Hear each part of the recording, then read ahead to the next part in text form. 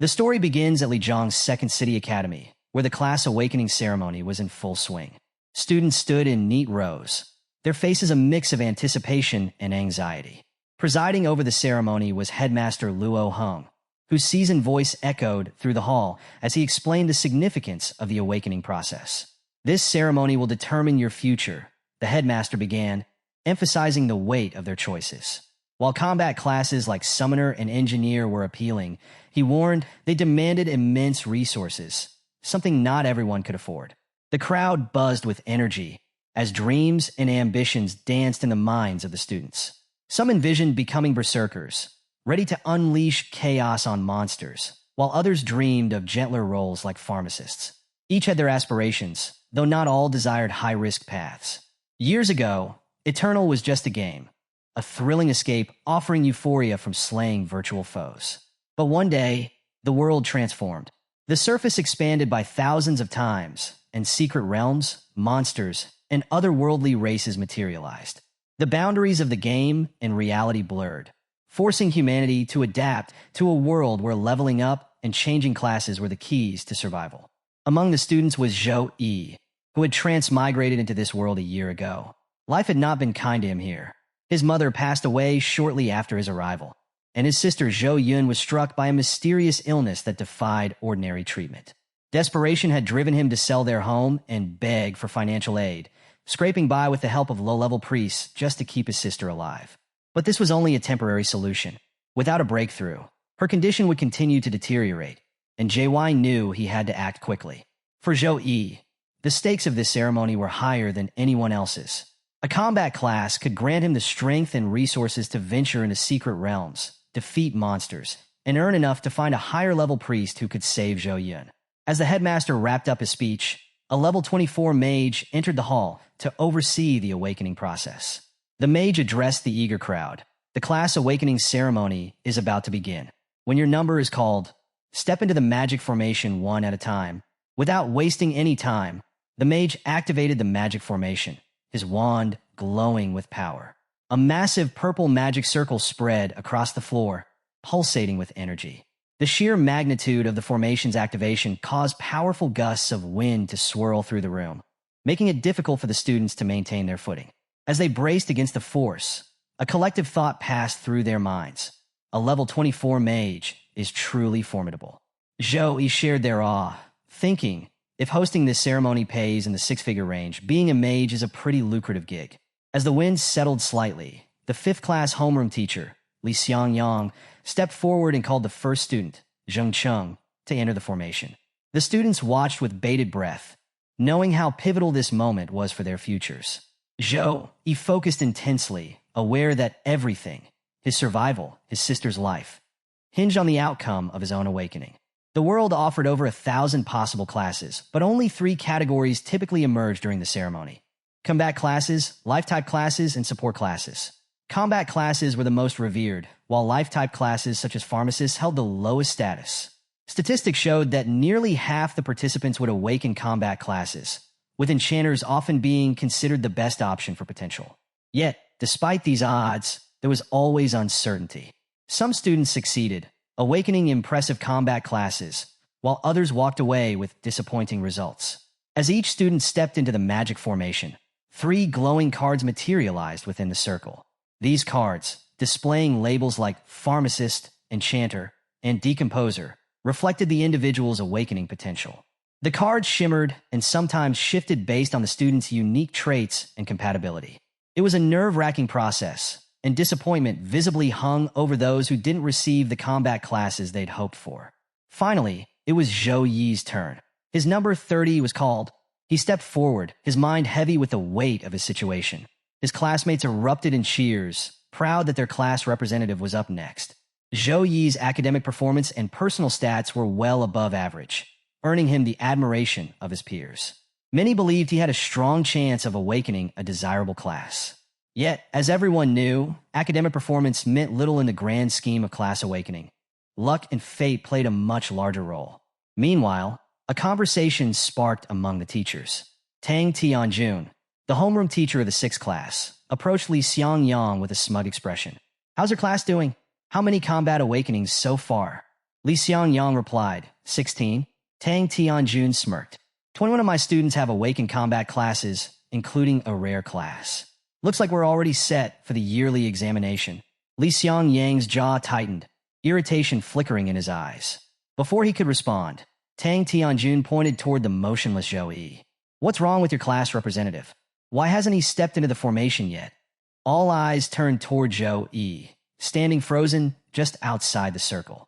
The anticipation in the room thickened as whispers and murmurs spread. Why wasn't he moving? Was it nerves? Doubts began to ripple through the crowd. Zhou Yi stood silently in the magic circle, his eyes closed as the wind swirled around him. Suddenly, the necklace hanging around his neck began to glow with an intense golden light. Confused, Zhou Yi opened his eyes, staring at the radiant necklace in disbelief. The golden light shimmered, growing brighter by the second, until a system interface materialized before him with a series of notifications. System energy detected. System activating. Loading complete. Strongest class support system activated. Rookie starter gift. S+ grade talent. Protection of the sacred angel. Zhou Yi blinked in shock, rubbing his eyes to confirm he wasn't dreaming. But the system screen remained before him, its glowing text unchanging. As the realization set in, Zhou Yi's thoughts turned to the necklace. He remembered purchasing it from a street stall in his previous life, finding it unremarkable after numerous tests. When he was transmigrated into this world, the necklace had come with him, but he had long dismissed it as a useless trinket. Now, however, it had awakened a system within him, gifting him something beyond imagination, just in time for his awakening ceremony. The notifications on the system screen detailed his newfound power. Protection of the sacred angel, S+ grade. His affinity with light-based and divine abilities had increased exponentially, amplifying all skills within these domains. In a world where talents were graded from F to S, S+ was almost mythical, promising unparalleled effects. Furthermore, Zhou Yi realized that this incredible talent would heavily influence the type of class he awakened. Meanwhile, outside the circle, Zhou Yi's prolonged stillness was causing a stir. His classmates whispered anxiously among themselves. What's Zhou Yi doing? Why isn't he moving? Could it be he failed to awaken a class? That's impossible. Something like this hasn't happened for centuries. Li Xiangyang, his class teacher, watched with growing concern. Just as speculation reached its peak, the sky above the ceremony shifted dramatically. A loud crack resounded, and golden light burst through the clouds, descending directly onto Zhou Yi. The sheer force of the phenomenon silenced the crowd, and the atmosphere turned heavy with divine energy. The headmaster's voice broke the tense silence. This isn't just a class awakening. This is a talent awakening phenomenon. The mage beside him stared in awe. No, this is something far more extraordinary. From the golden light, a divine figure emerged, a radiant angel, her form glowing with an ethereal brilliance. Her eyes were blindfolded, and golden energy pulsed from her presence, filling the air with overwhelming divinity. The angel descended slowly, standing before Zhou Yi, who was frozen in astonishment. The students looked on in stunned silence. No one dared to speak as the angel exuded an aura of otherworldly grace. She gazed at Zhou Yi, then began to move toward him. Her voice, soft yet commanding, echoed with divine authority. The light is your belief and the source of your power. Under the support of belief, the sacred light will always protect you and burn away all evil. I will always protect you by your side. As she finished speaking, the angel smiled and stepped into Zhou Yi's body. The golden energy surged around him, a divine symbol illuminating his forehead and eyes. His entire body radiated with an intense golden light, as if the power of the heavens had chosen him. Zhou Yi screamed, overwhelmed by the incredible energy coursing through him. The golden light enveloped him entirely, marking the moment that would forever change his life and the destiny of those around him. As Zhou Yi's painful transformation subsided, a new phenomenon unfolded before him. 3 glowing emblems appeared in the air, each representing a distinct spiritual class. The crowd of students watching from a distance erupted in murmurs, their awe and confusion evident. Some clutched their heads in disbelief at Zhou Yi's unprecedented fortune, while others speculated excitedly. This is insane luck. A new talent during the awakening ceremony? What even is the protection of the sacred angel? I've never heard of it. What class could he possibly get from this? Their chatter grew louder until one curious student turned to Li Xiangyang, their homeroom teacher, and asked, Master Li, what are these three logos? What do they mean? At first, Li Xiangyang hesitated, his gaze locked on the glowing emblems. When pressed further, his expression grew serious. These represent hidden classes, extremely rare ones, he finally explained. Inside the magic circle, Zhou, he was equally stunned as he examined the three emblems. Each represented a potential path. Mage of Light, a pure DPS class known for its devastating damage output but fragile defenses. While powerful, mages often found themselves vulnerable in a world overrun by monsters. Sacred Priest, a support class equipped with life-saving and resurrection skills. Though invaluable to teams, priests lacked combat strength and relied heavily on others for protection. Saint Knight, a versatile class blending offense, defense, and buffs. While it didn't excel in any one area, its well-rounded skill set made it adaptable and self-sufficient. Considering his newfound affinity for light-based abilities, Zhou quickly made his decision. He chose Saint Knight, a class that balanced power with practicality and perfectly suited his unique talent. As soon as he made his choice, the remaining two emblems faded away, leaving only the Saint Knight. The Saint Knight figure materialized before Zhou, wielding a massive hammer. The knight's deep voice resonated with the weight of an oath. Humility, honesty, bravery, empathy, responsibility, to commit acts of glory, to pursue justice, and to sacrifice for a cause greater than oneself. This is the vow of a Saint Knight. The knight stood motionless for a moment before radiant golden wings emerged from his back. As the divine energy surged, a system notification appeared.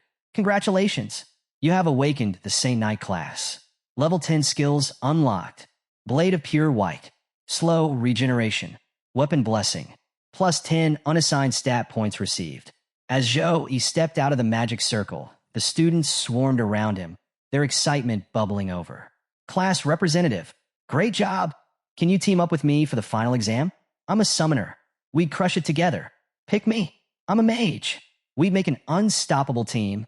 The crowd's enthusiasm was so overwhelming that Li Xiangyang had to step in, dispersing the students. He approached Zhou, his eyes gleaming with ambition. Zhou, excellent work. You've done well. Go home and rest. Report to the headmaster's office tomorrow. Despite the teacher's words, Zhou couldn't help but notice the greedy glint in his eyes. He thought to himself, Teacher, your expression right now is downright terrifying.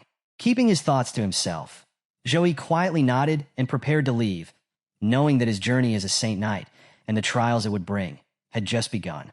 Back home, Zhou immediately opened his system interface to check his updated stats. His attributes now read: Name, Zhou. Strength, 20. Constitution, 18. Agility, 17. Intelligence, 15. Class, Saint Knight. The awakening had not only increased his base stats, but also granted him unassigned stat points. Reviewing his options, Zhou contemplated how best to allocate these points. After some thought, he decided on a balanced approach.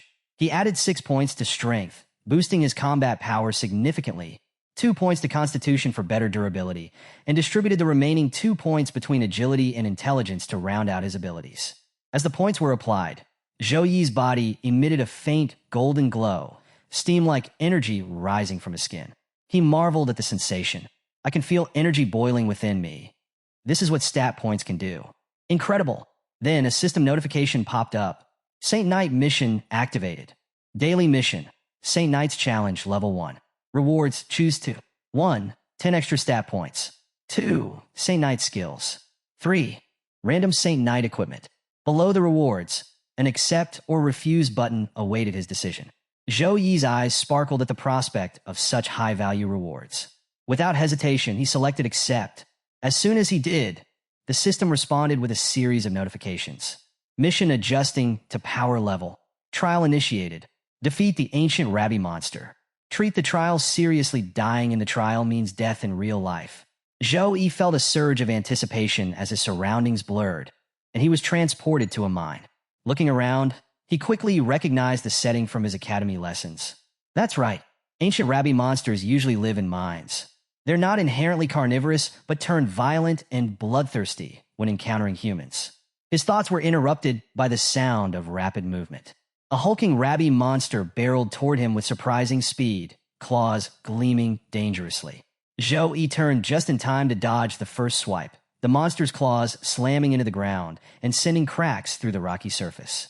Zhou Yi leaped back, analyzing the creature. This is my first time facing a monster. Let's see if I could take it down without relying on skills. The rabby monster roared in rage, charging at him again. This time, Zhou Yi met it head-on, delivering a powerful kick to its head. The impact sent the beast sprawling to the ground. As the monster struggled to recover, Zhou Yi stepped back, amazed by his own strength and agility. My body feels so much stronger and faster. That stat boost really worked wonders.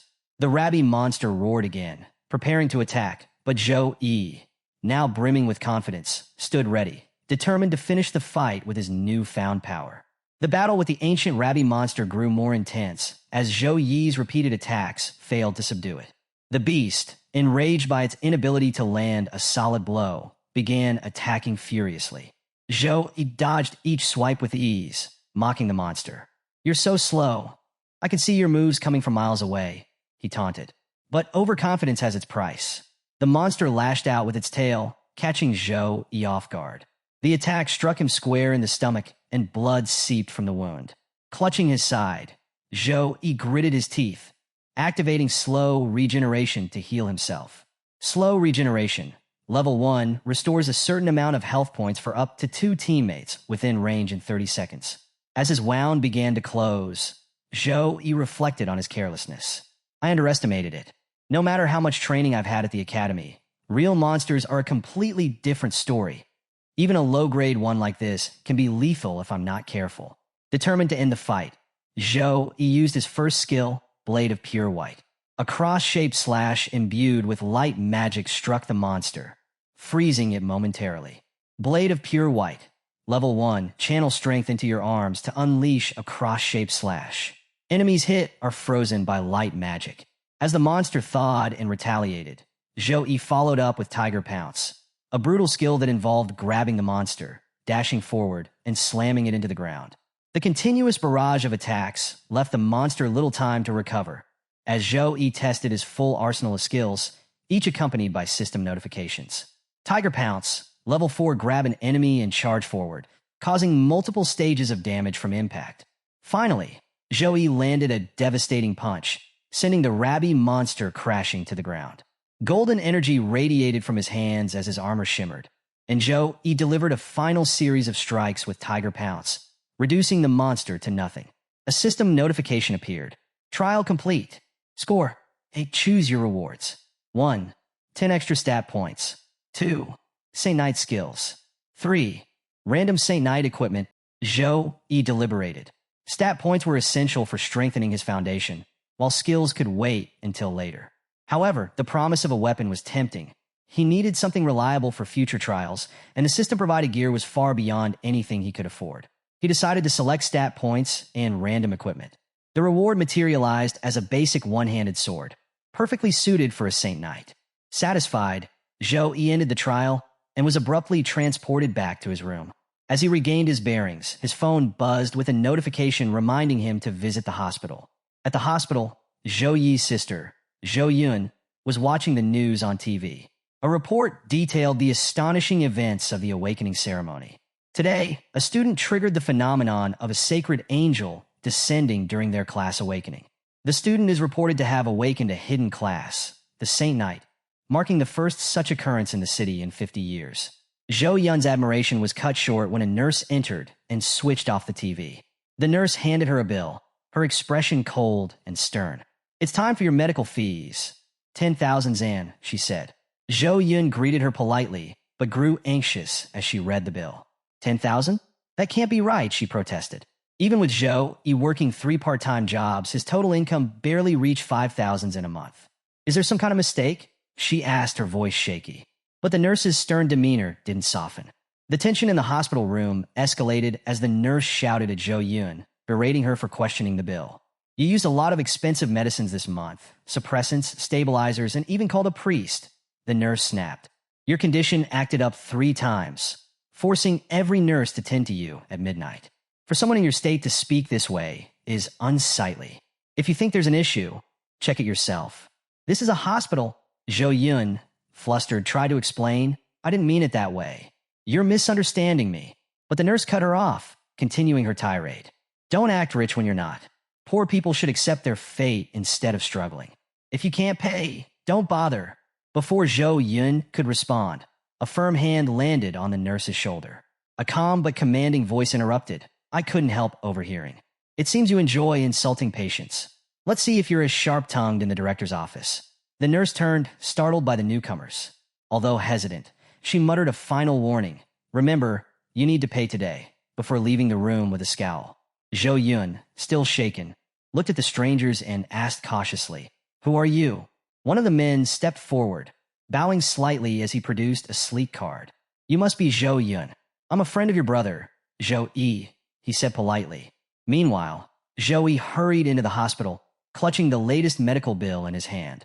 Bursting into his sister's room, he exclaimed, Zhou Yun, I just want to pay the bill, and the hospital system says there's a balance of 10,000 yuan. Do you know what's going on? Zhou Yun's face lit up with joy at seeing her brother. She pointed to the two men in the room, who were now chatting casually with her. Zhou Yi's gaze shifted to them, confusion written on his face. One of the men stood and approached Zhou Yi. Hello, Mr. Zhou Yi, he began, extending a hand. My name is Zhao Wenbing, and I'm the mayor's secretary. I'd like to discuss a few matters with you. Zhou Yi hesitated for a moment, taking in the man's refined demeanor. He quickly realized the weight of Zhao Wenbing's position. As the secretary to the most powerful man in Lijiang City, he likely wielded influence that rivaled even the mayor. Why would someone like him want to speak to me? Zhou Yi wondered. Regaining his composure, Zhou Yi shook hands with Zhao Wenbing. This isn't the right place for a conversation. Let's talk somewhere else, Zhou Yi suggested. The secretary nodded. Of course. Turning to the other man, he instructed, Stay here and keep Miss Zhou Yun company. I'll be back shortly. The other man replied promptly, Yes, sir. Zhou Yun, still unaware of her brother's awakening, continued playing cheerfully with the second guest. She hadn't connected the news of the sacred angel class awakening to her brother, despite her earlier curiosity. Zhou Yi and Zhao Wenbing stepped into a nearby cafe, where a lively atmosphere buzzed with chatter. At one table, a group of young people was excitedly discussing the very news that had changed Zhou Yi's life. Did you see the report? Someone awakened a hidden class at the Second Academy, one girl exclaimed. Her friends leaned in eagerly. Who was it? The girl pulled out her phone, displaying a leaked photo. His name's Zhou Yi. Looks like he's pretty handsome too, she said with a grin. A short distance away, oblivious to the whispers about him, Zhou Yi sat across from Zhao Wenbing. The secretary wasted no time. First of all, congratulations, Mr. Zhou Yi, he began. Awakening the S-grade talent protection of the Sacred Angel and achieving the hidden class Saint Knight is an extraordinary feat. Zhou Yi smiled modestly at Zhao Wenbing's congratulations, saying, I was just lucky. Zhao Wenbing chuckled. Luck alone doesn't earn an S-grade talent during a regular class awakening ceremony, Mr. Zhou Yi. With that, he placed a small but significant object on the table, a special key to the city bank vault. He explained that the mayor had taken a keen interest in Zhou Yi's hidden talent and wanted to invest in him. To ensure Zhou Yi's focus and privacy, the mayor had instructed the media to avoid disturbing him. Additionally, the vault contained an exclusive stock of cultivation resources designed to help Zhou Yi grow stronger quickly, resources that could significantly boost his preparation for the upcoming exams. Zhao Wenbing gestured toward the key. These resources are for you, Mr. Zhou Yi. If you have any other requests, please don't hesitate to speak. Zhou Yi stared at the key, his mind racing. He knew opportunities like this were rare. The mayor clearly sees potential in me and is making an investment, Zhou Yi thought. But nothing comes for free. There will be expectations to repay this favor someday. Before Zhou Yi could respond, Zhao Wenbing continued, delivering the final point of his offer. Additionally, from today, a professional medical team will be assigned to care for Ms. Zhou Yun around the clock. The mayor has also arranged for a level 36 second-grade priest to travel to Lijiang City and heal her. This was the clincher.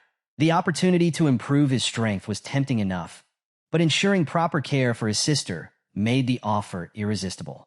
Zhou Yi quickly picked up the key and said, I accept. Zhao Wenbing smiled. Welcome aboard. This is just the beginning. With your talent, more opportunities will come your way. Zhou Yi nodded. understanding that this was more than just a gift. It was a stepping stone for both his growth and his sister's recovery. Later at the hospital, Zhou Yi shared the news with Zhou Yun. Her face lit up with excitement, and she exclaimed, "Bro, you're going to rise to the top. Can I stick to you like an accessory?" Her playful enthusiasm made Zhou Yi chuckle, though he gently pushed her away. "Stop talking nonsense and focus on your recovery," he said, pretending to scold her. But Zhou Yun clung to his arm stubbornly.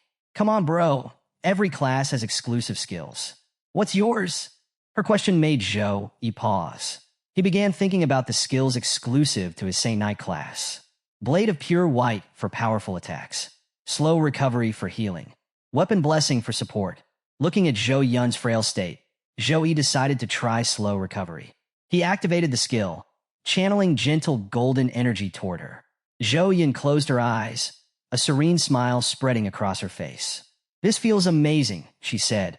Like soaking in a hot spring, the soothing energy eased her pain. And when Zhou Yi asked how she felt, she replied happily, "It's incredible. I don't feel any pain at all, and my arms and legs feel stronger. It's like my whole body is recharged." Her relief brought Zhou Yi a sense of satisfaction. One of the reasons he had chosen the Saint Knight class was to help Zhou Yun manage her illness. While his skills couldn't cure her completely, they could at least alleviate her pain and improve her quality of life.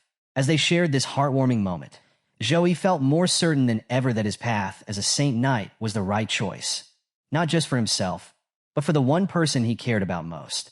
Zhou Yi couldn't help but smile as he watched his sister's joyful expression. Moments like these were what he was fighting for, his family, which now consisted of only Zhou Yun. Her happiness was his ultimate reward.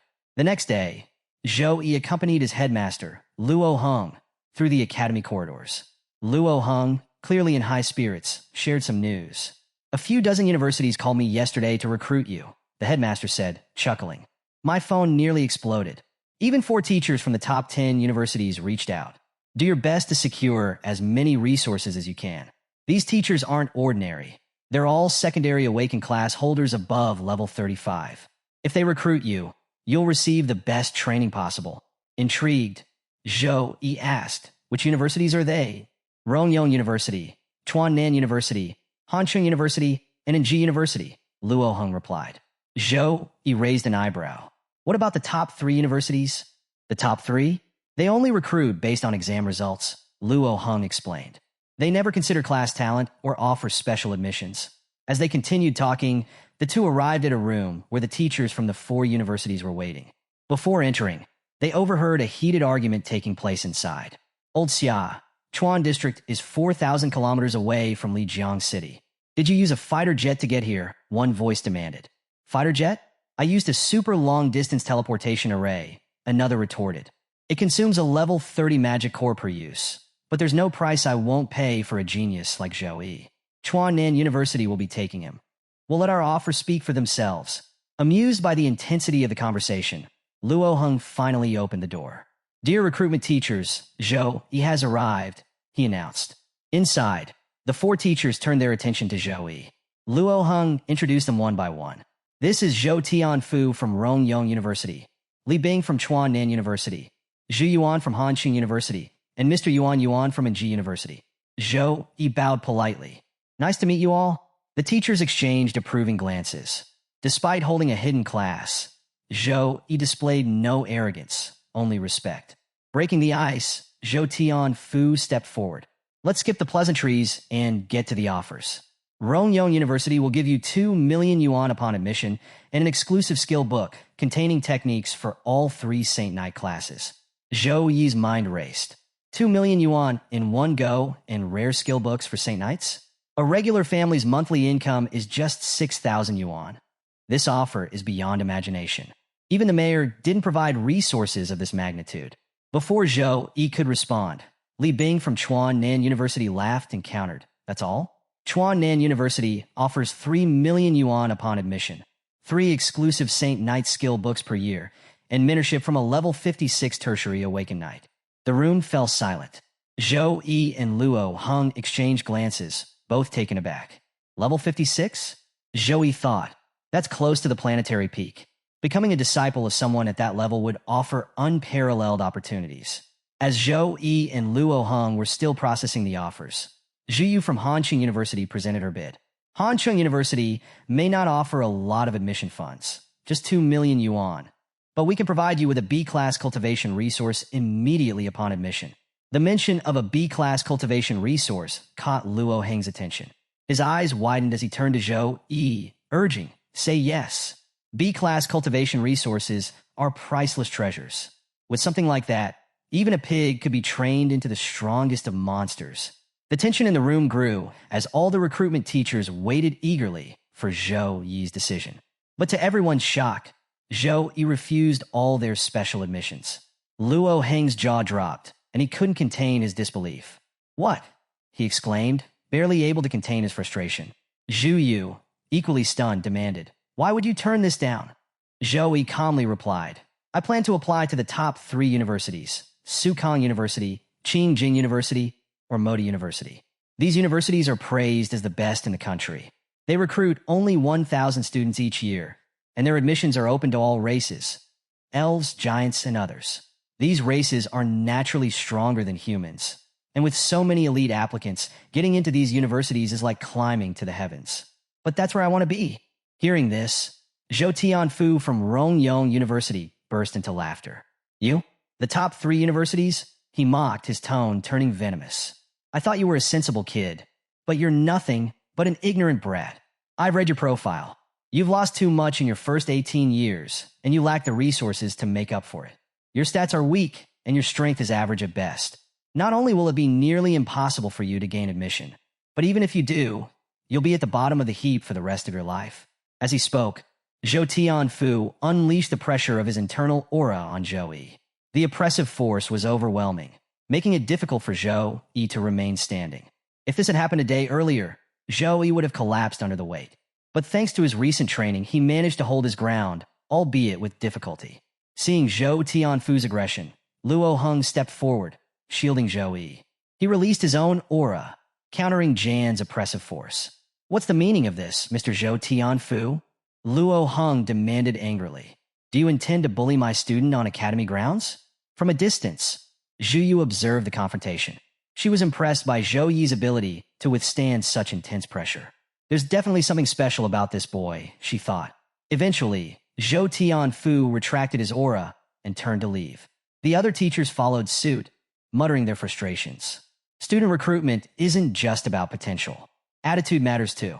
With an attitude like this, he'll amount to nothing. Even if he's recruited, Zhou Tianfu sneered as he walked out. "I won't prolong my stay. See you next time, Headmaster Luo." Zhu Yu, while departing, paused in front of Zhou Yi. "You're brave," she admitted. But Mr. Zhou Tianfu's words weren't entirely wrong. There are countless elites in this country, and other races possess innate advantages over humans. Getting into the top 3 universities is as hard as climbing the heavens. Still, good luck. As the room emptied, Luo Heng sighed deeply. "Zhou Yi, you've made this path far more difficult for yourself. Let's hope you can prove them wrong." Zhou Yi nodded, determination burning in his eyes. Zhou Yi laughed confidently and replied, "I'll prove my power through the exam results." With 1 month left until the exam, Zhou Yi was determined to raise his strength to terrifying levels with the help of his system. He's going to make it into one of the top 3 universities, he thought resolutely. What about you, friends? Do you think Zhou Yi can secure a spot in one of the top 3 universities? Let us know your thoughts in the comments. Meanwhile, Zhu Yu silently observed Zhou Yi's determined expression.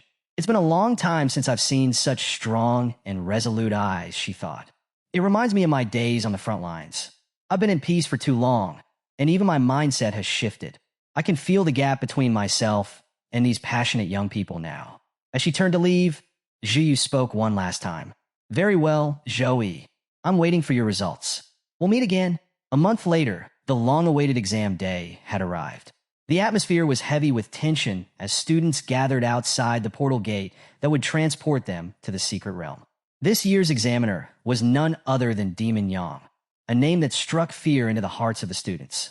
"Demon Yang is the one who wrote those impossible questions 2 years ago," one student whispered. "Our district's average score hit an all-time low that year."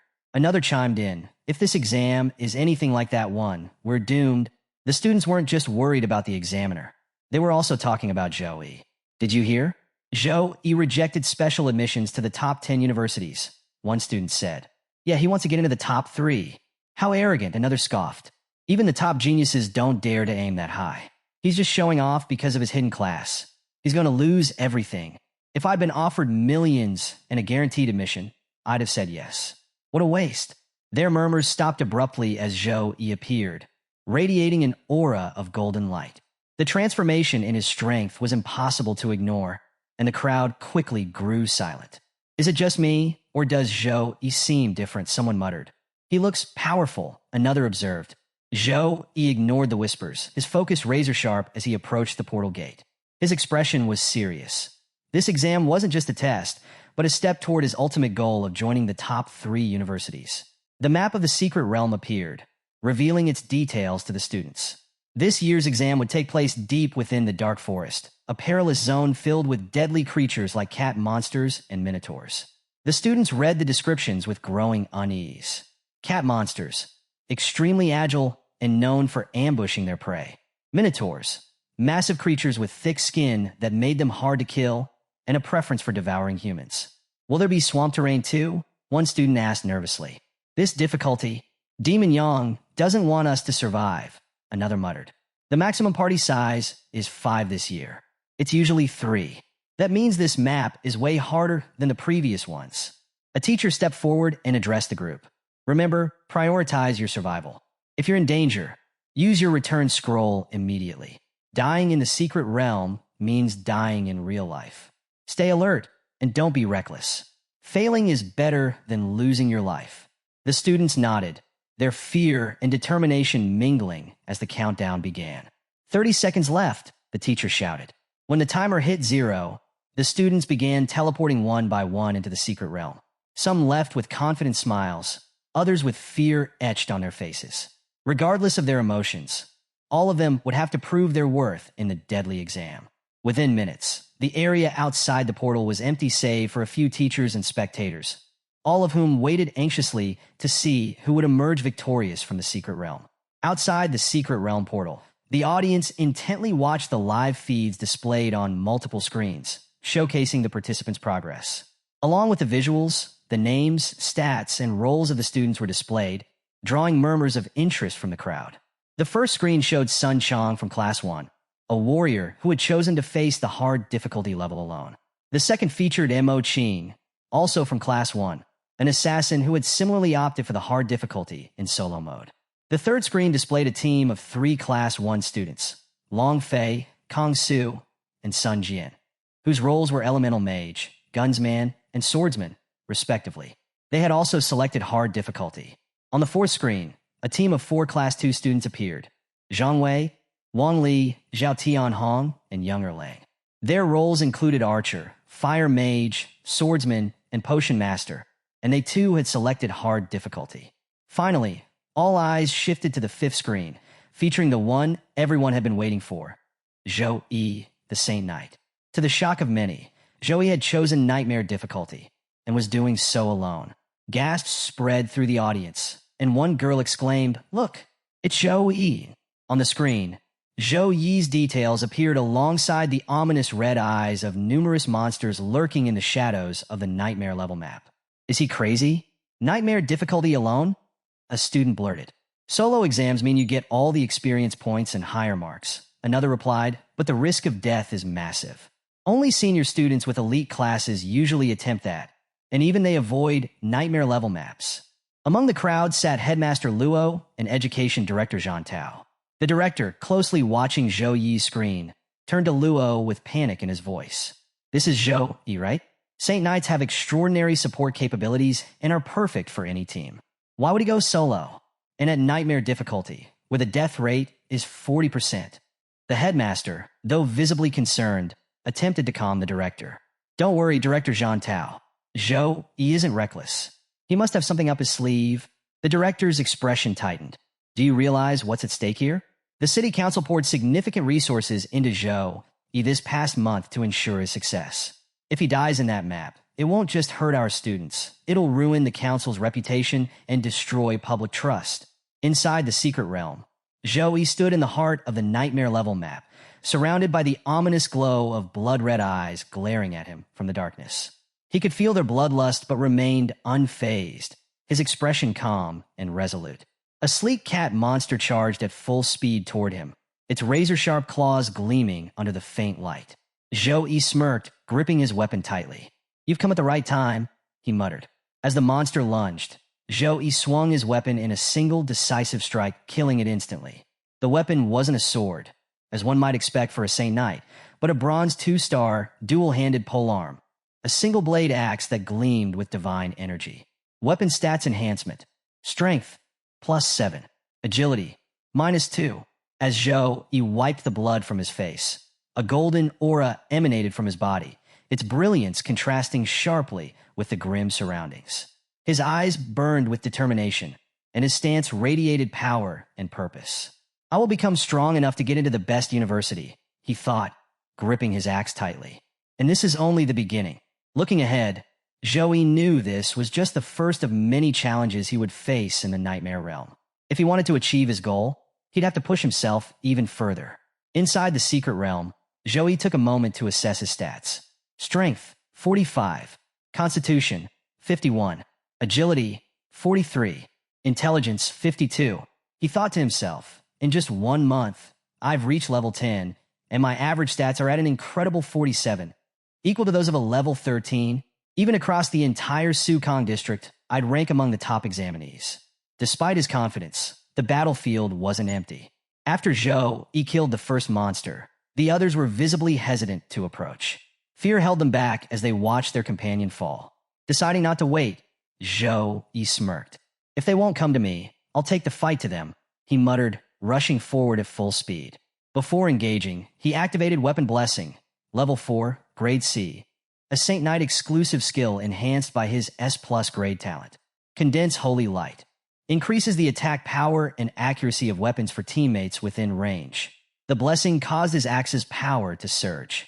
Normally limited to below 3-star bronze, his weapon now performed on par with a 5-star bronze weapon, granting him a massive advantage. The axe, a dual-handed single-blade polearm, gleamed with radiant energy as Zhou Yi began his assault. With precision and power, Zhou Yi cut through the monsters like they were mere vegetables. One by one, he brought them down effortlessly, his strikes deadly and deliberate. Under the influence of his buffs, his strength increased by 21 points, giving him an insurmountable edge over the other examinees. The monsters, realizing the threat Zhou Yi posed, launched a coordinated attack, converging on him from all directions. Unfazed, Zhou Yi unleashed Blade of Pure White, level 5, grade C. A surge of light energy crackled around him, as if an electric current coursed through his hands, and he slashed in a wide arc, obliterating the surrounding monsters in mere seconds. The system notifications came in rapid succession. XP gained. XP gained. Skill level up. Blade of Pure White is now level 5, Zhou Yi thought. Its light element damage, combined with the protection of Sacred Angel buff, makes it devastating against low-level monsters. Instant kills like this are almost guaranteed. The battle continued with Zhou Yi displaying a mix of weapon combat and hand-to-hand fighting. His seamless transitions between styles left the spectators outside the realm in awe. In the audience, students watched Zhou Yi's performance on the screen with wide eyes. "Wow, that was close," one exclaimed. "Senior's timing is flawless. He used Blade of Pure White at the perfect moment. Look at him go," another said. "He's cutting through those monsters like it's nothing." The praise was relentless as more students chimed in. "Is he even human? He's handling that single-blade axe like it's weightless. But I've seen those at trade centers. They're ridiculously heavy. Did he dump all his free stat points into strength?" A teacher nearby, Li Xiangyang, overheard and corrected them. "No, pay attention. His speed surpasses that of the cat monsters, and his magic output is equally impressive. That means his intelligence stat is also high.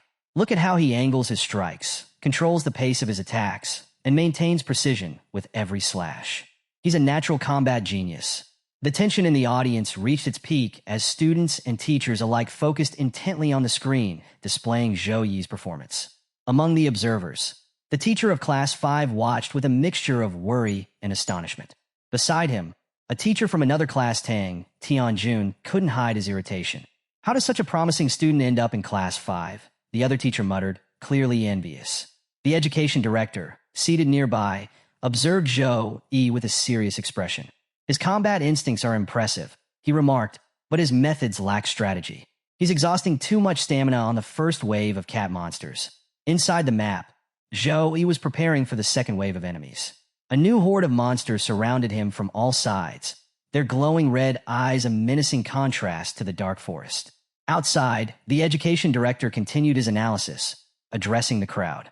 Nightmare difficulty isn't just about powerful monsters, he explained.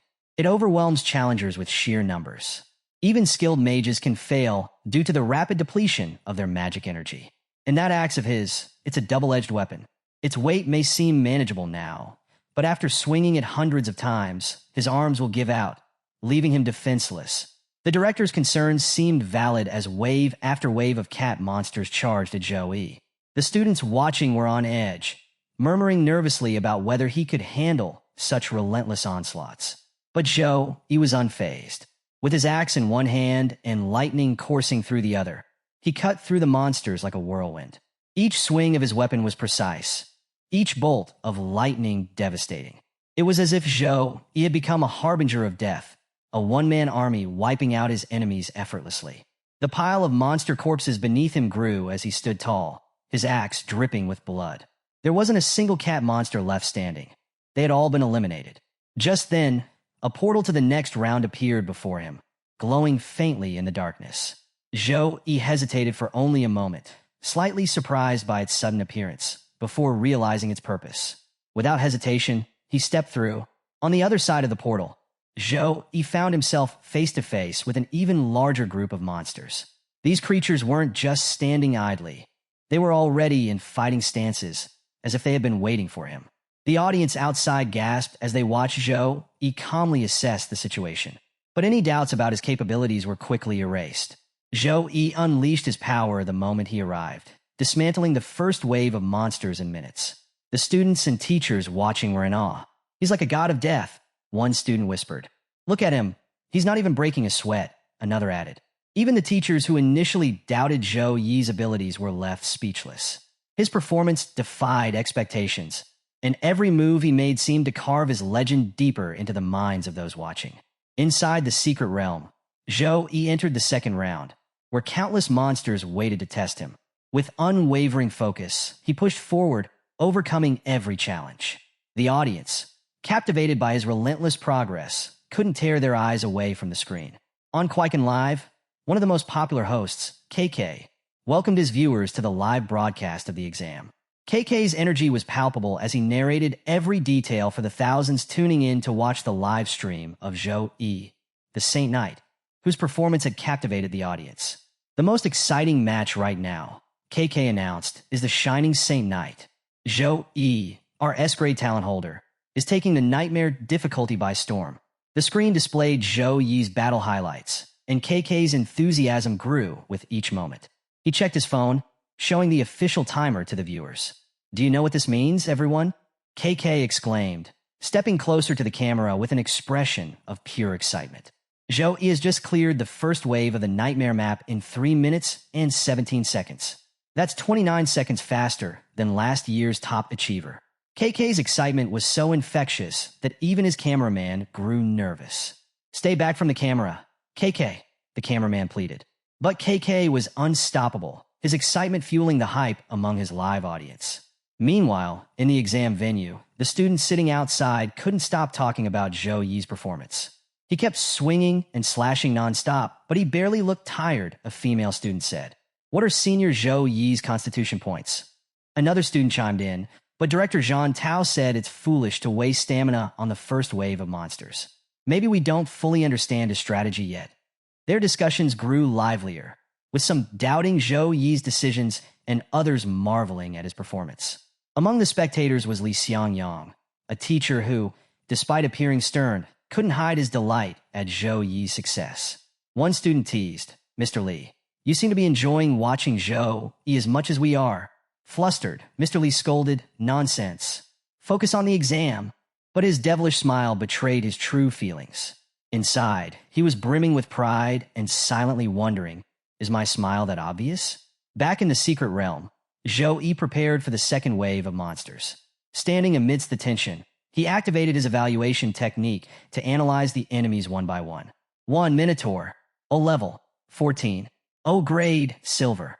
O skills, Berserk, Wild Rush, War Stomp, Super Body. O roll, a heavy damager with high durability and devastating physical attacks. 2. Light Cat Monster. O level, 12. O grade, bronze. O skills, Light type mastery, healing technique. O roll, agile with strong healing abilities, capable of supporting other monsters. 3. Fire Cat Monster. O level, 13. O grade, bronze. O skills, Fireball, Fire Surge, fire type mastery. O roll, offensive with long-range fire skills that deal area damage. 4. Dark Cat Monster. O level, 11. O grade, bronze. O skills, Curse, dark type mastery. O roll, a debuffer capable of weakening its enemies and amplifying its allies. Joey studied their stats carefully, formulating his strategy. Each monster had distinct strengths, and their combination posed a significant challenge. While analyzing the situation, Joey thought carefully about the composition of his opponents. Regular warrior-type cat monsters are charging forward, supported by healer cat monsters. Fire and dark cat monsters act as mages, dealing range damage and applying curses. And then there's the silver-grade Minotaur, capable of dealing devastating physical blows. This is no random horde. This is a well-structured team, a classic warrior, healer, and mage composition. If the first stage was like fighting scattered bandits, the second stage is facing trained soldiers. The risk of death has increased 100-fold. The monsters let out a synchronized scream, signaling the start of their attack. The Minotaur and warrior-type monsters charged toward Joey, while the fire and dark-type monsters prepared their ranged spells. Before Joey could react, the dark-type monsters cast a curse, trapping him in place. The audience outside was anything but calm. "Oh no, he's trapped in a curse," one student cried. "This could be it. He's in real danger," another exclaimed, their voice trembling with worry. Many students either covered their eyes or looked away, unable to bear the tension of the scene. Inside the map, Joey stood completely calm despite the dire situation. As the Minotaur and warriors closed in and fireballs hurtled toward him, he observed the monster's coordination with a slight smile. Warriors rushing forward, mages applying buffs, healers supporting from behind. Your teamwork isn't half bad, Joey thought. But just as the audience braced for the worst, a radiant golden light began to emanate from Zhou Yi's hands. Within moments, his entire body was glowing, his eyes blazing with the same golden aura. The light intensified, and Zhou Yi activated his new technique, Cross of the Sacred Light. A massive golden cross materialized behind Zhou Yi, radiating brilliance that filled the battlefield. The moment the cross appeared, its light elemental energy began to deal continuous fire damage to every monster within range. The attacking monsters screeched in agony, their movements faltering as the sacred light overwhelmed them. The skill's brightness was so intense that even monsters at a distance struggled to see, while those close to Zhou Yi collapsed one by one. The cross's radiant energy consumed them entirely, leaving behind nothing but dust and silence. Cross of the Sacred Light, level 4. Grade B, summon Sacred Light to form a cross behind you, causing continuous light elemental fire damage to every enemy within range. As the light faded, the battlefield became eerily quiet. Dust hung in the air, and the ground was littered with the lifeless bodies of monsters. The audience gasped as they saw Zhou Yi standing calmly amidst the destruction, the glowing cross still visible behind him. He hadn't even needed to lift his weapon against most of them. Only the Minotaur remained standing, visibly shaken as it realized it was the last monster left. Chaos erupted among the spectators outside. "All those monsters were wiped out instantly," one student exclaimed. "Who said Saint Knight is just a support class?" Another added, shaking their head in disbelief. Even the education director, who had been critical earlier, was stunned. Watching the display of power, he muttered in awe, "A grade B area of effect skill. I can't believe he's already mastered it." Talent and skill grades, like Zhou Yi's abilities, are categorized from lowest to highest across 7 levels. The higher the grade, the more powerful the effect, and the rarer the skill. Outside the map, Director Zhang Tao was deep in thought, visibly concerned. How did Zhou Yi obtain a grade B skill? He muttered, perplexed. The government resources provided to Zhou Yi should have only allowed access to grade C skills at best. This means Zhou, he has a secret. He's not as simple as he seems. Inside the map, Zhou, he stood calmly, his axe pointed at the lone remaining Minotaur, the last monster of the second round. You're the only one left, Zhou, he said with a smirk, challenging the massive creature to attack him. The insult enraged the Minotaur. Roaring furiously, it activated Berserk and Superior Body, increasing its power and resistance to attacks. Using its enhanced strength, it unleashed a war stomp that shook the ground, splitting it into two. The sheer force was enough to disorient most fighters, but Zhou, he dodged it effortlessly. The Minotaur wasn't about to let Zhou, he recover. It immediately charged forward with Wild Rush, a skill that, when paired with Superior Body, made the monster unstoppable during its charge. However, Zhou, he was ready. As the Minotaur closed in, Zhou, he swung his axe, unleashing a devastating air slash.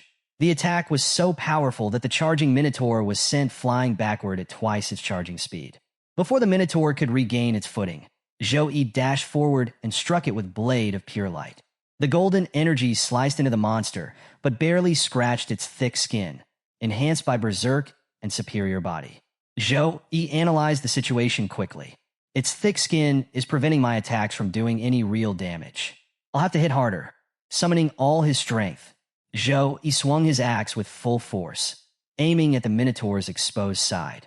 The attack was so powerful that even the effects of Superior Body couldn't protect it. The Minotaur crashed to the ground, blood dripping from its mouth. Zhou, he walked over to the fallen creature and stood above it. "You're still alive?" he said coldly. The Minotaur, helpless and terrified, sweated profusely as if begging for mercy. But mercy wasn't on Zhou Yi's agenda. Raising his foot, Zhou, he pressed down on the Minotaur's head, crushing it completely. The monster let out one final scream of pain before going silent. As soon as the Minotaur was defeated, a portal appeared, signaling the start of the next round. The boss fight. Zhou, he glanced at the glowing portal and stepped toward it, ready for whatever awaited him. Outside the map, the audience was in an uproar. Zhou Yi's performance had captivated everyone. "Did you see that? He took down a 4-meter-tall Minotaur with a single swing," one student exclaimed. Another quickly corrected, "Not just any Minotaur. One under the Berserk effect. That's even harder to defeat." Zhou Yi's strength is insane. Amid the discussions, some girls in the audience couldn't hide their admiration, shouting, "We love you, Senior Zhou Yi." The energetic host of the live broadcast couldn't contain his excitement as he updated viewers. "Ladies and gentlemen, Zhou Yi has just cleared the second stage in an astonishing 59 seconds, he exclaimed, his enthusiasm electrifying the audience. In the observation room, Education Director Zhang Tao, who had been skeptical earlier, now appeared visibly pleased. "Impressive," he remarked. "His timing in using skills is flawless, and his control over his strength is near perfect. It's hard to believe this is a student who only awakened his class a month ago." Turning to Headmaster Luo, the director added, "Congratulations, Headmaster. It seems your academy is producing a truly renowned student." Headmaster Luo chuckled, his pride evident. "Fortune comes and goes, Director. It's finally time for our second academy to rise with an elite of its own." Since its founding, the second academy's best performer had only ever placed 721st in the district. But with Zhou Yi's exceptional performance, the school's reputation was set to soar. Happiness radiated from the headmaster's face as he envisioned the possibilities Zhou Yi could bring. Suddenly, a student watching the live feed asked, "Why isn't Senior Zhou Yi taking a break before entering the boss room?" Hearing this, the education director and headmaster turned their attention back to the screen. Zhou Yi had already entered the boss room, leaving no time for rest or recovery. The education director's face darkened. Outrageous. If he loses his advantage because he didn't recover properly, it'll be a massive setback. But Headmaster Luo tried to calm him down. Director Zhang Tao, "Zhou, you must have a reason for this. Let's wait and see." The headmaster's reassurance carried weight. In Sukong District, brimming with talent and a dense population, anyone aiming for the top 100 would choose the solo nightmare difficulty and strive to finish in the shortest possible time. It was a cutthroat competition, and Zhou, he clearly knew the stakes.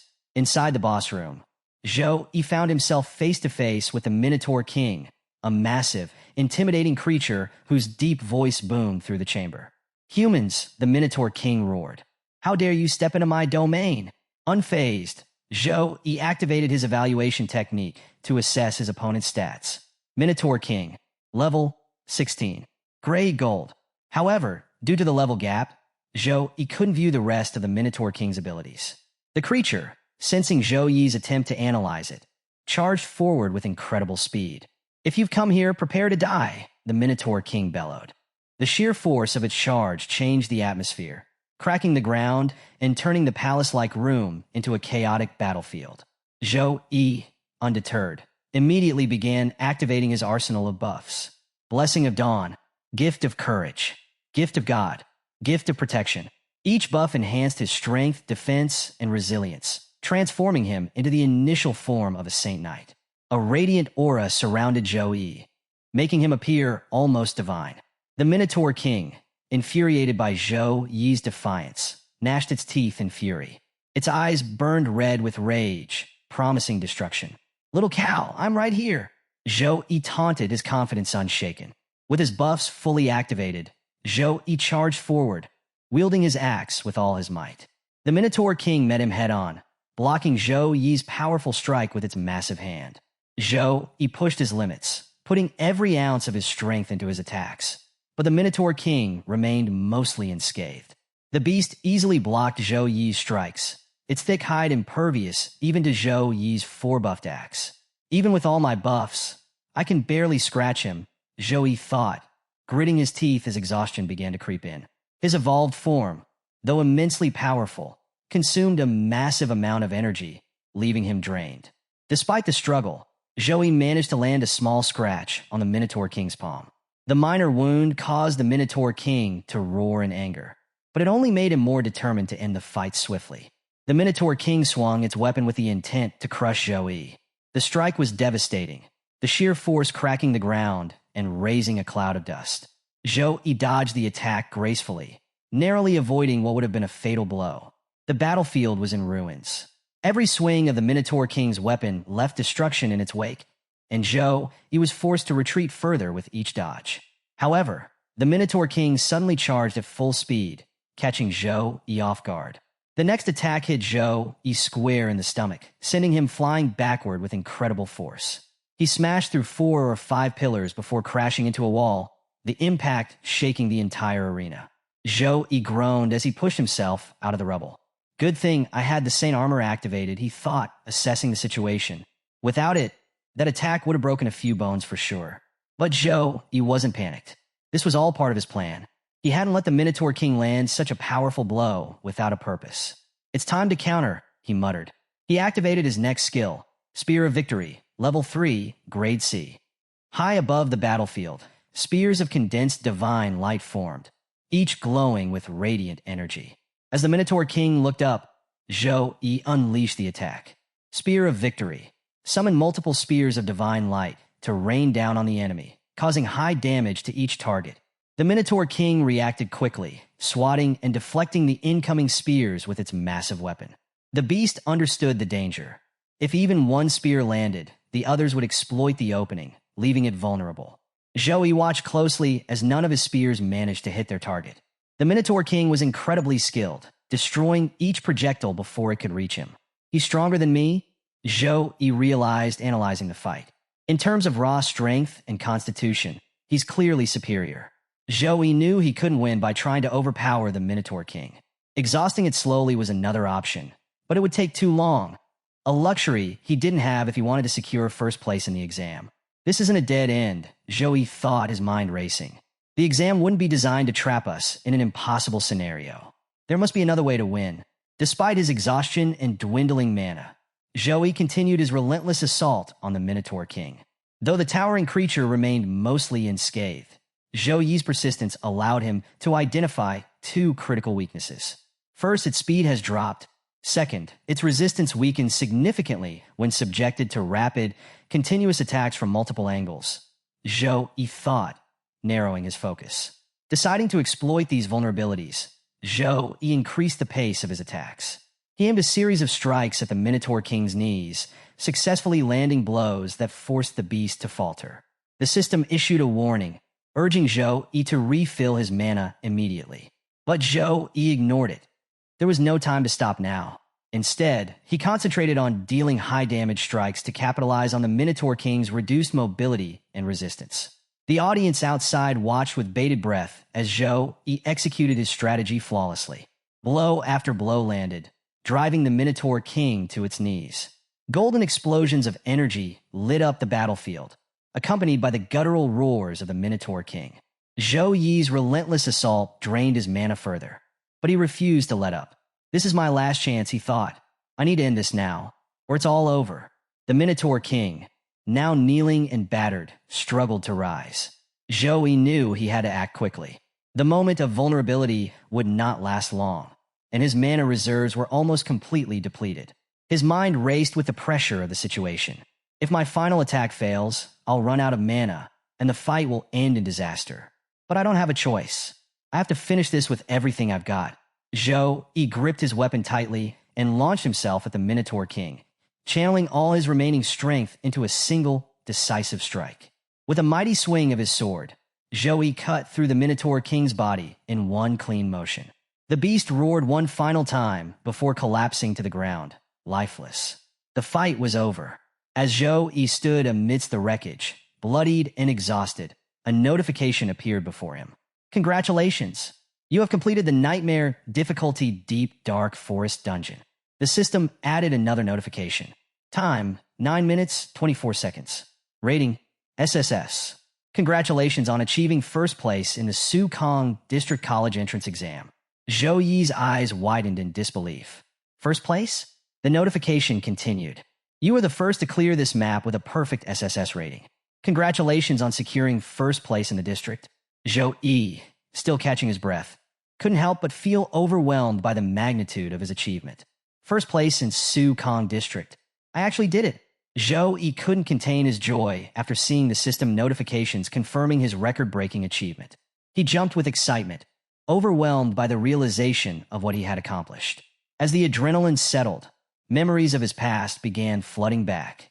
He thought about the hardships he had endured, the year he was transmigrated into this world, his mother's passing, his sister's debilitating illness, the mountain of debt, and the relentless pressure from all sides. Despite everything, Zhou Yi had refused to give up. If I couldn't increase my stats, I worked on my fighting skills. If I lacked resources, I cultivated my spirit, Zhou Yi reflected. He recalled the life-changing moment when the system first appeared. It was like a second chance at life. But he reminded himself, fate may have given me an opportunity, but my destiny is still in my hands. His resolve hardened. I'll keep working harder than anyone else to seize every opportunity. My heart is steadfast and unshakable. Nothing and no one can change that. As the system notification stopped, a glowing portal appeared, signaling the way out. Zhou Yi stepped inside, eager to see what rewards awaited him. The rewards were impressive. 1. Experience points, 5,212 XP, enough to increase his level by 3, bringing him to level 13. 2. Skill points, 20 skill points, along with 20 free stat points. 3. Forest Belt. O increases Constitution by 10% and Strength by 7%. O requirement, level 10. O effect, continuous buffs in forest terrain. Recovery of life points, stamina, and mana by 3 each. 4. Forest Ring. O increases agility by 8% and intelligence by 10%. O requirement, level 10. 5. Wild Strawberries, a consumable item that recovers a small amount of mana. 6. Minotaur King card. O, a gold grade card that increases item strength by 20% after enchanting. Zhou Yi inspected his new items, particularly the Forest Belt and Ring, both of which would significantly enhance his abilities. With these rewards, he felt stronger and more prepared for the challenges ahead. As Zhou Yi stepped out of the portal, he was greeted by thunderous cheers. The crowd had erupted into a frenzy, chanting his name and showering him with admiration. Some girls screamed, "I love you, Zhou Yi," while others called him their hero or even their god. Zhou Yi stood stunned, unable to process the overwhelming adulation. What's wrong with everyone? He wondered, still trying to grasp the magnitude of his achievement. Amidst the chaos, Zhou Yi noticed a group of people approaching him. The headmaster and education director were leading the way, beaming with pride, while photographers from various media outlets snapped endless pictures of him. The headmaster laughed heartily as he addressed Zhou Yi. solo clearing the nightmare difficulty within 10 minutes. This is an unprecedented honor for the Second Academy. From my years of researching the exams, I can confidently say you have the potential to rank first in the Sukong district. Zhou Yi, your future is as bright as the sun. Zhou Yi smiled humbly and replied, "You're praising me too much, headmaster." As Zhou Yi stood outside the venue basking in his victory, a sleek, futuristic car suddenly pulled into view. The vehicle, an S-400, stunned everyone present. Holy, a student gasped. "Isn't that the magic item capable of flight? The S-400? Yeah, another student confirmed. That car's worth as much as a house in the capital." The murmurs grew louder as students pointed and stared at the luxurious car. The spectacle left many speechless. Who would dare drive into the venue in such a flashy vehicle? The car's arrival wasn't random. The education director stepped forward and invited Zhou Yi to enter the vehicle, saying, "It'll take at least 3 days for the results to be finalized. We'll inform you as soon as they're available. For now, rest up." Zhou Yi thanked Director Zhang Tao for the gesture, and the headmaster, beaming with pride, added, "Take a well-deserved break, Zhou Yi, and wait for the good news." The scene shifted to the hospital, where Zhou Yi was headed to visit his sister, Zhou Yun. True to his promise, Xiao and Bing had arranged for Zhou Yun to be admitted to the hospital's deluxe suite. A professional medical team monitored her condition around the clock. Zhou Yi stepped into the elevator, where a nurse greeted him warmly. "Welcome, Zhou Yi," she said. "Here to see your sister?" "Yes," Zhou Yi replied with a smile. "I have some good news for her." He pressed the button for the 26th floor. As the elevator ascended, the temperature began to drop noticeably. The nurse shivered, rubbing her arms.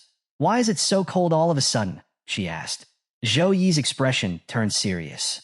He realized something was wrong. As the elevator doors opened on the 26th floor, both he and the nurse were shocked by what they saw. The entire floor was covered in ice. Every surface, from walls to floors, was frozen solid. Medical equipment and furniture were encased in thick frost, and several doctors and nurses stood motionless, frozen in place like statues. What is going on here?" the nurse stammered in disbelief. Fear surged through Zhou Yi as his thoughts immediately turned to Zhou Yun. Without hesitation, he sprinted toward her room.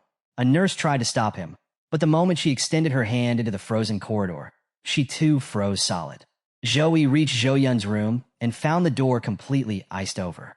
Gritting his teeth, he smashed through the frozen barrier, calling out his sister's name. What he saw inside took his breath away.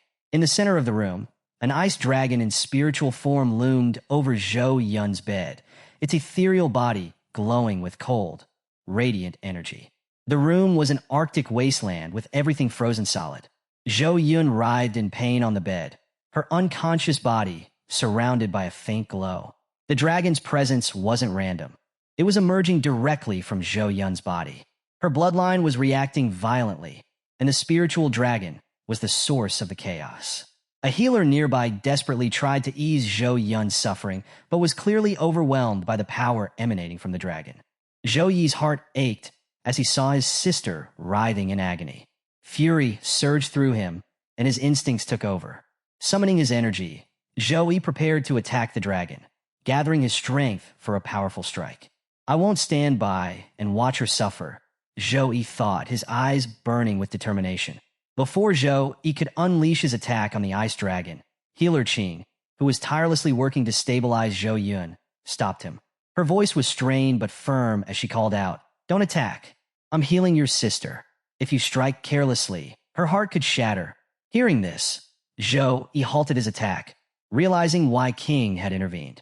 He stepped closer to her, observing her condition. King was utterly exhausted. Her hands were half frozen, and now her feet were also encased in ice.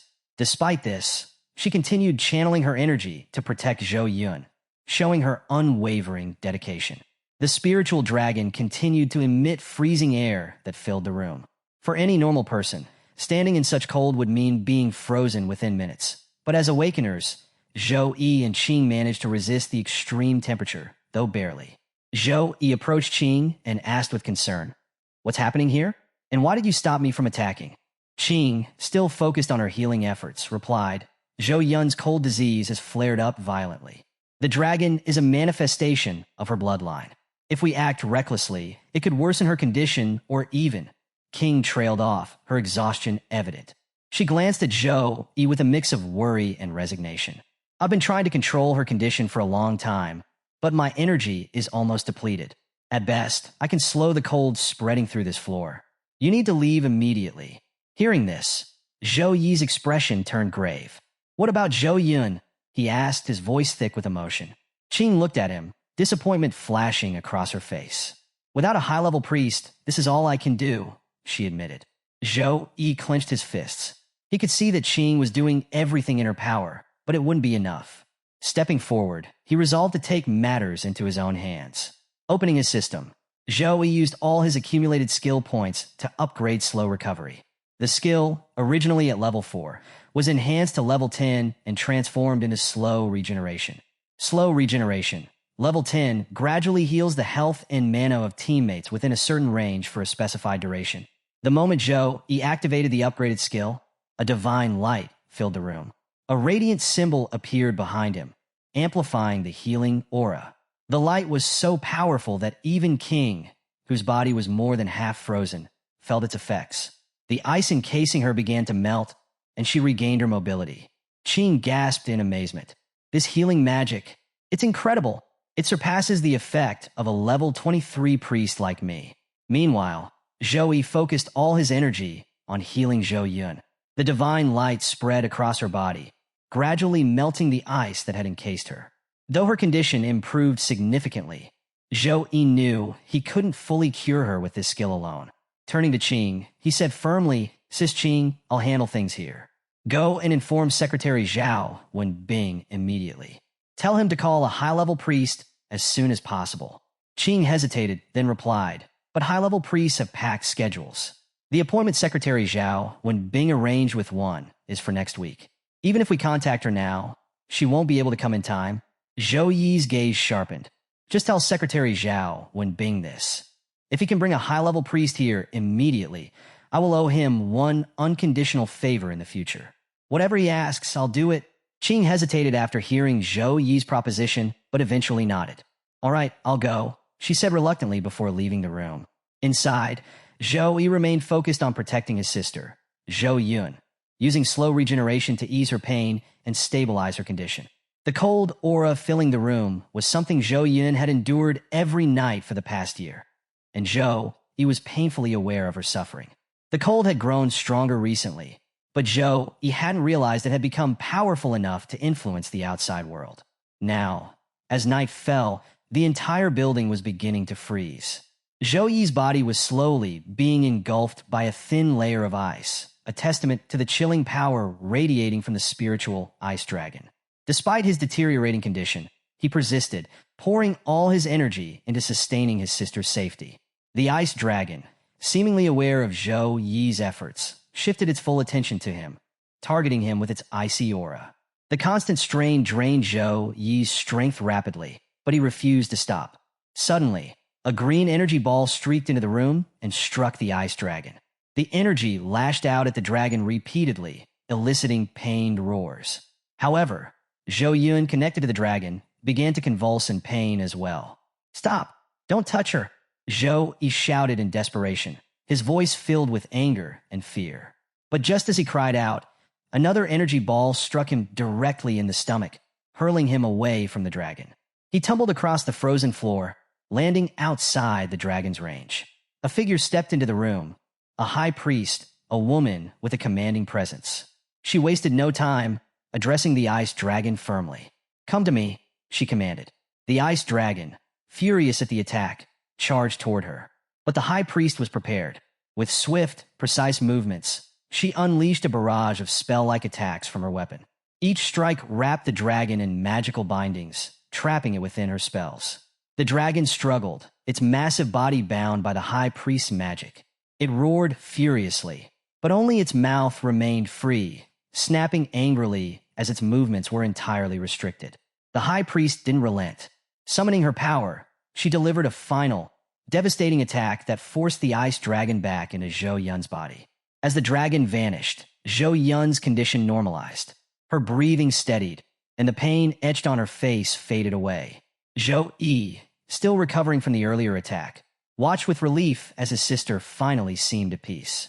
The high priest then used her magic to melt the ice coating the floor, restoring the room to its original state. Turning to Zhou Yi, she said, "You must be Zhou Yi. I've heard a lot about you." Zhou Yi stood and greeted her respectfully. "Nice to meet you, miss. My name is Chue Laina, level 35, secondary awakened priest from Yun City." She introduced herself.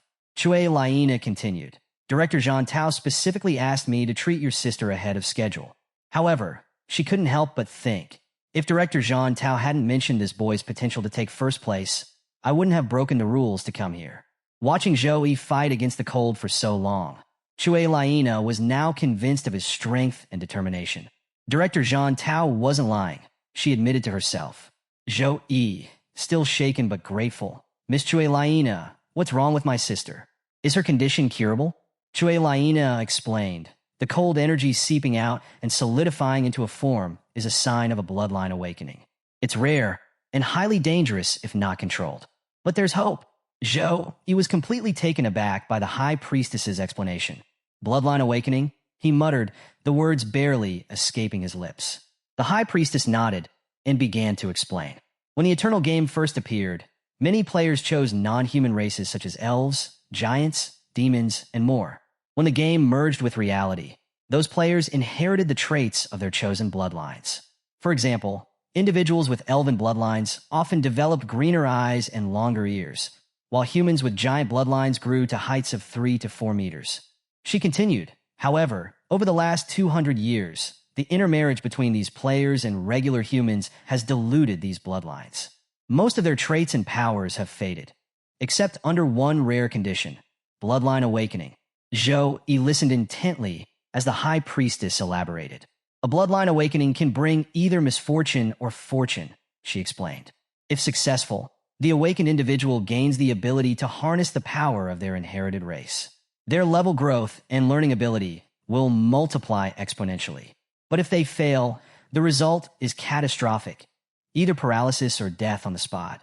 The priestess paused, her gaze fixed on Zhou Yi. "Your sister's condition is a result of her body's inability to handle her bloodline. After seeing her dragon spirit, I can confirm her bloodline is rare and freezing in nature. For her to successfully carry this bloodline forward, her constitution will need to change." She then mentioned a potential solution, the freezing lotus treasure.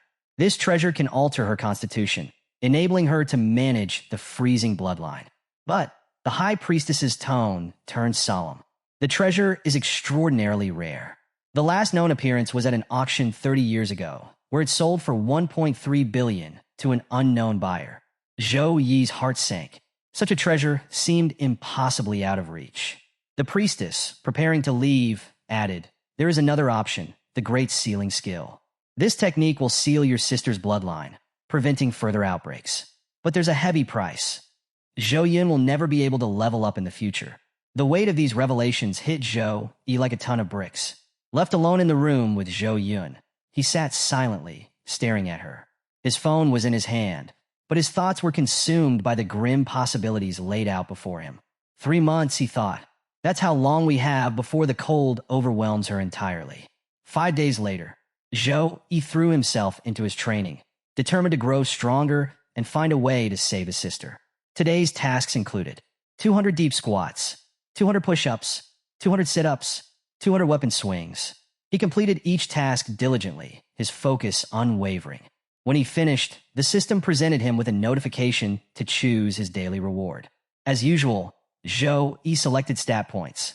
Using the 2-3-3-2 distribution method, Zhou Yi balanced his stat upgrades. 2 points to strength, 3 points to constitution, 3 points to intelligence, 2 points to agility. Constitution and intelligence were critical for a Saint Knight, but Zhou Yi knew he couldn't afford to neglect the other stats. By maintaining balanced development, he could minimize weaknesses and ensure long-term growth. As Zhou Yi finished his training, another system notification popped up announcing the long-awaited exam results. Exam results announced. Zhou Yi has achieved first place in the Sukong district exam. Rewards will be distributed based on rank. Zhou Yi's eyes widened as rewards began pouring in one after another. Rewards. 1. Level S Divine Skill, God Hand. A legendary healing and support skill capable of instantaneous recovery and powerful buffs. 2. S-grade divine item. One-time mystery skill, exorcism. O, a unique consumable skill capable of expelling or purifying high-level spiritual entities. 3. AoE rare skill, punishment of light. O, a destructive skill that rains light elemental attacks over a wide area. 4. Free stat points, plus 30. 5. Skill points, plus 30. As Zhou processed the incredible rewards, the impact of his achievement was already making waves outside. News outlets were ablaze with stories about the dark horse of Su Kong District. The headlines highlighted Zhou Yi's shocking victory, noting his relatively low level of 10 when he entered the secret realm. Anchors recounted his awakening ceremony, where the sacred angel phenomenon had first marked him as someone extraordinary. Meanwhile, reporters surrounded Education Director Zhang Tao, eager for his comments about the district's top scorer. Yin smiled proudly and spoke to the cameras. I always believed Zhou, you would achieve great things, he said. From the moment he awakened the Saint Knight class, I knew he was destined for success. However, not everyone watching was convinced. At a cafe, a group of students huddled around a phone, watching clips of Zhou Yi's fight in the secret realm. This can't be real, one student said, shaking his head. A Saint Knight got first place? That's a support class. Yeah, right, another scoffed. It takes forever for a Saint Knight to clear a realm alone. But a girl at another table interrupted, pulling out her phone. I have the recording, she said, showing them Zhou Yi's battle. Watch it yourself. As the group watched Zhou Yi's performance, their expressions shifted from skepticism to awe. So powerful, one of them exclaimed. Why does his holy cross look even stronger than a high-tier mage's fire magic? And those buffs, weapon blessing, gift of God, blessing of courage. How many buffs does he even have? Elsewhere, a young man with fiery red hair sat in his room, watching the same recording. Flames flickered around him as his anger boiled over. This man, a fire-type awakener, had also cleared the nightmare difficulty secret realm. But Zhou Yi's time was 20 seconds faster, and the realization stung. He dares to take him why honor, the young man muttered, his eyes glowing with fiery rage. As his temper flared, flames erupted from his body, igniting a nearby robot and causing a small explosion in his room. Through the smoke, he sneered, his voice dripping with venom. Zhou Yi is inviting his death. Zhou Yi, meanwhile, remained oblivious to the brewing storm. The story shifts to Zhou Yi, walking through the bustling streets while checking his phone. He notices a couple of text messages. Jiang City government has transferred 5 million into your account ending in 7013. Please confirm this transfer. Jiang City government has transferred 2 million into your account ending in 7013. Please confirm this transfer. As Zhou Yi stared at the messages in surprise, his phone rang. Answering it, he heard Secretary Zhao when Bing's calm but congratulatory tone. Mr. Zhou, following your brilliant performance in the exam, the government has decided to reward you with 5 million in cash and a luxurious mansion. Do you have a preferred location for the mansion, or should we choose it for you? Zhou Yi mulled over the offer briefly before replying. You can choose the location for me. Before hanging up, Secretary Zhao, when Bing added, oh, and recruitment teachers from the top 3 universities are on their way to meet you. Should I send a ride for you? Zhou Yi shook his head, smiling faintly. No need for that. They're already here, he said, noticing someone approaching him. The person standing before Zhou Yi was a recruitment teacher from Rongyang University. Zhou Yi recognized him immediately. It was the same representative who had dismissed him as too arrogant during the earlier recruitment session. As Zhou Yi raised an eyebrow, another voice interrupted from above.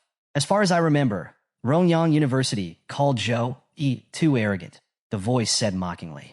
Both Zhou Yi and the Rongyang representative looked up to see a man descending dramatically from a helicopter. Landing with flair, the newcomer continued. And now, you're here trying to recruit him? Why the change of heart? The Rongyang University representative frowned, visibly annoyed. Watch your words, he snapped. That was Zhou Tianfu's mistake, and he's been fired for his poor judgment. Turning back to Zhou Yi, he softened his tone. Zhou Yi, if you join Rongyang University, we'll pay you 4 million up front. Before Zhou Yi could respond, the helicopter man, a representative from Modi University, chuckled. Whatever Rongyang University offers you, he said with a grin, Modi University will double it. His confidence irked the Rongyang teacher, who scowled. You're just here to interrupt me. But before their argument could escalate, a new presence appeared. A young woman emerged from behind Zhou Yi. With swift movements, she grabbed him and began flying into the air, carrying him away effortlessly. I'm taking him, she declared to the stunned teachers below. Did you get permission from Qingjing University to recruit Zhou Yi? As they soared through the air, the woman whispered to Zhou Yi, Mr. Zhou, at Qingjing University, you'll receive nothing but the best cultivation resources. For 4 years, we'll provide you with grade A cultivation resources annually. Consider it. Their escape was cut short when they slammed into a magic barrier, forcing them to halt midair. Below, another university teacher stood calmly, having cast the barrier. Kidnapping a top recruit now, are we? He said, smirking at the Qingjing representative. Based on resources, history, and fame, whatever Qingjing University can offer, Sukong University can match. There's no need to act so rashly. The escalating rivalry between the universities reached new heights as the teacher from Modi University arrived on a flying board. His confident demeanor matched the competitive atmosphere, and he couldn't resist addressing the situation. Yes, you can lead a horse to water, but you can't make him drink, he said smugly, eyeing the Qingjing University teacher. Turning to Zhou Yi, the Modi University representative made his pitch. Mr. Zhou, not only will Modi University provide you with grade A cultivation resources annually, but we will also supply you with a full set of gold-grade equipment every year. This is an offer no other university can match. Feeling cornered by the competing offers, the Qingjing University teacher grew visibly frustrated. She brought Zhou Yi down from the sky, adopting a softer approach.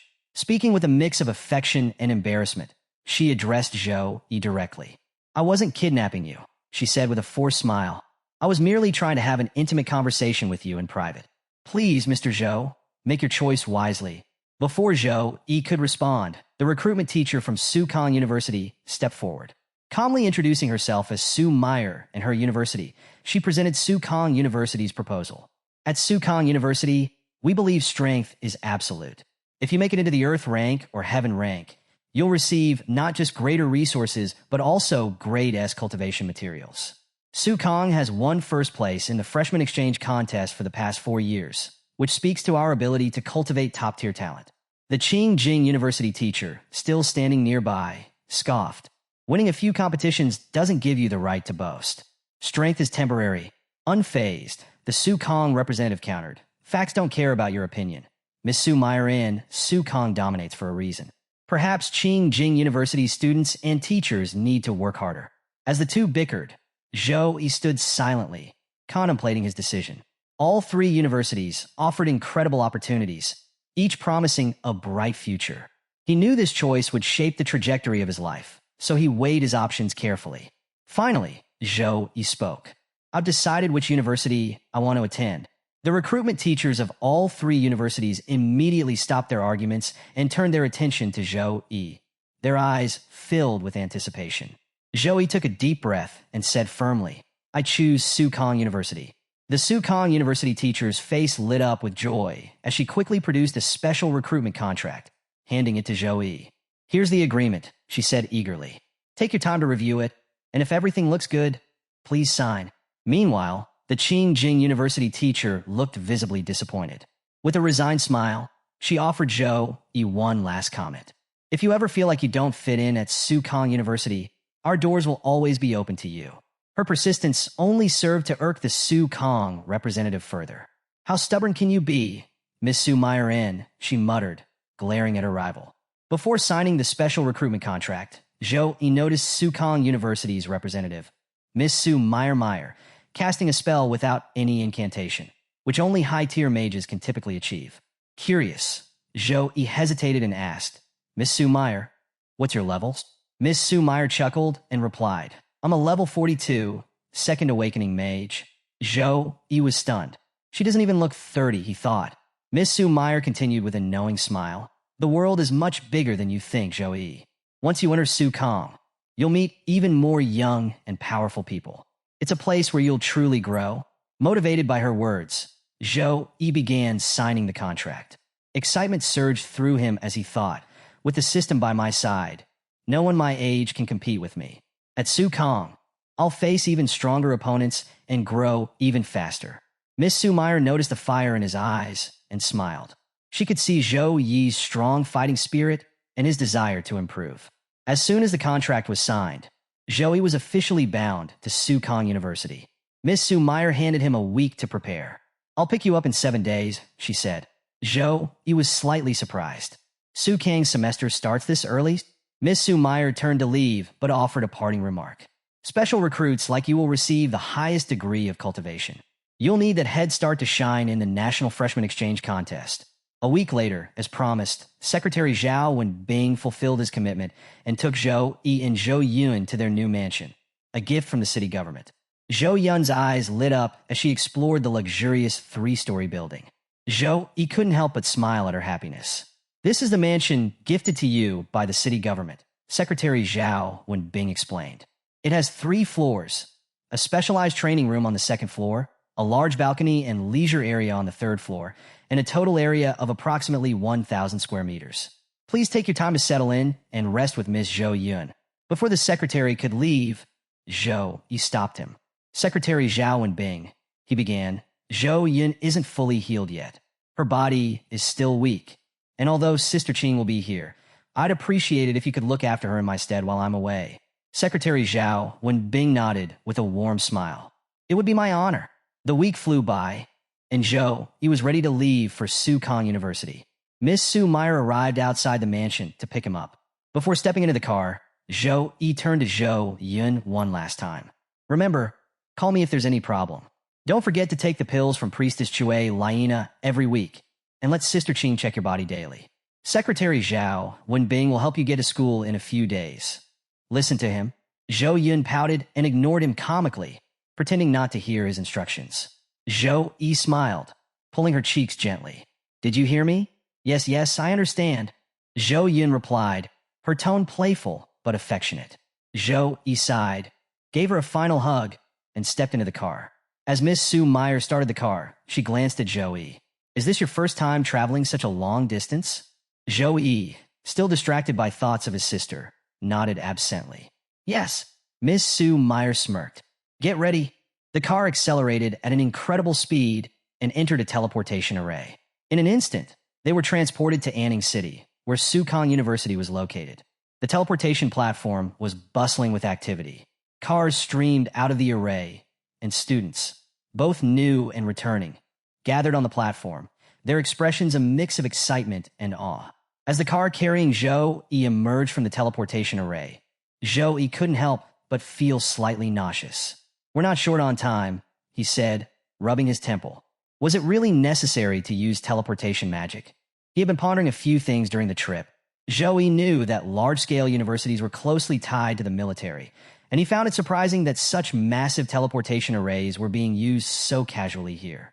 In comparison, even Priestess Chue Laina had to submit a formal request to the city government just to use a miniature teleportation array. Miss Su Meyer stepped out of the car and stretched lightly before addressing Zhou Yi. "Sukong University is in close partnership with the military. That's why we've built this massive teleportation array near the campus. It's both safe and convenient." Zhou Yi stepped out of the car, and his eyes widened in awe. Sukong University was unlike anything Zhou Yi had imagined. The sprawling campus was nestled on picturesque mountains, with beautiful and unique architectural designs dotting the landscape. Students and creatures of every species filled the area. Giants, wolves, and even beings with demonic features mingled with humans. It was a vibrant and bustling scene, showcasing the university's diversity. "This place is huge," Zhou Yi muttered, taking in the sheer scale of the university and its dynamic environment. Miss Su Meyer smiled, noting his reaction. "Come on, Zhou Yi," she said. "You need to check in at the admissions office." As Zhou Yi began walking, a figure suddenly sped past him, causing him to instinctively dodge. Turning around, he saw the figure flying backward from an attack, landing hard on the ground. A loud thud was followed by the arrival of the attacker, a girl with piercing purple eyes that emitted a glowing aura. Her expression was cold, and her stance was aggressive. "I told you I don't want to talk to you," she said angrily. Then, raising her voice, she added, "This kick is your warning. If you bother me again, I won't show any mercy." The purple-eyed girl turned and began walking away, her aura still radiating power. The unconscious figure on the ground groaned faintly, but showed no signs of getting up. Students nearby began murmuring amongst themselves. Young Master Jun met his match this time, one of them said. He's always trying to pick up young juniors every semester. Yeah, another added. Looks like he finally got what he deserved. Thank God. Zhou, he watched the purple-eyed girl closely, noting the magical pattern in her aura. His gaze sharpened. A demonic bloodline, he thought. Noticing his expression, Miss Sue Meyer commented casually. Plenty of students and teachers here have different bloodlines. You'll see more of them in the future, so don't be too surprised. Zhou turned to her and replied in a calm but firm tone, don't worry. Even if they're of another race, as long as they're on the side of humanity, I won't be hostile toward them. I wouldn't begrudge an entire race for what happened to my father. Miss Sue Meyer beamed with satisfaction at Zhou Yi's words, appreciating his calm and determined demeanor. She handed him his student ID, which had his ranking score clearly displayed, 001, marking him as the top freshman of this term. As they walked through the sprawling campus, Miss Sue Meyer began explaining the structure of Sukong University in detail. First and foremost, there's the ranking system, she said. Every year has its own ranking, and the stronger you are, the higher your rank. As a new student, your ranking is based on your entrance examination performance, which is why you're currently ranked 001, the strongest in this term. She paused briefly, looking at Joey. But remember, this rank is temporary. A freshman competition will take place a month from now, and rankings will be rearranged based on those results. Joey nodded, absorbing her words, but Miss Sue Meyer's tone grew more serious as she added, from today onwards, you'll be everyone's target. They'll all be coming after you to claim your position at the top. Joey smiled confidently, his eyes sparkling with determination. Since I've already taken first place, I have no intention of giving it up, he said. Miss Sue Meyer chuckled at his boldness. Good, that's the spirit. She then explained the score system, another crucial aspect of life at Sukong University. Freshmen receive scores based on their ranking. Scores are essential here. You'll use them to buy food, equipment, potions, skill books, and more. If you accumulate enough scores, you can even purchase S-class skills and resources. Miss Sue Meyer continued, aside from rankings, there are two other ways to earn scores. 1. Score missions. You can use your ID card to access the mission board. Choose a suitable mission, complete it, and you'll be rewarded with scores. 2. Heaven and Earth rank.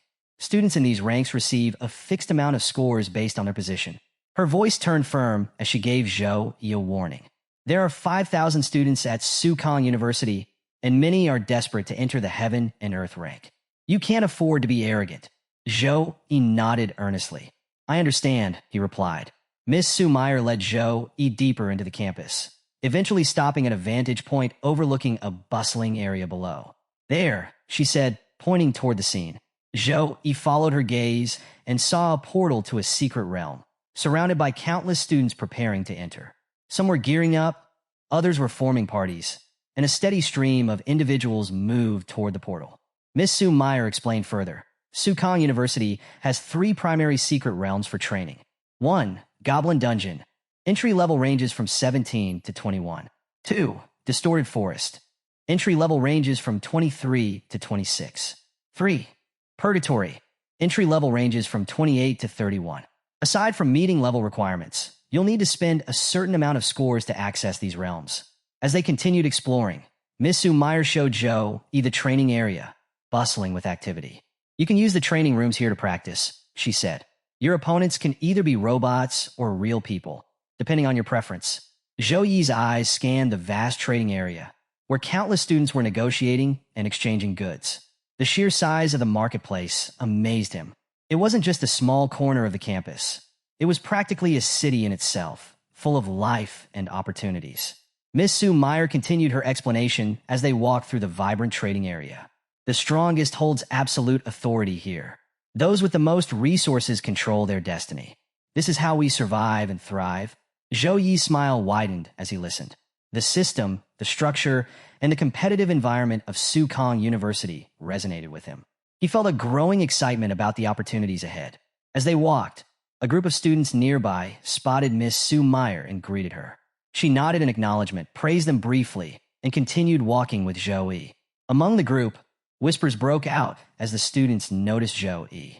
One girl asked, "Who is he?" "The teacher is personally leading him." Another chimed in, "Yeah, that's strange. We're in a group of 10, and even a senior is leading us. Could this be a backdoor entry?" Before the speculation could spiral further, a boy named Wang Li chuckled and interjected. You all clearly don't know how things work. Special admission students are assigned a personal teacher to help them settle in faster. It's also easier to recruit them into specific houses that way. The group went silent, stunned. Wait, one of the students said slowly, piecing it together. He's the first place student this term? Wang Li smirked and continued, That's right. He's Zhou Yi, the first place winner of the Su Kong district exam. He's also a level 13 Saint Knight. The group erupted in murmurs of disbelief. Saint Knight? Isn't it a support class? One student said, frowning. How did a Saint Knight manage to beat a Berserker, who's rank 002 and level 14? Some students couldn't reconcile Zhou Yi's victory with their preconceived notions about support classes, while others focused on his appearance. He's so handsome, one girl whispered starry-eyed. He could be a celebrity. The girl with the demonic bloodline from earlier stood silently in the group, her purple eyes narrowing thoughtfully. First place among the new students, she mused internally, intrigued. Not everyone was impressed, however. A red-haired boy, who had been silently watching the commotion, noticed the demonic bloodline girl's interest in Joey. His face twisted with jealousy. Unable to contain himself, he shouted angrily, I think this first place is just a fraud. The nearby students turned to look at him, confused and startled by his outburst. Zhou Yi also turned, his expression calm, but his gaze sharp as he assessed the boy. The red-haired boy smirked and introduced himself. My name is Lu Jing, and I'm a level 13 punishment knight, rank 038. I don't believe you have the strength to be ranked 001, and I challenge you to prove it. Before Zhou Yi could respond, the senior leading the group stepped in, placing a firm hand on Lu Jing's shoulder. Student duels are private matters, the senior said in a calm tone. Don't waste everyone's time. Though outwardly composed, the senior was seething internally. I'm only earning one score for leading freshman today. What the hell are you trying to pull, dumbass? Despite the senior's warning, Lu Jing brushed it off with a dismissive wave. Don't worry, senior. I've got this, he said confidently as he approached Joey. The senior clenched his fists in frustration, thinking angrily. Ranking 001 was unanimously decided by the headmaster and 5 house teachers. It's impossible for it to be a mistake. This idiot's just looking for trouble. The nearby students were equally perplexed by Lu Jing's arrogance, but stayed to see how things would unfold. Conversations broke out among the crowd. Lu Jing is trying to use 001 as a stepping stone, one student muttered. Not surprising. Saint Knight isn't a strong class, after all. Another added, he's probably hoping this will make people notice him. But does he really think he stands a chance? Zhou Yi stood calmly as Lu Jing approached. Why should I accept your challenge? Zhou Yi asked, his tone casual but firm. Desperate to provoke Zhou Yi into agreeing, Lu Jing made an offer. If you win, I'll give you 100 points. If I win, you don't have to pay anything. Zhou Yi's lips curled into a sly smile. For my future record, I should accept this challenge. But if I want to make an example out of him, I need to make it unforgettable. After a brief pause, Zhou Yi countered. Make it 300 points, and I'll fight you. The crowd erupted in murmurs at the bold demand. 300 points? One student whispered. That's insane. Another chimed in. I ranked 40th, and I only got 400 points. Lu Jing is ranked 38th, so he probably has a similar score. If he loses, that's most of his starting points gone. Is he insane? Lu Jing froze momentarily, beads of sweat forming on his forehead. His face showed clear hesitation as he glanced at the crowd and then at the purple-eyed girl, who seemed more interested in Zhou Yi than him. Determined to impress her, Lu Jing forced a smile and shouted angrily, Fine, 300 points it is. Let's enter the ring. Zhou Yi's eyes gleamed with satisfaction, his smirk turning mischievous. So, you've got some guts after all, he said, his voice laced with mockery. But we don't need a ring. Golden light began emanating from Zhou Yi's body, and his confidence radiated through the air. He stretched his hands casually, as if preparing for a warm-up, then declared with a grin, If you're not on your knees in 3 moves, I lose. The challenge drew even more students to the scene, eager to witness the spectacle. Lu Jing brandished a large sword, the blade shimmering in the sunlight. Zhou Yi, meanwhile, stood empty-handed, calm and composed. The two locked eyes, tension crackling in the air. Miss Sue Meyer stepped forward to act as the referee, her voice cutting through the chatter of the crowd. This fight will follow university sparring rules. The countdown will be 3 seconds, after which you may act. No killing moves are allowed. As the countdown began, the crowd leaned in, holding their breath. The countdown began. 3, 2, 1. The instant the count ended, Lu Jing launched forward at full speed, his large sword glowing with a red, blood-like aura. He charged toward Zhou Yi, his confidence brimming as he closed the gap. Lu Jing's thoughts raced. Punishment Knight is just like Saint Knight. Both are hidden classes branching from the Knight class. He smirked, thinking, but the Punishment Knight is built for damage, while the Saint Knight is just a support class. This fight will be a piece of cake. As long as Zhou Yi hadn't buffed himself, Lu Jing believed he would dominate with speed and raw power. But there was more than just arrogance driving him. He glanced at the girl with the demonic bloodline from earlier, hoping that defeating Zhou Yi would catch her attention.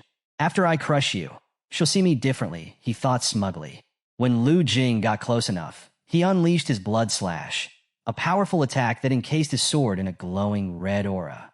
He swung the weapon downward, aiming to finish the fight with one decisive blow. But the blood aura never met its target. Zhou Yi sidestepped the attack effortlessly, dodging with precise and fluid movement. Before Lu Jing could recover, Zhou Yi countered with a swift, devastating knee strike to Lu Jing's stomach. The impact was immediate and catastrophic. The force of Zhou Yi's knee sent Lu Jing flying backward with tremendous speed.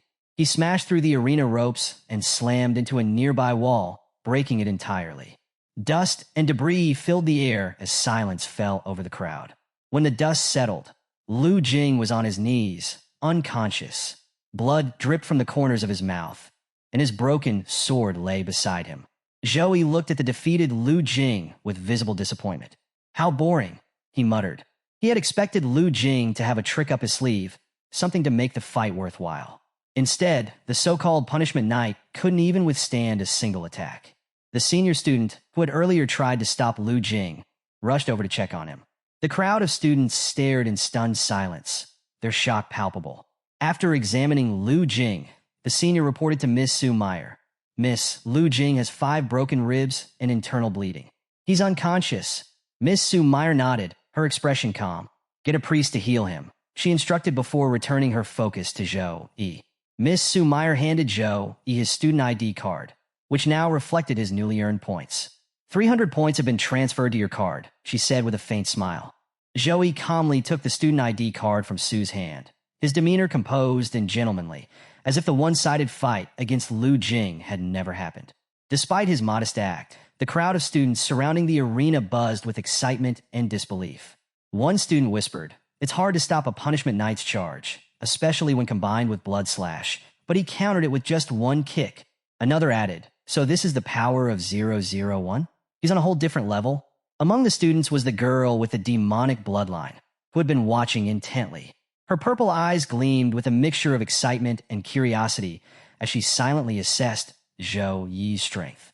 The difference in our strength stats must be at least 20 points, she thought to herself. Without hesitation, she stepped forward and stood before Zhou Yi. "Zhou Yi, please play a match with me," she said, her tone both eager and challenging. Zhou Yi glanced at her, intrigued by her boldness.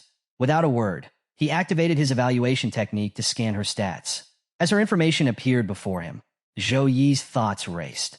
I was too rushed back at the gate to fully notice, but now I see it clearly. She not only possesses a powerful demonic bloodline, but also legacy equipment, the kind of gear that can rival legendary grade weapons. His gaze shifted to the sword strapped to her back. The name Dark Moon Ancient Sword glowed faintly in his system interface. Quality, legacy. Race limitation, human. Class limitation, swordsman. Effect, unknown. This is the first time I've seen stats like this, Zhou Yi thought, feeling a mix of intrigue and excitement. He decided he couldn't pass up the opportunity to test her strength. "I accept," he said, stepping into the arena. The two opponents took their positions in the center of the ring. Zhou Yi summoned his Warhammer, a mystic light class weapon. The weapon radiated golden energy as Zhou Yi grasped it confidently. Quality gold. Effect 1. Increases constitution by 18%. Effect 2. Increases wisdom by 24%. Additional effect. Enhances all light elemental skills by 1 level up to grade B. Source: System Lottery. As the match was about to begin, a few senior students arrived at the scene, drawn by the commotion. Hey, freshmen are already sparring as soon as they enter school, one said, sounding amused. Among the seniors was Li Dongsheng, a level 29 spearman and captain of the Aurora Club. Spotting Sue, he greeted her with a charming smile. Good to see you, Miss Sue Meyer. Why are you here? Before Sue could respond, the countdown ended, and the match began.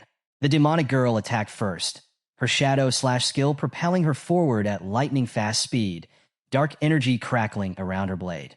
At the same time, Zhou Yi raised his warhammer high, activating Typhoon Smash, a powerful skill that delivered massive damage and knocked enemies back. The two attacks collided mid-air, creating a deafening explosion of energy. The sheer power of the clash generated a visible pressure wave, forcing the spectators to shield their eyes from the impact. Both fighters skidded back, their auras flaring brighter than before.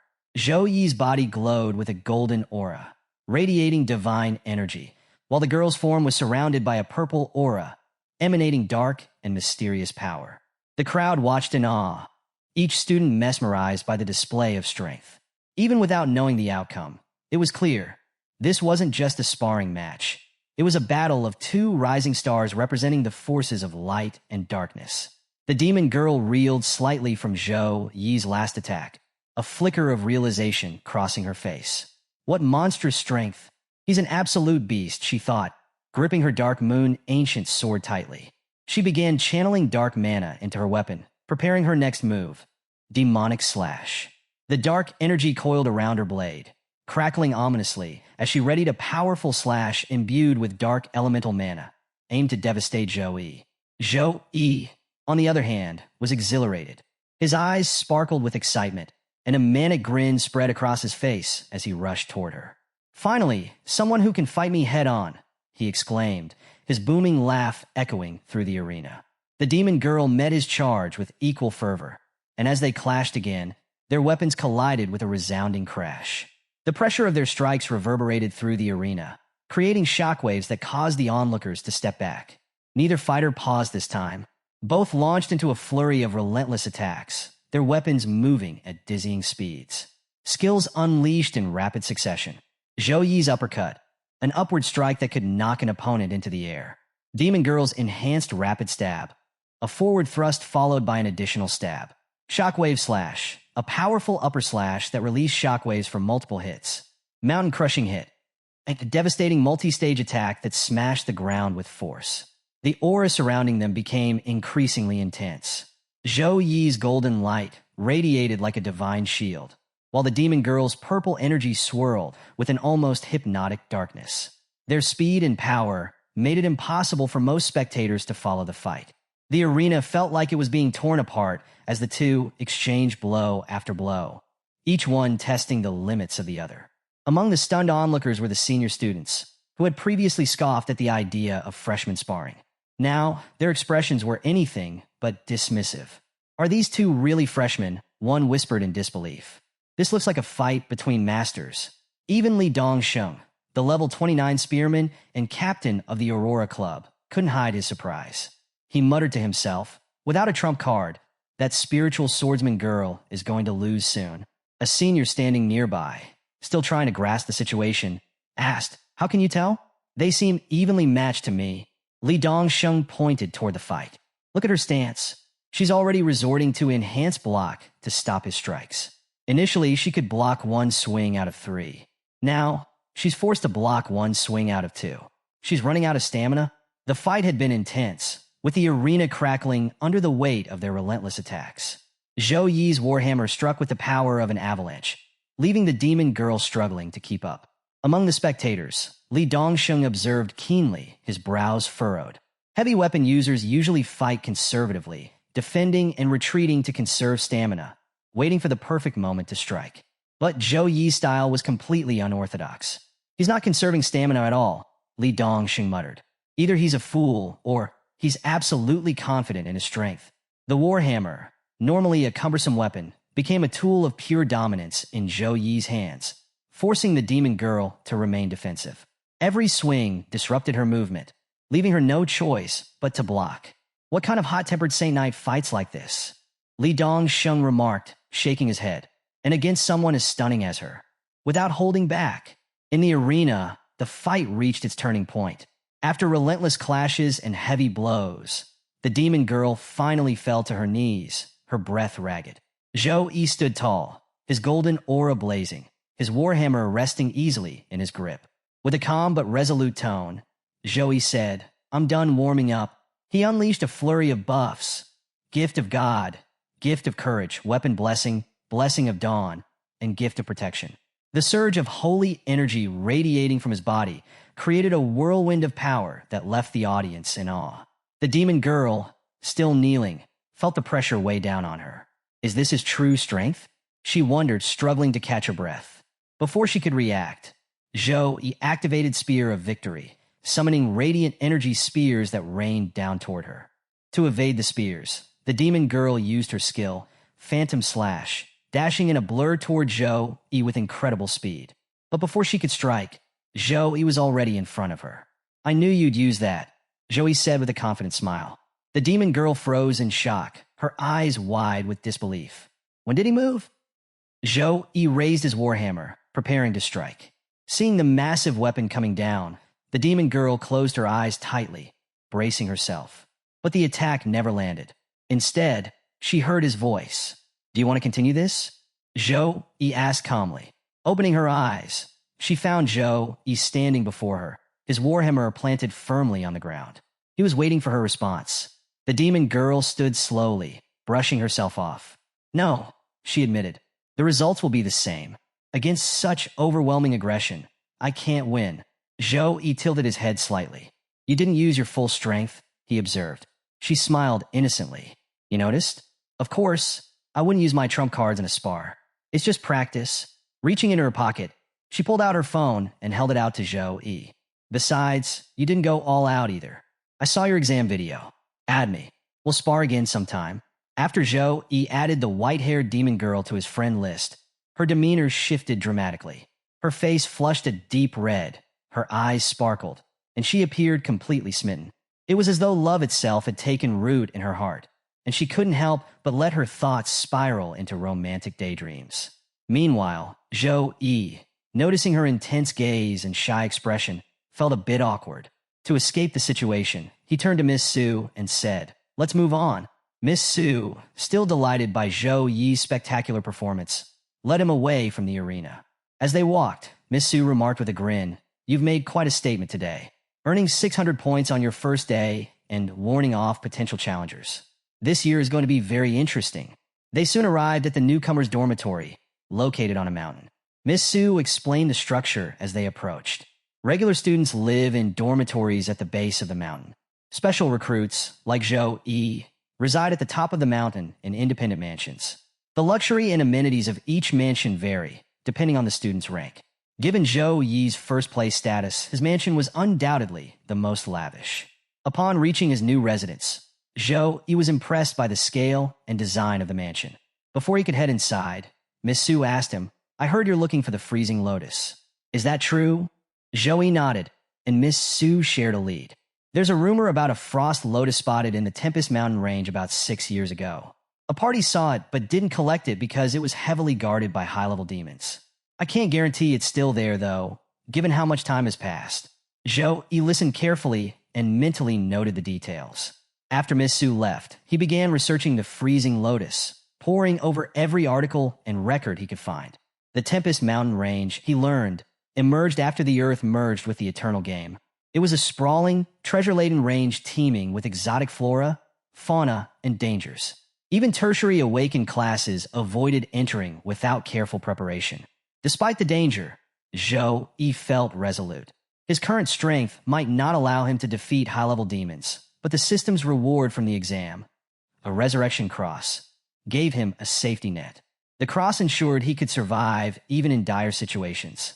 Determined, Zhou Yi decided to gear up before heading out.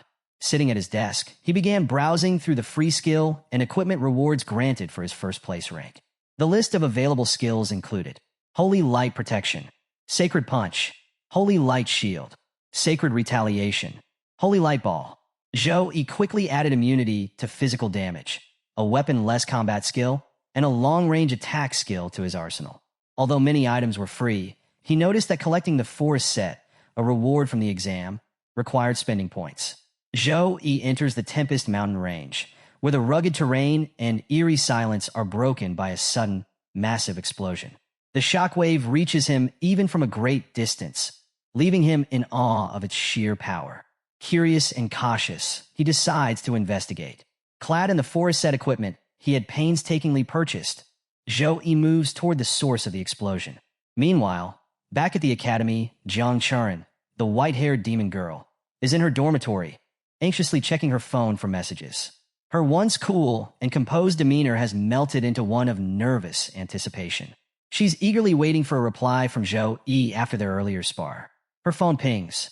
Zhou Yi has replied. The message reads, "I'm heading to the Tempest Mountain Range." Jiang Churen blushes furiously, her mind racing with thoughts about Zhou Yi. Tossing and turning, she struggles to calm herself. Her friend, noticing her restless behavior, finally asks, "Churen, what's going on? You've been staring at your phone all day. Did something happen?" Flustered but excited, Jiang Churen confesses, "I met someone. He's different. I even tried using my charm ability on him, but it didn't affect him at all." Her friend raises an eyebrow, intrigued. "Really? That's rare. His willpower must be incredible." Eyes gleaming, Jiang Churen exclaims, "Exactly. That's what makes him so special." She then decides with determination, "I'm going to the Tempest Mountain Range too." Inside the Tempest Mountain Range, chaos erupts as a truck hurtles through a rugged trail, pursued by an unrelenting horde of monsters. The truck belongs to an all-female team of adventurers, each showcasing their unique skills. Zhu Xiao, mechanic, expertly handles the truck's defenses, tossing explosive bombs at the pursuing monsters. The explosions take down several, but some creatures persist, undeterred. When Tianrun, summoner, casts her spirit summoning ice skill, creating a barrier of ice that slows the advancing monsters, buying the team some time. Zhu Dan, gunner, takes over with relentless firepower. Her machine gun tears through the monsters, leaving destruction in its wake as the team pushes the truck forward. As the monsters begin to thin out, the team feels a brief moment of triumph. But their celebration is short-lived. When Tianrun suddenly tenses, her senses heightened. Something's not right, she warns, urging the team to move. Without hesitation, she conjures an ice shield around the truck just as a fiery projectile blazes toward them. The fiery blast narrowly misses Su Qing Lian, the swordsman of the group, but slams into the truck with devastating force. The vehicle is obliterated, leaving the team in a cloud of smoke and uncertainty. Swordsman Su Qing Lian narrowly escapes the fiery attack, but her vehicle and teammates are not as fortunate. The group is left in a dire state. Some are barely standing, while others are trapped beneath the wreckage. Assessing the situation, Su Qing Lian shouts, "Are you okay?" just as when Tianrun, the summoner, gasps in terror. "Look behind you!" When Tianrun exclaims. The sight is chilling. A horde of demons, one of the 5 violent races notorious for their unrelenting hunger for living beings, surrounds them. These demons, with mouths glowing from ready fire-type attacks, close in menacingly. The team is paralyzed with fear, having exhausted all their trump cards. Despite their best efforts, they manage to kill only a handful of demons. Desperation sets in as a single, grim thought crosses everyone's mind. Are we going to die here today? The demons unleash a torrent of fiery attacks, and the team braces for impact. Suddenly, Zhou Yi appears, speeding toward the group atop a majestic white wolf. Without hesitation, he activates his Sacred Storm skill. A radiant cross symbol materializes in front of the oncoming fire attack, shielding the group. When the Sacred Storm collides with the fire, it creates a fiery tornado infused with divine energy. The intense heat and holy energy begin to disrupt the demons, causing them to recoil in pain. The storm's holy radiance emanates from Zhou Yi, illuminating the area and intensifying the demons' suffering. As the Sacred Storm rages, a cross-shaped mark on Zhou Yi's forehead glows brilliantly, radiating divine light. The sacred energy in the atmosphere troubles the demons, weakening them further. Suddenly, Zhou Yi strikes with another powerful attack, a lightning-fast sacred slash. The attack decimates the demons in moments, leaving the entire area imbued with his holy energy. The remaining demons fall lifeless to the ground, and an eerie calm settles over the battlefield. The rescued team stands in awe, astonished by Zhou Yi's overwhelming power. As he approaches them, their caution is evident. They are unsure if this mysterious figure is friend or foe. Zhou quickly reassures them by activating his slow healing ability. A soothing light envelopes the injured members, healing their wounds within minutes. However, when Tianrun remains unconscious, her condition still critical. Grateful for Zhou Yi's help, Su Qing Lian steps forward. "Thank you for saving us," she says sincerely. Zhou Yi recognizes her immediately and responds with a smile. "Of course I know you." Su Qing Lian's team is one of the top 3 teams in the school. "Naturally, I've heard of you." Surprised and flattered, Su Qing Lian laughs lightly. "Hearing that makes me feel shy," she says, her tone warm. Her expression turns serious as she continues. "Brother Zhou, your light attribute skills are truly effective against demons, but the Tempest Mountain range is incredibly dangerous. Why don't you come back to the supply base with us?" As Zhou listens to Su Qing Lian's explanation, he starts piecing together the bigger picture. In a month of exploring the outer areas, he muses, "I haven't found any signs of the extremely cold ice lotus." With the competition for new students just 3 days away, Zhou decides it's best to join Su Qing Lian's team and return to the base for now. He can resume his search for the freezing lotus after the event. Su Qing Lian signals Zhu Xiao, who immediately understands the gesture. She summons a set of mechanical spiders, sleek and fierce metal constructs that exude an air of advanced technology. Zhou Yi and his wolf look impressed by the intricate craftsmanship and power radiating from the mechanical spiders. Zhu Xiao, seizing the moment with dramatic flair, gestures grandly and says, "Come aboard, everyone." Su Qing Lian rolls her eyes slightly, thinking to herself, why is she always so theatrical? Once everyone is seated inside the spider vehicle, it begins to move swiftly through the treacherous terrain. Zhou Yi, seated next to Su Qing Lian, starts probing her with questions about the region. "Senior Sister Su," he begins, "if there are so many monsters in this Tempest Mountain range, why haven't they been neutralized earlier?" Su Qing Lian's expression turns serious. "Our team has been patrolling the outskirts of Gale Mountain for over 2 months, and this is the first time we've encountered demons like this." Zhou raises an eyebrow. "So you're saying these monsters either came from the depths of the Gale Mountains, or escaped through some alien rift?" Su Qing Lian nods. "Exactly. That's why we need to report this to the military base immediately." Zhou follows up. "Doesn't the Mage Tower in the military area monitor the entire region? Shouldn't they have detected such an anomaly?" Su Qing Lian explains. "The Mage Tower focuses on monitoring the activities of high-ranking demons, epic and legendary level threats. These demons we encountered are below their detection threshold." Zhou frowns, his analytical mind racing. "A silver demon above level 20 isn't low level in any way," he thinks. "Why didn't the Mage Tower notice them?" Su Qing Lian elaborates further. "The alien aura concentration around these demons falls below the Mage Tower's set limit. That's why they weren't detected." Zhou nods thoughtfully, piecing it all together. Meanwhile, Su Qing Lian's concern deepens. If this rift is connected to another world, she thinks aloud, why are only low-level demons emerging? Cracks capable of letting in level 30 monsters can also allow level 50 or higher creatures to pass through. This could escalate quickly. Her thoughts turn grim. A large-scale demon invasion could ruin lives and expose the cracks' locations to even greater threats. Despite her worry, Su Qing Lian resolves to deliver this information to the authorities as soon as possible. Above them, high in the sky, a group of winged demons speeds through the air, heading for the crack. Their grotesque forms cut through the atmosphere like shadows of impending doom. One chilling word echoes repeatedly from their mouths, their jagged teeth gnashing with hunger. "Food, food." As Zhou Yi's team looks up, they notice winged demons soaring through the sky, their ominous cries for food echoing across the terrain. Below them, another dire scene unfolds. Jiang Churin, surrounded by more than 20 silver demons, struggles to hold her ground.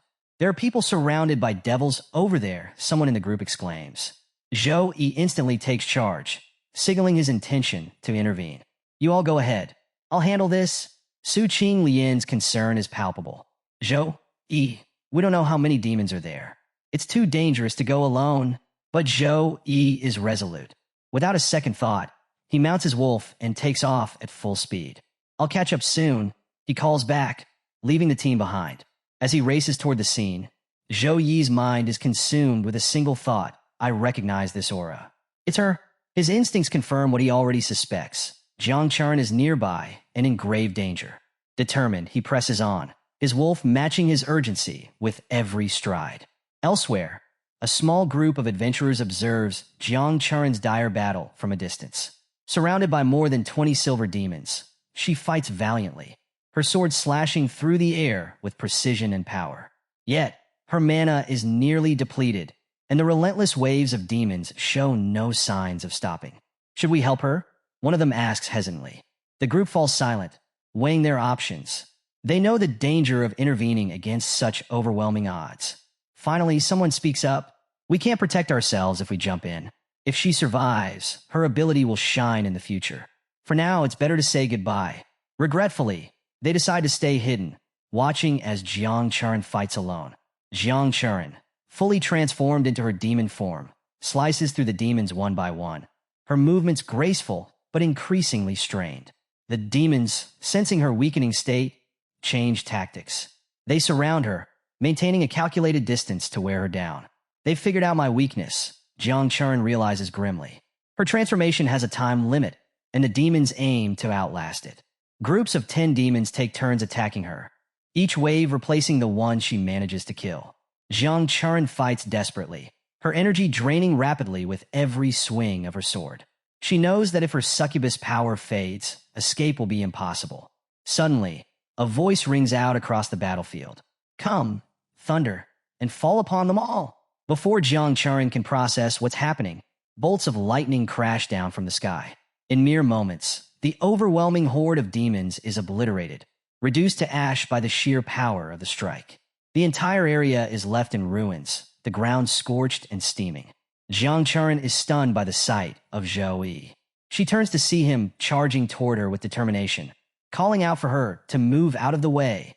Her surprise only deepens when a piercing scream echoes through the battlefield. The source is a high-level demon, larger and more menacing than the others, clearly enraged by the loss of its comrades.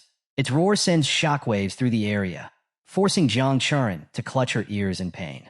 This high-level demon appears to be the leader, and its rage ignites a frenzy.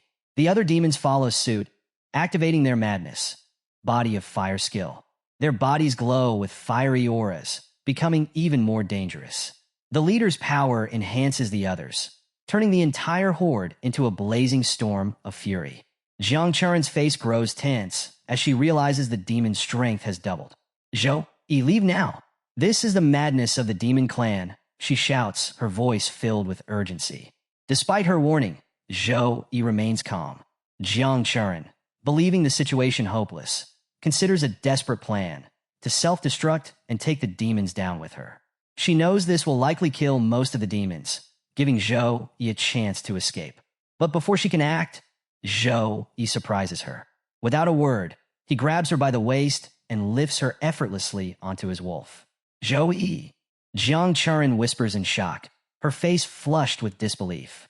The high-level demon, enraged further, lunges toward them with a powerful punch. Yet, Zhou Yi's wolf evades the attack gracefully, the ground behind them shattering under the demon's failed strike.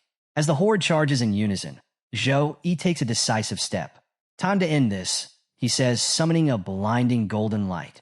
Light punishment, a skill infused with divine energy, activates, transforming the battlefield. The once dark sky above them bursts into a chaotic storm of lightning, crackling with raw power. The bolts of lightning strike the demons one by one, their screams echoing through the air as they are incinerated. The ground trembles with each strike, and the oppressive heat of their fiery auras dissipates under the divine assault. Zhou Yi watches the destruction unfold with satisfaction. No wonder everyone dreams of being a magician. Killing monsters from a distance feels incredible. He chuckles, a grin spreading across his face. Meanwhile, Jiang Chuan, cradled in his arms, looks at Zhou Yi with awe and affection. Her eyes soften, her earlier tension replaced by admiration, and perhaps something more. Despite the devastating effect of the light punishment skill, the sheer number of demons proves overwhelming. Many have perished, but a significant number remain, their fiery forms surging forward with renewed ferocity. The survivors gather, preparing for another coordinated assault against Zhou Yi. Zhou Yi and Jiang Churen find themselves surrounded by 180 demons, their fiery auras burning with fury as they close in from all sides. Zhou Yi, seated on his wolf with Jiang Churen in his arms, surveys the swarm with calm determination. In his mind, Zhou Yi calculates the odds, 180 demons in total, scattered around. I can handle this with group attack skills, but I need them clustered together first. Jiang Churen, on the other hand, is visibly tense. Her eyes dart between the encroaching demons, and thoughts of despair creep in. All this commotion has drawn every demon in the area. How can we survive this? Zhou Yi turns to her and speaks with unwavering confidence. Jiang Churen, go distract the demons on the left. Don't fight them. Just attract their attention and lead them away. Her surprise is evident as she stares at him in disbelief. Zhou Yi, what are you doing? She asks, her voice tinged with hesitation. But Zhou Yi wastes no time explaining. He activates his healing skill, slow healing, restoring Jiang Churen's energy and vitality. Then, one by one, he bestows his buffs upon her. Death Dawn Blessing, Blessing of Weapon, and God's Gifts. A radiant aura surrounds Jiang Churen as the effects of the buffs take hold, and she feels an immense surge of power coursing through her body. Her stats rise dramatically. Strength, 114, 143, plus 29, a 25% increase. Speed, 122, 153, plus 31, a 25% increase. Constitution, 103, 129, plus 26, a 25% increase. Intelligence, 156, 195, plus 39, a 25% increase. Jiang Churen's eyes widen as she processes the transformation. This is the buff of a Saint Knight? How is this even possible? Zhou Yi's voice snaps her out of her thoughts. You've got the power now. Go. I'll handle the rest. Reluctantly, Jiang Churen obeys, rushing to the left to lead away a portion of the horde. Meanwhile, Zhou Yi grips his warhammer and charges directly into the fray. The demons, sensing his approach, prepare to launch their fiery energy attacks. But Zhou Yi moves faster, swinging his warhammer with devastating force. Each strike sends shockwaves across the battlefield, shattering demons and creating explosions of holy light. For the weaker demons, a single blow is enough to obliterate them. The more powerful ones, though injured, can only stagger under his relentless assault. Zhou Yi's every swing of the hammer is like the hand of a death god, leaving no demon unscathed. The battlefield becomes a storm of destruction. The ground trembles, flames erupt in all directions, and the cries of demons echo through the chaos. Jiang Churen, watching from the sidelines, is awestruck. Her enhanced strength and speed allow her to easily distract and evade the demons on her side, but her focus is on Zhou Yi. This level of power, she marvels. Even a level 16 Saint Knight shouldn't be able to fight like this. Not even a level 25. Despite her experience, Jiang Churen is left speechless. Zhou Yi isn't just fighting. He's dominating, turning the battlefield into a graveyard for demons. As Zhou Yi continues his relentless assault, the battlefield becomes a maelstrom of holy light and destruction. His every action sends shockwaves across the area, scattering and obliterating the demons with precision and ferocity. Suddenly, a group of demons breaks off and charges toward Jiang Churen. One particularly fast demon lunges at her, but Zhou Yi's wolf intercepts it, clamping its jaws around the creature and holding it back. Meanwhile, several other demons surround Jiang Churen, forcing her to block their attacks with her sword. Despite the chaos, Jiang Churen steadies herself, thinking, now's not the time to overthink. I'll do whatever he says and trust his judgment. Elsewhere on the battlefield, Zhou Yi continues to cut down waves of demons. Yet, no matter how many he slays, reinforcements keep coming. Some demons manage to sneak up behind him, but before they can strike, a sudden slash of dark energy cuts through them. Zhou Yi turns to see Jiang Churen, now wielding a shadow whip, a skill that channels demonic energy into a weapon that delivers devastating damage to enemies and their shadows. With precise movements, she uses the whip to create chaos among the demons, dealing massive damage while keeping them at bay. Zhou Yi smirks, thinking, as expected, she's excellent at attracting the demons' attention. Most of them are already focused on her. She's even using tricks I didn't anticipate. Sacred energy emanates from Jiang Churen's body, the residual effect of Zhou Yi's buffs, amplifying her power further.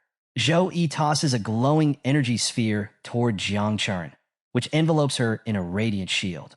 The skill, Guardian of the Light, grants her immunity to physical damage for a limited time.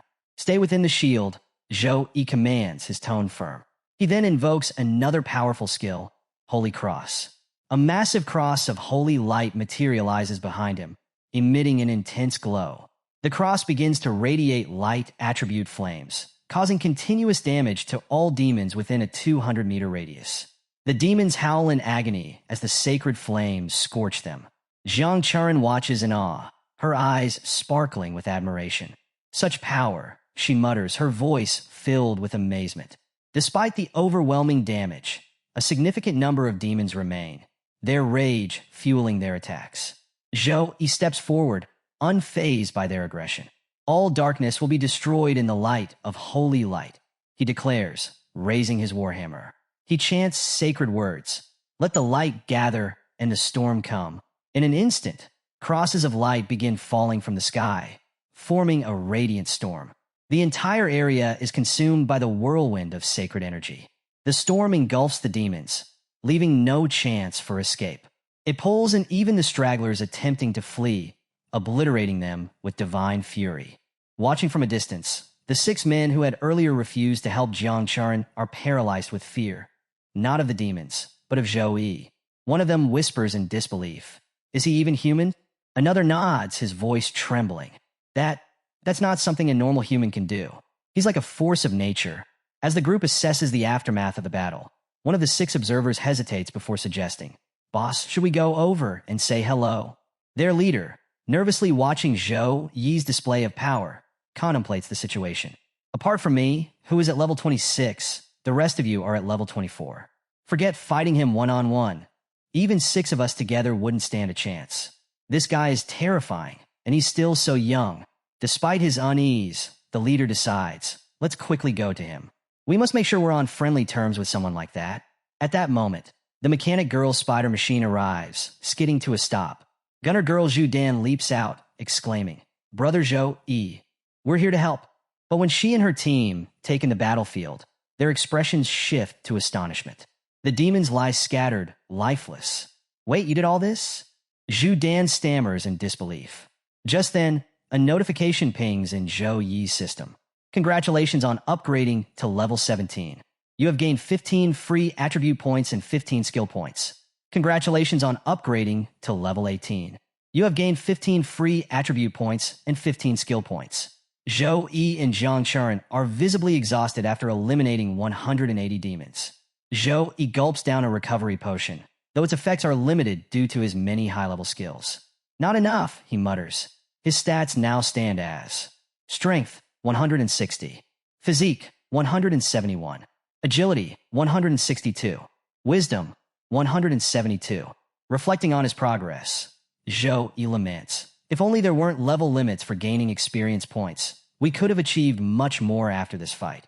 The team led by swordsman Su Qing Lian approaches Zhou Yi, their expressions a mix of awe and curiosity. "Zhou Yi, did you really do all this?" Su Qing Lian asks, incredulous. Even gunner girl Zhu Dan, still shocked, chimes in, "Brother Zhou Yi, your strength exceeds anything I could have imagined." Their amazement is interrupted as Jiang Chuan collapses from fatigue, slumping to the ground. "I think I overdid it," she mutters weakly. Su Qing Lian turns to Zhou Yi, her tone serious. "Did you face any unusual challenges while dealing with these demons?" Zhou Yi reflects for a moment before answering. "The highest level monster I encountered was gold level 23. It wasn't particularly difficult to handle." Su Qing Lian frowns, her expression turning grave. The demon army is always led by a commander, just like human forces. If there was no leader here, it means the main force of the demon army hasn't arrived yet. Her gaze sharpens as she continues. "We shouldn't stay here any longer. The situation could escalate quickly. Everyone, prepare to leave for the supply base immediately." The group quickly sets out for the supply base, recognizing the urgent need to retreat before the situation worsens. Meanwhile, the 6 observers hiding in the bushes breathe a collective sigh of relief as the danger seems to subside with Zhou Yi and his group's departure. One of the men whispers to their leader, "Boss, they've left. Should we go out now?" The leader nods, but as they step forward, a crushing wave of pressure overtakes them. "Boss, what's happening?" One of the men exclaims in terror. Their leader, feeling the ominous energy himself, immediately recognizes the source. It's demonic energy, and it's coming from something powerful. High above the mountain, a skeletal fire dragon roars, its body radiating intense demonic energy. This creature, a level 24 gold qualified 3-star demon, is capable of devastating attacks such as Flame Blast. But the fire dragon isn't alone. From the shadows emerges a skeletal demon warrior, its presence even more terrifying. This level 30 legendary qualified 3-star demon emits an aura so dark and oppressive that even seasoned fighters would falter. Its skills and capabilities remain unknown, adding to the fear it inspires. At the supply base, alarms blare as the demonic energy detector meter confirms the magnitude of the threat. Emergency warning messages flood communication channels, spreading panic and urgency. The alert escalates to alien invasion level 4, prompting an immediate mobilization of military forces. A commanding voice crackles through the intercoms, ordering all personnel to assemble and enter combat readiness positions. As the alert reaches every corner of the base, various departments of the Snow Dragon Legion spring into action. The Warrior Department and Knight Department halt their training, rushing to join the battle. The Chaplain Department prepares to sustain the warriors with magical energy throughout the fight. The Logistics Department begins allocating magic cores and magic crystals, ensuring resources are available to prolong the battle. The Mage Department locks down the demonic location with precision, setting coordinates to east longitude, north latitude, and constructs a massive teleportation magic circle for rapid deployment. In the square, warriors gather, their eyes fixed on their commanding officer, Commander Su Yujo, leader of the Snow Dragon Legion. Standing tall, he exudes confidence and authority. A soldier salutes the commander, reporting sharply, "All personnel have gathered and await your instructions, sir." Commander Su Yujo steps forward, his voice commanding yet steady. "Knights." The warriors snap to attention as the commander continues, raising his sword high. "My strength is creation, and I am capable of conquering thrones and thrones. My strength is a shield, and I am a protector." The knights echo his words, their voices growing louder with each repetition. A wave of courage spreads through the ranks, and with renewed determination, the soldiers march toward the teleportation magic circle, prepared to face the looming demonic threat head-on. The story shifts to the demon's perspective, revealing a chilling scene within their ranks. Sitting regally on a massive throne is Demon King, Urimas, exuding an aura of dominance and malevolence. In front of him, a horde of lower-level demons awaits his command, their fiery eyes reflecting their bloodlust. Urimas surveys his demonic army with pride, thinking to himself, "Each demon in this army is a tribal I personally selected and tested. In the 6 months since arriving at Blue Star, I have only lost 10 of my warriors." But his demeanor darkens as he considers the recent devastation. "Yet at the critical moment before I return to the sacred world, hundreds of my chosen tribals have been slaughtered. This insult cannot go unanswered." Rising to his feet, Urimas addresses the demons in front of him. "Before we leave for the sacred area, I grant you the freedom to go wild." The demons erupt into cheers, shouting in unison, "Thank you, Your Highness." Their collective roar shakes the ground as they prepare to unleash chaos. This moment of unchecked aggression is what led to the earlier attack on Jiangchuan and the subsequent appearance of Zhou Yi. Back in the present, the battlefield shifts dramatically as Urimas himself steps forward, mounted atop a colossal fire dragon, its molten scales radiating intense heat. The dragon lands with a thunderous crash, and Urimas glares at Zhou Yi's group, his voice seething with rage. "I will never forgive you for this insult. You will pay for your insolence." The dragon snarls, its deep voice echoing through the area. "I will rip your souls from your bodies and cast them into the eternal flames of hell." Urimas raises his hand and activates a summoning skill, unleashing a torrent of demons onto the battlefield. Within moments, the area is teeming with a vast horde. Golden-level demon knights, silver-level demon spellcasters, countless lesser demons. Their sheer numbers blot out the horizon, creating an overwhelming tide of darkness. Su Qing Lian quickly assesses the situation using her detection skill, her face grim as she identifies the new arrivals. Legendary devils, gold-level knights, silver-level spellcasters. She tightens her grip on her sword, realizing the enormity of the threat. Without hesitation, she steps in front of Zhou Yi and says firmly, "Zhou Yi, the King Lion team will protect you. If you get the chance, escape immediately." Gunner Girl Zhu Dan laughs nervously but adds, "Yeah, Zhou Yi, you've got to survive. You're far more valuable than the rest of us." Their determination to protect Zhou Yi stems from their belief in his unparalleled potential. To them, his life holds the promise of a brighter future for humanity. Suddenly, the teleportation circle above them activates, and the Snow Dragon Legion begins to arrive. At first, Su Qing and her team are stunned to see the glowing gates in the sky. But as the Snow Dragon Legion warriors emerge, their faces light up with hope. The Snow Dragon Legion is here. Su Qing shouts, her voice filled with relief. The Snow Dragon Legion, comprised of elite second-tier professionals at level 30 and above, is led by a formidable level 51 third-tier warrior. Their arrival feels like a miracle to the beleaguered team. But Urimas merely laughs, his voice dripping with mockery. "Humans, your reinforcements are meaningless. My magical circle ensures they remain far from this battlefield. They cannot save you." Su Qing's relief turns to panic as she realizes the truth of Urimas' words. A magic shield surrounds their immediate area, preventing the Snow Dragon Legion from getting any closer. The scene unfolds with tension as the Snow Dragon Legion knights grapple with the reality of their situation. One knight places his hand on the shimmering energy shield, his voice heavy with concern. This is the Demon Clan's forbidden level spell, the Dark Wall of Flame. It creates a magic circle that blocks internal teleportation and external attacks.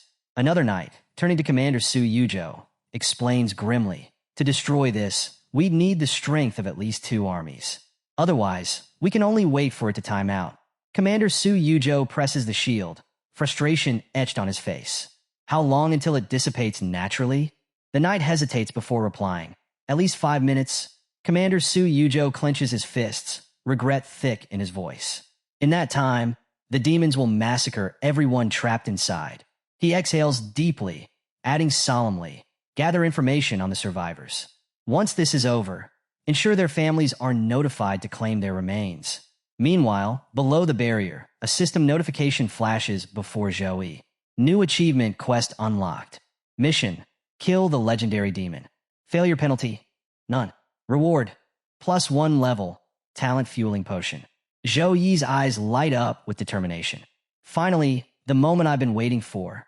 Ignoring the desperate cries of Su Qing Lian and her team to stay back, Zhou Yi steps forward, his body radiating a holy aura.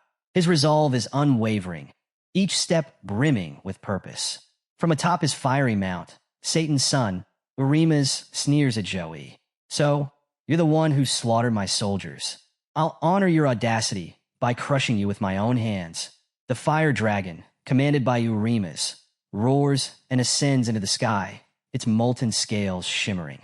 With a guttural growl, Urimas taunts, prepared to burn in eternal suffering. The dragon unleashes a devastating fireball attack, its flames roaring toward Zhou Yi with immense speed. From a distance, Su Qing Lian screams in fear, "Zhou Yi!" But Zhou Yi is unshaken. With a steady grip, he swings his warhammer, its golden energy arcing through the air. His attack collides with the dragon's fireball, dissipating the flames effortlessly. The hammer's force doesn't stop there. It cuts through one of the dragon's wings with a sickening slice. The dragon screeches in pain as it spirals uncontrollably toward the ground. Its massive body crashes with earth-shaking force, creating fissures in the terrain. Urimas, disoriented, barely manages to leap off his mount and regain his footing. Before Urimas can fully recover, Zhou Yi charges forward with unrelenting speed. Sensing danger, the demon wields his flaming sword, slicing at Zhou Yi with a fiery arc that tears through the ground. But Zhou Yi vanishes from sight, evading the attack with precision. Urimas searches frantically for his opponent, only to feel a sudden presence behind him. Zhou Yi, hammer raised, strikes with immense force. Urimas raises his sword in defense, and the two weapons collide with explosive power. The impact sends shockwaves across the battlefield, causing the earth to tremble violently. Both combatants are pushed back, their eyes locked in an intense standoff. Urima's expression turns to disbelief. How is this possible? This human, he's only level 18. How can he match my strength? As the battlefield crackles with tension, Zhou plants his warhammer firmly into the ground. Radiating a powerful holy aura, he gazes at the demon before him with unwavering resolve.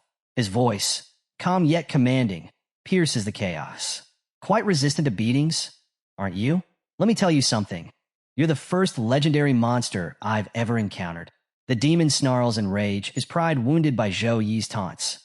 Arrogant human, he bellows, charging forward with blinding speed, his flaming sword aimed directly at Zhou Yi.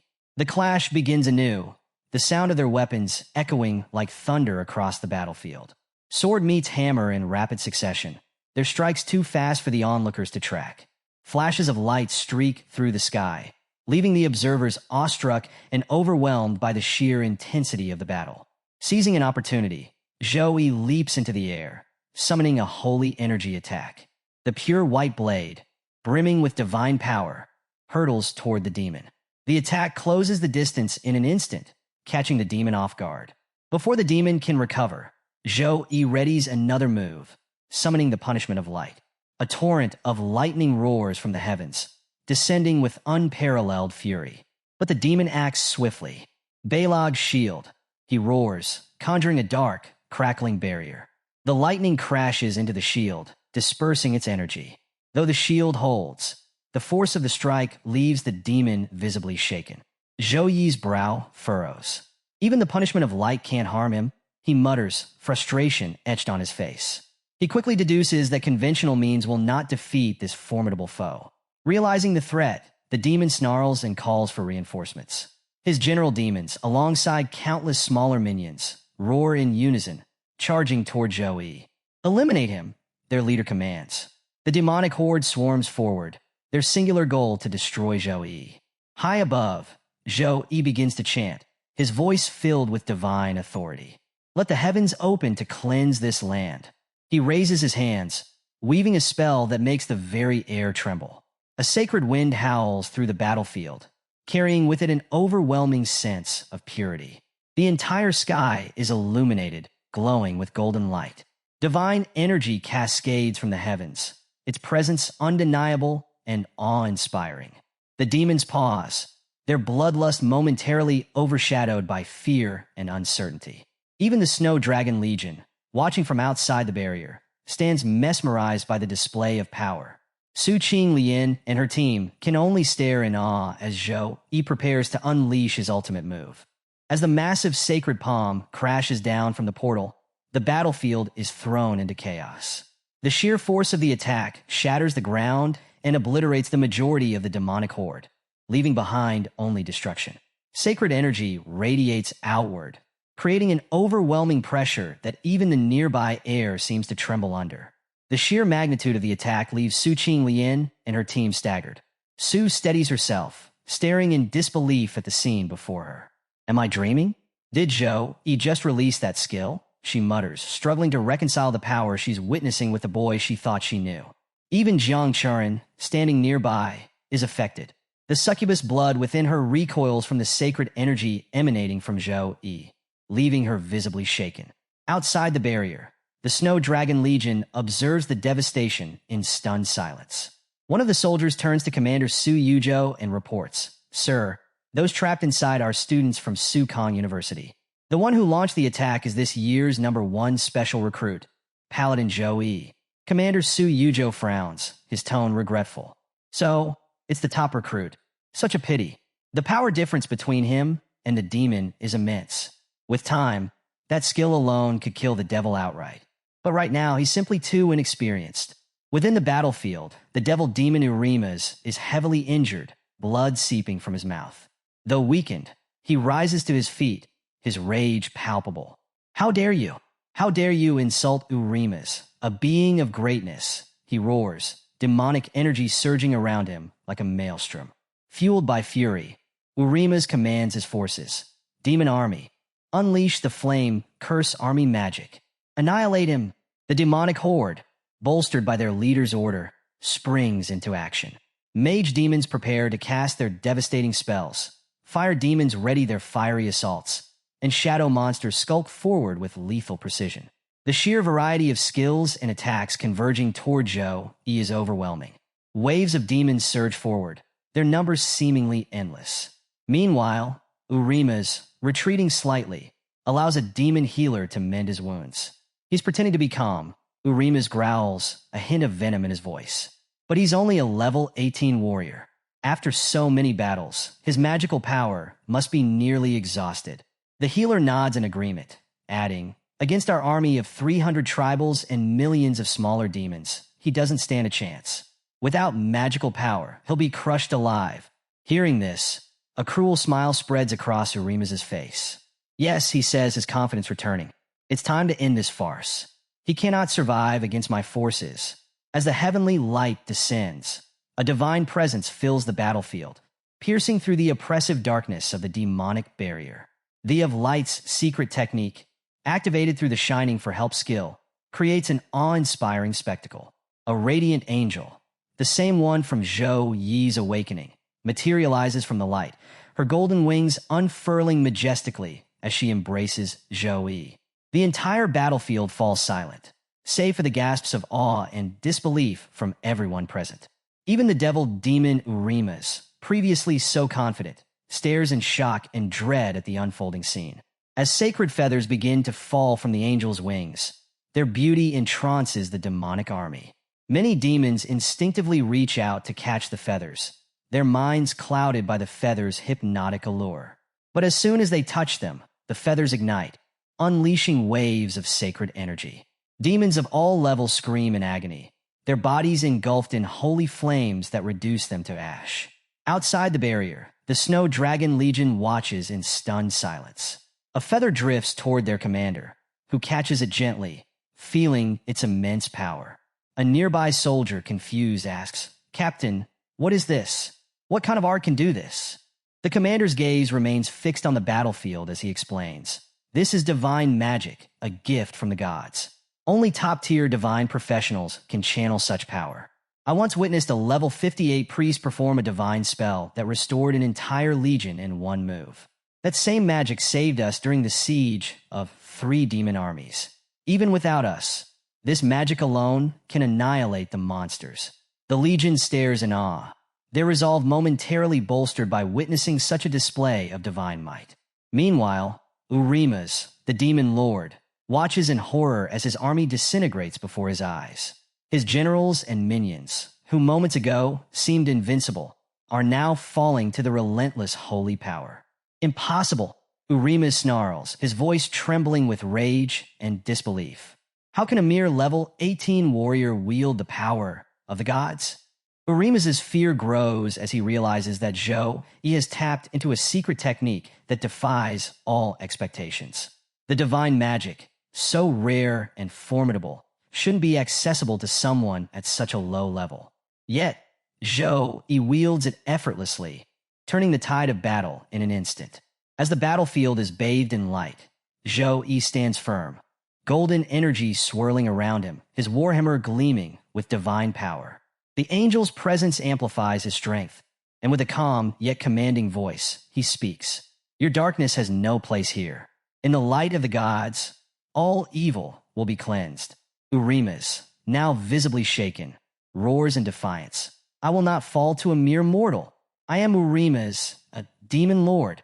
But the cracks in his confidence are clear, and the battlefield continues to tremble as Zhou Yi prepares for his next move.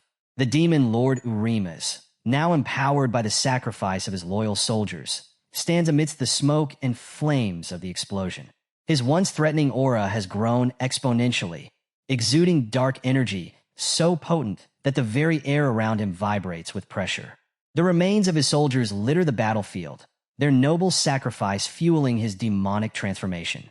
Despite the overwhelming display of power, Zhou Yi remains calm, his golden aura growing brighter as the angel's divine energy courses through his body. The sacred angel, radiating purity and light, whispers in Zhou Yi's ear, her voice carrying the weight of divine authority. "Wield the power of light wisely, for darkness must be eradicated without hesitation. This is your trial, chosen warrior." Her presence intensifies Zhou Yi's abilities, and with her blessing, his body begins to emit holy flames, forming a protective shield around him. Behind him, the divine circle glows fiercely, a testament to the light's favor. Urimas, undeterred by Zhou Yi's display, sneers and mocks. Do you think this petty light will save you, human? I have devoured the power of hundreds of soldiers. My strength now surpasses even the limits of this world. The healer demon, standing in the background, whispers nervously, Your Highness, his power still stems from the gods. We must complete the return magic circle before he unleashes his full potential. Urima's irritated roars, Silence. I will crush him before any ritual is completed. Zhou Yi, observing Urima's growing aggression, begins to chant softly. His voice resonates across the battlefield, carrying words of divine incantation. The ground beneath him trembles, and the sky darkens, only for beams of heavenly light to pierce through the clouds moments later. In the name of light, may all shadows be banished, Zhou Yi declares, raising his warhammer, now glowing with unimaginable sacred energy. Urima snarls, his body erupting with flames as he charges at Zhou Yi. He swings his enormous sword, radiating hellfire, but Zhou Yi blocks it with his warhammer. The collision sends shockwaves rippling across the battlefield, the opposing energies of light and darkness clashing violently. With renewed vigor, Zhou Yi counters, channeling the power of the sacred angel. He thrusts his hand forward, summoning a beam of divine light from the heavens. The energy, pure and unrelenting, strikes Urima's directly. The demon lord, though wounded, withstands the attack, his body smoldering from the sheer force. His eyes burn with fury as he bellows, I will not fall to a mere mortal. Demon Lord Urimas, once a formidable level 23, had skyrocketed to level 43 after absorbing the power and souls of countless soldiers. Empowered by this dark transformation, his anger boiled over following Zhou Yi's audacious attack. Now burning with rage and enhanced strength, Urimas unleashed his wrath with the roar of the flame demon, a ferocious assault meant to obliterate anything in its path. Without missing a beat, the demon lord charged forward at terrifying speed, his 6 monstrous arms hurling massive energy attacks in relentless waves. Each strike tore through the battlefield, leaving destruction in its wake. The air itself seemed to split between opposing forces.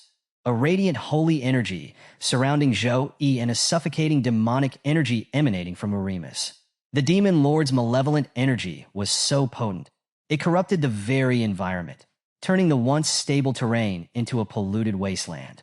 Building on his momentum, Urimas summoned the pinnacle of his clan's fiery legacy. Using every ounce of his demonic power, he began forming a devastating energy ball, a skill unique to the Flame Demon clan. This attack pushed the fire element to its absolute limits, with the surface temperature soaring to an unimaginable 15 million degrees Celsius. It was a feat only achievable through his unyielding devotion to the Flame Demon tribe.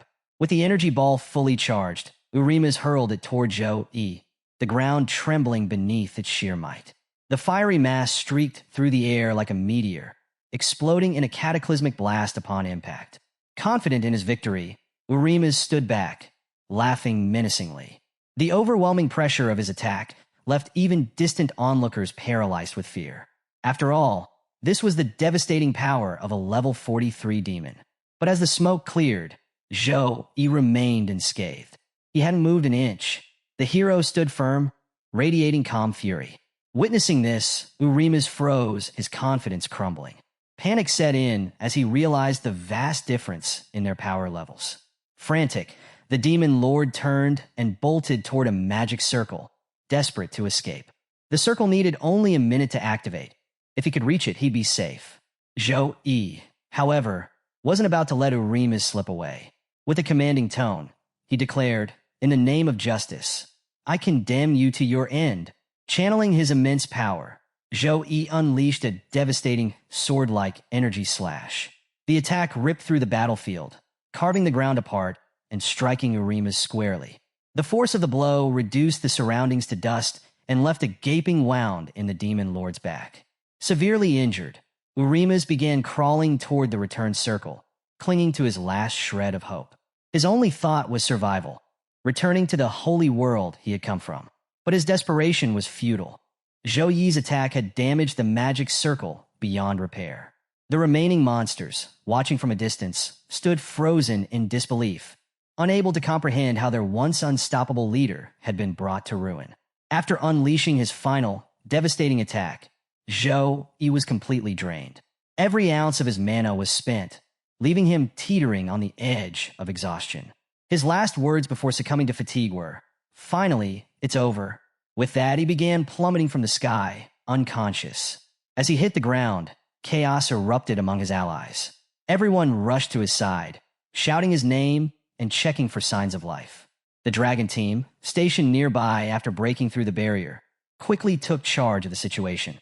Their leader, calm yet commanding, ordered teams 1 and 2 to scour the nearby mountains for any survivors. Meanwhile, the remaining Legion members were instructed to push back the scattered remnants of the demonic forces. Zhou Yi, now lying unconscious on a bed, muttered faintly in his sleep, "It's too much. I can't breathe." His body, utterly exhausted, seemed to rebel against him. He felt as if an invisible force was pressing against his chest, making it impossible to move. In his hazy state, he imagined being pinned down by a ghost, unable to escape. Just as the thought of impending doom crossed his mind, he jolted awake with a scream. His outburst startled Jiang Chuan, who had been resting nearby. Jolting awake, she turned to him and exclaimed, "You're finally awake. You've been out for 2 days and 2 nights." She quickly ran to inform the others, but not before giving him an unexpected peck on the cheek and saying, "Thanks for saving me." Stunned and speechless, Zhou Yi sat frozen, his mind racing. As Jiang Chuan hurried out of the room, he touched his cheek in disbelief, thinking, what just happened? Shaking off his surprise, his attention shifted to a familiar, glowing screen before him. The daily mission window popped up, and realization dawned on him. He'd missed 2 days' worth of rewards. Frustrated, he muttered to himself, "Too bad. I lost the daily rewards. Let's see if the achievement mission makes up for it." His eyes scanned the screen, landing on a description of a rare talent. Death Resistance. An S+ grade talent said to be unlike anything he'd seen before. Intrigued, he grabbed a knife, his curiosity leading him to test the talent's power. Without hesitation, he stabbed himself lightly in the stomach. To his amazement, the wound healed almost instantly, as though nothing had happened. Smiling, he mused, "Healed in 2 seconds? Amazing. Looks like regular wounds won't bother me anymore." My survival rate just skyrocketed. As he contemplated his newfound resilience, his attention shifted to his inventory. Scrolling through the items, he thought about his past encounters. Helping a grandmother who turned out to be a retired warrior, stumbling upon legendary artifacts by chance, and picking up treasures at roadside stalls. A bottle labeled Possibilities caught his eye. He decided to save it for later, curious about its potential. Suddenly, his gaze landed on a skill. Holy Flame Halo, a divine ability with impressive properties. Reading its description, he realized its potential synergy with another ability, Protection of the Sacred Angel. Buffed by this skill, the Holy Flame Halo could increase light and flame-based damage by 40%. Excited, he theorized aloud, "If I activate Holy Flame Halo and combine it with Punishment of Light, I'll become a dual-element mage, wielding both light and flame abilities. This could change everything." The spark of a new strategy began forming in his mind, promising even greater power for the battles ahead. Feeling energized by his newfound strength and abilities, Zhou Yi decided to leave his room. As he stepped out, he noticed someone seated on a sofa in the room ahead. The stranger, a composed and authoritative figure, turned to face him and introduced himself as Wang Liang, the vice captain of the Snow Dragon Legion. "Mr. Zhou Yi," Wang Liang began, "thanks to your timely elimination of the demonic sun and destruction of the return portal, we've managed to capture many demons as prisoners." Acknowledging the praise, Zhou Yi rubbed his head modestly. "You're welcome. It's no big deal. Is there something you need from me?" Wang Liang, sensing the hero's directness, smiled and held out a glowing orb. "Su Yuzhou wished to thank you in person, but he's tied up with urgent business. So, I'm here on his behalf. Your final strike not only destroyed half of Dark Shadow Valley, but also preserved vital traces of the demonic descent. Thanks to you, we've uncovered crucial secrets, and Su Yuzhou is currently reporting them to the higher-ups." As he spoke, the room began to transform. The once simple surroundings morphed into a grand display of treasures and equipment. The sight left Zhou Yi momentarily speechless. Wang Liang gestured to the collection. These, he explained, are resources the Snow Dragon Legion has accumulated over centuries. Don't hold back. Tell me what you want. The hero's eyes lit up with excitement. After scanning the treasures, he pointed at a specific piece. Vice Captain Wang Liang, does the Snow Dragon Legion's warehouse have the treasure Frozen Lotus? Wang Liang chuckled, clearly amused. Wait here. Let me check. With a wave of his hand, a shimmering piece of equipment appeared before them. Is this it? He asked. The hero nodded eagerly. Yes, that's the one. Forcing a smile, Wang Liang thought, this treasure is an S-grade one worth 100 million points, equivalent to 3 years of my salary. I'll have to claim this loss from the captain. He began returning the room to its original state, restoring the simplicity of their surroundings. The Frozen Lotus is stored in our headquarters warehouse, Wang Liang continued. You'll need to stay here for a few more days to collect it. If you're bored, I can arrange for someone to help you hunt monsters in the valley. Wang Liang smirked to himself, thinking, I'll pair E with some of the younger Legion members. Once he climbs to the top ranks, the Snow Dragon Legion will benefit greatly from his friendship. A perfect plan. As he made to leave, the hero interrupted, Sorry, I can't stay. I have to return to school for the freshman competition tomorrow. You can just mail the Frozen Lotus to my dorm. Wang Liang paused, slightly taken aback. I forgot you're still a student. All right, the Frozen Lotus will be sent to your dorm at Sukong University in 2 days. If you encounter anything beyond your abilities in Tempest Valley, don't hesitate to contact the Snow Dragon Legion. Thank you, Vice Captain, the hero said as Wang Liang left. Now alone, the hero collapsed onto the sofa with a sigh of relief. Zhouyan is safe, he thought. I have to thank the demonic sun. Without him, I'd never have gotten access to the Snow Dragon Legion's warehouse and the Frozen Lotus. Glancing at the clock, he muttered, almost midnight. Time to knock out today's missions. The scene shifts to a room where a girl, wrapped in a towel, catches everyone's attention. The other girls, clearly surprised, gather in a corner. One of them speaks up, Captain, we want to invite Zhou E to join the Blue Phoenix team. What do you think? The captain, composed but thoughtful, responds, I don't think he'll agree. With his power, it's more efficient for him to hunt monsters solo. Unwilling to back down, one of the girls teases, How would you know without trying? Besides, Captain, you've been sneaking glances at Zhou E a lot lately. You want him on the team too, don't you? Flustered but determined, the captain decides to approach him. Later, when Zhou E returns to his room after training, he finds the captain waiting for him. Senior Su Qing Lian, he says, surprised. Gathering her composure, the captain shyly asks, Zhou E, would you like to join the Blue Phoenix team? The question catches him off guard. Team? He repeats, clearly confused. Smiling playfully, the captain continues, Zhou E Zio and Jan will be heartbroken for a while. Hearing the names, Zhou E looks puzzled. You're kidding, right? The captain laughs softly. Not at all. This is just our way of thanking you for saving us at Tempest Valley. Without warning, she leans in and kisses him lightly. A special thank you, she says with a smile before quickly leaving. As she departs, Zhou E touches his cheek, blushing slightly. He thinks to himself, a special reward, huh? Girls these days are really daring. The focus shifts to a serious meeting. In a large hall, several key figures discuss an alarming discovery. According to our investigation, one official begins, the demons invaded our world half a year ago and have been hiding in Tempest Valley ever since. We've confirmed that they've learned to travel between worlds using medium-sized cracks. The room grows tense. Another official speaks up. Are you certain? Do you understand the implications of this? The man in the black shirt nods gravely. For the longest time, creatures from other worlds could only invade through large dimensional cracks. Since those cracks are unstable and short-lived, the threat was manageable. However, there are countless medium-sized cracks scattered across our planet. If creatures can use those to travel freely, our world faces extinction. His words silence the room as the gravity of the situation sinks in. Fortunately, he continues, our research shows that only monsters below level 30 can pass through these medium cracks. That gives us a window to act. A lion-like figure at the table growls. If that's the case, we need to take action immediately. Senator Yang, inform all major legions in the country and assign guards to every medium-sized crack. Senator Zhang, you will attend the International Summit, report these findings, and gauge the reaction of other nations. The senators nod in agreement. The black-shirted man speaks again. On another note, we have identified the hero responsible for our success in Tempest Valley. His name is Zhou Yi, a new Saint Knight and a freshman at Sukong University. He used a divine summoning technique to defeat the demonic sun and destroyed their return formation, playing a key role in our operation. The room hums with approval, recognizing the importance of Zhou Yi's contribution.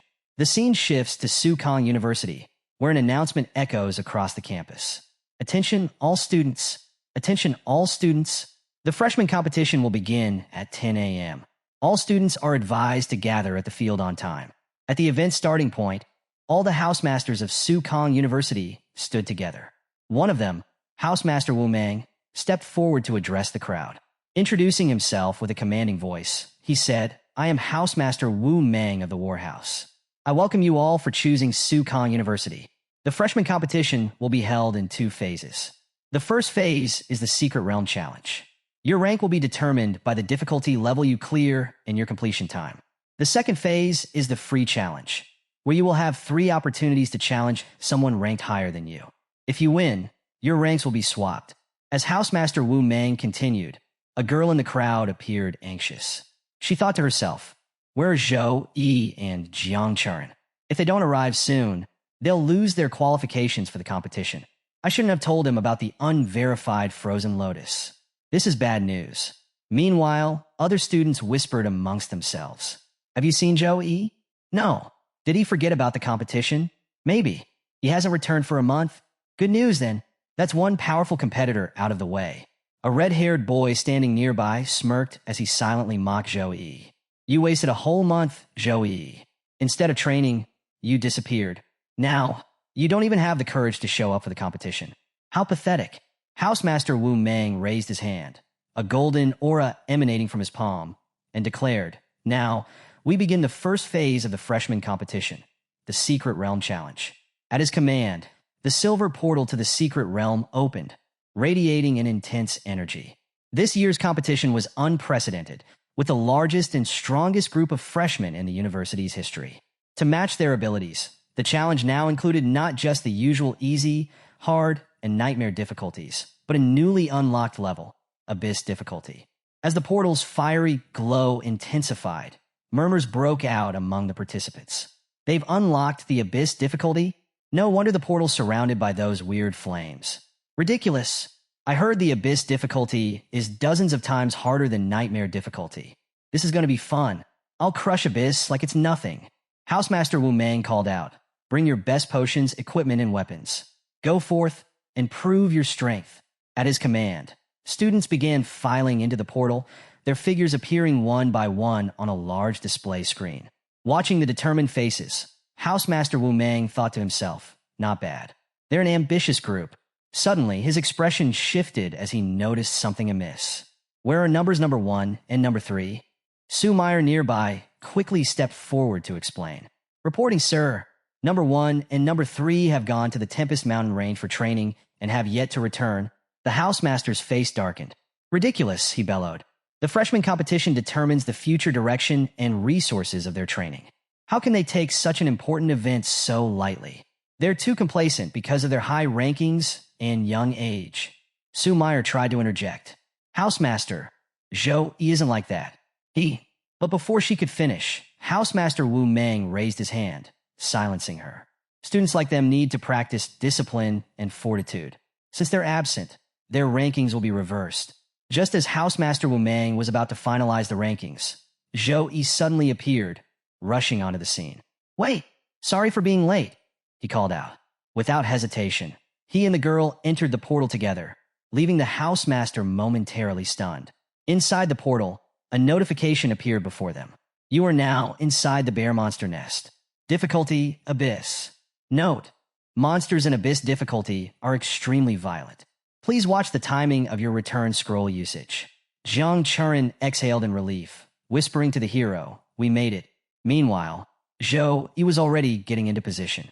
A yellow aura began to radiate around him as he gripped his weapon tightly, thinking to himself, "Let's see if this so-called Abyss difficulty lives up to the rumors." Before long, a horde of monstrous bears emerged from the shadows. Without hesitation, The hero smirked, his weapon gleaming in the dim light. "Let's see if you can make me go all out," he said, charging toward the creatures with a confident grin. The challengers scattered throughout the realm also began their battles. Observing this from outside, the Housemasters watched closely. "The performance of this year's freshman isn't bad," one remarked. "Indeed," another added. "The bear monster nest is one of our school's toughest secret realms. Most freshmen are caught off guard and forced to quit. But this year, they're holding their own. I want to see what number one can do," Housemaster Wumang said. "After wasting a month in the Tempest Mountain Range, I'm curious to see if he's improved." Inside the realm, Zhou Yi moved with precision and ferocity, dispatching the bears one by one. Suddenly, a notification appeared. "Congratulations on clearing the first level. Monsters killed, 16 bear monsters. Time taken, 5 seconds." Outside the portal, the Housemasters exchanged astonished glances. "Cleared in 5 seconds?" one of them exclaimed. "How is that possible?" Zhou Yi only used a support skill like Holy Flame Halo. Yet the fire was strong enough to annihilate the bear monsters instantly. "Perhaps his intelligence stat is abnormally high," another suggested. "There could be many reasons," another Housemaster added. "Buffs, treasures, rare skill synergies. It's too early to judge based on this one battle." Housemaster Wu Meng remained silent, deep in thought. "Even with all my years of experience, I can't pinpoint the true effect of that strange halo. One thing is certain, Zhou Yi didn't waste his time in the Tempest Mountain Range. This kid is truly intriguing." The scene shifted back to the battlefield, where Zhou Yi's aura had intensified. Lightning crackled around him as his anger flared. He attacked with unmatched ferocity, taking down the bears one by one. After clearing the realm, he paused, contemplating his newfound rewards. Clearing a secret realm gives access to new talents, he thought. A class's strength heavily depends on its talents. During the awakening ceremony, I activated the Saint Knight class with my S+ grade talent. This must be one of the privileges of silver grade secret realms and above. I didn't get such a reward when I broke the bronze realm record. As he evaluated his options, 3 potential talents appeared before him. He dismissed one and focused on 2, Rapid Steps and Focus Halo. Rapid Steps is useful, he reasoned, but in real combat, Focus Halo outshines it. Reaction time is critical, especially against stronger enemies with faster attacks. The tide of a battle changes constantly, and Focus Halo can ensure my skills remain uninterrupted. It's a game changer. Satisfied with his choice, Zhou Yi turned his attention to the portal, where another notification appeared. "You have cleared the Abyss level secret realm. Would you like to unlock additional levels?" After reading the notification about the additional levels, Zhou Yi smiled. "I hope these new challenges provide me with some fun," he thought, stepping forward confidently. Meanwhile, back outside the portal, the Housemasters were abuzz with conversation after witnessing his remarkable performance. "What a powerful combat style," one commented. "His control over elemental magic is impeccable. He adapts quickly and thinks on his feet. The Abyss difficulty wasn't wasted on him." Another added, "Zhou Yi is incredibly versatile. His arsenal includes powerful magic attacks, buffs, and close combat skills. The Saint Knight class truly suits him. But such an all-around class comes with challenges," a more cautious Housemaster noted. "As his level rises, he'll require far more points. His results may level out in the future." "That's true," another agreed. "Once the freshman competition ends, we should have a conversation with him." One Housemaster interjected, "He hasn't chosen which house to join yet. Let's allow him to make that decision first. Once he does, the Housemaster of his choice can guide him further." There were nods of agreement, but another Housemaster couldn't help but remark, "Zhou Yi's elemental mastery makes him a strong candidate for the elemental house. It's no surprise recruiting efforts are already underway. I arrived too late to see his performance," another Housemaster lamented. "But it sounds like he's made quite an impression." The scene shifted as Zhou Yi entered the next level of the challenge. Surveying his surroundings, he noticed traces of a sinister ritual. This was a cult ritual, he thought. If there are benevolent super beings, there must also be chaotic ones. His thoughts deepened as he recalled the nature of these entities. Chaotic beings don't merely represent darkness, but insanity and chaos itself. Belief in the super beings of light or darkness demands pure and unwavering faith. But worshipping chaotic beings comes at a horrifying cost: fresh lives and souls. His mind wandered to a chilling memory: the infamous Bloody Abyss incident decades ago. A tertiary awakened class holder, blinded by ambition, had prayed to a chaotic being. He had sacrificed an entire mid-sized city, wiping out millions of lives in an instant. His level had skyrocketed from 54 to 89 before the Patrol Legion and army finally exterminated him. Even then, the millions of souls consumed by the chaotic entity could never be restored. Since that day, such worship was outlawed, punishable by immediate execution. Yet the temptation of rapid power led many, humans, beastmen, elves, and even otherworldly creatures, to take the risk. Back in the secret realm, Joey continued effortlessly clearing the Abyss level challenge. Upon completion, the portal to additional levels opened before him. As he stepped through, a heavy and oppressive aura enveloped him. The air reeked of malevolence, and he immediately sensed the lingering presence of a chaotic being. Suddenly, a massive figure appeared, a ghostly bear monster, transformed by the dark ritual. Its newfound undead form rendered it immune to physical attacks, and its overwhelming power radiated menace. Yet, seeing the creature brought a confident smile to Zhou Yi's face. If martial artists were here, they'd be shocked to see this as the final boss, he mused. Standing firm, he beckoned the monster.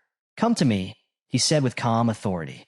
As the bear charged, Zhou Yi summoned a divine tornado. The entire area was engulfed in radiant, divine energy, swirling with immense power. The ghost bear thrashed and roared, dismissing the attack as useless. But the tornado's divine force overwhelmed it, reducing the monster to nothingness. However, the victory was short-lived. As the ghost bear dissolved, the energy of the chaotic being remained, lingering ominously in the air. Zhou Yi's expression turned serious. He could feel the malevolent energy slowly gathering once more. To his dismay, the ghost bear's physical form began to reassemble, rising again as the chaotic energy coalesced. After resurrecting, the ghost bear roared fiercely at Zhou Yi. "I'll admit, your holy light is powerful," it said. "But this bear lives because it has been granted immortality by the great goddess Xia. Your attacks are meaningless before my eternal existence." The bear unleashed a surge of dark energy, attempting to suppress the hero. However, Zhou Yi countered with an equally intense wave of sacred energy. The clash of energies made the bear scream, realizing that the hero was preparing to unleash his trump card. As the hero's holy energy grew thicker and more concentrated, it began to tear away at the ghost bear's form once again. Struggling, the bear defiantly shouted, "It's useless.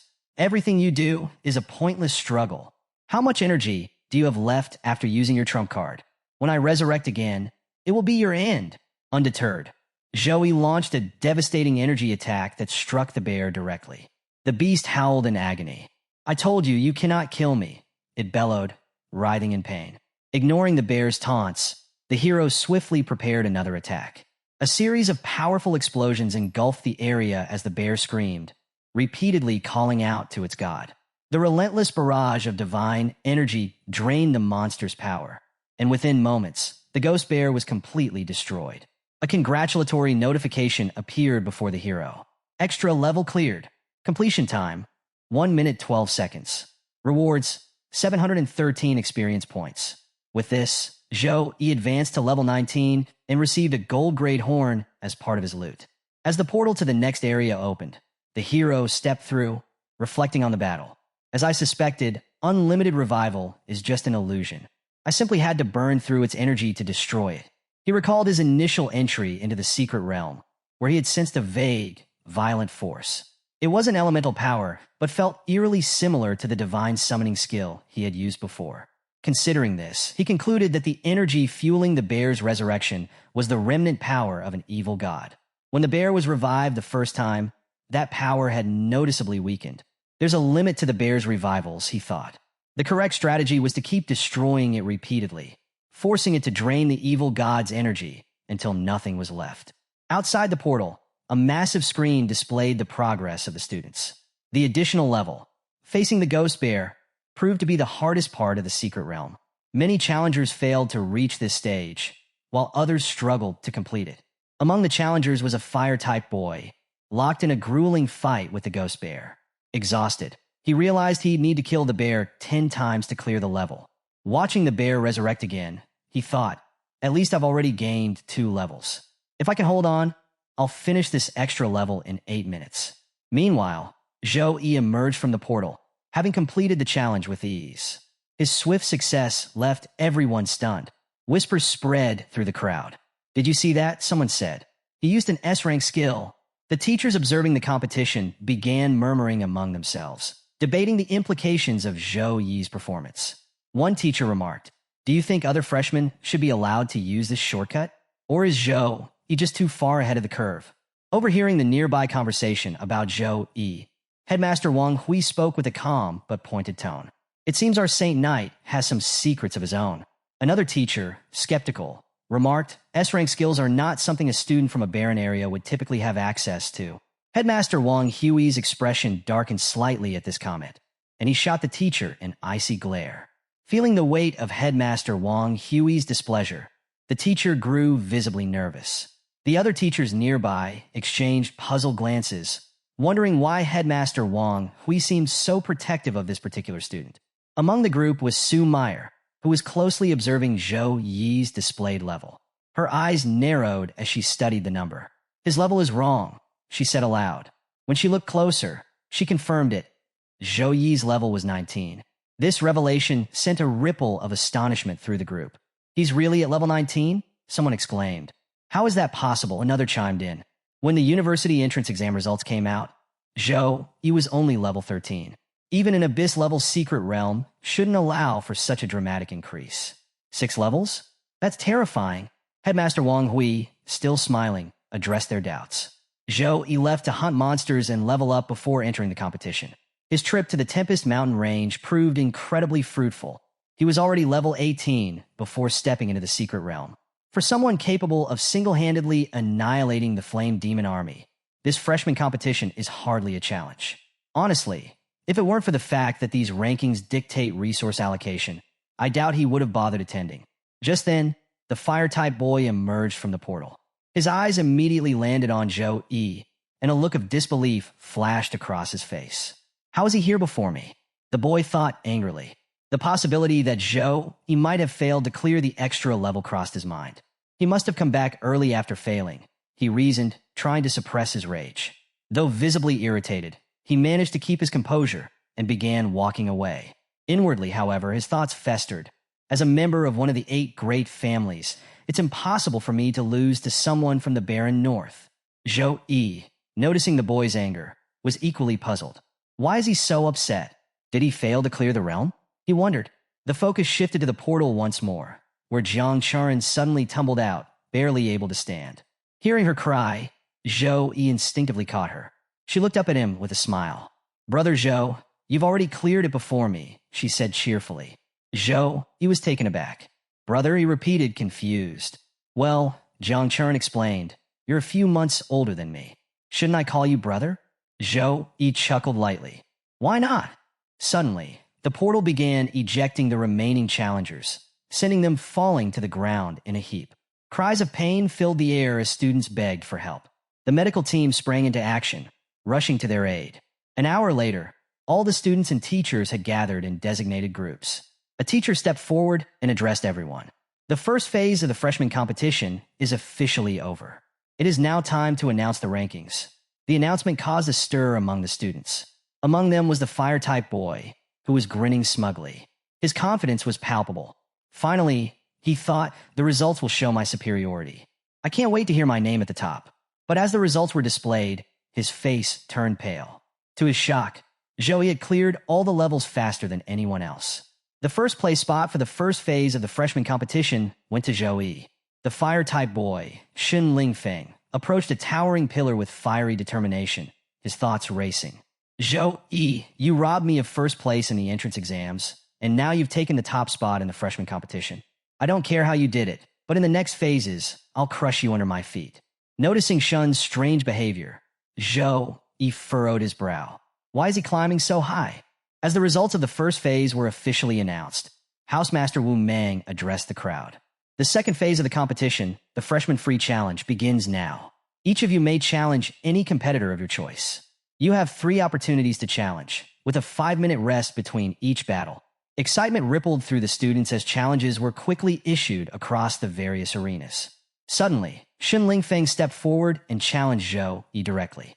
Zhou Yi, let's see who's stronger, he declared, his voice echoing through the arena.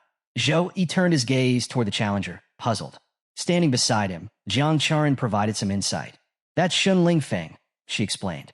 He got second place in the entrance exams and belongs to one of the great families of Jiang City.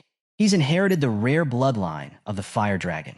Your unexpected debut during the exams cost him first place in Sukong District, so now he holds a grudge against you. Hearing this, Zhou Yi looked at Shun with astonished eyes. His anger blinds him, he thought, noting how Shun's emotions seemed to obscure his focus. Without hesitation, Zhou Yi made his way to the arena. I hope you'll give me a chance to show my full power, he remarked, confidence lacing his words. Standing in the arena, Shun released his flame power in a fiery display. Come on, Zhou Yi. Saint Knight versus Berserker. Let's see who's stronger. Flames engulfed the entire arena as both fighters prepared themselves. The starting signal was given, and Shin wasted no time, rushing at Zhou Yi with incredible speed. His attack, a fire punch boosted by the Blood Berserk skill, was a potent combination of strength and precision. In the stands, students and teachers alike were captivated by the duel. A teacher remarked, "That's the Berserker's titular skill." Shin Lingfeng's strategy is clear. He's aiming to end this quickly. By using Blood Berserk to buff his fire punch right at the start, he's cutting off Zhou Yi's chance to activate his buffs. Classic combat intellect from a great family descendant. Inside the arena, Shin's fiery punches flew with speed and power, but each one collided with Zhou Yi's holy shield and disintegrated harmlessly. The shield, a B+ grade skill called Protection of the Holy Light, could partially block physical damage. Shun's eyes widened in disbelief. He hadn't even seen Zhou Yi activate the skill. How did he use it so quickly? Realizing his attacks were futile, Shin retreated to regroup. Meanwhile, Zhou Yi summoned his massive warhammer, a calm smile playing on his lips. Your decision to retreat was wise, he said. Your attacks are fast, but I only need 0.1 seconds to activate Protection of the Holy Light. I was hoping for a decent fight, so I refrained from striking first. But I must admit, I'm not impressed. His tone turned colder. Frankly, I'm not interested in you after seeing your performance. With that, Zhou Yi charged forward and swung his warhammer in a devastating arc toward Shin Lingfeng, the force of the blow promising to turn the tide of the battle. Sensing the immense power of Zhou Yi's incoming attack, Shin Lingfeng quickly summoned a fire shield around himself. But as soon as Zhou Yi's warhammer struck, the shield shattered instantly, sending Shin skidding backward across the arena. Staggering from the impact, Shin was visibly shaken. How was his attack this powerful? He thought, disbelief etched on his face. It broke through my fire shield like it was nothing. Not giving Shin a moment to recover, Zhou Yi closed the distance with remarkable speed, preparing for another devastating strike. Shun's eyes widened in panic. At such close range, there was no chance to dodge. Desperation surged through him. No, he muttered, his voice trembling before rising into a roar. I cannot let myself be defeated. As Zhou Yi's warhammer came crashing down, a powerful explosion lit up the entire arena. The blinding light momentarily obscured everything. When the light faded, the crowd gasped in amazement. Standing amidst the smoke was Shen Lingfeng, his arm raised to block Zhou Yi's attack. His body had transformed. He was now in his fire dragon body, a manifestation of his rare bloodline and his ultimate trump card. With newfound strength, Shen pushed Zhou Yi backward, creating some distance between them. Zhou Yi, slightly surprised, remarked, "So this is the hidden power of the fire dragon bloodline." Now fully transformed, Shen unleashed a relentless barrage of attacks. Zhou Yi evaded each one with expert precision, studying Shen's new form as he dodged. It's the same as with Jiang Charan, he thought. Special bloodline classes always seem to have a trump card tied to their lineage. Although he admired the power on display, a flicker of jealousy sparked within Zhou Yi. Why do all these special bloodline classes have such incredible abilities? Determined to prove his own strength, Zhou Yi grabbed Shen's arm and prepared another powerful attack with his warhammer. Even with your bloodline unlocked, you're still no match for me, Zhou Yi declared confidently as he swung his hammer once more. This time, however, Shen managed to dodge the strike, surprising Zhou Yi. Shen smirked, his confidence returning. The strength of my fire dragon bloodline isn't limited to close combat, he said smugly. Allow me to show you the true power of the fire dragon body. Shin opened his mouth and unleashed a dragon breath, sending a torrent of flames hurtling toward Zhou Yi at incredible speed. Outside the arena, the crowd erupted in chatter. It's the dragon breath. That's the fire dragon bloodline's signature skill. Shin Lingfeng's been pushed to the limit and is using his trump card. Zhou Yi doesn't have a special bloodline like Shun. He might be at a disadvantage now. Is this the end for Zhou Yi? Inside the arena, Zhou Yi remained calm, even as the flames raced toward him. Channeling his sacred energy, he activated the holy flame halo. With a powerful burst of divine energy, he intercepted and controlled the incoming flames, halting the attack in its tracks. Shin Lingfeng was stunned as his dragon breath flames were effortlessly absorbed and controlled by Zhou Yi. He couldn't comprehend how such a feat was possible. It's like an insect challenging a king, he thought angrily. But Shin wasn't willing to accept defeat. With a roar, he poured every ounce of his strength into intensifying his flames. Zhou Yi, calm and unfazed, looked at Shun and said, "It's useless. Your flames can't escape my control." Realizing the fight had dragged on long enough, Zhou Yi decided to end it. He launched another devastating attack with his warhammer, aiming to finish the battle quickly. Shun, seeing the attack coming at high speed, yelled defiantly, "You want to defeat me with my own flames? Keep dreaming." Desperate, Shun used the last of his energy to regain control of his flames. But before he could counter, Zhou Yi's warhammer struck with overwhelming force. Shin was sent flying across the arena, crashing into the protection shield with a thunderous impact. As the dust settled, Shin was revealed kneeling on the ground, unconscious. The referee announced Zhou Yi as the winner of the match. The crowd erupted into chatter, shocked by the outcome. Shun Lingfeng, the prideful berserker, was defeated so decisively. He didn't even stand a chance. Zhou Yi dominated the entire fight. With Shun's level and combat intellect, it's crazy to think anyone could stomp over him like that. 5 levels in a month. Zhou Yi is terrifying. Even among the teachers, murmurs of astonishment spread. "This student isn't just strong. He's extraordinary," one remarked. Wasting no time after his victory, Zhou Yi headed to the arena for his second match. This time, his opponent was a spiritual Taoist priest, a rare class in China, named Song Xiaolan. She stood confidently, her level displayed as 17.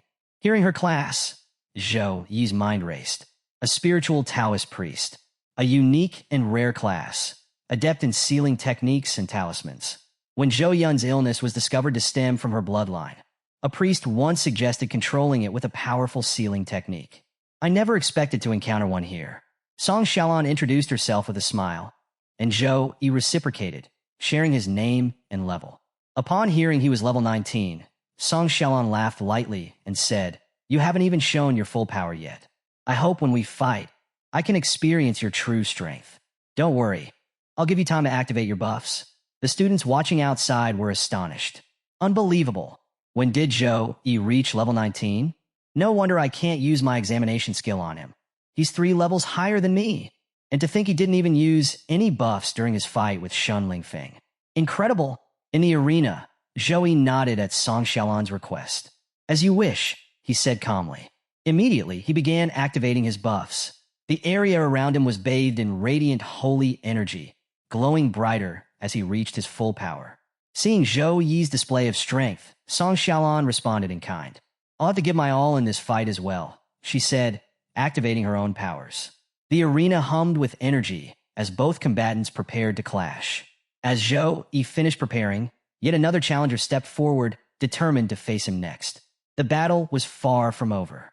The next challenger to step into the arena was Song Xiaolan, a level 17 spiritual Taoist priest. As she faced Zhou Yi, she smiled and politely requested, "Please fight me at your full power. I've come to test your strength." Intrigued by her unique class, Zhou Yi decided to honor her request. "Very well," he replied. He activated all his buffs, filling the arena with a crushing holy energy that made the air feel heavy. Feeling the overwhelming pressure of Zhou Yi's power, Song Xiaolan didn't hesitate. She activated her spiritual cards, each glowing with divine energy.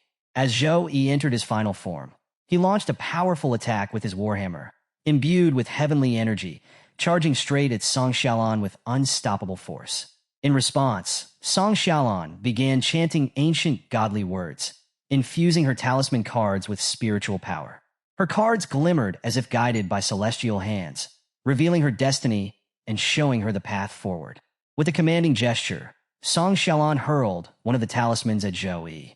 The card exploded on impact, creating a massive blast that engulfed the entire arena in thick smoke. Song Xiaolan scanned the smoke-filled battlefield, trying to locate her opponent, but Zhou Yi was nowhere to be seen. Her expression grew tense as she muttered to herself, "Where is he?" Suddenly, Zhou Yi's voice came from behind her. "Do you really think changing your position can stop me from chasing you?" Song Xiaolan froze, startled by how quickly Zhou Yi had repositioned himself.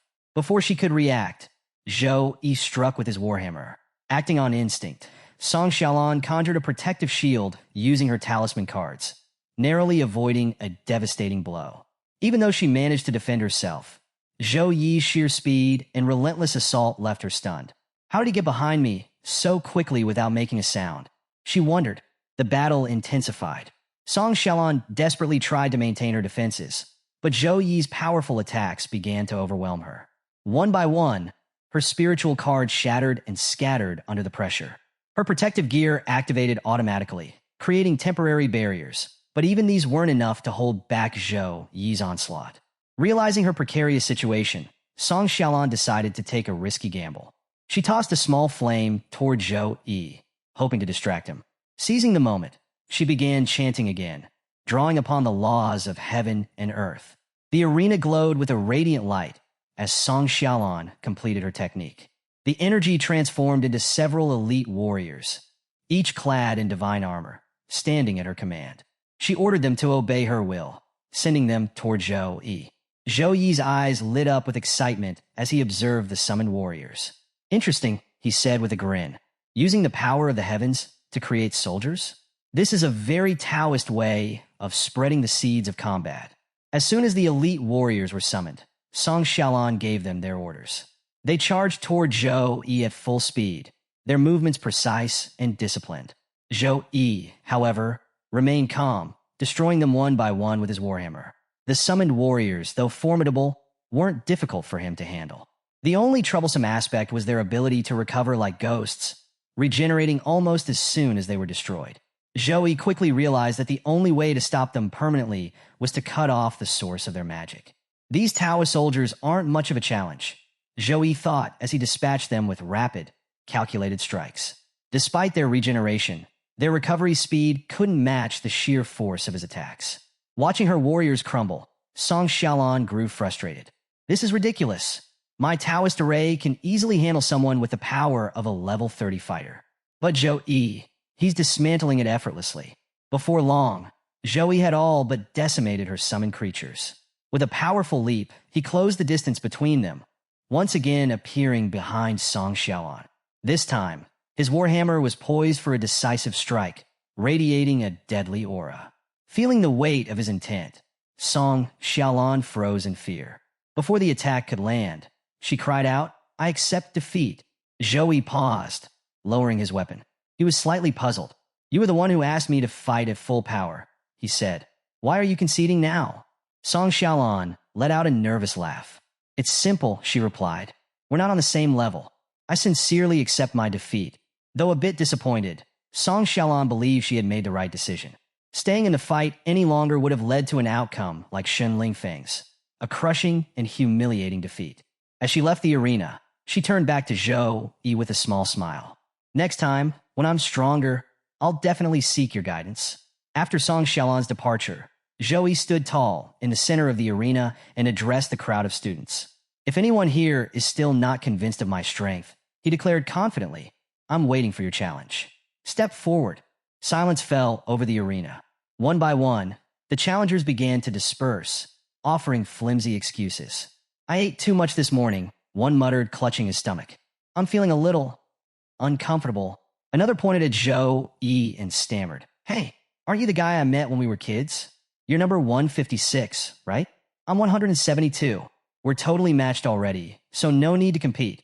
Jiang Churin, standing among the crowd, couldn't suppress her amusement. Seeing the students' reactions, she thought it's no wonder everyone's scared. This is Zhou Yi. His performance speaks for itself. The teachers observing the fight were equally impressed. Teacher Wu Mang couldn't hide his admiration. His strength and physique crushed the warriors, and his agility and intelligence crushed the mages. Zhou Yi's power is completely beyond imagination. Other senior instructors exchanged whispers. Is he really from an ordinary family in the north? One asked, incredulous. Not from a prestigious family? He's the new top student, another replied. But calling him a genius doesn't feel like enough. He's truly a monster. Teacher Wu Mang, who had been silently observing, nodded with a knowing smile. The second round is almost over, he thought. It's time for us to recruit new students. It was clear to everyone that Zhou Yi would be the top target of the academy's competition. Observing this, Su quietly gave Wu Mang a few hints. After listening, Wu Mang smiled confidently and said, "Don't worry. I'm preparing. I will definitely get Zhou Yi." Meanwhile, battles raged across various arenas. In one of them, Shun Lingfeng was being mercilessly beaten by an unknown opponent. The challenger, Li, landed blow after blow with fists and knees, leaving Shun severely injured. Within seconds, Shun was defeated, lying battered on the ground. Li was declared the winner of the match, his rank rising to 10 while Shun's dropped to 16. Shun's condition had only worsened since his earlier defeat by Zhou Yi. With no time to recover, he became the target of multiple challengers, each using him as a stepping stone to climb the rankings. 30 minutes later, the free challenge phase concluded, officially marking the end of the freshman competition. The final rankings were announced. 1. Zhou Yi. 2. Jiang Churen. 3. Song Xiaolan. After the announcement, a teacher addressed the students. Your rankings have been rearranged, and your accommodations and credits will also be redistributed accordingly. If you find yourself ranked lower and with fewer credits, don't be discouraged. There are many ways to earn credits in the academy. As long as you study hard, you'll have plenty of opportunities to improve. With the rankings settled, it was time for the division into houses. 5 deans stepped forward to introduce their respective academies and teaching philosophies. The Warhouse Master Wu Mang spoke first, his voice firm and authoritative. Although the dark period of large-scale alien invasions is over, countless skilled warriors still sacrifice their lives on the battlefield every year. Our mission at the War Academy is to train students with exceptional practical abilities, increasing their survival chances on the front lines. Harshness and resilience are synonymous with the name of our academy. Next was the Elemental Academy, which only accepted students whose primary abilities were elemental magic. The teacher Cho Huayang spoke with passion. We will take you to the true meaning of elemental magic, unlocking your full potential and mastery over the elements. The Weapon Academy teacher Rong Qi followed, exuding strength and confidence. Our academy focuses on optimizing the use of weapons. We emphasize raw physical power and skillful weapon handling over reliance on complex techniques. Here, you'll achieve unparalleled strength, relying solely on your body and your weapon. The fourth speaker, teacher Zhang Ling, represented the Tactical Academy. Our goal is to train tactical experts capable of commanding battles, regardless of their profession. Surely everyone knows that a top tactician can significantly reduce the defeat rate of an entire army. Finally, the Logistics Academy introduced itself. The teacher Wu Kuqing spoke with quiet pride. A strong logistics system is the foundation of any successful operation. While we may not specialize in combat, we teach the most professional vocational knowledge related to life skills. We welcome all life experts to join us. After the academies had introduced themselves, Housemaster Wu Mang addressed the students. The information for each academy has been presented. You may now log into the system to select the academy of your choice. The students eagerly pulled out their devices, scanning the system to make their decisions. Meanwhile, Jiang Churen turned to Zhou Yi and asked, "Which academy will you choose?" Before Zhou Yi could reply, Wu Mang stepped forward. "Student Zhou Yi," he said warmly, "if you join my War Academy, I will personally serve as your private tutor." Zhou Yi raised an eyebrow.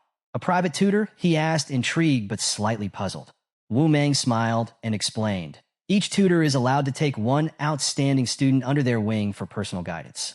As your tutor, I would ensure you receive priority access to resources.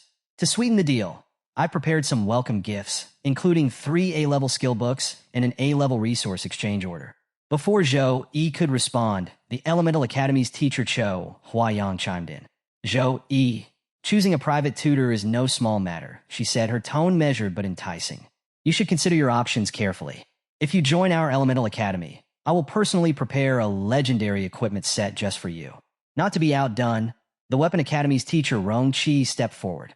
Zhou, he said confidently, if you join the Weapon Academy, you'll have unrestricted access to anything that enhances your physical strength. The sudden competition between the teachers frustrated Wu Mang. What are you two doing? He said, frowning. I came here first. It's not about who came first, the Weapon Academy teacher Rong Chi shot back. It's about sincerity. Amid the escalating offers, Zhou found himself in a dilemma. Around him, students began murmuring, their excitement palpable. 3 deans personally vying for Zhou, one student whispered. This must be the special treatment reserved for the top-ranked student. Another added, becoming an exclusive student of a tutor is like being a direct disciple in a prestigious family. Plus, they get access to the tutor's resources. But the offers being made here are insane. 3 A-level skill books are incredibly rare, but a legendary equipment set crafted by Dean Chow of the Elemental Academy? That's next level. Just as the tension reached its peak, Headmaster Wang Hui arrived, his presence commanding immediate attention. Without hesitation, he addressed Zhou directly. Zhou, I want you to become my personal disciple. The teachers turned in astonishment. Headmaster Wang Hui's proposal stunned everyone present. Headmaster Wang Hui continued, if you agree, I will demonstrate the Bloodline fusion technique for you. Zhou curiosity was piqued. What is this Bloodline fusion technique? He asked. Headmaster Wang Hui explained, the Bloodline fusion technique is a forbidden level technique. It requires the blood of an alien race and is used to fulfill a special mission. By performing this technique, your physical strength will improve significantly. Additionally, you'll gain more attributes and free skill points every time you level up. Gasps rippled through the crowd. A forbidden grade spell, offered so directly, was unheard of. The students exchanged awed glances, their whispers growing louder. This is outrageous, one student murmured. A forbidden grade spell? That's an offer no one can refuse. Another nodded. It's a direct ticket to unparalleled power. If Zhou accepts, they'll have an incredible advantage. Among the crowd, one disciple stood out. Headmaster Wang Hui's most famous disciple. He was a powerhouse, the president of the Tianyu Association and one of China's top figures. If Zhou becomes Headmaster Wang Hui disciple, another student remarked, he won't just gain power. He'll also inherit Wang Hui's vast network. That would catapult him straight to the top. Among the crowd of students, Shun Lingfeng stood silently, his expression dark. Hearing Headmaster Wang Hui's offer, his mind churned with anger and envy. This guy has all the luck in the world, he thought bitterly. If it weren't for Zhou, I'd be in first place. I'd have Headmaster Wang Hui's support too. Meanwhile, Jiang Churen stood next to Zhou, equally stunned by Headmaster Wang Hui's offer. She couldn't help but marvel at the implications. Changing Zhou's bloodline would make him even stronger. This is unbelievable. The Elemental Academy teacher Cho Huayang smiled, folding her arms. I never realized Zhou was so captivating, she mused aloud, that even Headmaster Wang Hui wants him as a disciple. Headmaster Wang Hui, unbothered by the chatter, summoned a small, ornate box. There are many remarkable things about you, Zhou, he said with a smile. Opening the box, he revealed a gleaming gold medal. This is a reward from the Snow Dragon Legion captain, specifically requested to be handed to you.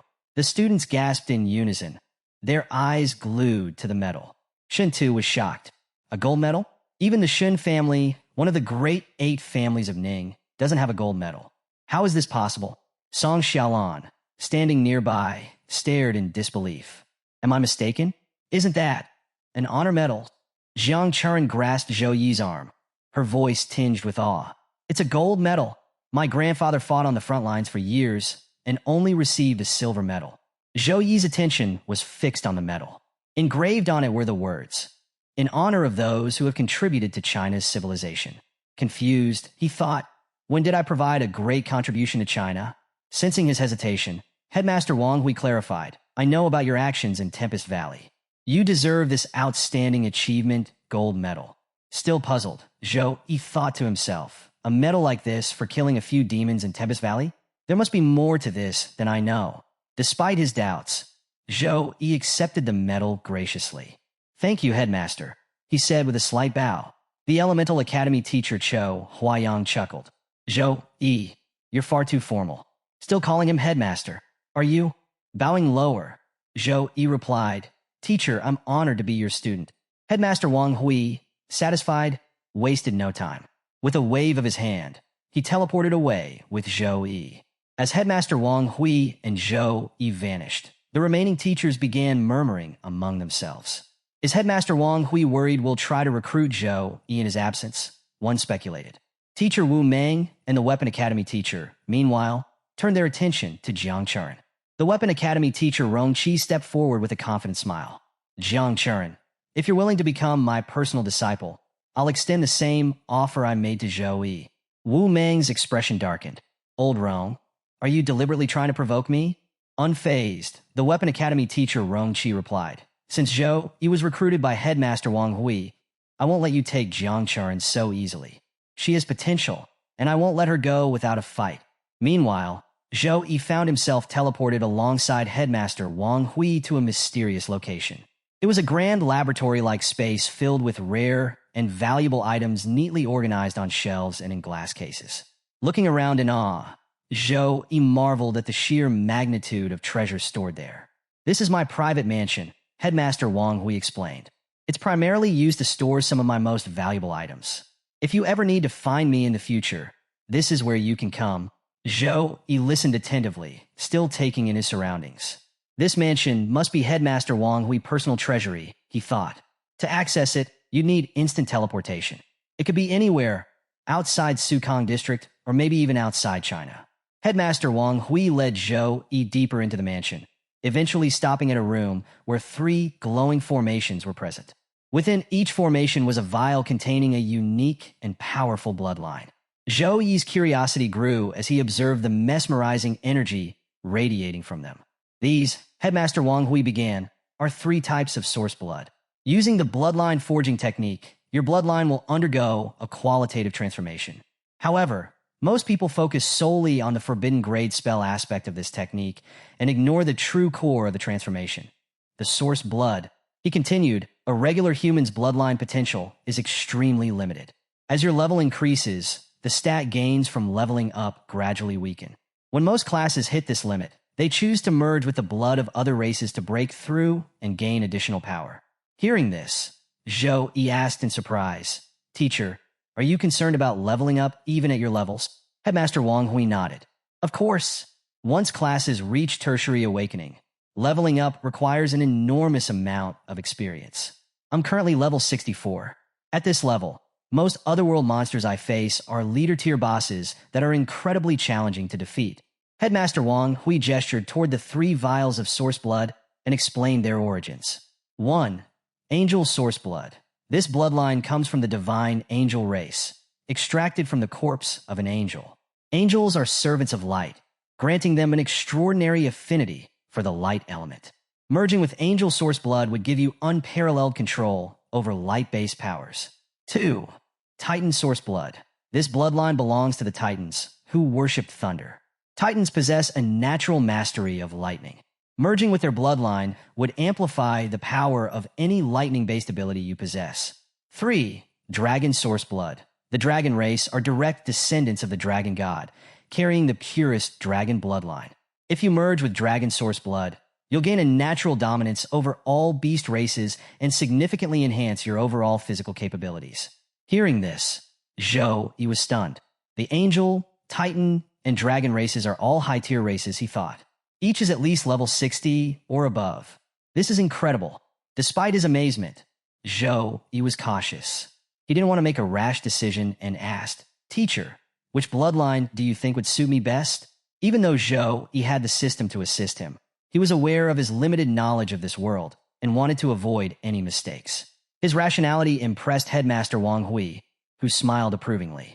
Faced with 3 rare and extraordinary source blood options, most young people would impulsively choose the one they found most exciting, Headmaster Wang Hui said. You, however, have proven your maturity by remaining calm and seeking guidance. This rational thinking will serve you well. Headmaster Wang Hui began explaining the details of the bloodlines to Zhou Yi. The Titan and Dragon Source bloods are undeniably powerful.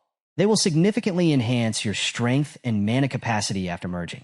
However, Headmaster Wang Hui continued, due to your strong affinity with the of light, the Angel Source blood is undoubtedly the best choice for you. With it, you might achieve improvements beyond your imagination. Taking Headmaster Wang Hui's advice, Zhou Yi chose the angel source blood. As he did, Headmaster Wang Hui nodded approvingly. It seems the angel source blood is very compatible with you, he said with a smile. Headmaster Wang Hui went on to explain, you are my 5th student. You have 4 senior disciples ahead of you, and when the opportunity arises, I will introduce you to them. After this, Zhou Yi hesitated for a moment before asking, Teacher, I have a question. Why was I awarded the gold medal? It seems impossible to receive one just for eliminating a demon legion. Headmaster Wang Hui's expression turned serious. I'll be honest with you, he replied. Your actions in Tempest Valley exposed the demon's plan. The military discovered that otherworld creatures have developed the ability to travel through middle-sized cracks. Zhou Yi was stunned. Doesn't that mean there are already many otherworld creatures hiding across China? He asked, his voice filled with concern. That's correct, Headmaster Wang Hui confirmed. Initial investigations have revealed signs of their arrival through hundreds of such cracks. Thankfully, their levels are relatively low, so the legions can handle them for now. Across the country, legions have been mobilized to eliminate these creatures, and the Academy's mission system will soon provide related assignments. Headmaster Wang Hui placed a hand on Zhou Yi's shoulder and added, As my student, I hope you will grow as strong as your senior disciples and contribute your power to the nation. Zhou Yi nodded firmly. Yes, teacher. I will do my best. Satisfied, Headmaster Wang Hui handed Zhou Yi a teleportation device and said, Come back tomorrow morning. Preparations for the Bloodline forging technique are not yet complete. For now, return to your room and rest. Back in his room, Zhou Yi lay on his bed, scrolling through the system messages and reflecting on Headmaster Wang Hui's words. The teacher mentioned that the final result of the Bloodline forging depends on both constitution and luck, he thought.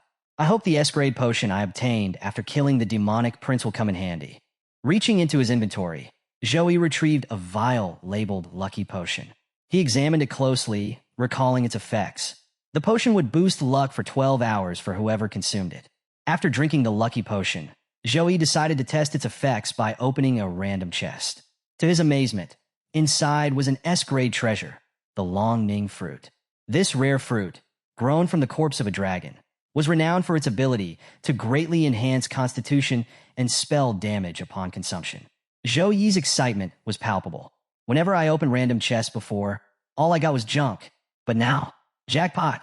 Satisfied with the potion's results, Zhou Yi used the teleportation device and quickly arrived at Headmaster Wang Hui's mansion. Upon arrival, he overheard the Elemental Academy teacher Cho Huayang talking with Headmaster Wang Hui. Headmaster, you're incredibly generous, Cho Huayang said. The corpse of an angel is exceptionally rare, and obtaining angel source blood is nearly impossible. Wars between legions have been fought over a single vial of this blood.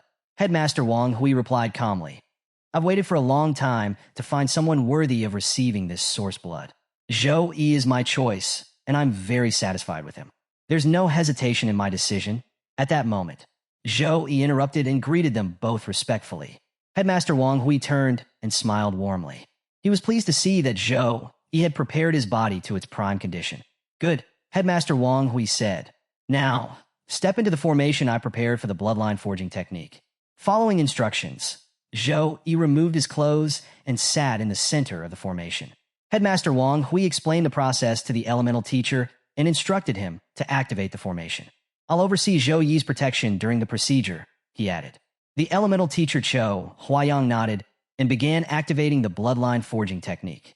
As the formation lit up, the angel source blood started merging with Zhou Yi's body. The entire room glowed with radiant light as the bloodline of light infused into him. However, an unexpected phenomenon occurred. Suddenly, a blue aura erupted from Zhou Yi's body. The blue energy was frost energy, and it immediately began clashing with the angel bloodline. Both Headmaster Wang Hui and the elemental teacher were taken aback. What powerful freeze energy, the elemental teacher exclaimed. It seems Zhou Yi possesses a special bloodline already. The frost energy wasn't ordinary. It was strong enough to compete with the divine angel bloodline. The teachers were deeply impressed. If not for their immense power and experience, they could have been frozen to death by the overwhelming chill. The fusion process intensified as the angel bloodline and Zhou Yi's pre-existing frost bloodline began to clash violently. It was as if the frost energy within him refused to accept the new divine energy. Frost energy continuously poured out of Zhou Yi, rapidly freezing the entire room.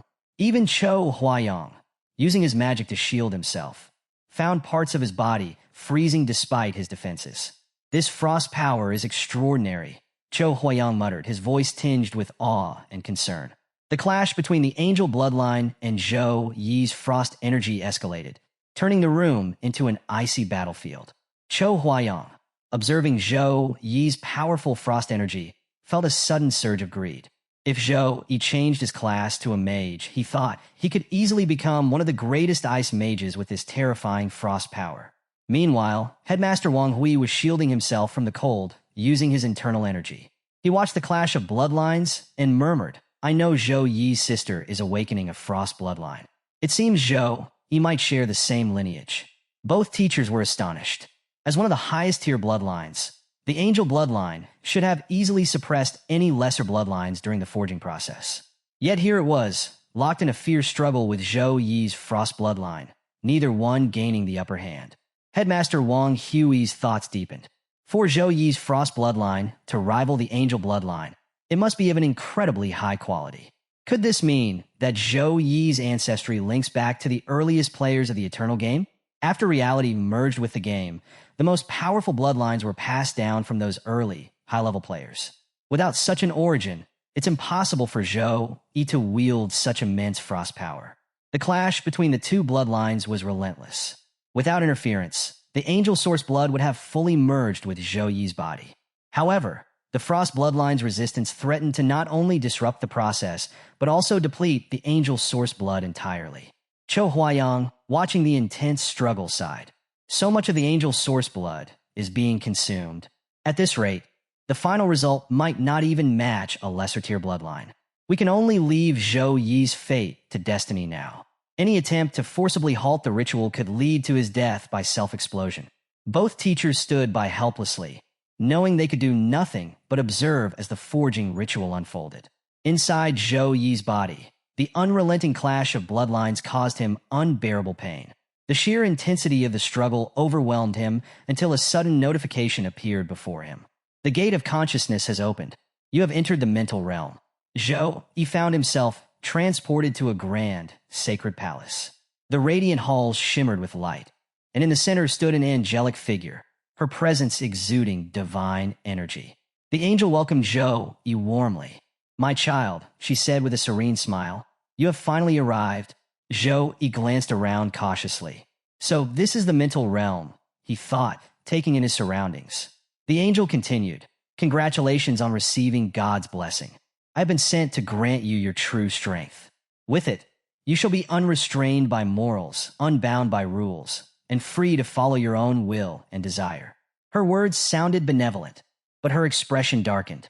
A subtle, sinister smile crept across her face, betraying an unsettling aura. Zhou Yi's instinct screamed at him. Something was wrong. Looking at her, he felt a wave of disgust and anger rising within him. This thing is no angel, he thought. It's something else entirely. His fingers twitched, eager to summon his holy hammer and strike her down. Sensing his hesitation, the angel extended her hand and said again, "Fear not, and embrace this blessing. With it, you shall attain power beyond measure." Before she could utter another word, Zhou Yi's holy hammer materialized and shot toward her at full speed, striking her squarely in the face. The force of the blow left her stunned, her once serene expression now twisted in shock and anger. In another part of the divine realm, Zhou Yi's protection angel sat calmly in her radiant palace. A smaller angel, resembling a vigilant guard, stood beside her, looking perplexed. The security angel glanced at her and asked, "Is something wrong?" The protection angel smiled faintly, her gaze distant. "Nothing," she replied softly. "I just saw something interesting." Closing her eyes, she muttered an incantation under her breath. "Don't disappoint me, little one," she whispered. Meanwhile, in the mental realm, the corrupt angel rose after being struck by Zhou Yi's holy hammer. Her expression twisted with fury as she hissed, "You dare offend the divinities? God shall unleash divine punishment upon you, leaving not a trace of your body behind.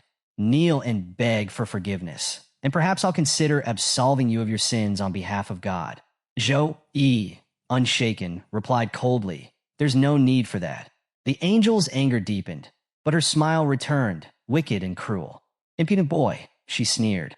With a wave of her hand, she summoned chains of dark energy that bound Zhou Yi tightly. Around him, countless demonic eyes emerged from the shadows, glaring at him with malevolence. The chains radiated corrupt energy, which began to seep into Zhou Yi's body. He struggled fiercely against the bindings, but the eyes intensified their assault, pouring their full power into attempting to corrupt him. The corrupt angel reveled in his torment, her laughter echoing through the sacred palace. "You dared disrespect my master, Xia," she taunted. "You will pay the price in pain." Hearing the name Xia, Zhou Yi's eyes burned with fury. "You're nothing but his underling," he spat. Her smile vanished, replaced by a snarl. She struck Zhou Yi across the face with a resounding slap. "Brat," she barked, "you've successfully caught Master's attention. Feel joyful. He has sent me to conduct your baptism and return you to the right track." The chains tightened, and through them, Xia's corrupt energy surged into Zhou Yi's body. The malicious power began to erode his thoughts, clouding his mind and drowning him in unbearable pain. Outside the mental realm, Headmaster Wang Hui and Chou Huayang were alarmed. A powerful wave of evil energy began emanating from Zhou Yi's body, radiating throughout the room. "What's happening?" Chou Huayang asked, his voice tinged with fear. "This energy, it's pure evil." Headmaster Wang Hui quickly channeled his own energy to shield Zhou Yi's body. "Why is there an evil god's power within the angel's source blood?" he muttered, his tone grave. Could it be that the angel was corrupted by an evil god? The clash of energies intensified. Headmaster Wang Hui's protective barrier collided with the surging evil energy, sending shockwaves across the room. Chou Huayang watched in horror. "Zhou Yi is in grave danger," he said urgently. "The evil god will stop at nothing to destroy the angel's power." But then, Headmaster Wang Hui smiled unexpectedly. "Relax," he said confidently. "Look closer.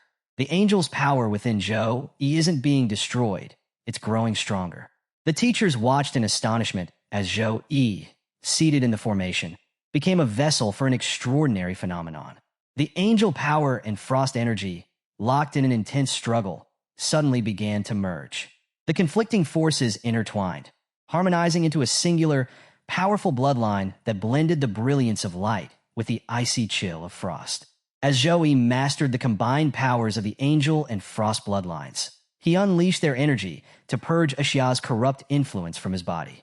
The chains binding him shattered instantly, disintegrating under the overwhelming force of his newfound power.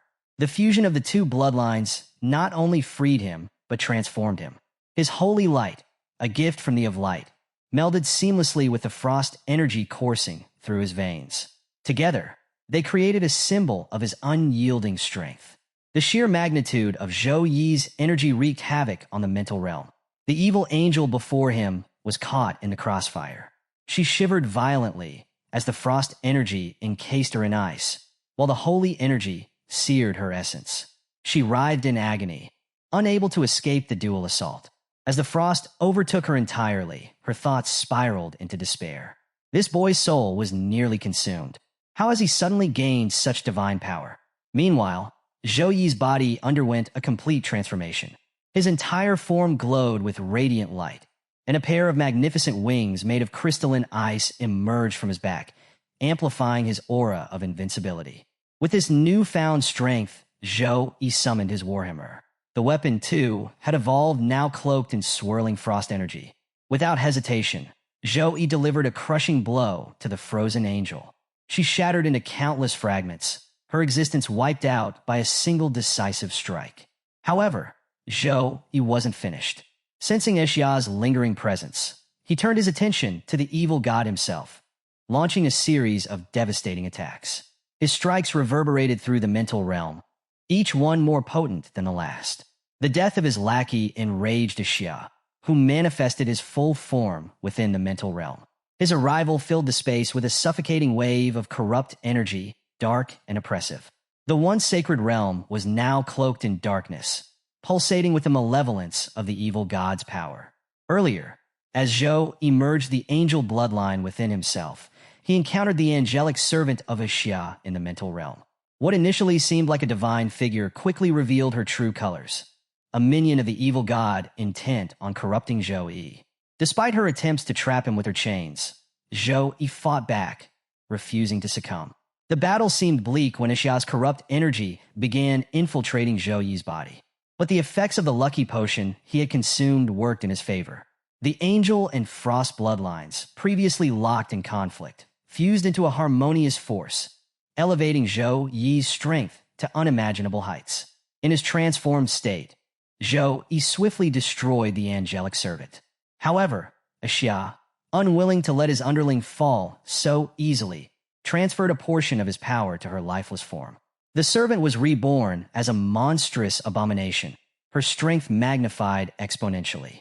As Zhou Yi prepared for the next phase of the battle, the servant, now evolved into a grotesque beast, laughed mockingly. "Your resistance is nothing but a temporary inconvenience," she sneered, her voice dripping with malice.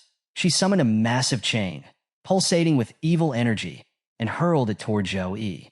The chain tore through the air with terrifying speed, aiming to bind him once again.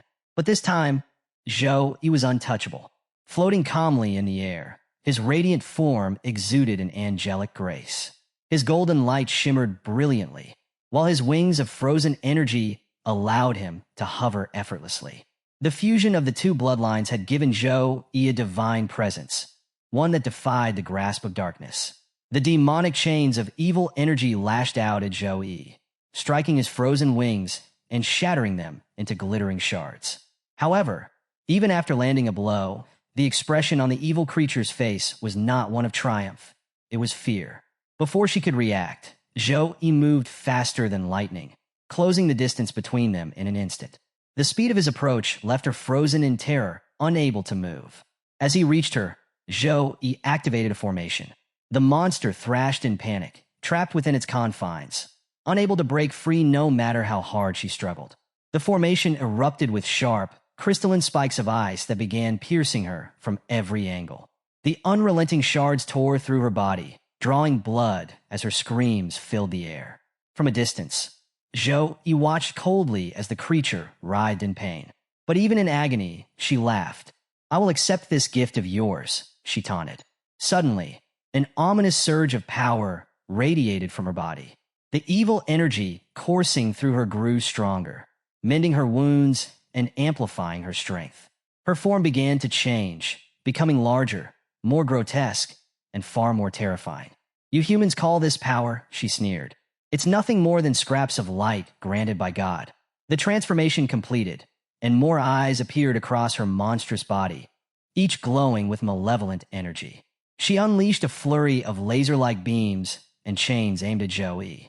Despite the barrage, Zhou Yi evaded her attacks effortlessly, his movements precise and unyielding. None of her corrupt chains could touch him, leaving her visibly frustrated. "Worms like you only know how to run away," she spat, her voice dripping with contempt. Enraged, she charged a massive energy attack, launching it at Zhou Yi with devastating speed and force. The attack hurtled toward him like a comet, crackling with malevolence. Yet Zhou Yi stood his ground, unflinching. At the last moment, he raised a shimmering shield of holy energy. The attack collided with it and disintegrated instantly, its power rendered meaningless. The creature's confidence faltered. "How is he still standing?" she muttered in disbelief. Zhou Yi, wasting no time, surged toward her with unrelenting determination. Her chains flew toward him once more, but Zhou Yi destroyed them effortlessly with his warhammer, step by step closing the gap between them. In the divine palace, Zhou Yi's protection angel watched the battle unfold. A serene smile played on her lips as she murmured, "It's about to end." Back in the mental realm, Zhou Yi reached the evil creature. Without hesitation, he touched her with a single finger. The moment contact was made, a brilliant holy light erupted from Zhou Yi's body, illuminating the entire realm. The light seared through the creature, causing her to wail in anguish. Her grotesque form began to disintegrate under the divine radiance. As she faded, she gasped in disbelief. "Where is your power coming from?" The holy light intensified, eradicating every trace of her existence. Within moments, the mental realm was purified, left untouched by the malevolence that once tainted it. As the creature vanished, the corrupted bloodline of the darkness emerged from Zhou Yi's surroundings. It became clear that when the angel died, the evil goddess Ya had left traces of his power behind, corrupting the bloodline. Now, with the creature defeated and the mental realm cleansed, the angel bloodline had been freed from its dark influence. As the purified angel bloodline emerged from the remnants of the lightning, it drifted toward Zhou Yi, radiating divine brilliance. Returning to his normal form, Zhou Yi reached out, took the bloodline in his hand, and began merging it completely with his body. As the process unfolded, an immensely powerful holy aura surged from Zhou Yi, filling the air with its sacred energy. Outside the mental realm, Chou Huayang watched in awe. This is the power of an angel, he stammered. It completely eradicates the influence of the evil god. Headmaster Wang Hui, who had been tense moments earlier, allowed himself a smile. The angel bloodline and frost bloodline have fused together in a truly remarkable way, he said. Both teachers, now relieved, felt a wave of happiness. During Zhou Yi's struggle against the evil god's energy, they had feared he might be consumed and destroyed. Seeing him prevail brought a sense of hope and pride. Within the formation, Zhou Yi remained focused, channeling his energy to complete the bloodline fusion. Overhead, the protection angel appeared, silently aiding him by providing an additional surge of holy energy. A radiant holy aura enveloped Zhou Yi, growing brighter with each passing moment. Finally, a glowing symbol formed on his chest, a testament to the successful merging of the two bloodlines. The protection angel gave her full support, stabilizing the process. Moments later, Zhou Yi opened his eyes, the fusion complete. He could feel the harmony between the powers of light and frost coursing through him. Chou Huayang observed Zhou Yi and smiled. Zhou Yi truly is blessed. The of light intervened in his moment of crisis, granting him divine strength and allowing him to overcome this threat. As Zhou Yi stood up from the formation, Headmaster Wang Hui approached him. How are you feeling after the successful merging of the bloodlines? Zhou Yi took a moment to assess himself. He could sense a qualitative improvement in his powers, but before he could respond, a notification from the system appeared in front of him. The notification outlined the rewards from his successful bloodline fusion, leaving Zhou Yi surprised and delighted. Bloodline talent updates. 1. Six-winged angel bloodline. Zhou Yi had unlocked a rare, divine bloodline, granting him unparalleled potential and extraordinary power. 2. Divine mark of light. A grade, this talent enhanced his affinity with both light and ice elements to exceptional levels. As his bloodline developed further, it promised to increase his compatibility with other elements as well. 3. Magic immunity. B grade, this talent provided Zhou Yi with a chance to resist magic cast by enemies, including debilitating effects from non-damaging skills like Purify and Disperse. As Zhou Yi reviewed his newly acquired talents, his eyes lit up with excitement. It's the six-winged angel bloodline, he shouted, unable to contain his joy. And I inherited 2 bloodline talents. Chou Huayang, standing nearby, was visibly astonished. The six-winged angel bloodline, he repeated, his tone reflecting both disbelief and admiration. The rarity of this bloodline was unparalleled, and Zhou Yi's achievement left him in awe. Headmaster Wang Hui approached Zhou Yi with a satisfied smile. It seems the bloodline forging was a tremendous success, he said. The six-winged angel bloodline is the highest among all angels. The talents you inherit from this bloodline will continue to develop and evolve into S+ grade as your level increases. You've truly unlocked something extraordinary. As Zhou Yi scanned through his notifications, another talent caught his attention. His eyes widened. Master, he called out, there's also an S+ grade bloodline technique called Angel Physique. Headmaster Wang Hui's interest was piqued, and Zhou Yi continued reading aloud. Angel Physique, S+, unleash the power of your bloodline as a descendant of the six-winged angel. The higher your level, the greater the power you can release. Note, until you reach level 50, you have not fully absorbed the angel bloodline. Each use of this technique will result in a period of weakness afterward. Chou Huayang and Headmaster Wang Hui exchanged impressed glances, and Zhou Yi's excitement grew. He now possessed a remarkable array of bloodline talents. 1. Six-winged angel power, representing the pinnacle of angelic bloodlines. 2. Divine Mark of Light, A grade, bestowing unparalleled affinity with light and ice elements. 3. Magic Immunity, B grade, granting resistance to damaging and non-damaging magical skills. 4. Angel Physique, S plus grade, allowing Zhou Yi to unleash his full bloodline potential.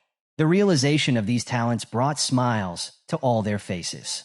Zhou Yi is truly blessed, Chou Huayang remarked, still astonished. Headmaster Wang Hui, intrigued by the angel physique talent, suggested, "Why don't you try using this secret technique now? Let's see just how much your power has increased after merging the bloodline." Zhou Yi, eager to test his newfound abilities, nodded in agreement. He closed his eyes and began meditating, focusing on activating the angel physique.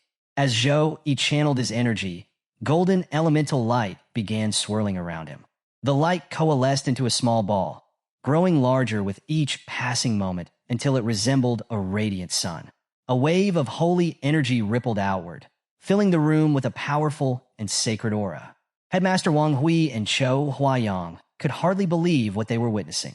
Zhou Yi's energy radiated a force so immense that it left even these seasoned experts astonished. Within moments, Zhou Yi's angel physique fully activated.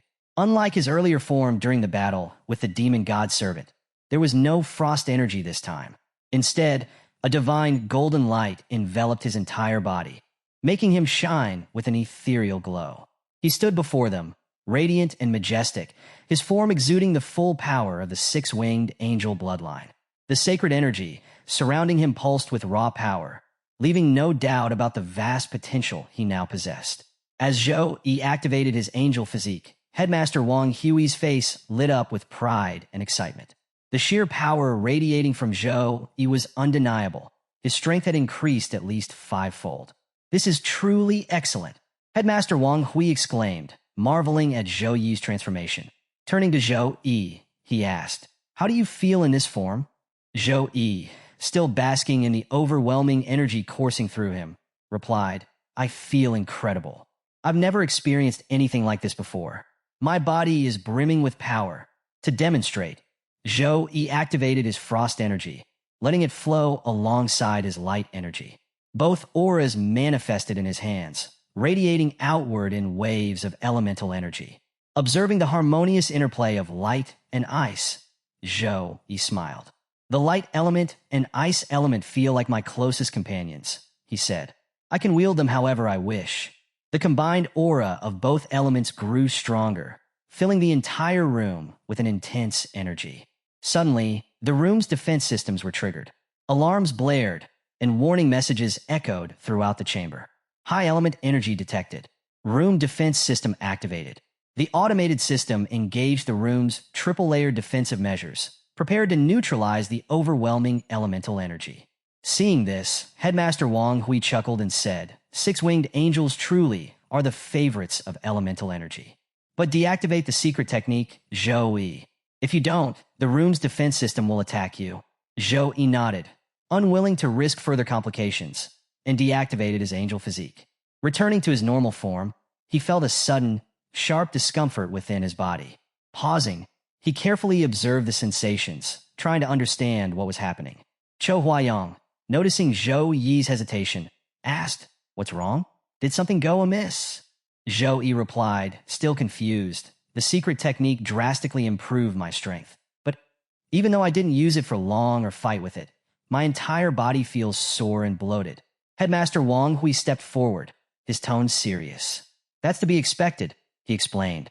"The bloodline secret technique rapidly increases your strength, but the six-winged angel bloodline is immensely powerful. Right now, your body hasn't fully adapted to its effects, and it's draining a lot from you. You should reserve this technique as a last resort trump card. Overusing it prematurely could harm you more than help you." As Headmaster Wang Hui provided his guidance, the elemental teacher stood back, observing Zhou Yi in silence. The six-winged angel bloodline, 2 evolutionary talents, and that S+ grade secret technique, angel physique, he thought to himself. For the other freshmen, chasing after Zhou Yi is nothing more than a dream now. The conversation between Zhou Yi and Headmaster Wang Hui continued for some time, with Headmaster Wang Hui offering valuable advice. "Based on the signs of your bloodline activation," Headmaster Wang Hui said, I believe your sister's frost bloodline may not be weaker than yours. If you want her to awaken her bloodline in the best possible condition, you should turn the frozen lotus into a frost pill for her to consume. The university has a specialized pill forging department, and you can place the order directly through the school system. Zoe nodded in agreement, taking Headmaster Wang Hui's advice to heart. Seeing his understanding, Headmaster Wang Hui smiled. Good. Now go and get some rest. With a respectful bow, Zhou Yi activated the teleportation device and left. After Zhou Yi's departure, the elemental teacher turned to Headmaster Wang Hui, his tone filled with concern. Headmaster, how did Zhou Yi even come into contact with the power of an evil god? If anything had gone wrong, we could have lost not only him, but also a crucial asset for Sukong University and perhaps the entire country. Headmaster Wang Hui sighed. It's thanks to the protection of light that Zhou Yi survived this ordeal. However, this is a matter that cannot be ignored. I will personally begin an investigation to uncover the source of this threat. Not a single clue will be overlooked, and whoever is responsible will face justice. Teleporting back to his room, Zhou Yi reflected on Headmaster Wang Hui's words. The frozen lotus would soon be delivered by the Snow Dragon Legion, but another key ingredient, icicle grass, was still missing. Without both ingredients, the frost pill cannot be made, Zhou Yi thought, a hint of worry crossing his mind. To resolve the issue, he opened his inventory, scanning through his items to calculate their worth. A bronze medal might sell for 500 points, a silver medal for 1,000, and the rare gold medal could fetch 2,000 points. He did some quick math. With my current points, I should have enough to purchase the icicle grass at the school market. While Zhou Yi was deep in thought, there was a knock at his door. Startled, he wondered, who could it be at this hour? He quickly went to open the door, revealing Teacher Sue Meyer standing outside. Teacher Sue, Zhou Yi asked, visibly confused. Do you need something from me? As Zhou Yi stepped aside to let her in, Sue Meyer followed him into the room. Observing Zhou Yi closely, she thought to herself, I don't know how, but in just a day, Zhou Yi has grown far stronger. This isn't just about an increase in level. It's the nobility of his bloodline radiating from him. Breaking the silence, Sue Meyer explained the reason for her visit. House Master Wu Mang has asked me to deliver the resources promised to you by the War House. Zhou Yi's brow furrowed in confusion. But I chose Headmaster Wang Hui as my personal mentor, he said. Why is House Master Wu Mang providing resources? Sue Meyer smiled and began to clarify. Headmaster Wang Hui will indeed be your personal mentor. However, your regular courses will be conducted in the War House. These resources are distributed to top-ranked students, and the War House handles the allocation. You've earned this. Realizing the situation, Zhou Yi nodded in understanding. However, something still puzzled him. Sue Meyer's earlier words caught his attention. She had referred to the War House as her own. Looking at Sue Meyer with curiosity, Zhou Yi asked, But Teacher Sue Meyer, aren't you a mage? Why do you refer to the War House as yours? Hearing Zhou Yi's question, Sue Meyer smiled and said, Can a mage study in the War House? Zhou Yi quickly replied, Of course you can. With that cleared up, Sue Meyer proceeded to provide Zhou Yi with the resources allocated by the War House. Summoning numerous chests into his room from her inventory, she gestured toward them and said, Here are your resources. As the chests materialized, a system message popped up in front of Zhou Yi, detailing the contents. Grade A treasure, 1,000 mountain dragon root. Grade A treasure, icicle grass.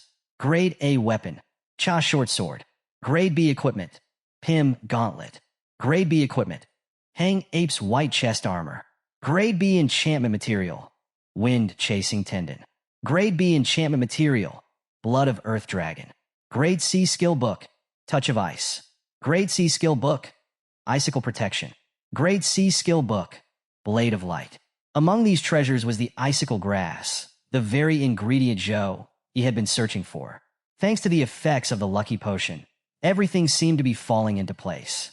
Now, with the frozen lotus and the icicle grass in hand, Zhou Yi could begin preparing the frost pill once he acquired a few more ingredients. He quickly signed off on the resources and secured the items. Sue Meyer, however, wasn't done. She folded her arms and gave Zhou Yi a stern look. Now that you've received your resources, it's time for a proper lesson, she said firmly. Standing up, Sue Meyer began to scold Zhou Yi. You're powerful, I'll give you that. But entering the deeper parts of Tempest Valley was reckless, borderline foolish. Ignorance and lack of fear are dangerous combinations. You need to ensure you have the power to protect yourself before taking any such risks. Zhou, he wanted to explain that his system gave him full control over the threats in Tempest Valley, but he decided to remain silent. After venting her frustration, Sue Meyer sighed and continued. Every year, Su Kong University produces plenty of geniuses, but only a fraction truly rise to become top elites. Many promising talents face unfortunate accidents or fall midway through their journey. Don't let overconfidence be your downfall. Her tone softened as she added, "Don't think I'm nagging you. It's always better to be cautious." Zhou Yi nodded respectfully. "I understand, Miss Sue Meyer. I'll be more careful in the future." Changing the subject, Zhou Yi asked, "Miss Sue Meyer, my strength has increased again. Could you recommend a safe training ground where I can gain real combat experience?" Sue Meyer chuckled. "You really are a monster," she said, shaking her head in disbelief. Sue Meyer then led Zhou Yi to a specialized training ground. She gestured toward the facility and explained, "This training ground allows you to control combat robots and conduct real combat training. You can set the difficulty levels yourself, ranging from level 1 to level 10 combat forms. The more robots you include, the higher the combat power. At level 10, these robots can fight like a level 20 class opponent." As she spoke, several camera orbs floated around Zhou Yi, scanning his body. Curious, Zhou Yi asked, "What are these orbs doing?" "They're recording," Sue Meyer replied. "The camera orbs will document your entire challenge in detail. They'll also collect all kinds of combat data and prepare a report for you after the challenge. But remember," she added, "blades and bullets have no eyes. I suggest you start with the lower difficulty levels to avoid unnecessary injuries." Having finished her explanation, Sue Meyer prepared to leave. "I have a class to attend, so I'll leave you to it. Remember to measure your limits and don't put too much pressure on yourself." Zhou Yi nodded, watching as Sue Meyer left the training ground. Left alone, Zhou Yi turned to the camera orbs and gave his command. "Start the challenge," he said. "Level 7 combat form." As Zhou Yi gave the command to the orbs, the training program sprang to life. The room was bathed in an ominous red light, and mechanical whirs filled the air as combat robots began activating. Zhou Yi had chosen level 7 for his combat training, a formidable challenge not meant for the faint of heart. A message flashed across the room. Combat monitoring activated. 50 combat training robots developed. Alongside it, a warning appeared. Caution, level S combat form activated. Prepare accordingly. The mechanical combat robots swiftly entered their battle stances, their movements precise and intimidating. Without hesitation, they launched their first attack, a sudden barrage of laser beams aimed directly at Zhou Yi. The attack was fast, powerful, and relentless. Zhou Yi managed to evade the initial blast, but his face reflected a mix of shock and excitement. "I wasn't expecting them to attack so suddenly, and with such force," he thought. As soon as the first wave of lasers subsided, the remaining robots joined in, launching a coordinated assault. The room was filled with an onslaught of laser beams, rapid gunfire, and other advanced attacks. Zhou Yi, dodging and weaving, protected himself from the barrage. Despite the chaos, a grin spread across Zhou Yi's face. "This is the kind of training I wanted," he thought, his excitement building with each evasion. Deciding to test his newfound frost power, Zhou Yi concentrated the energy of his bloodline into his fist. He leapt forward and struck a nearby robot with a frost-infused punch. The sheer force of the attack caused significant damage, leaving the mechanical opponent heavily dented and frozen. Before he could revel in his success, another robot attacked him from behind with a high-powered laser beam. Reacting quickly, Zhou Yi created a frost shield with his free hand, neutralizing the laser. Now balancing his energy, he froze one robot with his left hand while fending off the laser with his right. The versatility of his frost power left him exhilarated. The energy around Zhou Yi began to surge uncontrollably. The frost power emanating from his body swirled into a small tornado, encircling him protectively. Standing at its center, Zhou Yi's eyes narrowed with focus. "It's time for the storm," he declared. The snow tornado expanded rapidly, growing in intensity and spreading across the entire room. Under Zhou Yi's control, the storm swept through the training ground, freezing everything in its path. The combat machines, despite their durability, were no match for the overwhelming frost energy. One by one, they succumbed to the icy onslaught, their systems frozen solid. The room, now engulfed in the icy tempest, became a battlefield of shattered machinery and frost-covered remains.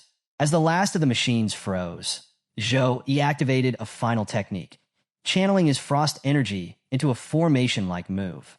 The air crackled with power as he clenched his fist tightly. With a single decisive motion, the frozen machines shattered into fragments, destroyed completely. A notification appeared in bold letters across the room. Congratulations to Mr. Zhou for passing the Level S combat form test. As the storm subsided, the red light in the room dimmed, returning to its default state. Zhou exhaled slowly, his excitement tempered by satisfaction. Around him, the camera orbs hovered silently, beginning their analysis.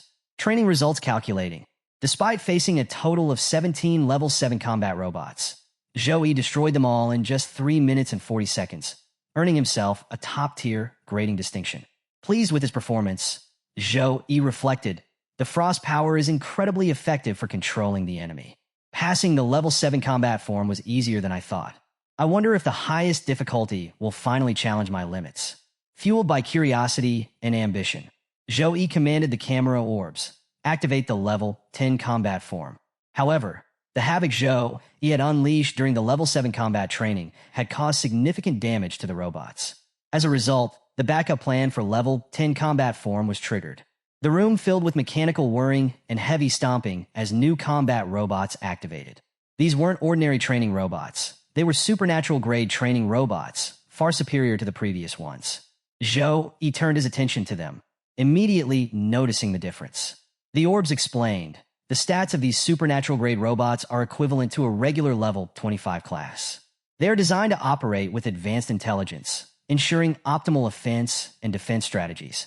As Zhou listened, the orb added a final caution. If the fight threatens your safety, you can order us to stop at any time. But Zhou paid no heed to the warning. This was exactly the challenge he had been seeking, a worthy opponent to push him to his limits. The countdown for the fight began. Even before it concluded, the supernatural robot was already charging up a powerful attack. The moment the announcement to begin was made, the robot unleashed a devastating frost energy laser beam at Zhou. The sheer power of the attack forced Zhou to dodge at the last second, narrowly escaping harm. Landing on the ground, he looked back at the robot in shock. How was it able to use frost energy? He wondered, his mind racing. Without hesitation, Zhou activated his own frost power, summoning his warhammer and preparing to counterattack. From above, Zhou descended toward the robot, his warhammer glowing with icy energy. Meanwhile, the robot, undeterred, continuously released streams of frost energy to keep Zhou at bay. Zhou deftly dodged the attacks, his movements fluid and precise. As he closed the distance, he decided to use a new technique he had devised, Ice Light Double. This skill combined the properties of light and frost energy to create an illusionary double. The icy clone shimmered with refracted light, making it nearly impossible to distinguish between reality and illusion. As the ice light double materialized, Zhou real form vanished into the air, leaving the robot momentarily confused. The shimmering clone moved toward the robot, diverting its focus and drawing its attacks. Meanwhile, Zhou circled around, preparing to strike. The robot, unable to differentiate between the real Zhou and the illusion, targeted the clone with its frost laser. This provided the opening Zhou needed to deliver a decisive blow. As Zhou closed the distance between himself and the supernatural robot, he swung his warhammer with full force, aiming to disarm it and stop its relentless attacks. The impact of his blow caused the robot to stagger backwards slightly, but the targeted part, the area responsible for its laser beam attacks, remained intact. Before Zhou could follow up, the robot retaliated, launching a light beam attack that struck Zhou directly. The force of the attack knocked the warhammer from his grasp and sent him tumbling far across the training ground. Lying on the ground, Zhou grimaced as he tried to process what had happened. How is it copying my skills? He wondered. Is the camera orb sharing my combat data with it? As Zhou pondered, the robot's attack system synchronization completed, enhancing its combat capabilities. It generated a light-type warhammer using the same energy Zhou had wielded earlier. The robot charged toward him, aiming to strike with devastating power. Seeing the incoming attack, Zhou quickly activated his own light power, concentrating it into his hands. As the robot's hammer descended, Zhou Yi blocked the attack with his light-infused palms. The collision created an intense surge of energy, releasing tremendous pressure across the room. While Zhou Yi held back the robot's hammer, the machine system underwent another transformation. Its cannon morphed into a mechanical wolf, which was now fully operational and attacking Zhou Yi from the side. Surrounded, Zhou Yi found himself under relentless pressure. The robot's hammer pressed down on one side, while the mechanical wolf charged in from the other. Zhou Yi managed to fend off both attacks, but couldn't hide his astonishment. It can even replicate Tempest Wolves? He thought. This isn't a normal training bot. Realizing that conventional methods wouldn't work, Zhou Yi decided to escalate. He activated his angel physique, unleashing an intense burst of light energy that forced both the robot and the mechanical wolf to retreat momentarily. With his body glowing brilliantly, Zhou Yi stood tall and smirked. "I dare you," he said, his voice filled with confidence. "Can you replicate this?" The activation of Angel Physique marked a turning point. Zhou Yi's excitement was evident. He knew that defeating this supernatural robot required his full power. As the radiant energy flowed through him, Zhou Yi prepared to unleash his next move. Meanwhile, in another part of the training ground, Jiang Charan was heading toward the training room. She scanned her identity at the entrance, and the system confirmed her access. As she walked, she reflected on her recent achievements. After agreeing to become House Master Rong's personal disciple, I've gained access to so many rare resources. My cultivation has progressed significantly. I couldn't clear the level S combat form before, but now I might stand a chance. As Jiang Charan approached the training room, a system notification appeared. "We apologize for the heavy damage sustained by the training robots. Please reschedule your challenge for tomorrow." Jiang Charan stared at the message, puzzled. Her confusion deepened when another message appeared on a large screen in the hallway. "Warning, a student is currently challenging the level 10 combat form." Her eyes widened in shock. Level 10 combat form? She thought. This training ground is meant for freshmen. Most of us can't even pass level 6 combat forms. Who could be challenging level 10? Her thoughts immediately turned to Zhou Yi. Could it be Brother Zhou Yi? But she quickly dismissed the idea. Even for him, this wouldn't be a piece of cake. Standing in the hallway, Jiang Charan remained confused and concerned, wondering who could be inside attempting such a dangerous challenge. After activating his bloodline, Zhou Yi prepared to face the supernatural robot. This was no ordinary opponent. It had the unique ability to copy his powers, including his frost and light abilities. Overwhelmed by its capabilities, Zhou Yi entered his angel physique, unleashing his full strength. To turn the tide of the battle, Zhou Yi summoned the Holy Chain, a divine weapon formed entirely of pure holy light. Golden portals appeared in the air, releasing chains that shimmered with radiant energy. The Holy Chain wasn't just for attacking, it could also restrain enemies, binding them completely. Zhou Yi remembered how the demonic chain had rendered him powerless during his bloodline awakening, and he was determined to share that experience with his mechanical foe.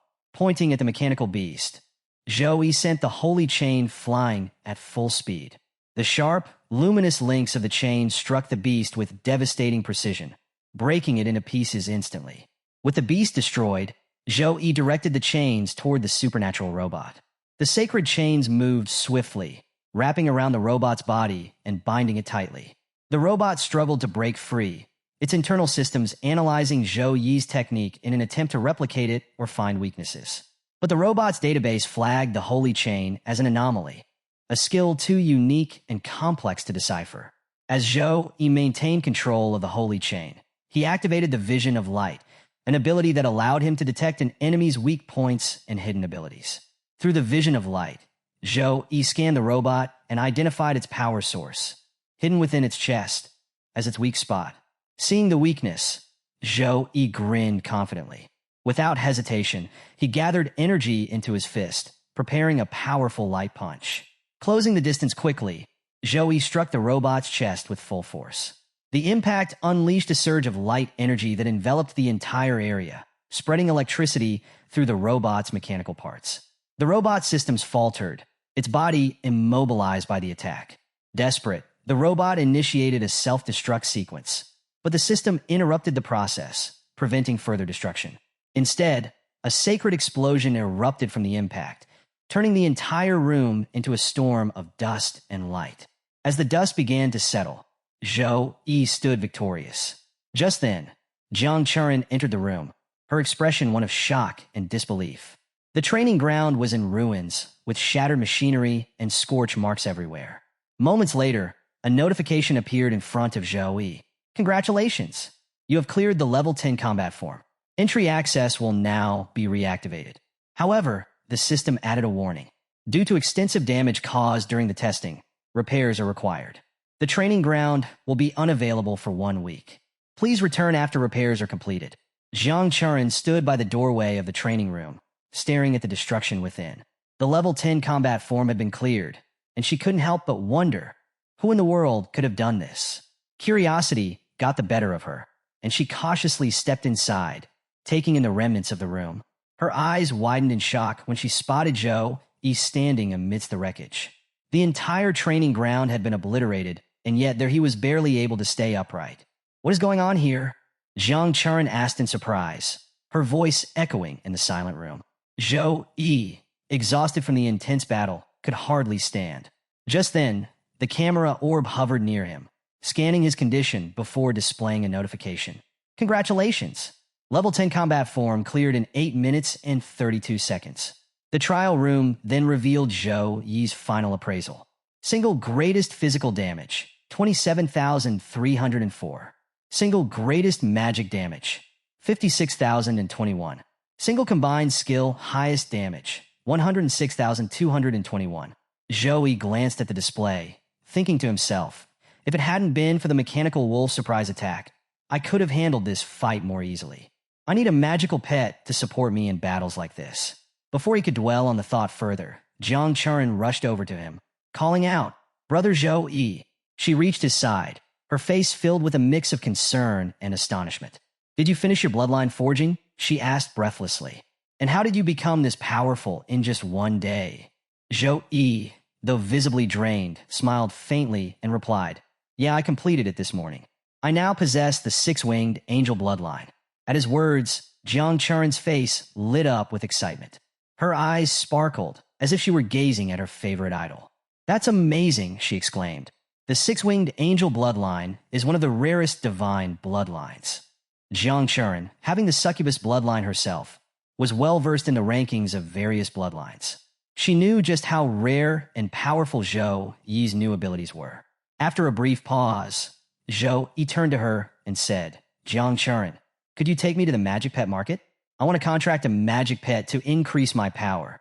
Jiang Churin's enthusiasm grew even more. Of course, she replied cheerfully. The magic pet market isn't far from here. I'll take you there now. Jiang Churin led Zhou Yi to the bustling magic pet market in Fantasy Alley, where people were bidding enthusiastically for various magical creatures. A silver-tier fire tiger, capable of reaching level 20, had a current bid of 110 points. An adult dragon horn rhino, boasting a level 19 draconic bloodline, was listed at 210 points. First come, first served. The market was alive with energy, with vendors showcasing a variety of exotic creatures. One seller displayed a silver-tier golden claw green hawk egg, advertising it as a bargain. As they navigated through the lively market, Jiang Churin held Zhou Yi's hand and asked with a smile, Brother Zhou, do you have any magic pet in mind that you'd like to buy? Zhou Yi stopped for a moment, considering her question. I tamed a Tempest Wolf back in Tempest Valley, he began. But after defeating the demonic sun, I fell into a coma and lost the chance to contract it. I want to find a Tempest Wolf cub with wind elemental skill talents to contract with. As Zhou Yi talked about finding a Tempest Wolf cub, a nearby student overheard and approached him. The student carried a small cage and introduced himself with a friendly smile. Hello, I'm Lu Zhixue, third-year student from the Logistic House and an elite level 22 trainer, he said. I have a Tempest Wolf cub I've cultivated myself. Would you like to take a look?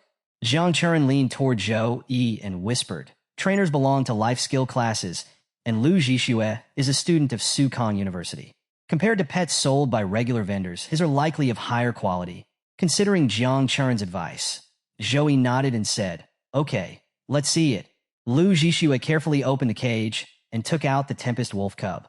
The tiny creature looked frail, its body visibly weak. This Tempest Wolf cub is about 10 days old, Lu Zhixue explained. Its mother is a silver-tier Tempest Wolf, and I've confirmed through examination that its talent is silver-tier. You can have it for 60 points. Zhou Yi studied the cub thoughtfully before asking, "Is there no gold-tier magical pet available here?"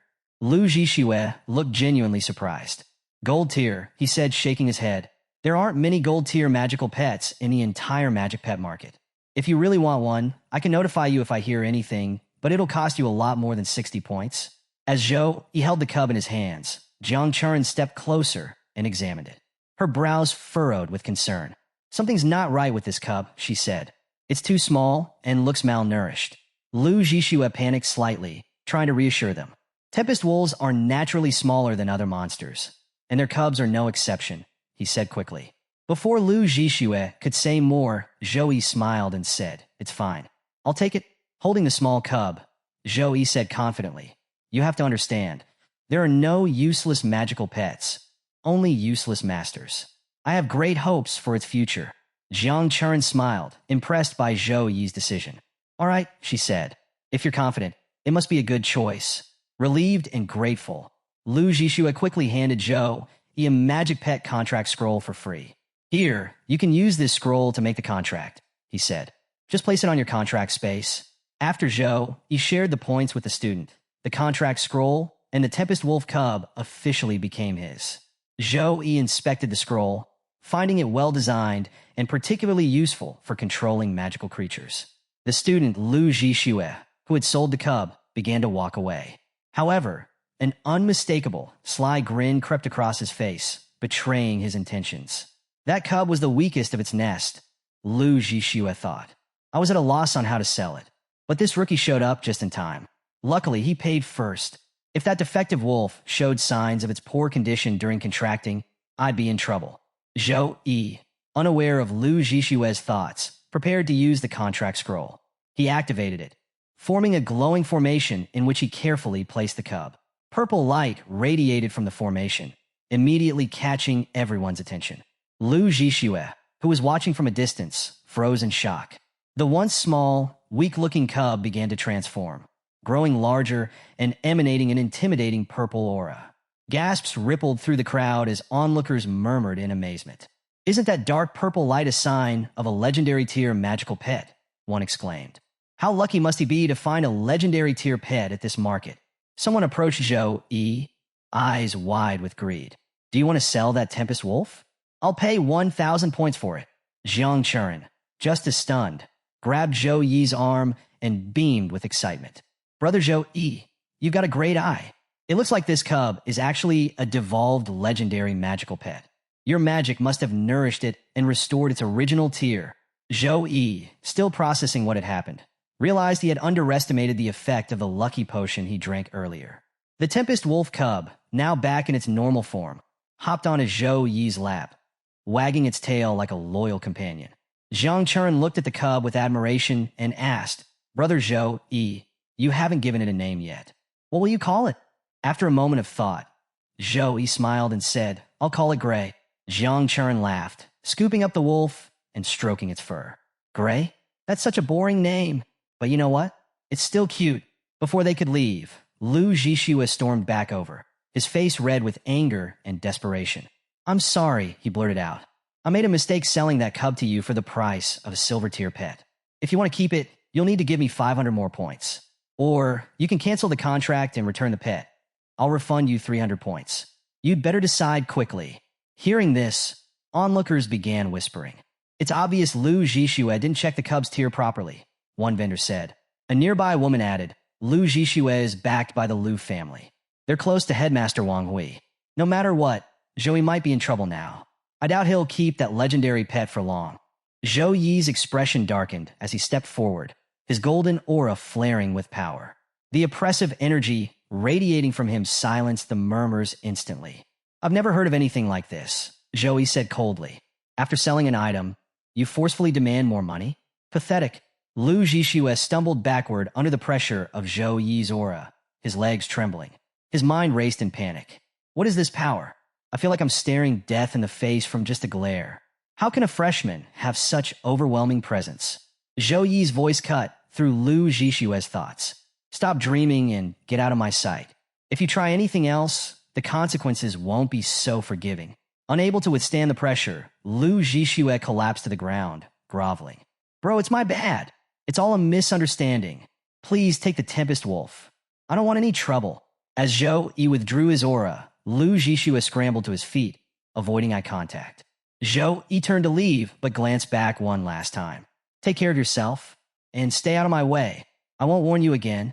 Jiang Churen shot Lu Zhixue an icy glare, and even Gray growled menacingly before the three of them walked away, leaving Lu shaken and humiliated in the middle of the marketplace. After teaching Lu Zhixue a lesson, Zhou Yi, Jiang Churen, and Gray left the marketplace. Behind them, Lu Zhixue remained on his knees, trembling in fear. As they walked away, Jiang Churen turned to Zhou Yi with a hopeful smile. Brother Zhou Yi, she said, can I come by later to play with Gray? Zhou Yi chuckled and replied, of course. You're welcome to play with him anytime. Meanwhile, the sellers in the marketplace began to recognize Zhou Yi. Whispers and murmurs filled the air. Isn't that Joey? One seller said. The #1 freshman? Another bald seller laughed. Yeah, that's him. I heard Principal Wang Hui took him in as an exclusive disciple. He even received the gold contribution medal. The sellers exchanged knowing looks as one added. Lu Zhixue has been throwing his weight around because of his family status, but this time he bit off more than he could chew. As the murmurs grew, a man pushed through the crowd with an air of authority. The onlookers muttered in surprise. Lu Wucheng has arrived. Is he here to back his brother? Lu Zhixue's face lit up with relief as his brother approached. Brother, help me, he begged. I need justice. But before he could say more, Lu Wucheng delivered a swift kick to Lu Zhixue's face, sending him sprawling a short distance away. Shocked and confused, Lu Zhixue looked up at his brother. Why would you kick me? Lu Wucheng glared at him. You idiot, he spat. Do you have any idea what you've done? Do you know the importance of a new student receiving a gold contribution medal? If others decide to let you off this time, you should consider yourself lucky. Don't show your face around here again. Get as far away as you can. Still reeling from the blow and his brother's words, Lu Zhixue was left questioning himself. What did I do wrong? When did I provoke such a dangerous person? On the other hand, Joey brought Gray home and began testing the wolf cub's abilities. As Gray displayed its natural talents, Joey couldn't help but marvel. It's truly worthy of being an epic-level wind wolf cub, he said to himself.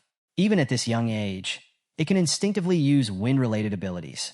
Just then, there was a knock on the door. Joey glanced at Gray, then thought to himself, the effect of the lucky potion hasn't worn off yet. Could this be another stroke of fortune? When he opened the door, a soldier from the Snow Dragon Legion stood before him. The soldier introduced himself as Zhao Sheng and handed Joey a carefully sealed box.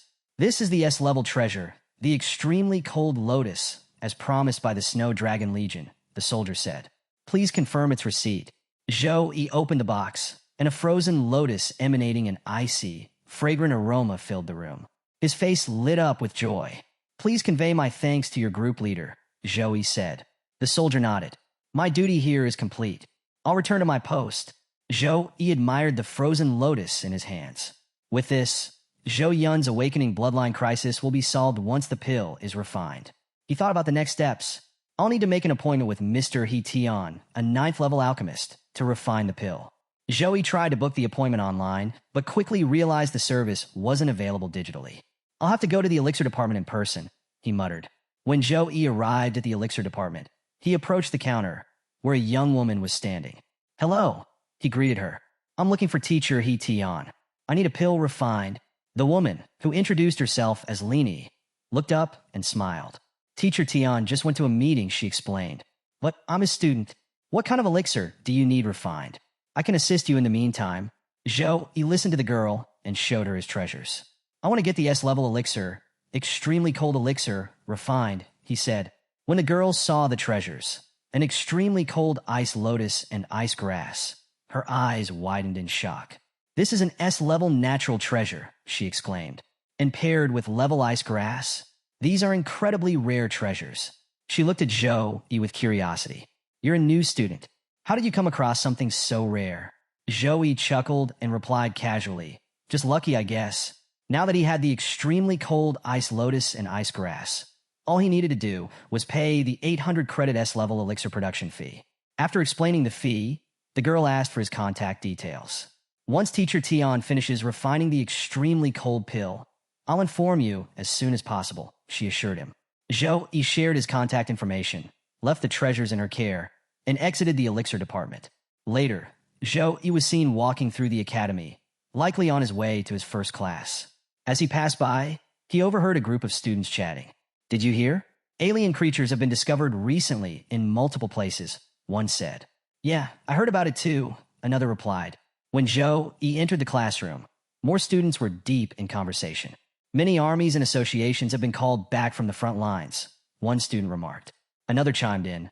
My friend in the army said it's because alien creatures have been found all over the empire. Zhou Yi listened to the murmurs as he took his seat, thinking to himself, it seems the news of an alien invasion is spreading everywhere. Just as Zhou Yi sat at his desk, someone tapped his shoulder. Zhou Yi, a familiar voice called out. He turned and was surprised to see Song Xiaolan. Song Xiaolan, you're in this class too? Of course. Song replied with a smile. My special teacher is Housemaster Wu Meng, so it looks like we'll be classmates from now on. She extended her hand. Classmate Zhou Yi, please take care of me in the future. Zhou Yi shook her hand and replied, I'll rely on your guidance too. Song laughed. You're so powerful, it's hard to imagine I could teach you anything. But if you ever need my help, just ask. Moments later, Sue Meyer entered the room and stood in front of the students. Introducing herself, she said, My name is Sue Meyer, and I'll be responsible for teaching you the detailed intricacies of the world of Warcraft. Before starting the lesson, Sue Meyer made an important announcement. As many of you have heard, the rumors are true. There's been a massive invasion of alien creatures in the Empire. Although these alien creatures are not exceptionally powerful, the nation is treating their presence with the utmost seriousness. Facing potential threats, the Central National Army has now entered the third level of combat readiness. In response, resource investments for major universities have doubled. At Sukong University, the monthly resource distribution for students will increase by 70%, and students completing school-issued tasks will now receive higher credit rewards than before. Additionally, the university announced that Abyss mode permissions would soon be unlocked for the 3 major dungeons on campus. However, students must use their credits to purchase an Abyss magic stone to access this mode. The atmosphere in the room grew electric as students excitedly reacted to the news. Finally, Abyss mode is unlocked. This is my chance to gain some serious experience, one student exclaimed. Another chimed in, even the mission credit rewards are higher now. Looks like the school is going all out. Noticing the rising excitement, Sue Meyer addressed the students with a composed tone. Calm down, everyone. While the resources have been increased, your focus should remain on working hard and becoming stronger. Nothing replaces dedication and effort, she reminded them. From his seat, Zhou Yi observed Sue Meyer thoughtfully. She seems different, stronger, more confident. It's not just me making progress, he mused. The class concluded, and the following day, students gathered in small groups, chatting about the dungeons. I tried challenging the Goblin Dungeon boss yesterday, one student lamented. I died at the last second and wasted 100 credits. Well, who told you to jump straight into Nightmare level? Another teased. Nearby, Zhou Yi considered his own plans. Now that I'm at level 19 and have the extremely cold Ice Lotus, there's no need to return to Gale Mountain. The Abyss-level Goblin Dungeon is the perfect place to gain experience and level up. As he finalized his plans, Zhou Yi noticed a familiar figure nearby, Jiang Churin. Curious, he approached her. Jiang Churin, what are you doing here? He asked with a smile. Churin turned and lit up when she saw him. Zhou Yi, I heard that the rewards for clearing the school's 3 main dungeons have been increased. I was planning to give it a try and thought, maybe you'd join me? Zhou Yi raised an eyebrow. What a coincidence. I was thinking of heading there too. With their plans aligned, the two entered the dungeon together. Inside the dungeon, Jiang Churin turned to Zhou Yi. Which difficulty are you planning to challenge? Abyss level. Zhou Yi replied without hesitation. What about you? Jiang Churin hesitated. Abyss level is too difficult, she admitted. There's a big gap between our power levels. With my current strength, I can only handle the difficult level. Zhou Yi stepped closer to Jiang Churin, a reassuring smile on his face. It's okay, he said. When I conquer the Abyss level, I'll team up with you, and we'll clear it together. Hearing this, Jiang Churin's cheeks flushed slightly. Feeling shy, she gently freed her hand from his. Okay, brother Zhou Yi, she replied with a small smile. I'm going to challenge the difficult level then. Please take care of yourself. You too, Zhou Yi said, watching as she walked away. The two separated, heading toward their respective challenges. Zhou Yi moved toward the abyss-level dungeon. On his way, he overheard a commotion among the other students. Is that Shiming Xian? What's he doing here? The crowd buzzed with excitement. It wasn't every day a top-ranking student challenged the leaderboard dungeon. Don't you know? One student explained. If you refresh the clearance record of the abyss-level dungeon, you can get the Achievement Talent Award. It's nearly impossible to get additional achievement talents without special opportunities. No wonder Shiming Xian's here. Shiming Xian, a level 23 mage ranked 86 on the leaderboard, stood nearby, exuding confidence. Zhou Yi glanced at him briefly and thought, this is boring. I'd better focus on my own challenge. Ignoring the growing chatter, Zhou Yi entered the dungeon and selected the abyss-level difficulty. As soon as he made a selection, the system deducted 400 credits from his account in exchange for a glowing purple magic stone. In moments, Zhou Yi teleported into the goblin dungeon. Outside, students noticed his choice. Wait, is that Zhou Yi, the top newcomer? What's he thinking? A level 19 warrior challenging the abyss-level difficulty? He doesn't know his limits, one student scoffed. It's just a waste of 400 credits, another laughed. Even Shiming Xian smirked, dismissing Zhou Yi's choice. Looks like some people are letting the increase in resources get to their heads. Inside the dungeon, Zhou Yi stood in a desolate area that resembled ruins. Surveying his surroundings, he muttered to himself, why is this place in such a state? Could it be the result of demons taking over and destroying everything? As he examined the area, a goblin crept up from behind, weapon in hand, ready to strike. But Zhou Yi, sensing the danger, turned just in time. With a swift, powerful punch, he sent the goblin flying. The goblin hit the ground with a thud, lifeless after just one blow. Zhou Yi shook his head and said with a smirk, how shameless.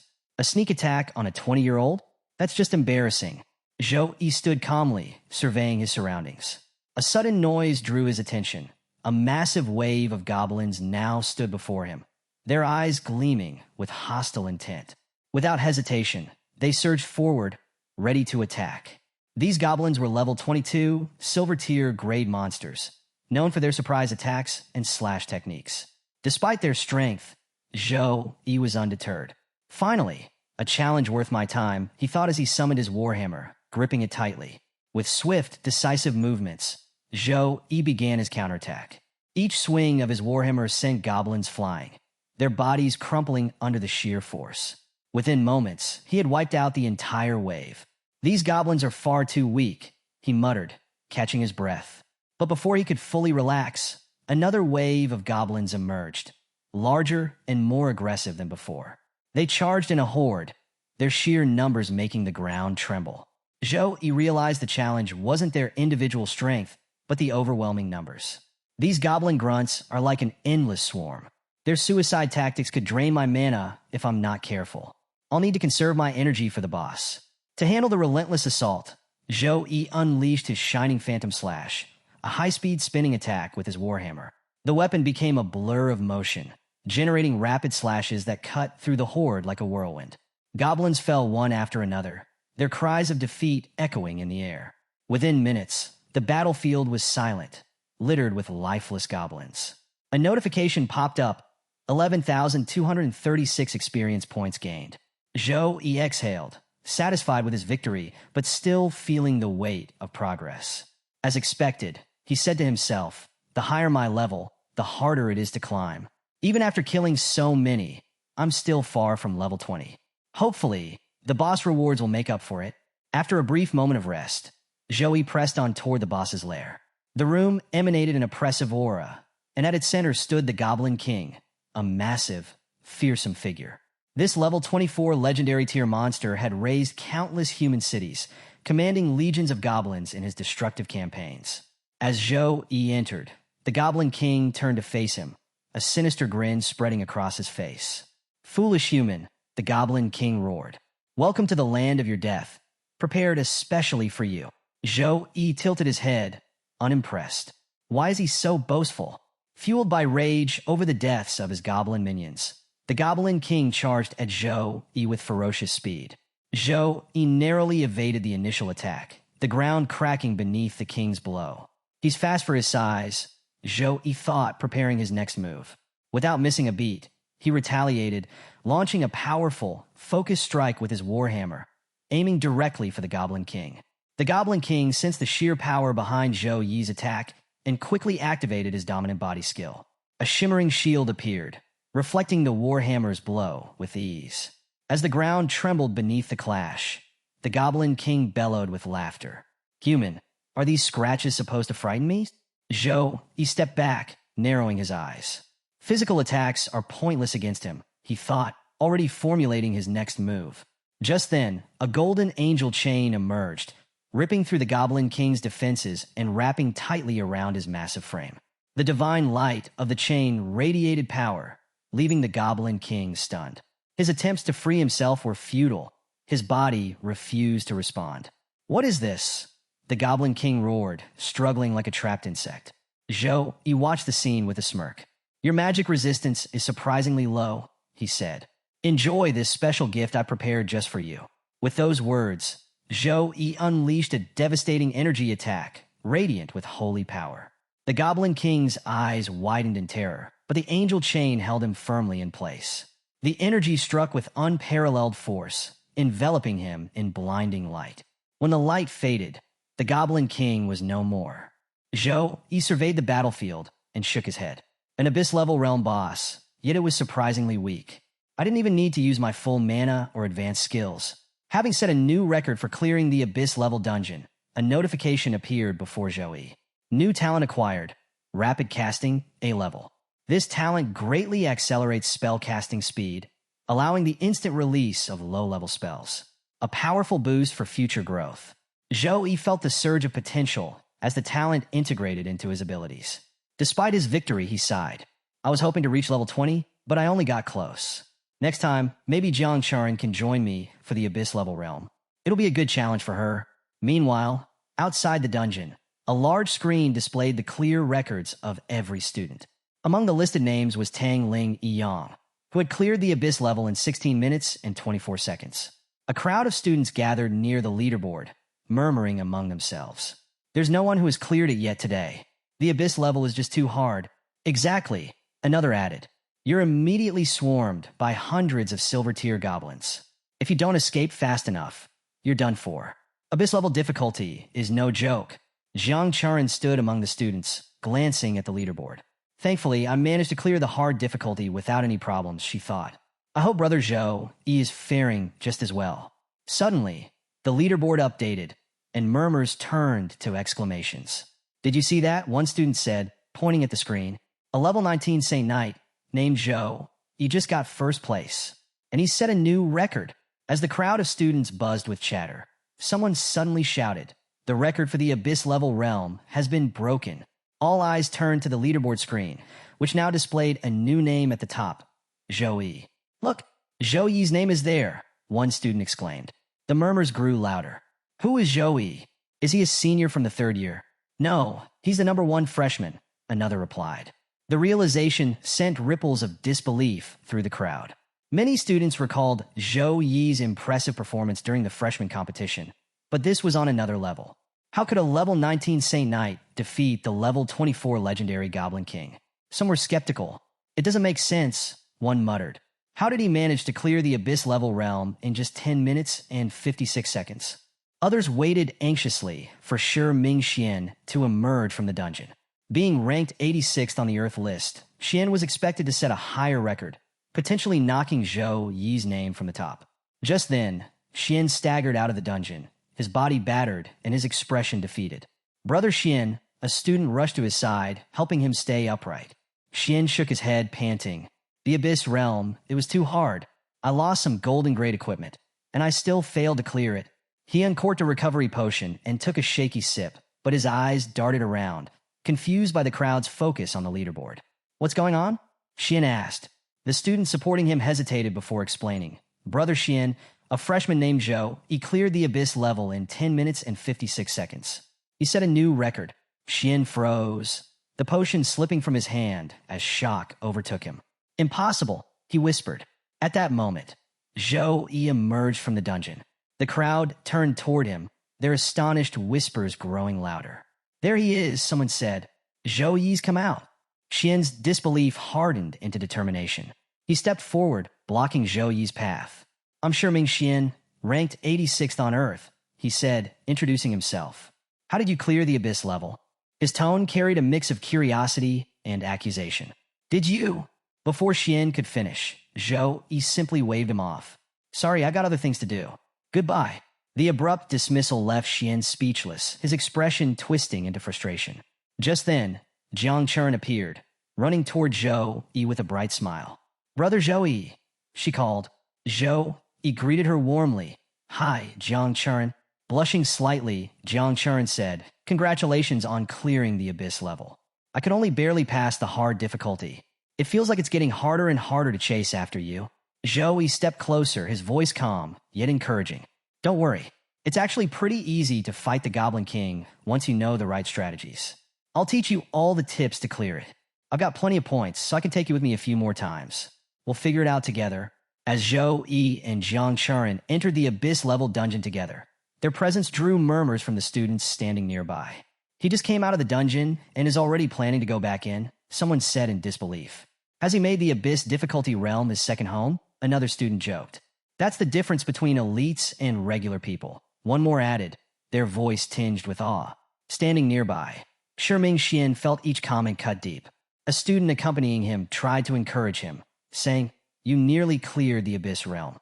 Maybe one more try is all you need." But Xian sat quietly, his expression solemn. "There's no need," he finally said, his voice heavy with resignation.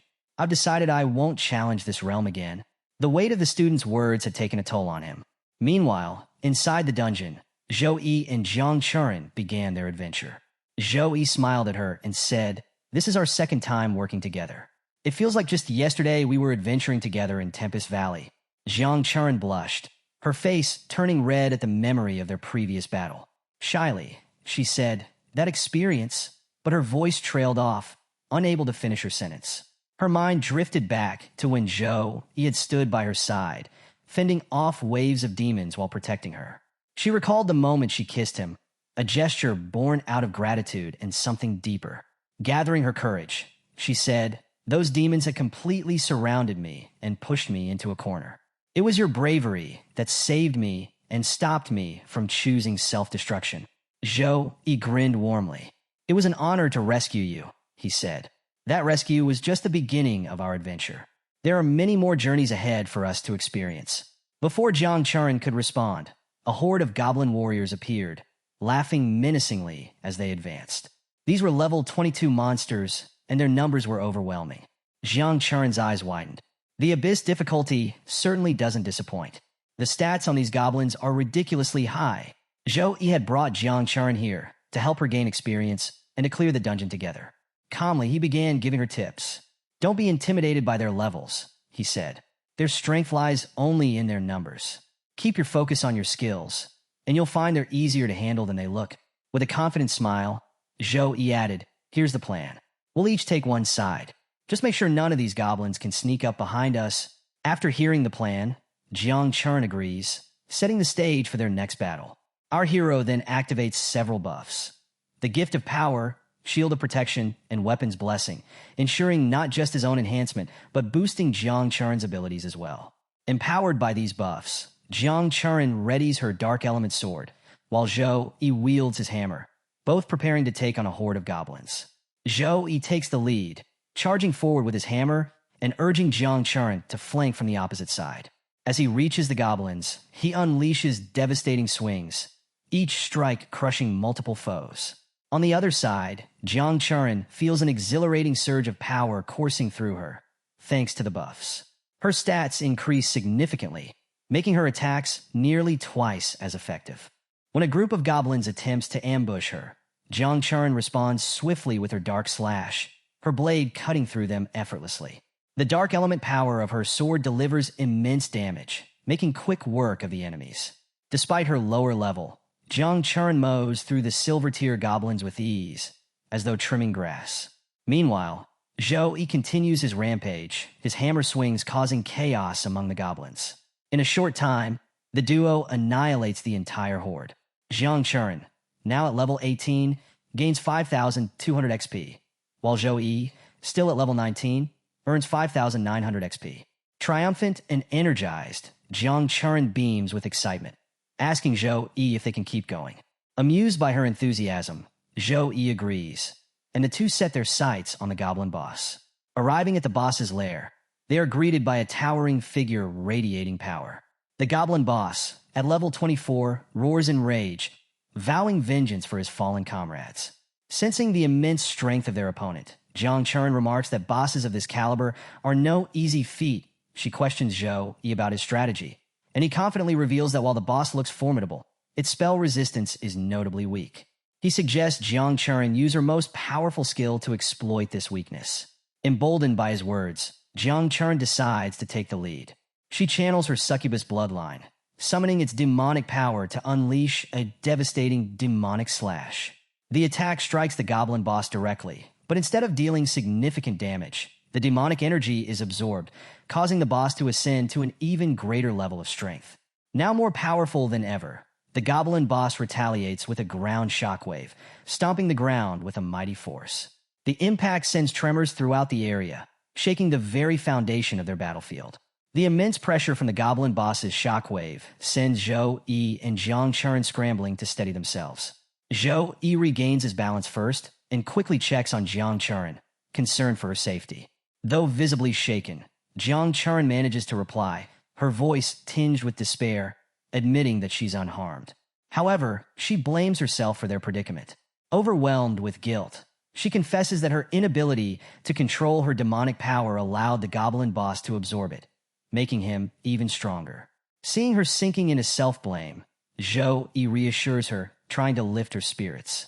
Determined to salvage the situation, he resorts to the strategy he used to defeat the goblin boss before. Activating Punishment of Light, he launches the attack, but the goblin boss effortlessly shields himself with a protective barrier. Surprised and frustrated, Zhou Yi realizes that the boss's spell resistance has significantly improved. Undeterred, he activates the Spear of Light and moves in for another strike. Before charging, he turns to Jiang Churen and warns her of the worsening situation, suggesting that if he fails, she should use the Abyss Stone to escape. Zhou Yi unleashes a flurry of attacks, including the Divine Chain, but none of his efforts penetrate the boss's defenses. The goblin boss even shatters the chain with ease, leaving Zhou Yi struggling against an opponent far stronger than before. Meanwhile, Jiang Churen is paralyzed by guilt and fear, blaming herself for the escalating danger. Her frustration grows as she watches Zhou Yi struggle, and she feels powerless to help. Suddenly, a voice echoes within her mind, a manifestation from her inner world, calling out her weakness. The demonic presence of her succubus bloodline materializes in her mind, taunting her for lacking the strength to assist Zhou Yi. The presence tells her that only by fully embracing and controlling her demonic power can she stand beside Zhou Yi and protect him. As the internal conflict rages within her, Jiang Churen feels torn between self-doubt and a growing determination.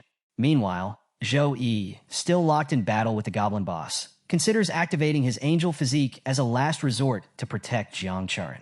But before he can act, a sudden, massive sword slash cuts through the goblin boss's arm, severing it completely. The boss howls in agony, unable to absorb any more demonic energy, as Zhou Yi turns in shock to see the source of the attack. Standing before him is Jiang Churen, transformed and exuding an overwhelming dark power. She has fully evolved into her bloodline's demonic physique, but something is different. Her usual composure has been replaced by a menacing, otherworldly presence. Laughing with unrestrained confidence, she declares that she will handle the monster now. The goblin boss, already weakened by the loss of his arm, screams in fury. Not only can he no longer absorb the demonic energy, but the energy he had stolen is now being forcibly drawn back into Jiang Churen. As the goblin boss roars in agony, Jiang Churen mocks him with a sly laugh, calling his suffering just an appetizer. Furious and desperate, the boss charges at her, unable to endure the sight of his stolen power flowing back into her.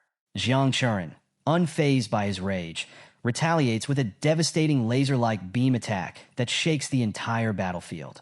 Zhou Yi watches in awe, stunned by the overwhelming power of Jiang Churen's new succubus form. Her attack obliterates the goblin boss instantly, ending the fight in a spectacular display of strength. As the dust settles, Both Zhou Yi and Jiang Churen earn a hefty 23,200 experience points, along with 15 free stat points and 15 skill points each. With the battle over, Jiang Churen approaches Zhou Yi in a playful, flirtatious manner. Her mischievous grin catches him off guard as she leans in close and teases him about continuing their work. Embarrassed by her boldness, Zhou Yi fumbles for words, prompting Jiang Churen to close the gap even more. She places her hand on his chest and, with a flirtatious tone, questions his silence, asking if he doesn't like this version of her. Taking it a step further, Jiang Churen grabs Zhou Yi's hand, placing it on her waist and continuing to flirt. Zhou Yi, clearly flustered, quickly steps back and, with a serious tone, asks if she is truly Jiang Churen. The question snaps her out of her demonic persona, and she regains her composure, visibly embarrassed by her actions. Dropping to the ground, she apologizes, explaining that the demonic power from her succubus bloodline had overwhelmed her. After a moment, Jiang Churen returns to her normal form and sheepishly reassures Zhou Yi that she was never fully possessed by the demon. Zhou Yi gently holds her face, offering reassurance that everything is fine. He admits he had been worried she was no longer herself, to which Jiang Churen blushes, insisting that such a thing could never happen. Wanting to move forward, Zhou Yi suggests they continue clearing the dungeon, using the opportunity to help Jiang Churen gain better control over her demonic powers. He encourages her, proposing they work on her abilities until she's ready to tackle the abyss-level realm on her own. Playfully, Jiang Churen jokes about how the Goblin King might as well be their old friend by now, given how often they defeat him. Zhou Yi chuckles, adding that sometimes it feels like they're training more than actually clearing the dungeon. The mood lightens as the two prepare to delve deeper into the challenge. Meanwhile, outside the dungeon, a group of students watches and speculates about Zhou Yi's abilities. One of them remarks on how tough the abyss-level realm is, pointing out that only the monstrous freshman has cleared it. Another student scoffs, suggesting Zhou Yi's success might have been due to sheer luck. However, a third student quickly rebukes the idea, asserting that Zhou Yi's strength is unmatched in the entire college. With a pointed jab, they sarcastically challenge the doubter to test their own luck in the realm, leaving the group in awe of Zhou Yi's accomplishments. As the students outside the dungeon continued to chat, the leaderboard displayed an unexpected change. The record for the dungeon had been broken once again, and Zhou Yi's name appeared in first place. Gasps rippled through the crowd as everyone marveled at his repeated success. But before they could process it, the leaderboard shifted again. This time, Jiang Churen's name took the top spot. The crowd buzzed with disbelief and admiration. Jiang Churen, who had only recently struggled to clear the hard difficulty, had now soloed the abyss-level realm. Zhou Yi's name, now in second place, solidified the extraordinary feat as another new record. The students were stunned. One student in particular turned to his companion, saying, "Brother, I finally understand what it feels like to see the gap between a genius and yourself." Over the next few hours, Jiang Churen and Zhou Yi continued to clear the dungeon multiple times. Zhou Yi conquered the abyss-level realm for the second time, while Jiang Churen, bolstered by Zhou Yi's guidance, also cleared the difficulty again, this time as part of their team. Their repeated triumphs left onlookers in awe, solidifying their reputations as rising stars within the academy. Eventually, both emerged from the dungeon, visibly accomplished. As they stepped outside, Jiang Churen turned to Zhou Yi with a cheerful suggestion. "Brother Zhou Yi, I heard the Element House is putting on a fireworks display for the freshmen today. Let's go watch it together." Zhou Yi, eager for a moment to relax after their intense training, agreed with a smile. "Let's go and take it easy for a bit." The two made their way to the Element House, a street powered entirely by magic. The whole area glimmered with a radiant glow, the lights casting an enchanting ambience. Standing amidst the vibrant scene, Zhou Yi couldn't help but chuckle. "We farmed that realm so much today, without even realizing it." Jiang Churen nodded, her face glowing with gratitude. "Thank you, Brother Zhou Yi. I've gained so many rewards from the abyss-level realm, and it's all thanks to your help." Zhou Yi laughed and waved off her praise. "You're giving me too much credit. This was all your effort. I just gave a little push." As they strolled further down the magical street, they stopped before a towering statue. Zhou Yi, puzzled, examined it closely. "Who is this?" he asked. Jiang Churen smiled and explained, "This is Mage Wei Yang, honored with the title of protective deity. He defended against multiple invasions from otherworldly legions, all by himself. His bravery and deeds became legendary. Unfortunately, during his final battle, a demon lord attacked him from behind. He sacrificed his life, and his soul was completely wiped out. Because of this, he cannot be resurrected. Hearing the tale, Zhou Yi felt a deep respect for the fallen hero. What an incredible person, to stand against so many enemies alone. That's true greatness, he said, admiration evident in his voice. After a pause, he turned to Jiang Churen, curious. I don't know much about history. Could you tell me about the Dark Ages? Hearing Zhou Yi's interest, Jiang Churen eagerly begins recounting the history of the Dark Ages, starting with the Golden Age, which began in the year 2544, 80 years ago. During this time, many talented individuals and extraordinary classes emerged, earning the era its illustrious title. Legends like Tempest Sword Saint Chong Ping Hai and Heat Blade Saintly Xiao Yang rose to prominence, and their heroic deeds still resonate today as they continue fighting on the front lines. However, the triumphs of the Golden Age were short-lived. When humanity began exploring and attacking other worlds, the Dark Age descended without warning. This era brought an overwhelming invasion of creatures from other realms, marking one of the darkest chapters in history. The elites of the Golden Age fought valiantly, sacrificing their lives to hold back the tide of destruction. After 30 grueling years of relentless battles and the loss of millions of warriors, humanity finally achieved peace, ushering in the current age.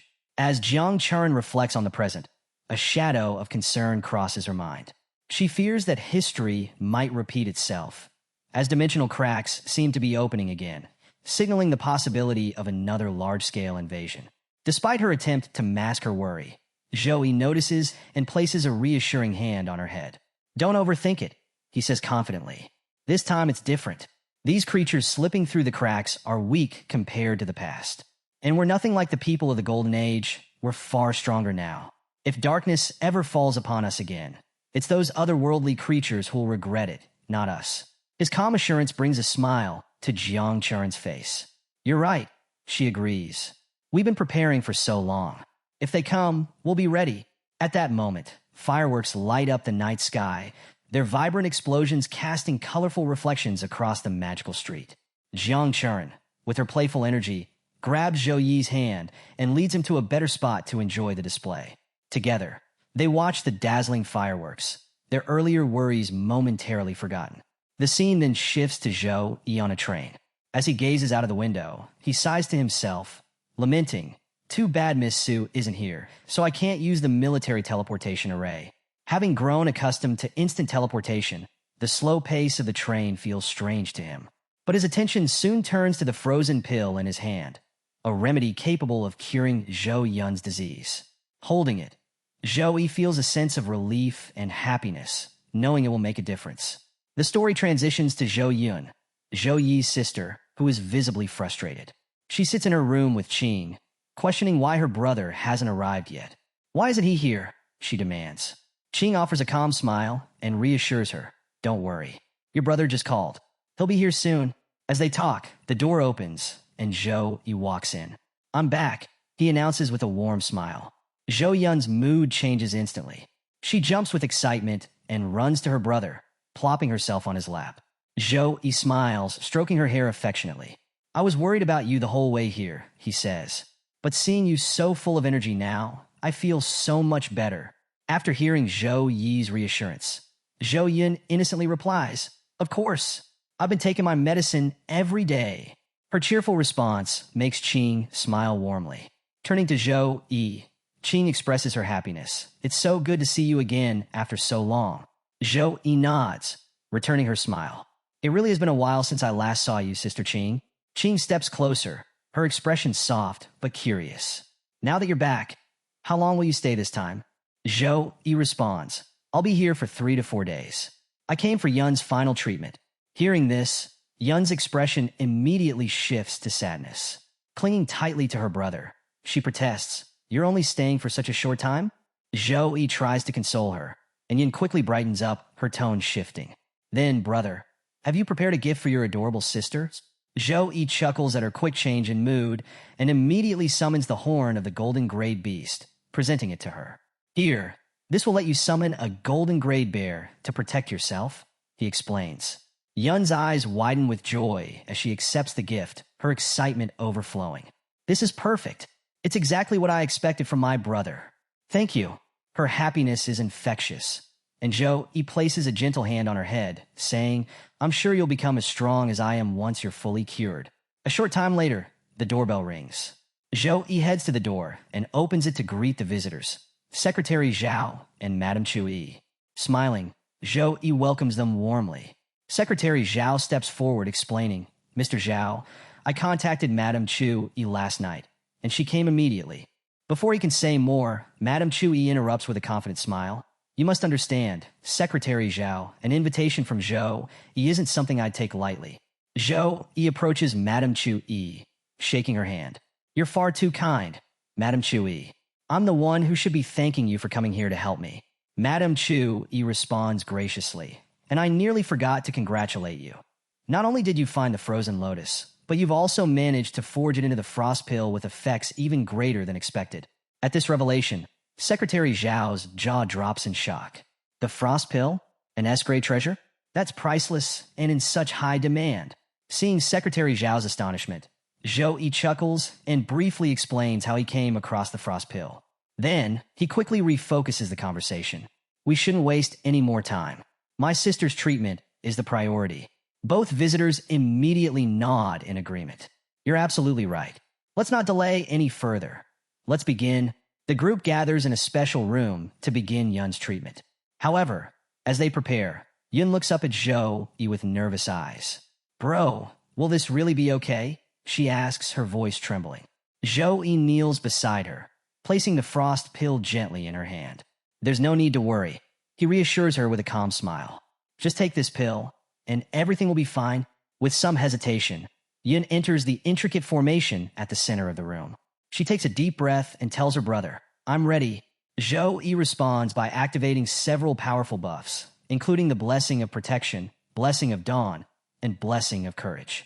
As he channels his sacred aura, a radiant light fills the room, its holy energy astonishing everyone present. Madame Chu-yi, a seasoned priest herself, looks on in awe. Despite her experience, she marvels at how Yi's sacred energy is far purer than her own. The light fills Yun with strength and confidence, helping her steady her resolve. Once everything is in place, Yi nods toward Madame Chu-yi, who steps forward and activates the formation. The intricate array glows, and she instructs Yun to take the frost pill. Yun swallows the pill, and within moments, a brilliant frost light erupts from her body. The intense energy spreads rapidly, freezing the air around it.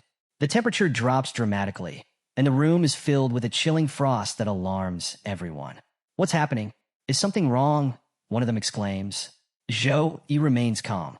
Don't worry, I'll take care of this. He activates the sacred flame, and warm, purifying energy begins to spread throughout the room, balancing the overwhelming frost. The frost energy from the pill gradually stabilizes, and Yi reassures everyone. This will be the last frost burst Yun experiences. Slowly but surely, the frost energy begins to calm, and the light dims as Yun regains control over her power. Madame Chu-yi breathes a sigh of relief. We've completed the hardest part, she says. Now we just need to wait for Yun to fully absorb the pill.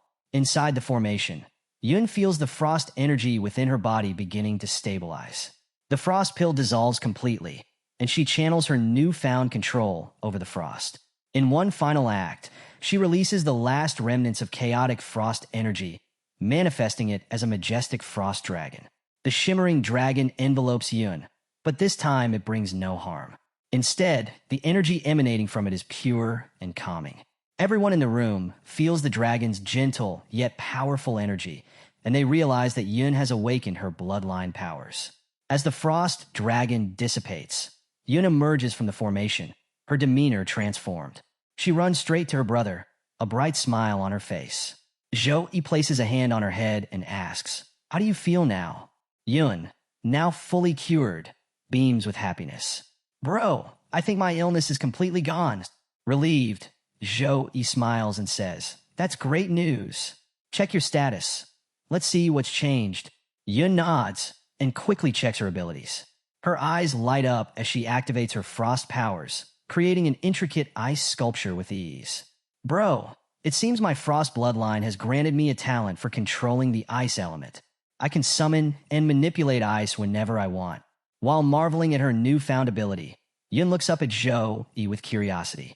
Will I gain any other talents after fully awakening my bloodline? She asks, playful yet hopeful.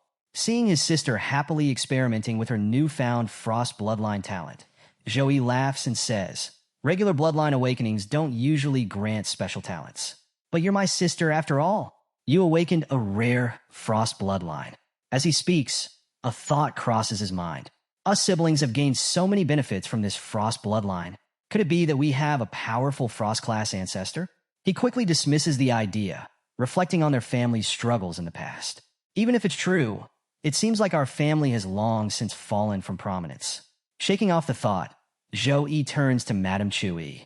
Madame Chu-Yi, Yin has successfully awakened her frost bloodline. But could you double-check her condition just to be sure? Before Chu-Yi can respond, Secretary Zhao approaches with a formal air. Mr. Zhou, I wanted to inform you that Miss Yin has not only been completely cured, but has also awakened her frost bloodline. The mayor is taking this achievement seriously and has arranged for a new batch of resources to support your cultivation. Zhou-Yi nods gratefully. Thank you, Secretary Zhao. I appreciate the assistance. I need to return to school soon, but I'll have to trouble you to look after Yin while I'm away. Secretary Zhao smiles and replies, It would be my honor, Mr. Zhou. Meanwhile, Yin is playing cheerfully with King, her laughter filling the room. Zhou-Yi watches with a smile before calling out, Yun, have you thought about which class you want to change to in the future? Yun pauses, her expression turning thoughtful. After a moment, she replies confidently, I'll definitely choose the mage class. Zhou-Yi chuckles. That class suits you perfectly. When you reach level 10, I'll find a hidden mage class conversion book for you. Yun's eyes light up with excitement. Really? That's great, brother. Then, as if feeling something deep within herself, she adds, I can sense a dark power awakening inside me. It won't be long until our full power is liberated. Her mention of dark power instantly alarms everyone in the room. Madame Chu-Yi, startled, rushes over to Yun and begins examining her carefully. Dark power? Why would she have dark power? She mutters, scanning for anything she might have overlooked. The scene then flashes back to Zhou-Yi and Yun's childhood.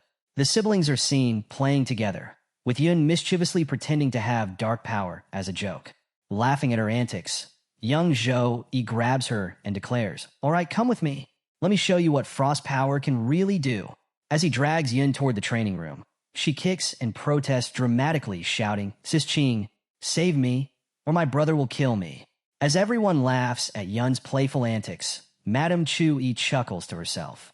Dark power, huh? This will be interesting. She muses, enjoying the lighthearted moment. Zhou-Yi then takes Yin to a separate room for training. As soon as they arrive, Yin dramatically declares, Brother, I will not hold back. I'll unleash my full power and freeze everything in my path. She summons the ice spirit, launching a barrage of icicle attacks toward her brother. The icicles speed toward Zhou-Yi, but shatter harmlessly against his shield before they can land. Watching her powerful attacks, Zhou-Yi smiles with pride. Her body has fully recovered. Now I can plan a proper cultivation schedule for her, he thinks. But as soon as he mentions this to Yun, she puts on another dramatic act. Bro, my frost energy is acting up again. It seems I can't cultivate with you anymore, she complains. Zhou-Yi narrows his eyes and starts moving toward her, clearly not buying her excuses. Seeing her brother's serious expression, Yun quickly backtracks, laughing nervously. Brother, I think I was mistaken. Let's get to it. The two train together for some time, with Yin giving her best effort. By the end, she collapses onto the ground, exhausted. Panting heavily, she jokes, Bro, I'll leave the mission of saving the world to you. I can't handle it anymore. Zhou-Yi laughs at her playful surrender. I feel the same. There's no one else better for the job than me, he teases. Afterward, he summons Gray, a small, adorable magical pet. Handing it to Yun, he explains, This is Gray, a magic pet I recently contracted. It will keep you company for the next few days. Yun, delighted by the cute creature, takes it in her hands and begins cooing at it. Don't worry, brother. I'll take good care of Gray. We'll cultivate hard together, she says with a mischievous grin. She then presses the fluffy pet against her cheek, adding, Come on, Gray. Sign a contract with darkness, and let's become companions. A few days pass.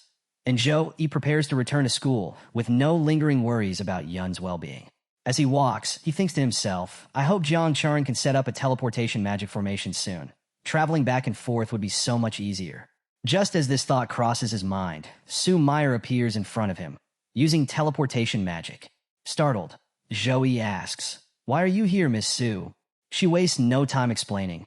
The National Freshman Exchange competition is starting soon, and each team needs 5 members for the team match.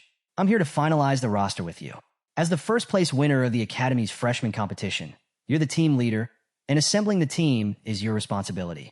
Sue Meyer hands Zhou Yi a list of the top 10 performers from the freshman competition and asks him to choose 4 members for his team. Zhou Yi glances at the list and confidently says, Miss Sue Meyer, I'll take the top 4 freshmen for my team. Sue Meyer, however, raises an eyebrow. That's a bit hasty, she replies. She explains, in team matches, stamina conservation becomes crucial, especially in the later rounds. Priest classes that can restore status effects and provide healing are vital for sustaining a team's performance. While you can offer powerful buffs as a Saint Knight, your recovery abilities are still slightly less than that of a dedicated priest. She continues, looking at previous year's competitions, it's clear that a priest would be a valuable addition to your team. You should carefully reconsider your selections. Hearing Sue Meyer's detailed explanation, Zhou Yi remains unfazed and replies confidently, There's no need for a priest. As long as we defeat our opponents quickly, recovery won't even be an issue. His assured demeanor stems from his belief in his own abilities. He is certain he can claim first place in the individual category of the exchange competition and, if necessary, handle entire teams on his own by activating his 6 wings. Sue Meyer listens thoughtfully, reflecting on Zhou Yi's performance in the freshman competition. His strength truly surpasses that of other students, she thinks. With Zhou Yi on the team, we might not even need a priest, we could steamroll through other schools. After a brief pause, Sue Meyer agrees. If you're that confident, I'll leave everything related to the team to Housemaster Wu. Zhou Yi nods, his confidence unwavering. Don't worry, first place is ours. Before leaving, Sue Meyer asks, Have you completed your sister's Bloodline awakening? Zhou Yi thanks her sincerely. It was all possible because of your help and the frozen lotus you told me about. Pleased to hear this, Sue Meyer responds with a smile. That's great news. Zhou Yi then asks, Do you know where I can find a hidden class conversion book? Sue Meyer raises an eyebrow. Is this for your sister? Yes, Zhou Yi replies. With otherworldly monsters appearing through mid-sized cracks, I feel an urgency. I want to give Zhou Yin more power to protect herself as soon as possible. Sue Meyer smiles knowingly. You're very thoughtful, Zhou Yi. Yes, the school does have a hidden class conversion book, but purchasing one won't be easy. With a cryptic smile, Sue Meyer activates her teleportation circle and vanishes, leaving behind parting words. Do your best in the freshman exchange competition. I have other business to attend to. Her tone has a teasing quality that leaves Zhou Yi puzzled. Curious about Sue Meyer's comment, Zhou Yi checks the requirements for obtaining the hidden class conversion book. His confusion quickly turns to understanding as he sees the steep conditions. The student must be level 25. They must hold at least an A grade in school missions. They must rank within the top 10 Earth rank and the top 100 Heaven rank. Even for the cheapest conversion book, a staggering 20,000 points are required. Realizing the challenge, Zhou Yi recalls Sue Meyer's parting words. So that's why she said riddles, he mutters, understanding the immense effort required to acquire the book. Soon after, Zhou Yi receives a new mission from the system tied to the National Freshman Exchange competition. The mission outlines that his rewards will depend on his combined performance in both the individual and team matches. Motivated, Zhou Yi turns his focus back to the competition. Meanwhile, the team he selected has already been reported to Housemaster Wu, and a meeting is called with all the teachers to finalize the plans. As the teachers gathered, Housemaster Wu began the meeting. Zhou Yi has submitted his candidates for the team match, he announced. Let me give you all a rundown. Saint Knight Zhou Yi, Spiritual Swordsman Jiang Chuan, Spiritual Taoist Song Xiaolan, Mage Tang Ling Yi, and Warrior Wei Tiexin. The list sparked surprise among the teachers. Noticing the absence of a priest, one teacher, Mr. Rong, voiced his concern. This team looks very risky. Without the support of a priest, everything could fall apart. However, the element teacher Cho Huayang countered, I don't think there's any need for concern. Zhou Yi's abilities alone are enough to replace a priest. The element teacher Cho Huayang spoke with confidence. knowing Zhou Yi's strength better than anyone in the room. After guiding Zhou Yi through the bloodline forging technique, he was certain that Zhou Yi could handle the team match single-handedly if needed. Adding to the conversation, Teacher Kong remarked, "Not only can Zhou Yi provide buffs, but his defensive capabilities are outstanding, and his attack skills are extremely powerful." Teacher Jiang, after listening to the discussion, refrained from raising any objections. Instead, she emphasized, "Let's focus on using Zhou Yi's strength to its fullest potential. At the same time, we must train all the students so they can work well together as a team." The teachers, ultimately reassured, approved the team. Housemaster Wu then instructed Su to inform the students to assemble in the warehouse within 3 days. The story shifts to Zhou Yi, who was in the middle of completing a system mission when he received a notification from Headmaster Wang Hui. The message informed Zhou Yi that a one-on-one class had been arranged for him, his first since becoming Wang Hui's disciple. Excited, Zhou Yi completed his mission and chose skill points as his reward, which boosted his abilities. With a satisfied smile, he said to himself, "Thanks to the system, I can stay ahead of others. With every mission, my strength grows." Soon after, Zhou Yi was summoned by Headmaster Wang, who teleported them both to a private training ground. Upon arrival, Zhou Yi was taken aback by the sight of the lush edge forest, teeming with level 23 forest wolves. "Master," he asked, surprised, "do I need to take down all these wolves?" The headmaster chuckled. "Don't worry. This forest is a private training ground owned by the Tianyu Guild, which I discovered a long time ago." As they spoke, the atmosphere shifted. Overhead, a massive dragon flew across the sky, its presence sending every wolf in the forest fleeing in terror. Zhou Yi, wide-eyed, watched the legendary creature. "A dragon is here too?" he asked, his voice tinged with nervousness. The headmaster nodded calmly. "That's no ordinary dragon. It's a level 62 legendary great dragon, the magic pet of your senior brother. It's here to ensure the monsters in this forest don't go out of control." Seeing the powerful dragon soaring through the sky, Zhou Yi is awestruck. He can't help but think, if my senior brother's pet is this strong, how powerful must my senior brother himself be? Sensing Zhou Yi's thoughts, the headmaster smiles and explains, "Your senior brother has reached my level this year. He is also level 64, and his combat abilities have even surpassed mine. That's why I handed over the Tanu Guild to him without hesitation." Zhou Yi is stunned. His senior brother, who has just turned 30, has already reached the level of a headmaster, a feat that seems almost unimaginable. But before Zhou Yi can fully process this revelation, the headmaster places a hand on his shoulder and says, "I've seen countless talents in my time, but you, Zhou Yi, are the most gifted of them all." To emphasize his point, the headmaster steps forward and activates a skill. "Watch closely," he instructs. "This is the first skill I will teach you." As he speaks, 2 massive shields made of radiant light appear on either side of him. This is Holy Light Heart Shield. The shields, glowing with an intense holy energy, collide with a thunderous crash, triggering a massive explosion. The blast obliterates the surrounding forest, leaving behind only enormous craters where lush greenery once stood. The display of power leaves Zhou Yi speechless. The headmaster hands Zhou Yi a skill book and says, "This is the skill I'll teach you first. Take this Holy Light Heart Shield skill book and learn it." Zhou Yi takes the book reverently. The headmaster then explains, "You don't need to study it the traditional way. Simply connect the book to your consciousness and use skill points to absorb the knowledge." Following the instructions, Zhou Yi links the skill book to his consciousness. The moment he does, the full details of the skill flood his mind. Skill name, Holy Light Heart Shield. Grade, A. Effect. The user summons 2 massive shields of holy light. These shields move toward each other, colliding to create a colossal explosion of light element energy.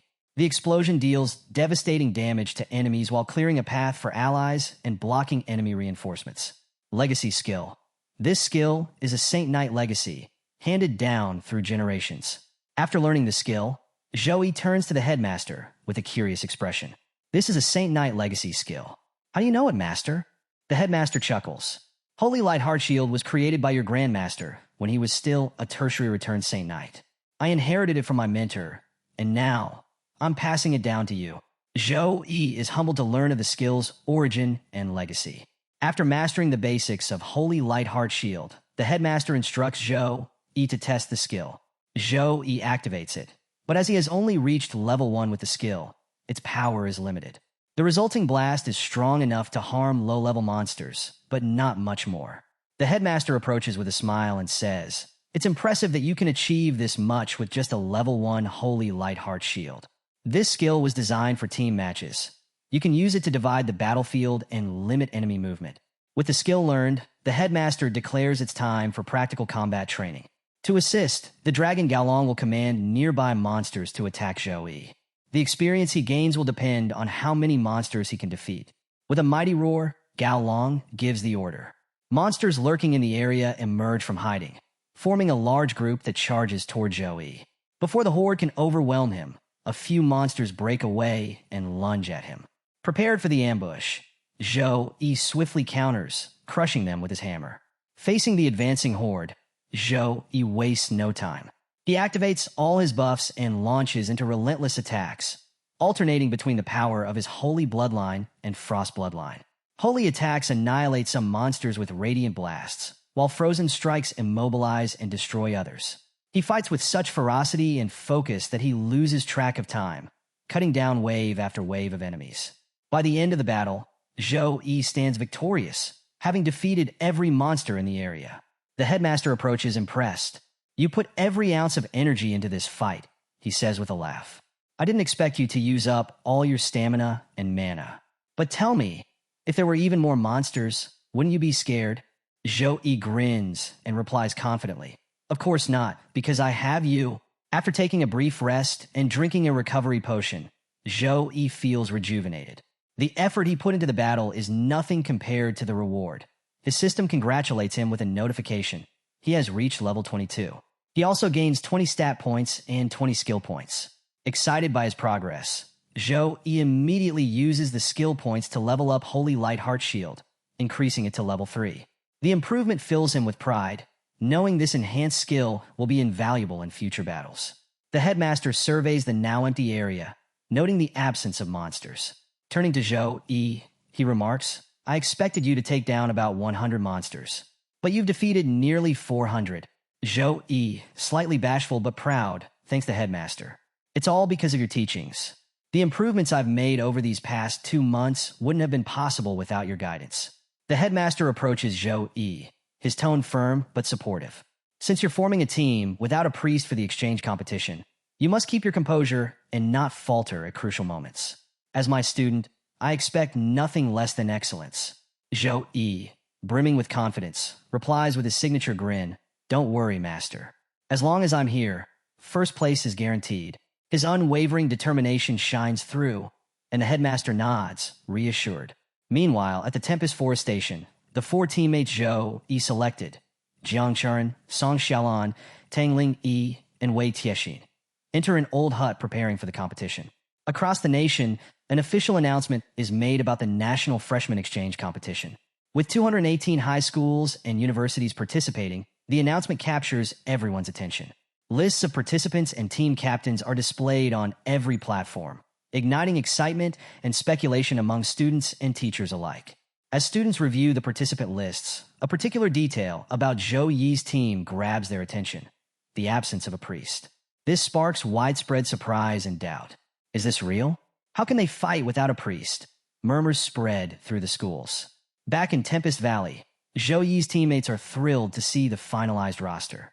2 of his admirers, the Gunner Girl and Mechanical Girl, react with excitement upon seeing his name listed as team captain and Jiang Chuan as vice captain. Gunner Girl, amused by the skeptical comments flooding social media, chuckles. "Look at all these people doubting Zhou Yi's team just because there's no priest. They think the team is doomed." She smirks at the comments predicting failure, exuding confidence in Zhou Yi's abilities. They're going to eat their words soon. The team captain of another school, also impressed by Zhou Yi, expresses her confidence in him. With Zhou Yi leading, even without a priest, this year's championship is as good as ours, she muses, already envisioning his team's victory. She even instructs an attendant to cover Zhou Yi's expenses for the day, her belief in his capabilities unwavering. The story then shifts to Zhou Yi, who is hard at work in the training room. Despite participating in level 10 combat training, the challenge is far too easy for him now, thanks to his increased power. Each training exercise feels more like a warm-up than a test of his abilities. as Zhou Yi's strength has far outpaced the requirements of this level. As Zhou Yi contemplates his need for further training, his phone rings. It's Sue Meyer, who informs him that Housemaster Wu is starting special training for the National Freshman Exchange competition today at the warehouse court. Excited, Zhou Yi thanks her and hurries to the location, grateful for the timely opportunity to refine his skills. When Zhou Yi arrives at the warehouse gate, he overhears a lively conversation coming from inside. The competition is so close. I'm so excited I couldn't sleep last night, one voice says enthusiastically. Another chimes in, me too. My fists are itching for battle. But can you imagine what'll happen if we don't win? Our school has held the championship for 4 years in a row. A third voice confidently reassures them. Relax. Once you see Zhou Yi's strength, you'll understand. With him on our side, we're guaranteed to win again this year. Zhou Yi steps into the room at that moment, greeted by a chorus of cheerful greetings from his new teammates. Everyone is excited to see him, though it's clear he's the last to arrive. Jiang Chern approaches shyly and says, "Brother Zhou Yi, we've been waiting for you for so long." Zhou Yi laughs and apologizes. "Sorry for being late." He moves to Housemaster Wu and Sue Meyer, bowing slightly. "I'm sorry for keeping you waiting." Housemaster Wu waves it off. "It's fine," he says. "Let me introduce your team officially." Housemaster Wu begins the introductions. First, there's Wei Tiexin, a level 18 warrior, who steps forward and thanks Zhou Yi for inviting her. Then comes Tangling Yi, a level 18 mage, who blushes as she shyly greets Zhou Yi with a quiet, "Hi." Zhou Yi smiles warmly, putting them at ease. Two other teammates need no introduction. Jiang Chern, the spiritual swordsman and vice-captain, and Song Xiaolan, the spiritual Taoist priest, whom Zhou Yi already knows. When the introductions are done, Housemaster Wu's eyes land on Zhou Yi's status, and his expression shifts to one of surprise. "I didn't expect you to level up so quickly under Headmaster Wang's guidance," he remarks. Jiang Chern, wide-eyed, turns to Zhou Yi. "Brother, you've become stronger again?" Zhou Yi nods with a modest smile. "Thanks to Master's teachings, I've made some improvements." Housemaster Wu interrupts the chatter with a firm tone. "All right, enough talk. We have limited time to prepare for the competition, so we need to start immediately. I will be your trainer for team matches, individual matches, and survival challenges. For today, we'll focus on team coordination and combat abilities." The training plan excites everyone, especially when Housemaster Wu announces that later, they'll form a party to challenge the Abyss-level Goblin Dungeon. The school will cover all expenses for points used in the Abyss realm, he adds. Hearing this, Tang Ling Yi glances at Zhou Yi, her thoughts swirling. "No wonder Ms. Su kept pushing us to level up to 18. It's to prepare us for this dungeon. We're already strong as a party, and with Zhou Yi leading, it's practically guaranteed we'll clear the Abyss level." She blushes slightly as she sneaks another glance at Zhou Yi, admiration evident in her expression. He could solo that realm. With the 4 of us supporting him, there's no way we'll fail. Zhou Yi notices Tang Ling Yi glancing at him shyly, so he smiles warmly at her. Caught off guard by his smile, Tang Ling Yi becomes flustered and quickly runs away. Watching her dash off, Zhou Yi chuckles to himself. Is my smile really that dangerous? The group then enters the Abyss-level Goblin Dungeon, fully aware of its notorious difficulty. As they step into the realm, Zhou Yi takes charge. "This is our first time working together as a party," he begins. "Let me handle the tactics." Everyone nods in agreement, trusting Zhou Yi's leadership. He lays out the strategy. Wei Tiexin will manage defense and draw the goblins' attention. Jiang Chern and Tang Ling Yi will focus on physical and magical damage output. Song Xiaolan will assist with support, while Zhou Yi will stay behind to eliminate enemies and provide additional aid to the team. Moments later, a horde of goblins appears, charging toward the group. Zhou Yi immediately warns, "Be careful." Wei Tiexin springs into action, slamming her fist into the ground. The impact, enhanced by a powerful aura, shatters the terrain and sends shockwaves through the goblins. As her strength surges, she notices her power output has increased significantly, by nearly 40%. Surprised by her own enhanced abilities, she glances back to see Zhou Yi casting buffs over the team. His support abilities have amplified everyone's power. Tang Ling Yi, standing at the rear, watches in awe as Zhou Yi casts 3 buffs simultaneously within seconds. She's astonished. Even professional mages struggle to cast 3 buffs this quickly. She thinks, marveling at his speed and precision. Motivated by Zhou Yi's skill, Tang Ling activates her own ability, using sound magic destruction to unleash devastating sonic waves. The intense sound pressure disrupts the goblins, forcing them into disarray. Taking advantage of their vulnerability, Jiang Churen moves in with a flurry of attacks, cutting down goblin after goblin with swift and precise strikes. As the battle rages, a goblin archer attempts a sneak attack, targeting Zhou Yi. Spotting the danger, he shouts, "Be careful!" Reacting quickly, Wei Tiexin intercepts the arrow with her shield, protecting Zhou Yi from harm. Jiang Churen, observing the situation, realizes this dungeon has changed significantly since she last conquered it. The goblins didn't have archers before, she thinks, noticing the presence of level 23 goblin archers, specialists in sneak attacks and range combat. "This is different," Jiang Churen mutters. The difficulty has definitely increased. The team tightens their formation, prepared to face this new challenge together. Seeing his team working together seamlessly, Zhou Yi can't help but smile. The dungeon's difficulty and environment have evolved significantly since the last time he cleared it. With more challengers venturing into the dungeon, the goblins have adapted and developed stronger offensive tactics. To clear the way, Zhou Yi activates Punishment of Light. The radiant energy decimates an entire group of goblins in one powerful strike. Turning to his team, he confidently says, "I'll take care of these annoying enemies. I'm leaving the rest to you." His teammates understand immediately and leap into action. Song Xiaolan throws her talisman papers into the fray, each one detonating in bursts of explosive energy. "If everyone else is giving it their all, I can't lag behind," she declares, unleashing her 5 Thunders of Justice skill to blast away clusters of goblins. Meanwhile, Housemaster Wu and Su Meyer observe the team's progress through a screen. The Housemaster comments, "Zhou Yi's casting speed has improved dramatically since the freshman competition. Some of his skills are practically instantaneous now." Su Meyer nods, impressed. It looks like he chose a talent related to casting speed after clearing the Abyss level realm. His rate of growth is incredible. Don't forget, he brought Jiang Churen to challenge the Abyss level dungeon and secured the top spots as soon as school started. The Housemaster Wu smirks mischievously. "Well, I decided to raise the difficulty a bit to test him." Su Meyer looks at him in surprise.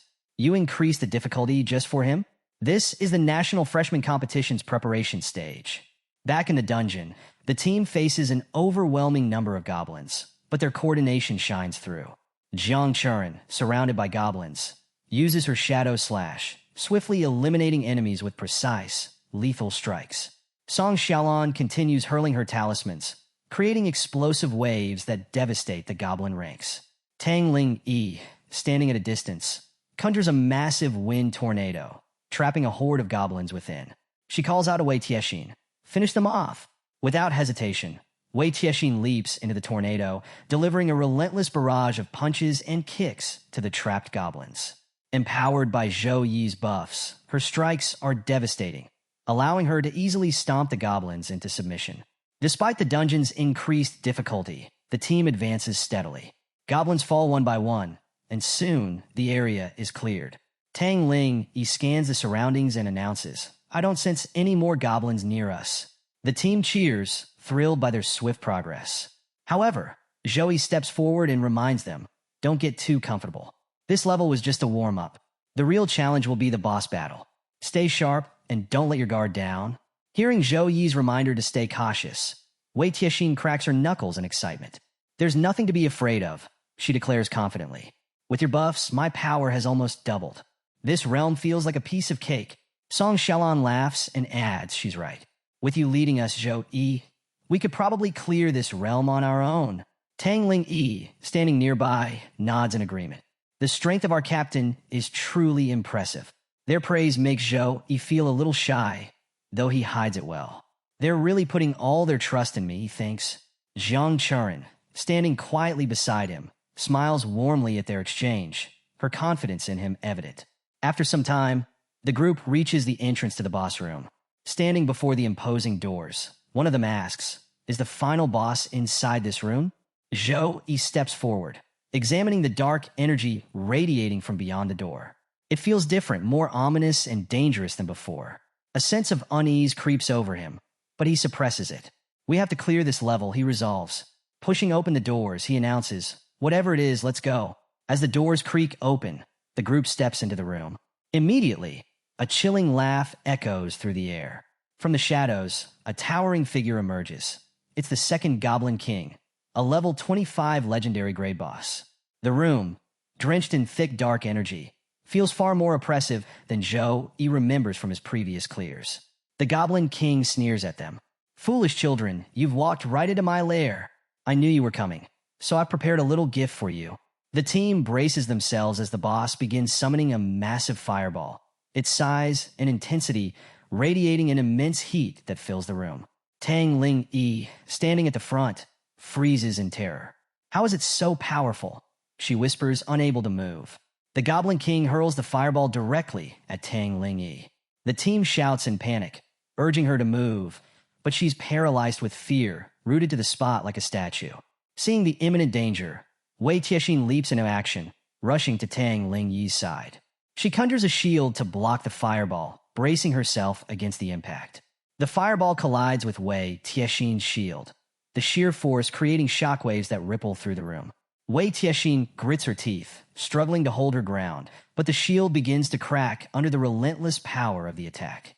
"This is stronger than I expected," she mutters. Before long, the shield shatters completely, and the remnants of the fireball explode, sending both Wei Tiexin and Tang Ling Yi flying backward. The team watches in alarm as the Goblin King laughs maniacally, clearly reveling in his newfound strength. Zhou Yi clenches his fists, his eyes narrowing. "This fight is going to be tougher than I thought. Everyone, focus." Zhou Yi commands. "Stay calm and stick to the plan. We're not backing down." Seeing her shield shatter and struggling against the Goblin King's attacks, Wei Tiexin feels a wave of doubt. "Even with the captain's buffs doubling my strength, I'm barely holding up against this boss's regular attacks." She thinks nervously. The Goblin King, unfazed, summons another attack, his laughter echoing menacingly through the room. "Don't panic, little children," he taunts. "This place has been prepared as your grave for a long time." With a mocking grin, he conjures not one, but 3 massive fireballs this time, launching them toward the group. "Get ready to be reduced to dust," he roars. Tang Ling Yi and Wei Tiexin Roman freeze, realizing they don't have enough time to dodge the incoming fireballs.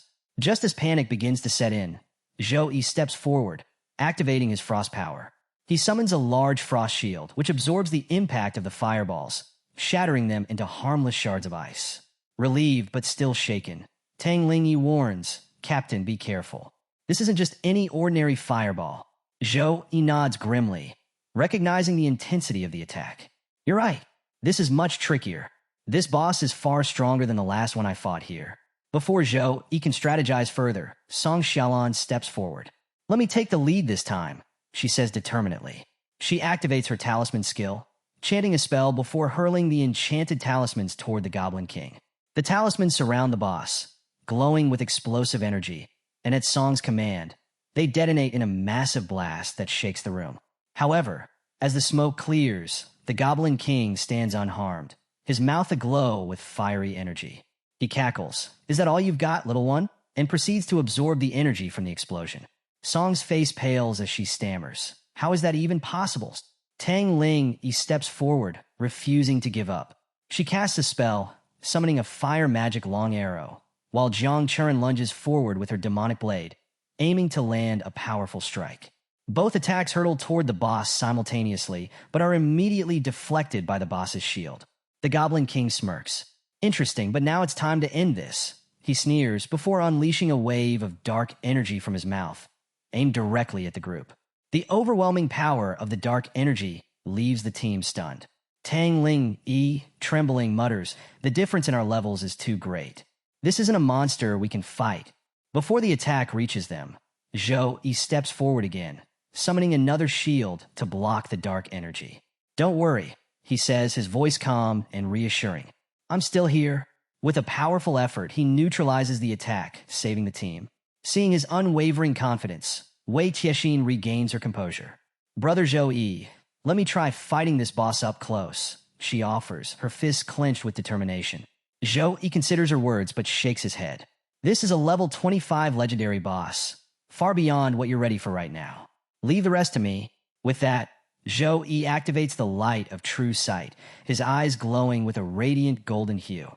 The skill allows him to analyze the Goblin King's movements and search for weaknesses in its defenses.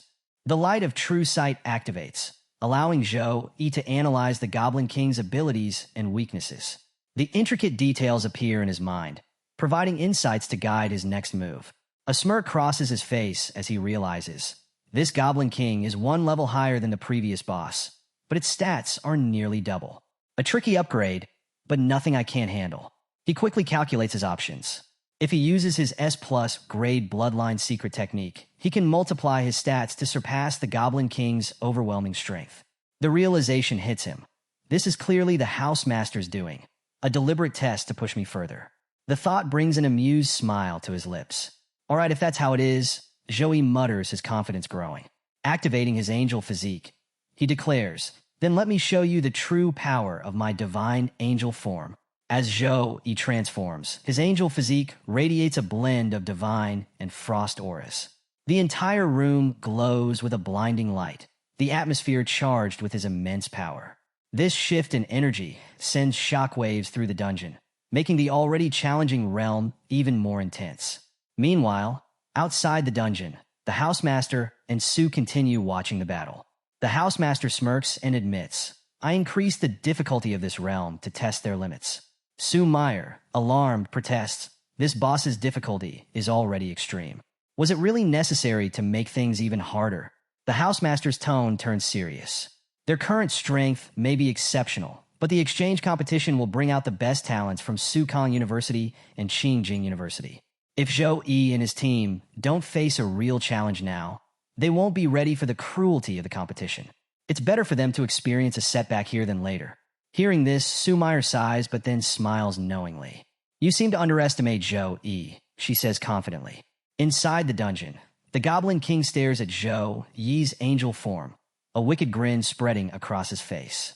Interesting, he sneers. You've turned into a shiny bird. No matter. Use all the tricks you have, little one. It won't save you. Hovering in the air, Zhou-Yi calmly responds, as you wish. He begins gathering energy into a shining energy ball, its radiant power illuminating the room. With a powerful motion, he hurls it at the Goblin King. Enraged by Zhou-Yi's confidence, the Goblin King roars, You're too arrogant. You're just a challenger. Yet you dare show off. He counters by summoning his ultimate skill, Apocalypse Meteor Fire, launching an immense fiery projectile at Zhou-Yi. The two attacks collide mid-air in a massive explosion. The shockwave ripples through the dungeon, shaking the entire area. Zhou-Yi's team braces themselves, shielding against the overwhelming force of the blast. As the pressure subsides, Song Xiaolan stares in awe, her voice trembling with disbelief. Is this Zhou-Yi's true power? A thought dawns on her. We were never on the same level from the beginning. Turning to Jiang Churen, she asks, Have you ever seen Zhou-Yi use this form before? Hearing Song Xiaolan's question, Jiang Churen shakes her head. This is my first time seeing it too. It seems Brother Zhou-Yi is putting in his full effort for this fight. Meanwhile, the Goblin boss, having withstood Zhou-Yi's previous attack, sneers. Is that all you've got? No matter how you change your form, you can't win. Zhou-Yi responds with a confident smile. Without missing a beat, he summons the Holy Light Chain, which wraps around the Goblin boss, immobilizing him completely. The boss struggles furiously to break free, but fails, his expression shifting from smugness to fear. Seizing the opportunity, Zhou-Yi follows up with the Spear of Victory, a radiant attack that strikes the boss directly, causing a massive explosion. The team watches in awe as the room shakes from the sheer power of the strike. However, when the dust settles, the Goblin boss is still standing, battered but alive. Persistent, aren't you? Zhou-Yi mutters, preparing for his next move.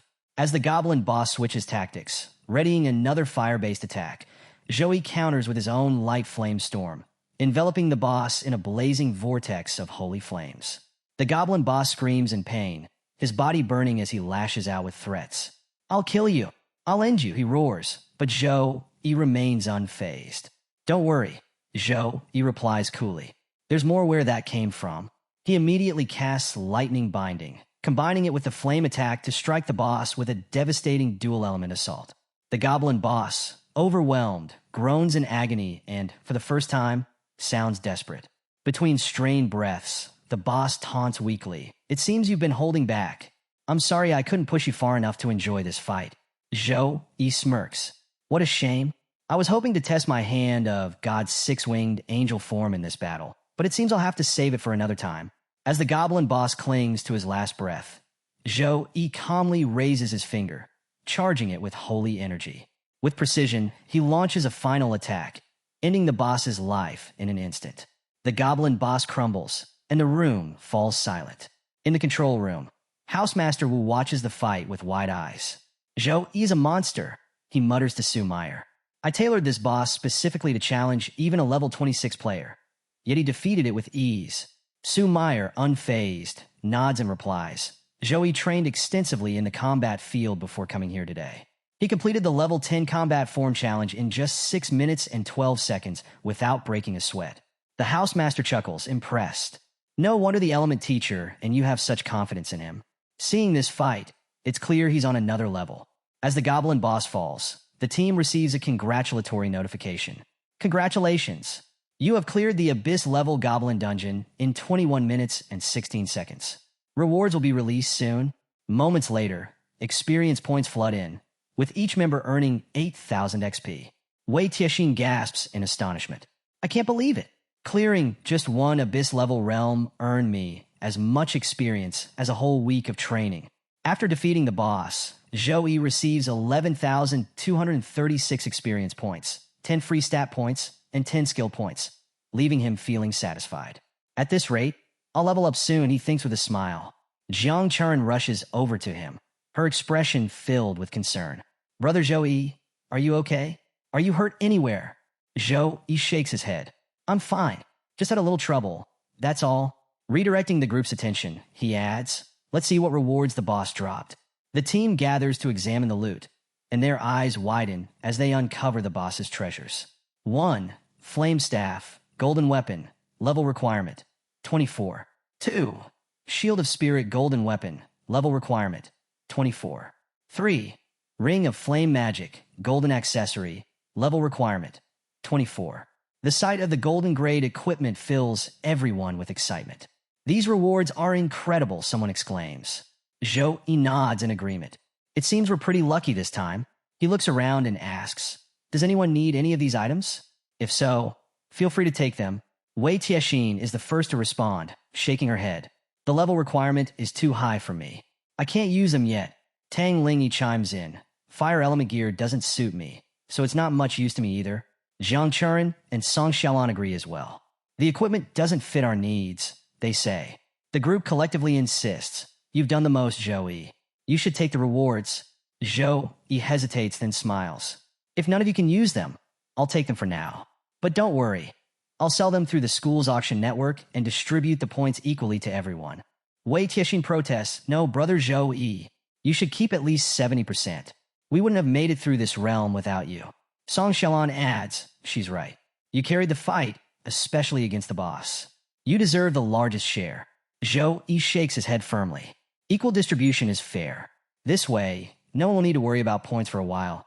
Jiang Chuan interjects, smiling mischievously. You all know brother Zhou, he doesn't lack for points. Let him keep it if he wants, but I don't think he'll change his mind about sharing. Hearing this, the group finally relents, nodding in agreement. Zhou Yi wraps up by reminding them of what's ahead. The exchange competition is starting soon. Points will help all of you improve effectively. Remember, our goal isn't just to win the championship. It's to defend the honor of our school. Inspired by his words, the team responds with determination. We won't let you down, Zhou Yi. We'll work hard for the competition. Hearing his team's determination, Zhou Yi nods approvingly. Good. Success depends on all of our efforts.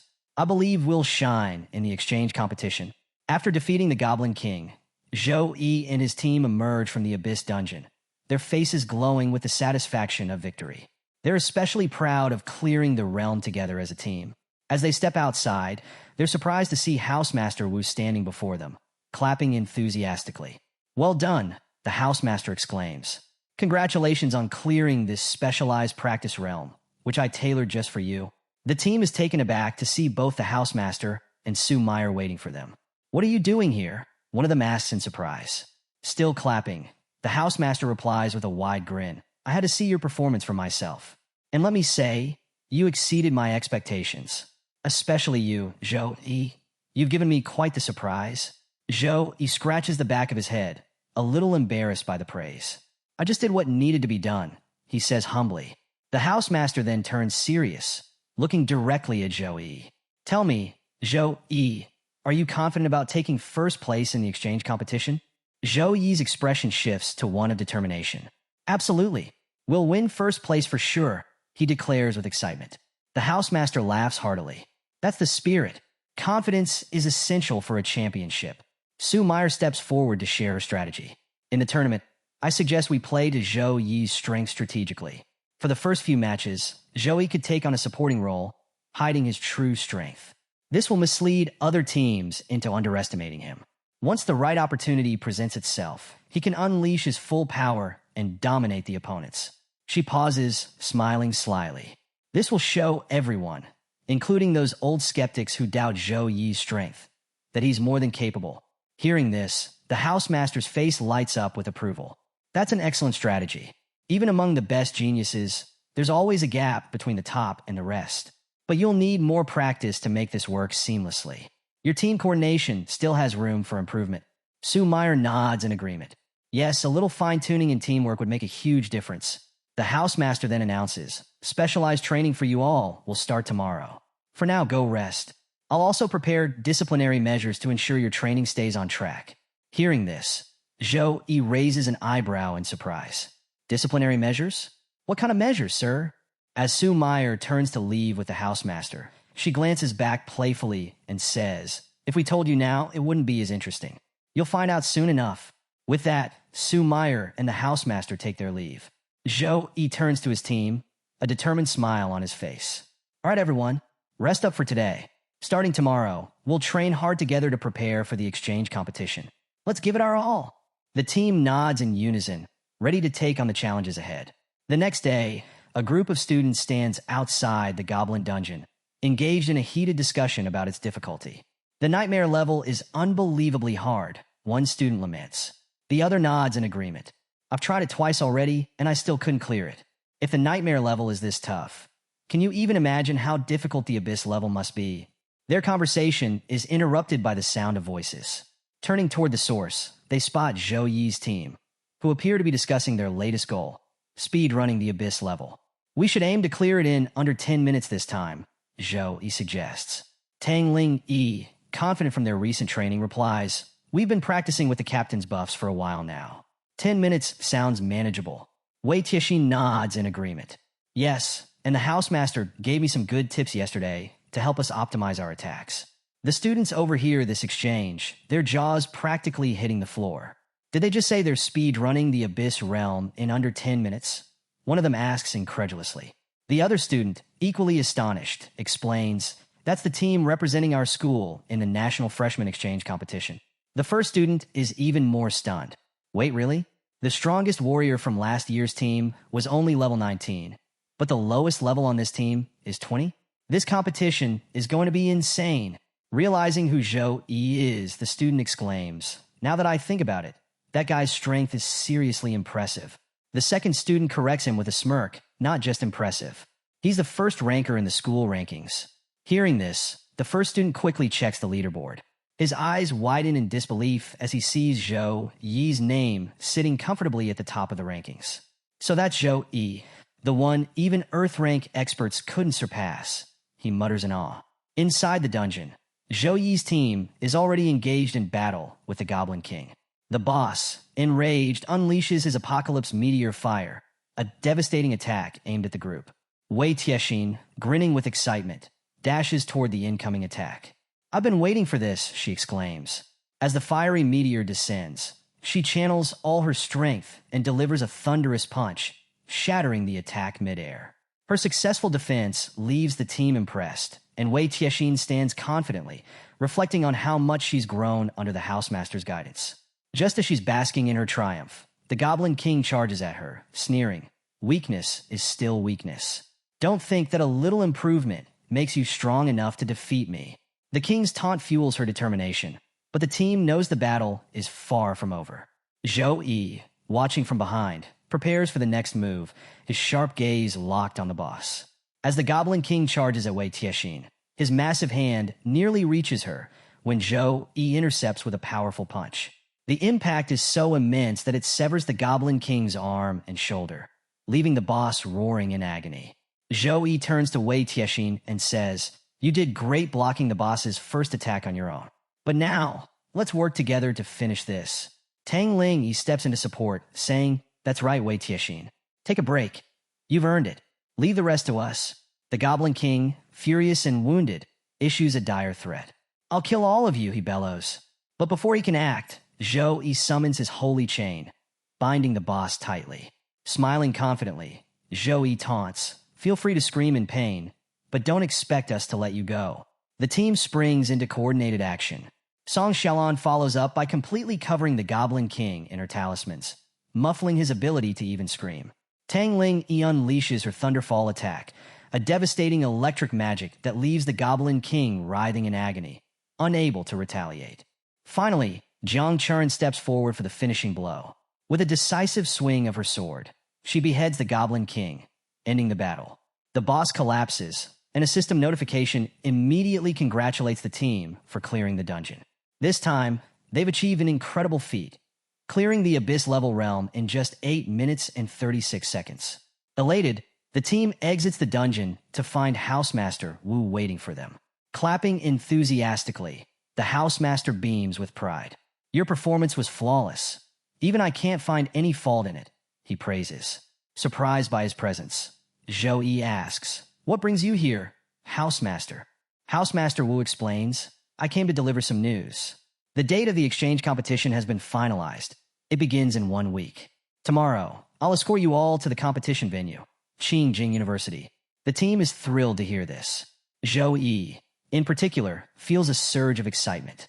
Finally, an opportunity to face geniuses from other universities. "I've been bored of fighting dungeon bosses for too long."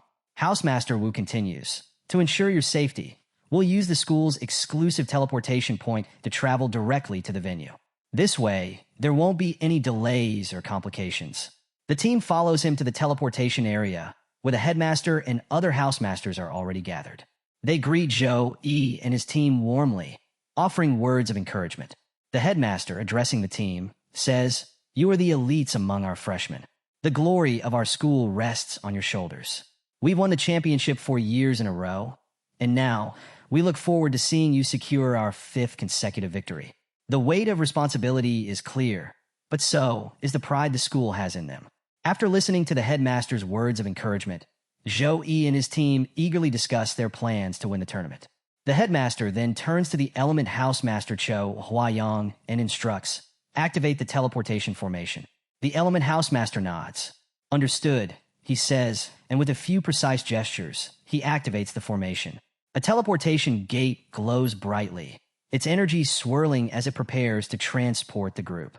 Before the team steps through, the headmaster wishes them a safe journey.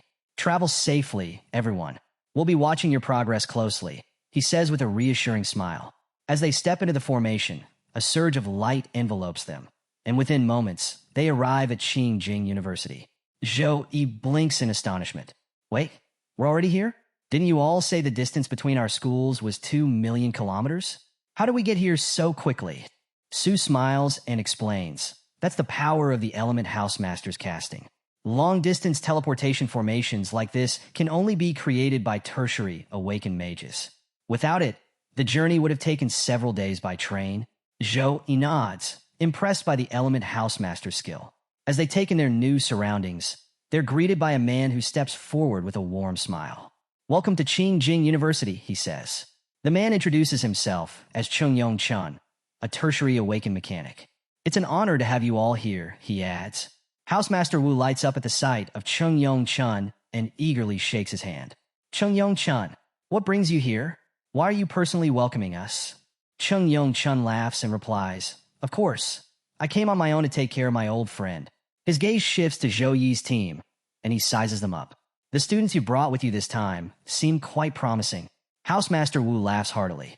"I've heard the same about your school's freshmen this year. I suppose we'll see whose team truly shines in the competition." Chungyong Chun grins and pats Wu's shoulder. "Indeed, we'll see." After chatting with his old friend, Wu returns to his team and gathers them around. "Now, a few reminders before we begin," he starts. The opening ceremony for the exchange competition will be held on the 10th, and the competition will follow shortly after. For now, we won't be doing any additional training. Use this time to rest and prepare yourselves mentally. His tone grows serious as he continues. However, keep in mind that Xinjiang City has seen an influx of tourists lately, and there might be spies from other races mingling among them. Every year, we see incidents where demons or other species target human talents during events like this. Stay alert. Something could happen this time too. The team exchanges nervous glances, but Wu quickly softens his tone. That's enough for today. Take the next few days to relax, explore, and enjoy yourselves, but remember to stay safe. After Housemaster Wu's instructions, the team responds with a collective, "Okay," before heading to their rooms to rest. Zhou Yi, standing on the balcony of his room, gazes out at the view when a small robot assistant approaches him. The robot politely greets him. "Welcome to Qingjing University Apartments. Please don't hesitate to ask if you need anything." Zhou Yi, amused by the unique service, replies, "Thanks, but I don't need anything right now." Still, the service here is impressive. With some free time on his hands, Zhou Yi opens his system menu and decides to use his hoarded experience points to level up. However, after using all his points, he realizes it's not enough to reach level 24. "Looks like it'll take a while to hit level 24, he mutters. Most of his current skills are C grade and B grade, but once he reaches Secondary Awakening, he'll gain access to B grade Saint Knight skills and possibly even learn the A grade Jewel of Apocalypse skill. The Jewel of Light will allow him to buff his teammates, while the Jewel of Darkness will unleash devastating power on his enemies. Although Tertiary Awakening is still far away, Zhou Yi focuses on completing the system's missions. The thought of reaching his goals brings a smile of excitement to his face. The story skips ahead to the day of the exchange competition, where an enthusiastic announcement marks the opening of China's 157th National Freshman Exchange Competition. The crowd cheers as the first team to enter the field is introduced. Sukong University, last year's champions, and the university Zhou Yi represents. The stadium erupts in joyful shouts, with fans chanting loudly for Sukong University. Hearing the overwhelming enthusiasm, Zhou Yi remarks, "It's not surprising that everyone wants to participate in the national exchange competition. The atmosphere here is amazing." Standing beside him, Jiang Chern smiles and adds, "Today is just the opening ceremony. Wait until the finals. This audience will double in size." The next university introduced is Rongyang University, the first opponent for Sukong University in the competition. The players from Rongyang look visibly dejected as they realize they're up against last year's champions. "It's like we've been cursed with bad luck," one player mutters. Another agrees, sighing. Facing Sukong University is like being their stepping stone. "We don't stand a chance." Their captain, however, tries to rally their spirits. "Stop worrying. We ranked in the top 30 last year. We can still put up a fight." Meanwhile, the audience's attention shifts to Sukong University's lineup, specifically focusing on Zhou Yi, standing at the back of the formation. Murmurs ripple through the crowd as they notice him. "Look, the person at the back. He's a Saint Knight," one spectator exclaims. "His level is 23, higher than anyone else on the field," another observes with awe. As the audience watches Zhou Yi and his team, murmurs spread through the crowd. "It's a relief that he's only playing a supporting role," one spectator comments. "If he were an attacker, who knows how much trouble he'd bring?" Another spectator nods. Looking at this lineup, Rongyang University doesn't stand a chance. The only question is how many of Sukong University's hidden cards they'll reveal. On the field, Rongyang University's captain also feels the pressure, his nerves evident as he observes Zhou Yi's level 23 rank. Sukong University definitely has something up their sleeve, he mutters under his breath. Trying to boost his team's morale, he says aloud, "Don't let their levels intimidate you." In competitions like this, strategy matters more than levels. Both teams step onto the arena, and the battlefield begins its automated construction. A protection shield forms around the stage, ensuring that no stray attacks reach the audience. As the defensive field activates, the countdown to the match begins. Rongyang University's players, ready to rush forward, suddenly stop as their captain shouts, "Hold back. Stay calm and focus on defense first." Let's see what they do. The team hesitates but follows his command, retreating slightly. Just then, a radiant holy energy spreads across the battlefield, catching everyone's attention. Zhou Yi had activated all his team buffs in a matter of seconds. The sheer scale and speed of the buffs leave Rongyang University stunned. The audience gasps as the golden aura envelopes Sukong University's team, amplifying their strength. He cast that many buffs in just seconds? One spectator exclaims. No wonder he's their captain, another adds. Even Chung Yong Chun, watching from the sidelines, is impressed. The Saint Knight captain of Sukong University, Zhou Yi, is truly remarkable, he says, glancing at Housemaster Wu. Old Wu, with those buffs, your team's strength just increased by nearly 50%. Housemaster Wu chuckles, clearly pleased. That's the essence of a hidden class Saint Knight. Large-scale buffs are their specialty. However, Chung Yong Chun's smile fades slightly as he watches Zhou Yi's performance. His expression grows tense, and he mutters, fortunately, our team has its own trump cards. Otherwise, Zhou Yi alone would be a nightmare to deal with. Back on the field, Rongyang University's players exchange nervous glances, overwhelmed by Sukong University's power. What do we do now, Captain? One of them asks, their voice trembling. The captain swallows hard, trying to maintain composure. I think I can block that, he stammers, but his fear is evident in his tone. Seeing their opponents visibly shaken, Zhou Yi and his team quickly realize that Rongyang University's team is nervous and hesitant. Zhou Yi gathers his team and lays out a simple plan. Since their strength seems ordinary, let's keep it straightforward. We'll attack together and break their formation in a single wave. Hearing the plan, the team nods in agreement and prepares for action. Tang Ling steps forward first and says, I'll take the lead. She summons a fire magic arrow and launches it toward the opposing team. The arrow streaks through the air, glowing ominously, and Rongyang's players panic. Their captain, desperate to rally his team, quickly casts a light shield to block the attack. When the arrow is stopped, the captain smirks, letting his ego get the better of him. Look, I blocked it. This must be all the power they have. One of his teammates, still panicked, interrupts, Captain, they're coming again. Before the captain can react, Wei Tiexin charges forward with incredible speed and launches her air-breaking fist directly at him. The force of the punch shatters his shield and sends him flying, landing hard on the ground. The captain, dazed and winded, struggles to get up. Before Rongyang's team can recover, Jiang Chern appears, her demonic blade glowing ominously. She slashes toward the captain, the dark energy in her attack forcing him into a state of terror. I can't block this, he shouts internally, frozen in fear. Just as they think things can't get worse, a thunder spell crashes down from above, striking the entire team. The spell's power damages all the players, leaving them sprawled across the ring in a half-dead condition. As the dust settles, the referee announces the winner, Sukong University's team. The audience erupts into applause, though the announcer encourages the crowd to cheer louder to help Rongyang University's morale recover. Meanwhile, the referee announces that the next match will begin shortly. Zhou Yi's team, however, isn't particularly happy with the victory. Having cleared the Abyss-level realm numerous times, this fight felt far too easy. This wasn't even a warm-up, one of them mutters, unimpressed. Zhou Yi laughs and reassures them. Don't worry, Sukong University and Qingjing University will definitely give us a real challenge. Save your energy for them. Elsewhere, Chung Yong Chun, watching from the sidelines with Housemaster Wu, is left stunned by the sheer dominance displayed by Zhou Yi's team. He turns to Wu and asks, how did you train these students? They're like crouching dragons and hidden tigers, especially Zhou Yi's buffs. How could any regular school even hope to compete against them? Housemaster Wu grins smugly and waves off the compliment. I didn't train them much. I just gave them a few pointers here and there. All of this is the result of their own efforts. Chung Yong Chun, slightly irritated by Wu's obvious showboating, frowns. The fight has left him unsettled, and he excuses himself. I'd better go.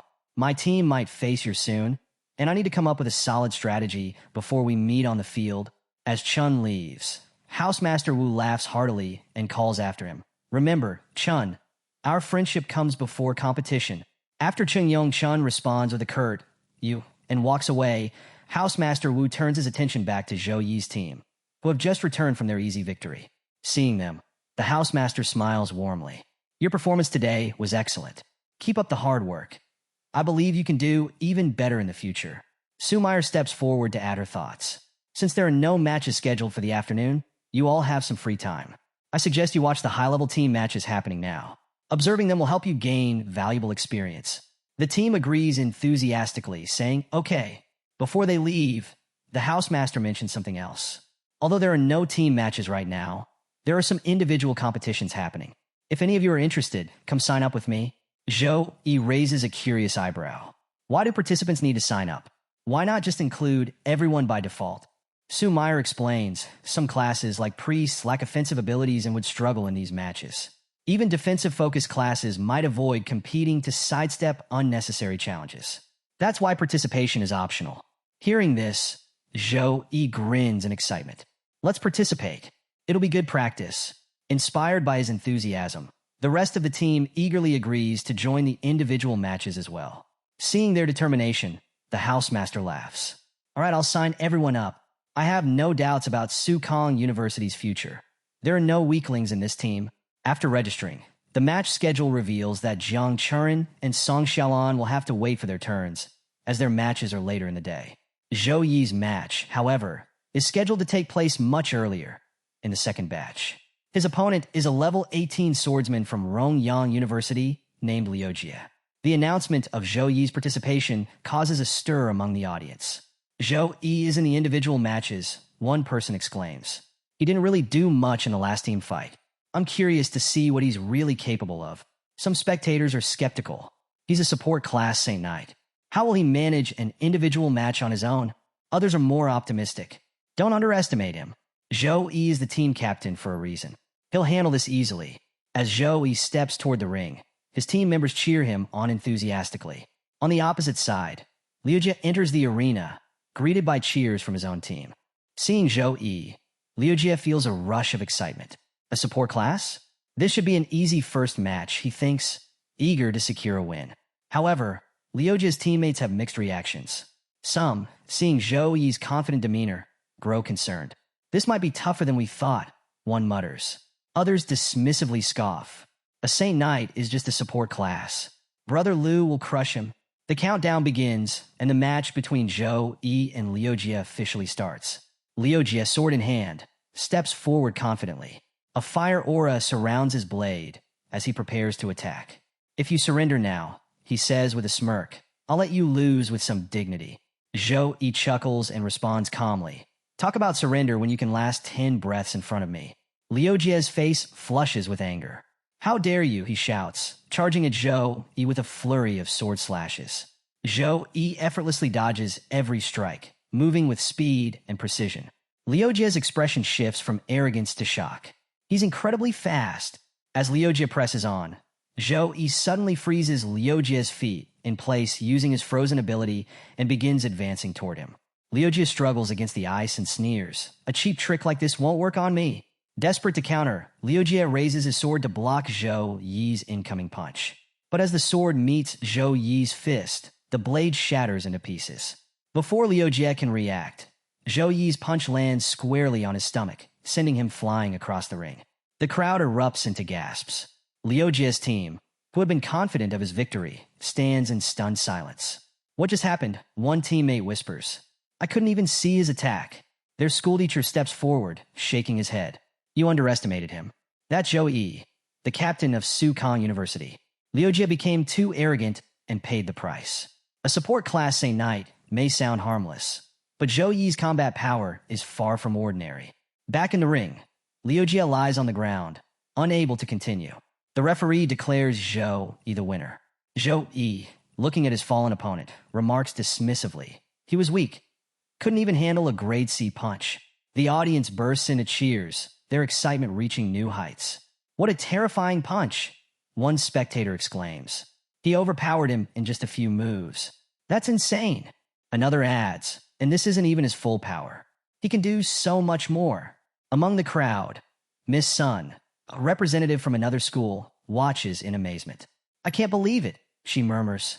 He's improved so much since the recruitment trials. I never saw him this powerful back then. Standing beside her, Chung Yong Chun overhears her. Wait, you mean Zhou, he was almost recruited by us? Miss Sun sighs in regret. If I had known his potential back then, I would have fought harder to bring him to our university. If we had Zhou Yi on our team now, we'd be unstoppable. Nearby, another spectator, Xiaolan, a level 19 archer, watches Zhou Yi intently. A faint blush colors her cheeks. So, this is the special boy Jiang Chun mentioned, she whispers. His strength, it's incredible. Who knew someone could excel in support, close combat, and magic? At the edge of the crowd, Zhou Xiao, a level 18 priest, studies Zhou Yi's abilities with a mixture of curiosity and confusion. His ice skill release time is far too fast, she mutters to herself. Even among the elite families of ice mages, no one can cast that quickly. As she ponders, the bracelet on her wrist begins to glow faintly. Zhou Xiao's eyes widen in realization. This family treasure is reacting. Could he have awakened a frost bloodline? Zhou Xiao, standing beside Xiaolan, notices her troubled expression and asks, "Is something wrong?" Xiaolan hesitates for a moment before shaking her head. "No, nothing's wrong," she replies quickly, but her unease is evident. Without waiting for further questions, she turns and says, "I have urgent business to attend to. I need to leave." As Xiaolan walks away, Zhou Xiao watches her retreating figure, confused and concerned about her sudden departure. Elsewhere, an unknown man receives a call on his internal company hotline. Answering with a curious smile, he says, "Today's your competition. How did you find the time to call me?" On the other end, a panicked Xiaolan replies, "Dad, I found an awakener of the Frost bloodline, and his name is Zhou Yi. The purity of his Frost bloodline is over 70%. Hearing this, the man's tone shifts to disbelief. "Are you absolutely sure? A Frost bloodline with such high purity is incredibly rare." Xiaolan continues, her voice urgent. "There's even a possibility it's closer to 80%. I need to confirm if his abilities are genuine." The man becomes serious and replies, "All right, find a way to get close to Zhou Yi. While you're doing that, I'll investigate to see if he's truly connected to our Zhou family." As Xiaolan ends the call, the man's expression softens into a hopeful smile. If Zhou Yi's Frost bloodline is real, then he might hold the key to saving Zhou family, he thinks. Meanwhile, at the tournament venue, the announcement for Zhou Yi's second match echoes across the arena. The audience erupts into cheers, chanting both Zhou Yi's name and that of his opponent, Li Xin, a talented warrior. Standing near the ring, Li Xin's friend encourages him, "Don't hold back. Show him your full power." Li Xin smirks confidently. "Don't worry. My only concern is that Zhou, he won't even let me release my full strength before he loses." Despite Li Xin's bravado, another friend warns him, "Be careful. Zhou Yi is strong. I can sense the danger radiating from him." Li Xin dismisses the concern with a wave. "I get it, but don't worry, Brother Yi. I got this." As Li Xin steps into the ring, he releases his aura, which radiates power and confidence. To the amazement of the crowd, he also reveals his Tempest armor set, a formidable level 18 artifact. Li Xin's teammates cheer enthusiastically. As expected of Brother Li Xin, with the Tempest armor set, Zhou, you won't even get close to him. A nearby girl chimes in with a sly grin. "I just hope Zhou, he doesn't cry when this is over." In the arena, the atmosphere is electric as the audience roars in excitement. Some fans cheer loudly for Zhou Yi, while others passionately support Li Xin. Both university supporters chant their school's names, the energy in the stadium reaching a fever pitch as the match is about to begin. Before the match begins, the scene shifts to Zhou Zhao's father, who arrives at the stadium accompanied by a young girl named Zhou Dong. Zhou Dong looks around the massive venue in awe and remarks, "This stadium is so grand. It's almost like our family's private grounds." Just then, Zhou Xiao approaches from behind, and Zhou Dong calls out, "Sister." The two embrace warmly before Zhou Xiao turns to her father and asks, "What are you and Zhou Dong doing here?" Her father explains, "After investigating Zhou Yi's identity, we found he is likely a descendant of a branch family that separated from us during the Dark Ages. When we discovered that someone had awakened the Frost bloodline, the family head ordered me to confirm his identity. Additionally," he continues, "I brought Zhou Dong along so she could witness the strength of Sukong University's freshmen. There's much she could learn from them." Zhou Dong crosses her arms, unimpressed. "Learn from a support class, Saint Knight? There's nothing worth learning from that." Zhou Xiao frowns and scolds her sister. "That's wrong, Zhou Dong. There's nothing inferior about a Saint Knight. Zhou Yi's Frost bloodline purity exceeds 70%, which qualifies him to awaken our family's hidden class." Zhou Dong's expression shifts slightly at the mention of his bloodline. The youngest member of the main branch has a purity of only 40%. Is Zhou Yi's purity really that high? Their father interjects firmly. Zhou Dong, I told you before we came here, show respect. Zhou Yi is, by name, your elder brother. Zhou Dong, still skeptical, grumbles. Even if he is part of our family, he'll need to prove himself. I need to see his strength before accepting him as my elder brother. Zhou Xiao sighs but agrees. Father is here. We'll verify Zhou Yi's blood purity soon enough. For now, let's focus on his match. It's about to begin. Back in the ring, Zhou Yi and Lee Sin from Modi University face off. This is the third round's first individual match, and the crowd is buzzing with excitement.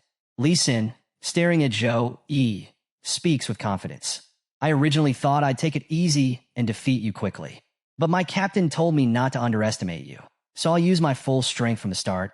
Zhou Yi smirks, replying calmly, do your best. As the match begins, Zhou Yi begins assessing Lee Sin's abilities. His aura is strong, and he's wearing the Tempest armor set. This proves that Modi University's captain shouldn't be underestimated, Zhou Yi thinks. However, as he evaluates further, he realizes Lee Sin is only level 18, 5 levels below him. Zhou Yi muses, if I use Punishment of Light, this match will end in seconds. But with tomorrow's match against Qingjing University, I can't afford to reveal my full power. Deciding to keep his abilities under wraps, Zhou Yi opts for close combat, determined to win without showing his cards. As the match countdown begins, Zhou Yi contemplates the challenge of staying within his limits. Holding back is so frustrating, he thinks, tension mounting. The moment the signal to start is given, Zhou Yi quickly activates his blessing of protection, enveloping himself in a glowing shield of holy energy. Seeing this, Lee Sin smirks. You've got some flashy tricks, but it's all just for show. He scoffs, charging at Zhou Yi. Lee Sin opens with a low kick, but Zhou Yi counters with his own kick, stopping Lee Sin's attack mid-motion. Is that all you've got? Zhou Yi retorts before delivering a precise, light elbow strike to Lee Sin's face. The blow cracks Lee Sin's Tempest armor, leaving him shocked. How is his strength bypassing my equipment? He wonders, realizing that his armor is proving ineffective. Before he can recover, Zhou Yi follows up with another strike, sending Lee Sin flying into the protection shield around the ring. The audience gasps at the scene. A fighter is being dominated by a support class? What's going on? One spectator shouts. Is Zhou Yi really damaging Lee Sin? Another asks, disbelief in their voice. But Lee Sin has an A-grade steel talent. His defense should be impenetrable. Inside the ring, Lee Sin struggles to rise. Blood trickles from his mouth, and his armor is visibly damaged. Looking at Zhou Yi, he asks in disbelief, are you really from a martial artist family?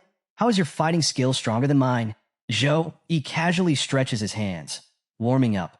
No, I'm not from a martial artist family. He replies with a faint smile. I'm just slightly stronger than you. Without further hesitation, Zhou Yi begins unleashing a series of holy punches, each blow shattering more of Lee Sin's armor.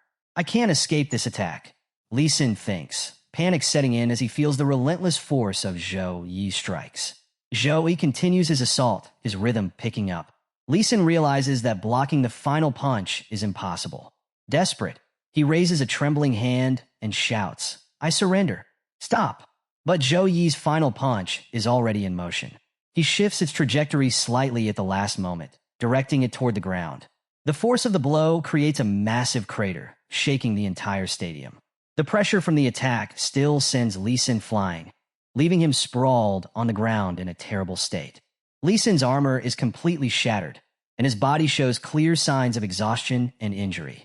Medics rush to the ring as the referee declares Zhou Yi the winner. The crowd erupts in cheers and gasps of awe. Did you see that punch? He broke the whole arena. This guy is terrifying. He's not just a Saint Knight. He's a monster. Zhou Yi, however, stands in the center of the ring, deep in thought. Hiding my power is harder than I thought. He muses. Once I get into my rhythm, it's almost impossible to hold back. He exhales, regaining his composure as he's congratulated for advancing to the 4th round. The audience erupts in disbelief after Zhou Yi's victory. Even Lee Sin's teammates are left stunned, their faces reflecting shock and awe. This is ridiculous, someone exclaims. How could a Saint Knight defeat a fighter barehanded? Another asks. One spectator chimes in. Zhou Yi's combat skills are insane. He doesn't fight like a support class at all. Inside the ring, Zhou Yi walks over to the fallen Lee Sin. Observing his injuries, Zhou Yi casts a holy light spell, enveloping Lee Sin in a warm, golden glow to stabilize his condition. I'm sorry for beating you this way, Zhou Yi says sincerely. You surrendered too late, and I couldn't redirect my power in time. The healing team arrives at the ring, visibly alarmed by Lee Sin's state. Zhou Yi steps aside and informs them, I've cast some healing spells to stabilize him. The rest is up to you. One of the nurses nods. Understood, she says, though her expression remains tense. Examining Lee Sin, she gasps. These injuries are severe. It'll take days for him to recover completely. Another nurse, equally astonished, mutters, I never imagined a Saint Knight could inflict this level of damage. In the stands, Zhou Xiao turns to her father. See? I told you Zhou Yi's strength surpasses even the most talented members of our family. Zhou Xiao's father, still processing what he just witnessed, nods in agreement. Watching Zhou Yi overpower an armored fighter with nothing but raw strength was enough to leave him in awe. This level of power, he murmurs, his thoughts drifting to the hidden strength class within the family's frost bloodline that emphasized pure physical might. Even Zhou Dong, who had been skeptical of Zhou Yi, looks shaken. I admit it. He's powerful, she says, her earlier doubts completely erased. Her father smiles, clearly pleased. Zhou Yi's strength has even convinced Dong. That settles it. We need to meet him. Zhou Xiao. Arrange a meeting with Zhou Yi as soon as possible. Zhou Xiao nods. I'll handle it, she replies, glancing at Zhou Yi with newfound determination. As the buzz from Zhou Yi's match subsides, the next match is announced. Jiang Chuan versus Jiang Feng. Hearing this, Zhou Yi thinks to himself, Jiang Feng's strength is much lower than Lee Sin's. Chuan should win this match without much trouble. Both fighters step into the arena, and the match begins. Jiang Chuan wastes no time, unleashing a barrage of attacks. Her opponent, Jiang Feng, struggles to keep up, enduring hit after hit. Jiang Feng's thoughts grow frantic. Su Kang's team is terrifying this year. I can't handle this. As Jiang Feng reaches her limit, Jiang Chuan decides to end the match quickly. She activates her Shadow Slash, the dark energy of her blade cutting through her opponent's defenses. The attack lands decisively, and Jiang Feng collapses. The referee immediately declares Jiang Chuan the winner, advancing her to the fourth round. The crowd erupts once more, impressed by Jiang Chuan's performance. Even Jiang Feng couldn't keep up, someone exclaims. I never expected anyone besides Zhou Yi to be this strong on Su Kang's team, another adds. The audience's excitement shifts toward the upcoming match against Qing Jing University, with many eagerly anticipating how Su Kang's team will fare. Jiang Chuan exits the arena, her face glowing with satisfaction. Zhou Yi approaches her and praises her performance. You fought really well, especially that last attack. It was impressive. Jiang Chuan, pleased by Zhou Yi's praise, responds modestly. I was lucky this time because my opponent was very weak. If I had to fight you, I'd surrender for sure. Zhou Yi smiles and reassures her. Don't worry. I would never fight against you. At that moment, Zhou Xiao approaches unexpectedly, interrupting their conversation. Zhou Yi turns to her and asks, Do you need something important? Zhou Xiao introduces herself. I am Zhou Xiao, from the Tianlan Zhou family. I'm here because you've awakened the Frost bloodline with such high purity. That makes you a likely member of the Zhou family. Hearing this, Zhou Yi looks confused. Frost bloodline? Zhou family, he repeats, trying to piece together what she means. Before he can ask more, Jiang Chuan, standing beside him, chimes in, I know about them, brother Zhou Yi. The Zhou family is an ancient lineage, much like my own Jiang family. They've been a dominant force in the Tianlan district for centuries, and their strength is undeniable. She continues, however, their bloodline's power has diminished over the years. Fewer and fewer members of the Zhou family are awakening the Frost bloodline. Given their desperation to restore it, they'll likely offer you a lot of resources. Zhou Xiao nods in agreement. She's right. If you join us, the family will ensure you receive the best support. However, Zhou Yi waves it off. I don't need any resources, he says firmly. Then, he looks at Zhou Xiao. But do you have any proof that I belong to your Zhou families? Zhou Xiao produces a bloodline examiner stone and holds it out. My father is here today, and he brought this stone to confirm your bloodline. If you are from the Zhou family, the stone will resonate with your Frost bloodline.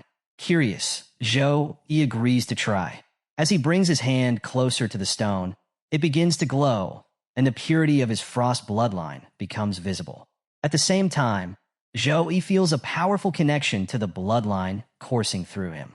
Looking at the stone, he mutters, I never thought I'd discover the source of my frost bloodline during an exchange match.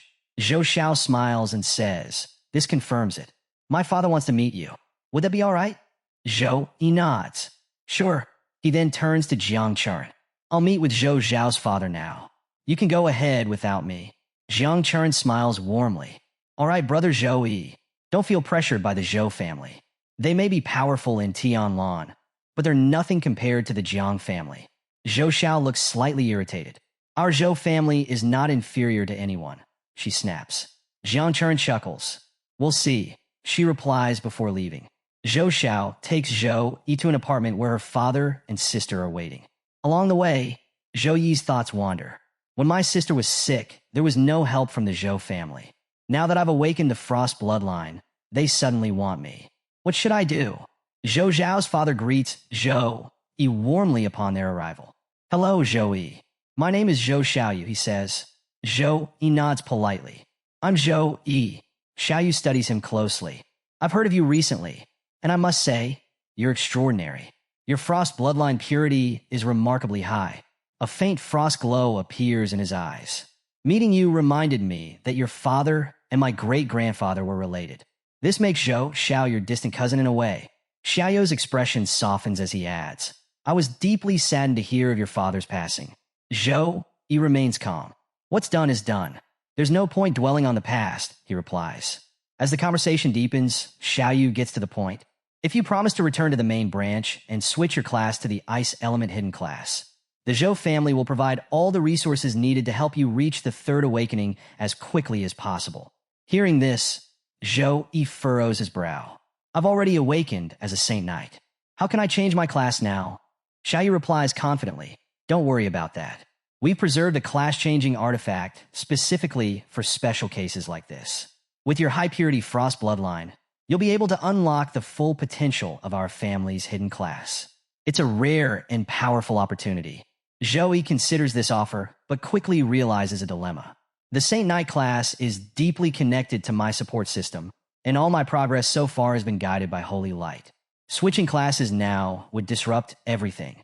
The Zhou family's hidden class is impressive, but it's not what I need right now. He voices his concern.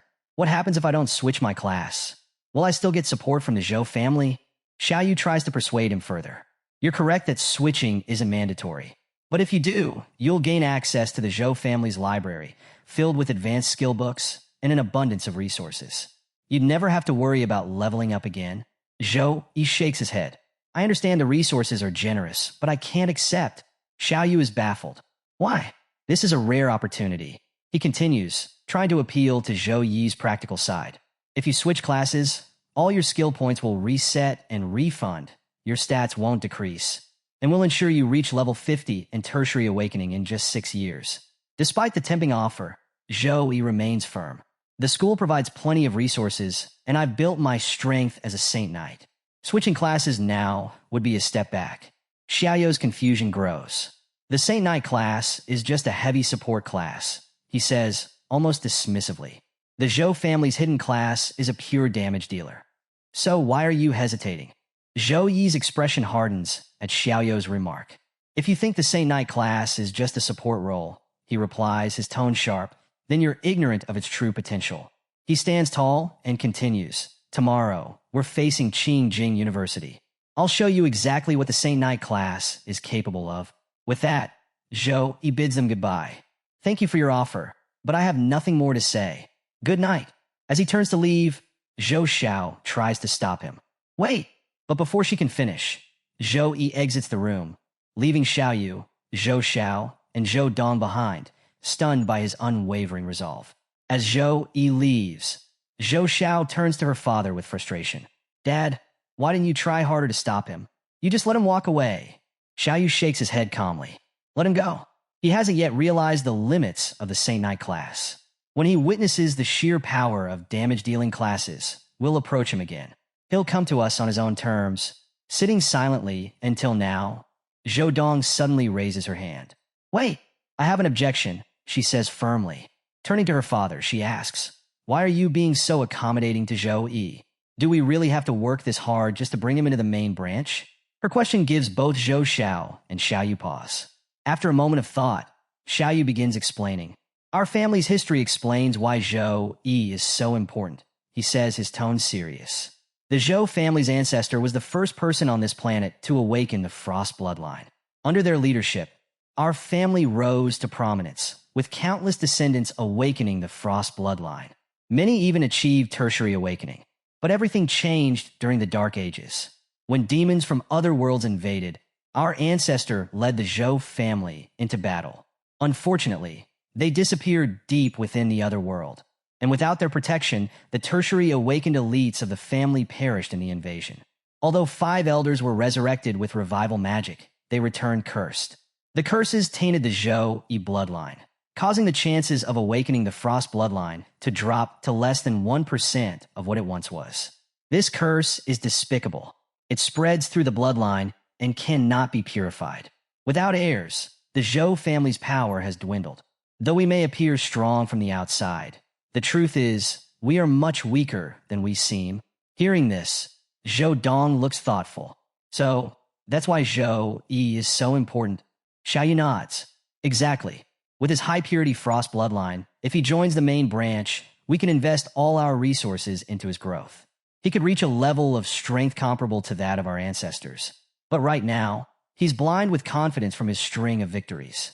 Tomorrow's match against Qingjing University will show him the limits of his power. Then he'll realize that the Zhou family is his key to becoming truly strong. Zhou Dong tilts her head, smirking slightly. But what if he wins tomorrow? Zhou Xiao scolds her sharply. How can you even say that? I'm fighting tomorrow too. Do you doubt me?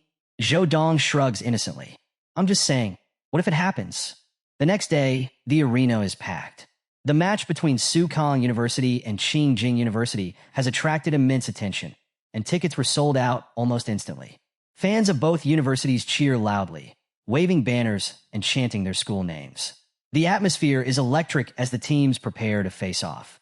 Sitting among the audience, Zhou Dong watches the arena closely. She thinks to herself, sister has a better chance of winning. But could Zhou Yi actually lose? The announcer welcomes both universities to the stage.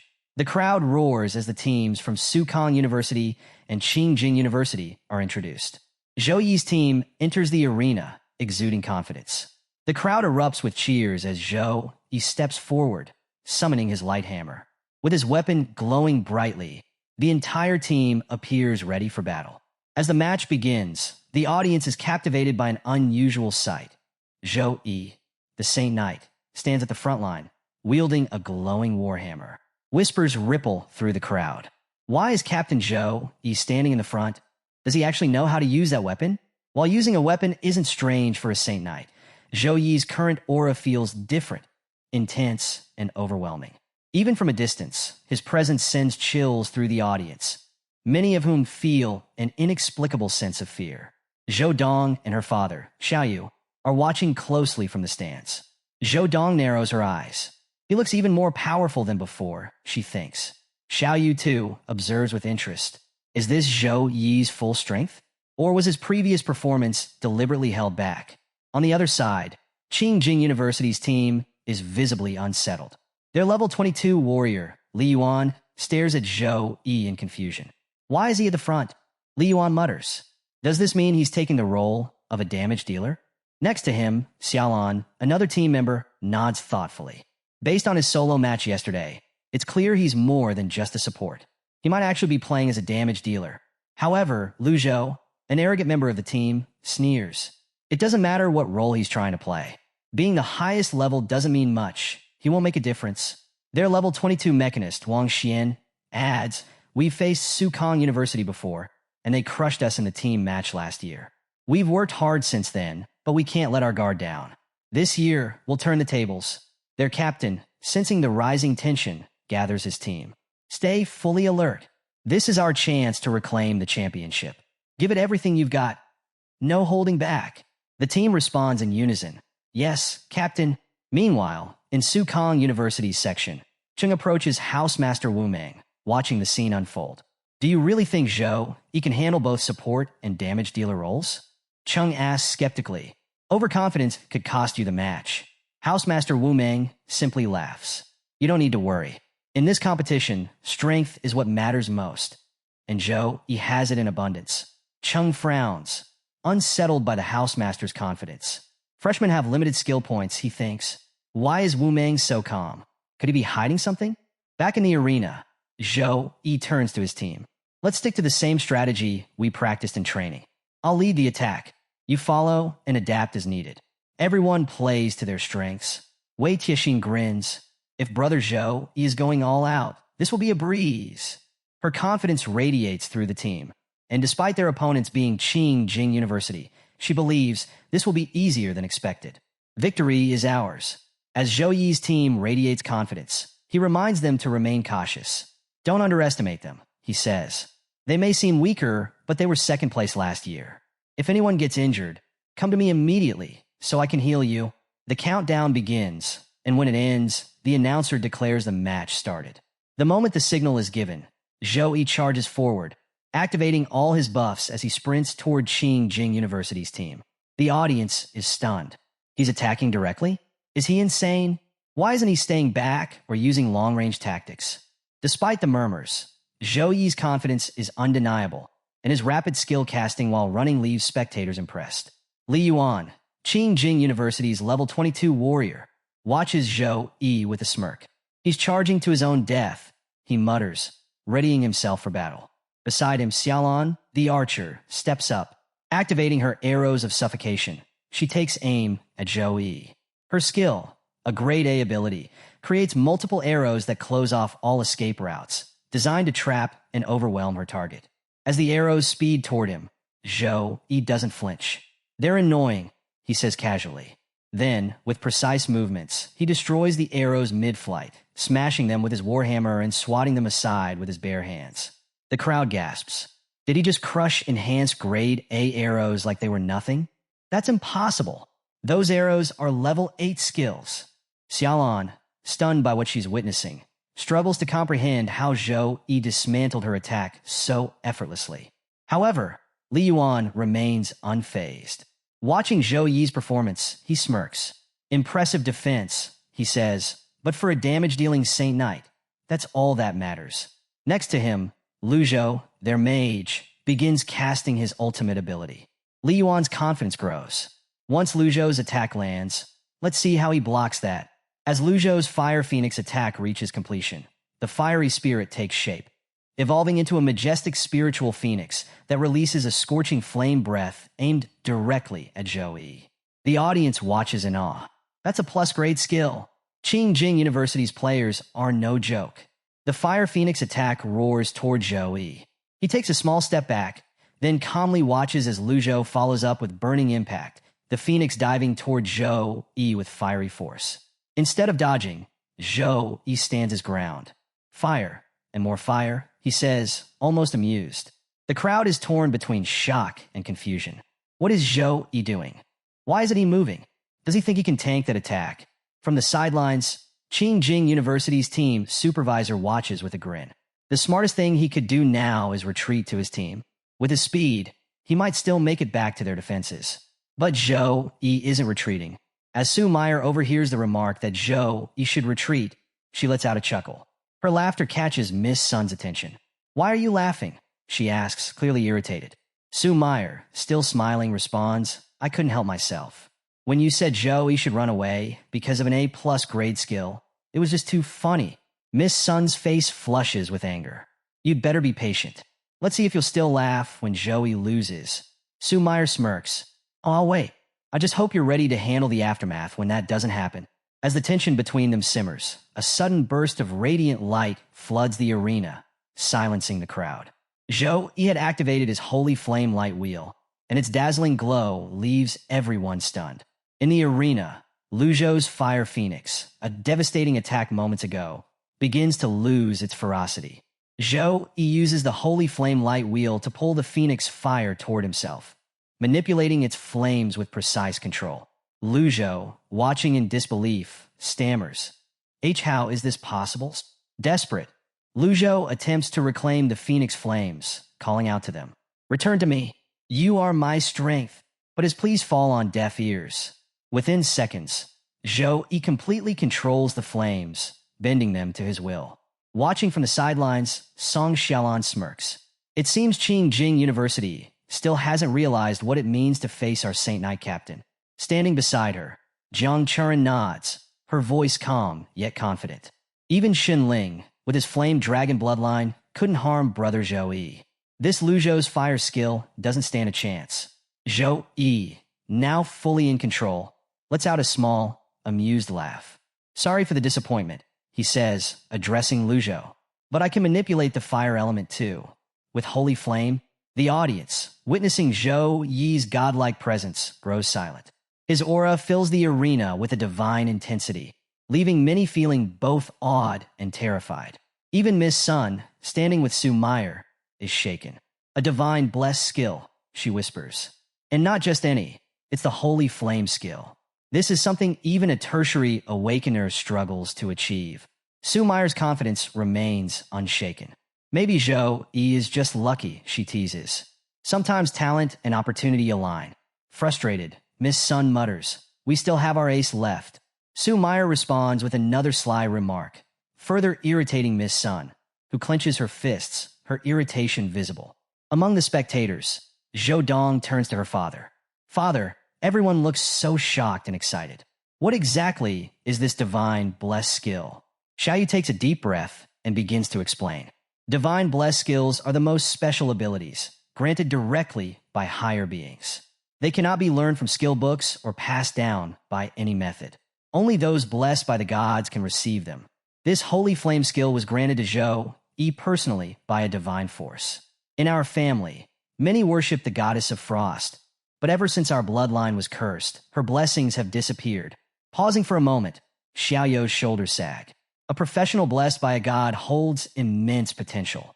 Zhou Yi's possession of this skill makes everything we offered him seem insignificant. Hearing this, Zhou Dong frowns. Does that mean our entire trip here was a waste? Xiaoyu shakes his head, his voice resolute. No, there's still hope. After this match, we'll talk to Zhou Yi again. He is the last hope for resurrecting the Zhou family's legacy. I won't give up so easily. Inside the ring, as soon as Zhou Yi absorbs Lu Zhou's fire phoenix, Lu Zhou is left in disbelief. How is this possible? He mutters, watching his once powerful attack now dissipated by Zhou Yi's control. Lu Zhou's expression shifts to frustration, but before he can dwell on it, his team captain approaches. Lu Zhou, I don't know how he did it either, the captain admits.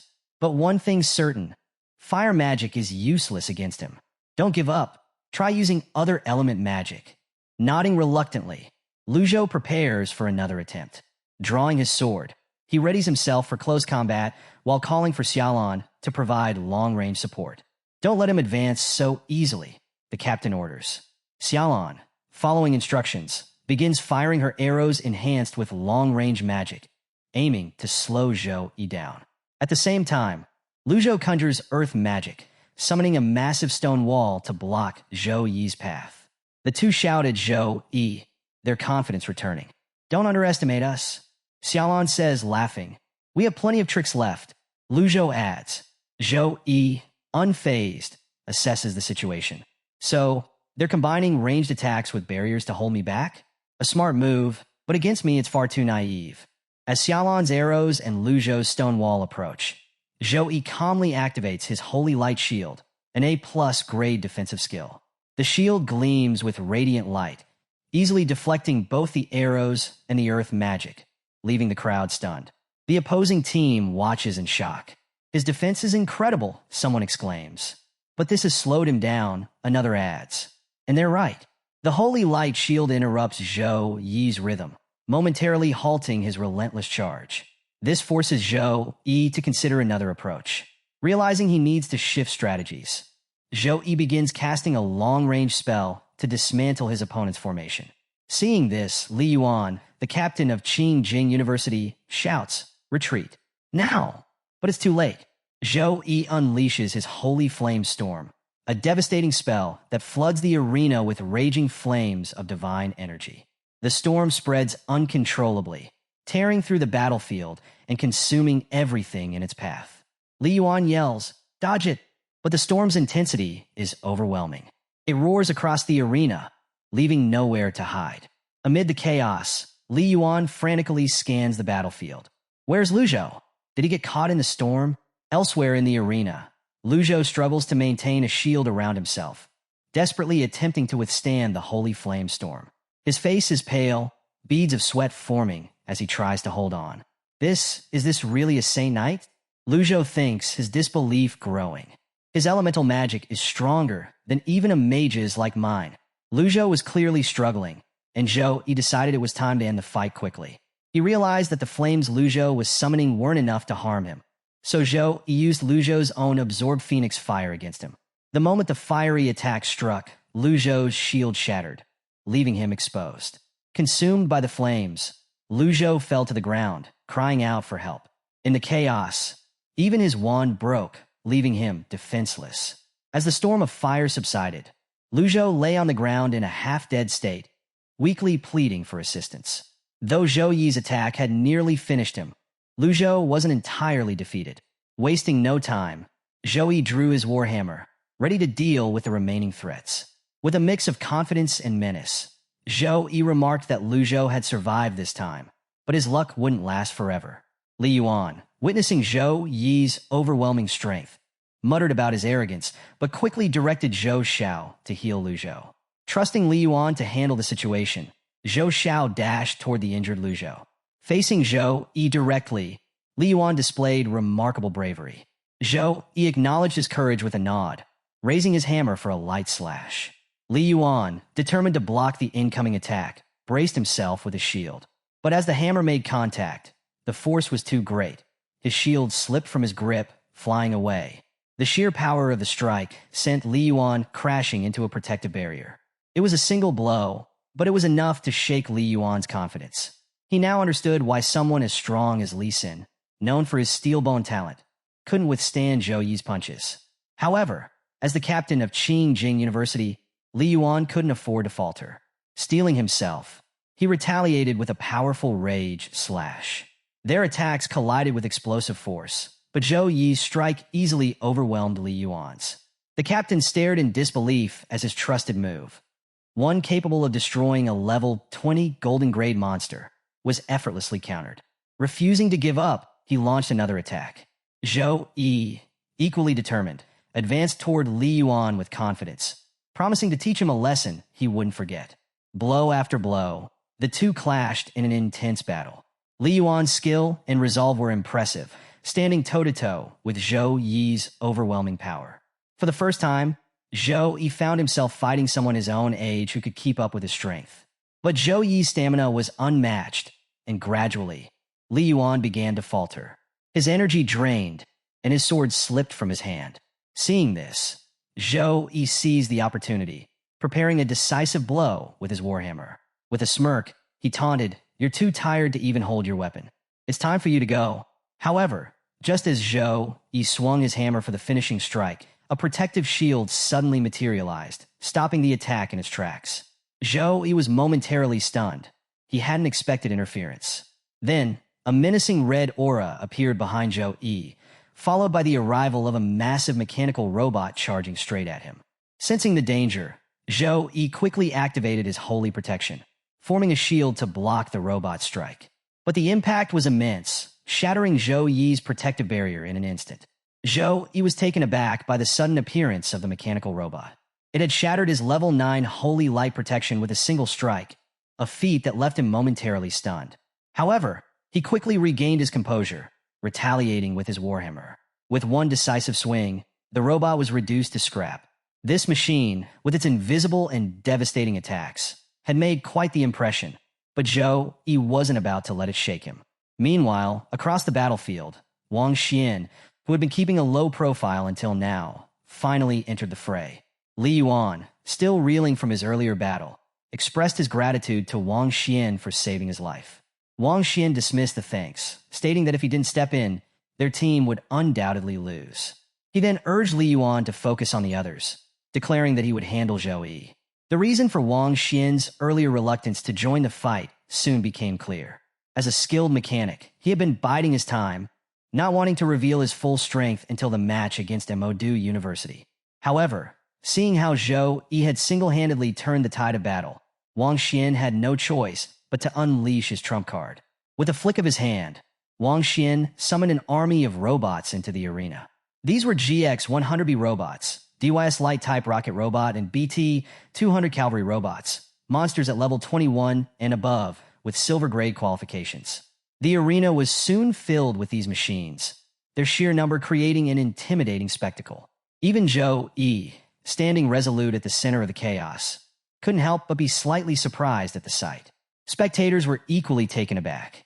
In the viewing area, the housemaster smiled knowingly at Cheng, remarking that it seemed his university had its own hidden ace. Cheng, returning the smile, admitted as much.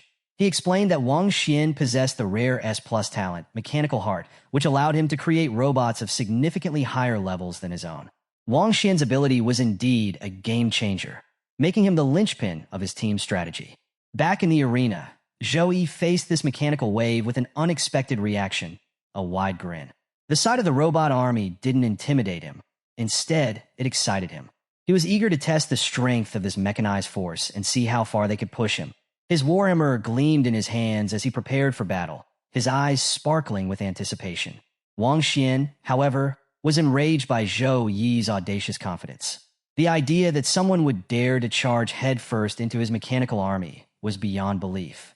In a fit of anger, he commanded his robots to attack. The mechanical horde surged forward, launching a coordinated assault on Zhou Yi. The arena was filled with the sound of metal clashing and energy crackling as the robots closed in on him. With a flurry of attacks closing in from all sides, Zhou Yi quickly summoned a holy shield to protect himself. But the sheer volume of attacks was overwhelming, so he created twin holy shields, forming a near-impenetrable defense. The relentless barrage of the robots' attacks clashed against the shields, but none could break through. The intensity of the assault affected the entire arena, filling it with sparks, sound, and chaos. Amid this turmoil, Zhou Yi's calm smile stood out. He unleashed the Holy Light Cross, causing a radiant cross of light to appear. The cross emitted electric currents and waves of intense heat, tearing through the robots around him. The heat radiating from the attack became so intense that even Wang Xian, observing from a distance, felt its effects. Though Wang Xian's robots were built with fireproof materials, they couldn't withstand the holy fire generated by Zhou Yi. This setback visibly irritated Wang Xian. Undeterred, he pulled out a keyboard-like device, slamming his hands on it with frustration. He shouted that he had plenty more robots of this caliber and activated the tool. In response, numerous portals began opening around the arena, releasing waves of reinforcements. Robot after robot emerged, flooding the battlefield. With confidence, Wang Xian taunted Zhou Yi, proclaiming that his mental energy would surely be depleted against such an overwhelming force. "If you have the courage, then charge at me," he dared. Elsewhere, Zhou Yi's team was also engaged in the fight, skillfully dismantling the robotic horde. Wei Tiexin remarked with a smirk, "It seems Wang Xian didn't expect Brother Zhou to handle such large-scale attacks so effortlessly." Back at the center of the arena, Zhou Yi continued his battle. In the midst of the chaos, his system sent him a notification. A knowing grin spread across his face. "This is the perfect moment," he said to himself.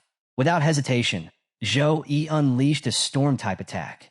Wang Xian, watching from afar, was stunned by the sheer magnitude of the attack. Panicking, he commanded his robots to retreat, but it was too late. The storm tore through the battlefield, swallowing the robots whole as it rampaged across the arena. One by one, the machines were obliterated. In a matter of moments, the tornado had destroyed 74 robots. The notification on Wang Xian's device confirmed the loss of nearly one-third of his forces. Furious and desperate, he realized that his human wave tactic was no match for Zhou Yi. Left with no other choice, Wang Xian decided to unleash his ultimate trump card. He summoned a massive mechanical robot, a towering monstrosity known as the HX Judgment Fusion Robot. This was no ordinary machine. The moment it arrived, its mouth opened, releasing chains that lashed out and began pulling in nearby robots.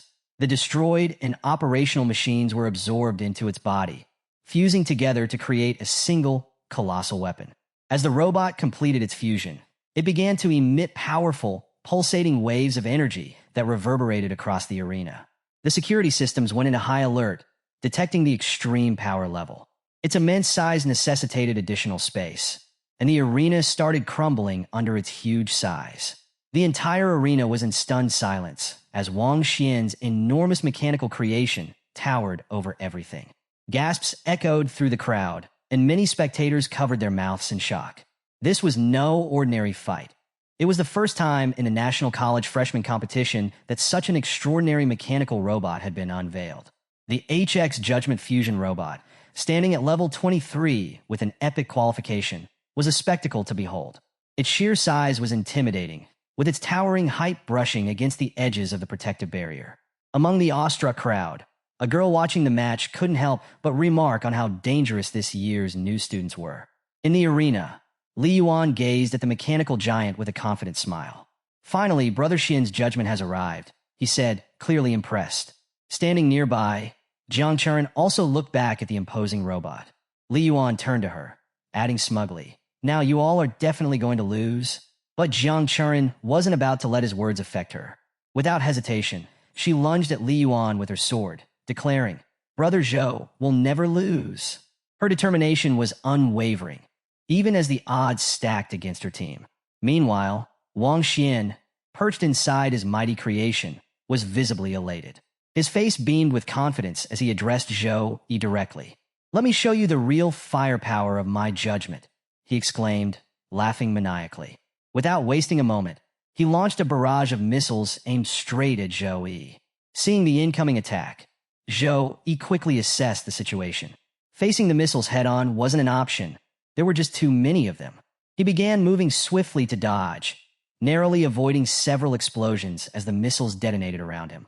2 missiles came dangerously close, almost cornering him. Zhou Yi managed to evade them at the last second, and as the missiles collided, a massive blast shook the arena. The intensity of the explosion made it clear to Zhou Yi, getting hit wasn't an option. The damage would be catastrophic. On the other hand, Wang Xian, sitting comfortably inside his robot, laughed hysterically as he continued to fire missiles. "Run as much as you want. There's nowhere left for you to hide," he taunted, enjoying the chaos. Zhou Yi did his best to counterattack, using his hammer to destroy incoming projectiles one by one. However, the sheer volume of the assaults made it increasingly difficult to keep up. Just when he thought the missile barrage was challenging enough, the robot drew a massive sword. With a swing of its enormous blade, the HX Judgment struck the ground where Zhou Yi had been standing moments before. The attack was so powerful that it tore the ground apart, splitting the area in half. Zhou Yi darted to safety, narrowly escaping the devastating strike. Inside the robot, Wang Xian laughed louder, relishing the sight of Zhou Yi dodging his attacks. "What's wrong? Can you only run?" he mocked. "I've never seen such a coward from Sukong Academy before. Is this all you've got?" The robot's massive sword continued to swing with relentless force, each strike carrying immense power. The ground quaked under its weight, and Zhou Yi had no choice but to keep moving, avoiding one deadly blow after another. Dodging the relentless attacks, Zhou Yi smirked and called out to Wang Xian, "Do you think I'm running away? Let's settle this head on." Wang Xian, seated inside his massive robot, bristled at the provocation. His frustration was palpable as he labeled Zhou Yi a fool for such audacity. Yet, beneath his anger, he couldn't help but admire Zhou Yi's unwavering determination. For a moment, he acknowledged in his mind that Zhou Yi was living up to the role of a true captain. But admiration quickly gave way to rage. With a shout, Wang Xian swung his robot's colossal sword, declaring, "Such determination will only lead to the downfall of Sukong University." Zhou Yi, undeterred, met the attack head-on with his warhammer. The 2 massive weapons clashed with incredible force, sending a shockwave through the arena. The collision created a vibration, so intense it seemed to rattle the very air. Wasting no time, Zhou Yi followed up with his next move, God's Hand. As he activated the technique, an intense divine light began to illuminate the entire stadium. The energy radiating from the attack was unlike anything anyone had seen before. Divine energy gathered above the arena, forming a concentrated aura, while streaks of electricity crackled through the air. Wang Xian stared at the spectacle in disbelief. Even from inside his robot, he could feel the overwhelming power. The divine light grew stronger, absorbing energy from the arena's protection shield. This unexpected turn of events triggered the stadium's automated safety protocols. Suddenly, The protection robots stationed in the arena sprang into action, issuing urgent orders to activate the emergency plan. Powered by light magic stones, these robots quickly began constructing an additional protective shield around the arena. The fight had escalated into what was now classified as an abnormal incident, and the safety measures reflected the high-stakes situation. Elsewhere in the arena, the other battles raged on. Jiang Churen and Li Yuan were still locked in combat, unaware of the dramatic events unfolding. However, as Jiang Churen evaded one of Li Yuan's attacks, she sensed the surge of divine energy in the air. Realizing something critical was happening, she broke away from the fight and rushed toward her team. Her first stop was with Tang Lingyi. "We need to withdraw now," Jiang Churen urged, her tone leaving no room for argument. Meanwhile, Song Xiaolan and Wei Tiexin were in the middle of their own battle, dodging an onslaught of arrows from two opponents. Despite the chaos, they shared a quick glance, their silent communication clear. Without hesitation, they began retreating as well, realizing the gravity of the situation. As Tang Lingyi and Wei Tiexin retreated, Lu Zhou moved to follow them. However, Li Yuan quickly stopped him, firmly instructing the team not to pursue. Lu Zhou, confused and frustrated, argued, "Why shouldn't we chase them? They're running scared. We should finish them off." But Li Yuan, his face pale and nervous, shook his head. "Something is wrong. Something about this power isn't normal," he said, his voice laced with fear. The rest of his team, equally uneasy, gathered around him, their expressions mirroring his concern. Even from where they stood, Zhou Yi's energy in the sky radiated an overwhelming pressure that shook them to their core. Back on Zhou Yi's side, the arena became silent as a glowing, giant divine hand began descending from the heavens, its radiant presence impossible to ignore. Panic spread like wildfire among the spectators. Murmurs turned to gasps, and gasps turned to screams as everyone tried to process what they were witnessing. Inside his HX Judgment Fusion robot, Wang Xian felt the weight of the moment. His heart raced as he recognized the energy. This is a god-level skill, he muttered to himself, his confidence faltering. The realization hit hard. The gap between him and Zhou Yi was enormous. His HX Judgment, an S+ level creation, had seemed invincible just moments ago. But now, against this overwhelming power, it felt like a mere toy. Despite the fear clawing at him, Wang Xian refused to give in. He clenched his fists and yelled, "No, I'm not a coward. I refuse to lose." With desperation fueling him, he sent his robot charging toward the descending divine hand, wildly slashing at it with his massive sword. He struck again and again, his attacks relentless. But no matter how many times the robot's blade struck, it couldn't leave a single scratch on the radiant hand. The divine hand continued its slow descent, unaffected by Wang Xian's frantic assault. For a moment, the hand paused midair, and a flicker of hope crossed Wang Xian's face. "I stopped it," he thought. But that hope was short-lived. The divine hand suddenly jerked downward with unstoppable force. Wang Xian's triumphant expression twisted into terror. "No! And oh!" he screamed, but there was no time to react. The divine hand smashed into the HX Judgment, unleashing devastating power across the entire arena. The impact sent shockwaves rippling outward, powerful enough to shake the spectators in their seats. Dust and debris filled the air as the sound of metal collapsing echoed across the stadium. When the dust finally cleared, Zhou Yi stepped forward calmly, unfazed by the destruction. Around him, broken pieces of the once mighty HX Judgment lay scattered. A few nuts and bolts clattered to the ground near Zhou Yi's feet. Without hesitation, he kicked the remnants aside as if they were mere scraps. Not far from him lay Wang Xian, unconscious and battered, his once prideful robot now a shattered heap of metal. The divine hand had left a clear mark, a testament to its immense power. Wang Xian's team, watching in disbelief, seemed utterly defeated. Their faces were heavy with despair, realizing the battle was lost. As Zhou Yi moved past the wreckage, Wang Xian stirred slightly, blood trickling from his mouth. He appeared to want to say something, but no words came out. Zhou Yi glanced at him briefly before turning his attention back to his team, his steps steady and composed, as if the chaos around him had never happened. Despite lying battered and broken, Wang Xian wasn't ready to give up completely.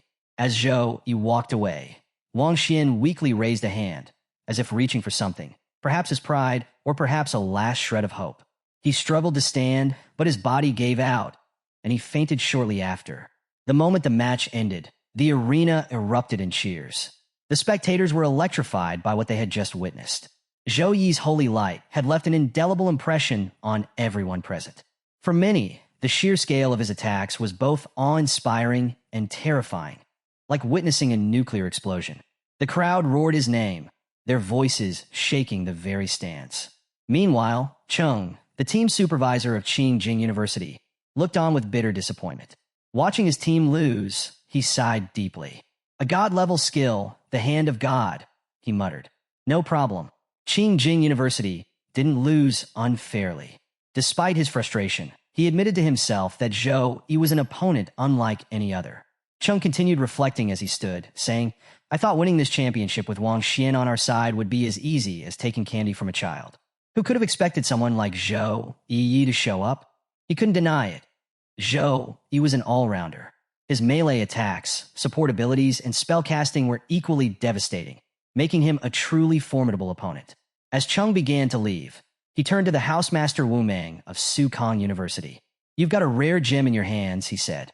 I've been teaching for 30 years, and I've never seen anyone like Zhou Yi. He's not just talented, he's extraordinary, different from all the rest. The housemaster, clearly delighted by the praise, smiled but didn't say much. He simply teased Chung a little, enjoying the moment. The sound of the audience cheering Zhou Yi's name continued to echo throughout the stadium. Some congratulated Sukong University by name, while others chanted Zhou Yi's name like a battle cry. As Zhou Yi exited the arena with his team, he couldn't help but think to himself, this is madness. Walking alongside him, Wei Tiexin couldn't contain her excitement. That was so easy. Is this really the best Qingjing University had to offer? She said with confidence. Song Xiaolan, standing next to her, shook his head. You think it was easy? Without Zhou Yi, we wouldn't have stood a chance against Wang Xian. Tang Lingyi chimed in, nodding in agreement. Absolutely. His robot was level 23, an epic class creation. Without Zhou Yi, there's no way we would have won. Wei Tiexin laughed, brushing off their concerns. What are you even saying? Of course, we have brother Zhou Yi with us. Why shouldn't we count him? He's our teammate, isn't he? Jiang Churen, smiling at their banter, added, This year's freshman exchange competition has drawn a huge crowd. The stadium was expanded last year, and it's packed with spectators now. Plus, this match was broadcast live across the empire. She glanced at Zhou Yi and concluded, after this fight, Zhou Yi's name will be known all over the empire. After Jiang Churen made her remark, she burst into laughter, clearly pleased with herself. Watching her, Zhou Yi couldn't help but shake his head. A small girl is getting more disrespectful day by day, he teased, his tone playful. Meanwhile, in a quiet room elsewhere, a young woman stood observing Zhou Yi through a magical projection. Her sharp eyes were fixed on him as she muttered to herself, Zhou Yi is incredibly capable. I want someone like him in the Tianyu Guild. However, she knew his current level was too low for recruitment. She decided it would be best to wait until he reached the second rank before extending an invitation. At that moment, another man entered the room, addressing her respectfully. Miss, Tianyu is the top guild in the kingdom. Even our logistics staff must be at least level 30 and in the second rank. But after today's battle, Zhou Yi's combat data will be submitted to the leaders of major guilds. If we wait too long, it may be too late to recruit him. The woman smiled confidently. It won't be too late. With the old president overseeing everything, we'll face difficulties recruiting him immediately. But trust me, this younger brother of mine will eventually join Tianyu Guild. It's only a matter of time. Her lips curled into a knowing smile, as if she had already envisioned the outcome. Back in the arena, Wang Xian's condition had worsened significantly. Several healers were tending to him, their faces tense with concentration. Despite their combined efforts, they struggled to properly treat his injuries. The lingering effects of Zhou Yi's holy light made cleansing him almost impossible, as even advanced spells failed to neutralize its power. The senior healers urged their teams not to give up, pushing them to continue until their mana was completely drained. But the vicious energy left behind by Zhou Yi's attack was unlike anything they had encountered before. The healers exchanged grim looks, realizing just how powerful Zhou Yi truly was. As Wang Xian's team watched anxiously, their fear was palpable. They whispered among themselves, grateful for the arena's protective shield magic. Without it, none of them were certain Wang Xian, or even they themselves, would have survived Zhouyi's overwhelming power. In another part of the arena, Li Yuan and the rest of Qing Jing University's team stood before Housemaster Chung, apologizing for their defeat. "We used all the resources the school provided," Li Yuan admitted, his voice heavy with regret. Chung listened silently before speaking. "This isn't your fault," he said. "Zhouyi is simply too strong. After this defeat, it looks like Qing Jing University will have to settle for third place in the team rankings this time." The mention of third place stunned the group. The team captain, his pride stung, spoke up defiantly. "Housemaster, we may have lost to Sukong University, but we can still defeat Modu University." Another teammate quickly agreed. "Yes, Housemaster, losing to Modu University would bring great shame to our school. We can't let that happen." Cheng's expression remained stern as he responded. "Xian is heavily injured, and all 200 of his robots were destroyed in just one match. Qing Jing University no longer has enough capable fighters to face Modu University, let alone Zhouyi." Lying on a nearby bed, Wang Xian overheard the conversation. His fists clenched weakly at his sides as anger bubbled inside him. He thought bitterly about Zhouyi. "You may have defeated me today, but this isn't over. Once I complete my secondary awakening, my heart will become a mechanical heart. With S+ grade talent, I will shine brighter than ever. And then, I'll fight you again, Zhouyi. Next time I'll win." Consumed by thoughts of his defeat, Wang Xian's frustration only deepened. The story shifts to a conversation between Xiaoyu and Zhouyi. Xiaoyu, with a slightly embarrassed tone, apologized to Zhouyi for his earlier miscalculated assumptions. He openly acknowledged Zhouyi's prowess, saying, "As a Saint Knight, you've redefined what it means to be both a powerful support and a damage dealer. In all my years, I've never seen anyone like you. You're truly a genius." Zhouyi, hearing the overly sweet praise, cut him off with a wry smile. "All right, that's enough flattery. Get to the point." Taking the hint, Xiaoyu quickly shifted gears. "I've already reported everything about you to the family. Both the family head and the elder have promised that once you return to the family, they'll fully support you in increasing your power. They'll pool every resource necessary to help you reach new heights." Zhouyi raised an eyebrow. "Family head? Elder? What's all this about?" Xiaoyu began explaining in detail. The Zhou family is vast, with many internal factions. Resource distribution each year depends entirely on one's abilities and influence. The two largest factions are led by the elders and the family head. Under normal circumstances, these two sides never see eye to eye. But for the first time, they've reached an agreement about you. Both sides are willing to collaborate if it means supporting your growth. Xiaoyu's offer was undeniably enticing. With the backing of the Zhou family's most powerful figures, Zhouyi could gain unparalleled access to resources and support. However, Zhouyi knew his path was already set. His master, Headmaster Wang Hui, had been instrumental in his growth. And beyond that, Zhouyi had something no one else could claim: the system. After considering everything, Zhouyi replied calmly, "I appreciate the offer, but I'll have to disappoint you. I have no intention of changing my profession." Xiaoyu's shoulders slumped, and disappointment was written all over his face. "So, there's no hope for the Zhou family to rise again," he muttered dejectedly. Seeing Xiaoyu's disheartened expression, Zhouyi softened his tone. "There's no need to be so disappointed.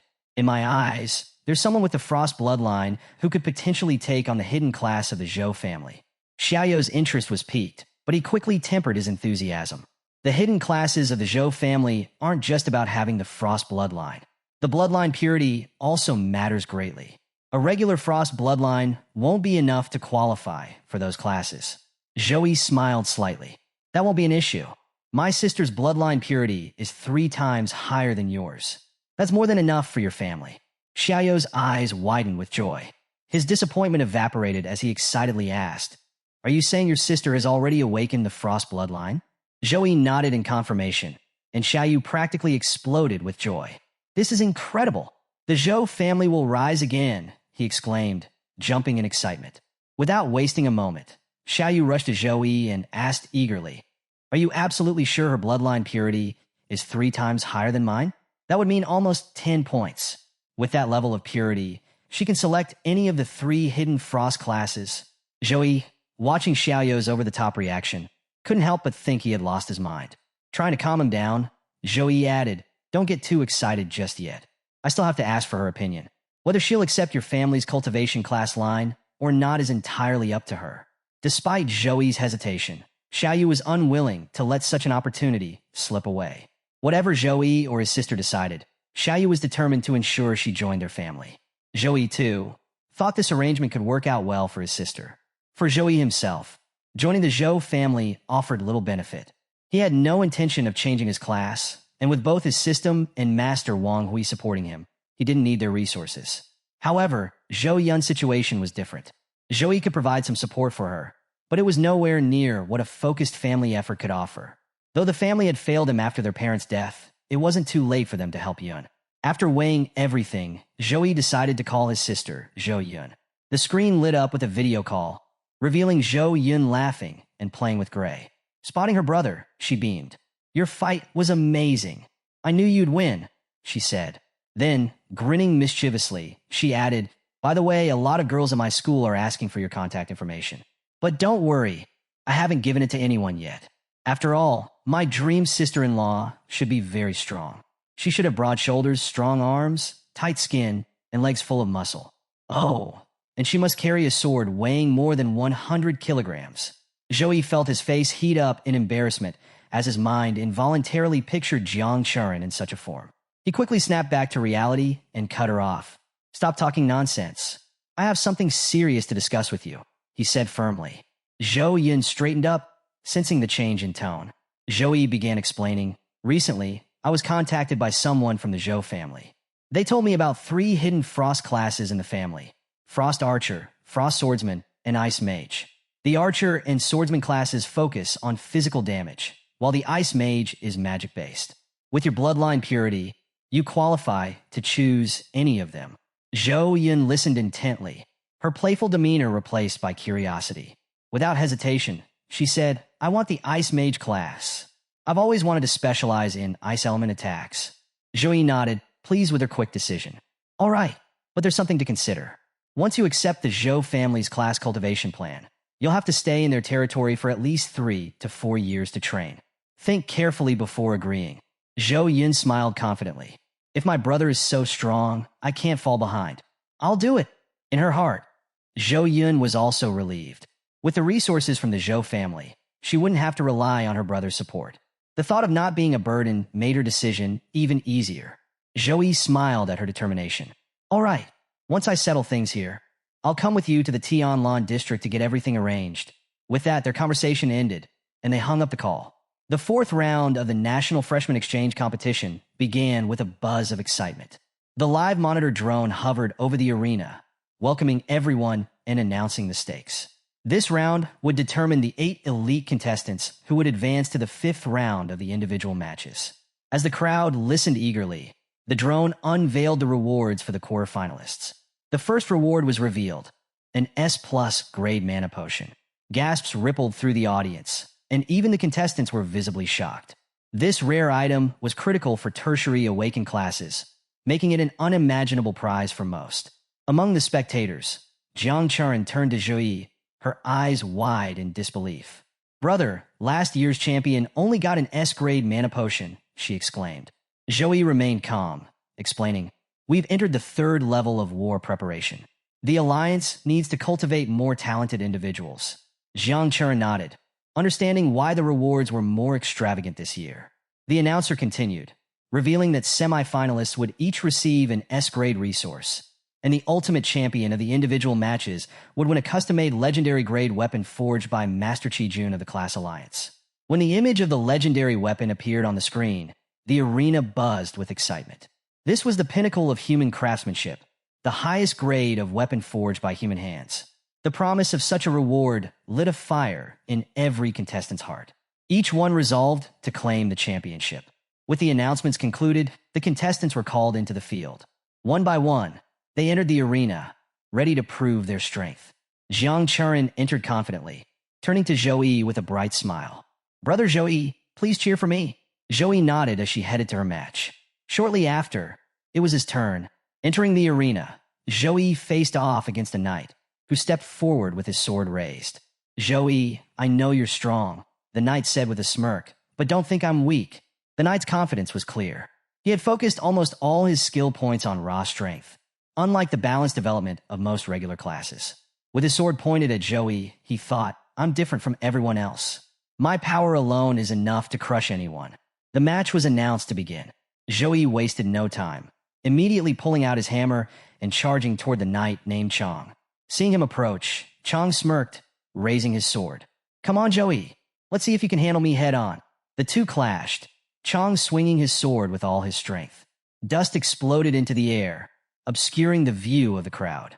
For a moment, the arena was silent. Then, as the dust settled, the sight became clear. Joey's hammer had struck the knight square in the stomach, sending him flying. Chong collided with the protective shield of the arena, collapsing to the ground. He groaned in disbelief, struggling to process what had just happened. He had poured everything into his strength. How could someone overpower him so easily? Joey stood calmly in front of him, his hammer resting casually at his side. You're strong, and you're so proud of it, Joey said, his voice carrying a hint of amusement. Chong, now on his knees, looked up at Joey with a mixture of awe and humiliation. With just a single strike, Joey had proven the vast gap in their power. The crowd was left in stunned silence after Joey's crushing victory. The warrior he faced had focused entirely on his strength, pouring all his stats into raw power. Yet Joey had defeated him so effortlessly that the audience couldn't help but wonder just how much strength Joey possessed.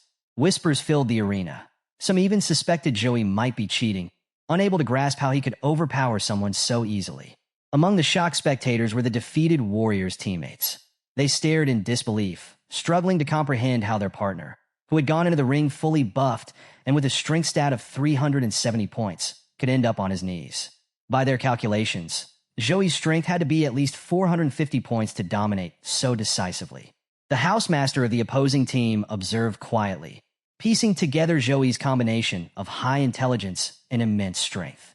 He finally spoke to one of his own students, a fighter named Weeha. Do you think you can defeat him? Weeha hesitated for a moment before responding. I'm not sure, but I'll do my best. Back in the arena, the fallen warrior, Chong, began to stir. Summoning all his willpower, he pushed himself to his feet. With a loud shout, he declared, a knight prefers to die standing and never accepts defeat by kneeling. Joey smiled, his respect for Chong growing. Those words, spoken with such conviction, resonated with him. But Chong wasn't finished. Fueled by determination, he charged at Joey with full force, aiming a punch straight at him.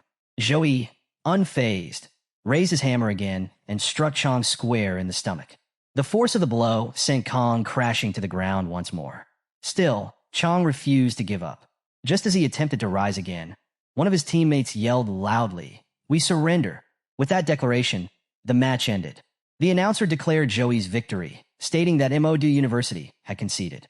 As Joey left the arena, the audience erupted in cheers, chanting his name with enthusiasm. The crowd was ecstatic, thrilled by his display of power and dominance. Meanwhile, a nurse rushed onto the field to treat the injured Chong. She sighed in frustration as she examined him, already familiar with the complications of Joey's holy light. The residual energy made healing difficult for anyone who fought Joey, prolonging recovery times. Despite the challenges, the nurse and her team worked swiftly, knowing this was just part of the fallout from facing someone as powerful as Joey. The next day, Joey's team stood before their housemaster, who was visibly proud. 2 students from Sukong University had secured spots in the quarterfinals, and their performance had exceeded expectations. The housemaster began praising each team member individually. He started with Song Xiaolan, commending her excellent performance. Even though your chances of reaching the semifinals are slim, you've done well. Just give it your best. Song Xiaolan nodded with determination. Understood. The housemaster then turned to Jiang Churin, who looked visibly downcast. Noticing her sadness, he addressed her gently. You should have made it to the quarterfinals, but unfortunately, you faced Weeha, a potential champion. It was a tough match, and you couldn't advance this time. Despite her loss, the housemaster offered a glimmer of hope. There are still 2 spots left for the quarterfinals to be filled by selected losers. There's still a chance, Jiang Churin. Make sure you're ready to seize it. The housemaster turned to Joey, his voice filled with confidence. I have no doubt that you'll take first place in the individual matches, he declared. Joey, grinning with equal confidence, replied, Okay. He, too, was certain of his victory. With that, the housemaster shifted the discussion to the upcoming group match. Tomorrow, we have 2 matches against regular high school, he began. But before he could continue, Some other students entered the room and, overhearing his words, chimed in. If it's against regular high school, does that mean the substitutes can join in too? It'll be a great chance for them to train. The housemaster nodded in agreement, concluding his briefing. Meanwhile, Jiang Churin was lost in her thoughts. She was thinking about the second part of the fourth round, the cruel losers competition. This brutal stage would select only 2 contestants from the remaining 70 to advance to the 5th round. If she could secure one of those spots and make it to the semifinals in the 6th round, she could earn an S-class resource. Even for her influential Jiang family, such resources weren't easily obtained. If she could win it, her strength would soar to new heights. Her focus was broken when the housemaster addressed Joey again. Your strength has already been exposed, he said. With your power, you could easily dominate regular high school on your own. But tomorrow's match is about training others. Stay on guard, but avoid taking any direct action unless absolutely necessary. Joey nodded, understanding the reasoning. Got it, he replied, knowing that this was an opportunity for his teammates to grow and gain valuable experience. As they stood in the room discussing the matches, a group of girls walked by. Catching a glimpse of Joey through the door, they quickly entered the room, excitement lighting up their faces. Joey, you're so handsome, one of them exclaimed, while others chimed in with similar praises. Joey, blushing slightly, asked, Who are you? The girls beamed and said in unison, We're your fans. They began pulling out photos of Joey, each one decorated with different emojis. Some had cat ears, others had cat noses, and some even had playful captions. Joey blinked in disbelief, muttering to himself, Is that me? His teammates were equally stunned, realizing just how popular Joey had become. Meanwhile, Jiang Churin stood to the side, her expression darkening as she watched the scene unfold. Inside her mind, the mischievous succubus version of Jiang Churin whispered, Aren't you worried, Churin? What if one of these girls takes brother Joey away from you? What if you can't stay by his side anymore? Jiang Churin's eyes flared with determination. I'll secure one of the 2 spots tomorrow, she declared to herself. That way, I can always stay by brother Joey's side. The succubus version smirked knowingly, shifting her gaze toward Joey. At the same time, Joey felt a strange sensation, as if someone were watching him intently. He glanced around the room, feeling a bit uneasy, unsure of where this odd feeling was coming from. The second half of the 4th round of the individual matches began with anticipation as the students arrived at the competition site. They were teleported into a dense, unfamiliar forest, which immediately puzzled many of them. Last year, the arena for this round had been a castle, and the sudden change caught them off guard. It didn't take long for the students to realize that the environment changes every year. This wasn't just any forest. It was part of a near-real-life battlefield simulation created by advanced artificial intelligence. The system used data collected by teachers and the military to design a realm that mimicked actual combat scenarios. To ensure variety, randomness was programmed into the environment and monster selection, meaning both the map and the creatures were different every year. Jiang Churin took note of the environment.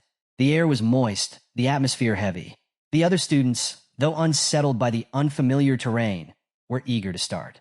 A telecast drone soon arrived, hovering above the group. Its voice echoed through the forest, welcoming the students to the missing forest. It explained the rules of the round. Every half an hour, mysterious monsters would appear in 3 waves near an abandoned village. The monster's sole intent was to hunt and consume the students. To succeed, students needed to both evade and kill the monsters. The 2 students with the highest monster kill count would advance to the 5th round. The drone reassured everyone that there was no real danger to their lives, though it also noted that no return scrolls were available. Once eliminated, students would simply be ejected from the realm. Hearing the rules, the students relaxed slightly. Many thought this task would be simple. After all, they had been to many realms before and had faced monsters countless times. They were confident in their abilities. Jiang Churin, however, was more cautious. She stood among the group, her mind racing. The random, unknown monsters made her uneasy. These creatures could cause serious trouble, she thought, scanning the surroundings. Just as the students settled into their positions, the first wave of monsters was announced. The tension heightened as everyone prepared for action, gripping their weapons and scanning the forest. But time passed and no monsters appeared. Confusion spread among the students. They shifted nervously, exchanging uncertain glances. Where are they? Someone muttered. Suddenly, One of the students broke the silence. "Why am I itching?" he asked, scratching at his arms. Another chimed in, "Me too. It's everywhere." Soon, several others echoed the same complaint, frantically scratching themselves. Jiang Churin, alarmed by the commotion, turned to look. What she saw made her blood run cold. Tiny, bacteria-like worms had attached themselves to the students' bodies. These parasites burrowed into their skin, draining their strength in seconds. One by one, students fell to the ground, consumed by the worms. Their bodies disintegrated as the monsters devoured them, forcing them out of the realm. Jiang Churin felt a wave of unease watching students being eliminated one after another. The true horror was that no one could see the monsters attacking them. It felt as though these creatures were invisible, leaving everyone confused and helpless. Players who had entered the realm with high hopes were now vanishing in rapid succession, one by one. Determined to advance in the competition, Jiang Churin pushed deeper into the forest alongside other students, each trying to survive and secure a spot in the next round. As they moved, a new threat emerged. Worm-like monsters began clinging to the contestants, draining their life force and eliminating them. The creatures remained unseen, leaving the students terrified and disoriented. Panic spread as they watched helplessly while others around them were consumed. No one could figure out how to fight back. Jiang Churin, though shaken, refused to panic. She began analyzing the situation, convinced there had to be a flaw in the monster strategy. No being is truly invisible or non-physical, she reasoned. This has to be a contagious monster spreading through some medium. Her suspicions were confirmed when she noticed a spore mushroom attached to her arm. Acting quickly, she used fire to destroy it. As the mushroom burned away, the truth became clear. The spores were the source of the attacks. Without wasting a moment, Jiang Churin shouted to the others, "These spores are spreading through the air. Once they land on your body, they'll multiply and grow. You need to use fire skills to burn them off. Cover yourself with flames." Her warning sent a ripple of urgency through the crowd. Those with fire-based abilities immediately began using their techniques to defend themselves, burning away the spores. However, students from warrior classes who lacked fire skills found themselves in a dire situation. Some warriors called out for help, but in the high-stakes competition, camaraderie was rare. Few were willing to risk their survival for others, knowing it could cost them their own advancement. One by one, the students who couldn't defend themselves fell prey to the spores, their eliminations echoing across the forest. Even those who managed to fend off the spores realized another harsh truth. Burning the spores didn't count as monster kills. To advance, they needed to find and defeat the creatures releasing the spores. Jiang Churin's sharp eyes scanned the forest for the source. Finally, she spotted the monsters clinging to the tops of trees deep in the forest. Without hesitation, she dashed toward the nearest tree, her sword glowing with energy. With a swift strike, she destroyed the creature. The forest echoed with a notification. Jiang Churin from Sukong University has killed a monster. Hearing this, the remaining monsters began screeching loudly, their cries reverberating through the forest. Jiang Churin didn't stop. She leapt into action, slashing at the monsters relentlessly. Using techniques like enchanting flame, shadow black fire, and her normal sword strikes, she eliminated them one by one. With each kill, another notification resounded across the forest, marking her progress. The story shifts to the outside world, where preparations for the next round of the individual matches are in full swing. The arena was being reconstructed, and the defense area was activated. Both teams were instructed to get ready, as the upcoming match would be between Meigao University and Sukong University. With the defense shield in place, the match began. Fighters from both sides launched into action. One team attacked with fire-based abilities, while the other retaliated with water-based attacks. The elements collided in dramatic flashes, canceling each other out. As the battle intensified, arrows rained down unexpectedly, aimed at one of Sukong University's fighters. Just as it seemed too late, Zhou intervened, summoning a protection shield to block the arrows. The fighter he saved, a teammate named Tanwei, was visibly shaken. Zhou took the opportunity to coach him. "Don't lose focus in the heat of battle," he advised, "and always watch your back during a fight." Next, Zhou turned to another teammate, a girl named Zhang Qing. He reminded her of her critical role. "Your job is to protect your teammates. Stay focused and follow the instructions carefully." Zhang Qing nodded nervously, replying with a quiet yes. Meanwhile, The fighters from Megao University observed Joey's calm demeanor and strategic instructions with growing irritation. They felt insulted, believing Joey was treating them as mere practice opponents for his team. Angrily, their captain barked out an order: "Stop wasting time. Attack their team directly and finish this now." Following their captain's command, the fighters from Megao University charged toward Joey's team. As the opposing group advanced, Joey received a message on his phone. It was from Jiang Churen, and it simply read, "I've passed." Seeing the message, Joey smiled, briefly lost in thought about Jiang Churen's success. However, this casual act of checking his phone during a battle enraged one of the opposing team's fighters. The fighter glared at Joey, seething. How dare he use his phone in the middle of a match? This is disrespectful. Determined to teach Joey a lesson, the enraged fighter rushed forward to attack him. But before he could land a hit, the tables turned in an instant. Moments later, the fighter lay flat on the ground, incapacitated. A nurse quickly entered the arena to tend to the fallen opponent. Meanwhile, the announcer declared Sukong University the winners of the team match. Joey's team had triumphed once again. With the conclusion of the second half of the fourth round, preparations for the fifth round began. Scheduled for the next morning, the fifth round would narrow the contestants from 8 to 4.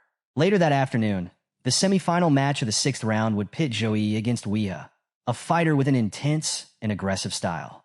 The scene shifted to a live stream host, excitedly narrating the build-up to the final rounds of the highly anticipated individual match. Today is the big day. The host began his energy infectious. Let me tell you about our two finalists. First, we have Ji, a warrior who rose from poverty, overcame the loss of his parents, and became the strongest saint knight in history. His journey has inspired millions. The host then introduced the other contender, and his opponent, Weeha, a nobleman from a prestigious family with centuries of heritage. He's armed with top-tier talent and a rare lineage. A fierce and formidable warrior. With a wide grin, the host turned to the camera. Who will win this epic showdown? To find out, make sure to subscribe to my channel and like this live stream. The broadcast stirred excitement among viewers, who began discussing the matchup fervently. One person said, Joey's battle against Wang Xian was incredible. This time, he's going to destroy Weeha. Another disagreed. Have you seen Weeha's style? His first match was brutal. This isn't going to be an easy fight. The story shifts to Joey's team as they descend from their helicopter, landing amidst a roaring crowd. The moment the doors opened and the team stepped out, cheers erupted.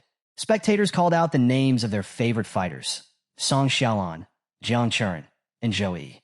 The support was overwhelming, with fans shouting encouragement, especially for Jiang Churen. Having lost her match to Weeha, Jiang Churen received heartfelt cheers and words of motivation. "You'll get it next time," someone yelled, while others clapped in support. Soon after, another helicopter landed, this one carrying the fighters from MOD University. As their team emerged, they were greeted with equal enthusiasm. Among the crowd, the housemaster of MOD University approached Su Kang's housemaster Wu Meng, greeting him with a polite, "Good morning." The housemaster from MOD University added with a confident smile, "This year, the first and second places in the championship will belong to our school. Before the competition, we should strengthen our friendship." Housemaster Wu Meng returned the greeting, but inwardly he scoffed. "Friendship?" he thought. "You're planning to defeat Joey with Weeha's strength, but we'll see who gets the last laugh." Meanwhile, Weeha stood a short distance away, locking eyes with Joey. His mind raced with excitement. Finally, the moment has come, he thought. The final match. I'll defeat you and claim the championship. A thrill of anticipation coursed through him as he prepared himself mentally for the battle ahead. Both competitors were soon called directly to the arena. As they walked toward the center, an announcement rang out, instructing the audience to take their seats and watch the match politely. The countdown to the final began, and the atmosphere became electric. The crowd erupted in cheers, their enthusiasm spilling over. Some shouted for Joey, while others rooted for Weeha. Despite the division, one thing was clear. Everyone wanted to see a spectacular match. In a separate room, Xiaoyu sat with another man, who broke the silence with a probing question. The boy from the Wei family has been hailed as a prodigy since childhood. With access to top-tier resources and cultivation methods, do you really think Joey stands a chance against him? Without hesitation, Xiaoyu replied, yes. His confidence was unshakable. I've analyzed all of Joey's fights since his entrance exam. His growth rate is insane. He surpasses even the peak talents of his generation. While Weeha is undeniably a genius and the pride of the Wei family, Zhou is something far greater. In him, I see the shadow of our ancestors, those who once defined what it means to be unparalleled. Back in the arena, the countdown reached its final moments. As the numbers ticked down, the excitement reached its peak. When the countdown ended, the announcer's voice boomed through the stadium. Begin the match! As soon as the match began, Weeha charged toward Zhou, his sword poised to strike. Zhou, not wasting a moment, activated all his buffs, his body glowing with a divine aura. Weeha's first attack came swiftly. As his blade descended, Zhou, having already prepared his hammer, countered with a powerful swing. Seeing the incoming strike, Weeha quickly adjusted, dodging the hammer's forceful blow and landing a short distance away. Without hesitation, he activated Berserk mode. Entering Berserk mode, Weeha launched a relentless series of attacks with his flame blade technique. Aura-infused energy slashes streaked through the air as flames danced along his blade. Zhou dodged each strike with precision, his calm demeanor unshaken despite the onslaught. Berserk mode, a hallmark of the warrior class, temporarily boosted all of Weeha's stats: strength, speed, agility, and endurance. However, Zhou knew its flaw. Once the Berserk effect ended, the user would be left in a weakened state. Weeha pressed his advantage, continuously slashing at Zhou. Each strike of the flame blade technique was infused with fire magic, adding another layer of danger to the attacks. Zhou observed his opponent carefully, sidestepping the blade's fiery arcs. Despite the intensity, Zhou couldn't help but smile. In this short exchange, he had already gauged Weeha's strength. Sensing the need to escalate, Weeha closed the gap between them and executed a powerful lightning strike. His blade, moving at an incredible speed, emitted a swirling, red tornado-like aura. This was a warrior-class skill, a technique honed through thousands of repetitions. At its peak, the skill struck with the speed and precision of lightning. The strike, now at level 9, carried immense power. Weeha swung with all his might, determined to deliver a decisive blow.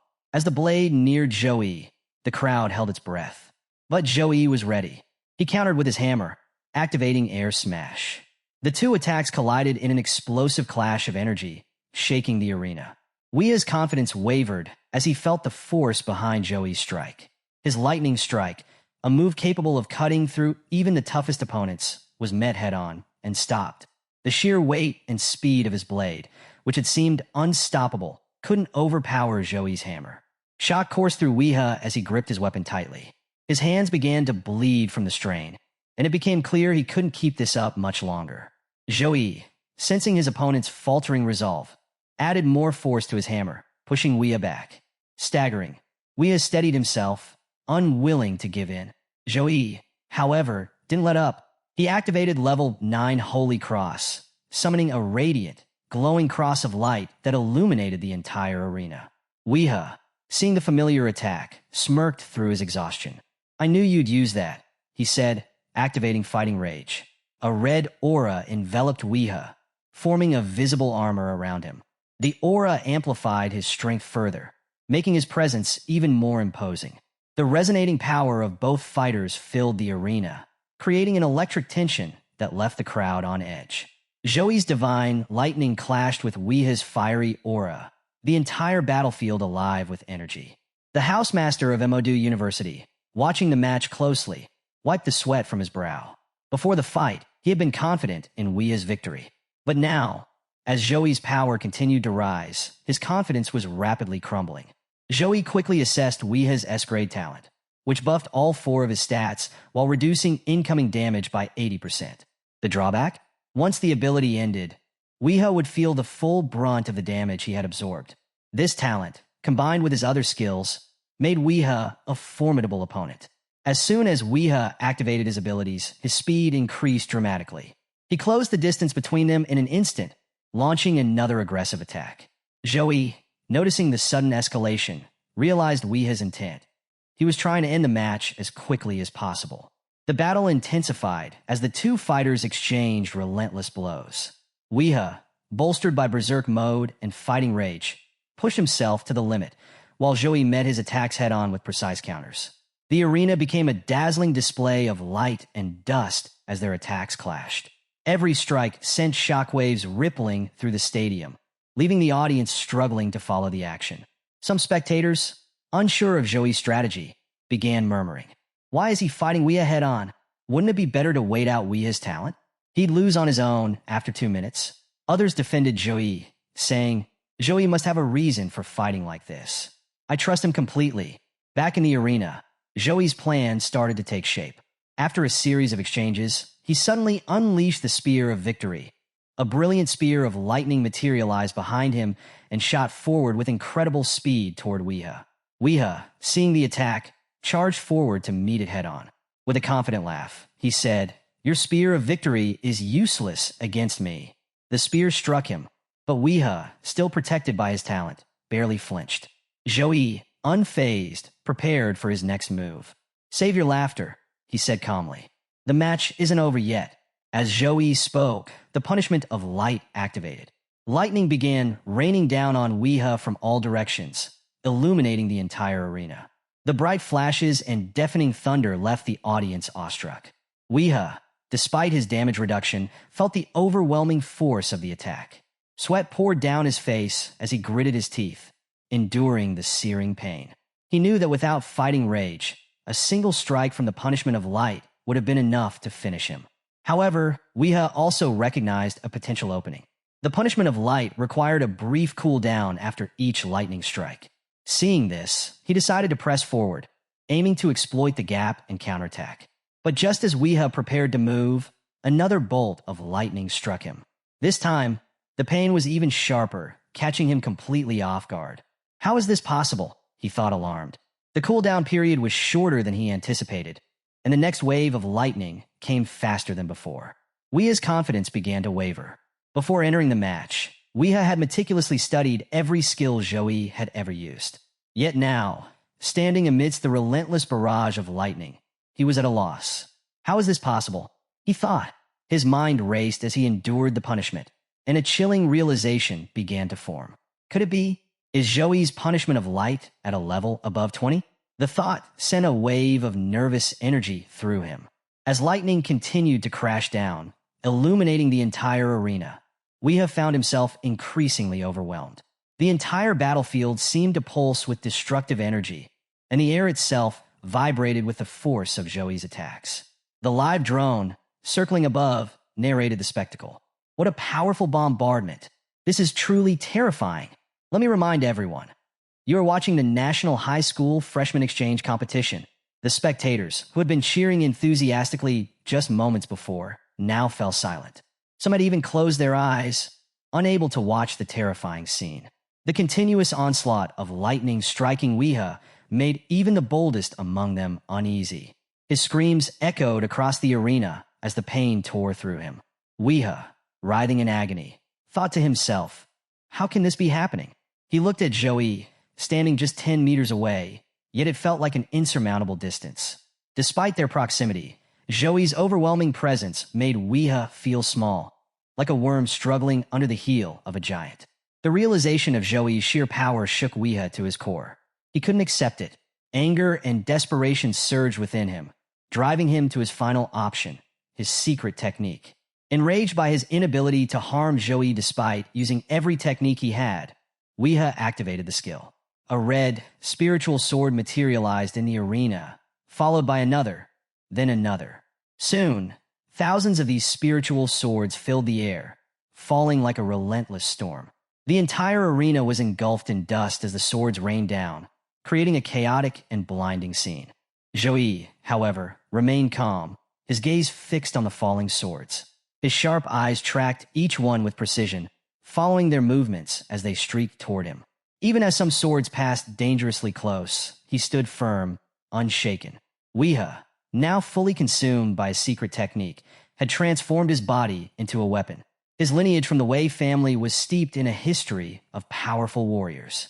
It was said that during an ancient war in the demon world, the Wei family's ancestors achieved enlightenment. By merging their souls with magical power, they refined their bodies into weapons capable of creating tens of thousands of swords strong enough to decimate an entire city of demons in an instant. Though Weah hadn't reached the level of his ancestors, the prototype of this physical incarnation was still an awe-inspiring sight.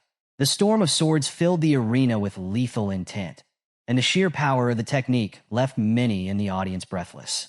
Joey, aware of the Wei family's history, recognized the significance of the technique. Yet, as the spiritual swords rained down around him, no fear could be seen in his eyes. His heart remained steady, his confidence unwavering. Despite the intensity of the battle, Joey knew the fight had gone on for some time now. His patience and composure had brought him this far, and he wasn't about to falter. Joey stood still, his gaze locked on the storm of spiritual swords rushing toward him. Calmly, he thought, the time has come to end this. There's no point in dragging it out any longer. As the swords closed in, Joey raised his hand with a smile. This time, however, there was no radiant light or familiar technique. Instead, the arena was enveloped by the chilling force of the ice element. Joey had decided to surprise the audience with something new, opting to showcase a small-scale version of his own creation. As the swords neared him, Joey activated his fusion skill, an ability he had crafted himself. A powerful ice storm erupted around him, deflecting the incoming swords with an icy gust. The arena transformed into a swirling tornado of frost, the cold so intense it froze everything within its reach. The protection shield surrounding the arena was the only thing preventing the audience from feeling the sheer power of the freezing storm. The live drone, attempting to capture the action, hovered closer to the stage, but its cameras could see nothing through the thick veil of frost. The announcer spoke up. The entire stage is now covered by Joey's skill. We have no visibility inside the arena, and the nature of this ultimate move remains unknown. What is happening in there? The audience grew restless, shouting in frustration. They couldn't see what was going on, nor could they understand how Joey was wielding such incredible ice magic. In the VIP room, the elder of the Zhou clan shot to his feet, his eyes wide with astonishment. Xiaoyu, noticing his reaction, asked, "What's wrong, elder?" The elder, flustered and unable to contain himself, exclaimed, "Xiaoyu, do you see that? That is the force of a powerful ice element." Back in the arena, Joey had frozen all of Weeha's swords midair. Using a string-like ability, he tethered the swords together and shattered them in one powerful motion. The destruction of the swords reverberated throughout the arena. However, these swords were made from Weeha's own body through his body weapon transformation technique. As the swords broke, Weeha suffered immense damage, his body trembling with pain before he collapsed to the ground. Moments later, the announcement rang out. Weeha has lost consciousness. The winner of this match is Joey. The crowd erupted into thunderous cheers, chanting Joey's name as it echoed across the arena. Some yelled, "Joey is first," while others proudly declared, "Our senior is unbeatable." The announcer's voice returned, congratulating Joey on his victory. "We also thank Weeha for an incredible performance. This was one of the most thrilling battles in the history of the exchange competition, a match that will be remembered for years to come. Please join us in celebrating the top talents of this generation." With the individual matches concluded, the announcer shifted the focus to the team survival competition, which would soon begin. Who will prove themselves the strongest in the team match? Stay tuned to find out. In the Sukong team's area, the housemaster beamed with pride. Turning to his team, he first praised Weeha's performance. Despite his young age, he has mastered his family's secret technique of body weapon transformation. In any previous competition, he would undoubtedly have been the strongest. He paused, glancing at Joey with a knowing smile. But this time his luck ran out. He encountered you, Joey. As Joey approached the housemaster, the older man couldn't help but reflect on what he had just witnessed. If Joey wanted to defeat Weeha, I assumed he'd need to use his angel form, the housemaster thought. But instead, he relied only on his punishment of light and a fusion of the light and ice elements. His potential is terrifying. He's a truly dangerous boy. When Joey finally reached him, the housemaster placed a firm hand on his shoulder, smiling with pride. "You did very well," he said. "With your win, our university has claimed an individual championship for the first time in 4 years. Sukong has always dominated the team competition, but this victory is extra special." Joey's teammates joined in, praising him for his achievement. Their spirits were high as they began to prepare for the team match against Modu University scheduled for 2 days later. With Weeha injured and no other significant threats in sight, they felt confident about their chances. "There's no one left to stop us now," one of them said, and the group agreed. After discussing strategy briefly, the team decided to relax for the evening. Someone suggested going out, and the idea of exploring the famous food street of Qingjing City's most prosperous urban district quickly won everyone's approval. The food street was a lively, bustling paradise of flavors and aromas. Vendors lined the streets, enthusiastically promoting their dishes, ranging from the exotic to the bizarre. Some offered dragon meat, others sold Wolf King bloody jelly, and there were endless options to tempt every taste bud. Zhou and his team wandered through the colorful chaos, each with food in hand, marveling at the sheer variety. As they explored, a group of boys noticed Jiang Churin. One of them, captivated by her beauty, began walking toward her. His friend tried to stop him. "Where are you going?" he asked. The first boy replied confidently, "Look at her. You'll never meet someone this amazing again in your life. If I miss this chance, I'll regret it forever." His friend countered, "She already has a male partner." Undeterred, the first boy shrugged. "So what? You won't make her happy like I can." As they approached, Zhou turned to them, his expression dark and his eyes blazing with anger. His intimidating presence stopped the boys in their tracks. Feeling the weight of Zhou's piercing glare, they quickly backed off, muttering nervously, "Let's not. This isn't our style." They disappeared into the crowd, leaving Zhou and Jiang Churin in peace. The group continued exploring the food street, marveling at its reputation. The area stretched across 6 interconnected blocks, and they had already been walking for a long time, but still hadn't seen everything. Tired, they decided to take a break. At that moment, someone suggested leaving Jiang Churin and Zhou alone for a while. Wei Tiexin, wanting to rest, chimed in, but Song Xiaolan playfully pulled her away. "We don't need a break. Let's give the couple some time together," Song teased as the 3 teammates walked off, leaving Zhou and Jiang Churin behind. The two sat down at a small shop, enjoying a moment of calm amidst the lively food paradise. At the shop, a cheerful server brought a bottle of green fruit wine to Zhou and Jiang Churin. "This wine increases agility points," she explained. "It's 800 milliliters per bottle, and drinking it provides a bonus effect." Jiang Churin eagerly ordered the wine, and the two began drinking together. Initially, Jiang Churin commented on the mild alcohol content. "It's not very intoxicating," she said confidently. However, within 10 minutes, the wine took full effect. Completely drunk, Jiang Churin leaned over, her words slurring. "Brother Zhou, why are there 2 of you? No 3-4? Zhou looked at her with amused disbelief. "You got intoxicated so quickly," he teased, shaking his head. What they didn't know was that the wine in this city was special. Even seemingly mild drinks contained unique properties that could intoxicate even high-level individuals like Jiang Churin, who was already at level 19. As Jiang Churin swayed unsteadily, Zhou stood up. "It's getting late, and no one has come back yet. Let's go look for them." Jiang Churin pouted and shook her head, still seated. "No, let's wait a little longer," she insisted. Suddenly, an unfamiliar girl approached them. She casually placed her hand on Zhou's shoulder and smiled. "Brother, my glass is empty. Can you buy me a drink?" Zhou glanced at the half-full bottle of green fruit wine on their table. "There's still some of this left. It's good quality," he said plainly.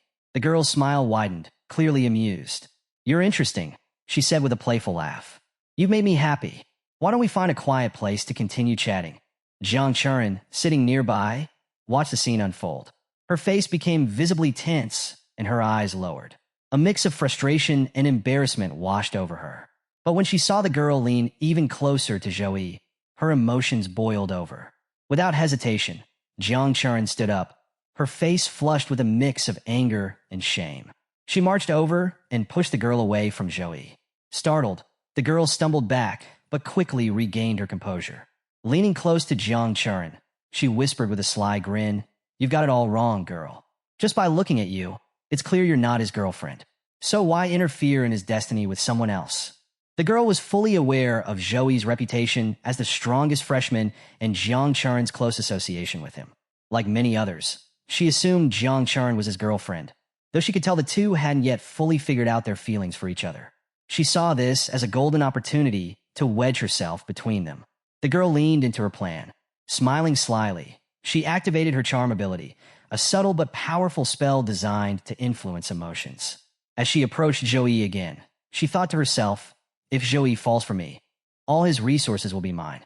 Looking at Zhou with feigned innocence, she said, "I'm telling the truth, young man. Wouldn't you like to come with me? Standing nearby, Jiang Churin watched the interaction with jealousy simmering in her heart. Her hands clenched into fists, and her face grew hot with anger. Yet, she felt powerless to stop what was happening, her frustration only adding to her growing jealousy. Zoe calmly turned to the girl clinging to him and gently removed her hand. Walking over to Jiang Churin, he took her hand firmly in his. It doesn't matter to me if Jiang Churin is blocking my luck with her love, he said, his tone resolute. Then, looking back at the stunned girl, Zoe added with a smirk, besides, you're quite ordinary. I don't think you'd even make it onto my list.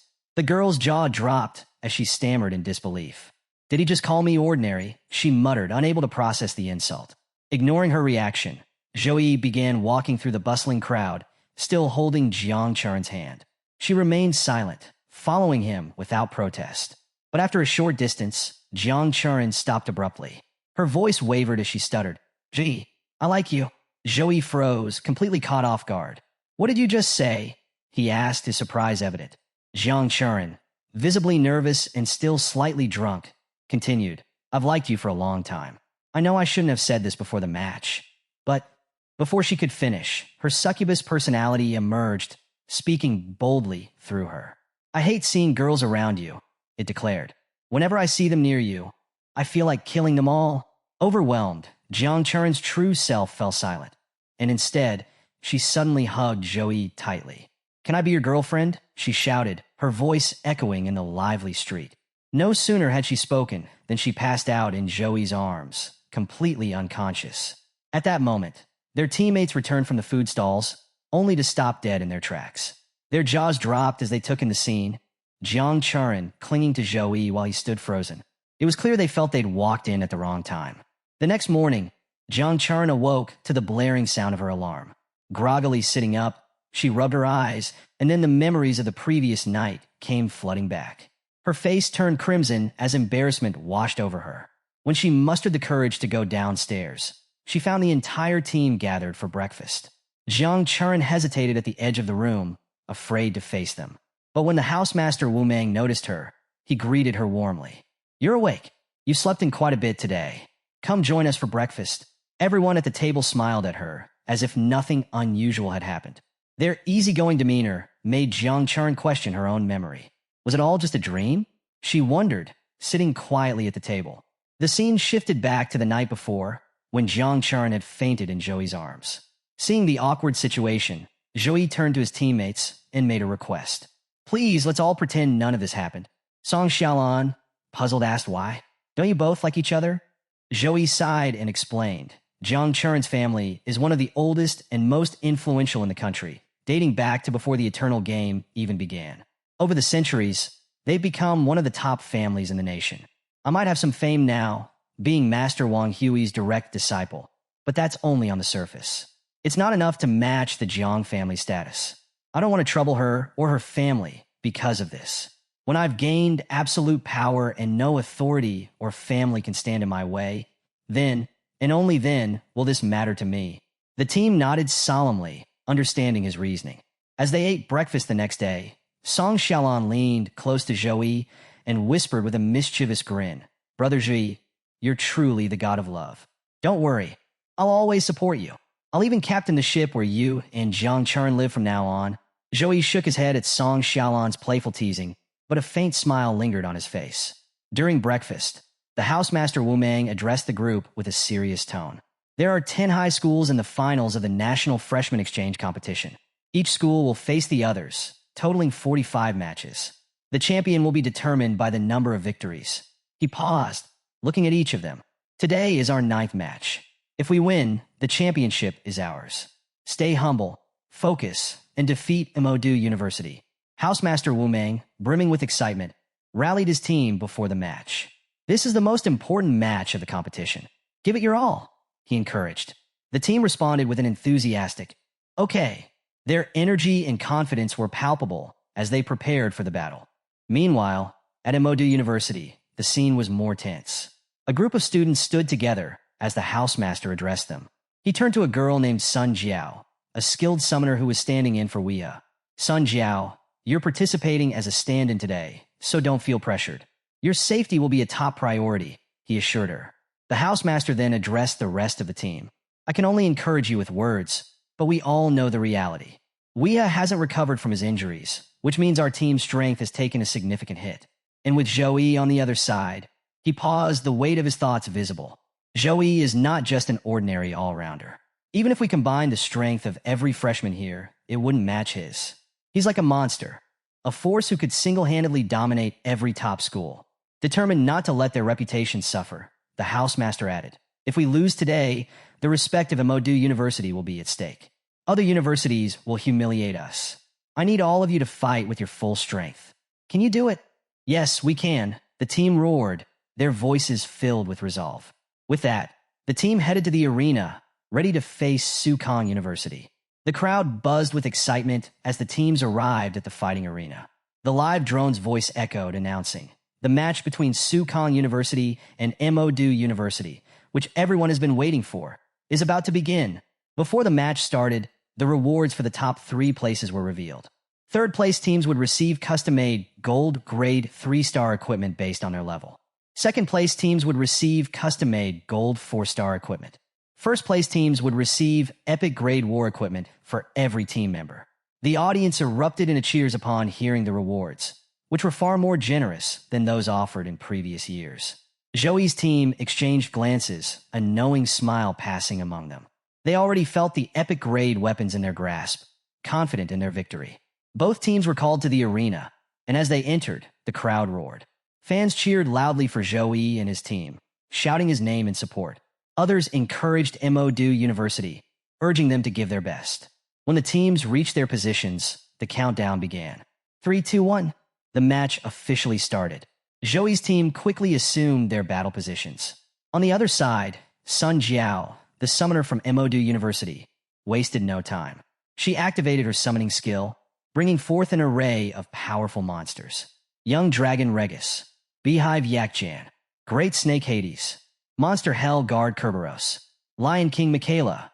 The arena pulsed with energy as the summoned monsters released the pressure of their power, their sheer presence creating an intimidating atmosphere. From Sukong University's side, Tang Lingyi moved forward boldly. Seeing her approach, the Lion King Michaela roared and launched an energy beam from its mouth. Tang Lingyi reacted swiftly, summoning Magic Dew. A shimmering barrier of icy air formed around her, deflecting the beam. In one fluid motion, Tang manipulated the ice to create a lightning-infused attack, striking the Michaela directly in the stomach. The Michaela stumbled back, growling in pain, but the battle was far from over. The arena was in chaos as the intense battle between Sukong University and Emodu University raged on. Song Xiaolan was fending off a massive swarm of bees summoned by Sun Jiao. Using her talismans, she managed to trap the Beehive Yakjan, causing them to stick together before the talismans exploded simultaneously, scattering the swarm. On another side of the battlefield, Wei Tiexin was relentlessly attacking the giant snake monster, Great Snake Hades, with her powerful punches. Her strikes tore through its tough outer scales, and thin streams of blood began dripping from the wounds she inflicted. Meanwhile, Jiang Charn was locked in combat with another summoned monster, Hell Guard Kerberos. She struck it repeatedly with her sword, slashing its flesh and causing visible damage as she fought with precision and determination. While his team fought valiantly, Joey moved through the field, dodging attacks from several fighters from Emodu University. Despite their best efforts, they couldn't land a hit on him. Joey, however, wasn't focused on them. Instead, he was observing his team's performance. They're improving rapidly, he thought with satisfaction. The pressure of real combat had pushed them to grow stronger, and their teamwork had improved by at least 30% since their last fight. Joey's confident movements caught the attention of the Madu fighters tasked with protecting Sun Jiao. They were visibly stunned by his speed and composure. But before they could react, Joey was already upon them. Swinging his hammer, he sent them flying with a single blow. Joey turned his attention to Sun Jiao and advanced toward her. Raising his hammer, he aimed to strike, but just as the attack was about to land, Sun Jiao's eyes snapped open. Her gaze was no longer human. Beastly energy radiated from her glowing eyes. At the same moment, a massive black portal opened in front of her. Sun Jiao winced in pain, as if the portal was opening without her control. Out of the swirling darkness emerged a towering, flame-covered baboon-like monster. The baboon grabbed Joey's hammer with one hand, its fingers alone larger than the hammer's head. The sheer force of its grip sent shockwaves through the air as it roared furiously, releasing a deafening scream that shook the arena. Joey braced himself, using all his strength to resist the baboon's crushing power. The pressure was immense, and the strain was visible in his stance. Sun Jiao looked horrified. Her face turned pale as she watched the monster she had summoned. It was clear she had no control over it. The flame baboon, now fully in the arena, turned its fiery, menacing gaze toward her. When Sun Jiao tried to summon another monster for support, the baboon casually caught the neck of the great snake Hades and crushed it with terrifying ease. The snake's head was obliterated instantly, leaving its body lifeless on the battlefield. The baboon approached Sun Jiao, its voice low and menacing. "Don't play tricks with me," it growled. "Why have you summoned me here?" Sun Jiao stammered in fear. Defeat him. Defeat Joey." The baboon turned its attention to Joey. Its fiery eyes narrowed, and with a chilling laugh, it said, "I have to defeat him? Very well. Face your death." Hearing this, Sun Jiao panicked, thinking the baboon meant her. "No, not me. Him. Kill Joey," she screamed. The flame baboon roared, leaping into the air and charging toward Joey's team. Its presence alone was enough to terrify everyone. The baboon's first target was Tang Lingyi, who stood her ground and activated her water shield, a defensive skill that had previously withstood continuous attacks during the individual matches. But as the baboon slashed at the shield, it shattered instantly under the force of its claws. Undeterred, Song Xiaolan began throwing talismans at the monster. Each talisman exploded on contact, but to her dismay, they couldn't even scratch its tough hide. Her thoughts raced as she continued attacking. Water Shield is an A-grade defensive skill. At level 8, it endured the relentless strikes of Qing Jing University's assassin. But now, it couldn't even withstand one attack from this flame baboon. Despite her efforts, Song's talismans proved ineffective.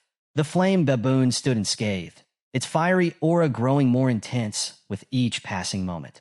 The battle raged on as the flame baboon continued its relentless assault. In a desperate bid to protect her team, Wei Tiexin activated a powerful protection shield. The legendary monster, however, leaped into the air and slammed its massive fists together onto the shield, causing cracks to form. Inside the shield, fear was etched on everyone's faces. Legendary-grade monsters were nearly unstoppable, and the flame baboon was proving to be far more than they could handle. If not for the doubled strength of Wei Tiexin's skill, boosted by Zhouyi's buffs, the shield would have shattered already. From a distance, Zhouyi observed the entire scene. He had already realized that his team, despite their bravery, stood no chance against the monster. Determined to protect them, he immediately activated the Holy Light Shield to divert the baboon's attention. The attack landed, creating a massive explosion, but when the dust settled, the flame baboon remained unharmed, its fiery aura burning brighter than ever. Using this brief distraction, Zhouyi turned to his team and said firmly, "Leave the match. Get out of the ring now." His teammates looked confused. "But why?" one of them asked. Wei Tiexin stepped forward, her voice filled with concern. "Are you joking? There are no MOD University students left in this fight. Only that legendary-grade monster. It won't show you any mercy." Zhouyi's gaze hardened. "Do I look like I'm joking?" he asked, his voice unwavering. "I have a way to defeat the flame baboon, but I can't protect all of you while I fight. If you stay, you'll distract me." His team exchanged uneasy glances, but their resolve soon strengthened. "We'll be fine without your protection," Jiang Chuan said. "Even though we might seem weak, we want to help you in any way we can." The flame baboon, relentless in its assault, continued pounding on the shield, its punches sending shockwaves across the arena. Zhouyi remained focused, his eyes fixed on the monster's every move. He addressed his team one last time. "If you're careless against a legendary-grade monster, you'll die. Even if the priest revives you, you'll lose 30% of your stats and be weak for 3 months. You won't be able to train during that time. Have you thought about that?" Jiang Chuan, standing closest to Zhouyi, looked tense. Sensing her fear, Zhouyi placed a reassuring hand on her head and ruffled her hair. "I know you're all scared that I might not be able to defeat it," he said softly. "But your presence here will only distract me. Trust me, this monster might be legendary, but it won't harm me." In the stands, the spectators were on the edge of their seats, their excitement reaching a fever pitch. One of them shouted, "It's incredible! Could history repeat itself? This hasn't happened in 7 years. The chatter was fueled by the appearance of the legendary grade flame baboon, summoned by Sun Jiao. Its overwhelming presence had turned the match into an unpredictable spectacle. A live reporter, broadcasting the event, exclaimed, "Will Zhui be able to turn the tide? Who will take home the championship this year?" Amidst the crowd, Shun Ling watched with a sly smile. He relished the thought of Zhui being defeated. This is where his undefeated streak ends, Shun Ling muttered to himself. His reasoning was simple. Just as equipment was divided into grades, bronze, silver, gold, epic, and legendary, monsters followed the same classification. The same skill wielded by different grades would vary drastically in power.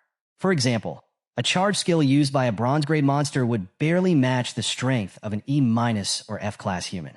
But in the hands of a legendary grade monster, the same skill could rival the might of A- or even S-class humans. Moreover, legendary grade monsters were exceptionally durable and resistant to damage. Even the Goblin King in Su Kang's Abyss-level realm was merely an epic grade monster. The sudden appearance of a legendary grade monster in the exchange competition was unheard of, and Xin Ling was convinced Zhou had met his match. As the flame baboon roared and prepared to attack again, a commotion broke out in the stands. Xin turned to see people shouting, "They're forfeiting!" Back in the ring, Zhou's team had collectively agreed to forfeit. Each member stepped forward, announcing their decision to leave the match. Zhou watched as Jiang Charn hesitated. She stood frozen for a moment, disappointment written across her face. When Zhou looked at her, his steady gaze seemed to calm her. With a heavy heart, she finally stepped forward and declared her forfeit. At Zhou's insistence, his entire team reluctantly left the arena, one by one. However, Jiang Charn lingered, her hesitation evident. Zhou looked at her and firmly repeated his request. "Leave the arena," he said, his voice steady. Disappointment clouded Jiang Charn's face as she finally turned to leave. Tension was visible in her expression as she walked away. But before exiting, she paused and called back, "End this fight as soon as possible." As the team left the arena, the flame baboon continued its relentless assault on Zhou's protection shield. Punch after punch, the monstrous force bore down on it until the shield finally shattered. The baboon, its face contorted with rage, charged toward Zhou, ready to strike. But just as it closed in, a bright golden light illuminated the arena. The force of the light was so immense that it destroyed the arena floor, leaving the spectators in awe. Amidst the destruction, drops of blood fell to the ground. It was the flame baboon's blood. One of the baboon's massive palms had been severed by the attack. Staring at his injured hand, the baboon looked shocked, unable to comprehend how he had been hurt. His confusion turned to anger as his gaze shifted to Zhou, now radiating with power. Zhou had activated his angel form, his golden wings shimmering as they spread wide. Golden lightning crackled in the air, illuminating his figure as he hovered slightly above the ground. Looking at the injured baboon, Zhou remarked, "Jiang Charn has left the ring, and none of my companions are here anymore. Now, I can focus entirely on testing the strength of this legendary monster." With that, Zhou raised his hammer, pointing it toward the flame baboon in a clear challenge. The members of Modu University, standing nearby, were stunned. A legendary monster injured by a single strike, it was beyond belief. Even Sun Jiao, the summoner, looked on in shock. She couldn't fathom how one of her most powerful summoned monsters had been hurt so easily. Meanwhile, the flame baboon growled, staring at Zhou with a newfound wariness. As he examined Zhou, the baboon could feel the faint but unmistakable aura of a supreme bloodline. The baboon's thoughts turned to his mother's warnings. The flame baboon are an innate legendary level god clan. They are kings who dominate from birth. Among the many supreme bloodlines, they are not to be trifled with. For the first time, the baboon felt the breath of such a bloodline emanating from a human. Yet, despite the aura of dominance Zhou carried, the baboon did not retreat. He dismissed Zhou's power as a fluke, considering him lucky to have merged with such a bloodline. In his mind, if Zhou truly possessed great strength, he would have attacked decisively already. The baboon resolved to fight with his full strength, releasing a burst of fiery energy from his body. The sheer pressure of his aura reverberated throughout the arena. As the flame baboon prepared for battle, something incredible happened. His severed hand began to regenerate. Within moments, his palm was fully restored, and he roared triumphantly. Wasting no time, the baboon summoned a massive nunchaku, its surface glowing with flames. Spinning the weapon with terrifying speed, he swung it in every direction, creating a fiery whirlwind around him. Joey, watching the spectacle, smiled calmly. He activated his divine chain skill, golden chains materializing and launching toward the baboon with incredible speed. The flame baboon, undeterred, swung his nunchaku with immense force, hurling it straight at Joey. Joey's divine chain intercepted the baboon's nunchaku mid-flight, stopping the fiery weapon in its tracks. The flame baboon roared in frustration, pulling and swinging with all its might to break the golden chains. Despite its immense strength, the chains held firm. While the baboon struggled, Joey prepared his next move. Ice energy began to coalesce around him, forming a cold, crackling aura. With a swift motion, he unleashed the ice energy attack directly at the baboon. The attack struck with tremendous force, sending the baboon stumbling backward as the icy pressure pushed it away. However, after some distance, the baboon managed to halt its retreat by burying its nunchaku into the ground for stability. Despite the sheer power of the attack, the baboon remained unscathed. Joey's eyes narrowed as he observed this, beads of sweat forming on his brow. He was beginning to feel the strain. His stamina and stats were rapidly depleting with each use of his powerful abilities. In the spectator stands, an elder from the Zhou family watched the match with growing dread. His face was pale, his hands trembling. Turning to Xiaoyu, he ordered, "Stop this match immediately. We can't let the hope of our family be ruined like this." Xiaoyu didn't hesitate. He bolted from the room, determined to find House Master Wu Meng and persuade him to end the match. The elder was resolute. He was willing to offend both Sukong University and Modu University if that's what it took to protect Joey. In the control room, the house masters of the three universities were locked in a heated discussion. House Master Chung of Sukong University looked at Wu and said gravely, "You should end this match. If Joey dies, our country will lose a great prodigy." The House Master of Modu University added, "Joey is destined to become a giant in the future. If his growth is cut short here because of this match, it will be disastrous for everyone. Forget about the rankings. They're just an illusion. Make your decision quickly before it's too late." At that moment, Xiaoyu burst into the room, shouting, "Stop this match now. The Zhou family will pay Sukong University tenfold, no 100-fold, for ending it." His voice was desperate, echoing with urgency.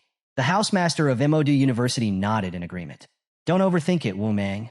Announce your decision before this escalates any further." House Master Wu Meng, however, remained calm amidst the chaos. "Do you think I'm not considering it?" he asked softly.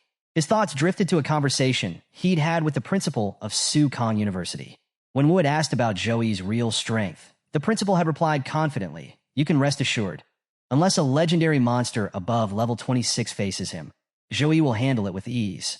As the match continued, Wu Meng's eyes remained fixed on the arena. His mind churned with calculations, recalling the stark differences in strength between levels.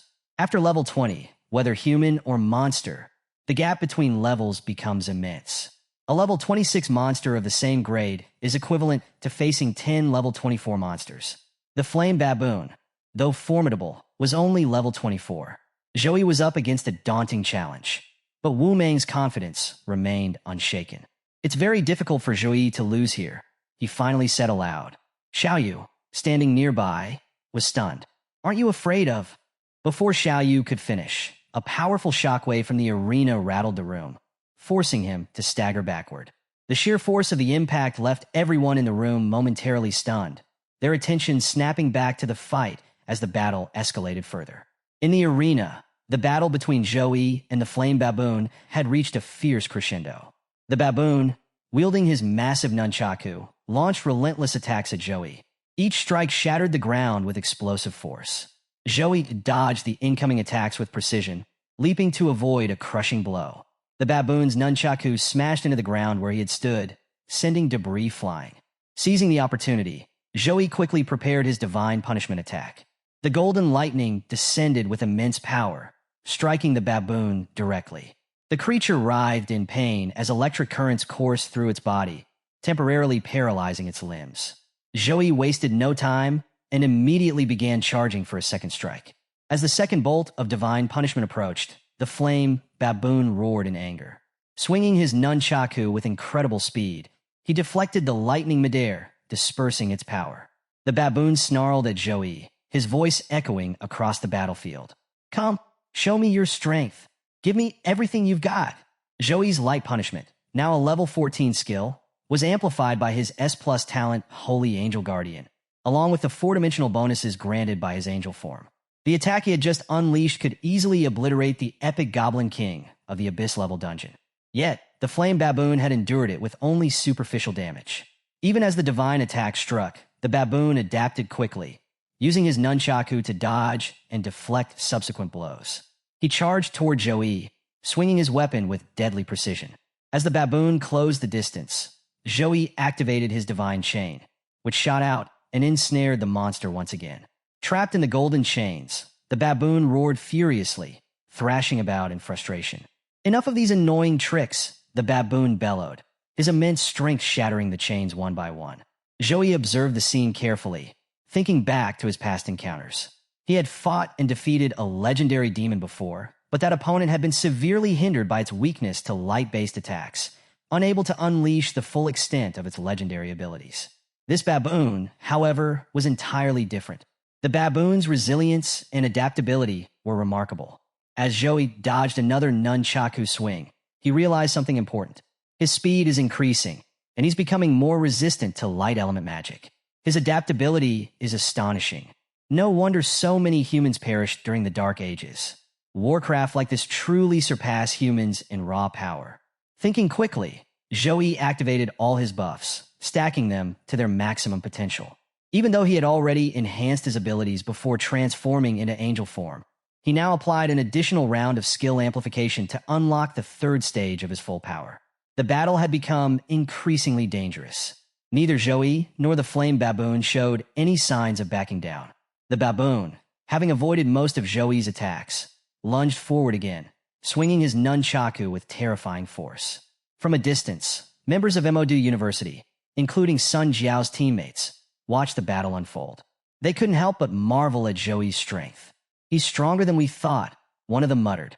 Another added, we're lucky he didn't directly target Sun Jiao. If the summoner is killed, her summoned creature disappears automatically. If he had attacked her first, this fight might have already ended. Realizing the potential danger, one of the team members shouted, he might have forgotten about Sun Jiao for now, but we can't take any chances. Get her to safety before he decides to attack her. The tension in the arena remained thick as Joey and the Flame Baboon continued their high-stakes duel. The battle between Joey and the Flame Baboon shook the arena, showcasing Joey's brilliance and the baboon's overwhelming power. With every strike and counter, the fight pushed both to their limits. Will Joey's ingenuity be enough to overcome this legendary monster? Or will the Flame Baboon end his undefeated streak? Stay tuned to Recap's Realm to find out in the next chapter. Don't forget to like, comment, and subscribe for more thrilling recaps. Let us know your predictions below. How do you think this epic fight will end? See you next time. Juyi and the Fire Baboon had reached the final stage of their battle. Both were exhausted, and neither wanted to drag this fight out any longer. It was time to settle things with one decisive strike. Determined, Juyi prepared to unleash the full power of the God Hand. He gathered every ounce of energy left in his body, channeling it into a single, ultimate attack. Meanwhile, the Fire Baboon did the same, pouring all his strength into his finishing move. Flames erupted around him, engulfing his body, and his weapon began to transform. No longer an ordinary weapon, it now radiated intense heat, sprouting sharp, fiery thorns. Then, with a final motion, he merged his twin weapons into one colossal staff, resembling the legendary weapon. With his weapon complete, the Fire Baboon lunged forward, aiming to strike Juyi down. At the same time, Joey's divine hand descended from above, massive and unstoppable. Both forces raced toward each other, colliding at full speed. The moment they clashed, the impact was cataclysmic. A deafening explosion rocked the entire arena. The protective barrier meant to contain the battle shattered under the sheer force of their attacks. Flames and raw energy surged outward, breaking free from the arena and racing toward the audience. Panic spread like wildfire. Spectators screamed, scrambling to escape as destruction threatened to consume them. Just as the inferno was about to reach the crowd, a figure emerged. A girl stepped forward, raising her hands, her protection of water surging to life. With a wave of her power, a massive water barrier formed, intercepting the flames and crackling energy before they could harm anyone. The arena shook, but the deadly elements were held at bay. To further protect herself, she conjured a shield of water, absorbing the remaining force of the explosion. As the last embers died out, the fear in the audience's eyes faded, replaced by relief and awe. "It's a tertiary awakened maid from the Alliance," someone gasped in recognition. "Thank the heavens," another murmured. "I thought we were done for." A third spectator, still shaken, muttered, "That attack, if the priests don't intervene, would anyone have even survived?" Before the battle began, anticipating the intensity of the fight, the Alliance had reinforced the arena's barrier, raising it to level 7, strong enough to withstand the full force of a top-ranked Tier 2 mage. Yet, against Joey's ultimate skill and the fire baboon's fiery onslaught, it wasn't enough. For the first time in 100 years, the shield had completely shattered. As the magician girl held back the devastating attack, a thought crossed her mind. The sheer power of these blows was enough to gauge just how terrifying this battle truly was. With the attacks finally slowing and the battlefield settling into an eerie calm, she straightened up. The audience, who had been frozen in shock, turned their eyes toward the arena, sensing that something had changed. And they were right. Inside the ring, the fire baboon was in ruins. Both of his arms had been severed, his body riddled with wounds. He struggled to heal, but something was wrong. Light and ice elements coursed through his blood, constantly tearing apart his flesh and disrupting his regeneration. The pain was unbearable, infuriating. "This man, he's ruthless," the fire baboon growled, trembling. "And that holy light, it's worse than death." Enraged by his helplessness, he roared, pouring every last ounce of his strength into recovery. With sheer force of will, his arms regenerated, and the moment they reformed, he slammed them into the ground, shaking the entire arena. "I am the great fire baboon. There's no way I fall here," he bellowed. But just as the words left his mouth, bam, Juyi appeared out of nowhere, landing a devastating punch to his face. The impact sent the fire baboon soaring backward, a couple of teeth flying from his mouth. Before he could even react, Juyi closed the distance again, relentless. He raised his knee, eyes cold. "This ends now." And with that, he drove his knee into the fire baboon, sending him crashing into the ground at full force. The arena trembled as dust and debris exploded into the air. Wasting no time, Juyi unleashed his divine chains, swiftly capturing Sun Jiao's remaining summoned monsters. The golden chains slithered around them like unbreakable bonds. Juyi stepped forward, his voice unwavering. "Are you going to fight, or are you surrendering?" Sun Jiao's team stood there, stunned. How did this happen? Just moments ago, victory seemed within reach. Now, they were trapped, their strongest monsters restrained. Sun Jiao clenched her fists. She had nothing left, no options, no way out. Her beasts were captured, and with the chains tightening around her own magic, she realized this match was over. Without hesitation, she raised her hand and declared, "We surrender." The moment Modu University admitted defeat, a drone descended into the arena, its voice booming across the stadium. "And the champions of this tournament are..." A brief pause. The audience held their breath. "Suhang University." The entire stadium erupted in cheers. Let's all congratulate Suhang University on their well-earned victory. And let's not forget to honor the incredible performance of their players, especially Ji and our MVP, who turned the tides of battle with a truly legendary fight. The crowd exploded into chants, roaring Joey's name over and over. His team's names echoed through the arena as fans celebrated their triumph. With 45 matches played across 10 universities, it was finally time to announce the final rankings of the competition. Final standings. First place, Suhang University, 9 wins, 0 losses. Second place, Modu University, 8 wins, 1 loss. Third place, Qingjing University, 7 wins, 2 losses. And with that, the battle was over. A new legend had been born. The moment the final rankings were announced, the stadium erupted in cheers once again.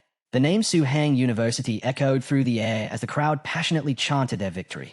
Meanwhile, a well-known live commentator, who had been covering the entire match for his viewers, turned back to his audience. Before the battle started, he had asked them to predict the winner. And now, with the results clear, he couldn't hide his excitement. "Can you believe it?" he exclaimed. "This guy is only 18 years old, yet his combat skills are this powerful. If he keeps going at this rate, there's no doubt Joey's name will be among the top 10 professionals in all of our nation one day." But while the audience celebrated, Juyi was exhausted. The intense battle had drained him completely. As his angel form faded, his body returned to normal, and before he could react, a girl came running straight at him. With zero hesitation, she threw her arms around him in a tight embrace. "Brother Juyi, you just used your angel form.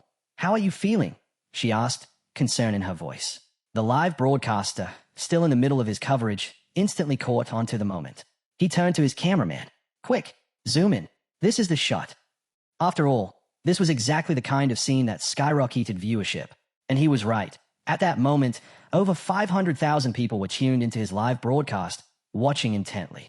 The camera focused in as Juyi gently placed his hand on her head. "Sorry for worrying you," he said softly. "I feel really weak right now, but once I level up, I'll be fine." The internet exploded with reactions. "I knew it. These two are totally a couple. Stop with the romance already. I'm single and suffering. That girl is stunning. How is this even fair?" The broadcaster grinned, knowing this scene alone would boost his traffic even more. But just as he was enjoying his success, a strict voice cut through the air. "You, hand over that camera." A headmaster official had arrived, snatching the device right out of his hands. "Private live broadcasts are prohibited after the competition. Do you not understand the rules?" The broadcaster and his cameraman froze. A nervous chuckle escaped them, but they knew better than to argue. At that moment, the headmaster stepped forward, his presence instantly commanding attention. "Everyone, return to the villa," he ordered. "There's something important I need to discuss. The final event of the tournament, the survival competition." The students exchanged glances. The final event. Without wasting any time, they followed the headmaster back to the villa, where they all gathered in a large meeting room. The headmaster stood in front of them, his voice steady as he addressed the competitors. "Listen well. The survival competition is the last and most dangerous event of this tournament. Unlike the previous rounds, where battles were contained in a controlled environment, this time, you'll be entering a real open dungeon." The room fell into silence. This is nothing like the simulated dungeons you encountered in the individual rounds. In this dungeon, there are no set rules. Anything can happen. You will face unexpected threats, real monsters, and extreme conditions. Your survival skills will be tested to their absolute limit. The weight of his words settled on everyone's shoulders. The real challenge was just beginning. Even the strongest may not survive. That was the brutal reality of the survival competition. Luck played just as big a role as strength, and even the most powerful contestants could be eliminated in the very first moments. The rules were simple: earn points by killing monsters. Each monster had a different point value based on its strength. Additionally, if a player managed to eliminate an opponent, they would steal half of their points. The school with the highest total points at the end of 7 days would claim victory. But there was a catch. The secret dungeon was massive, and players could only explore a specific area each day. As the competition progressed, the explorable zone would shrink, forcing players into closer encounters and fiercer battles. Anyone who failed to move into the new zone within the time limit would be eliminated automatically. One final warning: entry locations were random. If any contestant accidentally reached the void area at the dungeon's border, they had to escape immediately. The headmaster then elaborated on the void area, a region filled with countless space cracks. Even a third-level professional wouldn't stand a chance if they wandered into it. Death was instant. After delivering these critical instructions, the headmaster's sharp gaze swept over the team. "Understood." A unified nod. "Yes, sir." The scene shifted.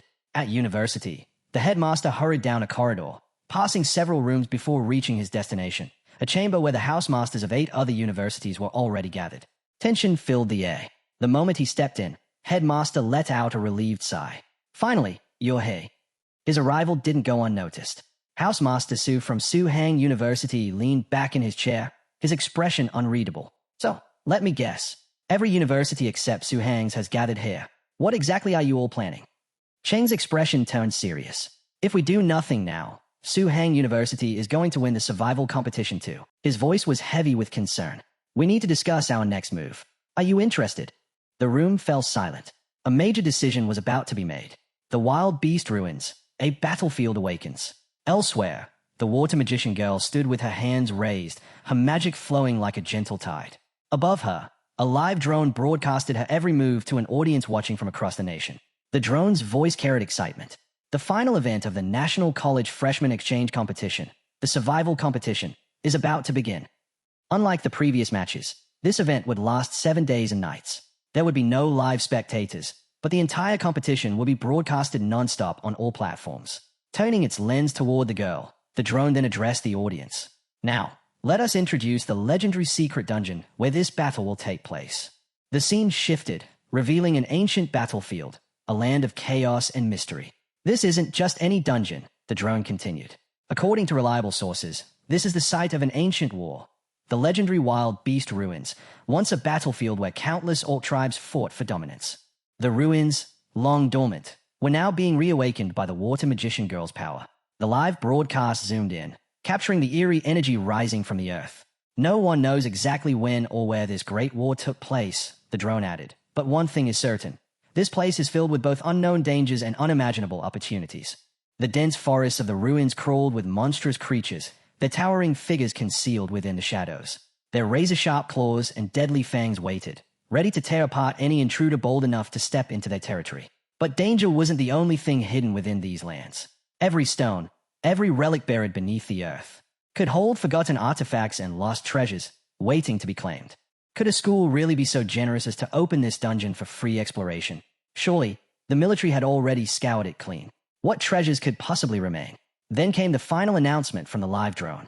Its voice rang out, commanding all contestants to ready their weapons, steel their resolve, and step forward with courage. We await the birth of legends. The moment the survival match officially began, a wave of energy surged through the ruins. One by one, participants vanished, teleported into the depths of the beast ruins. And then, in an instant, he too was gone. Everyone had been teleported to different locations within the ruins, scattered far and wide. Joey found himself at the very spot where Joey had arrived moments earlier. Yet now, he was alone. It was clear, no matter the physical connection, teleportation here worked independently. Finding his allies would take time. As Joey turned, he caught sight of a man, and in that very moment, gaze locked onto his. Without hesitation, man bolted, vanishing into the distance at full speed, unleashing his 1,000-step technique. Watching him flee, Joey chuckled. What a lunatic, he mused. His score is still at 0. Why would I even bother fighting him now? With a smite, he summoned his hammer, gripping it tightly. A good hunt requires patience. Let him fatten up first. Meanwhile, Xiaolan perched on the thick branch of a towering tree, bow in hand, attuned to every movement in the ruins. She sensed someone approaching, fast. Fixing her gaze northward, she pinpointed the figure roughly 1,000 meters away. Who is that? I can't tell which school he's from. As the unknown figure closed in at a rapid pace, Xiaolan didn't hesitate. She raised her bow, steadying her aim. Could it be Jui? Xiaolan let her arrow fly, the projectile slicing through the air at full speed toward its target. The figure in its path was none other than a man. His sharp instincts kicked in, and he dodged just in time, twisting mid-E. Hey, we're on the same side, he shouted, his voice echoing through the ruins. The arrows had nearly grazed him, but before the next could land, Xiaolan halted her attack. She stepped forward, arms crossed. Good thing you yelled. Now tell me, what had you running like that? He couldn't admit that the sight of Joey had rattled him so much that he instinctively used his teleportation skill. Instead, he deflected. Forget that. Have you seen anyone from Su-Hang yet? Xiaolan shook her head. No, my plant sensing ability only covers a 10-kilometer radius, and even then, only where there's vegetation. You're the first one to appear within my range. Then looked at her seriously. We should stick to the plan and move together. Xiaolan considered for a moment before nodding. Agreed. Meanwhile, outside the ruins, countless spectators watched the unfolding events live. Among them, a young man furrowed his brows, puzzled. Why are Qingjing and Modu University working together? Beside him, another observer smirked. They are playing it safe. They know they are evenly matched, and in a place this dangerous, teaming up makes sense. But trust me, this is just the beginning. By day 7, the tracking devices will expose everyone's location. That's when things will really heat up. The first man's eyes widened slightly, so the real game starts later. Back inside the ruins, lightning crackled through the sky, striking down relentlessly on monstrous creatures below. At the center of it all stood Jui, his power surging as he rained divine light upon his enemies, obliterating them one after another. The beasts, enraged by his presence, let out furious roars. Who dares intrude on our territory? Kill him! A horde charged at him, their bloodlust filling the air. But Joey didn't flinch. With a swift motion, he unleashed his ice ability, freezing the entire swarm in an instant. Without wasting a second, he shattered them all, racking up scores at an astonishing rate. 500 points, 600 points. His numbers climbed rapidly. Then, a shadow loomed over him. A massive spider emerged, its fangs glinting under the stormy sky. But before it could even react, Joey swung his hammer with immense force, crushing it in a single blow. A notification flashed before him. Plus 12,200 points. He smirked. Finally, a real challenge. With the battle won, he glanced at his device, checking the rankings. First place, Joey. Second place, Wang Xian. Third place, Li Mengzi. He chuckled. Let's see who can keep up.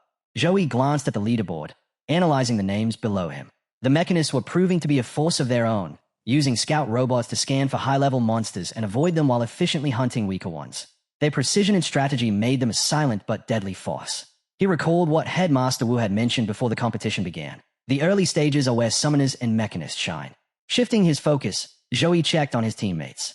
Jiang Churan was holding 9th place, Wei Taixin was in 10th, and Xie Lan, from another university, sat at 11th. Just as expected, their rankings aligned with his predictions. Then, his eyes landed on Tan Wei's score, 72nd place. Tan Wei's current score was only 540. Even more surprising, Zhang Zi, ranked just below him, had 470 points. Zhou frowned. Tan Wei and Zhang Zi may not be among the strongest, but they should be somewhere in the middle, not this low. Something felt off. And then, suddenly, Tan Wei's name vanished from the leaderboard. A single word appeared next to it, eliminated. For a moment, he stood still, running through the possibilities. 3 things could remove someone from the competition: the realm itself, a demon, or another contestant. The realm? No, the zone shrinking phase hasn't even begun yet. A demon? Unlikely. Tan Wei may not be the strongest, but is not reckless. If he encountered something beyond his ability, he would have escaped. Which leaves one other possibility. Zhei's eyes narrowed. Have contestants already started forming alliances? In this realm, surviving wasn't just about fighting monsters. It was about outmaneuvering other contestants. Normally, with randomized teleportation, forming alliances so soon should have been difficult. This kind of teamwork usually emerged later in the match. Just then, a sharp beep echoed from his device. A voice followed. Attention, all contestants. The safe zone will begin shrinking. You have 3 hours to reach the designated area. Anyone outside the zone after this time will be eliminated. Zhou didn't waste a second. Damn it. He checked the map. The closest safe zone was far. Too far. If he wanted to make it in time, he had no choice. He sprinted at full speed, cutting through the rocky terrain. He'd deal with Tan Wei's situation later. For now, survival came first. Then, as he dashed through the mountains, something caught his attention.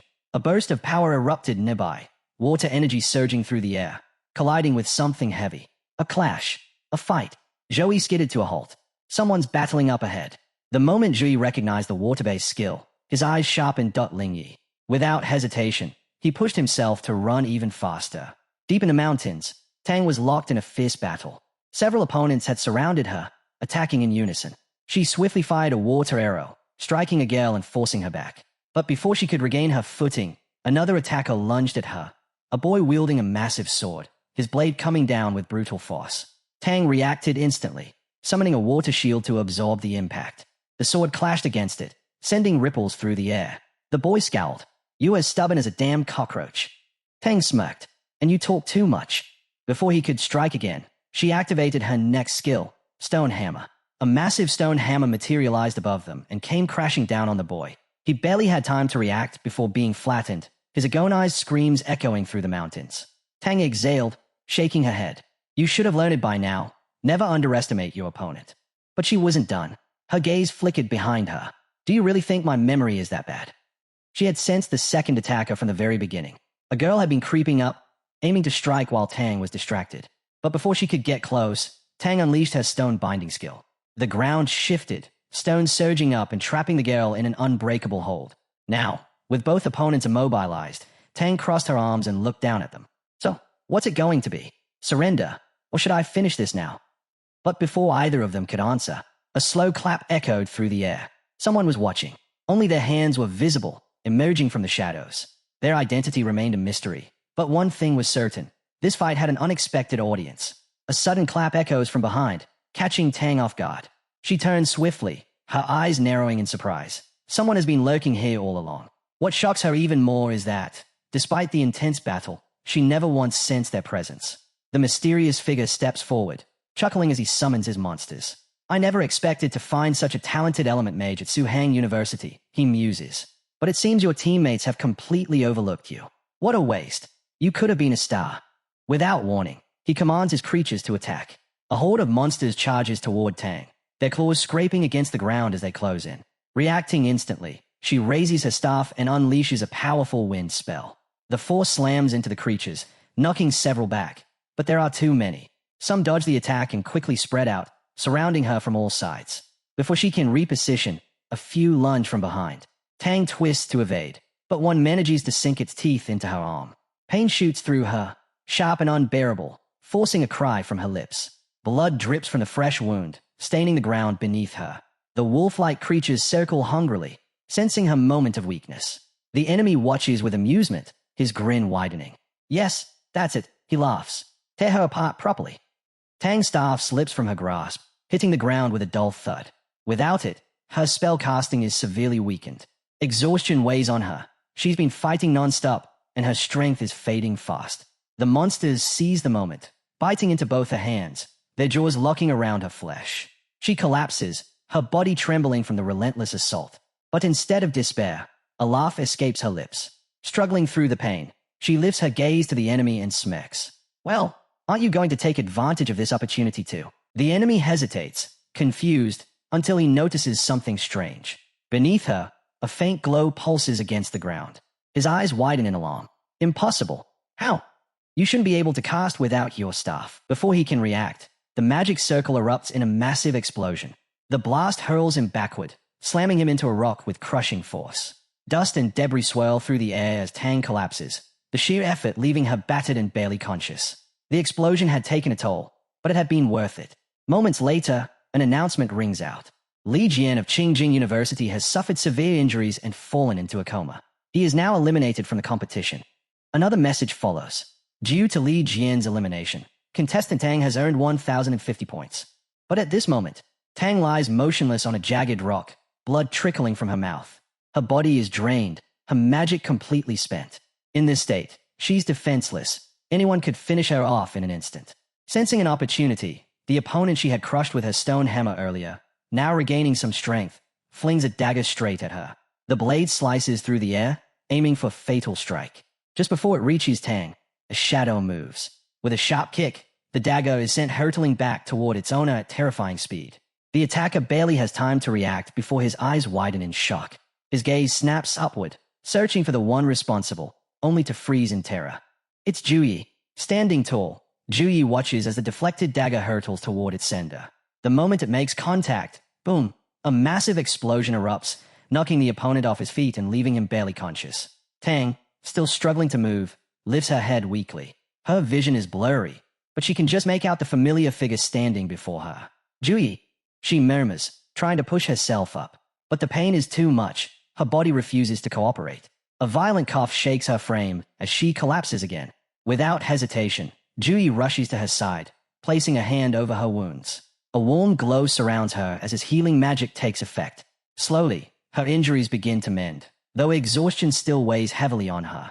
Meanwhile, the opponent Juyi had just struck, Wu Kang of Lichi University, lies motionless on the ground. The force of the attack had left him in a deep coma, rendering him unfit to continue. A system notification rings out. Wu Kang has been eliminated. Contestant Juyi earns 1,240 points. As Juyi focuses on healing Tang, a nearby figure stays. The girl who had been trapped in stone moments ago starts inching away, hoping to escape unnoticed. But before she gets far, Juyi's sharp gaze locks onto her. She freezes. Fear grips her as she meets his piercing stare, her entire body trembling. She knows, if she moves even an inch more, she won't get a second chance. Moments later, Tang fully recovers, sitting up with a deep breath. Before she can even process everything, another announcement flashes across their devices. Another contestant has been eliminated. Tang's eyes narrow in anger. Those cowards! She hisses. They must have ganged up on someone again. She turns to Juyi, frustration burning in her gaze. Brother, something is seriously wrong here. This whole situation feels off. The Secret Realm's entry points are completely random. There's no way anyone should know our exact locations. And yet, they keep finding us. How? Juyi's expression darkens. I suspect they're using a special method to track other contestants. Tang clenches her fists. That's cheating, she snaps. How can they do this in a national event? Juyi's voice remains calm but firm. If it's a specific skill possessed by one of their members, then technically, it's within the rules. But if they're using underhanded means... His eyes flash with cold determination. I'll make sure their entire team regrets it. Tang exhales sharply, her frustration growing. Her thoughts drift to her scattered teammates, and worry begins to gnaw at her. If these people had already surrounded and eliminated one of them, who's to say the others weren't in danger too? Tang's expression hardens with determination, but before she can speak, Juyi steps closer and places a hand gently on her head. His voice is calm yet firm. "They're trying to weaken my power over these 6 days," he says. "First, they're targeting you and the others. Then, in the final days, they'll surround me. But no matter what tricks they use." His gaze sharpens. In the face of absolute strength, their plans are meaningless. Tang listens intently, her heart pounding. As Juyi finishes speaking, a wave of emotion washes over her, and without realizing it, her face turns slightly red. Juyi stands up, gripping his hammer. "Don't let anger cloud your judgment," he advises. "Your wounds haven't fully healed. Drink a magic potion and rest here for the night. I'll take care of the demons nearby." With that, he strides forward, ready to clear the area. The scene shifts to the final day of the National College Freshman Exchange Survival Competition. Excitement surges through the outside world as spectators eagerly watch the live feed. A drone hovers above the arena, relaying information to the audience. Today, 74 contestants enter the ultimate battle to determine the final rankings, the broadcast announces. Each player's location will now be displayed on their smart wrist devices. Who will emerge victorious? The stadium roars with energy. Every seat is filled, and fans chant the names of their favorite fighters. After 6 grueling days, only 2 students from Suhang University remain, Juyi and Tang. Meanwhile, 71 students from 9 other schools still stand. The numbers are overwhelmingly against them, and the crowd is buzzing with one question. Can Juyi withstand their combined assault? The tracking devices flicker to life, revealing the real-time positions of every contestant. On a high rock, a small group gathers, watching the movement of their targets. Among them are Zhongzi, Wei, and Wang Xian, their eyes fixed on the approaching figures. Juyi and Tang are heading straight toward us, Wei observes. His voice carries a mix of excitement and caution. Zhongzi smirks. Jiang Churan is in the northwest, he adds. She's strong, but not as strong as Juyi. And the best part, 18 people are already closing in on her. Wei nods, turning to Xiaolan. Take 5 men with you. Go after Jiang and take her down. His expression darkens. The rest of us, we'll handle Juyi, all 47 of us. Xiaolan grins. Got it. Meanwhile, another group is already in position, standing in attack formation. They keep their eyes on Zhouyi's incoming location, watching his movement carefully. He'll reach us in about an hour, one of them says. Everyone, get ready. This battle will determine our final rankings in the competition. Farther ahead, Jiang Churan finds herself surrounded. Attacks rain down from all sides, but she doesn't slow. Instead, she cuts through them, pushing forward with relentless force. Among her attackers, Xiaolan steps forward. His eyes lock onto Jiang, and a smirk forms on his lips. It's been a while since I had a real fight, he says, gripping his weapon. The battle is about to begin. Jiang freezes as a familiar voice reaches her ears. A slow, eerie smile spreads across her lips, and the air around her begins to shift. A dark aura pulses around her body as she transforms, her succubus form fully awakening. A sultry laugh escapes her lips as her glowing purple eyes lock onto Xiaolan. Xiaolan, why did you wait so long? She taunts, her voice dripping with amusement. Did you really think that after all this time, while my brother Juyi has been working so hard, I've grown weak? She tilts her head, her smile turning predatory. If you think you can push me around, I'll make sure you never forget today.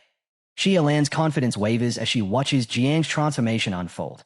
This is the full power of her succubus bloodline, something she had never expected Jiang to master so effortlessly. It becomes painfully clear, numbers alone won't be enough to take her down.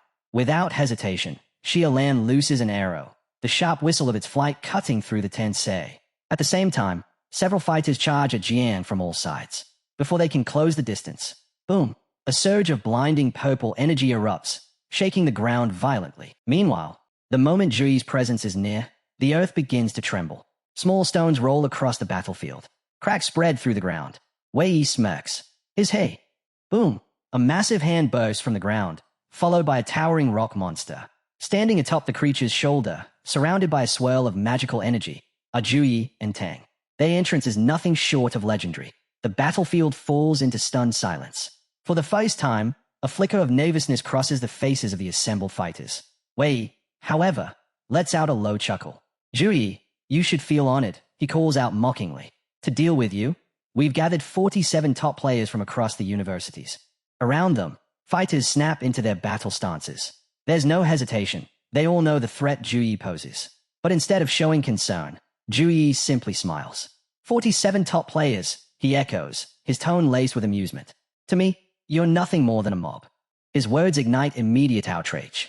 Murmurs of anger ripple through the group, their expressions darkening. Zhu surveys them all, unimpressed. His smirk sharpens as he speaks again. Tell me, am I wrong? His gaze sweeps over the crowd. Not a single one of you has defeated me before. You relied on numbers to take down my teammates. And now, you're all banding together just to face me. He lets out a short laugh. Let's be honest. Without this little cowardly strategy, none of you would even have the guts to stand against me. The tension in the air becomes suffocating. Zhou's words have struck a nerve. He takes one step forward, his aura surging. So come, weaklings, he challenges, his voice ringing across the battlefield. I'll show you today that no matter how many ants gather, they can't kill a dragon. Zhou's words ignite a firestorm of rage. The moment he calls them weaklings, the battlefield erupts. One by one, the fighters activate their abilities. Wang Xian surges forward, his mechanical enhancements whirring to life. Others unleash their powers. Wind howls, fire ignites, and monstrous summons emerge from glowing sigils. A full-force onslaught begins. Yet, Zhu Yi doesn't flinch. Instead, he leaps off the giant rock monster, descending toward the chaos below. Mid-air, he turns to Tang. Stay up there, he commands. I'll handle this alone. The moment his feet touch the ground, his hammer ignites with power. Buffs activate instantly. His body crackles with energy as he dashes toward the approaching enemies, his movements blurring from sheer speed. Then, the carnage begins. With each swing of his hammer, opponents are sent flying. Bones shatter. The ground quakes under the force of his attacks. Some fighters barely have time to react before they are crushed beneath his overwhelming strength. From a distance, onlookers watch in disbelief. He's too fast, someone exclaims. But he's just a freshman. How can a freshman fight 47 people at once? Doubt begins creeping into their minds, but Zhu Yi isn't done yet. As he cuts through the frontline fighters, he finds himself suddenly surrounded. Summoned creatures block his path. Massive beasts with riders perched on their backs, circling like vultures. A low chuckle escapes Zhou Yi's lips. Instead of retreating, he charges forward. His hammer gleams as he smashes through the first creature, sending its rider tumbling. But just as another monster swipes at him, a brilliant light explodes from his body. Angel form activated. The battlefield is bathed in golden radiance. A monstrous claw reaches for him, only to be obliterated in an instant. The sheer divine energy radiating from Zhu Yi makes even the strongest summons recoil. The mags positioned behind the front line react quickly, forming defensive barriers. Hold him back, one shouts. Defensive formations ignite. Guardian of Light, Barrier Fortress, Sacred Seal Circle. Layer upon layer of magical shields stacked together, forming a near-impenetrable wall between Zhu Yi and the mags. Zhu Yi slows his approach, studying their strategy with amusement. Then, gripping his hammer tighter, he swings with full force. Crack! The first few berries shatter instantly. The impact rips through 3, 4 layers before finally stopping. The remaining mags breathe a sigh of relief. We still have 6 layers left, one of them exclaims. We can hold him off. Inside the defensive dome, they exchange hopeful glances. For the first time, it feels like they might have a chance. But Zhu Yi simply smirks. You think this is over? He asks, amusement lacing his voice. This was just the beginning. He raises a hand. The sky splits open. A divine hand descends, tearing through the heavens like the wrath of the gods. Silence. Faces turn pale. Sweat drips. Not a single fighter dares to move. Wang Xian and Wei Yi, once so confident, can only watch in horror. Because at this moment, they know, this battle has already been decided. The massive divine hand loomed overhead, descending with an overwhelming force that sent shivers through everyone present. The sheer pressure of it was undeniable. Everyone could feel it closing in at once. Wang Xian wasted no time. Get out of the way, he shouted. It was exactly what the panicked crowd needed to hear. Without hesitation, people turned and ran, their voices rising in fear. If we don't leave now, we're dead. Within moments, the area was cleared, except for one figure standing directly in the path of destruction. Wang Xian. Seeing him standing firm, someone called out, "What are you trying to do?" Seated inside his massive robot, Wang Xian's voice came through, steady and resolute. Even if the success rate is 0, I have to try. A warning alert flashed before him, a direct message to retreat immediately. But he ignored it. Instead, he focused on a strategy he had analyzed countless times while playing the game. His hands moved quickly, manipulating controls as he began constructing something in real time. I've studied this battle over and over, he muttered. I've analyzed the angle, the power, and the impact of the divine hand. It seems unstoppable, but its force is scattered. If I can assemble all the machines into a defensive barrier, I might just be able to disperse that power and survive this attack. With every second, his plan took shape. As the divine hand drew closer, his work reached completion. Then, with a final command, he shouted, "Give it everything you've got." At that very moment, Zhui's divine hand struck his robot with full force, slamming it straight into the ground. The impact shattered the earth, sending cracks tearing through the rocks beneath. Wang Xian's machine was driven downward, crashing through layer after layer of stone. And then, silence. The battlefield was left in the wake of destruction, the fate of Wang Xian hanging in the balance. Zhui glanced around, his gaze sweeping over the people before him. With a flick of his wrist, sharp icicles formed in his palm. His voice rang out, cold and commanding, "Your lives are in my hands. Surrender now, or die where you stand." Before anyone could respond, a voice called out, "Zhui." In an instant, a blazing whirlwind of fire surged toward him. The attacker had put everything into this strike, convinced that if Zhui took the full force of it, there would be no time for recovery. Zhui, however, remained unfazed. As the firestorm roared toward him, movement from behind caught his attention. Several fighters were closing in, each wielding different abilities, hoping to overwhelm him. They knew they couldn't eliminate him outright, but if they could at least land a serious blow, they might turn the tide. Zhui smirked. "It seems I've been too kind to all of you." Without hesitation, he hurled the icicles forward. They shot through the air like deadly projectiles, striking down his approaching enemies and sending them tumbling backward. One by one, they crashed into the ground, unable to resist the force of the attack. Then, without missing a beat, Zhui turned his attention back to attacker. "Your turn." A blinding burst of energy erupted from his hands. Light punishment. The attack struck with devastating precision, sending him reeling. Meanwhile, Wang Xian remained inside his battered robot, slightly injured from the earlier clash. He stared at Zhui, his mind racing. "Zhui is even stronger than I imagined. I thought this would be an intense battle, but it's nothing but a one-sided massacre." Resigned, he pulled up the surrender notification on his device. His fingers hovered over the button. With a sigh, he muttered, "If we had known it would come to this, there would have been no need to unite the 9 universities in the first place." As he pressed yes, one thought echoed in his mind. Now, Zhui will be hailed as a national hero. Zhui had nearly single-handedly crushed all his opponents, leaving them in no condition to fight. At this point, some, like Wang Xian, had no choice but to surrender. Meanwhile, outside the secret realm, the university housemasters watched the entire battle unfold on their screens. Seeing such an outstanding performance from his own university, Housemaster Wu couldn't hold back his laughter. "Huh, so all 9 schools joined forces just to take us down," he scoffed, shaking his head. Then, turning to Dean Cheng, he smirked.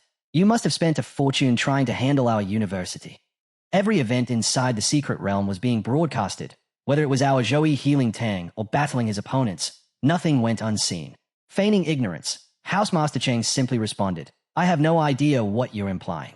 Wu chuckled but quickly turned serious. "Come on, there's no need to keep up the act. Wei Yihe from Modu, Xia Lan from Qingjing, Li Jian from Qingjing, Wu Kang from Liqi, and Luo Xing of Chaoyang. Only a fool wouldn't see the bigger picture. You gathered all these forces for one purpose." His expression hardened. Ordinary universities wouldn't have the guts to attempt something like this. Modu University holds second place, so they have no reason to get involved in this mess.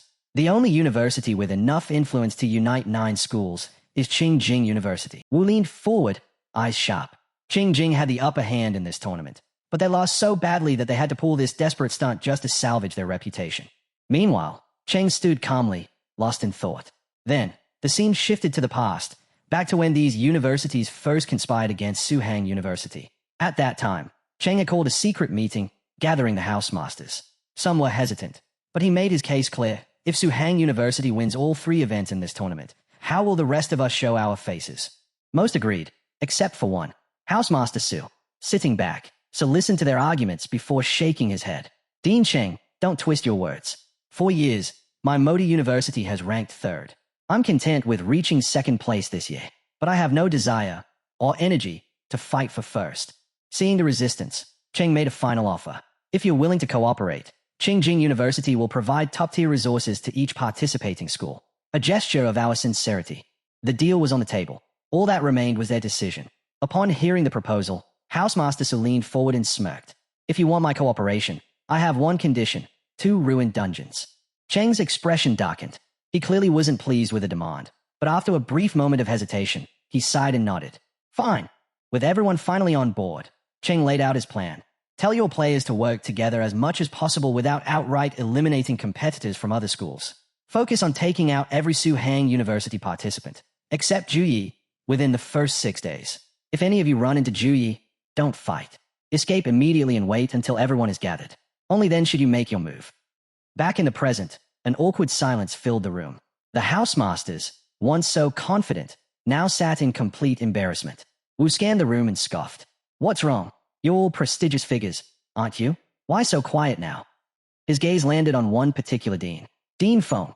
Feng flinched at the sound of his name, but turned to face Wu. Wu leaned back, arms crossed. As far as I know, you're a man of high moral standing. A person of integrity, always carrying yourself with dignity. He chuckled. Aren't you afraid that being part of this pathetic scheme will ruin your reputation? Feng straightened his back. Housemaster Wu, what are you suggesting? Cooperation is a perfectly legal strategy in this competition. We've broken no rules. Wu's amusement faded. His expression hardened for a moment. Then he suddenly laughed. You seriously believe these cheap tricks will stop Juyi from winning? He shook his head. What a joke. He looked around the room, his voice filled with certainty. Zhouyi's strength is undeniable. You all saw it with your own eyes. You can't stop him with pathetic little tricks. A true warrior doesn't cower from a challenge. Even if you target Suhang University, they'll still take first place. Inside the secret realm, Wang Xian hesitated before finally moving his hand forward to surrender. But just as he was about to confirm, his robotic interface flashed red. Danger detected. His heart pounded. What? He tried again. The same warning popped up. Along with it, another message. Be patient. Confused, he looked up. Around him, his injured teammates groaned in pain, barely able to move. One by one, they pressed the surrender button on their devices. Yet, none of them teleported out. Shock spread across the battlefield. Students who should have been transported to safety remained exactly where they were. Wang Xian's mind raced. Why isn't it working? I pressed the button. Why won't the surrender go through? Something wasn't right, and whatever was coming next wasn't going to be good. Suddenly, without warning, a portal ripped open in the sky above the secret realm. The entire atmosphere shifted, an eerie pressure settling over the battlefield. Then, the eye appeared. A massive, ominous eye manifested right behind Ji, its presence warping the very air around it. Outside the secret realm, the housemasters watching the broadcast jolted upright. Their expressions turned from shock to sheer terror. Housemaster Wu's voice trembled. That eye, how is it inside the secret realm? Beside him, Housemaster Su's reaction was just as urgent. We have to evacuate the students immediately. Force the teleportation now. The Alliance Mage, who stood guard at the realm's entrance, didn't hesitate. She raised her staff, channeling her magic to extract the students. But as she did, something went horribly wrong. Her eyes widened. The space-time within the realm, it's unstable. The spell fizzled out, unable to penetrate the chaotic energy swirling around the portal. The teleportation had failed. A stunned silence filled the control room. One of the housemasters broke it with a fearful realization. The students inside, they are our country's strongest future warriors. If they die here, it will be a disaster for the entire nation. Another housemaster added, panic creeping into his voice. This is a national live broadcast. If the world sees this, our country's reputation will be in ruins. The room erupted in frantic voices, each housemaster demanding a solution. But Wu's focus remained elsewhere. His fist clenched as he muttered under his breath, will Juyi make it out of there alive? Meanwhile, outside the secret realm, the live broadcast cut to static. Viewers were thrown into confusion. What happened? Why did the screen go dark? Someone asked. Another person exclaimed. That was the most intense moment. How did the broadcast just stop? A few murmured anxiously. Did you see it? That strange figure behind Juyi? No, I didn't see anything, another replied. Among them, Feng stood frozen, his expression grim. He had seen it, and something about that creature filled him with a deep, unshakable dread. I've seen that monster before. Back inside the secret realm, something horrifying began to unfold. From within the giant eye, a monstrous entity emerged. The air itself trembled as its massive form pushed through. Wang Xian's voice rang out, urgent and desperate. Juyi, behind you. Juyi whirled around just in time to see the creature lunging toward him. Without hesitation, he struck out with his palm, channeling his angelic power straight into the beast. But something was wrong. The moment his attack landed, his divine energy scattered. It was as if the monster had absorbed it, disrupting its flow. Juyi didn't waste time thinking. He drew his hammer and swung with full force. But before the attack could land, the monster vanished. Zhouyi's eyes darted around. Where did it go? It was as if the creature had disappeared into thin air. From below, Wang Xian quickly powered down his robot, his face filled with urgency. Zhou Yi turned to him, stepping forward. You know something about this, don't you? Zhu Yi locked eyes with Wang Xian. Tell me what you know.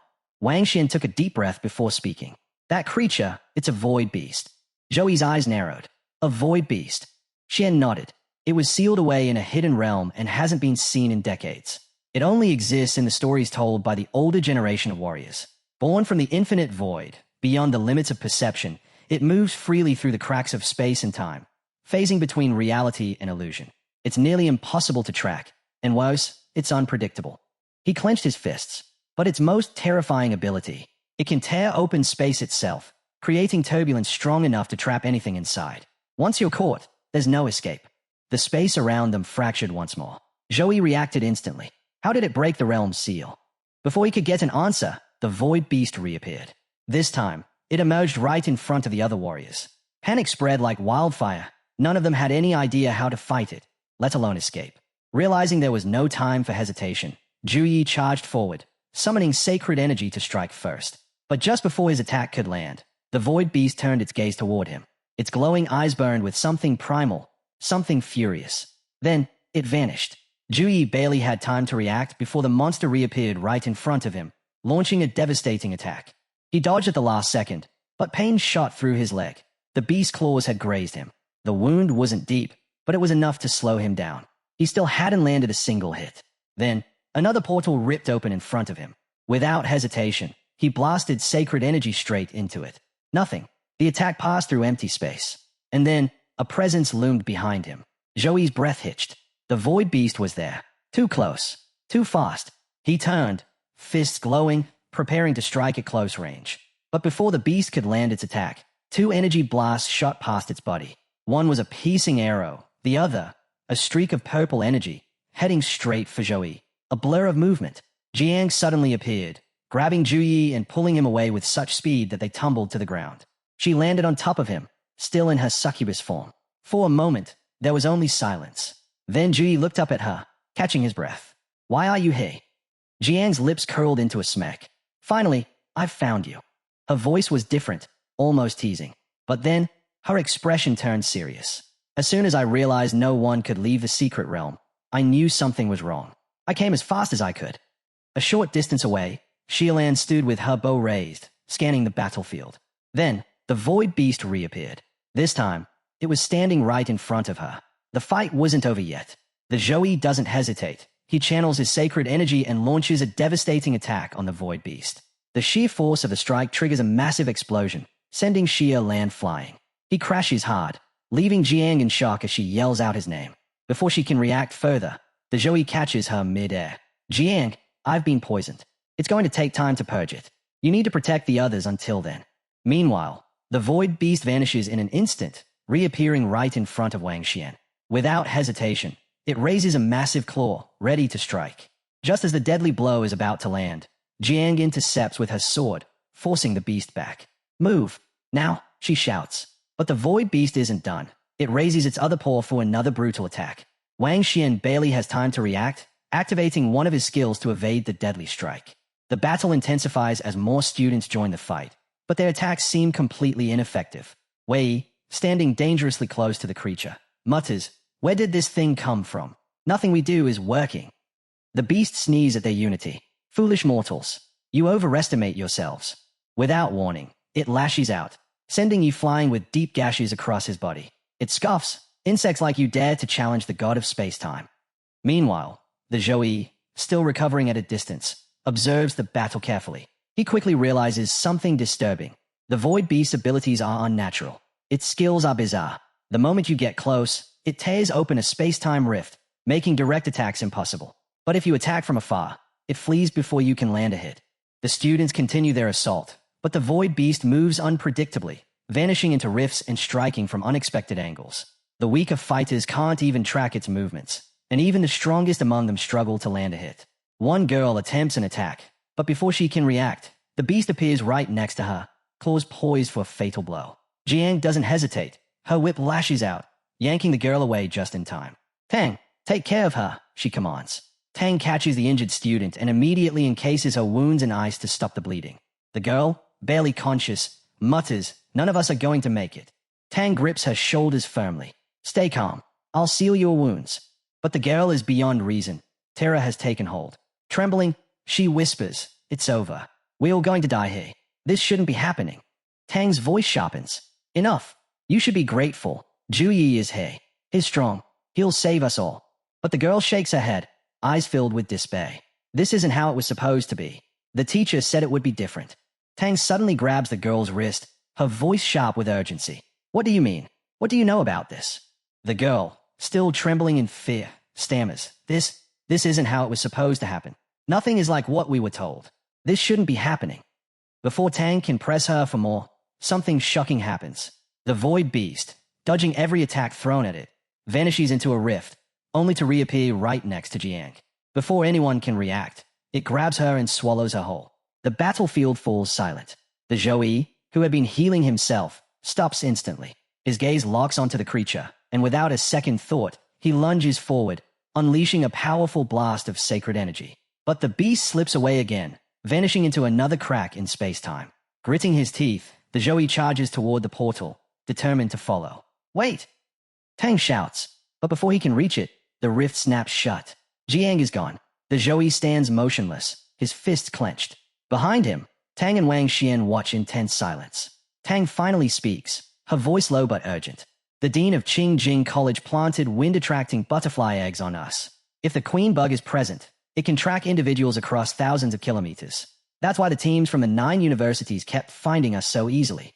He slowly turns toward Wang Xian, his expression unreadable, but his presence alone is enough to make Wang Xian take a step back. I didn't know." Wang Xian stammers.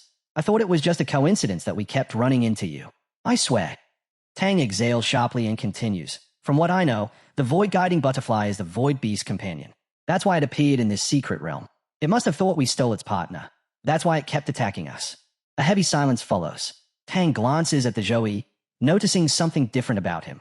For the first time, his usual calm demeanor feels heavy. Then, he speaks. "I failed to protect Jiang. But as long as she's alive, I will find her, no matter what. If I have to cross through hidden realms, void rifts, I'll do whatever it takes." His gaze sharpens. "Let me be the bait." Just then, a voice cuts through the tension. "Juyi, I have a way to tame the Void Beast." Everyone turns to see Sun Jiao, battered and injured but still standing. She continues, "My family possesses a unique sealing technique. Even against beings far stronger than us, we can trap them." But her expression darkens. The moment the technique is activated, all of the magician's power is drained instantly. If they can't endure it, if they can't escape in that split second, then they die. Silence hangs in the air. Tang's patience snaps. Then why even bring it up? What are you trying to prove? But the Zhou steps forward, cutting through the tension. He looks directly at Sun Jiao. "You can't do it, can you?" She hesitates, then nods. His response is immediate. "Then I'll do it. Just tell me how." Amidst the smoke-filled battlefield of the secret realm, Zhou stood alone, his gaze locked on his something in his hand. His eyes burned with fury as he stared at the delicate butterfly resting in his palm. Suddenly, a vortex of void energy spiraled into existence, forming a raging tornado. Zhou clenched his fist, preparing for battle. Moments later, he spotted the Void Beast lurking within the darkness. Without hesitation, he transformed into his angelic form, summoning his war hammer. The Void Beast remained unaware that Zhou could see it, but Sun Jiao's words echoed in his mind. Non-summoners could only wield summoning abilities through a medium, and in some cases, a summoner themselves could become that medium. With that knowledge, Sun Jiao had sacrificed her mana, condensing it into a single eyeball, a summoning tool for Zhou. Now, with the enchanted eyeball hanging around his neck, Zhou surged forward, hammer swinging relentlessly as he carved a path through the void toward his hidden enemy. Blow after blow, he struck at the unseen space where the beast lurked. Sun Jiao had assured him that with the summoning tool, he could use the sealing technique. The Void Beast flinched in surprise. It hadn't expected Zhou to still have the strength to fight. Yet, it dismissed him just as quickly, believing Zhou couldn't truly perceive its presence. But before it could relax, Zhou's warhammer came crashing down. The beast's head, barely peeking from its hiding place, was struck with a thunderous impact. A golden explosion of light erupted from the blow, illuminating the battlefield. Shocked, the Void Beast reeled. How was Joey able to see him? Joey wasted no time. He tightened his grip on the war hammer, lifting it once more. His voice was unwavering as he declared, "You're not escaping." Still underestimating him, the void beast remained indifferent, certain that Joey had no means of capturing it. But as Joey prepared for his next strike, the void beast finally acted.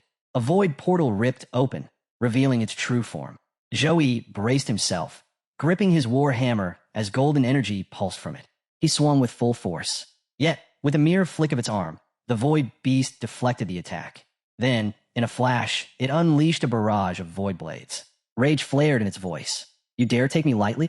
The void beast struck with its massive arm, sending Joey hurtling backward. The void blades followed, slicing into him. Mocking laughter filled the air.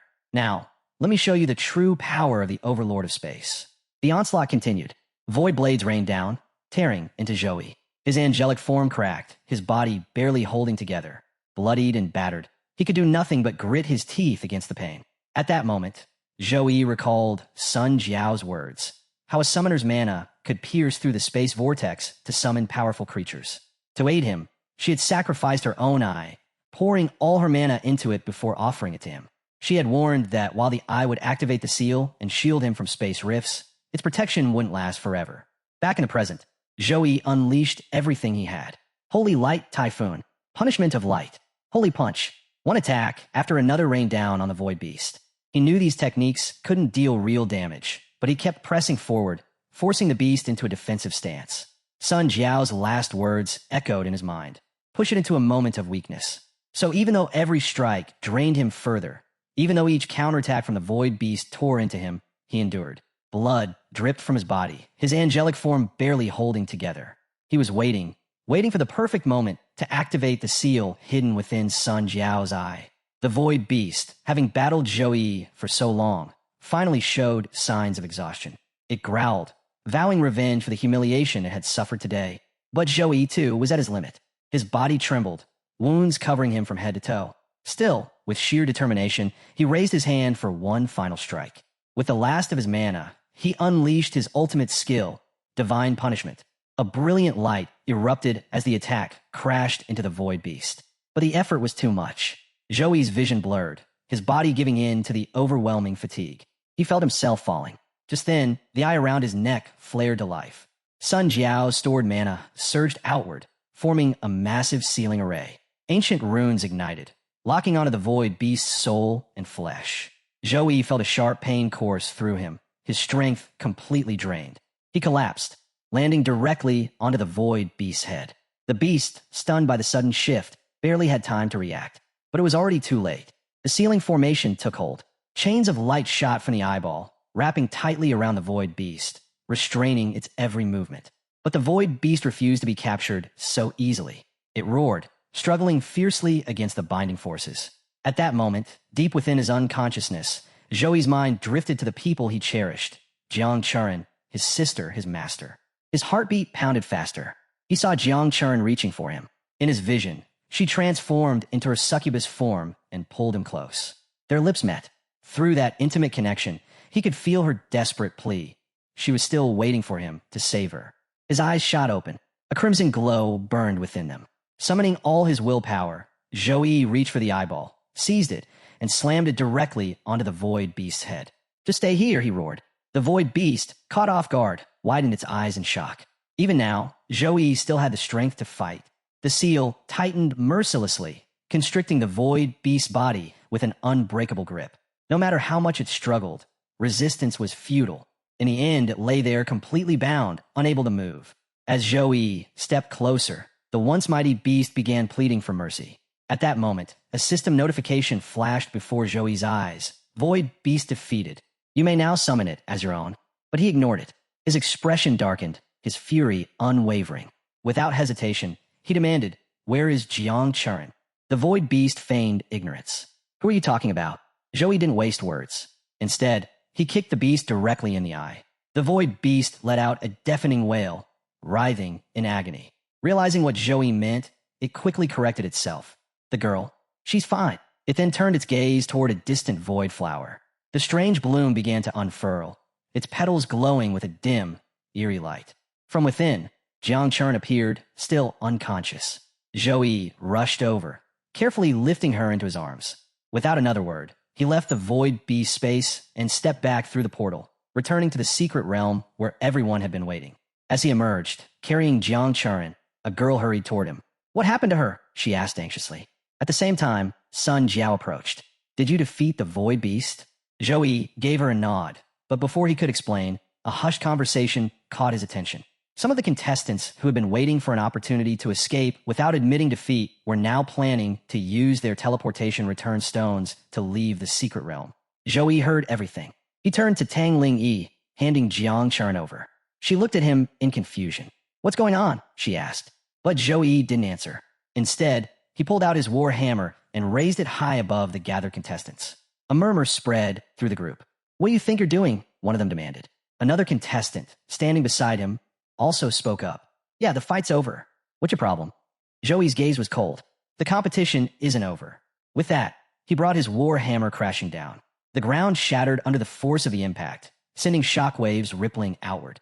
Cracks spread beneath the contestants' feet as they scrambled to keep their balance. Curses erupted from the group. "Are you insane?" Still in his angelic form, Zhou rested the war hammer on his shoulder. His eyes scanned the crowd, unwavering. He pointed the weapon at them. "Surrender or face me." Silence fell over the battlefield. Then a brown-haired boy sighed, rubbing his forehead. "I've had enough of this," he muttered. Looking at Zhou, he raised a hand. "Fine, I surrender." A green-haired girl followed suit, stepping forward. "Me too." One by one, more contestants began surrendering. Those who had hoped to take advantage of Zhou's weakened state could only curse under their breath. Seeing the stronger contestants bowing out, they had no choice but to follow. One after another, they admitted defeat and left the secret realm. After rescuing Yi, the main character strides straight into the open, making a bold declaration. The competition isn't over yet. He calls out to the remaining challengers, daring anyone unwilling to surrender to come face him.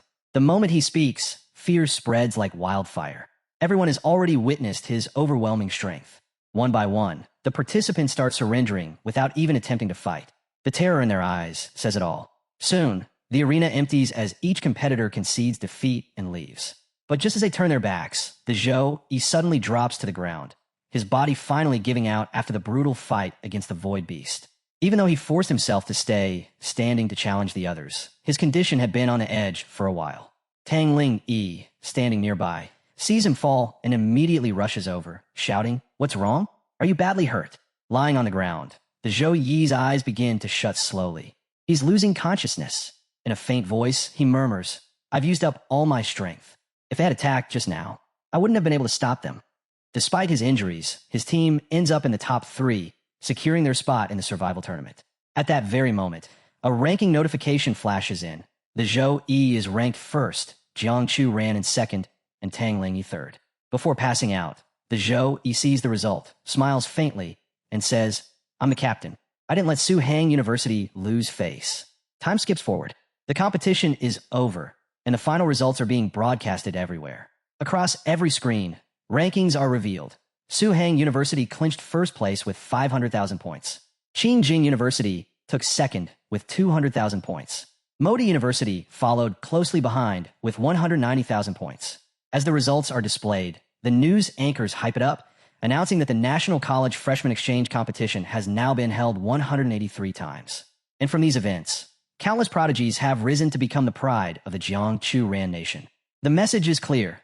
The students of today are the promise of tomorrow, not just for Jiangchu Ran, but for all of humanity. Meanwhile, we see a few competitors chatting amongst themselves.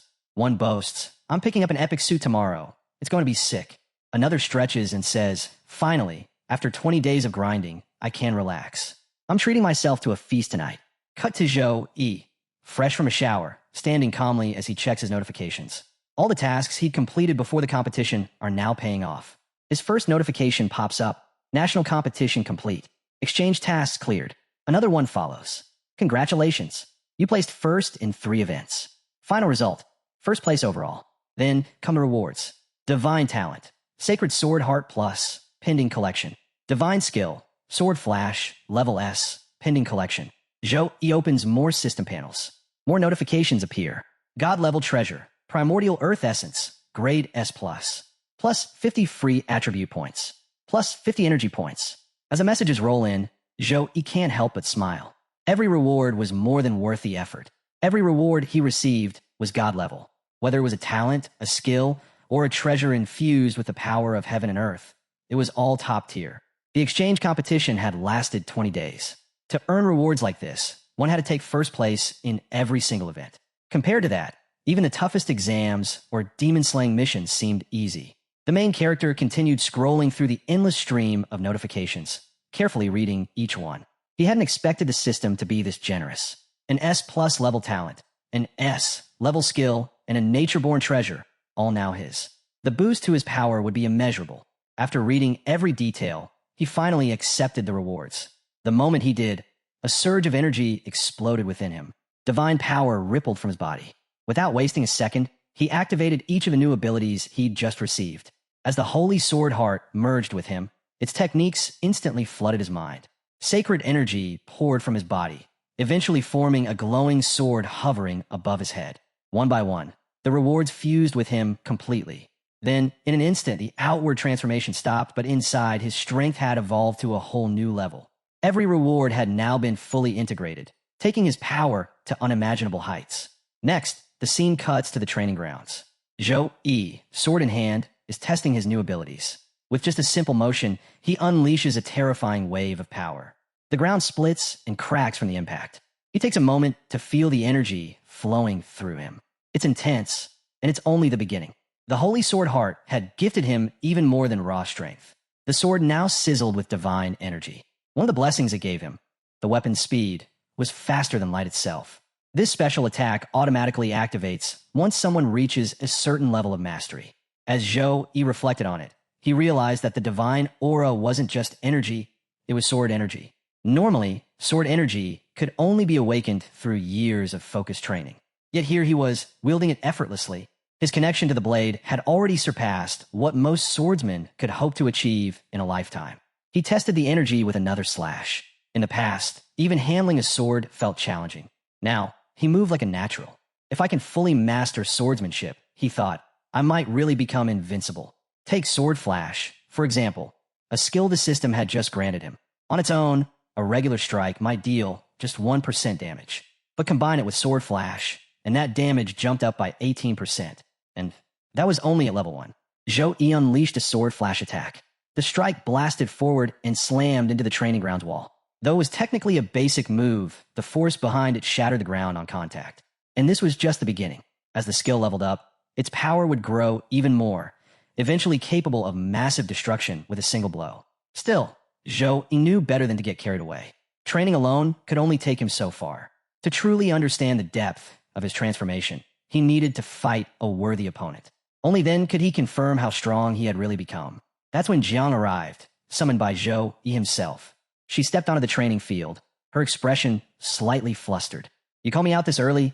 Just a duel, she asked, raising an eyebrow. Her face had a hint of red, maybe from the rush to get here. On her way to the training ground, Jiang couldn't help but wonder, why did Zhou Yi call her out so early? Her mind drifted, not on the fight ahead, but something else entirely. But for Zhou Yi, there was only one reason. Jiang Chu Ran wasn't just any student. She was the direct heir of the prestigious Jiang family. She'd started learning swordsmanship under a master at the age of 3, trained relentlessly for 10 years, and earned her reputation as a prodigy with the blade. As she stood across from Zhou Yi, she thought to herself, in terms of overall power, he's undoubtedly stronger, but when it comes to pure swordsmanship, I'm confident I can hold my own. Zhou Yi raised his sword and calmly said, don't hold back. Jiang gave a small nod. You be careful. Without wasting another second, their duel began. Jiang launched the first strike, moving with speed and precision. Her blade came crashing down, but Zhou Yi blocked it effortlessly. What shocked her even more was that he hadn't even unsheathed his sword yet. He was deflecting every attack using just the scabbard. After fending off her flurry, Zhou Yi finally stepped back and countered with Sword Flash. Jiang's eyes widened. Li White, is that sword energy? She was stunned. Since when did Zhou Yi get this good at swordsmanship? She dodged quickly, putting some space between them, but the next wave of his attack came instantly. She barely managed to deflect it with her own blade. Not wasting a moment, Jiang retaliated with her own powerful technique, Shadow Demon Sword. The battle turned fierce. They exchanged strike after strike, skills clashing as both fighters pushed their limits. Watching from the sidelines, Housemaster Wu had just arrived at the training room. His eyes widened as he saw the duel unfolding before him. Am I dreaming? He whispered. Since when did Zhou Yi become this skilled with a long sword? Every swing from Zhou Yi's blade radiated clarity and purity, while Zhang's movements were fast, sharp, and unpredictable, more chaotic in nature. As Wu watched intently, he commented to himself. Earlier, Jiang seemed like she could match him in swordsmanship. If she didn't have such exceptional technique, Zhou Yi might have even held back, matching his speed and power to her level. Just then, Zhou Yi made his move, delivering a strike that disarmed Jiang entirely. Her sword flew from her hands and hit the ground. Zhou Yi stepped forward, caught her sword midair, and rested it on his shoulder. Breathing heavily, Jiang looked at him and said, Brother Zhou Yi, I can't continue. I admit defeat. Zhou Yi looked at her with concern. Are you all right? Jiang gave a small smile. I'm fine, just exhausted. Housemaster Wu stepped in, breaking the moment. Incredible, Zhou Yi. You're a sword master, yet you never used swordsmanship in any of the competitions. Both Zhou Yi and Jiang greeted him respectfully. With a light laugh, Zhou Yi replied, Gotta keep a few tricks up your sleeve. He paused, then muttered to himself. The requirements for unlocking new talents are insanely strict. There's no record of clearing an abyss-level dungeon, and I haven't undergone a job transfer ceremony yet. It's not easy to gain new talents these days. Looks like I'll need to handle things on my own. Then he turned to Housemaster Wu. So, why did you come here? Wu answered, I'm here to take you to the celebration party hosted by the Alliance, but I also have something else to tell you. He looked serious for a moment, and then dropped the news. Feng is dead. When Zhou Yi and the investigators from the Professional Alliance went searching for Feng He, they discovered a shocking truth. He had taken his own life in his dorm room. Based on confessions from one of Feng He's students, it was revealed that Feng had argued the insect eggs could be tracked, making it easier to locate individuals within the secret area. In return, he had promised to offer exclusive resources as rewards. Without anyone's knowledge, he had sneaked into the laundry room and planted the insect eggs inside the contestants' clothes. But beyond that, the student claimed he knew nothing else. And now, the trail had gone cold. The main character listened carefully to the report. Then, Housemaster Wu placed a firm hand on his shoulder and reassured him, Don't worry. The Alliance is already investigating every person Feng he had contact with in the past 10 years. We'll have results within the week. He paused, then added, For now, the celebration banquet is about to begin. Let's head over. We'll also mention something important. Zhang's most powerful armies would be attending the banquet. Their goal? To scout top talents like him and invite them to join their ranks or form powerful alliances. Housemaster Wu filled Zhou Yi in on everything. He explained that major agencies were actively investigating the events surrounding the secret realm. However, with Feng Yi now dead, the case had hit a major snag, something that made Zhou Yi visibly more serious. Even so, Housemaster Wu reassured him, There's no need to worry. What matters most now is tonight's banquet.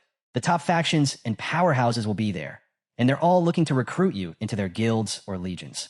Later, Zhou Yi and his entire team arrived at the celebration banquet. As they stepped into the grand venue, Housemaster Wu leaned in and said, To win you over, these factions will offer lavish conditions, wealth, influence, and connections. But remember, once you accept, you'll be bound to that faction under their guidance. I won't stop you from joining, but think carefully before deciding. As the group advanced into the hall, the crowd started to gather around them. Fortunately, their assigned guards stepped in, maintaining a respectful distance between the onlookers and Zhou Yi's team. Despite the attention and the overwhelming scale of the event, the largest they had ever attended, Zhou Yi and his squad walked with calm, unshaken confidence. Not a single hint of panic or hesitation showed on their faces. Then, a woman stepped forward and clapped, instantly capturing everyone's attention. You are the top students from this year's National Freshman Exchange Competition, she began, smiling. Coming this far wasn't easy. To honor your achievement, the Zhou Yi Professionals Alliance will be awarding each of you a special reward. The woman introducing herself was Feng Hao, representing the Xiaoyan Professionals Alliance. Right on cue, several maids walked in behind her, each carrying elegant boxes. Inside those boxes were sleek, card-like items, distributed one by one to every student in attendance. Feng Hao continued, What you're holding is a bank card loaded with 20 million yuan, courtesy of the Xiaoyan Professionals Alliance. Gasps echoed through the hall. The sheer amount left everyone stunned. Feng Hao added, And that's not all. Each of you is now officially an elite peripheral member of the Xiaoyan Professionals Alliance. This rank is just below core member and grants you the highest privileges outside the inner circle. You'll receive a 20% discount on all gear and potions at any supply base in Xiaoyan. She paused, then smiled again. If any of you are interested in becoming core members, Feel free to contact me personally. Among the crowd stood Zhou Yi, listening in silence. 20 million per person. 100 participants. That's 2 billion in total, he thought. The Zhou Yi alliance really doesn't hold back. Around him, the students buzzed with excitement. 2 million Xiaoyan coins? I've never had this kind of money, someone exclaimed. Even being a backup member got me this much. I can finally buy AB plus resource, another student said. Murmurs of disbelief and excitement spread. It wasn't just an offer. It was a flashy, powerful show of the alliance's influence. Then Feng Hao spoke once more, announcing the individual, team, and survival competition prizes will be awarded tomorrow. For now, the celebration banquet begins. Eat and drink to your heart's content. With a cheer, everyone raised their glasses. Let's begin. Standing in the crowd, Housemaster Wu raised his own glass high. A toast to Su Hang University for taking first place in the exchange competition. A student came up to Zhou Yi, grinning from ear to ear. Brother Zhou Yi, we owe it all to you.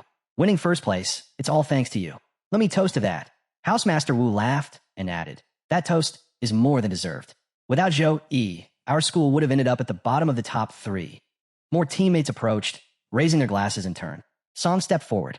Zhou Yi, I'll toast to you as well. Jiang, standing next to her, chimed in, don't forget me, brother Zhou Yi. Then Tang Ling Yi, a bit shy but smiling, added, and me too.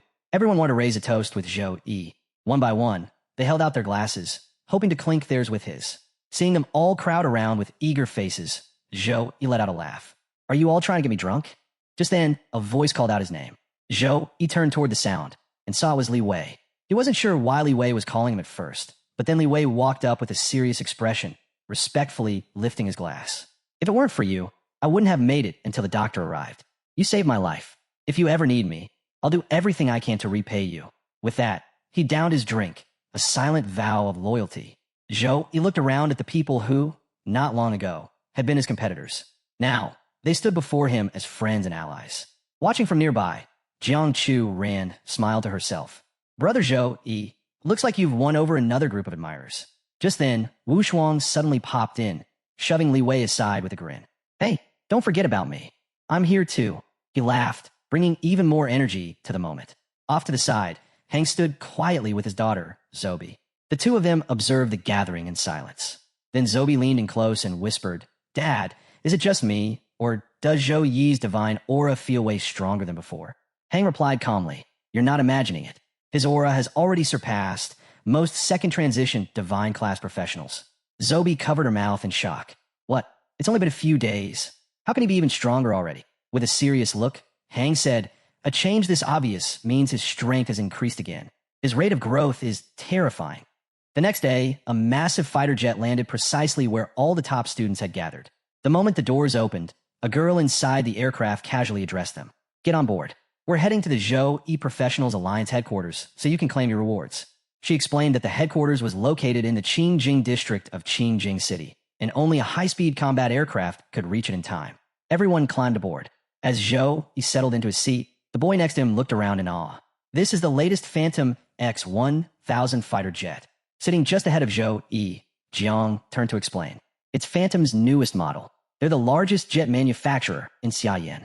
From startup, it hits max speed in 10 seconds, 3 times the speed of sound. Up in the cockpit, the pilot girl observed them all through the internal screen. The boy beside Zhou, he continued, Yeah, and this one jet alone costs billions. Right then, the pilot's voice came over the intercom. Everyone buckle up. We're taking off. With a thunderous roar, the jet launched forward at insane speed. The acceleration was so intense that everyone was thrown around inside the cabin. The boy beside Zhou, he flipped over and tumbled to the back of the aircraft. Jiang, caught off guard, was flung forward, landing right on top of Zhou. The moment she realized, her cheeks flushed, and she quickly scrambled back to her seat, clearly flustered. Zhou Yi, just as embarrassed, avoided eye contact and muttered under his breath. Qingjing District is over 20 kilometers away from Qingjing University. At this speed, we'll be there in 20 seconds. After some time in the air, the jet finally reached its destination. Once everyone disembarked, the pilot girl turned to address the group. Qingjing District has 40 ground passages and 15 aerial ones. Any aircraft entering this area must undergo a full scan, so please line up accordingly. Drones hovered around the sky, patrolling nonstop and repeating a mechanical message. Registration complete. Zhou Yi Professionals Alliance aircraft recognized. Special access granted. Soon after, each student was scanned head to toe before being allowed to pass through a glowing portal. On the other side, a breathtaking sight unfolded before them. A massive floating island suspended in midair, dotted with majestic buildings that stretched across the horizon. Jiang Chu looked up in awe. Huh, that looks like Qing University's flag. The pilot girl nodded. It is. Qing University has a floating island here. Besides universities, many legions and guilds have also established their bases in Qing District. As she spoke, Zhou Yi took in the powerful magical energy surrounding Zhou Yi Alliance's mechanical island. The fluctuations were intense. This place, it's even stronger than I expected. Every island must be reinforced with layers of defensive systems. Eventually, they arrived at the Alliance's main headquarters. As the group began to move forward, Wu Shuang suddenly stopped, eyes widening in shock. A colossal dragon stood nearby, its gaze locked downward. Just the presence of the beast was enough to send chills through his entire body. Someone nearby murmured, "Whoever can tame a level 60 mythical race creature must be a third transition powerhouse." The pilot girl turned back to the group. "You'll be receiving your rewards inside the headquarters. Staff members will guide each of you." Just then, a receptionist approached Wu Shuang. "Please come with me." Another soon followed. Leading Jiang Chu ran away as well. One by one, the students were taken to claim their rewards, until only Zhou Yi and the pilot girl remained. She turned to him and said, "Zhou Yi, you took first place in the singles, team, and survival competitions. I'll personally escort you to receive your rewards. Please follow me." As they walked, she added, "You had the best overall performance in the entire event. The Zhou Yi Alliance has been watching closely. We'd like to invite you to become a core member. What do you think?" Zhou Yi answered calmly, "Thanks, but for now, I'm not planning to join any faction." She smiled, undeterred. "Wouldn't you at least like to hear our offer? It's something most professionals dream of, and our alliance doesn't impose many restrictions." Zhou Yi thought to himself, even with fewer rules, restrictions are still restrictions. I'm just a freshman. There's no way I'm tying myself down to a faction this early. The pilot girl glanced sideways at him with a knowing grin. Geniuses always have their own ideas. No rush. They soon arrived at a grand golden doorway. She gestured toward it. Your rewards are divided into 3 parts. First, for winning the singles competition, you'll receive a custom-made legendary grade weapon. Second, for the team competition, a full set of custom-made epic grade equipment. And third, for winning the survival competition, you get to select one item from the Zhou Yi Alliance's resource vault. She pushed open the massive doors. Now, I'm taking you to meet the top weapon forger in the Alliance, Master Qi Jun. He'll personally craft your legendary weapon. As the door opened, waves of heat poured from the room. "This is Master Qi Jun's forging chamber," she said as they stepped inside. Once inside, she called out, "Master Qi Jun, the singles champion has arrived." Standing before them was a towering man, built like a fortress, hammer in hand. He turned towards Zhou Yi and spoke in a low, booming voice. "So, your name is Zhou Yi?" Zhou Yi bowed respectfully. "Yes, Master Qi Jun. I'm Zhou Yi." Qi Jun gave him a quick once-over. "Very well. You're level 23, which means I'll craft a level 25 legendary weapon for you. That matches the next upgrade tier, which shifts every 5 levels. He paused. "Now, what kind of weapon do you want? Do you have any specific attributes or effects in mind?" Hearing the question, Zhou Yi responded without hesitation. "I want a longsword-type weapon, something with attribute bonuses focused on strength and intelligence." Master Qi Jun nodded thoughtfully. A balanced build, powerful and tactical. Good choice. He turned toward the blazing forge behind him, sparks flying through the air as molten metal glowed deep orange. "I'll begin the crafting process right away," he said, gripping his hammer tightly. "A weapon like this will take time, but when it's done, it'll be one of a kind." Master Qi Jun, known across the land as one of the greatest blacksmiths, agreed to forge a weapon personally for Zhou Yi. Upon hearing this, Zhou Yi calmly requested, "I'd like a long sword, one that enhances both strength and intelligence." Standing beside him, the pilot girl tilted her head slightly, a hint of confusion in her expression. But she said nothing. Unbeknownst to most, Master Qi Jun had mastered an incredibly rare pupil technique, an intense gaze that could freeze ordinary professionals in place, leaving them speechless under its weight. But not Zhou Yi. He stood perfectly composed, unshaken, meeting Qi Jun's gaze head-on without the slightest hesitation. This only deepened the pilot girl's surprise. No wonder he's the all-around champion this year. Even face-to-face with Master Qi Jun, he doesn't flinch. With a steady voice, Zhou Yi continued, "As for special effects, I don't have any strict demands. The weapon just needs to be compatible with my paladin class, and lethal enough to match it." He paused for a moment, reflecting. Gold tier weapons typically enhance 2 of the 4 core attributes. Legendary tier weapons, though, boost all 4. But as a paladin, I have to balance melee combat and spellcasting. So strength and intelligence are my priorities. Master Chi Jun gave a small, respectful nod. Then, locking eyes with Zhou Yi, he said seriously, I've watched your battle footage. Your style is direct, aggressive, like a blade itself. A longsword suits you perfectly. Then, suddenly an idea struck him. Without warning, Chi Jun summoned a glowing stone into his hand. It radiated a bright, holy light the moment it appeared, its brilliance lighting up the entire forge. The sunlight holy stone. The pilot girl gasped and rushed forward. Li Wei, that's a legendary forging material. It's only found as a rare drop in the Sacred Domain Ruins dungeon. They say no more than 10 of them are found in an entire year. She stared at the shining stone, then blurted out its name aloud. Sunlight holy stone.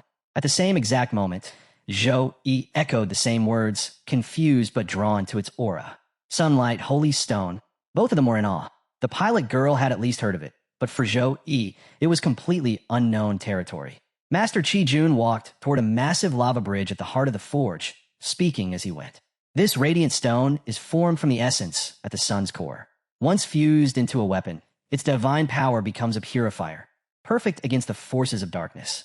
Undead, demons, anything corrupted by shadow, they'll be consumed by divine light. Their powers will collapse on contact. Now that Chi Jun had everything he needed, the user, the attributes, and the materials, he began the forging process. In one swift, fluid motion, he extended his hand, the sunlight holy stone glowing in his grasp. Divine energy surged around him. Suddenly, from within the molten depths of the lava pit, rare materials began to rise.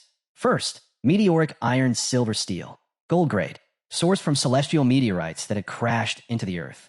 Divine in nature and almost impossible to melt. Second, abyss obsidian, legendary grade, a pitch black or born deep within the rifts of the abyss. Its energy radiated a dark, suffocating aura. Third, dragon soul crystal core, gold grade, the crystallized soul of an ancient dragon, harvested only after defeating one in battle. It pulsed with raw, dormant power. More materials began to rise from the lava, one after another. Fourth, the Dragon Clan's Guardian Star Fragment. Epic grade, a core remnant from a fallen celestial body, radiating ancient draconian essence. Fifth, Tear of the Holy Spirit. Legendary grade, said to be the teardrops of a fallen angel, purified through sacred rituals. It shimmered with a soft, divine glow. All 5 rare materials hovered midair, suspended by pure energy. Without wasting a moment, Master Chi Jun activated lava smelting. At once, the 1,000-degree flame roared to life, turning from orange to a deep red, enveloping the materials completely.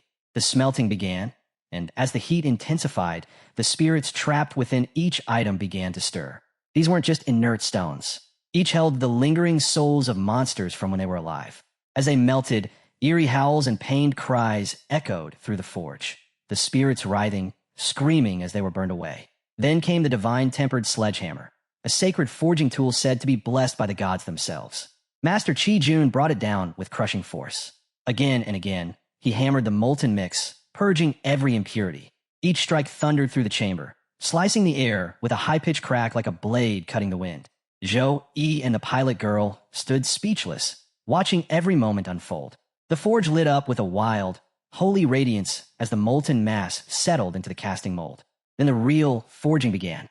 Master Chi Jun hammered relentlessly, his strikes deliberate and powerful, shaping the weapon from raw essence into divine steel. Between blows, he chanted sacred incantations, guiding the spirit of the weapon into form. Finally, raising the hammer high, he shouted, "This is it, the final strike." The pilot girl, realizing what was about to happen, quickly raised a protective barrier around herself and Zhou Yi, shielding them both. With all his strength, Master Chi Jun brought the hammer down one last time. Boom! The force of the impact shook the entire forge. From the heart of the anvil, a brilliant light erupted, revealing a fully formed long sword, radiant and gleaming with divine power. It was the weapon forged for Zhou Yi, the shining holy sword, a legendary tier blade. Its stats were stunning. Plus 68 strength, plus 71 constitution, plus 65 agility, plus 74 intelligence. The sword required level 25 with no race restrictions. Only those from warrior, knight, swordsman, or sword soul classes could wield it. Its special effects were equally incredible. Plus 80% attack speed. Radiant's ability consumes mana to unleash light-based splash damage. Divine Power deals significantly amplified damage to all dark-aligned enemies. As soon as it was complete, Master Chi-Jun unleashed a skill that launched the sword directly toward Zhou Yi. It flew at full speed, and the moment Zhou Yi caught it, he felt a strange surge rush through him. That sensation quickly transformed into something overwhelming. Raw power. Legendary weapons must recognize their master, Chi-Jun said. Release your energy and subdue it. Zhou Yi nodded. He let his power flow, and instantly his Seraph bloodline activated. Brilliant light flared from within him, casting the entire forge in a radiant glow. Even the pilot girl took a step back, caught off guard by the sudden intensity. The sword pulsed in his grip, glowing brighter. Then, slowly, it began to settle. It had accepted him. The shining holy sword had chosen Zhou Yi as its master. At that moment, the weapon's full stat sheet revealed itself to him, each attribute point boosting his own significantly. Zhou Yi looked down at the blade, a slight smile forming on his face. Bonuses to all 4 core attributes. 3 powerful abilities, and that attack speed boost. If my opponent attacks once, I can strike 3 or 4 times before they even recover. Behind him, the pilot girl finally broke the silence. Well, she said with a small smile, looks like you're satisfied with the weapon. The pilot girl suddenly turned toward Master Chi-Jun, noticing something was off. Her expression shifted. What are you doing? What happened to you? Everyone's eyes followed hers, and what they saw stunned them. The once towering, broad-shouldered blacksmith now looked completely different. His body had thinned out drastically, his face pale, and his posture weak. He seemed as though every last drop of strength had been drained from him. Where once stood a powerful master, now stood a man barely holding himself up, like a fruit withered and dried by the sun. With a faint, raspy voice, Master Chi-Jun muttered, "Forging a high-tier weapon requires immense magic power. Ending up like this is nothing unusual." The pilot girl leaned closer to Zhou Yi and whispered quietly, "A legendary weapon like this one requires dozens of complicated processes. Only a master like Chi-Jun, with a rare innate talent, can craft it in such a short time. Normally, it takes an average smith 2 to 3 months." In front of them, Master Chi-Jun removed the heavy forge gear from his body and let out a sigh. "You should leave now. I need rest." He glanced at the sword once more. Most of the materials used for the shining holy sword are of divine origin. If you ever plan to upgrade its star rating, only use divine-grade materials. Anything less, and its power will weaken. Zhou Yi lowered his head respectfully, offering sincere thanks for the weapon. The pilot girl stepped in, gave Zhou Yi a light tap on the shoulder, and said, "Come on, let's go. You still have one more reward to collect." As they began walking out of the forge chamber, Master Chi-Jun, now fully bare, turned and dove straight into the lava pool behind him, disappearing without a word. Zhou Yi followed the pilot girl into a new chamber, this one filled with warm lighting and rows of elegant outfits. Inside was a clothing room, and the moment he stepped in, a group of tailoring girls surrounded him from all sides. Without wasting a second, they began measuring him, adjusting fabric and double-checking every detail. This custom-made equipment set would be crafted specifically for him, so precision was everything. Zhou Yi stood there quietly, but as the measuring tape wrapped around his waist and hands moved across his arms and chest, he started to feel a bit awkward. Some of the girls came even closer, their curiosity getting the better of them. One leaned in and asked, "Do you have any specific requirements for this armor set?" Zhou Yi, clearing his throat, replied confidently, "Light armor, focused on strength and wisdom." One of the girls gave a nod. "Understood. Your gear will be ready within a month. Someone from your school will deliver it to you personally." As they finished their work and stepped away, the girls began whispering and giggling among themselves. "He has such a slim waist," one said with a grin. "I touched his stomach," another whispered. "His abs are seriously toned."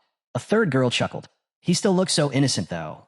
Standing nearby, the pilot girl overheard them and smiled to herself. College students these days, they sure know how to have fun. She turned back to Zhou Yi and called out, "All right, it's time to collect your survival competition reward. Come here and make your choice." With a wave of her hand, a holographic screen popped up in front of him, revealing a list of rare skill rewards. "These are all yours to choose from," she said. "Pick whichever suits you best."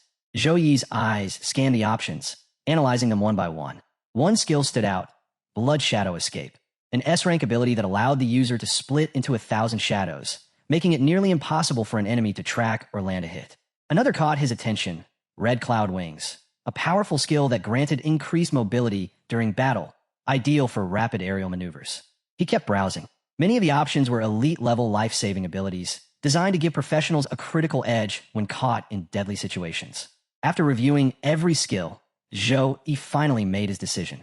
He reached out and selected the S-level Space Jump Stone, a rare item that, when activated, allowed its user to instantly teleport 10 kilometers in any chosen direction. The Space Jump Stone came with a limitation. It could only be used 3 times.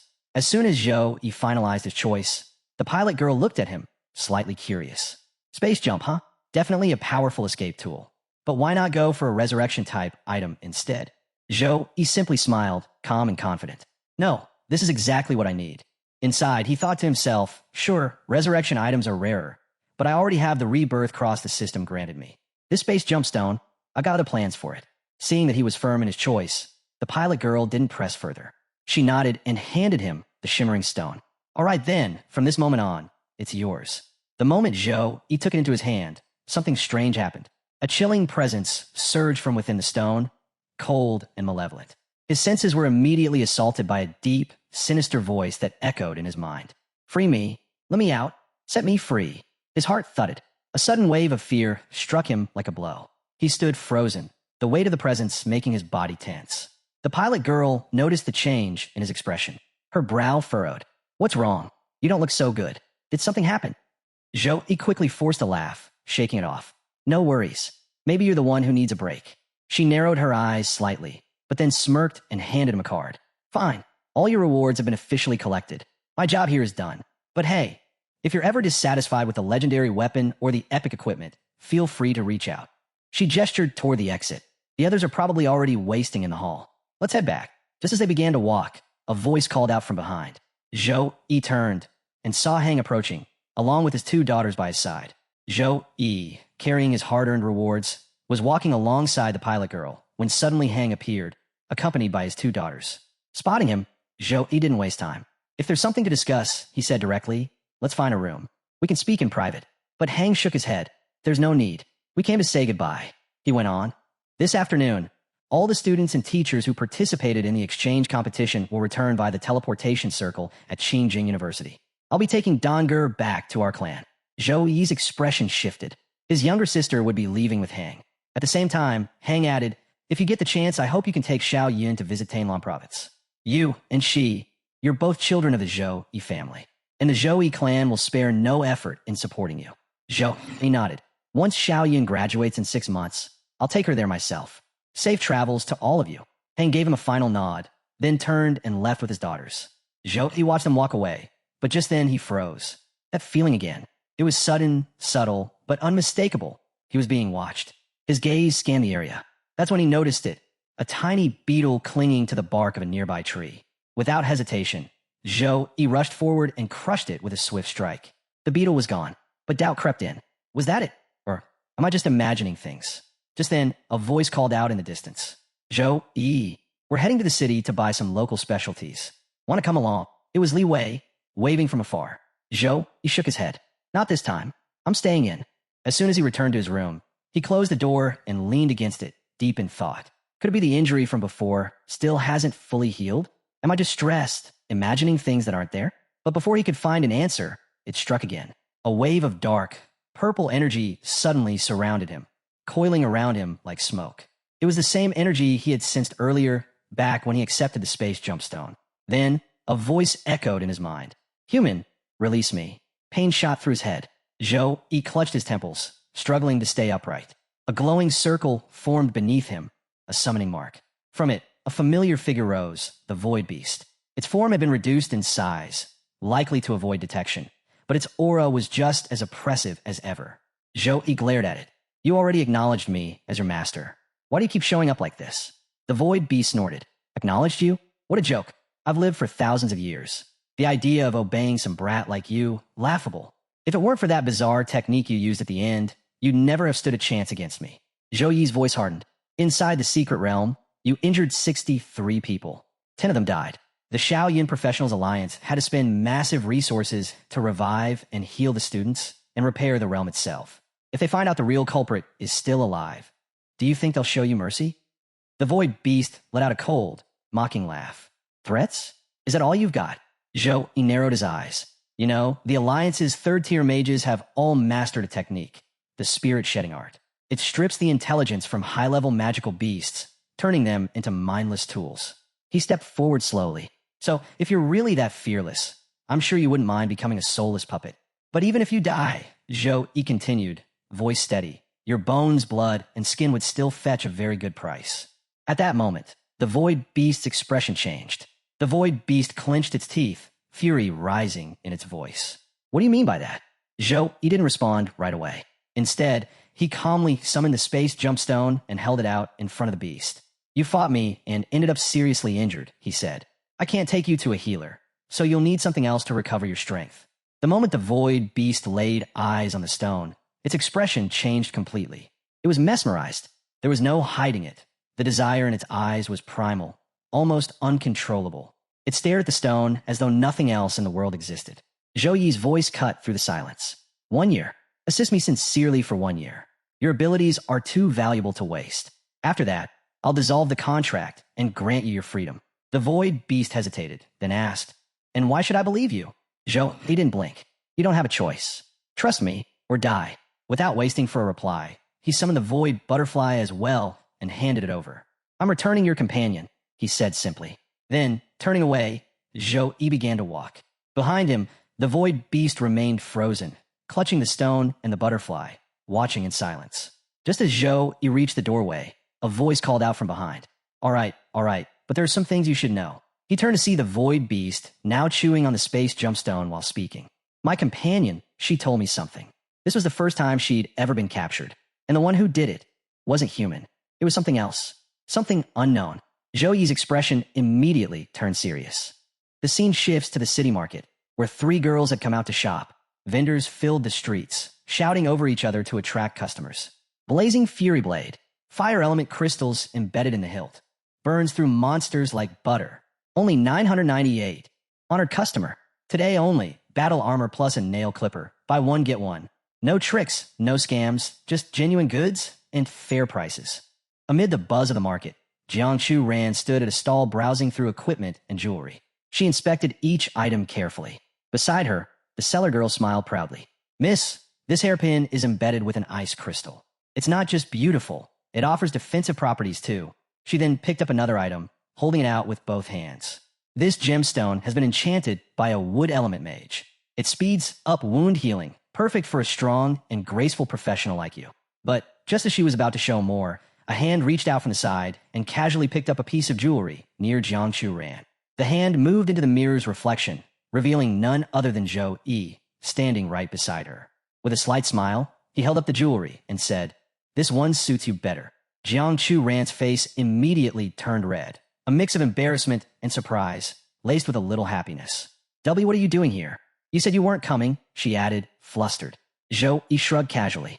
I finished my business, figured I'd come grab a few local snacks.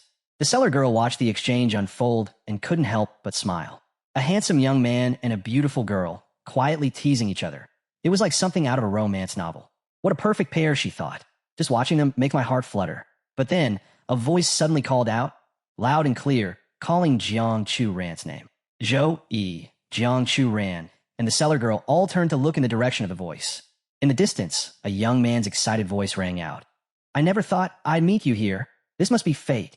Without hesitation, he rushed toward Jiangchu Ran, stopping right in front of her. But her face immediately went blank with confusion. Who are you? She asked, puzzled. The young man bowed respectfully. Miss Jiangchu Ran. Noble people often forget the little ones. I am Wang Hao, nephew of Wang Beishan, 3rd generation of the Thunder Prison Wang family, ranked 2nd among this year's Thunder Element geniuses. The vendor girl, standing nearby, raised an eyebrow and thought, did he really just call himself the 2nd best genius? That's a new one. Wang Hao beamed as he continued. Last year, I gifted you a soul sword on your birthday. But Jiangchu Ran's expression darkened immediately. The Wang family again, they just never stop, do they? At that moment, Zhou Yi calmly placed a hand on her shoulder and said with a smile, There's a snack shop down the street. Let's go check it out. He gently led her away. As they began walking, Zhou Yi glanced back over his shoulder and added with a smirk, We've got things to do, so we'll be heading out. Wang Hao's face twisted with rage. How dare you? He roared. A lowly insect dares touch the treasure of a noble house. In a flash, he summoned a blast of thunder energy and hurled it straight at Zhou Yi. The attack crackled through the air, but the moment it reached him, it slammed against a golden protection shield and fizzled out completely. Wang Hao stared in disbelief. He immediately activated a detection skill, scanning Zhou Yi's profession. When the result appeared, he scoffed. A paladin, hiding behind a little bubble of defense. His arrogance returned in full force. A low-rank, spineless class like yours. Defeating you will be nothing. Anger flashed in Jiang Chu Ran's eyes. She stepped forward, ready to strike, but Zhou Yi held out a hand, stopping her. I'll handle this one, he said calmly. Then he turned to Wang Hao, confidence dripping from his smirk. 3 moves. If you can so much as touch the corner of my clothes, I'll apologize to you. But if you can't, his eyes narrowed. You'll kneel and apologize to me. He added with a casual tone. Oh, and let's be clear. Anything that gets broken, you're paying for it. The crowd gathered instantly. Whispers spread like wildfire. This is going to be good, someone murmured. Picking a fight while shopping? These kids are something else. Another chuckled. Wang Hao is already boiling with rage. You dare challenge me? Fine. You're digging your own grave. He summoned Thunderstorm Strike, lightning surging around him, crackling violently. With a swing of his arm, he hurled the devastating bolt straight at Zhou Yi. Zhou Yi didn't flinch. He raised one hand, and the golden protection shield shimmered again. The thunder attack slammed into it and vanished, completely neutralized. Gasps erupted through the crowd. One bystander rubbed his eyes in disbelief. It didn't even scratch him. Wang Hao stood frozen, stunned, but he quickly masked it with a sneer. So what? You're just a turtle with a thick shell. Dumped all your points into defense, didn't you? Inside, however, he was fuming. Damn it, that defense. I wasn't expecting this. Gritting his teeth, he gathered more power. Fine. You want to see strength? Taste my true killer move, Blitz Panther Shadow. Lightning howled as a thunder-infused shadow, shaped like a panther, surged from his palm, roaring towards Zhou Yi at full speed. But Zhou Yi didn't counter with a skill. He casually used a bit of holy light, lifted a random piece of equipment from a vendor stall, and hurled it forward. Boom! The simple, enchanted item collided with Wang Hao's attack and shattered it into pieces. The thrown item continued sailing, brushing past Wang Hao's cheek. He froze, paralyzed. What just happened? Terror seeped into his eyes. Who is this guy? In front of him, Zhou Yi let out a lazy yawn and stretched. You've still got one more trick, right? Go ahead, don't waste time. Wang Hao stared, stunned. Impossible. I've never even seen this guy among the top-ranked nobles. Just a paladin. How could he be stronger than me? His arrogance cracked under the pressure of pure disbelief.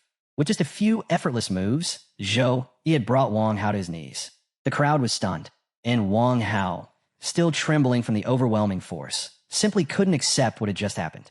How could someone so low-ranked overpower me like this? Refusing to admit defeat, Wang Hao clenched his jaw and drew his sword. There's no way he can dodge this. Thunder crackled across the blade as he poured all of his power into it. Then, in a blur, he charged straight at Zhou Yi, unleashing a furious thunder slash. But Zhou Yi didn't even flinch. He calmly raised a single finger, and from the sky above, a beam of holy cross energy crashed down. Boom! A pillar of light engulfed Wang Hao, flattening him to the ground. The attack ended as quickly as it began, but the silence afterward was deafening. Zhou Yi looked down at the fallen figure with cold indifference. So this is the so-called lightning genius? Well, let down. The crowd was frozen, speechless. Then, slowly, Wang Hao regained consciousness, but only to fall back to his knees, head spinning with humiliation.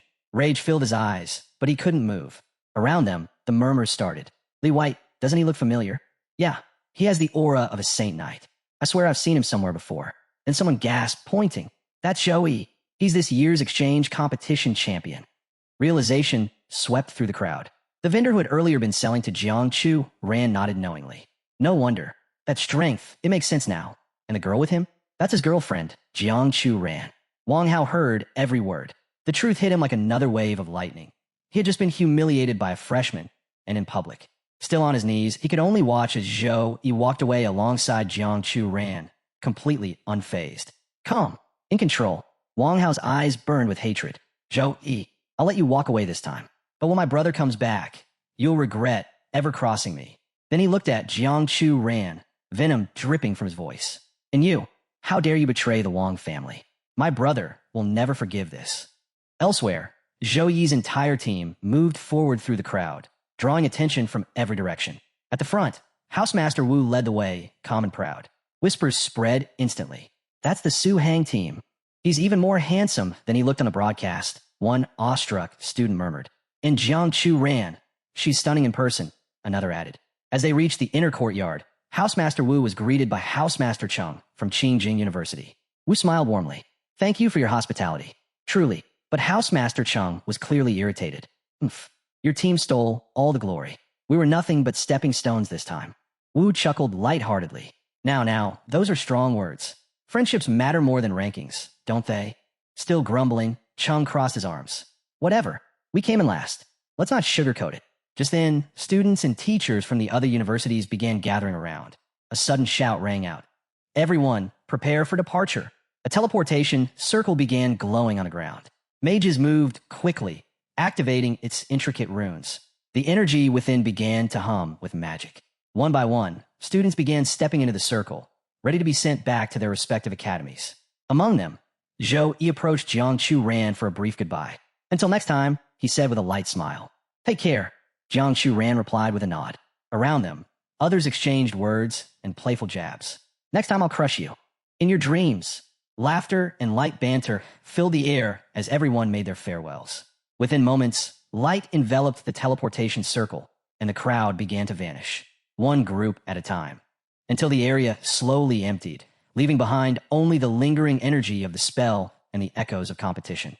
Zhou Yi and the entire team were instantly teleported back to Suhang University, landing right at the central plaza where both the housemaster and headmaster were already waiting for them.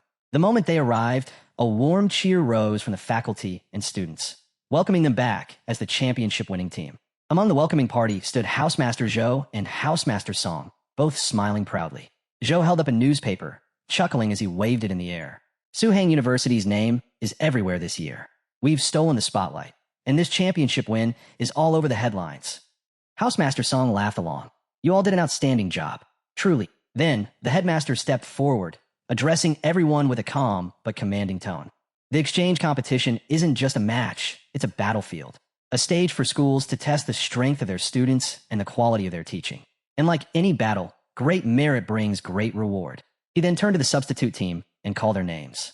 Tan Wei, Zhang Zi, Su Chang, Hong Bin, and Zhao Qingzhu. You may have been substitutes, but you shined in both the individual and survival matches. A pause. Then he continued. Each of you will be awarded 5,000 points. Their eyes widened in disbelief. 5,000 points! Smiles slowly spread across their faces as the weight of the reward sank in. For perspective, clearing an abyss-level goblin dungeon only earned 500 points. With 5,000, they could run that dungeon 10 times. For most students, collecting that many points would take an entire year of grinding missions. Yet here they were, rewarded instantly. Then the headmaster looked to the main team. Jiang Chu Ran, Song Xiaolan, Wei Tai Xian, and Tang Ling. You all performed exceptionally in the competition. Each of you will receive 20,000 points. They bowed respectfully. Thank you, headmaster. Finally, the headmaster turned his attention to Zhou Yi. As the captain, you led the team to victory. You, a Saint Knight, defeated Mechanist Wu Shuang and Warrior Li Wei in the individual matches. You took on the combined forces of 9 schools in the survival round and turned the tide. You protected your teammates. You brought home first place. You are, without a doubt, the cornerstone of our success. A beat, then he announced. You will receive 100,000 points. Gasps rippled through the team and staff. 100,000 points? Someone exclaimed. That's worth 3 billion in cash. Another rolled his eyes. What are you talking about? You can't buy S-class techniques with money. 100,000 points can get you one from the school's resource bank. A third person joked. With that many points, even a pig could be trained into a divine beast. The first guy turned and socked him in the head. Hey, you better not be comparing Zhou Yi to a pig. I wasn't.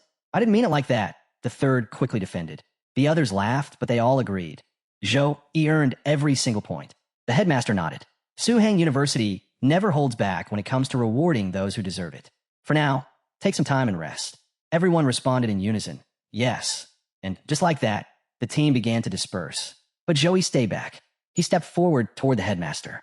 The headmaster noticed and asked, What is it, Zhou Yi? You want to ask something? He already had a good idea of what was coming. He didn't even need Zhou Yi to say it. The headmaster narrowed his eyes. You want to ask about Housemaster Fan of Qingjing University, don't you? Zhou Yi nodded. Yes.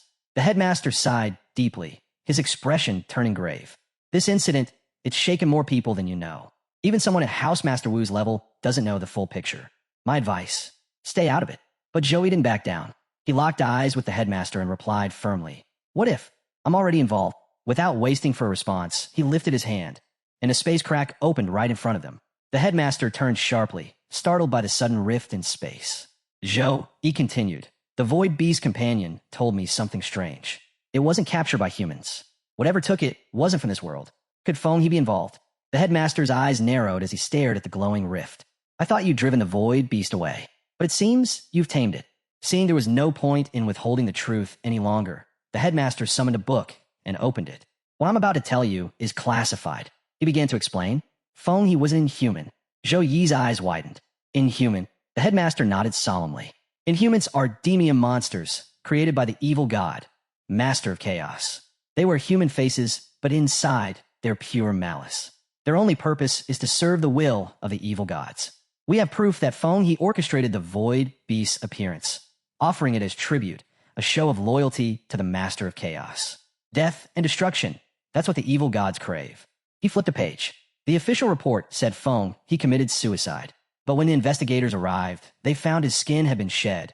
He was mid-transformation into a full servant of the evil god.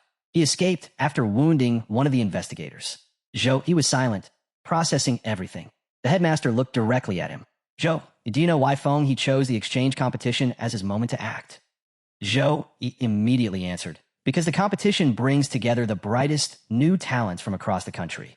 If something were to happen, it would cause maximum chaos," the headmaster finished. "Yes, that's one reason, but not the only one." He turned to a blank wall as if seeing far beyond it. "The ruins of the Million Beasts, where the competition took place, sits on top of a fracture in the seal that holds back the evil gods." The atmosphere turned heavy. "That realm," he continued, "was the site of a cataclysmic beast war thousands of years ago. The reason? The descent of the Master of Chaos. He tried to breach the mortal realm through that very location. The beast clans fought to seal him, but the cost was their entire civilization." Zhou Yi's brows furrowed as he realized the gravity of it. "Feng he may have been using the Void Beast to locate the cracks in the seal," the headmaster added. "And now that he knows you've tamed it, he'll come for you." Then his gaze sharpened. "Years ago, the Tenyu Guild obtained a rare skill book, an angel-class combat technique. I was saving it for the right moment, but it seems I'll have to give it to you now."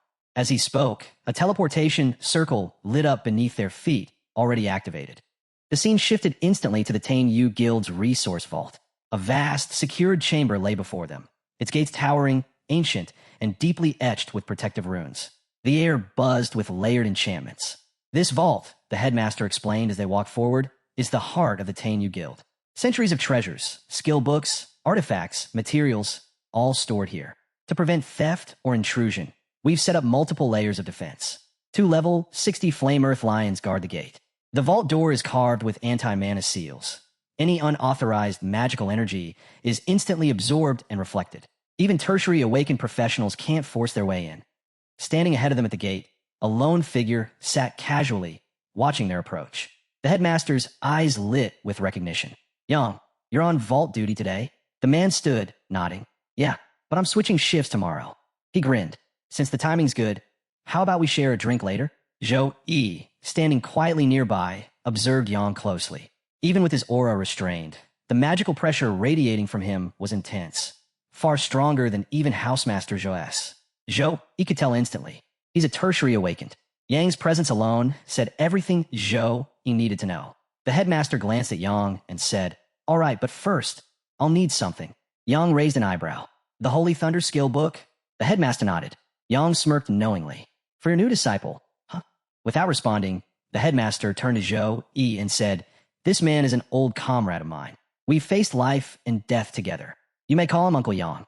Zhou Yi gave a polite bow. "It's a pleasure, Uncle Yang." Yang chuckled, arms crossed. "I watch you match. That hero title, they gave it to the right person." Zhou Yi scratched the back of his head, a little embarrassed. "You're exaggerating." Still facing the massive gate, Yang lifted his hand and began performing a ritual to unlock the vault. As the seals responded and the unlocking sequence activated, he said calmly, "Modesty is good, but too much of it makes you look weak. And when others sense weakness, they'll never stop testing you." The gate reacted to his mana, glowing softly as a portal slowly opened. The headmaster chuckled. "Still as talkative as ever, Yang. No wonder kids can't stand you." Yang didn't skip a beat. "Well, youngsters should learn to respect their elders' wisdom." With a smirk of his own, Yang reached into the glowing portal and pulled out an ornate tome, crackling faintly with lightning. The Holy Thunder Skill Book. He handed it over to Zhou Yi. The headmaster spoke. You should have enough skill points by now. Go ahead, use them to absorb it. Zhou Yi nodded and took the book carefully. The moment it touched his hands, a glowing system window appeared in front of him. Skill points, 319, accumulated through daily missions and achievements. A second notification followed. System has detected Holy Thunder Skill Book. Do you wish to consume it? Without hesitation, Zhou Yi selected yes. The book's pages lit up with bright arcs of lightning, and a surge of energy rushed into his body. Bolts of radiant thunder flowed into his mind. Scripts, techniques, every detail of the skill inscribed directly into his consciousness. The moment the system consumed 100 skill points, his body tensed. A surge of lightning energy poured from the book, and suddenly, the full knowledge of the Holy Thunder skill began flooding into his mind. Skill learned. Holy Thunder, form of Apocalypse, S rank. Activates the form of Apocalypse. Increases anomaly resistance and thunder resistance by 50%. Duration, 14 seconds. But that was just the beginning. The system consumed another 100 skill points and immediately unlocked a new S-rank skill. Skill unlocked, Blade of Punishment. Summons Holy Thunder to enchant the weapon. Fills the blade with divine electric energy. Greatly increases strike speed and thunder damage. And then, with a third pulse of power, more points were spent, this time unlocking. Skill unlocked, Chain of Heaven. Full control over Holy Thunder. Transforms into divine lightning chains. Immobilizes enemies on contact. As all three techniques activated within him, a radiant holy aura surged from Zhou Yi's body. The energy was overwhelming. His entire body trembled, straining to contain it. And then, with a mighty roar, he let it loose. A thunderous shockwave blasted outward, the echo of his voice roaring like a lion through the sky. Just a single skill book had granted him 3 divine-grade powers. Zhou Yi stood there, electricity dancing across his body, filled with unshakable joy. And then, the Holy Thunder Skill Book didn't just stop there. It fully merged with his divine sword heart, becoming one with it. Once the energy settled and the power inside him calmed, the headmaster walked up with a smile. You're truly fortunate, he said. Among the divine race, the lowest tier of any mastered skill is A+ or higher. Zhou Yi stood in thoughtful silence. With a strong body, exceptional elemental affinity, and so many high-level skills, it's no wonder the divine race is so powerful. Nearby, Yang, while pouring wine into the headmaster's glass, glanced at Zhou Yi and added, in fact, A+ is considered the low end. The divine race possesses skills that are S+, or even beyond that. Zhou Yi blinked. Beyond plus? I thought plus was the highest grade a skill could reach. Yang chuckled. That's true for humans, but for the divine race. He raised his glass with a mysterious grin. They operate on a whole different scale. Zhou Yi looked at Yang curiously. But can divine race skills go beyond S+?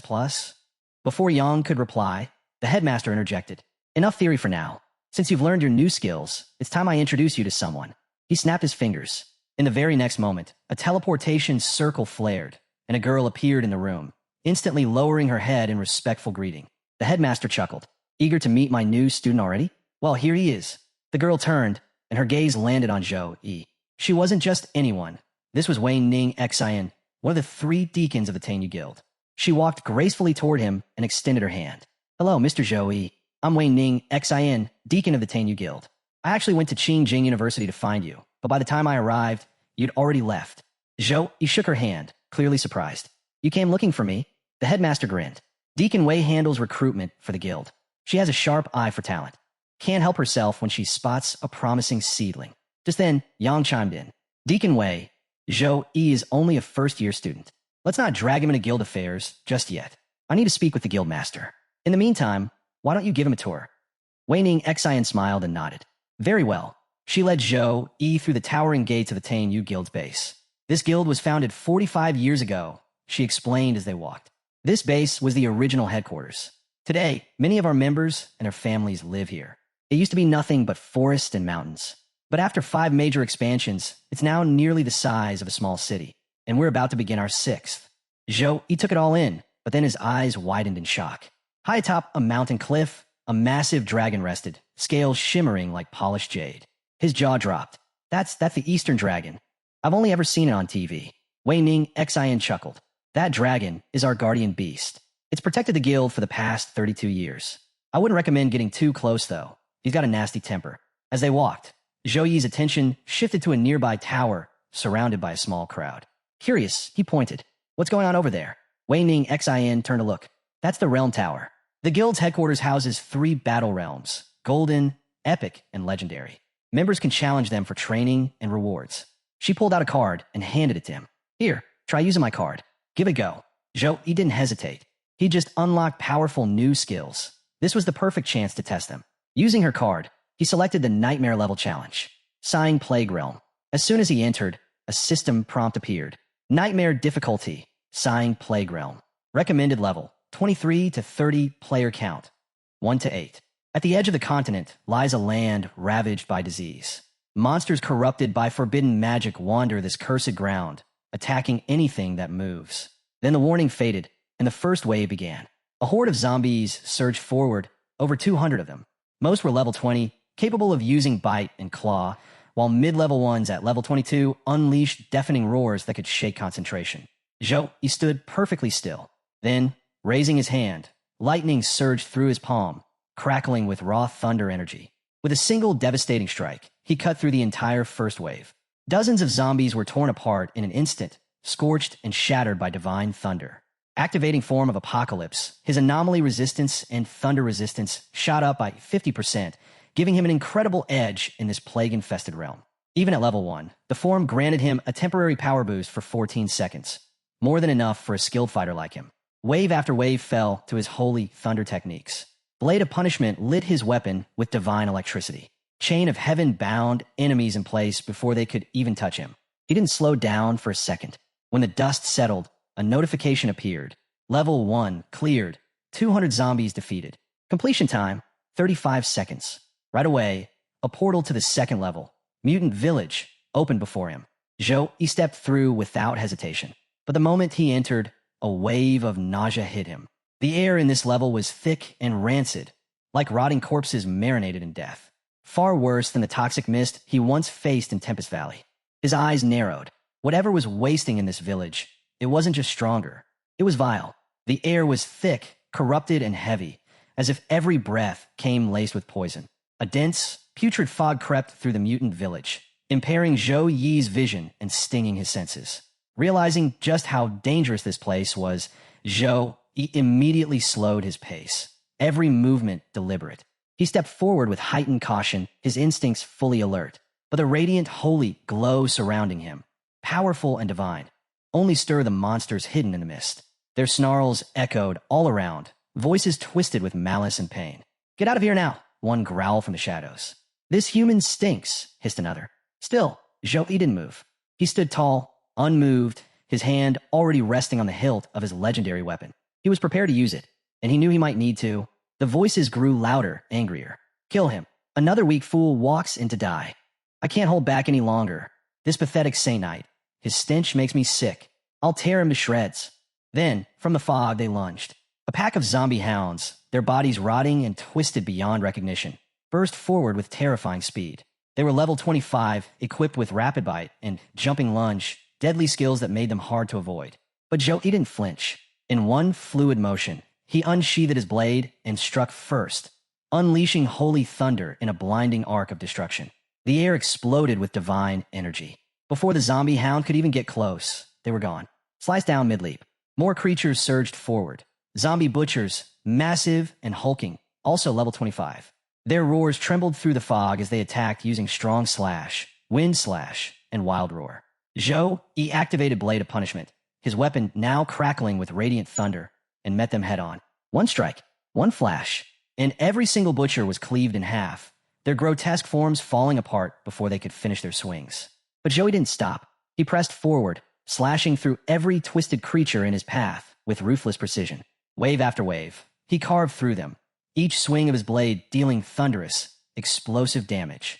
Letting out a short laugh, he muttered, "Not bad. You guys lasted 2 seconds longer than the last batch." Another sweep of his blade. More corpses hit the ground. The few remaining zombies hesitated. Even the undead seemed to sense his power now. One of Zhou Yi's attacks had sliced straight through the earth, leaving a massive crack in the ground. But the dead didn't know fear. Not for long. Wild Roar. One of the zombie butchers howled, unleashing a skill that riled up every undead within range. Their eyes flared with bloodlust as they turned rabid, completely fearless. Filthy Saint Knight, you die today. Pathetic human, this is your grave. As they all charged forward, howling threats through the fog, he scoffed under his breath. What are they even rambling about? Without hesitation, he launched himself forward. Like lightning, he tore into the charging horde, blade gleaming, thunder screaming from the edge of his weapon. His blade slash landed with devastating force, cleaving enemies in two, their bodies shredded mid-charge before they even reached him. The moment he stepped deeper into the second level, the intensity instantly spiked. Stronger, more aggressive zombies began pouring in from every direction. Back on the first floor, he'd cleared the horde using raw skill. But here, he switched tactics. Now, he was fighting with a new weapon skill he had just unlocked, slicing through wave after wave with flawless blade slash strikes. But the zombies weren't slowing down. They began entering rage mode, their snarls turning into full-blown roars as they charged at him in unison. Different types, grotesque and mutated, all lunged for him at once. But he stood his ground. One swing, and half a dozen dropped. Another, and the ground cracked under the force. Still, they kept coming. From the fog, a new threat emerged. Worm-like zombie beasts, their grotesque mouths wide open, lunging to bite. He sidestepped fluid and fast, slicing them down with surgical precision. But despite his efforts, the number of zombies kept increasing, pressing in one step at a time. He began stepping back, maintaining distance while cutting down anything that moved. That's when a plague spreader zombie, level 26, crept up behind him. Its mouth hung open, green ooze dripping from its rotting jaw. The stench was overwhelming. The monster suddenly charged in, releasing plague breath, one of its deadliest skills. If inhaled, it would infect the target, draining HP per second until they collapsed. He turned at the last moment, grabbing its face with one hand and shoving it away, struggling visibly. He was clearly in trouble. Gritting his teeth, he raised his sword and sliced the creature clean in half. But it was too late. He'd already been exposed to the breath. Without wasting a moment, he activated Death Resistance, a powerful skill that allowed his body to rapidly heal from lethal toxins. The burning sensation in his arm began to fade. Backing up, he repositioned himself just behind the thickest part of the incoming wave. Earlier, he had wielded a long-handled warhammer, excellent for sweeping attacks, but too slow for close quarters. Now, he switched to the shorter blade, activating Blade of Pure White for better control. It was the right call. With a new weapon, everything became easier. But it was taking too long. He'd been in this realm for over a minute, and had only cleared about 20 monsters. The pace wasn't fast enough. If he didn't switch soon, the numbers would overwhelm him. He considered Blade a punishment, but decided to save it for something bigger. Looking at the crowd of undead gathering around him, a sly smile crossed his face. He lifted 2 fingers to his forehead, closed his eyes for a brief second, and whispered, "Holy Storm." A howling whirlwind of sacred energy erupted from his body, spinning violently and surging toward the enemy wave like a divine cyclone. As soon as the Holy Storm hit, you have killed Zombie Butcher. You have killed Plague Spreader. You have killed Worm Beast. One after another, notifications flooded the screen. He stood at the center of the maelstrom, his coat fluttering from the holy wind, watching as every single zombie in the area was wiped out. Then, another message appeared. Second level cleared. 100 zombies eliminated. Time taken, 1 minute 50 seconds. A portal shimmered open in front of him. Next stage, the Forbidden Church. Without hesitation, he stepped through. This time, the setting changed drastically. No grotesque monsters. No swarming hordes. Just silence. In front of him stood a man, tall, cloaked, and clearly infected, yet maintaining a human-like posture. Surrounding him were several nuns, their heads bowed, motionless. Zhou Yi's eyes narrowed. This wasn't a person. It was the zombie bishop, level 45, a priest of the undead, cloaked in shadow and decay. He possessed dark, twisted powers. Dark Ball, zombie summoning, death curse. He stepped forward and spoke calmly, his voice like a sermon. "I see in your eyes questions. You've entered the realm of life, of the living. That's why you seek answers." He kept his blade low but ready. "If God always helps, then why this?" The bishop chuckled darkly. "My faith lies with the ancient God, the one who governs the cycles of life and death. Under their will." He raised his hand, the nuns around him slowly beginning to move. Even chaos is divine. At last, the truth behind existence has been revealed. Life is fleeting and delicate, but follow our God, and you'll break free from the chains of mortality. Step into eternity. Lie without end. Watch centuries roll by while others perish. Imagine standing tall as time crumbles around you. Immortal, untouchable. As he speaks, The zombie bishop reaches out to our hero and offers, "Join me. Drop that narrow-minded blade of justice. Embrace the gift of immortality. Taste its bliss." Our hero, captivated, begins repeating the bishop's words. Slowly, he walks forward, drawn in by the promise of eternal life.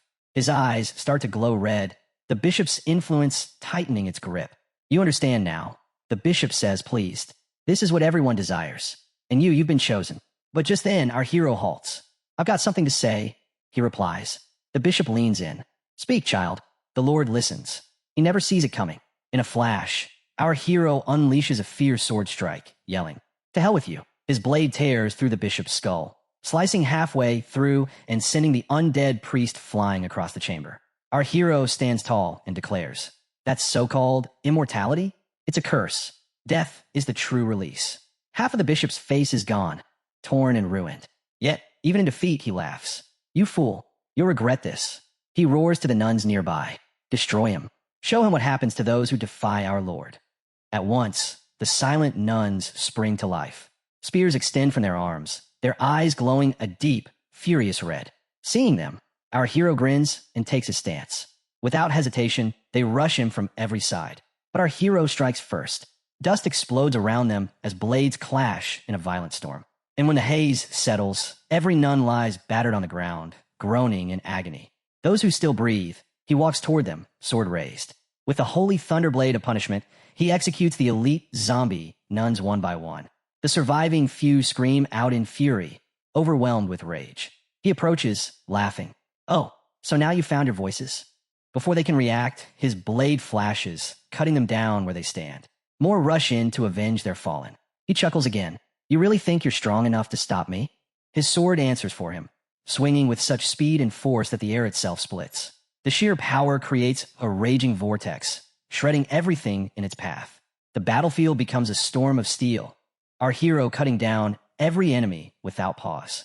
From afar, the zombie bishop watches with eerie delight. "Look at that lightning, that flesh. Let's seal the sins of this world. Let our screams echo like hymns for our God. The louder we cry, the deeper the ritual carves into hell itself." But the time for talk is over. Our hero begins walking toward him, sword steady, voice calm. "Now it's your turn." Hearing that, the zombie bishop lets out a low chuckle. "You think you can take me down alone?" In an instant, a surge of dark crimson energy erupts from him, racing forward and stopping right beneath our hero's feet. The ground glows. A sinister circle begins to take shape under him. Before he can react, it locks him in place. Our hero struggles, trying to step back, but he's frozen. His body won't move. Suddenly, a strange formation lights up at his feet, centered right where he's trapped. He narrows his eyes. When did he set this up? He tries to break it, slashes at it, testing for a weak point, but nothing works. The formation doesn't even crack. Realization dawns. So that's it. Those weak, clumsy attacks, they were a distraction. You were buying time for this. Before he can make another move, hands start rising from within the formation, shadowy, clawed, and cold. They latch onto him, yanking him down.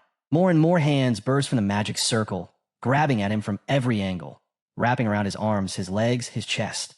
Trapped and surrounded, our hero's eyes sharpen. What now? Zombie bishop traps Zhou into a formation using his trick, and from within that formation, several hands start to pull our hero inside. Because of this, our hero body begins to feel heavier, and he gradually starts to lose his strength.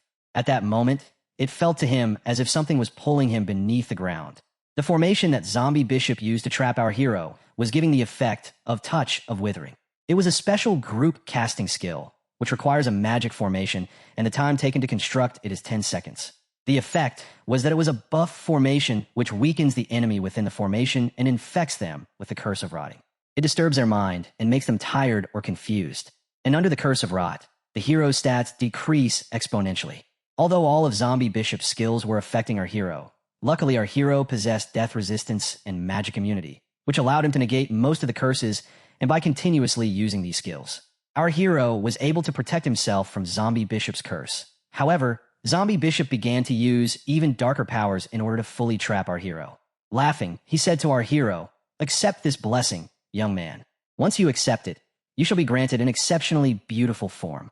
By now, our hero had already been pulled more than halfway into the formation, yet there was no sign of fear on his face. The formation was still dragging him deeper inside, and still he laughed and said, You're repeating the same thing over and over. Are you some kind of machine?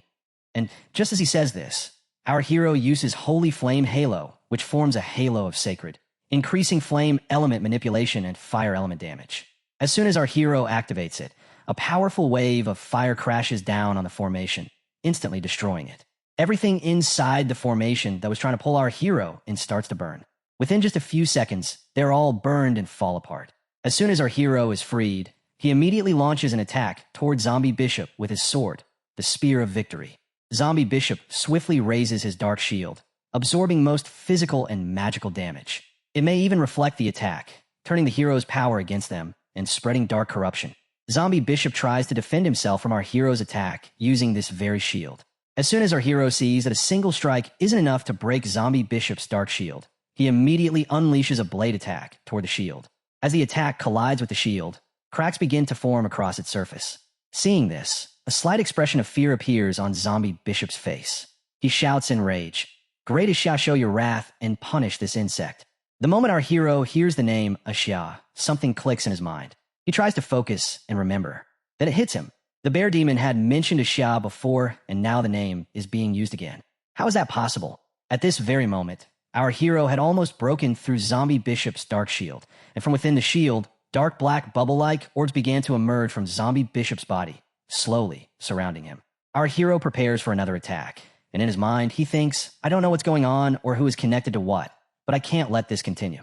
To end it in one blow, he prepares to fuse the divine sword heart with his next strike. Because Zombie Bishop's shield can absorb a huge amount of damage and reflect it, our hero knows he has to destroy it in a single hit. And with that thought, he unleashes the Holy Thunder form of Apocalypse together with the Holy Thunderblade of Punishment. Both strike the shield at the same time. As the attacks collide with it, the shield shatters instantly. The hero's blow lands cleanly on Zombie Bishop's neck, severing his head and sending it flying into the distance. Yet, even with his head separated, Zombie Bishop isn't dead. His body and head lie apart, but a black, liquid-like substance begins to ooze from within. Slowly, his entire body dissolves into the dark fluid, which starts creeping and shifting piece by piece, trying to reconnect. Zombie Bishop's head, still filled with rage, shouted, "You insolent brat! If you're not willing to surrender, then I will devour you in place of Ashia." By this time, our hero had already entered his angel physic state. Hearing Zombie Bishop's words, he laughed and replied, "You actually look much better this way." And now, countless eyes and teeth had begun to appear across Zombie Bishop's entire transformed body. That dark liquid form started attacking our hero, launching wave after wave toward him.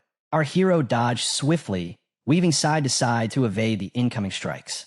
But as the dark attacks began closing in from all directions, he instantly activated the Holy Light Shield, targeting Zombie Bishop's liquid form. The shield trapped Zombie Bishop completely, sealing his entire body inside.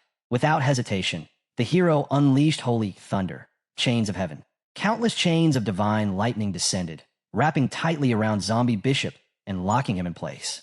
Seeing this, Zombie Bishop began to scream, "Let me go. You will have to pay for your actions. Oh great God, punish this defiler for his sins." Seeing Zombie Bishop writhe and cry out in pain, our hero calmly says, "Don't deceive yourself with hopes of salvation. Accept the light of judgment." Without hesitation, our hero uses his final skill, Chain of Heaven. Massive chains filled with sacred energy pierce through Zombie Bishop's body and lock him in place. Screaming in pain, Zombie Bishop yells, "Let me go, or the radiance will turn you into ashes." The Holy Thunder Chain of Heaven is an S-level skill. It uses holy thunder within the chains to completely trap the enemy. Seeing it take effect, our hero starts to reflect. All class skills fall into 5 main types: attack, defense, buffs, debuffs, and limitation. There are also rare, summoning, or creation skills, but among the 5 limitation skills are the rarest. Within them, control skills are the most powerful. They perform best in combat, and with a good control skill, you don't even have to worry about accuracy. As Zombie Bishop thrashes in pain, bound tightly by the holy chains, he shouts in fury, "Ashia's wrath will reduce your soul to ashes. You will suffer for eternity." Hearing the name again, our hero calmly asks, "Who is this Ashia you keep mentioning?" At this, Zombie Bishop replies with pride and madness in his voice, "Ashia is the great unrivaled god, the one above all, the ruler of everything. Ashia's power is limitless. With just a single thought, they can reduce their enemies to ashes. All who resist shall burn in hellfire, and all who follow Ashia shall receive immortality." Hearing him boast about immortality, The hero steps on Zombie Bishop's chest, pressing him down with a cold smirk and questioning how a mutant monster dares to call that true immortality. In response, Zombie Bishop growls and spits out a furious insult, calling him a foolish mortal. And just then we are pulled into Zombie Bishop's past as he begins to recall the dark history from where it all began. His voice grows heavy with memories as he speaks to our hero. He says that once he was a nameless priest living in a peaceful village. The people there were kind and treated him like family. He did everything he could to heal their sickness. But then a terrible plague arrived. Pain and helplessness spread like wildfire. The people begged him to save them, but he was too weak to do anything. He remembers how he pleaded with the higher-level priests in the cities over and over to come help. He didn't care how they insulted or belittled him. All he wanted was for them to lend a helping hand. But they refused. They wouldn't even set foot in the village. To them, the lives of his people didn't matter at all. Amid all this, suffering Zombie Bishop returns to the village heartbroken and exhausted. He walks into the center of the ruined village and cries out that he has returned and comes back to save them all. Seeing him, the villagers still clinging to hope begin to smile. Their faces light up with relief. He is back. They believe everything will be okay now. Zombie Bishop, after seeing his villagers dying, goes to different cities and asks different priests for help, but no one helps him. Yet he somehow brings a solution from somewhere and returns to his village, announcing that now all of them will be saved. After that, he hears a dying person in the village whose body had dried up due to the illness, and because of the disease, pimples had also appeared all over his body. To heal him, Zombie Bishop shows a cross in front of his body. However, the moment he uses the holy power on the man's body, that villager's body explodes. Seeing this, he falls into depression, and just like that, people in the village continue to die one after another from the disease, and the entire village gets filled with graves. The villagers were growing weaker day by day, and their screams echoed in Zombie Bishop's ears. They were crying out to him, begging for help. Hearing their painful cries, Zombie Bishop began to hate his own powerlessness. He started to despise those other priests who, even after witnessing such suffering, refused to help. Watching all of this unfold, he fell into deep depression and murmured, "Forgive me. I won't be able to save any of you." But in the depths of this despair, a mysterious power answered him. He used the power granted by that mysterious force, and the disease vanished. The villagers were freed from their pain. Even the dead returned to life. No one would ever suffer from the disease again. With a twisted sense of pride, Zombie Bishop mutters that the illusion of the villagers was a small price, and his choice had been right. Screaming through the pain, he declares he was chosen by Xia and must spread Xia's light so others may receive the same blessing. Even bound in holy chains, he continues to cry out his God's name. Seeing him like this, the hero realizes there is no saving Zombie Bishop and that no more useful information can be gained. With that thought, he calmly drives his sword into the creature's body. Writhing in pain, Zombie Bishop cries out, calling on Xia to save him and destroy his enemy. The hero only laughs, certain that the dark god has long abandoned his servant, and declares that this is where it ends. Enraged by the insult to his god, Zombie Bishop vows to drag the hero to hell with him. He begins activating his self-destruction. His liquid form spreads across the area and starts glowing bright red. Watching this unfold, the hero remains unfazed and remarks that he is simply too slow. With those words, he lifts Zombie Bishop into the air, using his chains, and immediately activates his cross skill. A holy cross descends from the sky and ends Zombie Bishop's game in a single strike. Even in his final moments, Zombie Bishop cries out to Xia for help, but no answer comes. Just like that, in one swift moment, he is gone. After clearing the dungeon, the hero receives his rewards. A chest appears containing high-grade life potions, mana potions, protective chest armor, and boots. These rewards weren't too bad, but the experience he just received still wasn't enough for him to level up. Then our hero turns around and looks behind him, where the statue of the evil god stood. Zombie Bishop's liquefied remains were splattered over it. Our hero picks up a random iron rod from the ground and throws it directly at the statue. The rod hits the statue with force, shattering it into pieces. The moment he destroys the statue, messages appear congratulating him for destroying the evil god statue and confirming that extra rewards have been received. Among those rewards, he finds something special called the Holy Crystal.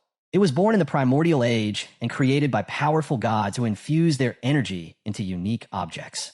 It can be used for the secondary awakening of holy classes and can be found in both God and evil realms. This is the first time the hero has obtained a secondary awakening item. Seeing its value, he decides he must explore this realm even more. With that thought, he walked out of the dungeon. He was greeted by Deacon Wei, who told him he did very well. She informed him it took him 10 minutes and 25 seconds to clear the realm on his first attempt, which placed him in the top 20. Without wasting a moment, our hero handed over the items he had acquired and looked her straight in the eyes. He told her that he was giving those to her and wanted to enter the realm again. Deacon Wei blinked, clearly surprised. She asked why he wanted to go again and reminded him that this was not some kind of game. The energy consumption there was intense. Just then the giant ranking screen flickered to life behind them. The top clear records of the Sighing Plague realm appeared in glowing letters. At the very top stood first place Wei Qi Xian, and its second place was Ning Xinu. Our hero stared at the board for a long moment, then turned back with fire in his eyes. He said that the first run was for exploration, and this time he wanted to challenge the fastest clear. He believed he could beat first place. Deacon Wei's smile faded as she warned him that the top 10 were all level 30, and he should wait until at least level 27 to challenge the leaderboard. But the hero's resolve was clear. Seeing his determination, she nodded and advised caution, refusing to accept any items from him. Just then, someone called out to her. It was Zheng Ming, her nephew, a level 24 berserker and second-year student at Suhang University. He said it took him 2 months to finish off the otherworld creatures, and he was exhausted. As they're conversing, our hero, on his way out, is deep in thought, clearing creatures from other worlds through dimensional gaps. When I was in Tempest Valley, I discovered that lower-level otherworld creatures can pass through medium-sized dimensional rifts. Thinking about this, he heads toward the portal, remembering his master's words. According to Master, not only did the country enter level 3 wartime status, but they also sent legions to sweep for any possible otherworld creatures near the gaps. After that, Wei asks Viming about the casualties. Viming replies with a serious tone, saying there were 12 people in their team, but only 8 made it back. He adds that even with the legions protecting them, it was a close call, and without them, he probably would not have survived. Hearing this, Wei becomes a bit worried. She points out that 1/3 casualties is a terrible number. Then she asks Ming if he called his mother and questions why he did not tell her about such a dangerous mission. Ming laughs and admits he came to Wei because he kept the mission secret from his mother and fears her scolding. Wei gets annoyed and says she can't help. Ming smiles and calls her Annie playfully. Then Wei notices the hero and asks why he hasn't entered the realm. The hero steps forward and says he already did and came back. Wei is shocked. He shows her the updated dungeon record, placing him first with a clear time of 1 minute 59 seconds. Stunned, Wei asks if he really cleared a nightmare-level realm in under 2 minutes at level 23. Then our hero calmly repeats that he wants to try it once more, but this time on Abyss difficulty. Wei looks at him and calls him a monster, then tells him to take her card and use it as much as he wants. As our hero turns to leave, Ming suddenly recognizes him and reacts with shock, saying that he is Suhang University's number 1 student Zhou Yi. After that, 2 months go by. In that time, the Sighing Plague realm on Abyss difficulty becomes a proving ground for the strongest. And at the very top of its leaderboard stands Yi. The records speak for themselves. Yi at level 29 cleared the realm in just 1 minute and 29 seconds. Right behind him, but far slower, is Yi again, now at level 35, who took 4 minutes and 15 seconds. In third place is Margareta, also level 35 with a time of 4 minutes and 32 seconds. These results shake the entire community. Whispers start spreading among warriors and students. Someone mutters in disbelief that the record for Sighing Plague Realm was broken in just 1 minute and 29 seconds. Another voice says they are still stuck at the first stage. Then someone else points out how incredible it is and says this must be the power of Guild Master Wang's direct disciple. As he steps out of the realm, he hears a few students talking in awe about what he just did. Their voices echo around, filled with disbelief and admiration. One student exclaims that the nightmare difficulty record is 59 seconds. A girl responds, saying not even second awaken classes are that fast. Meanwhile, Yi's name shows up on the leaderboard again with another unbelievable record. On nightmare difficulty, he tops the Sighing Plague realm with a clear time of 59 seconds at level 26. Wei Qi Xian follows with 2 minutes 40 seconds, and Ning Xinu is third with 2 minutes 45. He couldn't help but reflect on his journey as he walked out of the realm. His mind replayed the past 2 months, which have been incredibly fruitful. These past 2 months have been incredibly fruitful. When Master Wang, who he learned I was farming the realm, he personally gave me his card. Of course, I would raise my level as fast as I can without point limitations, he thought to himself. And with every dungeon he cleared, his level had increased steadily. Now at level 29, he was not just becoming stronger in level, but each of his talents had also grown significantly. The path ahead seemed limitless as his strength continued to soar. When he checked his phone, he saw a message from his Master Wang, Hui asking him to come meet. Without wasting a moment, he headed to the location. As soon as Wang Hui saw him, he smiled and said he had gained 6 levels in just 2 months, which was exactly what he expected, and that it was impressive. Placing a hand on Yi's shoulder, he grinned and said he could have taken him to the deeper wilds to hunt monsters and reach level 40 or 50 even faster. Then he asked if he knew why he didn't do that. With a calm face, he answered that it was because tertiary awakened classes had empty levels with less training and couldn't unleash their full strength. Only those who trained on the edge of life and death became truly powerful. Wang Hui nodded seriously and said that in the world of strong people, there were always some with no talent who got their levels up using family resources, but even after secondary or tertiary awakening, they stayed weaker than others. Then he handed Yi a scroll and said that now he had reached level 29, it was time to prepare for his secondary awakening. While handing over the scroll book to our hero, the headmaster said, a Saint Knight's secondary class will be the Apocalyzer. It enhances the class's control over holy light and significantly boosts offensive power. But that's for regular Saint Knights.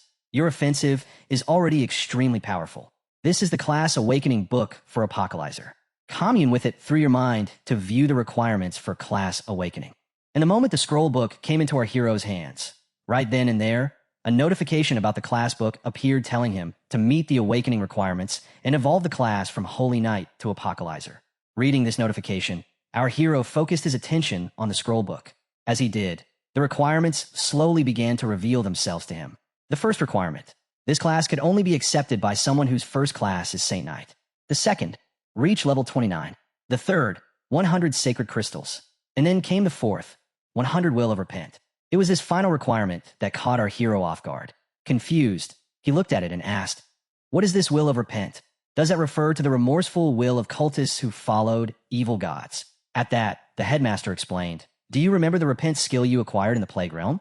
You'll need to use it to extract the will of repent. But be quick. You must collect it within half an hour or their souls will dissipate. The moment our hero heard the headmaster's words, he immediately asked him directly, how do you know I have that skill, master? The skill our hero was referring to was repent, a grade C skill that allows the user to use it on cultists to make them produce the will of repent and can also be used within half an hour after their death. In response to his question, the headmaster calmly replied, I knew you would receive this skill when I heard you were farming the Sang Plague Realm. It was a must-run realm for holy classes, and knowing you, you've probably already collected more than enough sacred crystals. Saying this, the headmaster began to walk away. Watching him leave, our hero began to reflect silently. So master had already prepared for my second awakening. Just then, the headmaster added, you only need to complete the fourth mission for your secondary awakening. To that, our hero simply responded with a yes. The headmaster let out a small laugh and said, there's a mission with cultists on the school network. You might be able to receive the will of repent from them. Go check it out. With a confident nod, our hero answered, yes, once more and then set off from there. Following the headmaster's advice, our hero begins searching through the school network, scanning the entire website in search of any information about the cultists. As he clicks through the various links, he notices something. Out of the 3 major schools, Suhang has fewer students than expected. With only about 5,000 students across all 4 years, it doesn't even come close to matching the student populations of the other schools. While continuing his search, he reflects, this is because Suhang invests more in their students, so they recruit less. Despite the small student population, there are still plenty of missions. Most are point-based, but I need one involving cultists right now. Since the first mission was useless, he shifts his focus to Longfeng City. And as he looks at the map on the website, he murmurs, it doesn't look like a developed city, but with a specialty like Bao Yuan fruit. It must be more developed than Lijiang City. And with cultist activity, there's a huge chance to receive the will of repent. As soon as he clicks on the mission for Longfeng, a warning message pops up, mission identified as highly dangerous. 2 contract agents have lost contact. Do you wish to proceed? Reading the message, our hero thinks to himself, it's a high-risk mission, just like realm difficulties. School missions are divided into simple, normal, dangerous, and highly dangerous. The casualty rate for high-risk missions exceeds 70%. A brief moment of tension flickers across his face as he thinks it over, but without hesitation, he clicks to accept the mission. After accepting the mission, our hero smiled to himself, knowing well that any mission involving cultists would not be an easy one. He realized that proper preparation was essential. So, without wasting a moment, he stood up from his desk and summoned the Void Butterfly. As soon as the Void Butterfly appeared, it asked, Master, what do you wish to ask of me? Without hesitation, our hero tossed the Void Butterfly forward and activated a skill called Location. This skill allowed the Space Butterfly to mark a space by constructing a formation with their mana. A Void Beast would then be able to use their senses to locate that space. In an instant, the void butterfly transformed into a small figure and created a formation directly beneath our hero's feet, as if marking his position. Our hero had done this in case he encountered a danger he couldn't avoid, and with the help of the void butterfly, he could escape quickly. It was all part of his insurance plan. Before heading out, he thought about buying some manna nourishment from the school network. As he walked through the bustling crowd, a few girls noticed him and whispered, "Isn't that Gaju? He looks so handsome." One of the girls added, "As expected of the leader of the new golden age. Not even the great four seniors can compare with his aura." In the midst of the crowd, we noticed a familiar-faced dragon boy who was quietly watching our hero from the crowd, hidden but observant. The story then shifts to the combat school's Housem's professional combat training, where Housemaster Wu is training. During this, we also see Sue, who after hearing about the mission from Housemaster Wu, asks her, "You mentioned that he accepted a high-risk mission and is going to leave the school soon to complete it?" In response, Sue says, "Yes, the mission location is Long City, Chongshan District. It's related to cultists." As soon as Housemaster Wu hears this, he responds, "Cultists mission? Looks like he's preparing for his secondary awakening." Smart move. But the Long Fun City mission, I heard other teachers mentioning it. Sue, after checking some more details, adds, the mission was originally graded as normal difficulty. It was after level 26 and level 28 student lost contact after taking the mission that it was regarded as high risk. The mission is tricky even among high-risk missions. The teacher assessed that it would require secondary awakened classes. Hearing this, Housemaster Wu says something's fishy there. It might be trouble for other students, but for E, it's nothing. He didn't waste his time at the Tianyu Guild for the past 2 months. He wouldn't be at a disadvantage against secondary classes even at level 29. Plus, he has a lot of hidden aces. Set his class status as on leave and leave it. Then, after breaking all the training robots, he calmly walks forward and adds, "I'll remind him to follow the procedure when he comes back." The story then shifts directly to the moment when our hero has already departed for the mission. Suhang District and Chongshan District are separated by 100,000 kilometers, passing through many secret realms and danger zones. To reach Longfeng City, he departed from Ning and City's teleportation square, taking 12 teleportations and 7 high-speed rails to finally arrive in Chongshan District, Yongxing City. Sitting on the train, he starts to feel bored knowing it will still take another 2 hours to reach his destination, even with high-speed rail. Just then a message appears asking if he has arrived and to call once he does. A girl sitting beside him notices the monster accessory hanging from his phone and comments that it is the Ningon's specialty monster chirp rat. She asks if he is from Ningon City. He asks if she is from there too. She replies that she is half Ningon and her grandmother lives there. She explains she grew up in the city, but now only visits during summer since Su Hang is far from Chongshan. Then she asks if he's going to Long City for tourism. Both girls begin chatting with him, and while replying, he activates his assessment skill to check their information. Casually, he says he is heading there for business and asks if they're going for tourism. Using his assessment skill, the hero identifies one as Bai Na and the other as Lu Jie, both level 13 pharmacists. Bai Na smiles while checking him out and says she heard Longfeng City has amazing hot springs, so they came to relax. She introduces herself and Lu Jie. She tries to assess him, but fails, then curiously asks if he's a combat class. He nods, and she lights up with excitement, saying her sixth sense was right, and she's jealous of combat classes. The hero thinks to himself that combat and life classes give off different auras, so being recognized isn't strange. Suddenly, Bai holds out her phone and offers to exchange contacts, saying she and her friend are pharmacists and can give him discounts on mana and healing potions. Now clinging to him, she catches him a bit off guard, and he stammers a quick thanks and agrees. As they chat, 2 hours pass quickly, and the train reaches Luong Station. Bai stretches and smiles, saying time flew by. She and Lu Jie wave goodbye, and Bai cheerfully tells him to contact them anytime. Just as Bai steps forward, she bumps into a man. Startled, she looks up as the man politely hands her an envelope, saying the holy faith brings endless happiness. He turns to Lu Jie and gives her one too, inviting her to a special event to witness their God's blessings. Finally, he approaches the hero with a respectful tone, saying the hero's aura is special and he must be blessed. But as the hero sees the statue on the envelope, his expression shifts to cold fury. He locks eyes with the man with a glare that is sharp and unyielding. Sensing the intensity in our hero's gaze, the man instantly pulls the envelope back in panic and takes off running into the crowd without saying another word. Lu Jie, curious, holds the envelope in her hand, opens it, and starts reading its contents. As she flips through the pamphlet, she tilts her head and wonders aloud if religion is really that popular in Luong City. Before she can finish the thought, a calm but cold voice cuts in telling her to throw it away because it is annoying. Startled, Lu Jie turns to the source and asks why there is something wrong with it. That is when Bai steps in her expression more seriously than before. She explains that it is normal not to know and says her brother worked in Long City for years and told her everything. According to him, that religion only started about a year ago. She pauses, then continues in a quieter voice, saying that at first people claimed they gained benefits after joining, like improved stats and faster level ups. But it didn't stay innocent. People began to change, and not in good ways. Her brother's classmate used to be gentle and soft-spoken, but after joining the holy faith, he became aggressive and unstable. Now he lashes out over the smallest things, and his own family is afraid of him.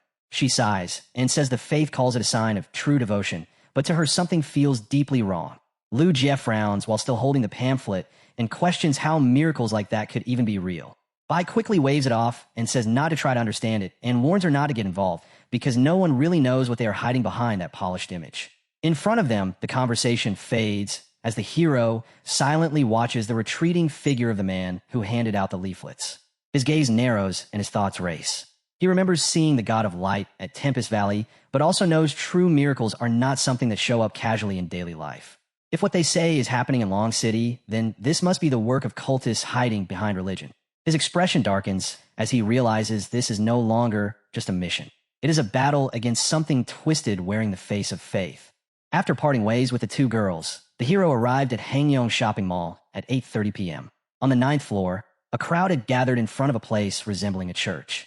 The atmosphere buzzed with whispers and murmurs.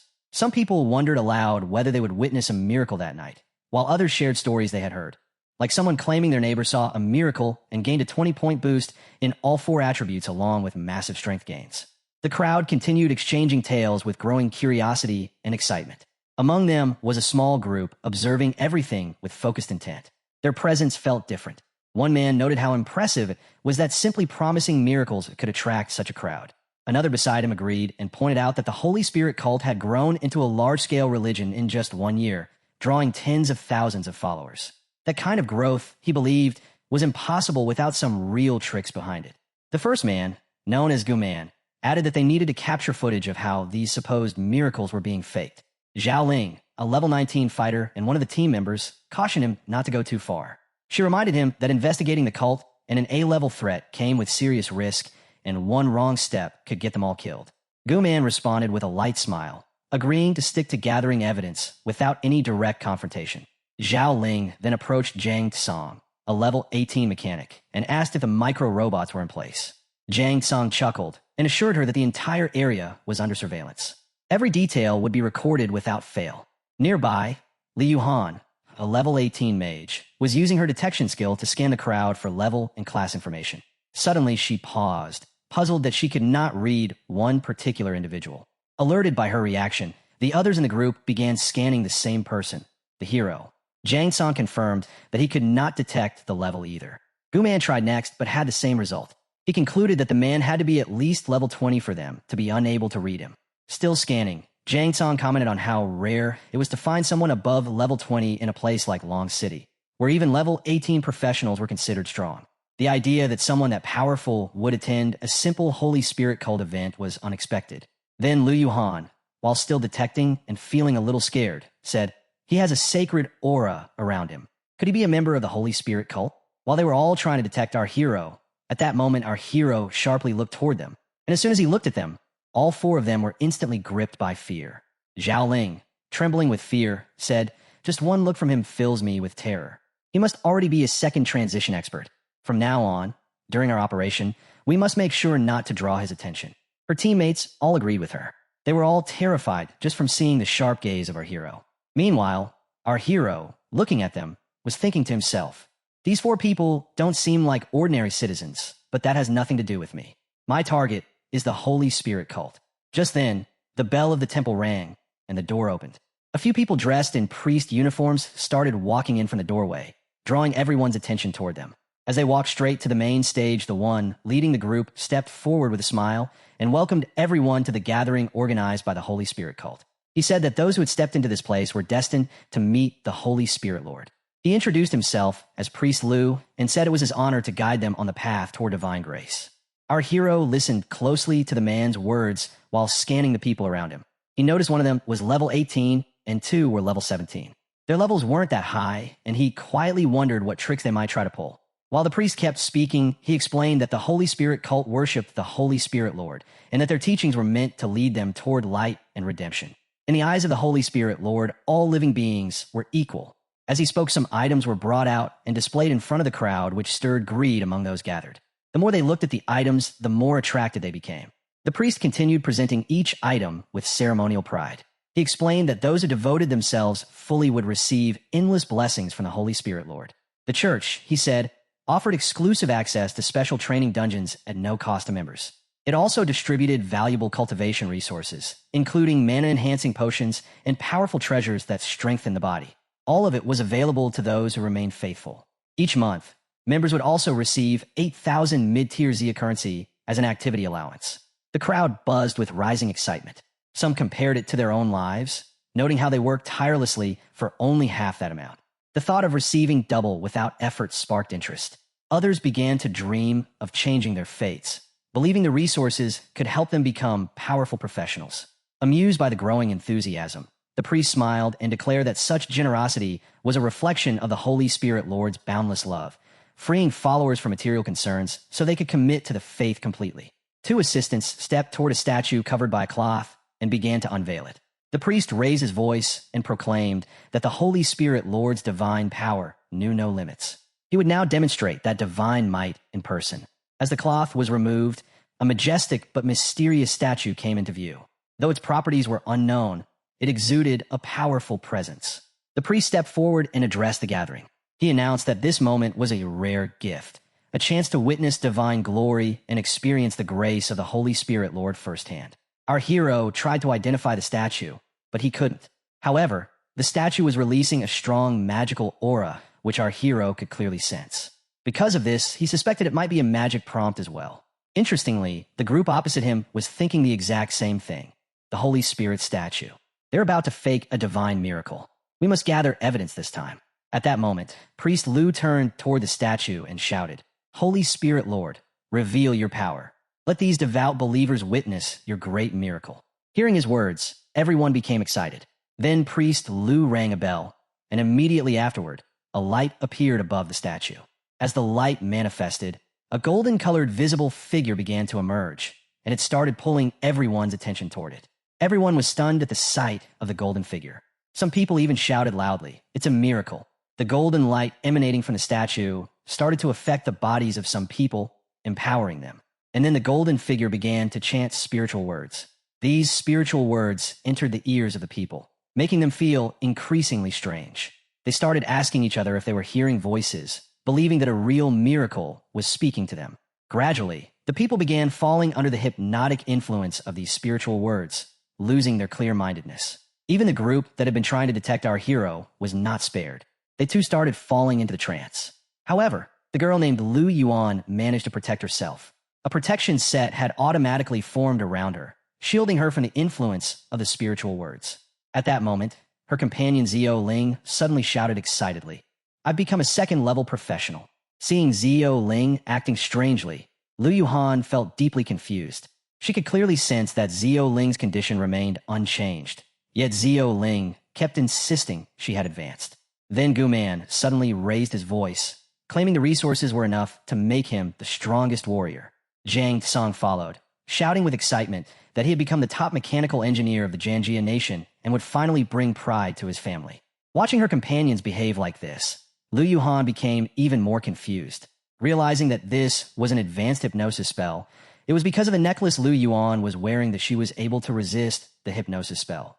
The necklace, which is immune to mind control, can only be triggered once every half an hour. Now she could only wait for the necklace's cooldown to finish, wake up a teammate, and then break out by force. Standing among them, our hero had also recognized this spell. It was a hypnotic spell. Some people trapped under the spell's influence had already started moving toward the statue on their own, and our hero, pushing them away, was thinking, could it be that the Holy Spirit Church recruits believers using this method? Meanwhile, the priest looked at the statue and remarked that the sacred relic bestowed by the bishop was truly extraordinary.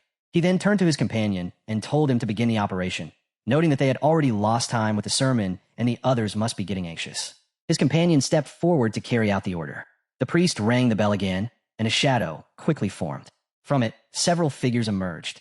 The priest bowed his head in greeting as the figures revealed themselves to be zombie bishops. The moment they appeared, our hero sensed the dark aura surrounding them. He immediately recognized it as the presence of cultists. The leading bishop turned to the priest Liu and questioned the delay. Liu replied that the sermon for the Holy Spirit Church had taken longer than expected. The bishop dismissed the concern coldly, saying expendables were not worth wasting time over, and warned him not to let it happen again. He then placed a hand on the statue and declared that once the sacrificial ceremony ended, Liu would officially become part of the Holy Spirit Church and receive the Holy Lord's blessings. As his hand touched the statue, dark energy began pouring from it. The priest gratefully acknowledged the bishop's support. Among the crowd, our hero observed in silence, noting that when cultists did not use the power of the evil god, they appeared completely normal and most professionals would not notice. However, as a holy knight blessed by the holy light, he could sense evil auras clearly. To him, the darkness surrounding the 5 cultists stood out like ink on white paper. The bishop raised his hands and began chanting loudly, calling on the Holy Spirit to reign eternal through the ages. He declared that the offerings had been fully prepared and invited the Holy Lord to accept them. The crowd continued to chant, repeating his words with growing intensity. As the chants echoed across the temple, a strange light enveloped the statue. It began to shift into a monstrous form. Its mouth opened wide and began drawing the soul power out of the surrounding people. However, the crowd, under the illusion, believed that the statue was granting them power. In truth, the statue was greedily absorbing their soul essence, and yet oblivious to the danger. Everyone continued to celebrate ecstatically. Seeing this, our hero thought grimly, is it slowly extracting their souls? Meanwhile, the crowd continued to shout madly, Holy Spirit, eternal, everlasting through the ages. Holy Spirit, eternal, everlasting through the ages. Watching the horrifying scene, our hero's thoughts raced. Ordinary humans have such weak soul forces that they're almost negligible. After death, their souls usually don't even manifest. But the soul is crucial. For example, it's essential for priests to perform resurrection magic. Some super powerful beings can even cast resurrection spells on themselves while in a soul state. Whether strong or weak, the soul is undoubtedly an incredibly vital thing. Yet this apparition is actually extracting their soul power. That explains why people who join this religion are seen unchanged on the outside, but undergo drastic changes in personality afterward. The change must be connected to the loss of their souls after joining the Holy Spirit Church. The statue was continuously sucking the souls of these people, and our hero couldn't understand what the statue would do by collecting their souls. Meanwhile, Lu Han, who was watching her teammates' powers gradually diminish. Seeing this, she realized that Sister Zhao Ling and the others would be killed. Therefore, she couldn't just sit and wait for death. She decided to use her ice skill to wake up Zhao Ling. She called out to the ice spirit, saying, "Listen to me and use all your power and freezing abilities." She then directly used the ice spell on Zhao Ling. As soon as the spell touched Zhao Ling, she regained some consciousness. However, Zhao Ling soon fell back under the hypnotic control again. Seeing this, Lu Yuhan was slightly worried that her action had no effect. As soon as the ice effect wore off, he returned to her previous state. Her actions alerted the priest, and he laughed, saying, "There is someone here who has not been hypnotized." The priest quickly recognized who was not under the spell and decided to eliminate them. He activated the black flame and launched it directly. Our hero, upon seeing this, rushed toward the priest. However, by this time, the priest's attack had already reached her. She, seeing the attack, became extremely scared. At that moment, a girl appeared and immediately activated the shining shield. As soon as the black flame collided with the shield, it reflected back toward the bishop. Seeing this, the bishop laughed, remarking that this was the shining light and that the girl must be from the holy light's sacred place. The girl who had just activated the shining shield, Lu Ran, was a light mage.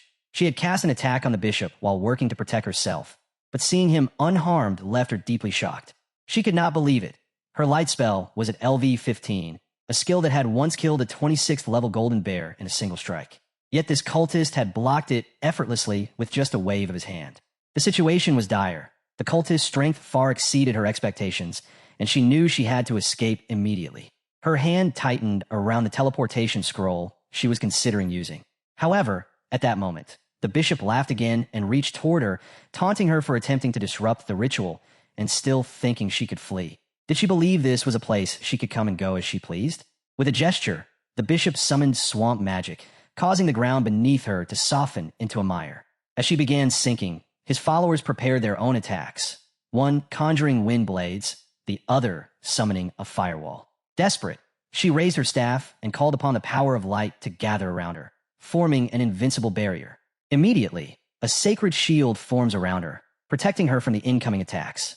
Among the 5 people, 2 are mages continuously attacking. If there had only been one mage here, she might have had a chance to tear up her teleportation scroll and escape to another party by the time they finished chanting. She could have teleported them out. She also uses divine power to counterattack, repeatedly chanting these words as she launches her attacks at the enemies in front of her. The situation is even worse. Another close combat fighter is rushing over. If he gets near me, I'm doomed. When I transitioned to the hidden class of light mage at the age of 18, I was directly absorbed into the light church for training. The enemies continue to attack, and to avoid her attacks, they repeatedly create shields. Seeing this, she thinks the 4-year training period has ended, and it's my first time going out for practical training. I thought I could destroy this fake cult with my power. Is this the price I'll have to pay for my life? Our hero had been standing and observing the fight for a while, and when things went beyond what he could tolerate, he immediately summoned his warhammer. With a single strike of the hammer, he struck the entire building, shaking it violently. The force of his hammer caused some of the cultists to die, and everyone's attention immediately shifted toward him. She was carrying her injured companions on her shoulders and was preparing to leave, saw our hero, and said, "He ended it with just one blow." The bishop, upon seeing our hero, became frightened and said, "There's another spoiler here." Seeing the holy energy radiating from our hero, the priest grew visibly fearful. As our hero closed the distance, the bishop questioned whether he was a high knight of the Holy Throne of Light. In response, our hero coldly declared that the gathered cultists had all earned death. Meanwhile, from a distance, she observed the scene, her mind racing. 2 mages and a warrior, all above level 25, had even activated a magic shield. Even a level 29 class wouldn't be able to eliminate them instantly. Could he be a second-tier class? She had suspected something was amiss in Longfeng City. It must have already drawn the attention of the church. Enraged by our hero's words, the bishop snapped at him not to overestimate his abilities and immediately ordered his companions to attack. The cultists surged forward, but our hero simply unsheathed his sword in one fluid motion. With effortless precision, he cut them down, standing untouched amidst their fallen bodies. The bishop and the priest were terrified, unable to believe that all of them were taken down in a single move. It seemed impossible. Panicking, the bishop thought of fleeing and swiftly kicked the priest from behind, sending him towards our hero like a living shield. As the priest fell towards him, our hero cut him in half with his sword, slashing through him effortlessly, turning the priest into a lifeless body. Bishop attempted to teleport away. However, our hero immediately summoned the Void Butterfly and ordered it to chase after Bishop. The Void Butterfly obeyed instantly and dived into the black shadow, following Bishop without hesitation. Everything is over now. With all the cultists eliminated, she approaches our hero respectfully and introduces herself as Lu Ran, a light mage from the Magic Capital Division of the Holy Light Church.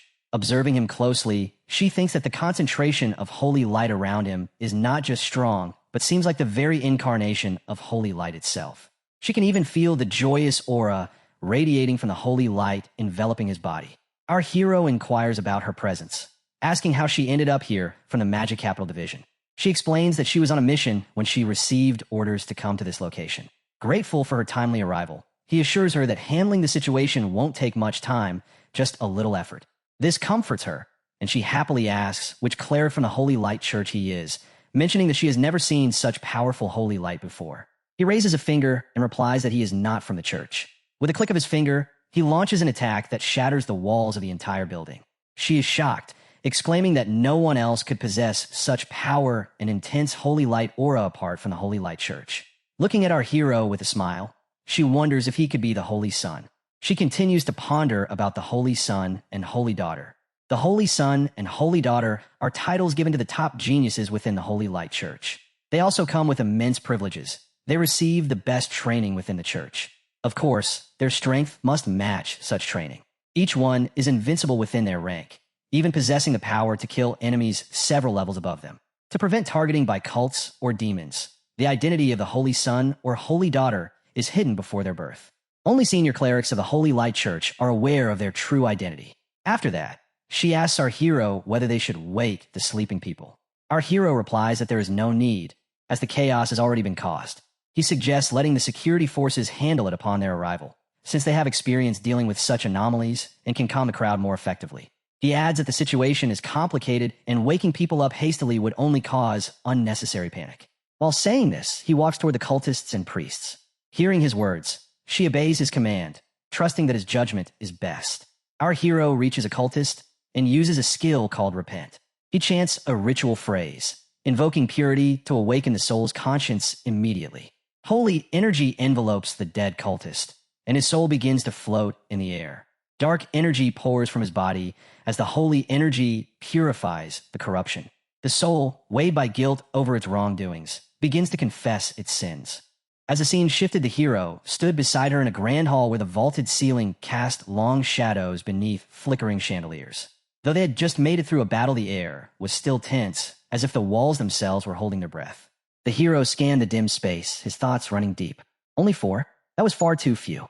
He had let the bishop go on purpose, trusting the space butterfly to quietly follow him and uncover the cult's hidden base. Now, felt like the right time to give chase, and the idea struck his mind with clarity. She stood quietly next to him, her posture calm, but her mind filled with doubt. She had the repent skill too, but was nowhere near as strong as the Holy Sons. She felt the gap in their power like a weight pressing down. His connection with light elements was unreal. If she followed the Holy Son's path for cultivation, maybe her power would grow too. But would he even let her? That question echoed in her heart with no answer. Suddenly, a figure darted into view from the stairwell above. Dressed in uniform and moving with practiced precision, he landed cleanly and pointed his weapon forward. It was a security officer from Longphone, and his tone left no room for questions as he ordered them to drop their weapons and raise their hands. Within moments, more officers flooded the space, forming a perimeter around the Grand Hall. The tension shifted from mystical to militaristic, and at the center of it all stood Captain Wong, his commanding presence undeniable. His coat bore the insignia of the Public Security Operation Team, and his voice carried clipped clarity as he introduced himself as the captain of the unit and demanded an explanation for what had transpired. She stood firm, hands raised peacefully, and calmly explained that the Holy Faith was a cult that lured ordinary citizens with the intent of harvesting their souls for sacrifice. Captain Wong's eyes widened at the gravity of her claim, stunned by the notion of stolen souls. He asked if she had managed to stop them. She quickly clarified that it wasn't her doing, her eyes darting to the space beside her, only to find the hero already gone, vanished without a trace. A quiet realization settled over her as she murmured to herself, wondering why the Holy Son had left her behind. With a sigh, she lowered her gaze while the hall filled with a heavier silence. Captain Wong snapped into action, barking orders to evacuate the crowd safely, investigate the scene, and tend to the wounded. Teams moved with urgency, securing the area and stabilizing victims as the aftermath of the cult's disruption began to settle. Yet the absence of the Holy Son lingered like an unspoken weight. The crowd stood dazed, their faces pale and expressions vacant, as if waking from a dream. One person stumbled forward, muttering confusion about where they were and a desperate desire to go home. Another laughed nervously, disoriented, insisting they had just been at a party. A third clutched their head, groaning about an overwhelming fatigue, as if their body had been drained. Jang Tsang rubbed his temples, grimacing faintly as he complained about the pounding in his skull. Lu Ran, still steady, turned to him with a frown and explained that they had all been hypnotized by the Holy Faith. She had only escaped thanks to a magic talisman, but what followed had been beyond her expectations. The cult had deployed at least 5 level 25 classes. Jang Tsang's eyes widened in shock at the revelation. If their enemies were that powerful, how had they survived? Lu Ran replied grimly that a man, likely a secondary awakened faith class, had annihilated them all in a single strike. Jang Tsang's jaw dropped as the realization struck him. A secondary awakened phase class, an elite. That it hit him. His robots must have recorded the fight. They could post the footage online and gain massive attention. He quickly summoned a magical screen, trying to pull up the footage, but before the projection could stabilize, the entire building began to shake violently. The chandeliers overhead trembled. Then one of them snapped and came crashing down, shattering across the marble floor. Captain Wong instinctively turned to the source of the tremor, his eyes narrowing just as the stained glass window behind them shattered, spraying shards of colored glass through the air. As the scene transitioned, high above and beyond their reach, several tattered robes swayed from the trees outside, and among the shadows, monstrous figures loomed. Deep within a desolate corridor, a figure in ceremonial garb stood in a heavy silence, cloaked by dread. His voice echoed bitterly as he stared into the darkness. The man paced in frustration, his voice low and seething. He questioned how someone like that could appear in Longfeng City. Muttering to himself, he seemed on the edge of panic. He reminded himself that he had stayed hidden, avoided drawing attention from the Court of Light, and sent away their agents under hypnosis without incident. Nothing should have gone wrong. With a heavy push, he opened a large metal door that groaned under its weight. Inside, darkness collected in corners, and a sinister energy pulsed from within.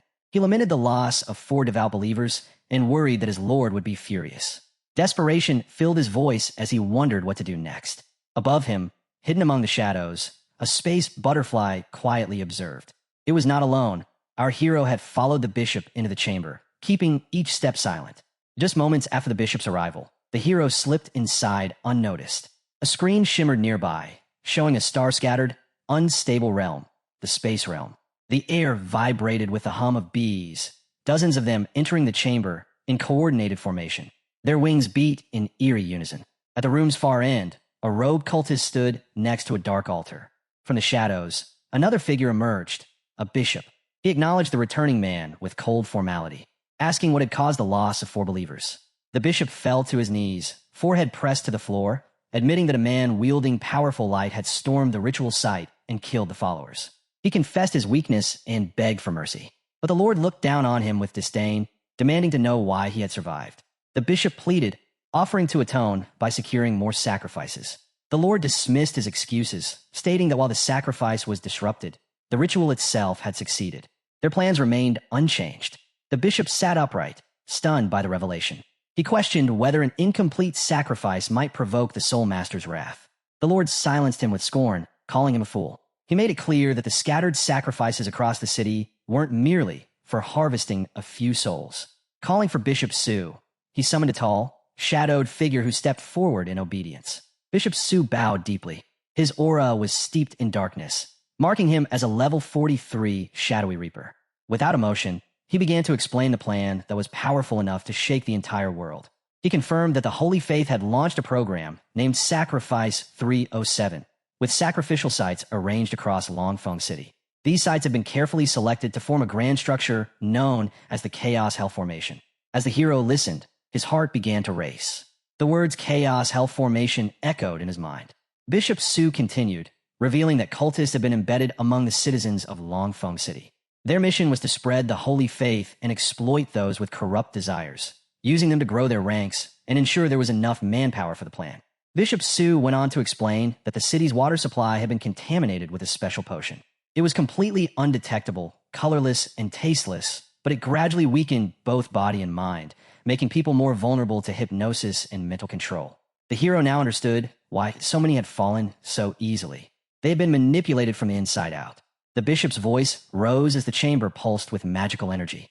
He explained that they had constructed countless secret tunnels linking all the sacrificial points. These tunnels were carved with ancient runes and enhanced with layers of formation magic to channel energy throughout the city. That very night, the entire formation had been activated. The soul and life force of every resident in Longfeng City was being drained and funneled into something called the Seal of the Master of Chaos. The bishop's body trembled as he spoke of the final objective. Through this mass sacrifice, the Master of Chaos would be awakened. He claimed this dark deity would rise to bring endless chaos and remake the world in his own image. The hero stood frozen in disbelief as the horrifying plan became clear. An evil god was about to be resurrected at the cost of an entire city's lives. In the next moment, Bishop Feng stepped forward, trembling and desperate. He begged for forgiveness, insisting that he had no knowledge of the true nature of the plan. But the Lord's expression turned cold and contemptuous. He rebuked Bishop Feng for his ignorance, stating that such a vital task could never have been entrusted to someone so foolish. Then, narrowing his eyes toward a dark corner of the room, the Lord sensed something. He asked who was hiding there. The hero's eyes widened. He instinctively retreated further into the shadows, trying to remain unseen. But the sudden motion betrayed his position. Bishop Feng spotted the movement and, with fury in his eyes, charged straight toward him. The hero gritted his teeth, watching the cultists react. A holographic screen blinking with the screen detailed the transformation, telling this boosted stats. Without hesitation, the hero burst from his position, slamming onto the ground with renewed power. Another screen materialized before him, sword flesh, describing a devastating high-speed / capable of inflicting massive damage. Bishop Feng, now locked onto him, roared in rage upon recognizing his foe. Yet before the bishop could close the distance, a third screen flickered to life. Shadow Space Slash, an ability that gathered dark energy into the weapon to unleash a violent counterattack. The hero felt a surge of power coursing through his blade as he braced for the clash. Simultaneously, another notification scrolled across his vision. Holy Thunderblade of Punishment. S rank, detailing the ability to summon Holy Thunder, enchanting his weapon for a lightning-fast strike that would deliver thunder-infused devastation. The Lord's voice sliced through the tension, cold and deliberate, addressing Zhou Yi by name.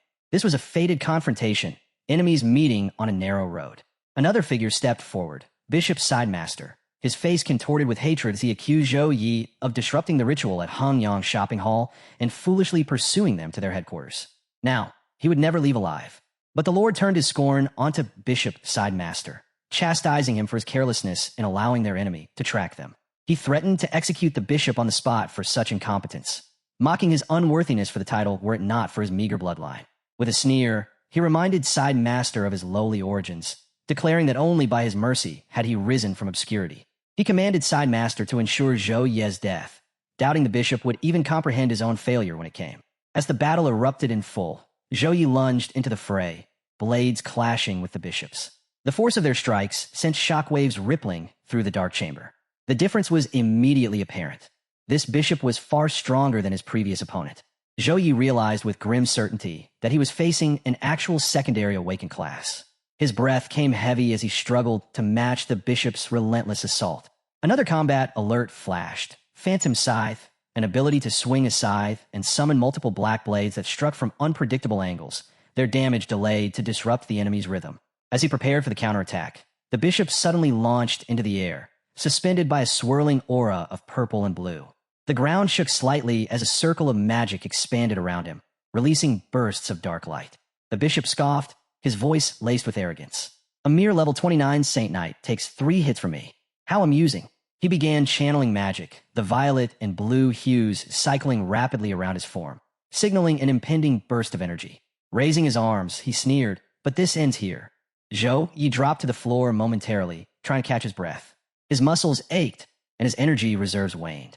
Just then, another screen emerged, Dark Cyclone, detailing a powerful area effect spell that gathered dark elements into a vortex centered on the user, forming a cyclone with immense suction, corrupting and draining life from everything caught within its radius. The room darkened as the spell began forming, and the walls seemed to tremble beneath its growing pressure. The battle was far from over. As the clash between both sides escalated into a full-blown battle, the chamber grew increasingly unstable. Suddenly, a shimmering circle of blue and purple light formed in the center of the room, accented with a streak of brilliant yellow slicing through it like a blade. On one side of the formation stood Zhou Yi, alone yet unwavering, and on the other side, the cultists gathered in overwhelming numbers. Without hesitation, Zhou Yi raised his holy protector, a massive radiant sword glowing with divine energy, and charged forward. Each swing of the sacred weapon cleaved through the growing darkness, colliding violently against the bishop's spells and weapons. His determination radiated through the room, cutting through fear like a beacon. Bishop Sup's eyes widened with disbelief as he watched the lone figure confront their might. "My dark vortex can even trap light itself," he declared with a cruel grin. "Every struggle of yours is pointless. Holy Knight, you are impressive for a First Awakened class, but between First Awakening and Secondary Awakening, the gap is as vast as heaven and earth. Not to mention, there's a 14-level difference between you and me." Even as Zhou Yi leapt across the crumbling floor to evade an incoming strike, thoughts raced through his mind. The protection of the sacred angel might be able to negate most of the darkness corruption, but this dark vortex is draining both my mana and stamina. I'll be subdued if this keeps up. Bishop Su's smirk deepened as the vortex pulsed stronger. "How long can your candlelight hold against absolute strength?" he taunted. But Zhou Yi roared back with defiance, his voice ringing with conviction. "My light is enough to crush your streaks." A surge of golden radiance burst from his body as he soared into the air, his eyes glowing with a fierce yellow hue that blazed like miniature suns. He narrowed his gaze on the enemy, and his thoughts sharpened. It's not worth it to match him in mana and stamina. I need to end this fast. Bishop Su narrowed his eyes, watching the scene unfold. Something about Zhou Yi unsettled him deeply. The purity of this holy light, it's far beyond that of a regular Saint Knight. Could he be a secret weapon of the court? But his level is too low. Whatever he is, he's not getting out of here alive. Before Su could act, the Lord's voice thundered through the chaos, his tone laced with urgency and fury. "Stop him, Bishop! Stop him now!" And with that command, the tide of the battle surged forward once more. As Zhou Ye's form began to shift, a small angel formation then appeared on the screen beside him, listing his abilities in glowing text. Energy surged from his body, and a massive, sharp, yellow aura crackled around him like a radiant storm, drawing awe and dread from all who witnessed it. Bishop Su's eyes widened in disbelief as he staggered back. This dark vortex contains the element of chaos. It can even consume an attack from a level 50 class. How could it be destroyed so easily? The Lord's voice cut through the rising tension like a blade. "All believers, kill him, no matter the cost." As the cultists surged forward in unison, Zhou Yi stood unmoved, surveying the wave of foes. "They're not powerful individually," he thought, "but with their sheer numbers, they could drain my stamina and mana just through attrition." He raised his voice, unwavering and fierce. "Feel the chain of darkness and pain." Chain! In a flash, yellow and blue energy burst from his body in a violent ripple, spreading outward like divine lightning. It tore through the attackers with blinding speed as he declared, "Too many nobodies. I need to clear the field." One by one, the cultists fell to the ground, some charred, others utterly broken. A silence fell for a moment, pierced only by the crackle of fading energy. Then, Bishop Su stepped forward, facing Zhou Yi directly, and their blades clashed. But as Zhou Yi channeled more yellow light, the bishop stumbled, dizzy from the overwhelming force. The Lord growled with frustration, his patience wearing thin. The scene unfolded with mounting desperation. Bishop Su's voice cracked with disbelief as he questioned how they could possibly fight such a monstrous opponent, unable to comprehend their failure against a mere level 29 Saint Knight. Meanwhile, Zhou Ye's fist clenched with determination, golden energy swirling around his arm like sacred flames. The combination of buffs and Angel Psyche had elevated his strength near level 40 capabilities. Though technically only level 29, his holy light affinity granted him natural dominance against dark forces, the secret behind his overwhelming advantage. Fury radiated from the Lord as he berated his subordinates, promising retribution once the ritual concluded. His commands to Bishop Feng came sharp and demanding, questioning the hesitation. Bishop Feng's response came measured but uncertain, claiming to await a better opportunity. This exchange triggered immediate alarm in Zhou Yi, whose shocked gaze locked onto Bishop Feng as painful recognition struck. This was his father. The Lord's cruel sneer confirmed Zhou Yi's horrified realization, dismissing the familial bond as meaningless in service to their dark god. Zhou Yi's revulsion poured forth, condemning the abandonment of basic human connections for their twisted faith. The Lord countered with chilling conviction, declaring all life would become his children under their new order, mocking Zhou Yi's resistance as pointless in a doomed city. Recognition flashed between them as the Lord revealed his knowledge of Zhou Yi's identity, the standout champion of the National Freshman Exchange competition. Their violent clash sent both combatants reeling backward from the impact, when suddenly Zhou Yi's alarmed cry cut through the chaos as new danger emerged. He extended his hand, summoning another burst of radiant energy in an attempt to catch the fleeing figure, but it was too late. The Lord vanished into the shadows, his voice lingering. "So, you are the one who took the Void Beast. It took no effort to track you down." And just like that, the enemy was gone, leaving behind only silence and the storm still burning in Zhou Yi's heart. As Zhou Yi stood up from the rubble-strewn ground, a flicker of unease crossed his mind. "He knows me, and suspects I took the Void Beast," he thought, eyes narrowing as he scanned the battlefield. Then, without warning, the voice rang out again, full of venom and confidence. "Housemaster Foam, you're the maniac who escaped," Zhou Yi said firmly, his tone sharp with disbelief. Foam stepped forward slowly, an eerie calm in his expression. "Correct," he said without hesitation. "The Master of Chaos will reshape this world, and I shall become one of the new gods." With a chilling certainty, Foam added, "If it wasn't for your meddling during the exchange match, the Master of Chaos would have awakened months ago. Today, I will take you and the Void Beast. The Void Beast is my gift to the Master of Chaos, and your holy power will nurture the awakening." Zhou Yi's expression changed. His eyes filled with a quiet sadness as he stared at the man before him. Believing in an evil god really does grant power, he thought bitterly. "I remember Foam. He was just a level 49 secondary awakened assassin. But now he's nearly as strong as Housemaster Wu, a level 52 warrior." Without warning, jagged swords erupted from the ground beneath Zhou Yi's feet, launching upward with violent force. He twisted his body and leapt back, narrowly avoiding their deadly reach. Yet more blades followed in rapid succession, cutting through the air in an attempt to end the battle swiftly. Zhou Yi gritted his teeth and crushed the incoming swords with sheer power, blasting them apart with holy energy. When the last of the summoned weapons shattered into sparks and dust, Fang's voice echoed coldly across the field. Struggle all you want. Every minute, 500 souls become nourishment for the Master of Chaos. As he spoke, dozens of sharp weapons materialized in midair, each one gleaming with malicious energy, all aimed directly at Zhou Yi. With no time to counter, Zhou Yi took off running, zigzagging to avoid the incoming barrage. But amidst the flurry of steel, one blade tore through the air and struck his arm, slicing into his flesh and sending a sharp jolt of pain down his side. As the hero clutched his wounded arm, blood dripping from the cut, he trembled in pain and tears streaked his face. Suddenly, a golden light turned toward him, illuminating the battlefield with an eerie glow. Without warning, an explosion shook the ground beneath him, and in its aftermath, the hero's body transformed into a strange black foam. Yet he remained standing, seemingly unaffected by the blast. The sky above turned crimson, casting a bloody hue over everything. Housemaster Feng extended his arm forward with unnatural grace, summoning something that stood upright, as though awaiting command. Another golden light descended with devastating force, striking the earth like divine judgment. Someone in the crowd murmured about it being a punishment of light, recognizing it as Light LV-16.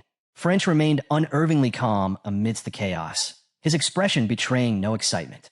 He analyzed the situation with cold precision, recognizing the attempt to limit his movements before delivering a lethal strike with the punishment of light. He remarked internally that these were standard tactics, but his opponent had forgotten one crucial detail. He had once been a master of the War Academy. With calculated precision, he launched the abyssal chain toward the hero, ensnaring him instantly and rendering him immobile.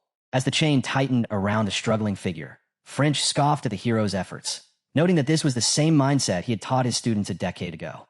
Then, with arms flung wide and head lifted in manic triumph, he declared that this was the hero's end, his voice dripping with sadistic glee. Trapped and bound, the hero clenched his fists and gritted his teeth in frustration. The chains were suppressing his holy power, leaving him powerless as he collapsed to the floor. Feng loomed over him like a predator, pinching the hero's mouth until blood dripped from his cheek, then bringing his fingers to his lips with an unholy gleam in his eyes. Without warning, Feng gestured toward the ground, summoning violent storms as grotesque monsters clawed their way from the cracks in the earth. The hero could only watch in stunned horror as the dark creatures surrounded him. Feng's voice rang out with twisted joy, proclaiming these abominations as the heralds of the Master of Chaos arrival. The scene shifted to the building's exterior, where the sky burned crimson and waves of red energy surged upward.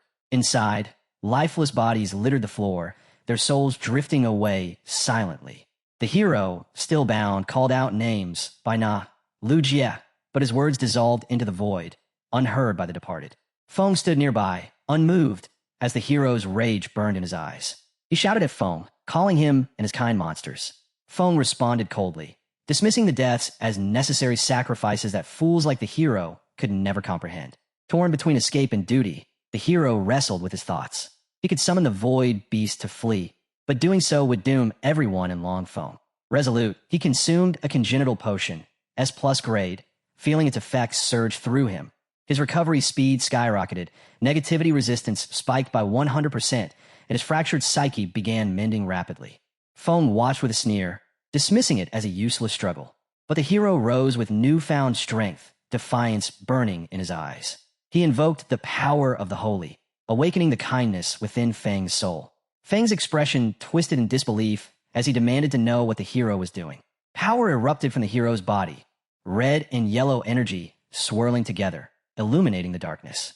A screen flickered into view, displaying Will of Repent collected. Blood spilled from the hero's mouth, but he stood unshaken, unwavering even in agony. All around him, the ground trembled as monsters wielding swords and arrows marched forward, their grotesque forms encircling the bound hero like a pack of wolves ready to strike. Just as the blades were about to descend, the hero stood tall, defiance in his eyes, and from his body surged a brilliant burst of yellow and blue energy. The shockwave blasted outward, crushing the monsters instantly, their bodies disintegrating into ash before they could even react. Feng staggered backward, his eyes widening with shock as he instinctively clenched his fists. Under his breath, He whispered in disbelief about the overwhelming power before him, realizing with growing horror that his opponent was attempting to breach some unimaginable threshold. His hands trembled uncontrollably as he brought them up to rub his eyes, as if trying to wipe away some terrible vision, before the terrifying truth escaped his lips. This was the unmistakable phenomenon of secondary awakening. With visible effort, Feng composed himself, though his voice carried an undercurrent of barely contained dread as he continued speaking. He admitted that witnessing a secondary awakening in progress had profoundly expanded his understanding. Yet he recognized with grim certainty that his opponent had already descended into utter desperation. Under normal circumstances, he explained with forced calmness, achieving secondary awakening required exhaustive preparation. Stockpiles of mana stones to stabilize the physical transformation, specialized energy boosts to fortify internal reserves, and most crucially, an entire team of elite protectors to shield the vulnerable awakening process from any external disruptions.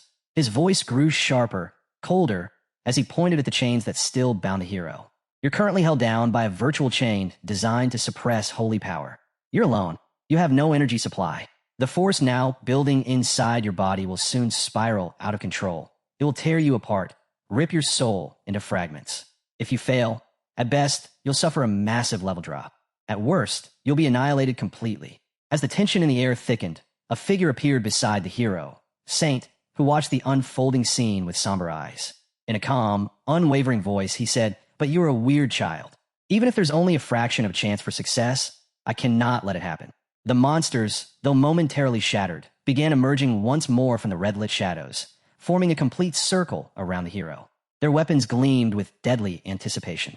Feng raised his hand once again, and with a voice full of venom, he commanded, "Die, in your secondary awakening." As the scene opened, waves of monsters surged toward the hero, their grotesque forms moving with murderous intent. Unshaken, he stood his ground, continuously generating radiant streams of golden and blue energy, creating a shimmering barrier that kept the horde at bay. Then, without warning, a glowing window appeared in midair announcing that the second advancement had been achieved, Judicator level 30. The screen showed a list of new Judicator exclusive skills with judgment and dissonance among them, each one pulsing faintly, as if waiting to be awakened. With renewed strength flowing through him, the hero focused his mana and directed a concentrated surge of golden and blue energy straight at Housemaster Foam. A razor-thin beam of golden light shot out like lightning, racing across the battlefield. Foam, caught off guard, froze as the energy struck him with blinding force. Golden light erupted throughout the mansion, illuminating every corner, and Foam was thrown backward, collapsing to the floor. As he fell, his form distorted, his face twisted grotesquely into that of a monster. "It's useless to think a second-rate holy knight like you can hurt me," he snarled. His shape shifted again, this time into a twisted version of a wild sheep, its eyes burning with malice. "I have devoured more ants like you than I can count," he growled. Suddenly, the ground split open, and several more monsters emerged, their grotesque shapes clawing toward the surface. The hero looked on with mild surprise, but remained composed. "No need. Your dying words are just noisy." He summoned golden mana again, and a new system window flashed before him. Channeling, divide wrath, wrath through moral flash. As the monsters leapt into the air and began their assault, the hero raised his hand, his eyes glowing with holy fury. "Sinner, I sentence you to," he declared, and in a sweeping motion, he released a radiant wave of energy. Death. The blast surged forward, golden and absolute, but just as it reached the advancing creatures, one of them shouted defiantly, "You won't succeed. The power of my lord." Before the sentence could finish, the hero's expression shifted. From the shadows, a vast surge of red and black energy emerged, spreading like a storm through the hall, its pressure overwhelming. His eyes widened in disbelief as he faced the incoming wave. The room darkened under the weight of the power, and a chilling voice echoed, "Submit. Why not perish together?"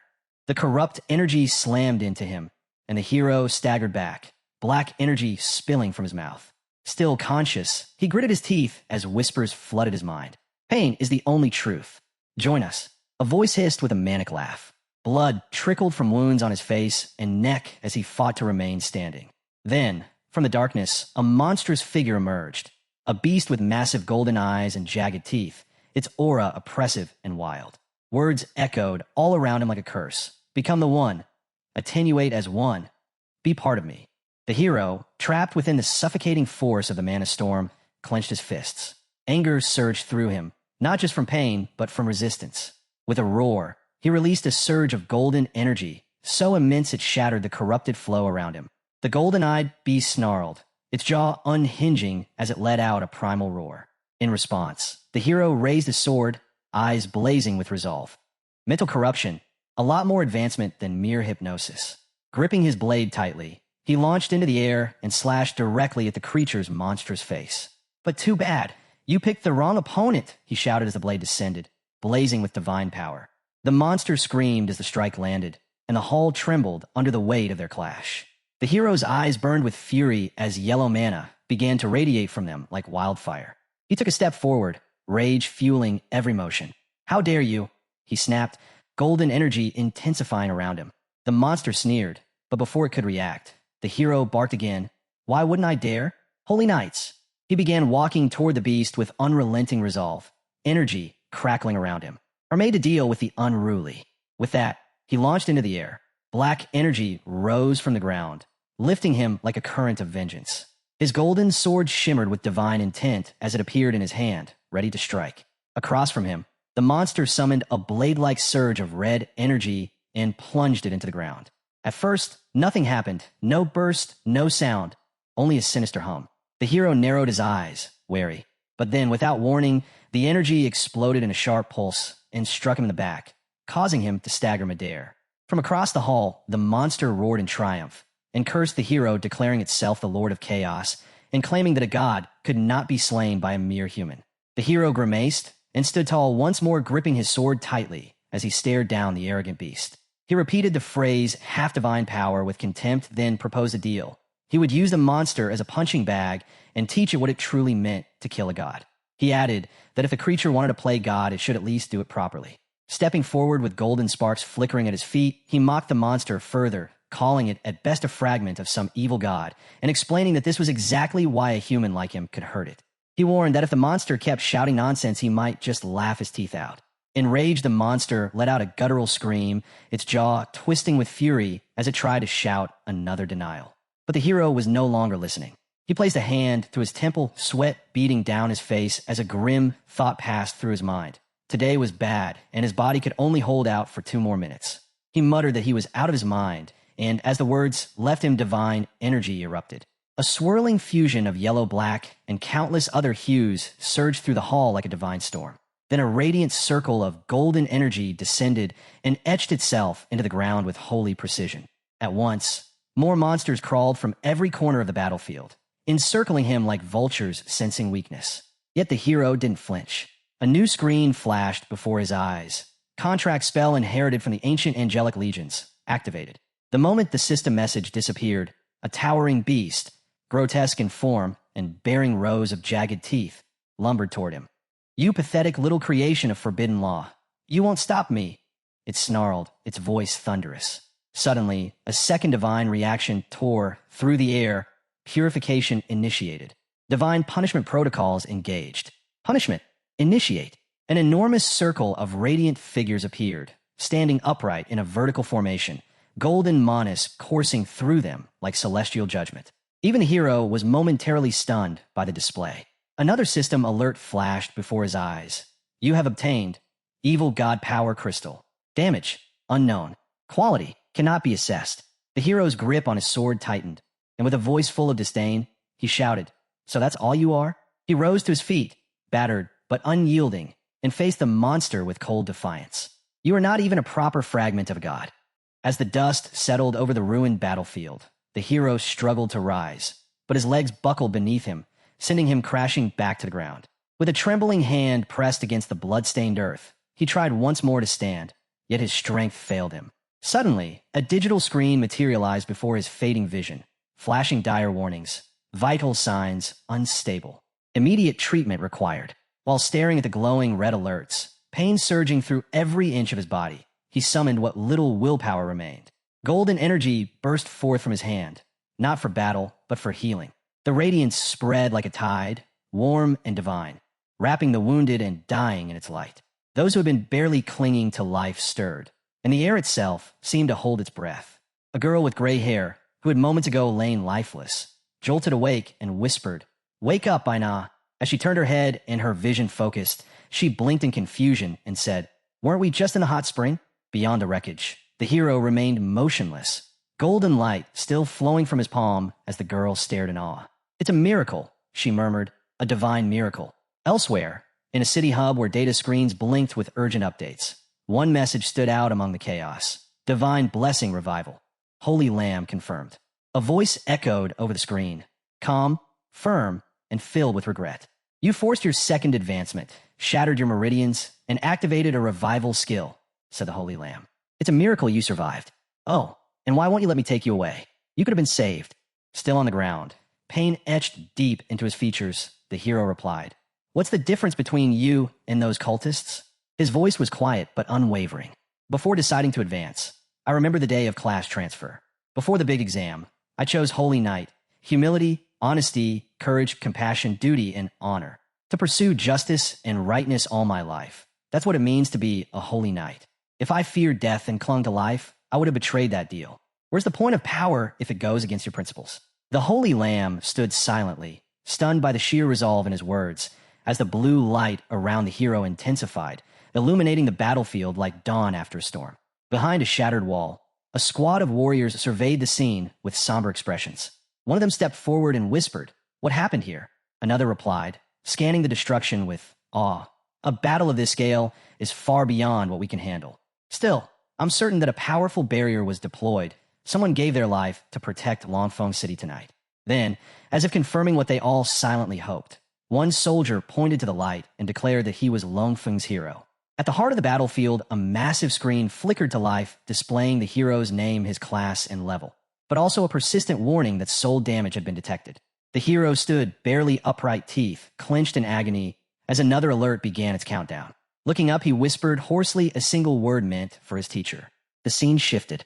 Beneath still waters, the hero lay submerged in a healing pool, his body floating gently until his eyes snapped open. Disoriented but alert, he realized he had been unconscious for 2 days.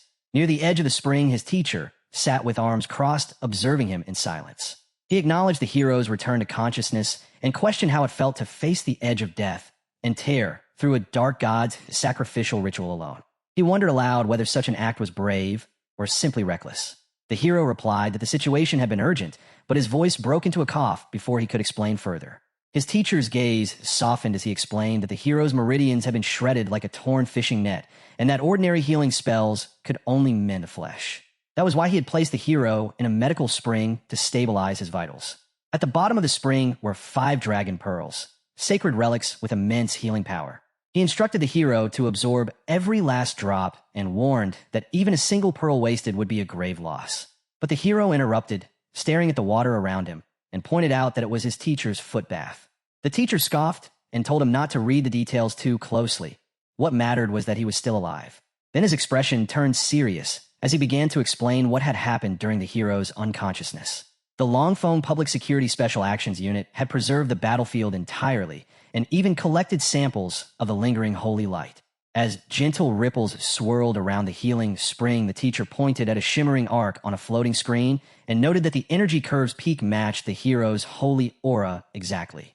His tone was calm, but firm as he warned that anyone who knew how to read it would be able to trace it back to the hero. That was why the public explanation for the Longfeng incident would credit the teacher instead. The hero's eyes widened in surprise, and he expressed his unwillingness to hide behind his mentor. But the teacher remained steady, explaining that the hero was still young and underleveled. If his accomplishments were made public, the cultists would immediately mark him as a threat. Those lunatics would not allow any potential danger to remain. The teacher stood, then golden mana pulsing faintly beneath his feet, and admitted to using a few privileges. He revealed that the hero's case had been classified as SSS confidential and assured him that once he completed his 3rd advancement, the honors would return to their rightful owner. The hero fell silent, staring at his mentor with a mix of emotions. After a moment, he spoke again, calling out to his teacher in a quiet voice. But before anything more could be said, a screen appeared between them, displaying a pulsing violet-black crystal. The hero narrowed his eyes and recalled that after defeating the evil god, he had discovered its true form was merely a power crystal. This was the face of the so-called evil god, harmless in appearance, yet responsible for countless ruined lives. His thoughts drifted back to the monstrous figure he had faced, its power, its aura, the dread it exuded. He shuddered. The teacher, still seated by the spring, raised his hand with a slight scoff. A mere shard daring to stir up stones, he muttered, golden mana dancing around him like fireflies in the dusk. Steal it by forwarding the hand, the teacher said as he reached out. He examined the object closely and explained that it was a condensed core of pure negative energy. It emitted a strange mental frequency, something like, but before he could finish the thought, the hero's expression changed. A realization struck him and his eyes widened in understanding. It spread silently, he realized, slowly wrapping itself around the minds of anyone who came near. From the moment they touched it, he and the others had become its puppets. The teacher sensed the student's reaction and said that the crystal should not remain in his hands. He would hand it over to the military for safekeeping. Then he stood and turned toward the misty horizon. There was one more matter to address. The hero had not been properly prepared for his second advancement. When he used that high damage skill, he had damaged his foundation. If it was not repaired, further advancement would become extremely difficult. A hush settled over the spring as the teacher continued, his voice lower, more serious. There is a secret realm in the Zhao family's ancestral land, the frozen dragon abyss, where the soul of an ancient ice dragon lies dormant. You are of Zhao blood. If you can fuse with the dragon's soul, you may rebuild your foundation and complete a true second advancement. His gaze turned contemplative, as if distant memories stirred behind his eyes. Once your condition stabilizes, I'll have the Zhao family come retrieve you. There's someone who's been calling for you nonstop. You'd better wake up to her. As the scene shifted, the sterile halls of a high-security compound stretched into view. Xiao Ran walked quietly, her boots clicking softly against polished stone. Behind her, a red-haired girl appeared with a voice sharp with scorn. She called the sight pathetic and taunted Xiao Ran for being weak. She pointed out that with low level and low skill, there was nothing Xiao Ran could possibly use to protect her brother Zhao Yi. Xiao Ran flinched, but gave no response. The girl continued, circling her like a predator. She remarked that Xiao Ran looked soft and fragile, and was basically just a burden. Giving her such a perfect body was a waste, she said, and suggested that it should be returned to her instead. She claimed only she could make proper use of it and promised to protect Zhao Yi in Xiao Ran's place. Shocked, Xiao Ran murmured the word exchange, as if trying to understand. But before anything more could happen, a familiar voice echoed down the corridor, calling her name. She turned around stunned to see Zhao Yi at the far end of the hallway. Though still pale, he was standing on his own. She gasped in disbelief and asked how he had gotten out. Zhao Yi looked at her with an unreadable expression and asked if she remembered what she had just said to him. Her eyes widened in confusion, and she apologized, admitting that she could not remember. Then the atmosphere shifted and the scene transitioned once more. Inside the command tent of a military camp, a heavy war report was being delivered. A soldier knelt before a grizzled commander who loomed like a shadow in the dimly lit room. The soldier spoke, gravely addressing his master and reporting that the Longfeng City base had been destroyed. He added that French was dead. The commander narrowed his eyes and asked what had happened. As the scene transitioned, a gray-haired boy was seen carefully cutting plants in a quiet garden, his blade slicing through stems with practiced ease. Without looking up, he asked why Wang Hui would go there. Shen, who stood beside him, replied with a sharp edge in his voice. An inside report had come in. Wang Hui's personal disciple, Zhou, he had been on a mission in Longfeng City. He had spotted French in action and contacted Wang Hui immediately. That was why he appeared there. Shin paused, his eyes narrowing as he muttered that if Vangru was involved, things had just become much more difficult. He instructed that all branches were to go dark using full deep divine mode and to avoid military entanglements at all costs. Then something seemed to click in the gray-haired boy's mind. He questioned why the name Zhao Yi sounded familiar. Shin responded at once, recalling past events as if pulling a file from a cabinet. 2 months earlier, during the freshman competition, Zhao Yi had returned and ruined Fenjia's plans. There was a suspicion that he had tamed a void beast, and they had placed him under surveillance for some time. The gray-haired boy nodded while snipping a vivid red flower from its stalk. He now remembered and admitted that the kid had some skill. Twirling the flower between his fingers, he let it fall to the ground and suggested they send their little friend a welcome gift he would never forget. Shun agreed with a smirk. The scene shifted abruptly. Rain fell steadily as Shun stood alone outside a rundown mansion, staring at it with disdain. Rain dripped from his hair as he scoffed silently to himself at the sight. So this brat lived in a dump like this with no backing from a powerful clan. How could someone like him have such freakish strength? It was truly bizarre. But before he could think further, his thoughts were cut off as a wave of violet mana surged from the mansion and slammed into the ground nearby. Shin instinctively stepped back, his eyes narrowing as he demanded to know who was there. A grotesque monster emerged from the shadows with jagged teeth like broken glass and eyes gleaming with perverse hunger. One of them sneered with a voice thick with malice and spoke of a love for women and children, claiming their fear, smelled delicious. Then with a guttural chuckle, the creature added that the one before him was both woman and child, a lucky treat that promised double the flavor. As purple manna pulsed ominously, Shun's body began to shift, swelling and twisting until he assumed a colossal form. He looked down at his flaming aura and murmured to himself, wondering if what he saw was flame or a dragon bloodline awakening. The monster barked a laugh, clearly amused, and welcomed the apparent death wish. Elsewhere, far from the mansion, the hero's senses sharpened. His garments had begun to tear as his transformation activated instinctively the moment he locked onto the dark energy. He recognized it as the presence of a wild beast and referred to it as an empty-winged butterfly. Then, with sudden clarity, he identified the special transfer target as Zhao Yan. His attention sharpened further when he sensed little Gray's life force dropping, a sign that Yun was in danger. He silenced his thoughts and ordered immediate location of her. From within, the Holy Lamb's voice rang out calm, yet serious. It promised to do its best to protect his body during the transformation, though there was no guarantee it would remain intact. On the other side of the shift, the voice simply wished him good luck. With no time left, the window behind him shattered, and the hero launched forward like a comet, slicing through the rain-soaked air. As he neared the battlefield, he finally saw the scene unfold. His sister Yun was trapped, and Shun was locked in combat against monstrous enemies. Through clenched teeth, the fighter turned to Yun and asked if she could still stand. She struggled for balance amid the chaos and answered with determination that she could. Hearing this, he nodded and shouted for her to go find her brother. One of the monsters growled with cruel glee, glaring at the young fighter. "You little brat really don't value your life, do you? Risking everything for a girl. Is it worth it?" Shin stood tall, fire crackling from his mouth as he sneered. "Is it worth it?" He released a torrent of flame and shouted back, "That's none of your business."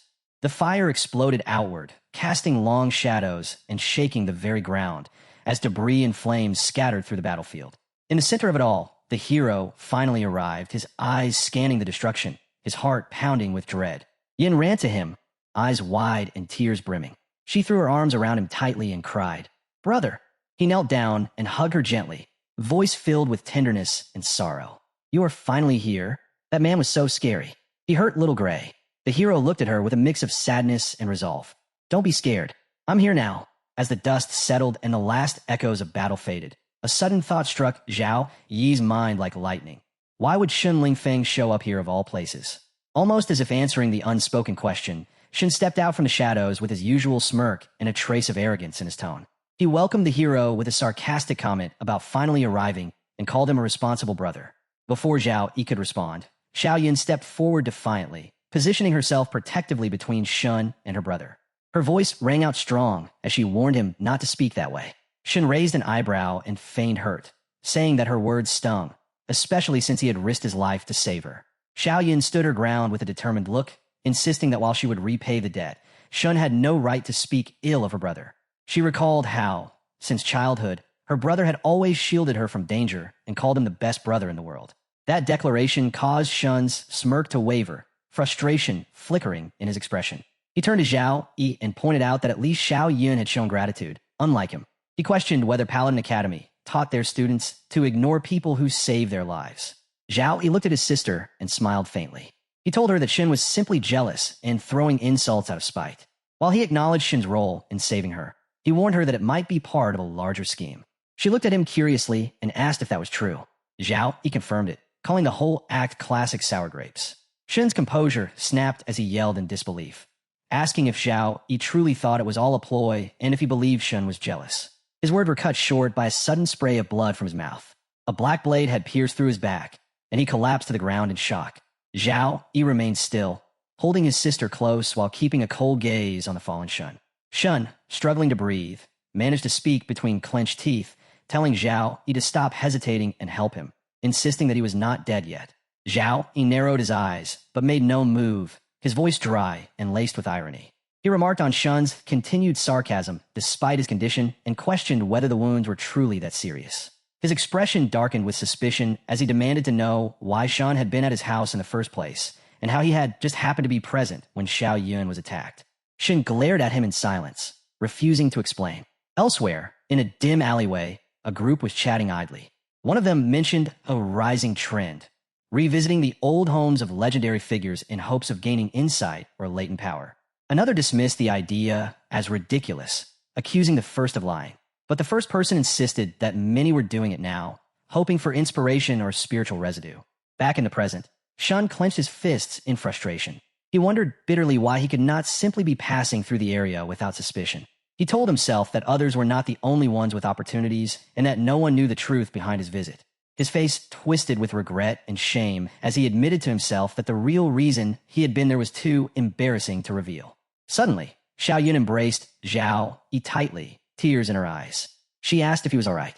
Zhao Yi softened and gently rested a hand on her back, apologizing for frightening her. But as he held her, his gaze dropped and froze on a deep scratch along her leg, something previously hidden by her clothes, and his breath caught in his throat. Not keeping up with wounds, the hero of the story collapsed. Xiao couldn't hold back his tears when he saw him fall. She leapt forward in panic, her mind spinning and heart racing, questioning herself over and over again. What had she done? Her voice trembled as she begged her brother not to scare her and urged him to answer the phone.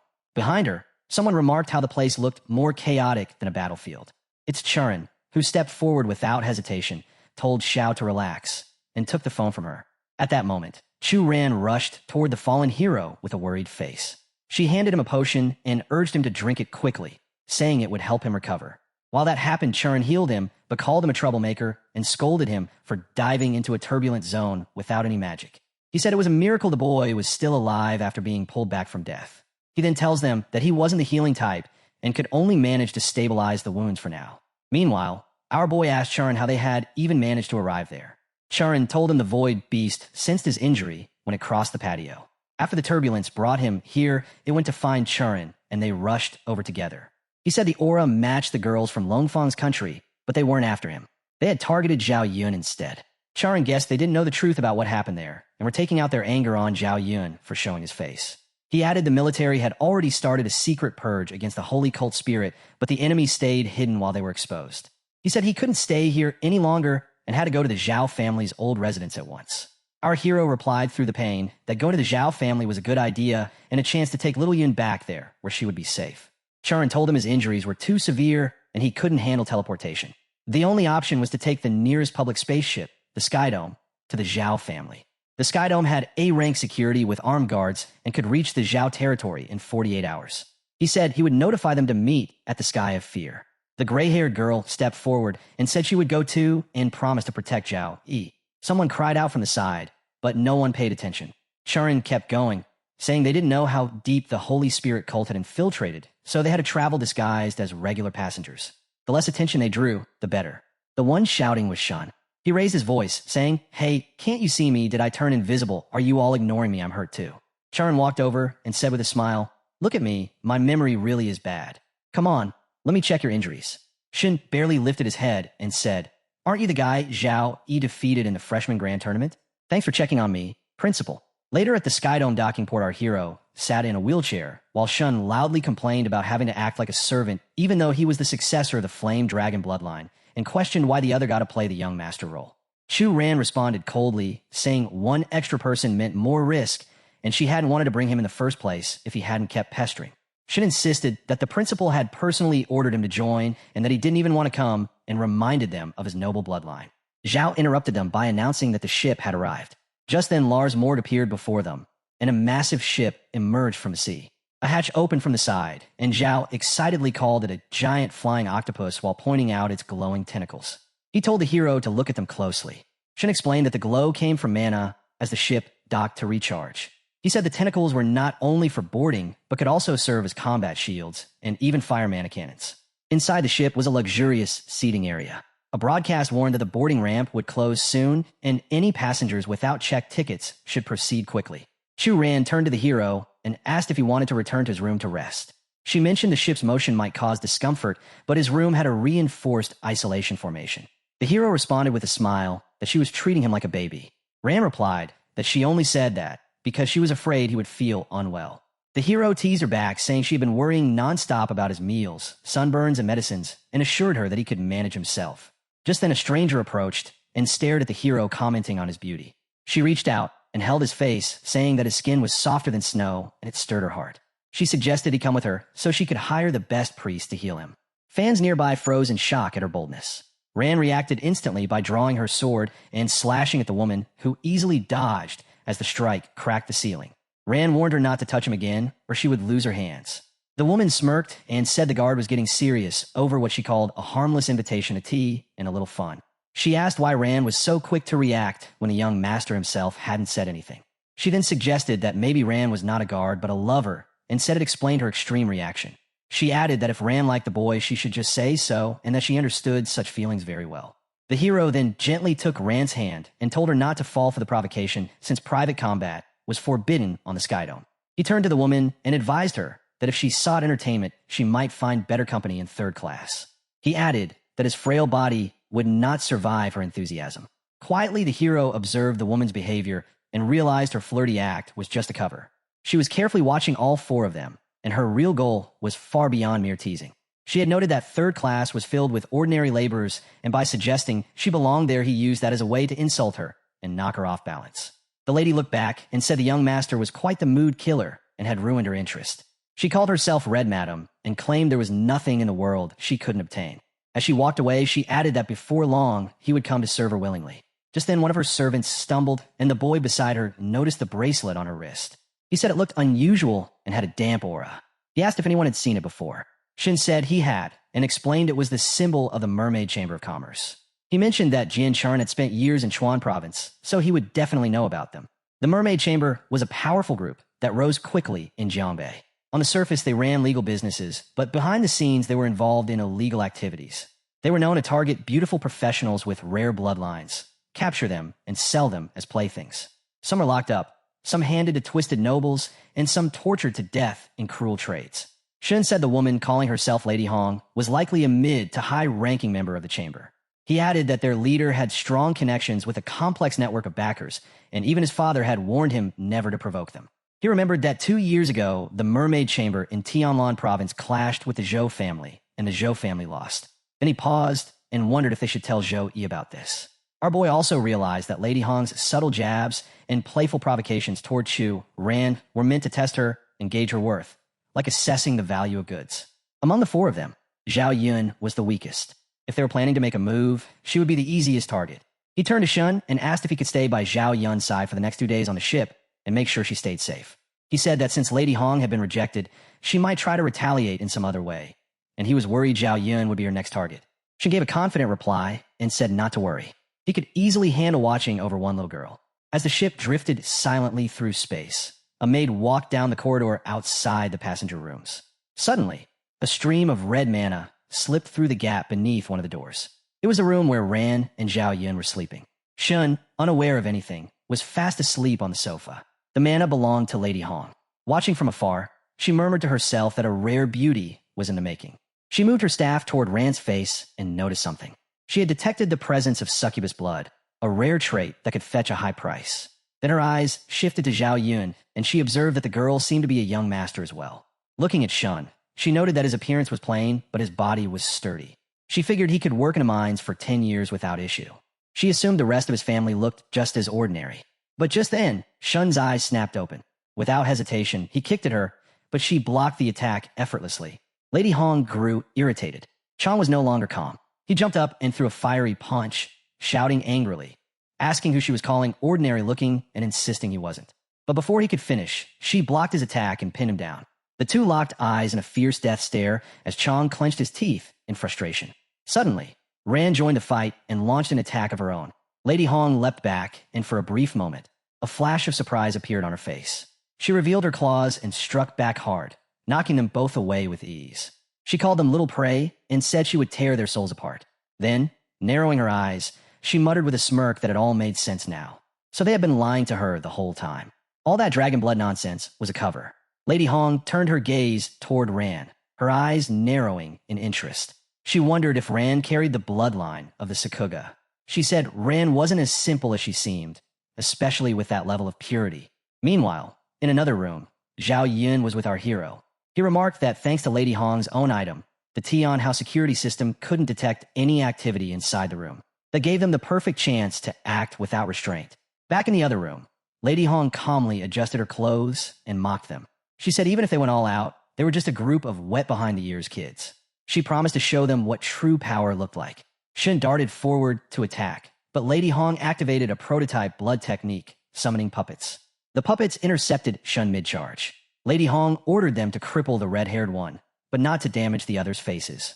Shun burst forward with a flaming punch, shouting that she had gone too far, and this was outrageous. He smashed one of the puppets, but it quickly reformed behind him. Before he could react, they launched a wave of blood magic at him, overpowering him. Just then, Ran attacked with a rapid phantom strike aimed at Lady Hong, but the puppets caught her with silk threads, binding her in midair and halting her movement. Suspended and stuck in front of Lady Hong, Ran heard her taunt her again. With a smirk, Lady Hong asked how it felt to be caught in Big Sister's entangling silk wrap. Suddenly, more puppets attacked from behind and struck Shin in the back. He screamed in pain as Lady Hong stepped up to our hero, her eyes glowing with amusement. She asked him what tricks he had left and told him to use them quickly, otherwise she might lose her patience. She warned that he had truly angered her this time, and she would turn him into a specimen. Our hero observed her carefully. Every attack the puppets made required her to reinforce them with her own mana. She was depleting her energy fast. He thought about the tool his teacher had given him, one powerful enough to destroy the space Lady Hong had created, but using it would blow a hole right through the cabin floor. It was risky. He decided it would be better to wait until she got closer, then trap her with another item. While he planned, Ran was getting overwhelmed by the puppets. Her eyes glowed red, and her skin was marked with deep red lines. Suddenly, a voice reached out to her. It was Lady Hong, speaking in a strange tone. She urged Ran to stop holding back and use her true power. Ran resisted and told her to go away. But Lady Hong insisted, saying they were the same and shouldn't fight it. She reminded Ran that Zhao Yi was severely injured, and Shun Feng was just a loud-mouthed weakling. Only Ran had the power to protect him now. Was she really going to be so selfish and let Zhao Yi suffer? As she spoke, Lady Hong grabbed Ran by the neck. Ran shouted that it wasn't like that, but the voice kept pressing. She reminded Ran that Zhao Yi once risked his life for her, and now he was helpless and could barely stand, but still tried to protect her. What about her? She couldn't even break free from a thin silk ribbon. How could she claim to protect him? Lady Hong told her to release the suppression and awaken the true power of the succubus bloodline. Just then, a yellow device in our hero's hand began to glow, and with a thunderous explosion, the silk bindings tore apart and the puppets were blasted away. Lady Hong's skin burned as she laughed wildly, looking at Ran. Brother Zhao Yi, she said, long time no see. Our hero froze in shock. That strange aura, it was her all along, the one that had been clinging to Charon's body. Ran had now transformed. She stood tall, having fully awakened as a pure-blooded succubus. Her aura surged and power radiated from her presence. Shun, Zhao Yun, even the horse, all stood stunned by her transformation. Ran now appeared in her full, majestic form. She stepped forward and declared that if Lady Hong intended to hurt Brother Zhao, she'd have to answer to her. She called her a mere level 13 puppeteer. Mana buzzed violently through the room. Lady Hong laughed and said that even with a succubus bloodline, Ran couldn't overturn the heavens. She extended her hand again and launched another silk binding spell. She taunted that the Mermaid Merchant Association already had so many succubus specimens, they could fill an entire cold storage unit. As her skill surged forward, our hero cried out, Chu Ran. The scene opened with Chu Ran letting out a faint laugh, and then in a sudden burst, he leaped into the air while unleashing a wild surge of energy that tore through everything around him. As he soared upward, that same energy spiraled outward in chaotic waves, shaking the ground and tearing apart the air itself. Just then, Shireen's voice cut through the noise as she stared at him and said coldly that bugs belong in cages. As both Chu Ran and Lady Hong stood their ground, a bright light suddenly began to shine from the sky, and Lady Hong narrowed her eyes, thinking that this had to be a domain. The light shot down and took the shape of an upward arrow, revealing itself as the innate skill of a pure-blood succubus. In an instant, all enemies within Chu Ran felt their combat abilities weaken across multiple aspects, as if their strength and control were slipping through their fingers. The moment Lady Hong noticed the growing presence of red energy swirling everywhere, she realized that Chu Ran's current aura felt at least 10 times stronger than it ever was before. That energy continued spreading violently, and everything around them began to fall apart as structures cracked and the ground itself shattered. Lady Hong glared at him and raised her hand toward him in anger, but as Chu Ran pushed the energy toward her lady, Hong froze in place, clearly nervous. Then the red aura surged directly into her mouth, and she let out a dangerous scream as Chu Ran suddenly pulled his own hair while the energy roared around him and fragments of memory rushed through his mind. As Lady Hong coughed, that same red energy began flowing out of her mouth, and she shouted, asking what he had done to her. Chu Ran just grinned and replied with a Chu Ran laugh, saying that he was only helping her reveal her youth and even teased her about how cute she used to be. At that moment, Chu Ran launched an attack on her shadow retrospection, forcing her to relive fragments of her past, while the technique extracted life force and materialized negative memories one by one.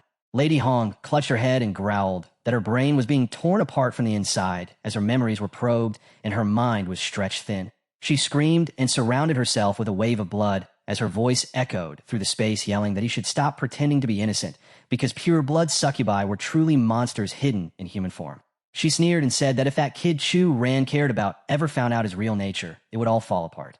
Hearing that, Chu Ran paused and muttered the name of a powerful skill called Purple Abyss Demonic Sourth just as a rush of purple energy exploded around them and spread fast.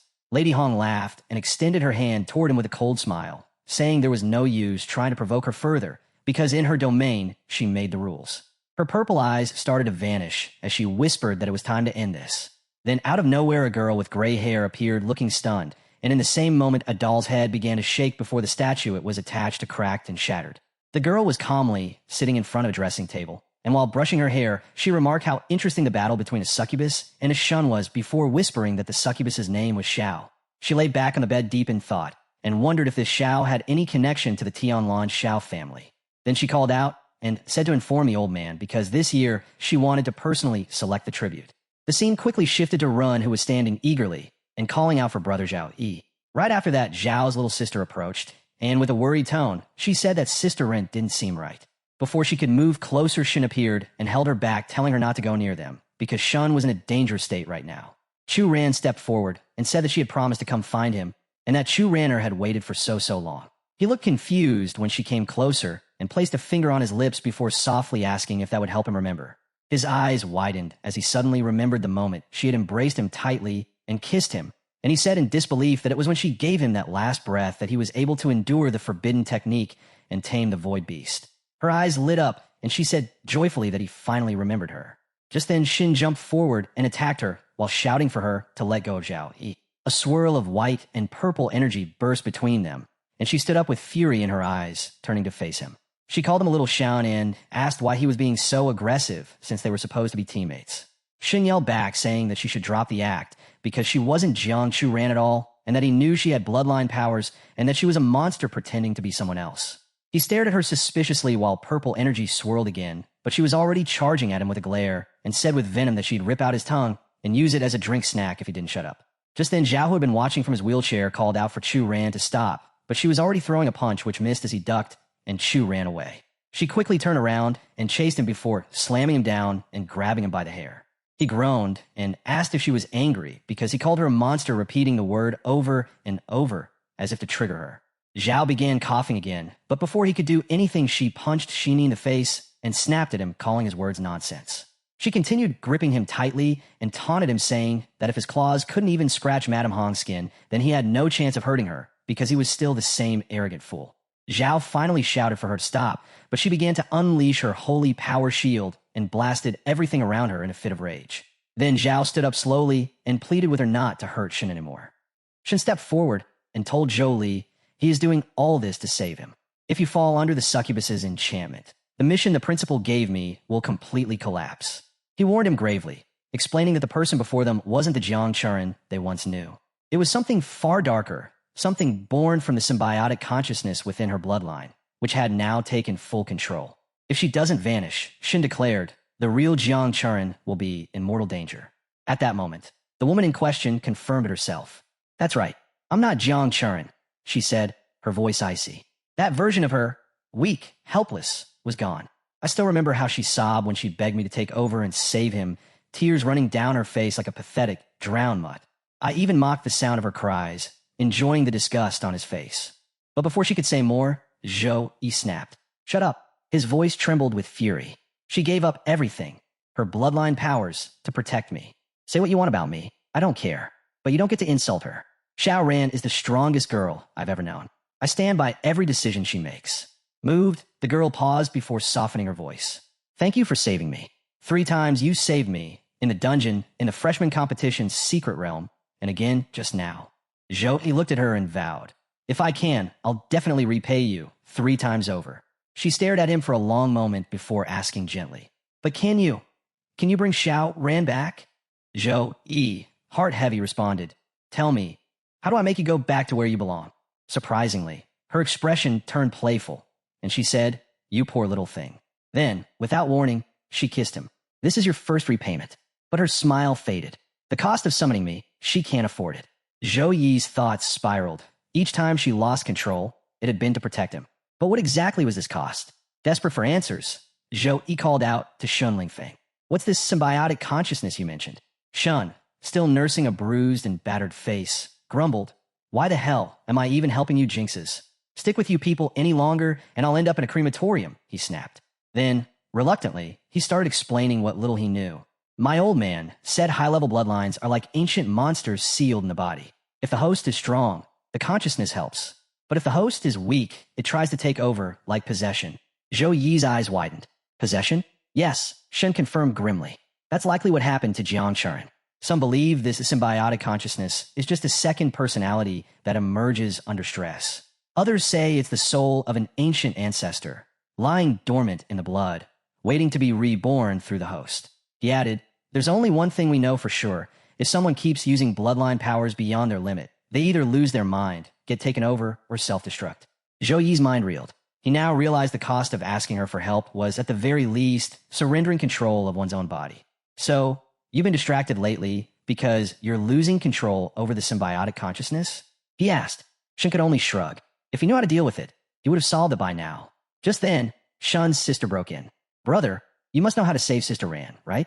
Shen paused, eyes flickering as if some old memory had surfaced. Then suddenly he exclaimed, "Go ask the Zhou family's patriarch. Those old men have seen everything.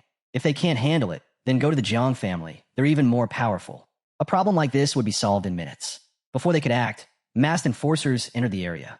"Who's fighting here?" "You're disrupting the order of the firmament," they demanded. Shen tried to explain, but the finger of blame was already pointing at him. "It's him," they said. "Me?" Shen shouted in outrage. "Do you have no conscience?" He was quickly dragged away, shouting, "I'm innocent. Why should I take the fall for someone Jiang Churin beat up? When I get out, I'll dismantle your wheelchair." Meanwhile, the firmament descended upon the sky docks, and passengers were instructed to disembark in an orderly fashion. After being released on expensive bail, Shun grumbled, "Zhou Hong came to pick you up personally? Must mean you're something special."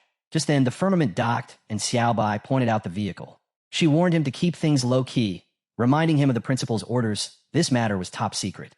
Uncle Hung greeted them warmly. "Year, you've worked hard. Get in and rest." Zhou Yi, startled by the familiar tone, replied, "Thank you for the trouble." But the moment they drove off, something went wrong. The tires burst, pollution spewed, and a spider web-like net enveloped the vehicle. Jiang Churin, or perhaps the consciousness inside her, identified it at once. "This is an S-ranked item. Is sold spiderweb." Uncle Hung chuckled. "Miss Jiang has a good eye. But what the principal wants to discuss must stay inside this barrier. It blocks all mental transmissions." Inside, Xiaobai formally introduced herself. "I'm your cousin, Zhou Xiaobai," he said with a grin. "Here, a gift for our first meeting. Hope you like it." Uncle Hung silently observed, relieved by the positive interaction. Though Zhou Yi had refused to change his class to the hidden ice element profession, his willingness to allow Zhou Yun to train within the family was a good man. As long as she stayed, Zhou Yi would remain connected. Later, Uncle Hung briefed him. The Zhou family's power is divided between the Patriarch and the Elder Council. The old Patriarch guards the Ice Dragon Tower, while the Elder Council, led by Elder Zhou Feng, manages resources for outer disciples. The two sides rarely see eye to eye. To avoid conflict, only he and Xiao Bai were informed of your arrival. Even the guards at the sentry post didn't know about the secret path we used. Zhou Yi thanked him and asked, "Uncle Hung, what kind of place is the Ice Dragon Abyss secret realm?" Uncle Hang's eyes glowed with pride. "It's where the Zhao family's ancestors buried Frostfang, the legendary ice dragon. When our ancestor encountered it in the northern ice field, its scales were harder than profound iron, and its breath could freeze glaciers. He fought it for a year, 49 battles in total, before forming a blood pact and taming it as his mount." He continued, "When the demon race invaded, Frostfang carried our ancestor into the thick of battle. In a final stand, it blocked the demon cave with its body so the clan could retreat. By the time our ancestor returned, Frostfang was dead, but its soul lingered. Fearing its spirit would fade, our ancestor carved a sealing curse into its bones and sealed its soul within its own body. Eventually, the dragon's remains and soul transformed into a secret realm, the Ice Dragon Abyss. Its outer walls are made of its scales, its pillars are bones, and its lakes are blood, Uncle Hung said. The realm has 3 checkpoints. Disciples who reach the 3rd layer may enter the inner sect.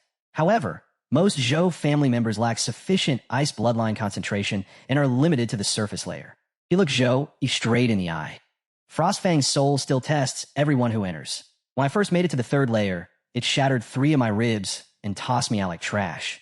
But after I recovered, my bloodline strength jumped by 15%. It's a place of huge reward, but even bigger risk. 50 years ago, a 3rd-rank elder tried to force his way in. Frostfang's breath froze him on the spot, turned him into an ice pillar instantly. Zhou, he listened. The weight of legacy, danger, and destiny settling heavily. Uncle Hung kept it real with our guy, telling him he had to head up to the 3rd floor where the Frostfang's remnant soul was chilling, literally.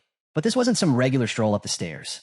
To make that icy beast submit, he'd need to bring out the same kind of wild, desperate energy their ancestors once had. Basically, go full beast mode or go home. Our hero just nodded and said he got it. But Uncle Hung wasn't done yet.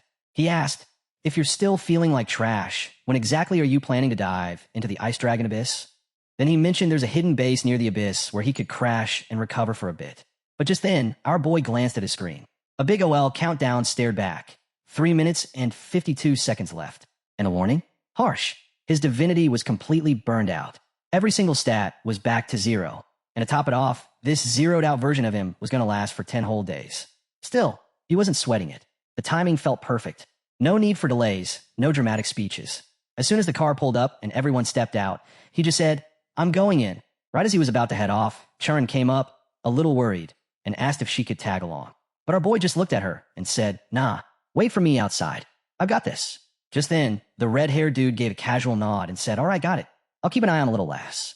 Meanwhile, our hero turned to thank Uncle Hung, but boom, a notification popped up in front of his face like divinity exhaustion lifted. All attributes are recovering. And just like that, his screen lit up. His stats were rising like crazy, and mana started swirling around him like he just stepped into his final form. A weapon began forming in his hand, piece by glowing piece. As he stepped forward, you could practically hear the air buzzing with raw power. Cut to the Ice Dragon Abyss, cold, dark, and crawling with trouble. Giant blue serpents were slithering through the ice, but get this. They had freakishly jacked arms, and each one of those arms was armed with a sword. And it wasn't just 1 or 2 of these freaks, there were a ton of them. Level 25 serpent humans. These weren't your average snakes. Biting was just the appetizer. Our boy rolled his shoulder, swung his sword once, and muttered, 10 days stuck in stat 0 mode. My bones feel like they've been sitting in storage. The moment the serpents locked eyes on him, they launched straight at him. No hesitation. But our guy, he sliced through them like he was casually mowing the lawn. One by one, they dropped. He figured he might as well warm up with these overgrown reptiles. As more energy crackled around the serpents, they came at him with both swords swinging. That's when he unleashed his move, Divine Storm. A raging tornado of mana exploded from him, sucking the serpents in like a vacuum. And just like that, poof, gone. We cut to the frozen, freak show face of Serpent Dragon. Its weird, vein-like lines were glowing without any lava, and its twisted scales gave off a warped magnetic vibe. From inside the tornado that had just shredded those serpent humans, this thing tore its way out and lunged straight at our boy. He looked up, totally thrown, shouting, wait, is that punishment from the heavens? But no, it wasn't divine judgment. It was a full-blown serpent dragon. Before he could even react properly, his energy flared up and sliced the dragon clean through. Its massive body slammed into the ice behind him like it got hit by a truck. Our boy took a few steps forward, muttering, this place, it feels strangely familiar. And just then, boom, Baru popped out of nowhere. He casually explained, that's probably cause of the ice bloodline in your body. A normal ice-type user would have turned into an ice sculpture by now. Our hero blinked. You're here too? He said, surprised, and the two of them kept walking while chatting. I never properly thanked you for calling the teacher last time, our hero said. Baru shrugged. Just stop being such a handful. That's thanks enough. If you die before our 1-year agreement. But before he could finish that thought, they both sensed something creeping up behind them. A pack of massive 4-horned serpents were sneaking in, ready to split them in half. But yeah, not today. In a blink, those beasts were chopped up and scattered like confetti, clean, fast, and smooth. Our hero turned to thank his overpowered little demon buddy, but Baru just scoffed and called those enormous monsters side snacks. Then, things took a wild turn. As the remaining serpents crashed into the ice, the entire area cracked and collapsed. Our hero slipped and slid right into a massive underground cave, jumping across slabs of ice midair like a pro, trying not to eat snow. He glanced down, his nerves kicking in, and muttered, "What is this place?" Below him was a massive army of demons. Literal ice demons. As the mist cleared, he realized this wasn't just a group. It was the frozen remains of the demon army that went head-to-head with the ice dragon Frostfang back during the demon invasion era. He scanned the area, and his stomach dropped. There had to be around 200,000 of them down there. And the worst part? He'd only made it to the second level of the secret realm. He needed to play it smart and save some strength. But of course, the demon army noticed the intruder. Without hesitation, our hero went full power, pulling out his go-to combo, Blessing of Dawn and God's Covenant. Yellow and blue mana buzzed and crackled around him like fireworks on steroids.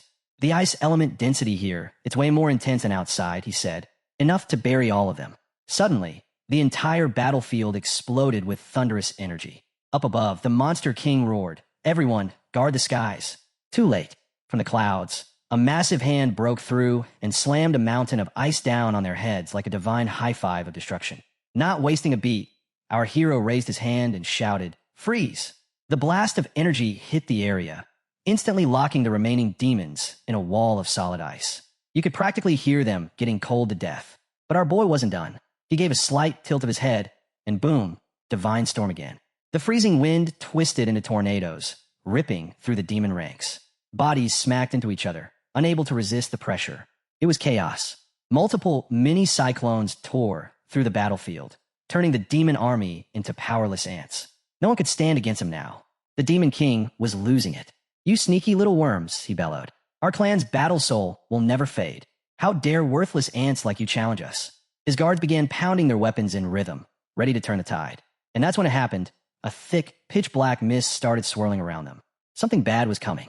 Out of nowhere, a squad of soldiers fired their weapons, releasing a sharp black energy that rings so loudly our hero has to cover his ears, wondering what on earth just happened to the bone skeletons. In that moment, a terrifying creature emerges, a giant abomination known as a bone symbiosis. It's a skill born on its own from the demon army, long dead for centuries, yet still channeling their strength into fallen comrades, restoring vitality and dragging them back from death. Watching this, our hero mutters that even if these monsters shatter apart, they only stitch themselves back together again. Could these bone demons really be unkillable? Yet there's no notification of gaming experience for defeating the Ice Abyss Bone Demon. The massive creature lowers its head toward him and growls. Found it. Our hero grips his sword, yellow energy flowing from the blade. With calm defiance, he says that legendary beings are never simple, but he refuses to believe they can't be slain. He fires his radiant energy toward the bone symbiosis demon, declaring that it isn't unkillable. The monster throws its arm up to block, but the blast rips its hand apart. At once, the skeletal army swarms forward, yet our hero's sword flashes so fast that each strike cuts them cleanly in one blow. The towering demon draws its own blade and crashes it down with brutal force, but our hero lunges aside just in time. Using the planted sword as leverage, he vaults upward, leaping toward the demon until he's staring right into its hollow eyes. The beast gapes its mouth wide, summoning a strange blue sphere, while our hero readies his sword in advance. Both forces collide, blue energy versus yellow. Yet before the outcome is revealed, the scene shifts. Elsewhere, Zhao Yin freezes as word spreads that the left Fang is collapsing. Reinforcements are being called for when suddenly, someone approaches, lays a hand on his shoulder, and urges him to hold steady. Zhao Yin demands to know what he means. The man explains they must buy Lord Frostfang some time, but before he can finish, countless blades rain down from the sky, impaling him instantly. Our hero looks up and sees the sky itself transform into a gate, spilling sharp debris as if the heavens were tearing apart. He realizes a demon-raised interdimensional portal has opened. From it, hulking monsters pour into the battlefield. Commanders rally their men, ordering Zhao family disciples to follow. One soldier cries that they must fight to the death and never allow the demons to break free into Tianlan territory. A mounted demon lashes a soldier with its whip, killing him in a heartbeat. In response, the commander cleaves the rider in half, roaring that they will live and die with Tianlan. His voice grows louder, declaring the arrival of Lord Frostfang. From above, a colossal dragon bursts forth, glowing with shimmering blue energy. It gathers power in its jaws before unleashing a devastating beam that incinerates enemies on the spot. The soldiers cheer, voices echoing that Lord Frostfang has come and salvation is at hand. Zhao Yin stares at the dragon, his thoughts heavy, wondering if this very battlefield has once again become the stage of the demon invasion from 100 years ago. Frostfang rampages through the battlefield, crushing demons beneath its massive body, leaving nothing but dust clouds in its wake. Emerging from the haze, the dragon gazes down at the demon army. Suddenly, great pipes are fired at its body, tearing into its scales and drawing a roar of pain. Without even glancing down, Frostfang slams its body with overwhelming force, reducing the ground and the gate demons into rubble and dust. Yet a handful of gate demons slip past and charge at the humans. Blades flash as they slice clean through human necks, while others unleash streams of blue energy that pierce through rows of soldiers in a single strike. Shouts rise among the defenders, cursing the arrival of demon scum. From above, a figure rides in on a massive black eagle, its voice thunderous as it declares death upon everyone below. The aura it releases is suffocating, thick with rage. Its eagle tears into men, crushing them with its claws. Frostfang narrows his eyes at this rider, silently watching. His body bleeds from the spears already lodged into him by the gate demons, but he does not waver. With a burst of power, he hurls himself at the mounted demon, intent on destroying it. Then, in front of the pink portal, a strange figure begins to emerge. Frostfang immediately senses the aura and his heart tightens. Could it be the sky demon? The thought chills him, for if the portal is broken open, Tianlan itself will fall into the hands of demons. The land will rot, and every living being will become nothing more than nourishment. Without hesitation, Frostfang steps forward, declaring to himself that he will not allow them to break through. If this tide of demons cannot be stopped, then he will sacrifice his very dragon body. Wounded yet unyielding, he soars straight toward the sky demon, ripping through the air with unstoppable speed.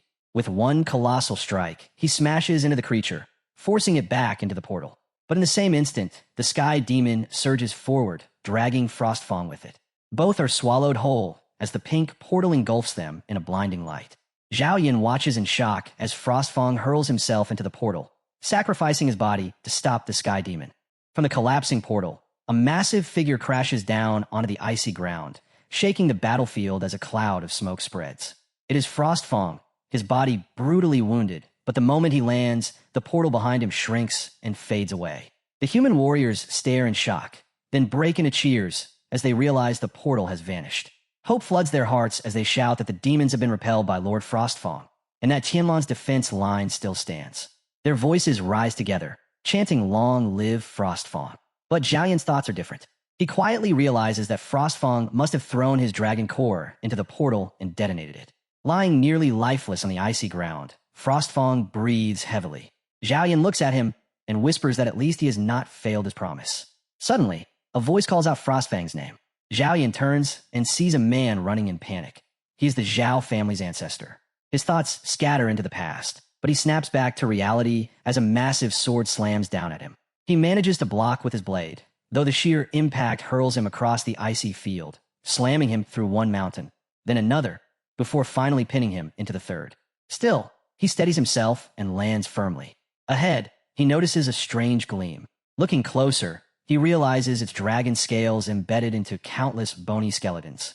He laughs at himself, walking forward casually, muttering how he failed to notice earlier. Their movements are too uniform, their attacks too mechanical. These bone demons aren't natural at all. The demon swings its sword again, but this time, Zhao Yin doesn't move. The blade halts just above his head, unable to touch him as his aura flares. He smiles coldly, saying his ancestor was right. These skeletons are indeed the culprits behind Frostfang's tragic fate. The enraged Zhao family ancestor would never allow such enemies an easy death. Shatter and reform, an endless curse of resurrection. Using Frostfang's dragon scales as fuel, they've been refined into Frostfang's tomb guardians. Anyone who dares trespass is attacked, the skeletons endlessly reassembling even after being broken. Even a second-year master would crumble against such endless attrition. Now he understands why Zhao disciples always fail at the second checkpoint. Yet if one refrains from violence and poses no threat, these mindless guardians lose their target. It is a cruel but brilliant revenge, transforming the enemy's body into a barbaric weapon and trapping them in their most hated undead state. A punishment far worse than death. Narrowing his eyes, Zhao Yin thinks of his old ancestor. Passing through the skeletons, he vows one day he will surpass them all. Deeper within, his gaze lands on massive dragon skeletons, frozen stiff, Suddenly, a force slams into him with terrifying strength, smashing him through mountain after mountain until his body is pinned into the last. Before he can even grasp what hit him, a familiar presence emerges. Frostfang appears once more, glaring at him with fury. Frostfang demands to know who he is, why he has intruded, and whether those bastards sent him to trap the dragon in this ice cave. Our hero is stunned, but quickly realizes this is indeed Frostfang. Yet the dragon's rage only deepens as it calls him a mocker and a parasite, a level 30 insect unworthy to sharpen even its claws. Frostfang declares that humans stare with greed, wishing to refine him into a weapon. His voice shakes the icy abyss as he opens his jaws, preparing to annihilate his enemy with a breath attack. Our hero shouts for him to wait, claiming he is a descendant of a Zhao family. But Frostfang dismisses it as another lie, saying the name Zhao has been used far too many times. He calls it trash and swears to cut him into 1,000 pieces, unleashing a massive wave of blue energy whose force scorches everything it touches. The hero barely escapes, leaping aside. More blasts rain down, crashing into the mountains, forcing him to dodge constantly. He insists Frostfang once sacrificed his dragon core to seal the demon portal, that he was remembered as a hero of the Zhao family. But Frostfang spits back in fury, calling it nonsense. The dragon core is his heart, he says, and no dragon could rip it out himself. He claims it was the intruder who stole it, and now dares try to mislead him with lies. Each accusation is followed by devastating blows that send the hero smashing from mountain to mountain. Still, he refuses to yield, knowing Frostfang vows to tear apart anyone who deceives him. Finally, when the hero manages to stand before him again, he pleads for Frostfang to calm down and listen. But before he can finish, Frostfang's massive tail whips him away, slamming him hard. Even so, he lands on his feet. His eyes harden as he realizes Frostfang's memories are broken. Trapped in this icy prison for centuries, the dragon has grown deranged, blaming anyone who approaches for his suffering. The once proud ancestral beast is now consumed by madness. Even in this state, the remnants of Frostfang's dragon's soul still radiate fear, the same fear that lingered even 100 years later. The hero admits his own level is far beneath Frostfang's might, but giving up is impossible. Since he has come to the Ice Dragon Abyss, he refuses to return empty-handed. A glowing cross forms on his forehead as he declares that if Frostfang wants a fight, then he will fight until the truth is remembered. Yellow energy erupts from his body, clashing against Frostfang's piercing blue mana. The blasts rattle the abyss as he leaps with his sword, challenging the dragon directly. He roars that if the Zhao ancestor could forge a contract with Frostfang, then he too will prove his bloodline and make the dragon acknowledge it. His ultimate slash strikes, landing hard against Frostfang. At that moment, the scene shifts. Far away, Shun Lingfeng bites into a dragon fruit.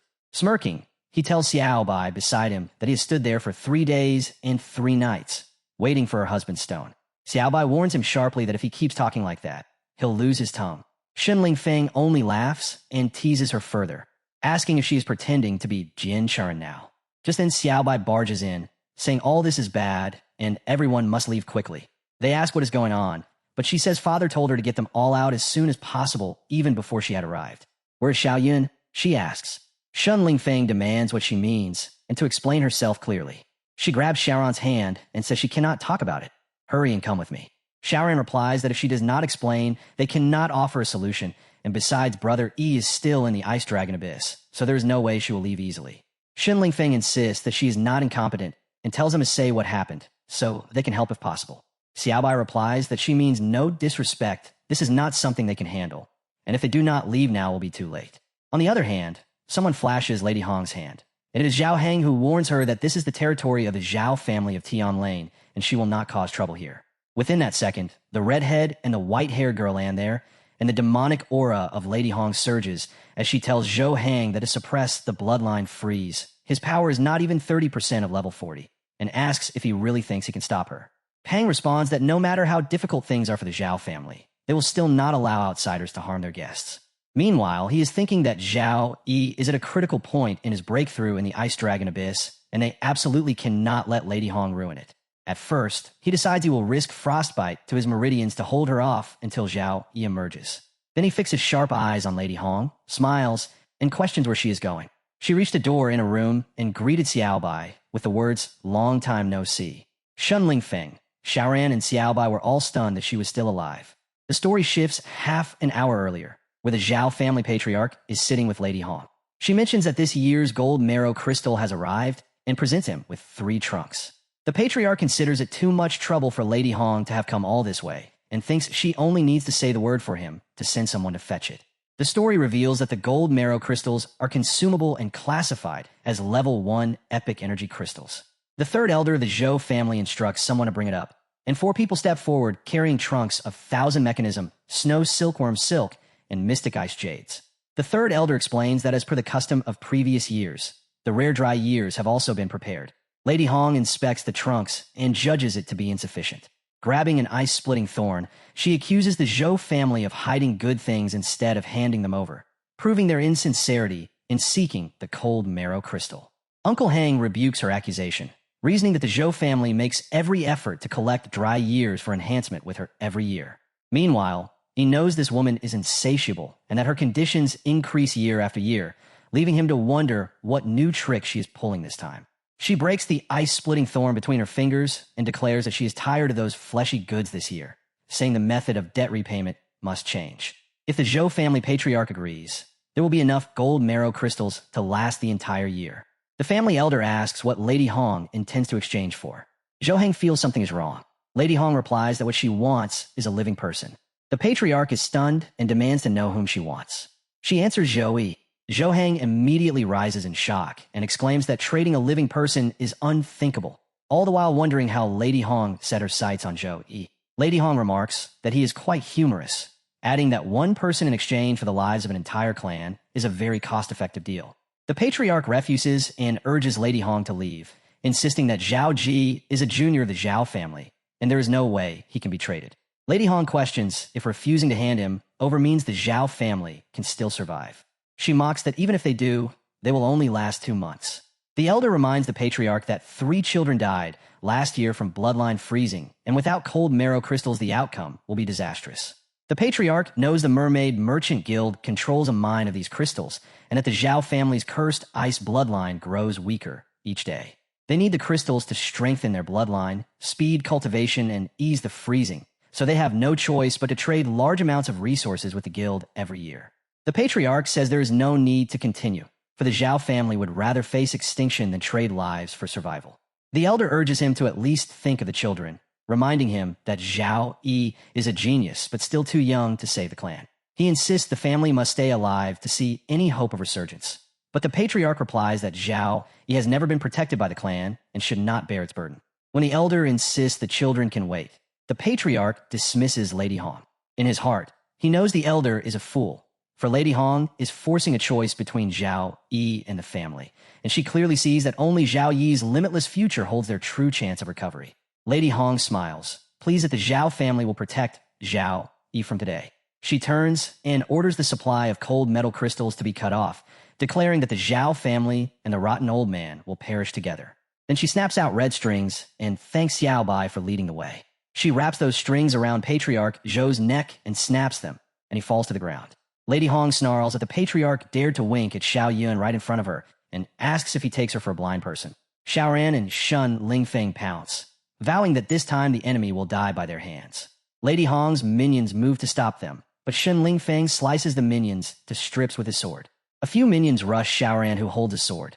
She cuts them like crispy cloth, and they drop dead. Shun Lingfeng casts a spell that burns away the remaining minions. Lady Hong watches and comments that in just 3 days they will learn to cooperate, and notes that it seems they practiced in private, finding them increasingly interesting. She thinks Xiaoran and Shun Lingfeng both show subtle signs of a breakthrough and could be considered geniuses, though she adds that with a pearl already ahead, they will eventually turn to dust. Xiaoran thinks that guarding Patriarch Zhou limits her movement and distracts her, and wonders if this woman was not eliminated last time, and how she is with the Zhao family again, and whether Patriarch Zhou is not allowed to speak about her, and whether Brother Zhao is not allowed either. Suddenly a few strings shoot right past her face and bind her in seconds. Lady Hong sneers that Xiaoran's combat experience is lacking. More strings shoot from the ground and bind Shun Lingfeng. Lady Hong declares that she loves these young masters and ladies from the families, calling them talented yet useless. With the warm-up over, she decides to deal with him personally. She slams into Shun Lingfeng, taunting him as a little succubus, then slams Xiaoran and taunts where her power from last time is gone. She pins Shun Lingfeng to the wall, saying that her blood thread snare really likes his flames, and calling him Little Fire Dragon. Now they hang from the ceiling as she demands to know where Zhao Yi is. Shun Lingfeng rages and vows to burn her to ashes if released. Lady Hong turns away and states that she will not allow talking, since she heard that Zhao Yi ventured alone into the Gale Mountain Range to save his sister, and she does not believe Zhao Yi will not come out. Shun Lingfeng snarls that she is not allowed to touch Xiao Yun. Lady Hong moves towards Xiao Yun and asks if she can see her brother in the distance from behind the curtain. Xiaoran shouts that Xiao Yun should lend her strength one more time. Before they could venture any further, Lady Hong stretched out her strings and her voice to show them what true suppression was. The strings generated multiple minions with a menacing red aura, their strikes aimed straight at Uncle Hang. Uncle Hang released freezing air and warned Lady Hong that she had gone through too much trouble creating so many puppets just for Zhao Yi. He dashed forward with his iron chain, smashing apart the silk minions, while telling his children to take Xiao Bai and Xiao Yun away quickly, and that he would hold the minions off. Lady Hong slyly ordered her minions to leave Zhou Hang, but Xiao Bai and Shun Lingfeng quickly grabbed the girls, preparing to escape. Meanwhile, our hero had already transformed into a celestial being of pure energy. He faced the dragon, ready to unleash his power, reminding it of who he really was. The dragon fired a surge of blue energy, but our hero simply stepped aside, letting the beast release the frustration it had bottled up after being trapped and roasted for so many years. With just a flick of his wrist, our hero slammed energy onto its forehead. He then prepared a soul-blending punch, demanding obedience. The dragon's memories suddenly surfaced, and it recognized our hero as its master. Yet when the blow struck, clouds of smoke erupted as the dragon was slammed down, jaws wide open, while our hero stood on its mouth, relieved that the dragon was finally quiet. The dragon then asked again who our hero really was. Exhausted and lying on the ground while healing, our hero answered that he was Zhao Yi, the descendant of Zhao Fan. His body recovered slowly from the damage inflicted by this unfathomable dragon. He explained that 100 years ago, the dragon sacrificed its life to destroy the demon realm portal, bringing peace to Tianlane. His ancestor, Zhao Fan, had sealed the dragon's body and soul before departing alone to find a way to resurrect it, but he never returned. The dragon recalled the promise of a life of luxury made by its master. Our hero told it that being sealed here had trapped its soul, causing it to gradually lose its sanity, and that he had no choice but to use certain methods to help it recover. The dragon questioned how it could be resurrected with its core shattered, admitting disbelief that a century had passed and assuming its master had long perished. Then it asked if he had come for the dragon's soul. Our hero stayed silent, prompting the dragon to note that his foundation was damaged and in need of repair with pure energy. Infusing the dragon's soul into his body would feel like 10,000 ants gnawing at his heart and his flesh being torn apart millions of times. So it asked if he was willing to endure it. Our hero declared that he was, because compared to the pain of helplessness and weakness, the inability to protect those he loved was far worse. Energy then surrounded him as he lifted himself up. The dragon acknowledged his courage, smacking a surge of blue energy straight into his heart. The pain blended into a shining yellow mana as his blood vessels awakened with the icy lineage of the Zhao family. Blue energy began oozing out from him as transcendent power surged back. His every vessel brimmed with radiance, and he could feel everything vividly, even sensing Xiaoran standing outside before the dragon. The dragon told him to endure, warning that his shattered radiance would not last a month without proper repair. Our hero then inspected the cracks across its spine and at the shattered radiance, healing them one by one, though blood poured from his eyes, nose, and mouth under the strain. His heart suddenly pulsed, releasing immense energy that extended farther than ever before. At last, he obtained the Ice Dragon Soul with complete fusion, restoring his foundation. His ice element strength rose to new heights, and the system congratulated him for completing the hidden quest, granting him his perfect second awakening. He was rewarded the Dragon Body's God skill, vowing to use it to protect Tianlane. Elsewhere, Lady Hong was brutally suppressing the Zhao family. Shun Lingfeng was nearly beaten by her red silk, and now it was Xiaoran's turn. Lady Hong called her a good sister and coaxed her to come closer, insisting she would not hurt her. But Patriarch Zhou hesitated. Lady Hong then lashed her strings and forcefully seized her, demanding to be taken to her brother. Just then, Shun Lingfeng grabbed her foot and told her to get lost. Lady Hong mocked him as a stubborn little fire dragon, eager to play the protector. Shun Lingfeng warned her not to touch Xiaoran. She laughed at his resolve, ridiculing him as a stray dog who could not even protect himself, yet still wished to protect others. But Shun Lingfeng retorted that she knew nothing, swearing that even if he died, he would never let her touch a single hair on Xiaoran. She ordered him to move aside, but he refused, pressing against her shoulder in pain, yet not letting go. Xiaoran wept, crying for him to let go, pleading that he should not worry about her and should escape quickly, insisting her brother would not blame him. But Shun Lingfeng bit Lady Hong's foot in defiance, despite the punishment. Lady Hong struck him hard, sending him flying, but he resisted even that blow, crawling back toward her. This made Lady Hong pause, thinking that this boy had tougher bones than she had expected. To make someone of the proud fire dragon bloodline submit in such a way proved his worth. And though he was indeed stubborn, he was also a very valuable person. Lady Hong was truly impressed, yet she warned Shin Lingfeng that he was courting death. She had no real desire to kill him, but since he was forcing her hand, she would make him reborn. Her strings coiled around his neck as she bid him farewell. Shun Lingfeng began choking while Zhou Bai cried out for him. With a snap of her strings, no one knew if he had died, and Zhou Bai wept bitterly, begging Lady Hong not to let her brother suffer and to release him. Suddenly, a deafening burst erupted outside, followed by a cloud of smoke and trembling waves of blue energy. Lady Hong turned toward Zhou Bai, her expression shifting as she wondered where such terrifying pressure was coming from. At that moment, a surge of blue light engulfed her, shattering her red silk into fragments. From within the wave, radiant yellow wings unfolded. It was our hero, who finally appeared carrying Zhou Bai in his arms. She wept softly, calling out to her brother. Our hero looked at Shun Lingfeng, who was gravely wounded, and then at Xiaoran, who remained pinned to the wall by Lady Hong's silk.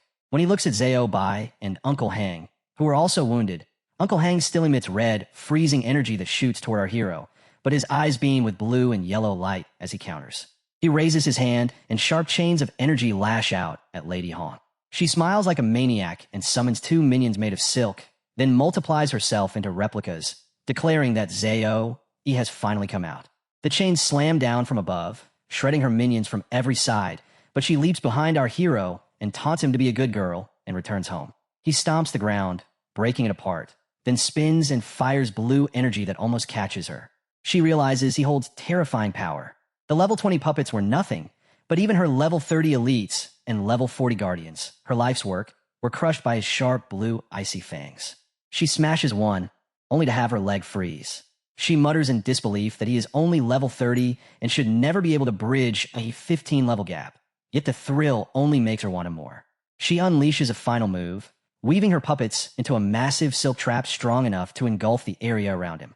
She arrogantly points out that fighting above his level is useless when he is burdened by the girl in his arms, then forges a silk weapon and slams it down to crush him. Our hero stands unmoved. The sharp silk binds him, but it cannot affect him.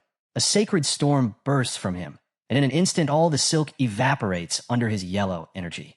The wave spreads, melting everything in its path. Lady Hong realizes this power is beyond measurement, not something levels can define. Panic sets in. She should retreat. But our hero summons Frostfang, the dragon glowing at his side. Lady Hong quickly raises a hand, tapping out, warning him that if he dares touch her, the Mermaid Guild will never let him go. She claims this is the guild's highest wanted order and threatens that his Zhao family will be dragged down if he acts further. But Frostfang devours her aura in seconds, shocking her completely. Wide-eyed, she tries to recover her composure and tells Ahil it is all a misunderstanding. She admits her mistakes, going after her sister, hurting her friends, opposing him, and begs for her life. She offers gold marrow crystals, then even the Mermaid Guild's gold marrow crystal mine, saying it produces thousands of pounds each year, enough to free the Zhao family from their frozen bloodline and let them cultivate in peace. She even declares she can become his subordinate, willing to follow him through hell and high water, while secretly planning to escape the moment her puppet strings connect. Our hero knows someone like Lady Hong would never beg unless she is scheming. He raises his hand, summoning Frostfang again, and makes clear it won't be necessary. A true powerhouse fears no threat and is not swayed by temptation. He unleashes his overwhelming energy, cutting through her silk strings like threads and slashing her body in half in an instant. Her eyes widen in pain as she realizes he wields a power cloaked in holy light beyond ordinary weapons. As her body is destroyed, our hero gently sets Zhao Yun down, frees Zhou Bai, and lifts her unconscious form. He embraces her, channels healing energy, and softly tells her he is back. Meanwhile, the redhead wakes up, shocked that the opponent he couldn't defeat, even with all his strength, was beaten by Yi in just a few moves. He wonders how he could ever reach that level. Our hero walks up to him and thanks him, showing respect for protecting his sister with everything he had. The redhead was shocked, Morpho surprised. He looks down and then smiles brightly, saying hurry up and heal him because he is bleeding out. After a while, the patriarch is seen watching our hero, thankful that he is here. He says that this is their first official meeting, and for E to encounter such an unvaried disaster is a sign of his incompetence as a patriarch, leaving him truly ashamed. Our hero responds that there is no need for formalities, but he wants to ask why the Zhou family needs the cold marrow crystal. He declares that the Zhou family must possess absolute strength to protect Zhou Yun. Otherwise, he will not allow Zhou Yun to return to the family. The patriarch asks if Zhou Hang told him. Our hero explains that Uncle Hang once mentioned it, but he was vague about the details. The patriarch thinks that this child has just gone through a fierce battle, yet his aura is as steady as a deep pool, and the ruthlessness in his eyes is 100 times stronger than those pampered youngsters in the family. He then says the eternal curse not only drastically reduces the Zhao family's probability of awakening the Ice Blood design, but also makes the Zhao family disciplined and weak to resist the backlash of the bloodline freezing. The story reveals that every year someone in the Zhao family dies due to bloodline freezing. Our hero's sister, Zhao Yin, once suffered from bloodline freezing, but it was the mildest form, which is why she could be cured with the extreme cold lotus. However, for most of the Zhao family's disciples, their blood freezing can only be suppressed by the cold miracle stone. The patriarch tells him that Madame Hong exploited this very point, daring to demand more tribute every year. This time she went too far, wanting to exchange E for the cold miracle stone. Talking about the tribute, our hero asks that from today onwards there is no need to send it anymore. The patriarch replies that driving away Madame Hong can only solve the problem temporarily because the mermaid merchant guild behind Madame Hong is powerful, and they even control a cold miracle crystal mine that the family is beholden to. Our boy then says Madame Hong is dead. This shocks the patriarch, and he asks what he just said. She was a level 45 second tier puppeteer, protected by hundreds of puppeteers, and even if he broke through an ice dragon abyss, it would not be absolutely possible. Our boy explains that she was too arrogant and did not bring any backup, and the ice dragon abyss boosted the power of his ice type skill by 30%. More importantly, he shows Frostfang, saying he awakened it in the ice dragon abyss. The patriarch is so stunned that his eyes water as he listens about Frostfang. He asks if it still remembers their ancestors. Our hero tells him that he does remember. It was Frostfang that repaired his body and helped him defeat Madame Hong. However, its dragon soul is extremely weak, so our boy has stored it with him and will not awaken it unless absolutely necessary. Patriarch starts laughing and even throws away his stick in a very respectful manner, bowing down while saying, "Ancestor, do you hear this? To gain Frostfang's recognition at such a young age, his courage and destiny, even their ancestors, might not have matched it." He remembers that he once considered Aegis exceptionally talented, but he never imagined he could achieve this. He shouts that heaven has not abandoned their Zhou family. Our hero then says, "Patriarch, perhaps they should stand up first." The patriarch stands up and apologizes, saying to excuse him because he was too excited. Our hero, holding his arm and helping him stand, asks if he could tell him about the merchant Gale's background. He remembers that the cult has already set its sights on his sister, and since he cannot keep her by his side all the time, if he can help the Zhou family deal with the merchant Gale, then this place will be the best sanctuary for his sister. The patriarch tells him that the mermaid merchant Gale was just a small corner shop, and the owner was a low-level warrior named Lu Xian, who made a living by reselling ores.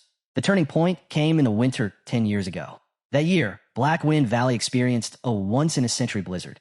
All the redwoods were frozen solid. Lu Xian entered the valley with a few associates, but after half a month, only Lu Xian came back out. From that moment on, he suddenly had a steady supply of ores, gold marrow, crystal, profound ice shade, falling frost stone, and he could even produce rare star silver ores in large quantities. As he shows them to our boy, they walk outside, and the patriarch continues, explaining that Lu Xian claimed he had discovered a new mine and somehow acquired the mining rights. For years, countless people have tried sneaking into the valley to investigate, but they either became lost or froze to death before ever reaching the so-called mine entrance. Our boy comments that it is too much of a coincidence. The patriarch replies that the coincidences do not end there. 3 years ago, they could still buy a stable amount of gold marrow crystal from traveling merchants, though expensive, but it was enough to cover the family's emergencies. Then, one spring, traveling merchants suddenly vanished in large numbers, and not a single vendor in the market sold gold marrow crystals anymore. Just when the family was at its wits' end, Madame Hong appeared. She claimed to have a mine and offered to supply crystals at half the market price, on the condition that the Zhou family help her deal with some small troubles. When our boy asks what those troubles were, the patriarch explains plainly, It meant using the Zhou family to suppress small families in Tianlan province who refused to submit to the merchant guild. Most of these families carried bloodline defects. The guild provided them with cultivation resources, but in return demanded their most talented disciples. Once taken, those children never came back home. These families hated the merchant guild, but feared losing their resources, so they could only take out their anger on the Zhou family, branding them as the guild's running dogs. Over the last 2 years, Zhou family disciples were frequently ambushed whenever they left home. The guild's plan was clear: isolate the Zhou family completely and leave them hopeless. Our hero concludes aloud. First, monopolize the channels, then lure them in with low prices to show goodwill. Next, use the Zhou family's hand to wipe out dissenters, and finally make the Zhou family the target of public resentment. The patriarch agrees, saying yes, and that later the merchant guild added new conditions with every delivery. They knew it was a trap, but the children of the family were relying on cold marrow crystals to survive, so they had no choice but to reluctantly accept. He then holds up a crystal and says this is the cold marrow crystal they received from the merchant guild last year. 3 years ago, the crystals were pure ice, but over the past 2 years they've gradually become laced with black threads. Madame Hong insisted these were natural impurities from deep within the mine, but the family's physicians believe the crystals have been corroded by something. When our hero takes the crystal, energy revolves around him. He studies it closely, his power cleansing the darkness from within until it becomes perfectly pure. He realizes it carries a faint demonic aura, a feeling eerily familiar, as though he has encountered it before. The patriarch then adds that there is one more thing. Madame Hong once told him that once the Lord awakens, the Zhou family curse would vanish with a flick of the finger. Our hero responds, Lord, not Lucian. The patriarch agrees, explaining that to be able to produce so many rare ores and to have a level 45 second-tier puppeteer like Madame Hong willingly running errands, there must be a real power behind it. Lucian alone is not worthy. Our boy says he understands, and that since Madame Hong is dead, the merchant guild will not let this matter rest. He declares he will bear the consequences of his actions. The patriarch is stunned, saying what kind of words are those? He reminds Yi that he is of Zhou family blood, the same blood as their ancestors. His affairs are the Zhou family's affairs, and no matter how great the storm, the Zhou family will face it with him. Our hero pats the patriarch's hand, acknowledging his intention. He admits he has never truly been alone. Turning to his companions, he notes that the redhead and the others are dragging their feet. Just then, new voices called out that the principal had heard of trouble on Yi's side and sent the 3 of them over. A priestess, a mage, and a warrior girl arrived. Our hero greets them, remarking that it has been 2 months since he last saw them, and that they have improved quite a bit. The warrior girl proudly replies that of course they have, because they stick with brother Yi, and they cannot afford to fall behind. The mage girl mutters in the priestess's ear that Ling she said on the way she wanted to ask brother Yi about the ice magic, yet she chickened out when she saw him. The priestess passes the question to Yi, but our hero only looks at her calmly, doesn't stop walking, and says it's urgent so he will explain on the way. As they head forward, the patriarch watches silently, smiling to himself that Zhou, he truly resembles their ancestors. While the others chat casually, our hero drifts into thought, suddenly feeling redundant. If it were before, he would have infiltrated alone without hesitation. The demonic energy in Black Wind Valley has no effect on him, and even against enemies many times stronger, he could still use the power of the Void Beast to retreat safely. But right after killing Madame Hong, the system that had remained quiet except for daily missions suddenly reappears. The notification announces a triggered unlimited time mission to uncover the secret of the Mermaid Merchant Guild with his companions, with the reward being an S-rank skill book. To him, it feels like a forced command that completely blocks the path of acting alone. Yet the system reminds him it is called the strongest auxiliary system, one that never makes meaningless arrangements. So perhaps what matters this time lies within the mission itself and within his companions. Thinking about them, he recalls their injuries and realizes he always believed he was strong enough to protect those he loved, but being strong enough is only a false proposition. Madame Hong's appearance taught him that even the fiercest lion can falter, and if left alone, even hyenas would dare to take a few bites. Just then, the warrior girl calls out to him, saying if they don't leave now, it will be completely dark. Zhao Bai also checks if he is fine and reminds him the teleportation array is ready and must be reached before it closes. The redhead grumbles that they should have done this earlier, while the girls complain they are hungry and ask if they're going to eat first. Our hero recalls the little habits of his companions and comes to believe that they are not a burden at all. They are the ones who allow even a mighty lion to rest in peace. The Black Wind Valley is a place of ice and snow all year round, with a blood-red mist hanging heavy over it. Few who enter ever come back unscathed. Strangely, the Mermaidian Merchant Guild's lair is hidden here, Yet Lucien seems unafraid of its secret being exposed. When our heroes jeep halts at the entrance, Zyobea points out that the public maps only mark the valley's edge, while the interior is completely blacked out. Our hero isn't surprised. He summons his possession skill, and a butterfly appears, carrying his magic into a circuit that marks hidden coordinates. This butterfly can tear through the void and jump instantly to deserted spots. Tai Xian curses the place, saying the wind feels like thorns.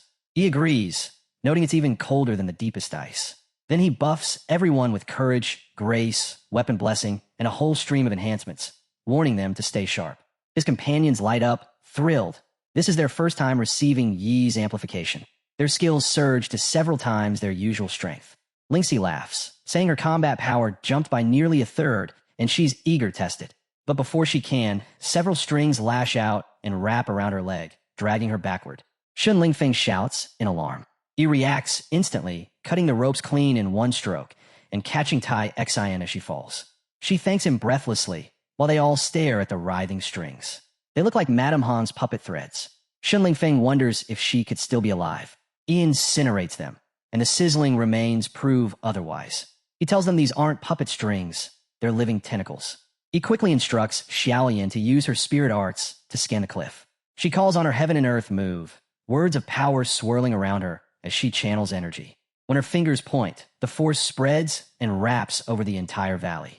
The vision it reveals makes everyone pause. Even he is taken aback. Could the entire snow mountain really be crawling with hidden creatures? Suddenly, Xiaoyan's sight sharpens, and structures with eyes and strings emerge from the cliffs around her. They strike in every direction. She counters with thunder rumbles, glowing talismans, and a flurry of spells, holding them back. But a wave of black magic crashes through, dissolving her yellow spell in an instant. She leaps backward, realizing the black slime can absorb spiritual energy. Lingxi gasps, stunned, as Xiaoyan mutters that even his spirit Taoist techniques are useless against it. For a moment, her companions freeze in shock.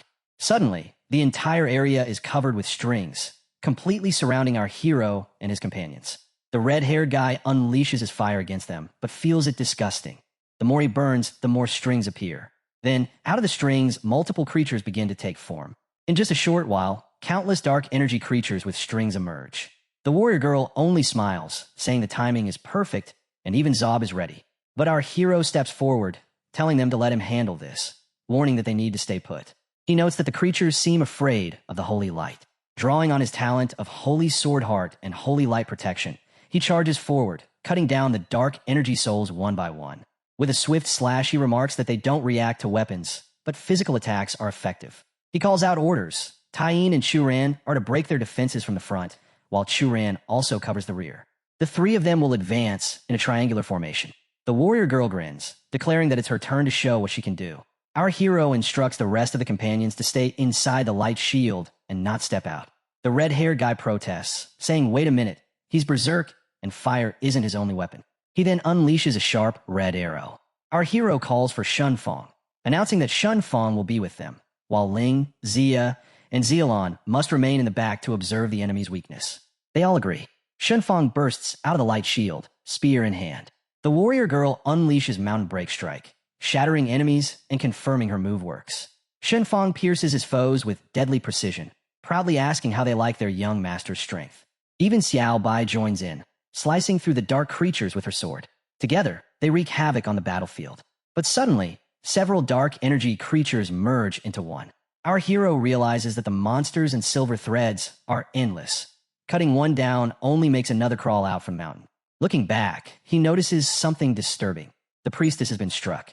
She turns in shock, asking what it is, and shows our boy a waste token she found on the monster. He comes to her side as she explains it bears the mark of the Tianlan Louis family.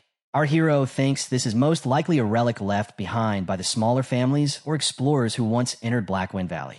Worse, he suspects these silver threads not only devour magic and spiritual power, but also life force, turning even the remains into monsters. Drawing his sword again, he observes that every monster is connected by threads to the cliff. He roars that instead of cutting monsters, they should strike at the root, and slams his blade down with immense force. The ground quakes, shattering open. Stones crash down, but his light barrier shields everyone from falling debris. As the dust clears, the entire group is stunned. Crystals surround them, and inside each crystal are tiny people. The warrior girl whispers if it was just a mirage. Our hero shakes his head. It's not a mirage, but the disguised entrance to a dungeon. Blackwind Valley isn't merely a natural mountain range. It's a vast dungeon fused with Blue Star itself, camouflaged so perfectly that no one has uncovered its secret. He then says no. Lu Xian already discovered the secret. The Chamber of Commerce dares to leave Blackwind Valley unguarded because the dungeon itself is their trump card, turning intruders into nutrients. The redhead curses, saying it's a lot of tricks. The mage confirms that the monsters they fought are indeed intruders transformed into puppets. She points at the crystals, and when touched, they melt into liquid. He confirms it. The monsters of the first level are part of the mountain itself, feeding on those who fall here. Once intruders die, they're absorbed into the range. He warns them to prepare, as the monsters of the second level are coming. The moment he touches a crystal, it shatters, raining shards all around them. The redhead shouts if this broken mirror is trying to ambush them. He calls for Lingxi to cast a double layer of ice and earth defense, ordering her not to give the enemy any chance. She complies instantly. From every shard of broken glass, reflections of their companions appear. He looks ahead, sensing an ominous presence. Out of the smoke and cloud, a figure begins to walk toward them. In that instant, they're all suddenly teleported. The priestess finds herself in a strange location and desperately calls for E, but there is no reply. Fear grips her. The redhead, too, even while using his full energy, is transported somewhere entirely different. The mage girl hides in her own isolated place, shaken by what just happened. Xiaobai gasps as she finds herself in a seawater-like space, while the warrior girl appears in a graveyard, panicking as she runs and slashes wildly in terror. Tai Xian strikes hard against her own clone, shocked that the clone is even copying her strength. The clone repeats her words, and she feels disgusted, so she pushes back her weapon and slams a punch.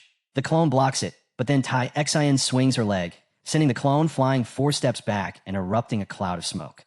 She mocks the clone, telling it that it doesn't even know what a fiend is. The clone, pinned down on the debris, repeats her exact same words. Tai Xian laughs, convinced that it only imitates complete moves, not diverging movements or changes. But suddenly, the debris bursts apart, and the clone's hand shoots out in an attacking position. She blocks it and realizes the clone's learning speed is getting faster and faster, so she feels the need to finish her quickly. On the other hand, a large yellow flame crashes to the ground. Shunfang swiftly dodges aside, questioning why the clone isn't mimicking him and whether it is trying to copy his flame dragon body. The clone leaps onto him, and the real Shunfang vows to prove the difference between the original and a knockoff. He readies his weapon, but the clone dodges easily. Shunfang notes that the clone is copying his moves at a rapid pace. He decides to unleash another move, declaring that if the clone intends to learn his techniques, then he will provide plenty to learn. He fires a drilling flame called Heaven Burning Sting, but the clone counters with a simple strike. As their arrows meet, a massive explosion shakes the ground, scattering debris. Among the falling stones, the clone still stands firm. Shunfang slams his staff, unleashing a great fire slash onto the twin clone. The twin blocks it swiftly with his staff. Dodging all those attacks, the clone strikes with his weapon, stabbing Shunfang as fire burns across his real body. Shunfang concludes that the clone can only copy complete moves and cannot keep up with changes or the flame dragon power within him. He grabs the weapon and pulls it free, mocking the clone as a clumsy fool. Above him, a fire dragon appears, and he calls forth multiple fiery scriptures that crash down at insane speed from all sides, culminating in a giant explosion. Meanwhile, Xiaolan hides behind a wall. Suddenly, a spell slams into her position, and she barely dodges the blast. Her minion mocks her, saying he thought she would be more capable. As she runs, dodging attacks, Xiaolan explains that Daoist talismans must be drawn on the spiritual energy of heaven and earth, and that imitating the form means nothing without capturing the spirit. She bites her fingertip and points forward, explaining that the rain and the wind themselves are part of the Tao. Electric and yellow mana buzz outward as she adds that the heart of the body and the power is the function. She tells the clone it lacks a heart and will never understand. To her, revering and fearing the Tao allows one to borrow from nature, and no matter how many talismans are imitated, they remain only empty shells. The clone mage bites her fingertip in the same way, but instead of mana, threads spill from her finger. Lingxi is shocked because it should be impossible. Suddenly, her body is pierced from all sides by sharp weapons, and she dies instantly. Elsewhere, Lingxi faces her clone. The clone tells her that struggling is useless, insisting that even as a copy, it can still defeat her. Lingxi, bruised and weakened, thinks to herself that she is not struggling, but waiting for the clone to reveal its weakness. Only 10 minutes have passed, yet the clone has progressed from simply mimicking her voice, appearance, and skills to actively attacking. Lingxi wonders how the clone can even set up special traps for her. Its growth speed is astonishing. But since the clone is a dungeon monster, there must be a way to defeat it. Lingxi blasts a flare of mana, blinding the clone to hide. The clone quickly reads her move and accuses her of trying to hide, demanding she come closer so their bodies can unify. Lingxi notices there are no frost patterns forming, and suddenly, something clicks in her mind.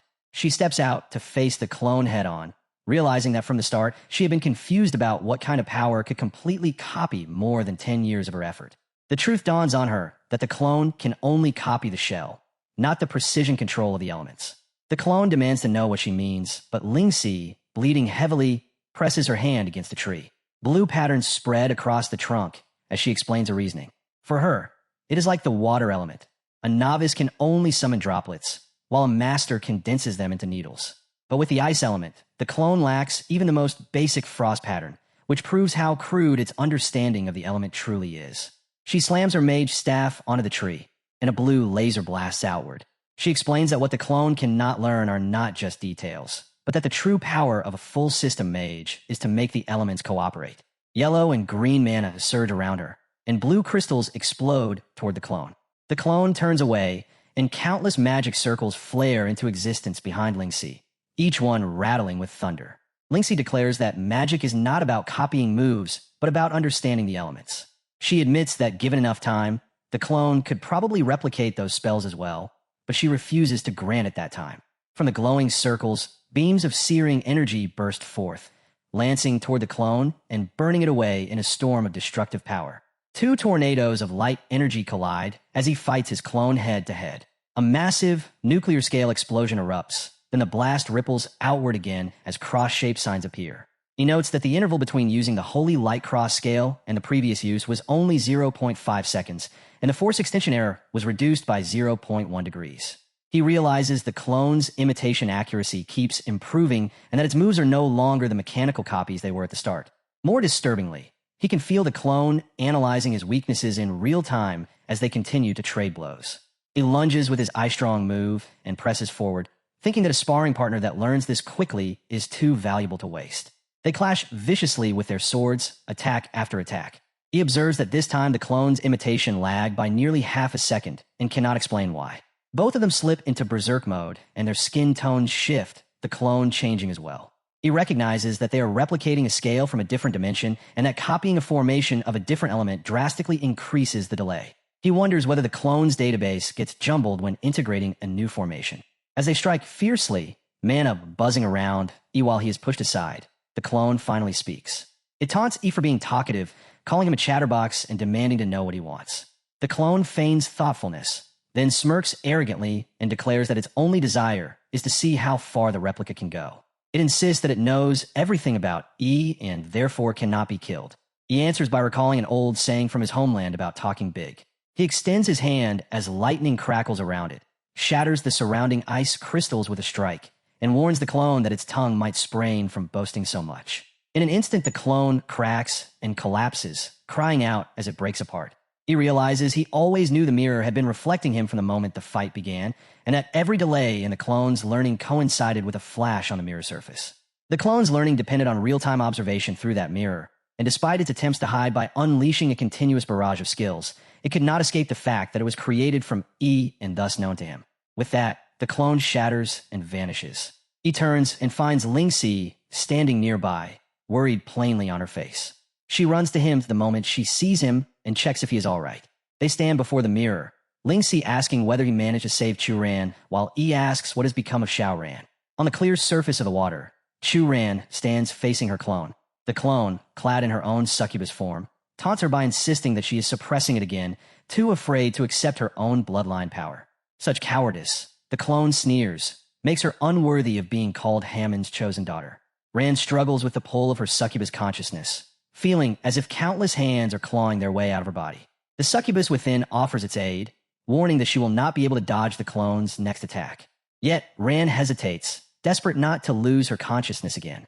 At the very least, she resolves to stay in control and complete this mission with Zhao Yi. Her succubus self whispers that Zhao will be disappointed if he sees her defeated and reminds her that her only true power lies within the succubus consciousness itself. Ran cries out, declaring that this power exists to obey her command alone. At her call, the succubus energy stirs, but the clone immediately lashes forward, mocking her resolve. It demands to know why she does not try blocking with the very hand she is too afraid to unleash. Drawing her demon blade, Ran manages to dodge the strike. The clone slashes again from the side, but she narrowly evades once more. The clone smirks and declares that the difference between them is obvious. Ran worries about too many things: Zhao's opinion, the fear of losing control, and even the presence of her clone, while the clone fears nothing. Succubus mana surges violently around the replica as she swings her sword at Ran's throat. Ran pulls back just in time, but the assault continues. The clone insists that no matter how refined Ran's swordsmanship or how powerful her spells are, her refusal to use her bloodline makes her no different from an ordinary class user. In Ran's own memories, Zhao once told her that kindness is not weakness, but the clone twists that truth, roaring that kindness is the very thing crushing her now.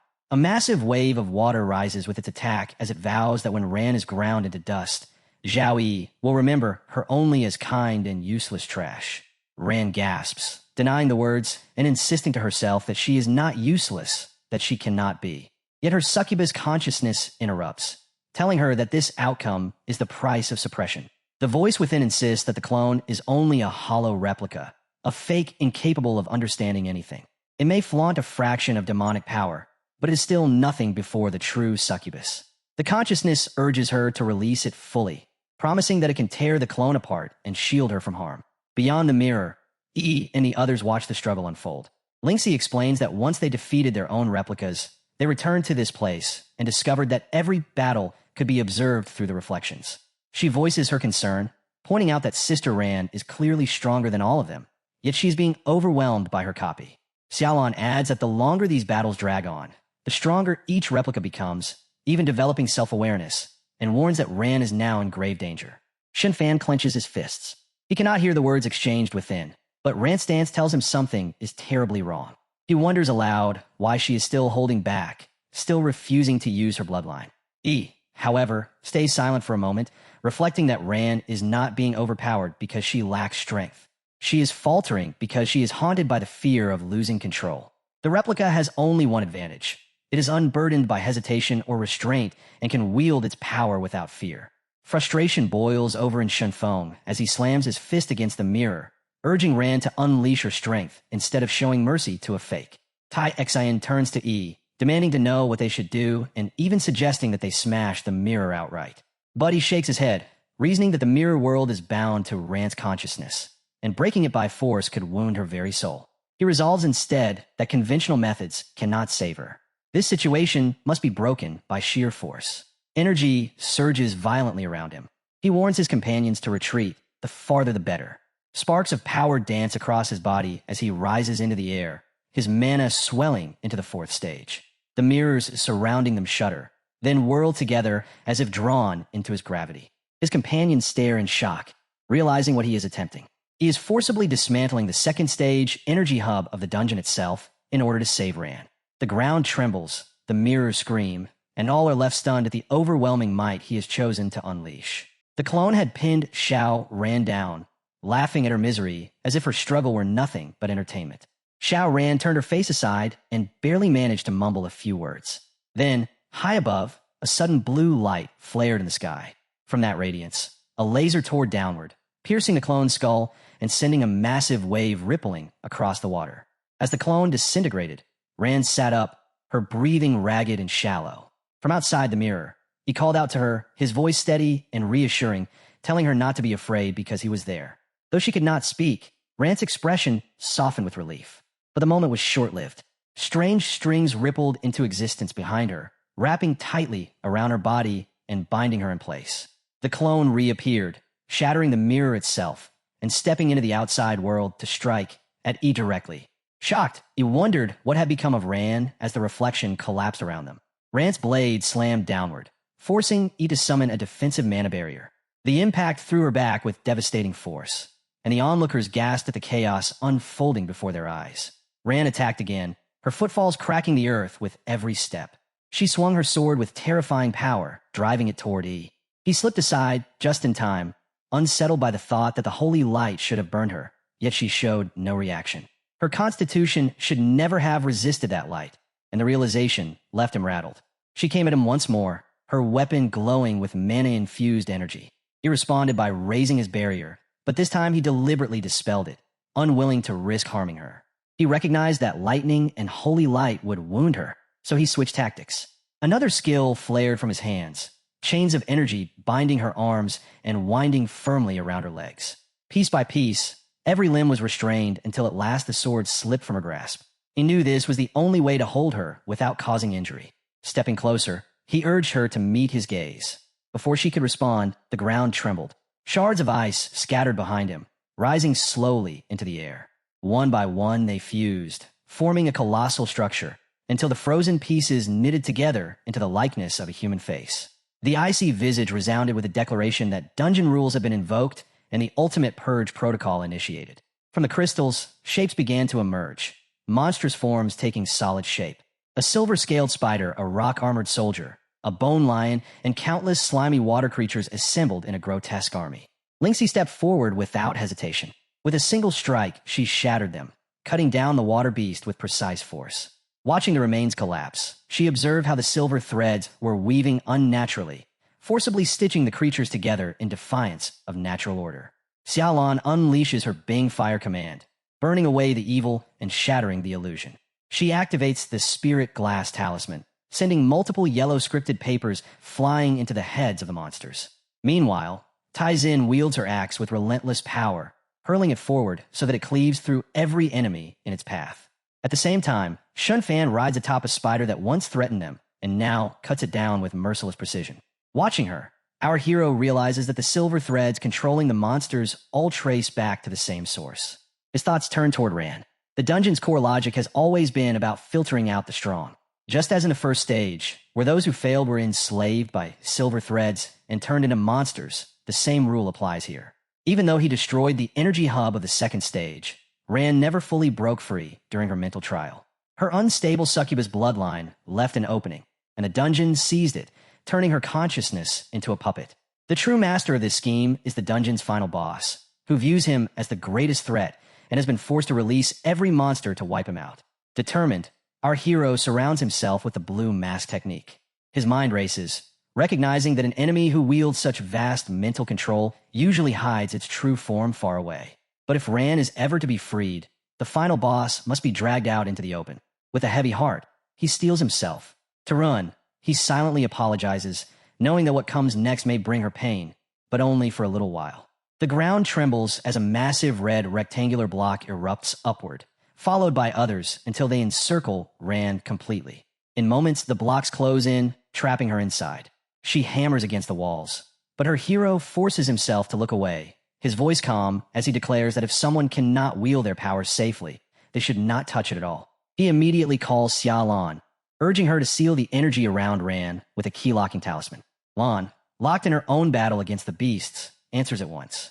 She draws upon the talismans of heaven and earth, invoking their boundaries with solemn words. The flow of chi has limits. The evil miasma shall be cut off without, the chaotic breath sealed within. As her spell completes, she declares that the coffin shall be the boundary, and all passage is forbidden. Nearby, Lynxie struggles as waves of monsters surge forward. She shouts to her comrade that the numbers are overwhelming, and even with all their strength, they are barely holding the line. Shun Fan agrees, hacking through more foes, yet admitting that no matter how many they destroy, even the fallen beasts devour one another and rise again, endless in their assault. Our hero's gaze hardens. The dungeon has unleashed its entire army, and if they continue to fight head-on, the girls will be drained of their energy in less than half an hour. Worse, he'll be forced to divide his strength just to shield them. He knows there is no choice. Drawing upon his deepest reserves, he resolves that this is not the time to hold back. To break this stalemate, he must resort to the most direct and devastating method at his disposal. His command is swift.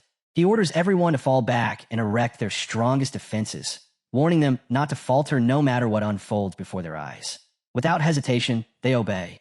Shinfan glances at him and speaks with grim certainty, assuring him that they all understand. He must go forward and unleash his greatest move. He stood firm as yellow energy crackled and danced around him. Xiao Ran watched with quiet admiration, her gaze full of awe. Our hero remained silent while the energy thickened, growing more violent with every passing moment. Even the monsters froze, held in eerie stillness. One of them parted its jaws, but before it could act, a surge of dark energy ripped through the horde. In the next instant, every monster was torn apart and reduced to pieces. Taizin blurts out in shock, looking like a giant creature. Lingxi studies the giant monster, her eyes fixed on the pulsing purple mana core lodged in its heart. She realizes the dungeon must be attempting to merge all the scattered monsters into one abomination. Her magical senses pick up the swirling torrent of energy around the silver core, its strength easily double that of all the previous enemies combined. Our hero exhales slowly, already knowing what he must do. Raising his hand, he summons divine S-rank level 1 angels. Yellow beams descend from the clouds, striking the ground like pillars of light. From that brilliance, enormous angelic wings unfold, and armored figures carrying divine bows step forth. Their towering forms loom behind him, each angel as tall as a tower. Shunfang stares in disbelief, stunned that Zhao Yi could summon beings of such caliber. Taizin gasps in awe, wondering if this is the ultimate skill of the Holy Knight. But Lingxi's expression tightens, her body trembling. The sheer presence of the angels freezes even the chaotic space of the dungeon for an instant, and she can feel the terror of their energy. The giant monster stirs, but our hero is already braced. He knows that summoning angels drains 30% of his health instantly, and every second they remain consumes his mental energy. If he survives this battle, he will need to advance divine summoning to reduce the cost. With steady resolve, he commands the angels to eliminate the monsters. At once, they lose a barrage of arrows, each one glowing with divine mana. The storm of projectiles rains down, shattering the battlefield. Explosions erupt as the arrows pierce through the monster horde, and smoke rises in dense clouds. The giant beast raises its hands to shield itself, but a devastating blast still tears through its body, leaving a gaping wound. Lingxi watches in awe, admitting that Ji's power has surpassed the limits of the dungeon itself. Yet her voice trembles with worry, for she knows he cannot sustain this summoning for long. Such power takes a crushing toll on one's mind. Our hero sighs again, resigned but unshaken. He had no choice but to use it. Turning away from the angels, he fixes his gaze on Ran. His mind races, deciding that leaving the monsters to the angels will suffice. From here on, his only target is her. Icy crystals rain down around him as he channels his mana, his voice like a blade cutting through the chaos. He begins a count, warning that if the hidden presence does not reveal itself by 3, he will destroy the place entirely. At 1, there is silence. At 2, still nothing. But when he reaches 3, a shadow stirs behind Ran. From within the darkness, a figure emerges, its eyes glowing a menacing purple. At last, the dungeon boss shows itself. Our hero narrows his gaze, recognizing the truth of his suspicion. This was the enemy he had been waiting for all along. He recognized at once that both the crystal of purification and the mind-calming liquid were perfectly suited for Chu Ran. Observing the black creature known as the Heart Eater, our hero remarks that it had been corrupted by a dark being. The creature looks directly at him while standing by the glass and says, "Interesting." It studies our boy closely, then adds that no matter who has barged in, all those who broken over the years, our hero is both the youngest and the strongest. Yet his aura is far more powerful than most of the other attackers. Suddenly, multiple strings begin binding around the Heart Eater, and our hero shields his eyes as the glass shatters. The creature approaches his face and says not to be so tense, as it did not come here to fight. From within the broken glass, multiple pieces of equipment appear, and the Heart Eater turns, saying that on the contrary, it wishes to offer him a choice. Our hero's eyes widen in surprise as he gazes at the equipment. Among them are the crystals of purification, filled with purifying energy capable of removing any curse. There are also mind-calming liquids, essential for suppressing the berserk factor of the bloodline. Alongside them lie the profound Iron Star Core, the soul-resting Jade, the group shield wall, and the weakness Insight. Behind him, Fong comments that if the dragon crystal were fused with his dragon pattern vambraces, he could smash those monsters to bits with just a single punch. Tai Exine remarks that such healing defenses are a truly generous offer for her, while he considers that even the Zhou family's perpetual curse could be lifted by the crystal of purification. The Heart Eater stepped closer, its gaze fixed on the boy, and asked whether he was not tempted. It gestured toward Rant's suffering form, pointing out how a single drop of the mind-calming liquid could grant her peace, ensuring she would never again have to fear her bloodline spiraling into madness. The creature then waved toward the array of treasures, calling them nothing more than appetizers, and declared that forcing it to reveal itself was proof enough that the boy had passed the dungeon's trial. This, it said, was his rightful reward. Take it and leave. For a moment, the hero's mind turned heavy. He acknowledged that if he yielded now, he could indeed gain a wealth of treasures beyond measure. Yet in the same breath, his thoughts darkened with the image of his brutally wounded comrades, of the quest to uncover the secrets buried within the mermaid commercial guild, and of the countless burdens that bound him to his companions.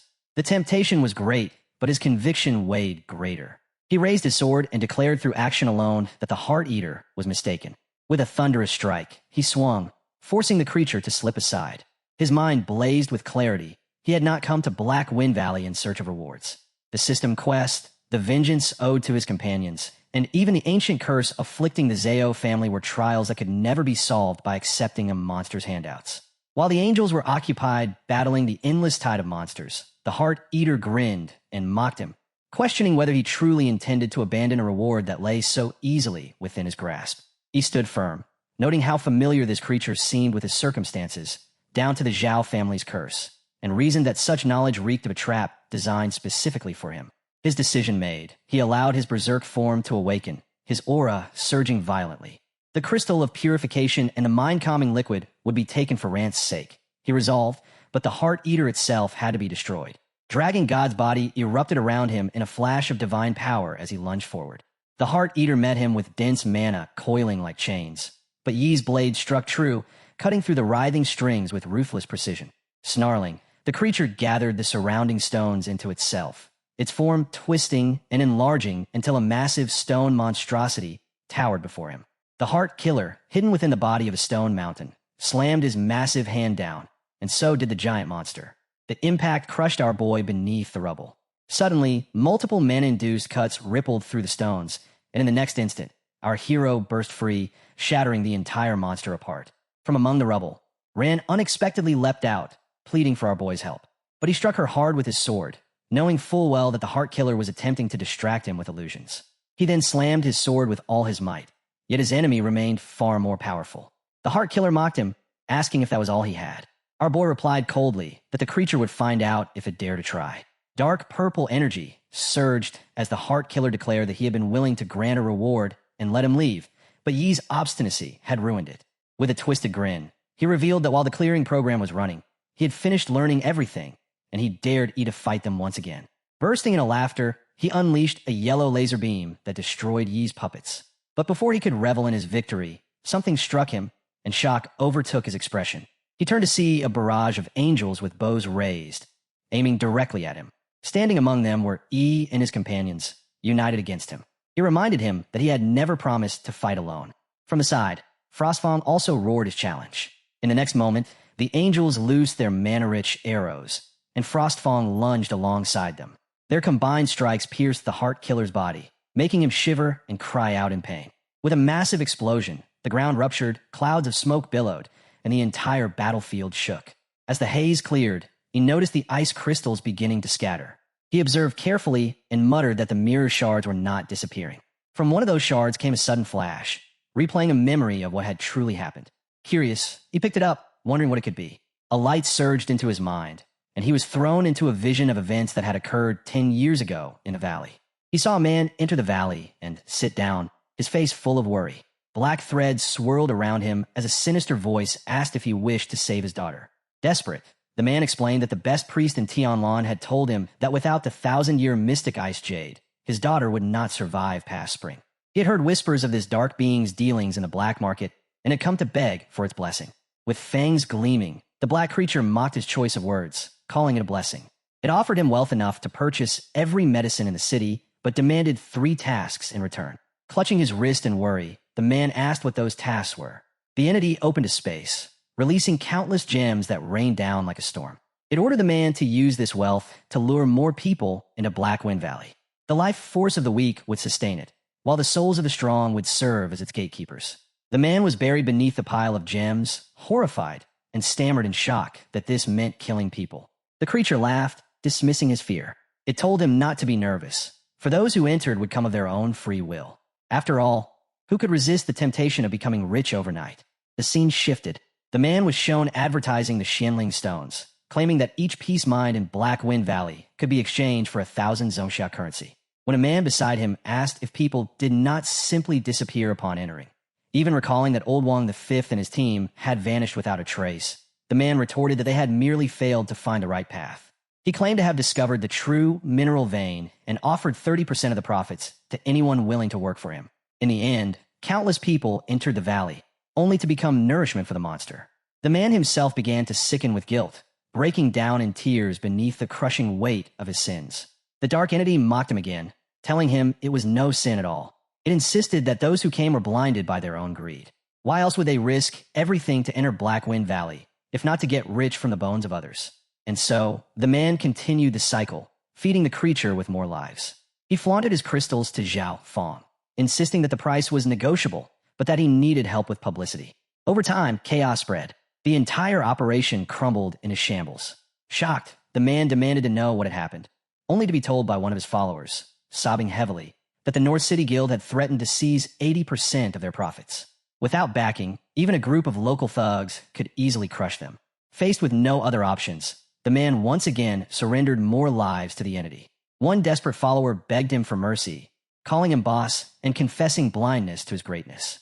Pleading for his life, he swore to renounce the North City Guild and follow the man instead. But the man's eyes were cold and merciless, even as the pleas continued. When all was finished, he turned back to the dark entity. Now fully resigned, he addressed it as his lord and declared his intention to establish a commerce guild on the surface. They would mine, sell ores, and conduct trade openly, while secretly screening qualified individuals to lure into the valley. The black entity approved of the idea and asked him what the guild should be named. The man answered, Mermaid. The entity questioned the name, and the man explained that he had once encountered a group of sirens at sea. Their beauty and enchanting voices lured sailors to leap into the waves, sinking ships into ruin. Only he had survived that disaster, clinging to a plank for his life. Amused, the black entity spat out a bone and remarked that the name was indeed auspicious. Then the man established all of that. His assistant came to him, addressed him as boss, and said, This is the month's mineral supplement list. There are enough cold marrow crystals prepared for the Zhao family's tribute. Also, there are 17 new nourishment bodies in the valley. He took the papers from him and replied, Got it. Then he drew 2 marks and said, The quality of this batch of nourishment is a bit poor. Next time, have Red Madam Hong screen them more carefully. Don't send up any old trash. The assistant complied, but the man called him back and added, Also, this year's prices will increase by 20%. Arhio was calmly remembering all of that. As he absorbed all those memories, he opened his eyes and said, These fragments have recorded 10 years of cause and effect so clearly. While the crystals were circling above the surface, he gathered them all into his hand and shaped them together. Frostfang said, This is the dungeon core. Owning it is equivalent to owning the entire dungeon. A notification also appeared, telling him that Arhio had obtained the core of the mirror prison, unlocked 30% control of the dungeon, and was now able to manipulate basic spatial rules. Frostfang explained that even many mid-sized guilds do not necessarily possess a dungeon, but now he has one. Then Frostfang added, You'll never have to worry about resources again. A dungeon is a gold mine, a machine that prints money. You are one lucky kid. Now try using your spiritual energy to feel the connection between you and the dungeon. Our boy did as instructed. He pressed the crystal tightly in his grip and suddenly felt a powerful surge of energy. Patterns appeared all around him in circles, and shockwaves rippled through the area. Lingxi was assisting Ran to wake up, and she could also feel it. The blue shockwave rippled through the entire valley. Our hero could sense every plant and tree within the instance, even without using his eyes. He remarked that it seemed as though he was now able to control everything inside the instance.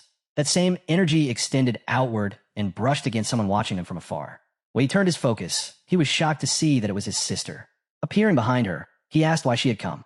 She explained that she had been worried about him, so she looked up the route guide online and made her way over. Our hero was annoyed at her recklessness, causing her to quickly apologize. Frostfang then said, Little girl, you are quite bold and also lucky. Now that he can control the instance, even if you stay here, nothing will happen. Our hero gave her a small punishment and warned her to behave herself, or else he would send her back. Then he opened a system window, read the notification, and announced the next task, to uncover the secret of the Mermaid Chamber of Commerce along with his companions. Our boy walked toward his teammates with his sister at his side. Taizan demanded to know why the little sister was here, and Shunfang warned that this place was dangerous and not for sightseeing. He tossed a scroll to the red-haired guy and told him to protect his sister. He caught it, bristling as if the instruction were obvious, and then asked what the scroll contained. Inspecting the parchment, he realized it described a rage of bloodbath technique, a skill that siphons blood energy from enemies to form blood orbs. Those orbs coalesced into a soul blood sphere that could be hurled to trigger a catastrophic blood energy explosion.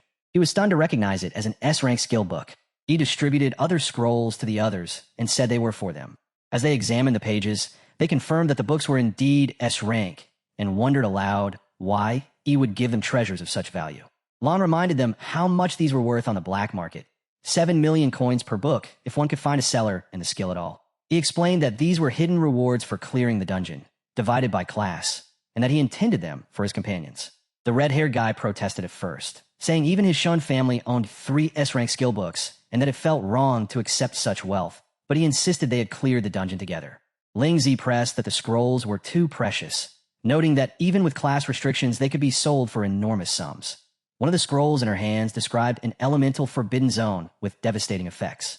He packed Ling Zi's protest away with a simple question about priorities, what mattered more, money or their lives, and reminded them that the road ahead would only get harder.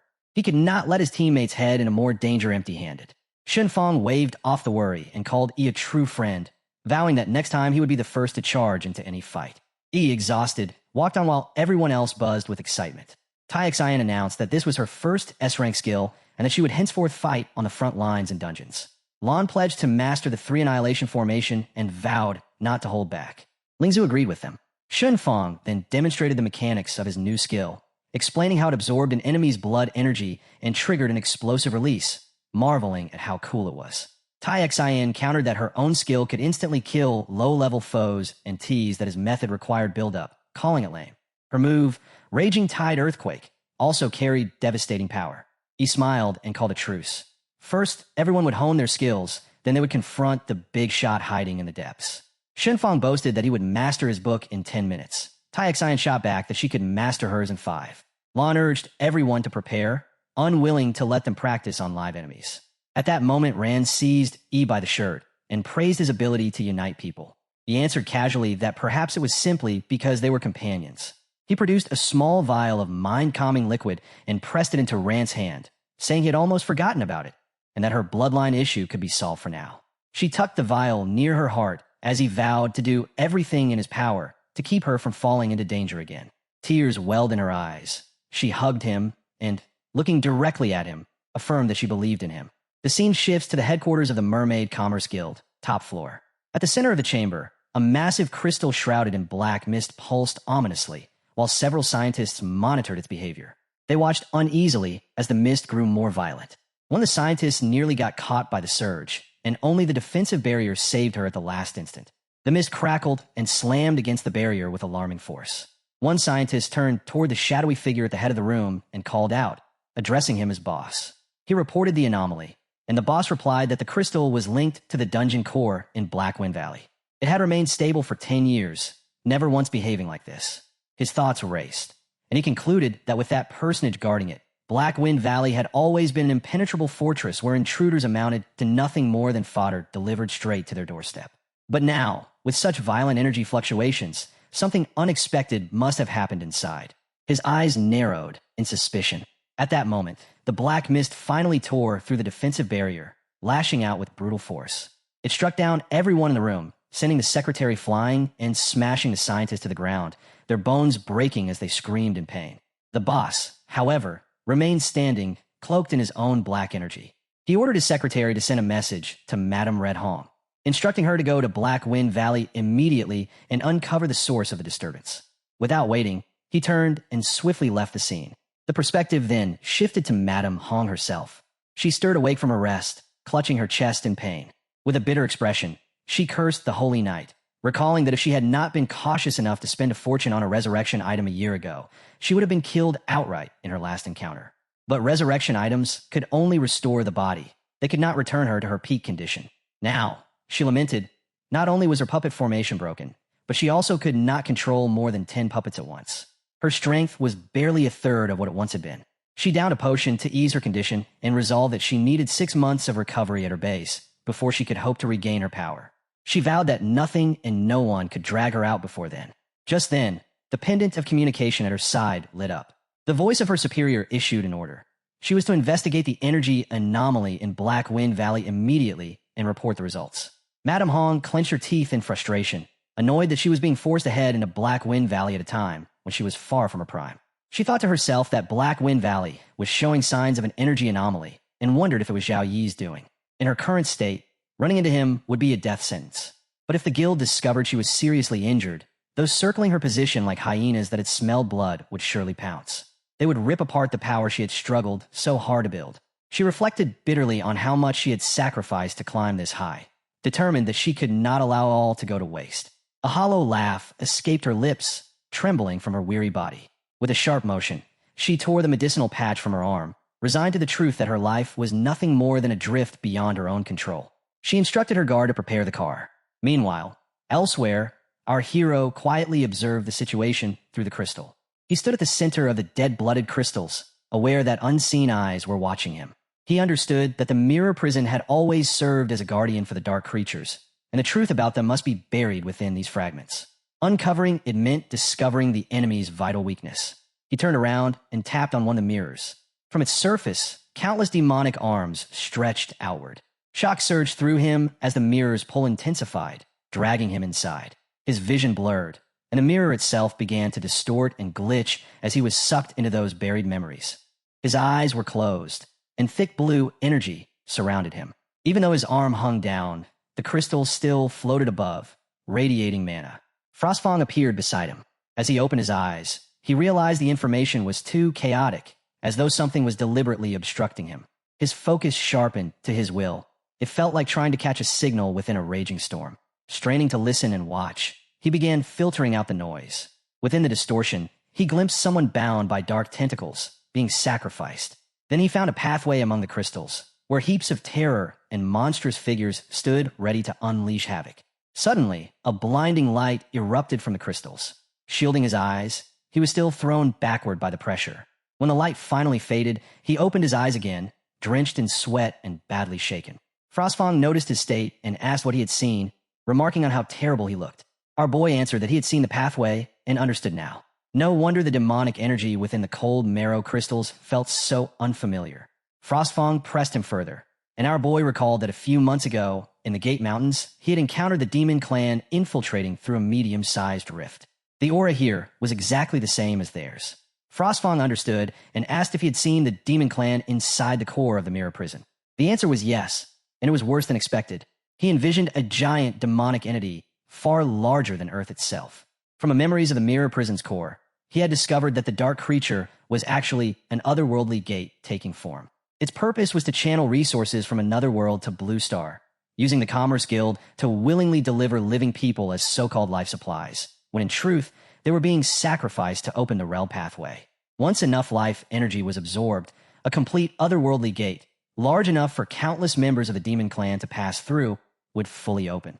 Frostfang compared it to the events 100 years ago and asked if he was scared. Our hero admitted he was not scared but cautious. Rushing headlong into this would not solve the problem. Tai Sin and the others had just fought a brutal battle, and they were not yet familiar with their new powers. The conditions were not optimal. Going in rashly was not bravery, it was foolishness. The enemy was not unbeatable, but he and his companions needed more time to become stronger than they were now. Frostfang reminded him that caution was the first rule of survival for a hunter, then asked how he intended to help his companions adapt. After all, real skills could not be trained by sitting idle. Our boy agreed they would not sit around. He believed that this middle realm represented the perfect training ground. On a basic level, he could control it and perhaps generate simulated opponents. This way, everyone could fully experience their powers and techniques, pushing their S-rank skills to the limit in a completely safe environment.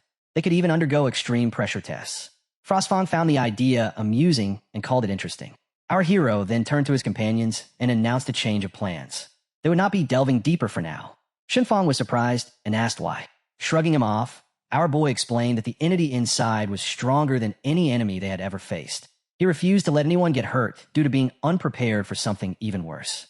Before the final operation, they all required special training. Tai Xin was equally surprised and asked what kind of special training he meant. Shenfang repeated the question, pressing for clarity. Our boy explained that he would manipulate the dungeon's energy to generate simulated opponents, matching or even surpassing their strength. Combat had only one object that could come indefinitely close to reality, and through it, he would squeeze out their potential, ensuring they completely mastered the new powers they had obtained. Shenfang grew excited at the thought of simulated combat and volunteered to go first. Lingxi intervened, reminding him he had only just recovered from an injury. But Shenfang brushed it off as a minor wound, insisting he had long since healed. Our boy warned him that this was not a game. The pain and pressure of simulated battle would be real, and the difficulty would dynamically adjust based on performance. Death would likely happen many times over. Shenfang grinned, saying he could not ask for more. Our boy sighed and activated a crystal, which danced with yellow mana before pulling Shenfang into an entirely different place. There, a masked swordsman, a shadow stalker, attacked from behind. Shenfang transformed into his dragon form, launching a fiery punch, but the enemy vanished instantly. He created multiple clones of himself to strike from all sides, yet the shadow stalker continued to dodge and circle, effortlessly evading. His frustration grew as his attacks went to waste. Observing closely, our hero noted that the shadow type was elusive, difficult to pin down. He adjusted the simulation, perceiving the details of the fight, and modified the opponent and environment to increase interference. Shun, unfamiliar with shadow types, now faced rising difficulty as the adjustments intensified. At last, Shenfang exhaled flames, nearly smoking the shadow warrior to death. Standing cockily, Shen then found himself confronted by multiple warriors wielding giant swords, lunging at him together. He mocked them as disappointing for needing to attack in teams. Meanwhile, our boy turned toward the rest of his companions and asked if they were ready. Their expressions had grown more confident. Suddenly, mana-induced puppets appeared near his sister. She looked around with excitement, clearly eager to practice, but when she gazed at him expectantly, he warned her not even to think about it. Pouting, she turned away and began building a snowman instead. Frostfawn glanced at him and asked how it felt to control the mirror core. Handling the fight from every angle, our boy admitted that it felt strange, like holding a key that was heavy yet fit perfectly. Our boy noted that the connection was very faint, but he could definitely feel it dipping. Each time he built and maintained it, the connection to this space became a little clearer, and the power he could command increased by a fraction. Frostfawn acknowledged this, and supposed he had some talent, reminding him that this thing was like a new arm, one he must use often and practice with frequently until he could command it as he would his own limb. When he could control it fully, every blade of grass and every tree in the entire Mirror Prison dungeon would move at his will. That, Frostfawn explained, would be the true might of the masters of the dungeon. Our boy resolved that he would achieve it. At the same time, while his sister was playing with the snowman, it collapsed and she ran toward it, hugging it tightly. Immediately, someone appeared. Her eyes widened in shock, her legs trembled, and she cried out for her brother. When her brother rushed over, already fighting, he asked what was wrong. She explained that it was her, the woman in the red dress, the one she feared. Lady Hong had entered the Black Wind Valley. She commanded her silk puppets to scout ahead stealthily without being discovered. As they moved through the mirror, she adjusted the plan, ordering 2 puppets to enter the valley from the front, 2 to circle around to the back and sneak in through the rear crevice, and the remaining 2 to stay and protect her. Meanwhile, our boy reflected that his spiritual power was deeply connected to the core of the Mirror Prison, and his perception could spread throughout the entire Black Wind Valley. It was as though holographic security cameras had been installed all over, leaving no room for escape. No matter what tricks Lady Hong had, she could not escape his palm. He could sense she was not dead yet. Her aura was extremely chaotic, which meant she must have used a secret resurrection technique and had not fully recovered. He placed his hand on his sister's head and remarked that Lady Hong's condition was absurdly poor, and she was walking directly into a trap. He reassured his sister, telling her not to be afraid because Big Brother was going to show her a game. She asked curiously what kind of game, and he explained that it would be a game of cat and mouse. On the other side, Lady Hong herself was unsettled. She thought something was not right. The valley was too quiet. A pervasive feeling of being watched crept over her, as though the entire valley was monitoring her movements. She knew she had to find the source, so she could report back to her boss. She ordered her silk puppets to move stealthily in front. As they advanced, she noticed the first pass had been completely destroyed. It looked as if it had been split open with a single sword strike, and a faint, familiar trace of energy fluctuation still lingered. She placed her feet on the ground and recognized it. Holy light. While rushing forward, she thought that it had been him after all. Perhaps she should report to the boss and let him handle it. But she quickly countered her own thought, realizing that doing so would expose her inability to complete the mission. She decided instead to first contact the hidden surveillance points in a valley to confirm the situation. If successful, she might even pinpoint Zhao Yi's exact location. Raising her sleeve, she activated her contact beads, but they failed. She considered the possibility of interference, though she thought it impossible. Even the Commerce Guild's highest-level secret communications were being blocked.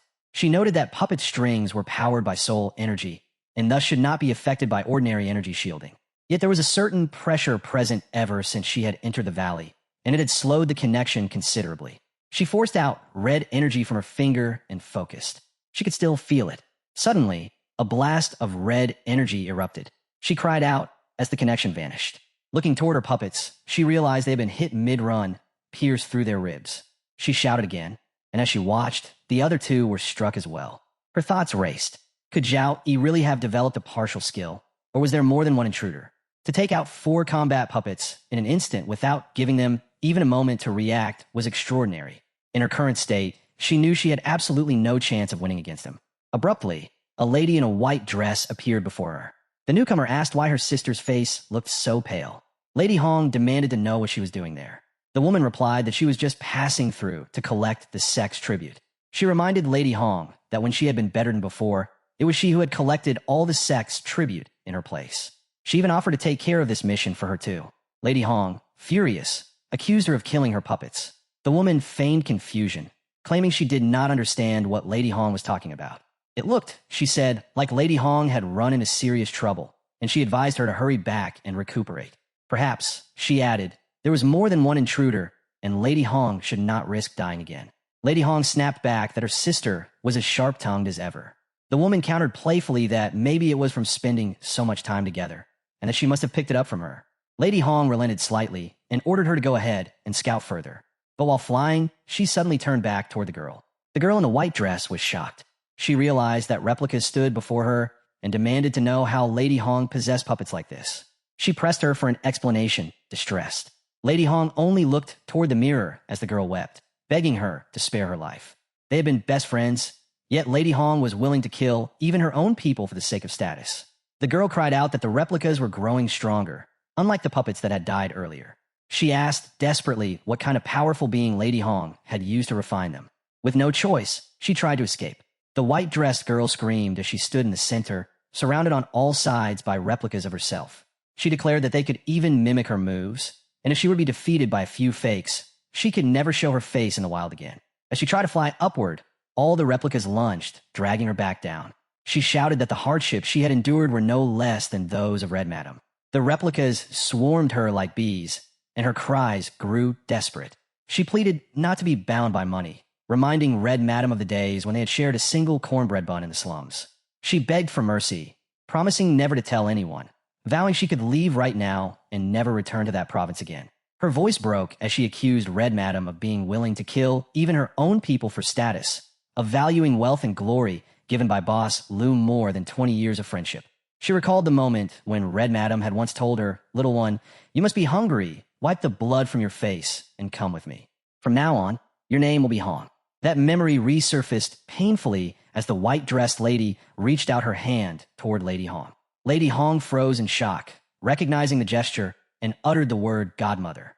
But the white-dressed girl pressed forward, her blue eyes burning as she reminded her that she had thought her just stubborn back then. She had saved the best food and clothes for her, never imagining that the ungrateful wretch would one day use everything she had taught her against her. Lady Hong recoiled, screaming for her to get away, and raised her hand. Red strips of energy lashed out, binding her tightly. Lady Hong roared that she now lived in a house paved with gold bricks, with people kneeling to serve her bird's nest soup. The Hong who once ate cornbread in the slums had long since died in the black winds. Wealth and glory had not been gifts given to her, but achievements she had earned with her own mind and methods. They were far more real than any 20-year friendship. She spat that it had been the white-dressed girl who failed to keep up, who instead tried to drag her back into the mud. A sudden blast of red energy erupted, knocking the white-dressed girl backward. The energies spilled over the mirror, and then the scene twisted. The white-dressed girl appeared again, disheveled, crying out that she had almost been killed by those replicas, and now it was Lady Hong's turn to explain. She spread her strips and grappled Lady Hong, shattering her gloves. Staggering back, Lady Hong collapsed, gasping in disbelief that these memories were appearing here. Sadness overcame her, and she cursed the endless illusions. She realized she was trapped inside a mirror maze designed to break her mind. She bellowed that she would never give up and summoned her puppets.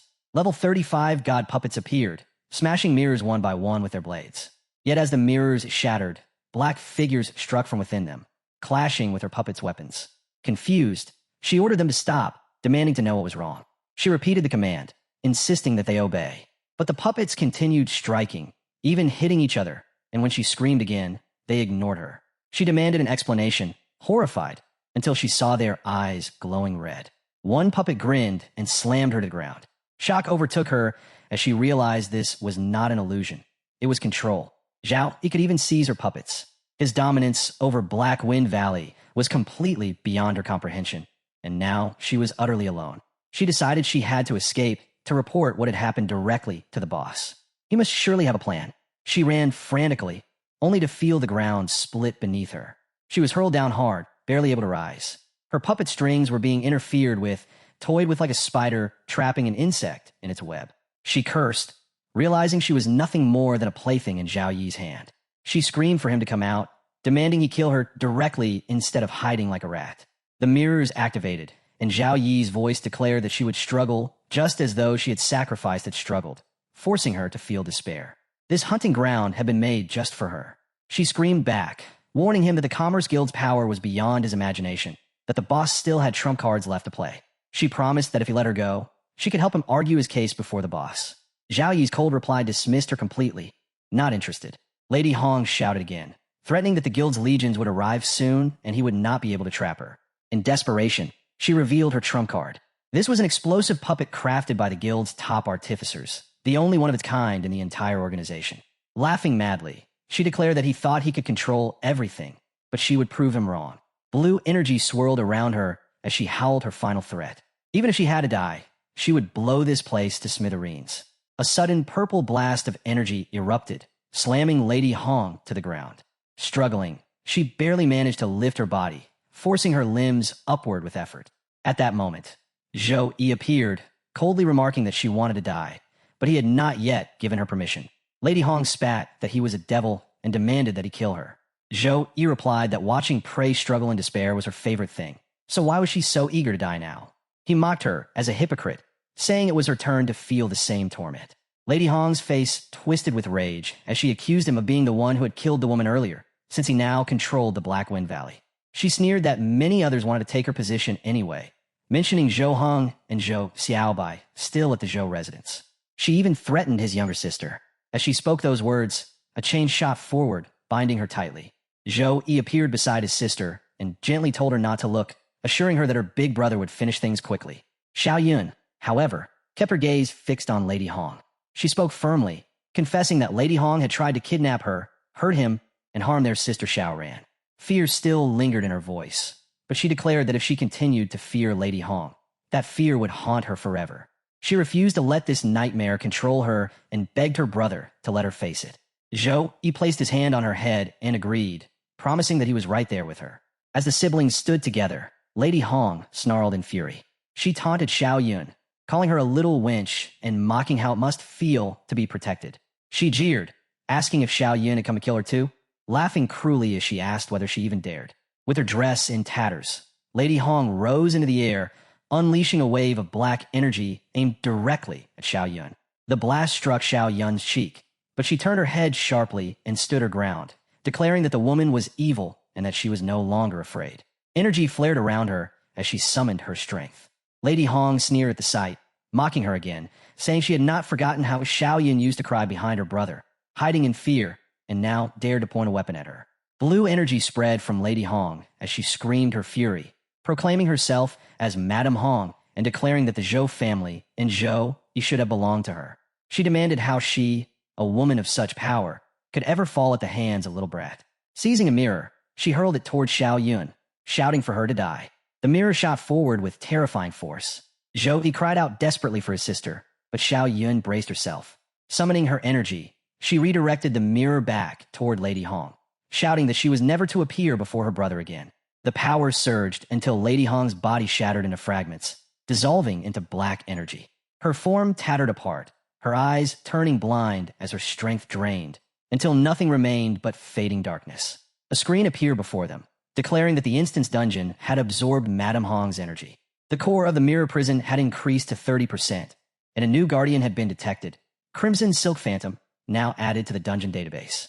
Xiao Yin turned to her brother, voicing her resolve. She no longer wished to be used as a weakness against him. Zhou Yi reassured her, telling her it was over, that she had done well, and that she had grown. He acknowledged that she was no longer the little girl who always needed protection. Meanwhile, elsewhere, Lu was silently observing the battle unfold on the screen. He concluded that Lady Hong's value was nothing now, no more than a discarded piece. His attention shifted to a greater threat. He recognized the secret stirring within Black Wind Valley, the Dark Compass, a soul fragment forged from demonic bones and abyssal crystal, its core embedded with the remnant soul of a demon lord. Whoever wielded it could fuse with the demon lord's power, amplifying their own strength and dark energy tremendously. From the shadows, dark owls emerged. One carried the wind string, a dark elf. Another was a necromancer. The third, a swordsman. The fourth, an assassin, wielding the shadow string. The boss assessed the threat and declared that Black Wind Valley was in chaos and needed immediate cleanup. Their master was still sleeping and must not be disturbed. The intruder had to be annihilated with utmost speed. If needed, they were authorized to consume a blood marrow pill to unlock their full potential. One knight stepped forward confidently, vowing that Dark Owl forces would ensure the intruder never returned alive. The boss gave a final order: find the rat causing this trouble and crush them. As the scene opened in the boss's court, one man was punishing a captive. The air was thick with cries, and someone barked harshly that the chains binding their bodies could not be broken, while the brand seared straight into their limbs. Lady Hong stood nearby, her gaze cold, and she declared that rather than letting the man live and waste resources, it was better to turn him into nourishment for the master.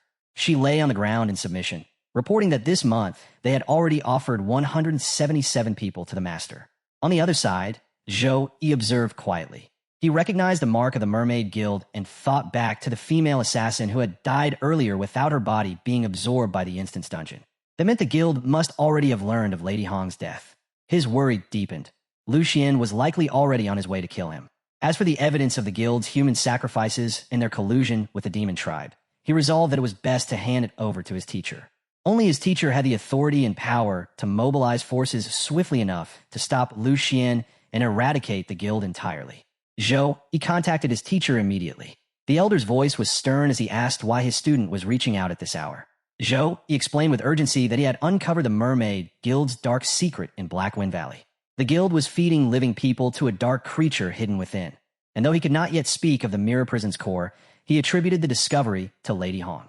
He confirmed to his teacher that the dark creature was feeding on sacrifices to accelerate the growth of the otherworldly gate. Once it matured, the demon tribe behind it would pour out endlessly, bringing the Zhongxia kingdom into the same calamity it had faced a century ago. The teacher's tone grew grave as he asked about the current state of the gate. Zhou Yi answered that it had absorbed too much energy and had entered the dungeon's dormant digestion period. This was their final deadline. Once the process ended, the gate would stabilize permanently. The teacher responded with resolve, saying he would immediately use his highest authority to alert the military and order an elite unit to seal off Black Wind Valley at full speed.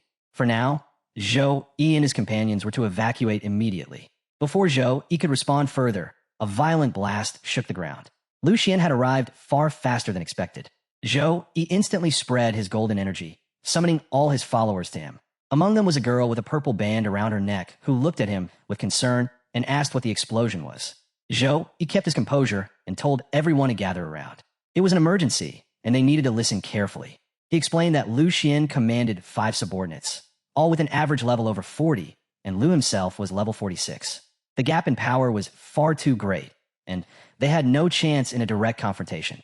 He resolved to send them away, first while he remained behind to hold the line until the military arrived. But Shun, one of the boys in his group, clenched his fists and refused. He said he was not going anywhere. If Zhou Yi wanted to send people away, then send the others, but not him. He was a man who had trained hard, not for the purpose of running away, and he would not allow Zhou Yi to play the lone hero. Zhou Yi tried to reason with him, telling him this was not the time for pride, that the gap between their levels was far too great. Yet Shin was not swayed. Then Rand said she would stay and that they were a team, so no one should bear the risk alone. The others followed and declared they would help too. They reminded him of their S-rank skills and refused to keep hiding. insisting this time they would stand at his side. Zhou, he looked at them in frustration, but their courage was undeniable despite being low level. They gave him no choice. With a sigh, he agreed, but changed the plan. He would use spatial power to split Lu Xian and his subordinates into different zones, so each teammate faced one opponent. He would support from the shield lines, but they had to remember this was no drill. They needed to fight with all their strength, yet focus on stalling until the military arrived. Above all, they must not fight to the death. If they could not hold on, they were to call for his help, and he would teleport them out. Shun smirked in satisfaction, saying it should have been like this from the beginning. One by one, the others nodded and promised our boy that he could count on them. Suddenly, the boss appears with striking blue energy all around him. He called them fools who did not know their place and demanding they step aside. Zhou, he gave his first command. One of the boss girl who stepped forward is taken aback as yellow mana surrounded her. A magic circle forms under her. The boss realized that it was a spatial wrap. His one player got teleported into closed Comac place. She looks around. Ran was already attacking her with her sword, but she turned swiftly, sneering and remarking that Ran must be a little rat to carry a sneaky attack. The girl smirked and said it was a pity, wondering what a mere level 26 could possibly do to her. Ran immediately swung her sword at her, but the opponent vanished right in front of her eyes. Shocked, Ran kept her gaze fixed as she scanned the area, slashing her sword around. This time, the girl blocked with her mana and defense, remarking that Ran could actually see through her shadow steps. The sword in Ran's hands rattled as the girl forced it upward before disappearing again. Ran realized that even though assassins did not specialize in strength, the raw power of a level 40 was overwhelming, and taking that clash head-on had not been easy for her opponent either. Her hero observed the fight closely, thinking to himself that Ran should not confront the enemy directly. The opponent's speed and strength far outmatched hers, but Ran could rely on her succubus keen senses to lock onto her position and then use the sword formation to force her to appear. Since an assassin's greatest advantage lay in stealth, stripping that away would greatly weaken her. The assassin girl dodged continuously, leaping into the air and hurling mana-infused daggers at Ran, calling her reckless for daring to resist. Ran slammed her sword into the ground, releasing a ripple of energy. A defensive layer of mana spread around her, shielding her from the incoming attacks. Her succubus energy triggered the phantom sword shadow formation, which summoned sword souls to attack the enemy and inflicted a high stagger rate with poison. No matter where the assassin struck from, her blows were blocked, and the soul shadows sliced at her whenever she appeared. The assassin girl was shaken when a sudden slash tore across her body, blood spilling out. Every moment she remained within the formation, her speed dropped, making it harder to maintain perfect stealth. As she tried to heal her wound, she cursed the poison hidden in Rant's sword.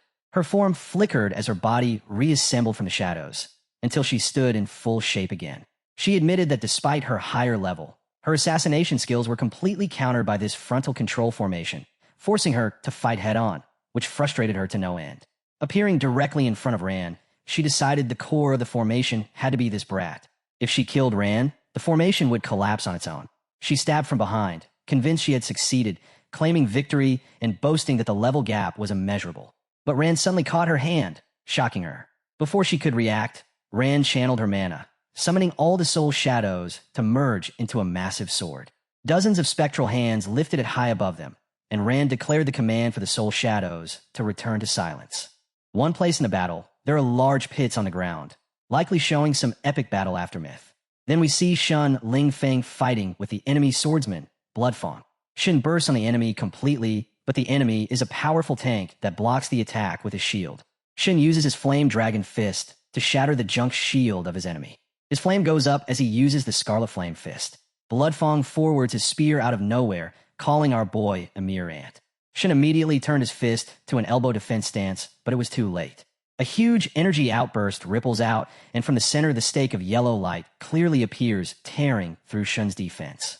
But before damage is done to Shun, he summons a mana barrier in front, and the spear couldn't even pierce it, and just a spark went through the mana barrier of Shun. However, Shun got sent backwards with the sheer force of Bloodfang. This is the moment when our hero speaks to him. He tells Shin that his opponent is a level 43 Dark Warrior, whose physical defense and strength are both at their maximum boost. He warns that Shin will lose if he clashes with this enemy head-on. Our hero advises him to burn the enemy with the dragon's breath, wear him down, and engage carefully. His chance will come in the brief opening that appears after the enemy goes berserk. Bloodfang smirks and remarks that it is his first time meeting someone rougher than himself. He notes that the opponent's moves are large and sweeping, yet without any clear opening. He then adds that reaching level 26 at such a young age is truly a pity. He slashes his weapon again and declares that when it comes to strength, he will not lose. At that instant, Shin slams his fist into the ground, shattering it, and shouts that he is not trading blows with his opponent. The Dark Warrior is taken aback and glances down to see what is happening. But that was a trap. Shin breaks the ground to throw him off balance, since he carries the weight of heavy weapons. Then Shin leaps upward, recognizing an opening, and unleashes the dragon's breath. A mana circle forms before his face, but before he can release the attack, Bloodfang thrusts his spear through the circle within seconds. Then the blood sword charges forward with both spear and blade, dashing with immense speed. Mana energy ripples around him as he shouts that the opening was a bait, asking if Shin really thinks a level 43 fight is that simple. He slams his spear into the ground. Not as Shin, but the strike proves far more devastating than it appears.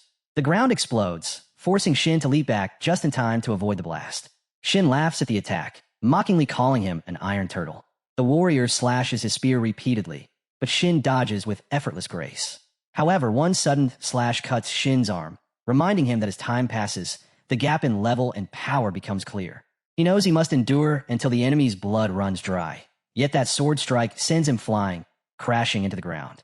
Our hero watching realizes that while Shin has taken damage, there is an advantage. His strength will rise as his defense weakens. Wiping blood from his mouth, Shin looks at his opponent and laughs, saying with a crazed grin that the harder he is hit, the more excited he becomes. Bloodfang doesn't stand still. He charges again, weapons flashing. Shin's smile doesn't fade, for he has a plan. He extends his hand, releasing a burst of red energy, declaring that since Bloodfang wants to crush him with strength, today he will show what blood for blood truly means. The ground suddenly turns gritty red as blood-like liquid seeps out, spreading in every direction. Shin directs the flowing crimson toward Bloodfang, who stares in disbelief as the slimy red fluid forms glowing spheres that drift toward him. He feels disgusted as the red slime clings to his armor, unaware that it's no mere distraction. It's draining his life force and power, and he cannot shake it off. He roars at Shin, demanding to know what dark art this is. Though he manages to remove one slime, he cannot free himself from the rest. Shin laughs loudly, taunting that the Iron Turtle's shell won't save him now, and dares him to taste his own power. Then Shin activates Bloodbath Fury.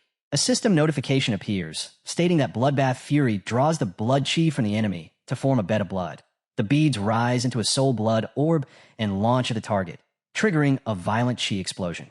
A massive blast erupts, engulfing the area and reducing Bloodfang to pools of blood.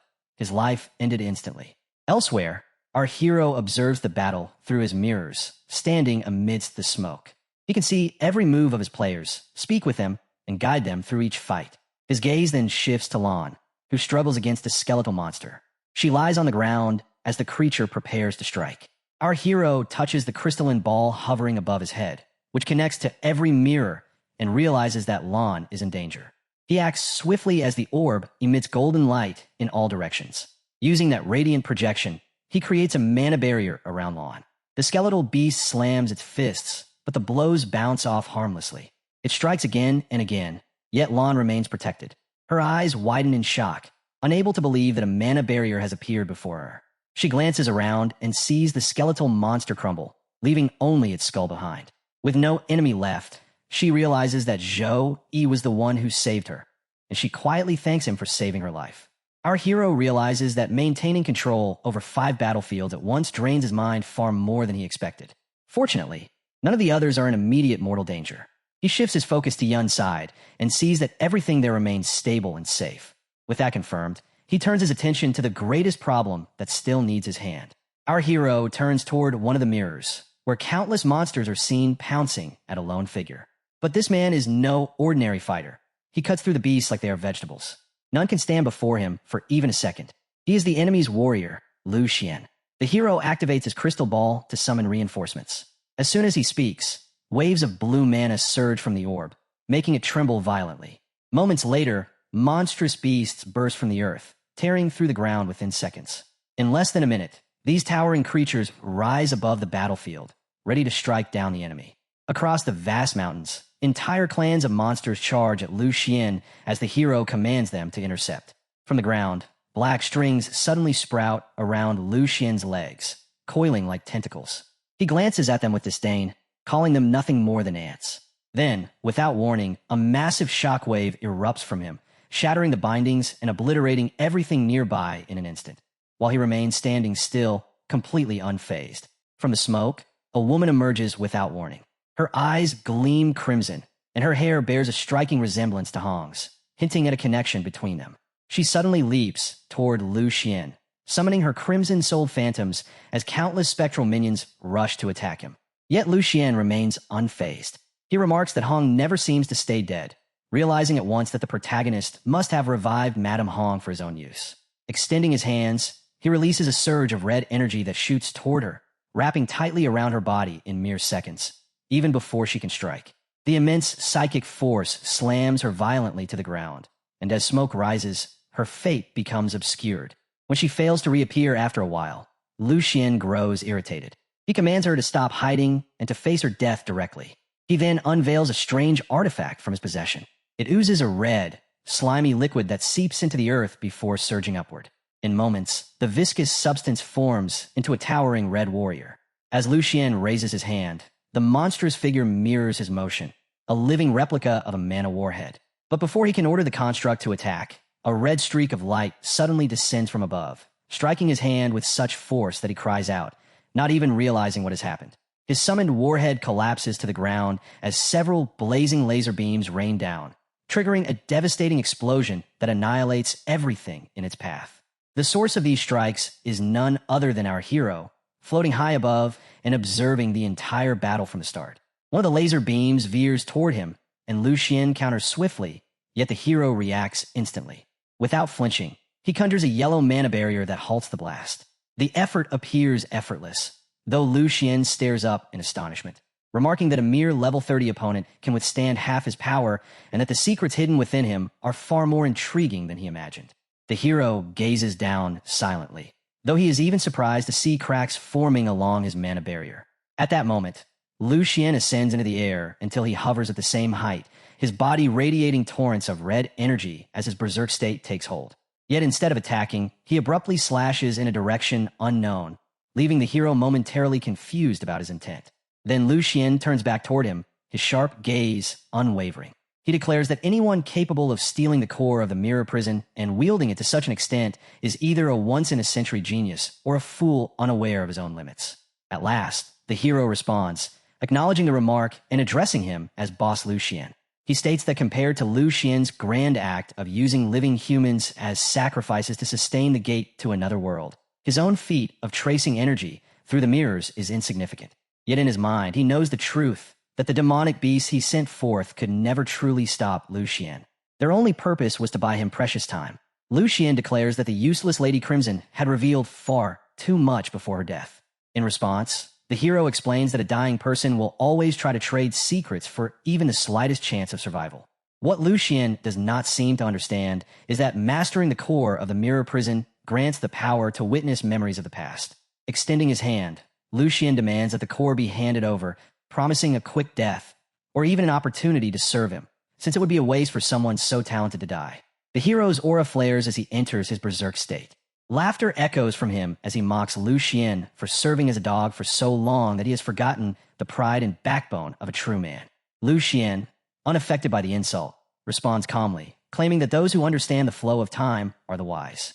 He warns that if he so chooses, he could awaken the demon race at this very moment, letting them devour the entire Black Wind Valley, ensuring that no one survives. The hero stands firm and accuses him of bluffing, reminding him that everything the Merchant Guild has done was only meant to distract and conceal his master's awakening.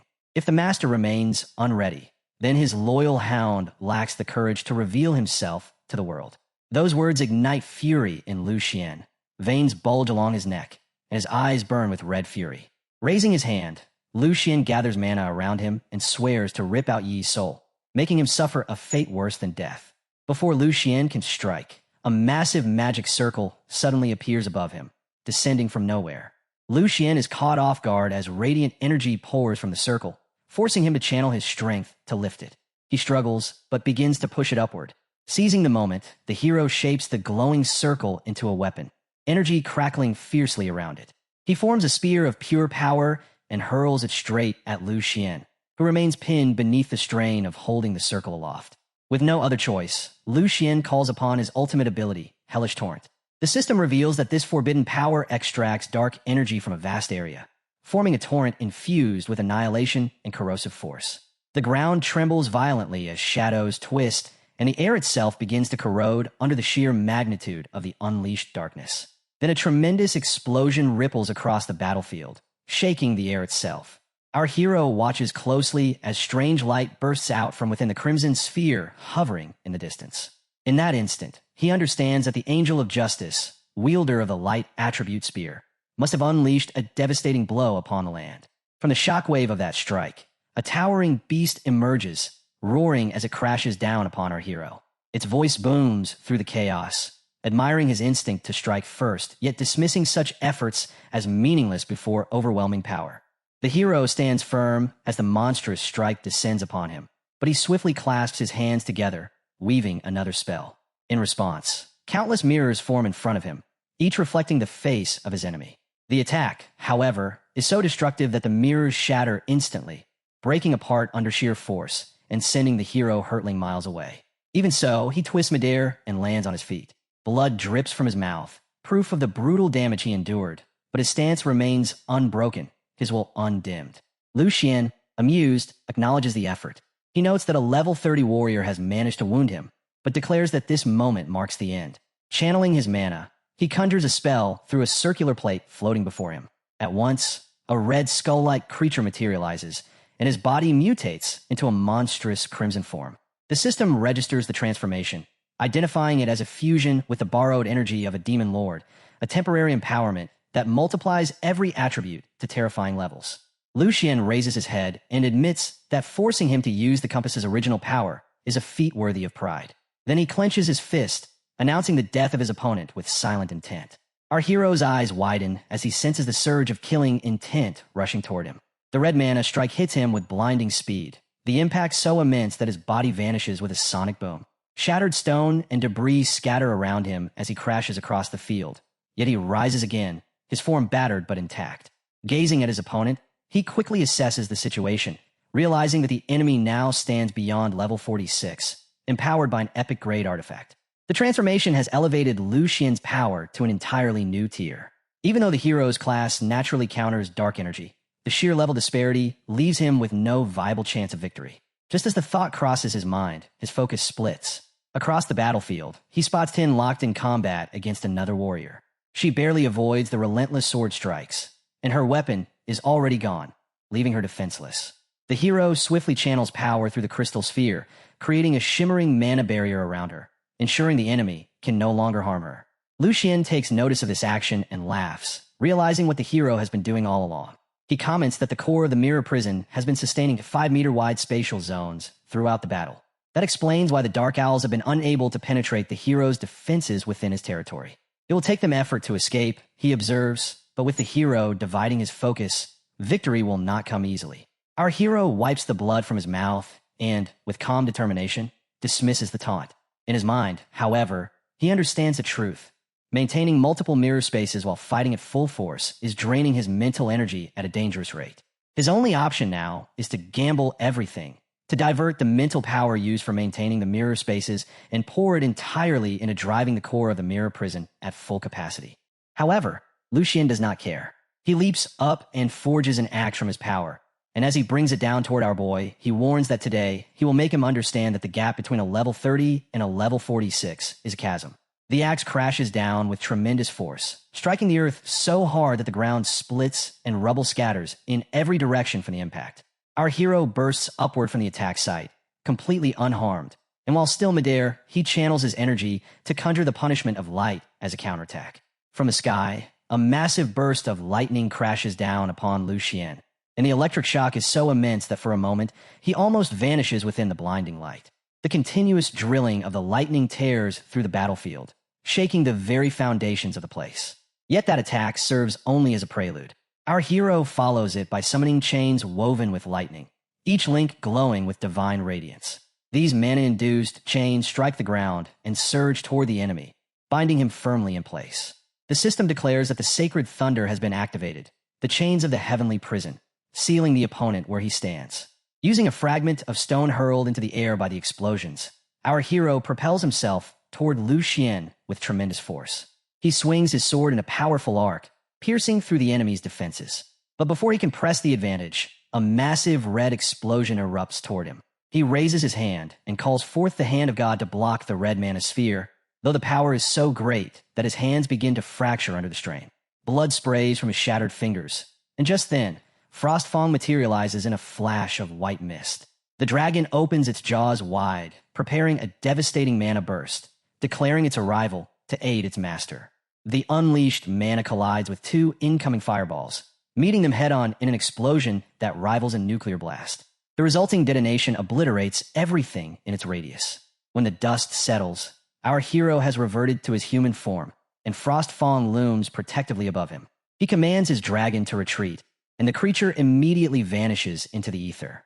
Lu Xian, however, remains completely unharmed. He mocks the fading dragon soul, calling it a foolish creature rushing toward its end.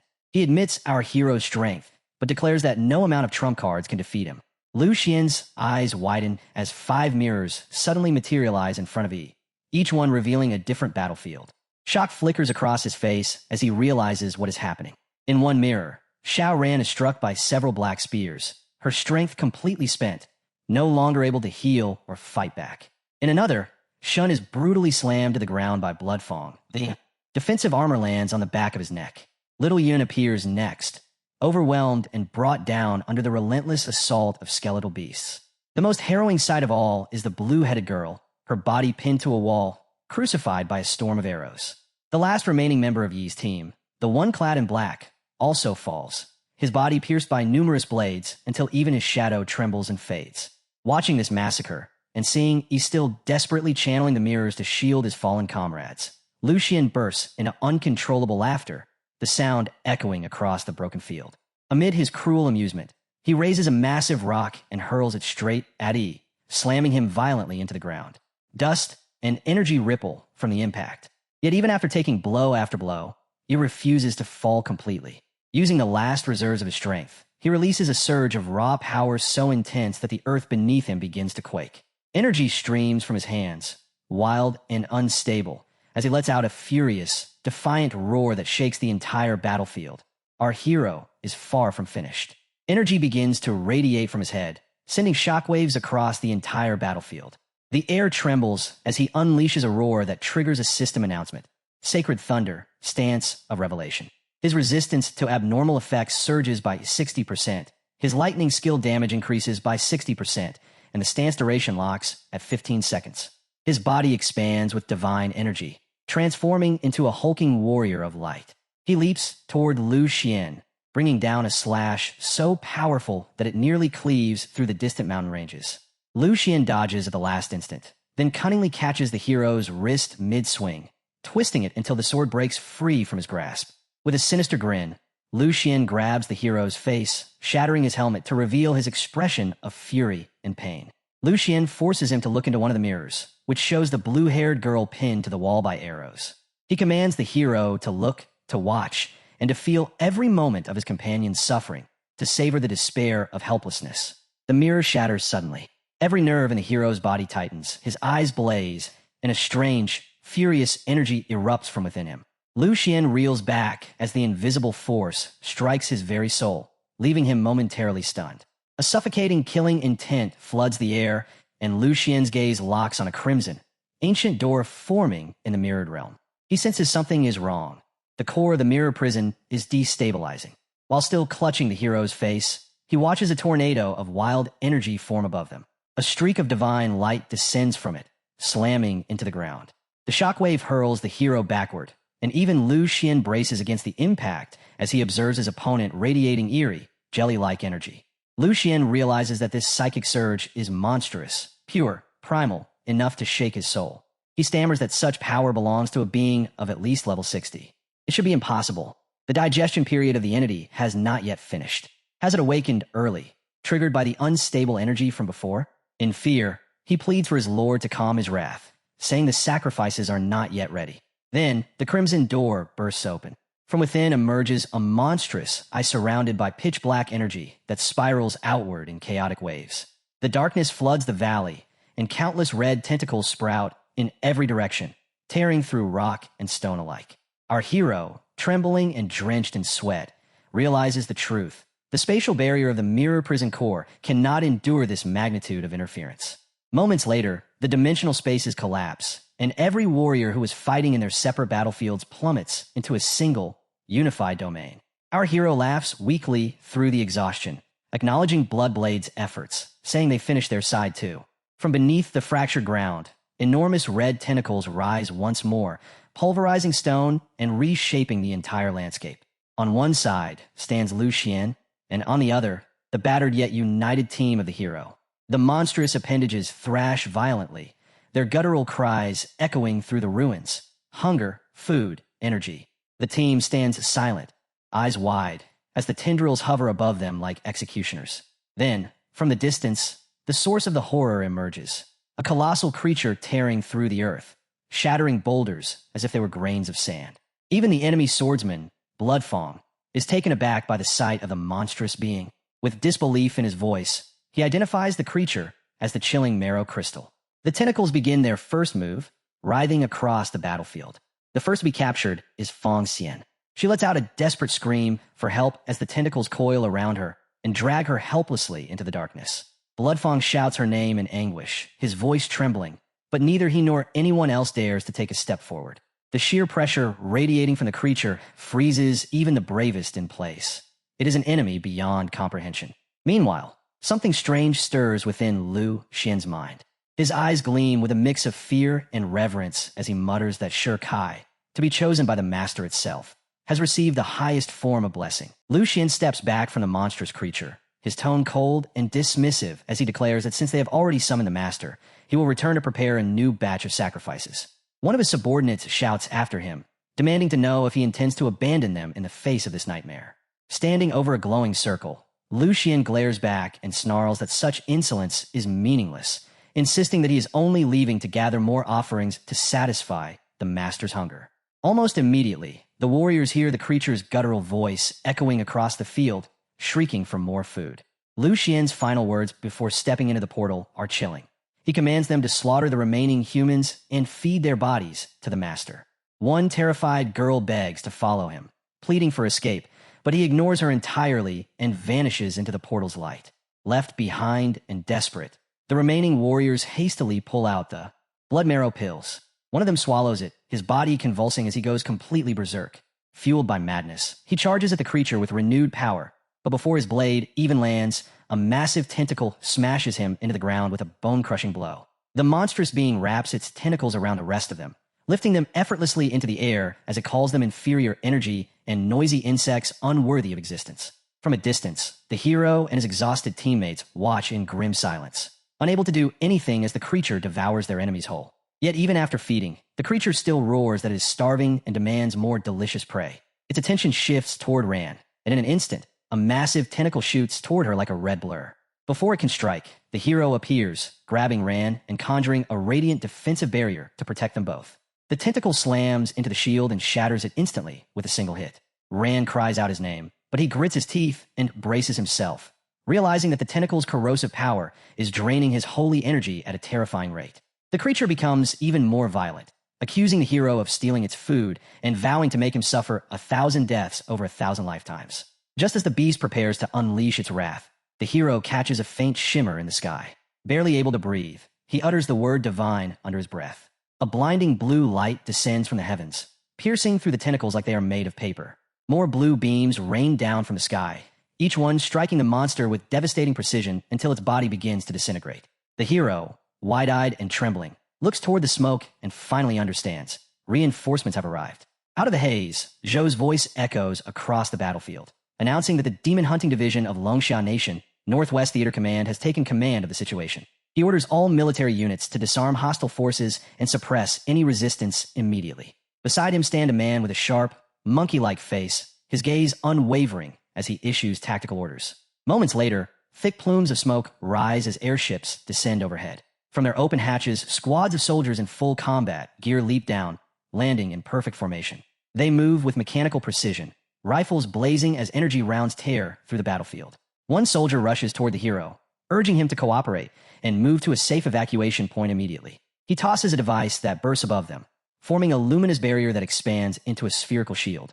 The shield lifts them upward toward the aircraft, safely enclosing them inside. As they ascend, the hero looks down and mutters that this is bad. The creature's energy readings are rising rapidly, surging out of control. Below them, fighter jets swarm around the monster, bombarding it with missiles. But instead of dying, the creature lashes out with its tentacles, tearing several jets from the sky in explosions of fire and debris. From its heart, new abominations spill forth, raining down upon the human army like a living storm. Yet the soldiers on the ground stand firm. Their blue energy rifles blaze with light, cutting through the monsters cleanly and annihilating them one after another. Above, the air fleet continues its relentless bombardment, unleashing a storm of artillery fire upon the abominations. A commanding voice breaks through the chaos. The barbarian-looking officer with massive horns bellows his orders. The first and second squads are to provide covering fire and seal the monster's spawn point. The third squad is to clear the stray creatures, and the fourth squad must erect an isolation barrier to lock down the arena entirely. From his vantage point, Hans speaks with a grave expression, admitting that the situation is far more complicated than expected and that the creature's level of awakening has exceeded all predictions. Hans clenches his fist and replies with steely resolve that regardless of its power, even if the gate has fully awakened, it will be sealed today, no matter the cost. Hans turns to Zhou with a smirk and says that the apple of your eye, your star pupil, has arrived. Together, they shift their focus toward the freshly landed squad, a team that includes our hero and his battered companions. The hero's eyes widen in disbelief as he finally lays eyes on Zhou. But before he can move closer, he finds himself surrounded by a group of healer midges who rush to tend to him and the girl in his arms. One of the healers instructs the hero not to move, explaining that the girl he carries is suffering from severe poisoning and that the toxins have already invaded her meridians. Another healer, clutching a glowing staff, adds that it will take at least half an hour to completely neutralize the venom. The healers begin channeling mana through their staffs, drawing out the poison from her veins as glowing wisps of dark mist gather around them. Xiao Ran, barely conscious, looks up at the hero and weakly tells him that she is fine and that he should go handle what he must. But the hero refuses to leave her side. Seeing this, Zhou walks over, his tone sharp yet calm, telling him not to act impulsively and to follow the arrangements of the medical team. He assures the hero that the battlefield is now under their full control. But the hero shakes his head and warns Zhou with urgency in his voice, saying that the gate is absorbing the energy from the attacks. He insists that if the bombardment continues, something catastrophic will happen. From where he was moments ago, he saw it clearly. Each artillery strike only thickens the black mist enveloping the gate's surface. Hans listens for a moment, then places a heavy hand on his shoulder and says in a steady tone that he understands the student's concern, but in his book, there is no problem that cannot be solved with a cannon blast. And if one blast is not enough, then you simply hit it again. The hero tries once more to stop him, urging him to wait and insisting that this gate is not an ordinary dimensional rift. But Hans has already turned away. He raises his hand and gives the command to all units, his voice amplified by mana. All forces are to switch to random saturation strike mode. Energy attributes are to be randomized every 30 seconds, and barrier teams are to lock down the space entirely so that not even a single fly escapes. Across the battlefield, a chorus of acknowledgments rings out as soldiers and units respond to the order. Within moments, the entire combat network reconfigures. On the ground, advanced space tanks align their cannons, unleashing synchronized bursts of laser fire that streak across the ruined terrain. Overhead, aerial units dive through the clouds, releasing a relentless storm of guided missiles. The entire landscape lights up in a blinding storm of energy bombardment. And in that split second, the sky itself seems to tremble. The formation of mages assembles in a precise line, their eyes glowing as they prepare a combined assault. Dozens of radiant magical circles bloom before them, overlapping like celestial symbols in the air. Together, they channel their energy into a massive, full-spectrum elemental cannon. From the converging circles, a brilliant multicolored beam bursts forth, cutting through the air and slamming directly into the monstrous gate beast. None of them truly understand what they are striking, yet every mage pours their entire will and power into the attack. The resulting explosion is colossal, a deafening shockwave that ripples through the battlefield and sends dust and smoke spiraling skyward. But instead of faltering, the beast only grows more enraged. Its colossal tentacles lash outward, extending beyond their usual reach and raining destruction across the lines of armored space tanks. One brutal strike is enough to crush several tanks into twisted metal, leaving soldiers scrambling in panic. Amid the chaos, Zhou descends personally from above, cutting through the beast's sinewy tendons with precise arcs of magic. As his boots touch the ruined ground, he looks up and sees the towering monster still standing tall and utterly unscathed. Their gazes lock for a brief, dreadful moment, and a sudden beam of concentrated energy erupts from the monster's eye, nearly vaporizing him on the spot. The same deadly energy ripples outward, reflecting the same frequency as the very attacks they've been firing. In that instant, the horrifying truth becomes clear. The creature is reflecting their own firepower back at them. Space jets fall one by one from the sky, consumed by returning blasts of blue energy. A searing beam cuts directly toward the hero's team, wiping out several soldiers in its path. Han clenches his teeth as realization hits him. The gate is mirroring and amplifying every single attack they unleash. A nearby soldier reports in panic that the gate's rate of evolution has surpassed all projected estimates, and that both its physical and energy resistances are rising continuously with no sign of slowing down. It turns out that Zhou, the one struck down moments ago, was merely an imitation created for combat projection. The real one steps forward now beside Han, his face grim, declaring that conventional firepower is useless. They must locate and destroy the gate's core before it evolves any further. Han nods heavily and recalls the grim history of their encounters with otherworldly gates. In the past, soldiers had to sacrifice themselves to probe such anomalies, attacking various points and observing reactions. Thousands would die before they could pinpoint the true location of the core. He then orders the 9th Squad to stand by, announcing that in exactly 1 minute they will commence a core-finding operation. The hero listens carefully, every word searing into his mind. He steps forward and asks whether this core they speak of is the point where energy fluctuations are the most intense and unstable. Zhou confirms that he is correct, explaining that the core of the Otherworld Gate is both the nexus and the weak point of its energy system. Once it is destroyed, the gate collapses. That principle has guided the military for over a century. But the hero reveals something that makes both Zhou and Han freeze. He produces the crystal core he obtained earlier, and explains that it had once absorbed the dark energy of the mirror prison. That energy left an imprint, and through it, he can faintly sense where the gate's energy converges. None of their external attacks affect that point, meaning it must be the true core. Han approaches, his expression serious, and warns that knowing the core's approximate position is not enough. A spatial distortion field encases the entire gate, deflecting every strike and making direct hits impossible. The hero remains silent, thinking quickly, before finally proposing that he could open a temporary pathway to enter the gate directly and locate the mark of the core himself. However, he would need the military to create a large-scale diversion to conceal his actions. Zhou immediately refuses, declaring the plan far too dangerous. But the hero insists that they have no alternative. The gate is evolving with every passing second, and delay means more lives lost. He tells Zhou that certain paths must be walked, and someone has to take the first step. Silence follows. Zhou exchanged glances, unable to refute his resolve. Moments later, Xiao Ran and the others rise despite their exhaustion, volunteering to join him. Zhou protests furiously, calling them reckless and forbidding their involvement, saying their levels are too low and entering the gate would be suicide. Han glares at the hero and demands whether he truly understands what he is getting into, warning that the dark energy within the gate will strip away his consciousness and turn him into a mindless killing monster. But the hero meets his gaze calmly. He knows the risk, yet he declares that they have no choice. Hanshan's stern face softens slightly, and a faint smile breaks through. He pats the hero's shoulder and says that he's got guts, and if he manages to return in one piece, this old soldier will treat him to the finest drink available. Before anyone can respond, multiple alarms light up across the battlefield displays. Han ignores them all and issues his command in a booming voice. On his mark, maximum firepower protocol will commence. Every main cannon, every fighter jet, is to unleash everything they have on the gate.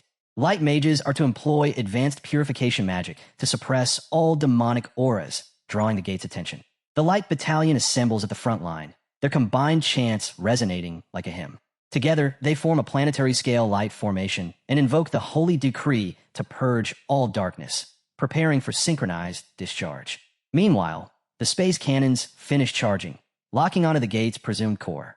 On Hanshan's signal, they prepare for simultaneous bombardment. But the water mages cry out over the comms, reporting that their shields can no longer withstand the tentacle strikes. They beg for reinforcements as dark mages join to hold the line, preventing the rays from breaking through.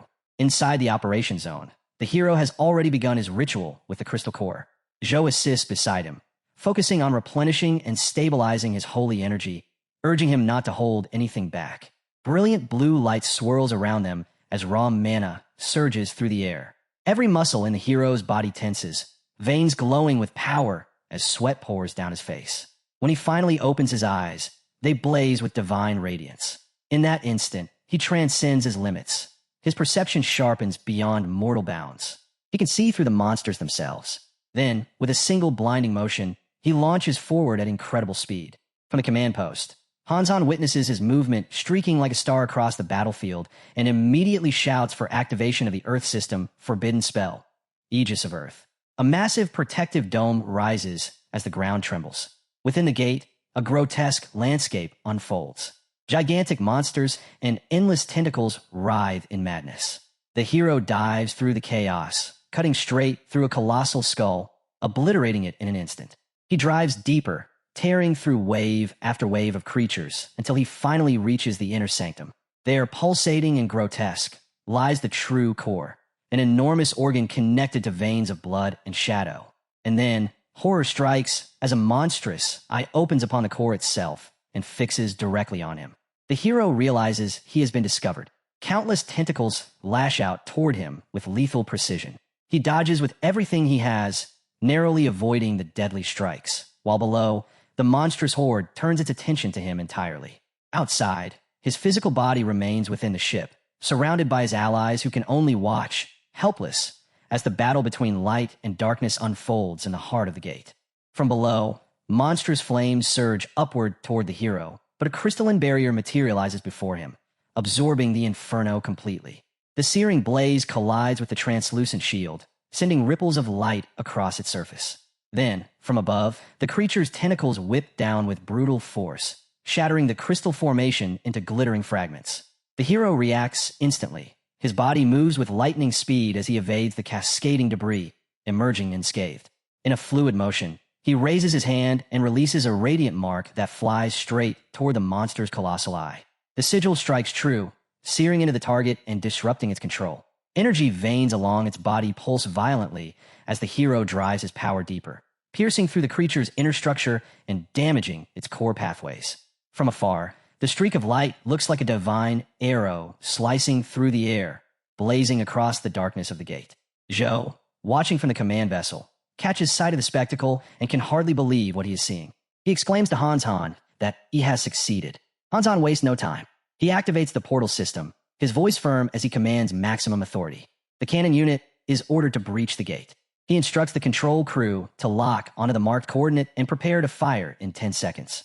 As the countdown echoes across the battlefield, the monstrous eye begins to thrash violently. The entire structure of the gate trembles as it starts to draw in everything around it, devouring energy and matter alike. Soldiers shout over comms that the Otherworld gate is going completely berserk and warn all units to brace for impact. Suddenly, control panels flash red. The radar systems collapse, emergency stabilizers fail, and both power and steering units report catastrophic malfunctions.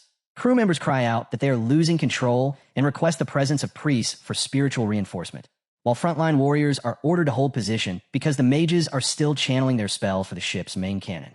Inside the control deck, Hanzon finishes the final countdown and gives the order to fire. The mages release their combined incantation, and a colossal burst of magical energy erupts outward, a beam vast enough to engulf the entire battlefield. The explosion strikes the creature head-on, smashing through its crimson core with divine precision. The impact shakes the entire realm, tearing the space around the gate apart. The monster writhes in agony as the beam rips through its body, and the hero, from within, sees it desperately consuming demonic entities in an attempt to heal itself and resist annihilation. Hanzon bellows across the comms, demanding all units to unleash their full power and strike while the creature is weakened.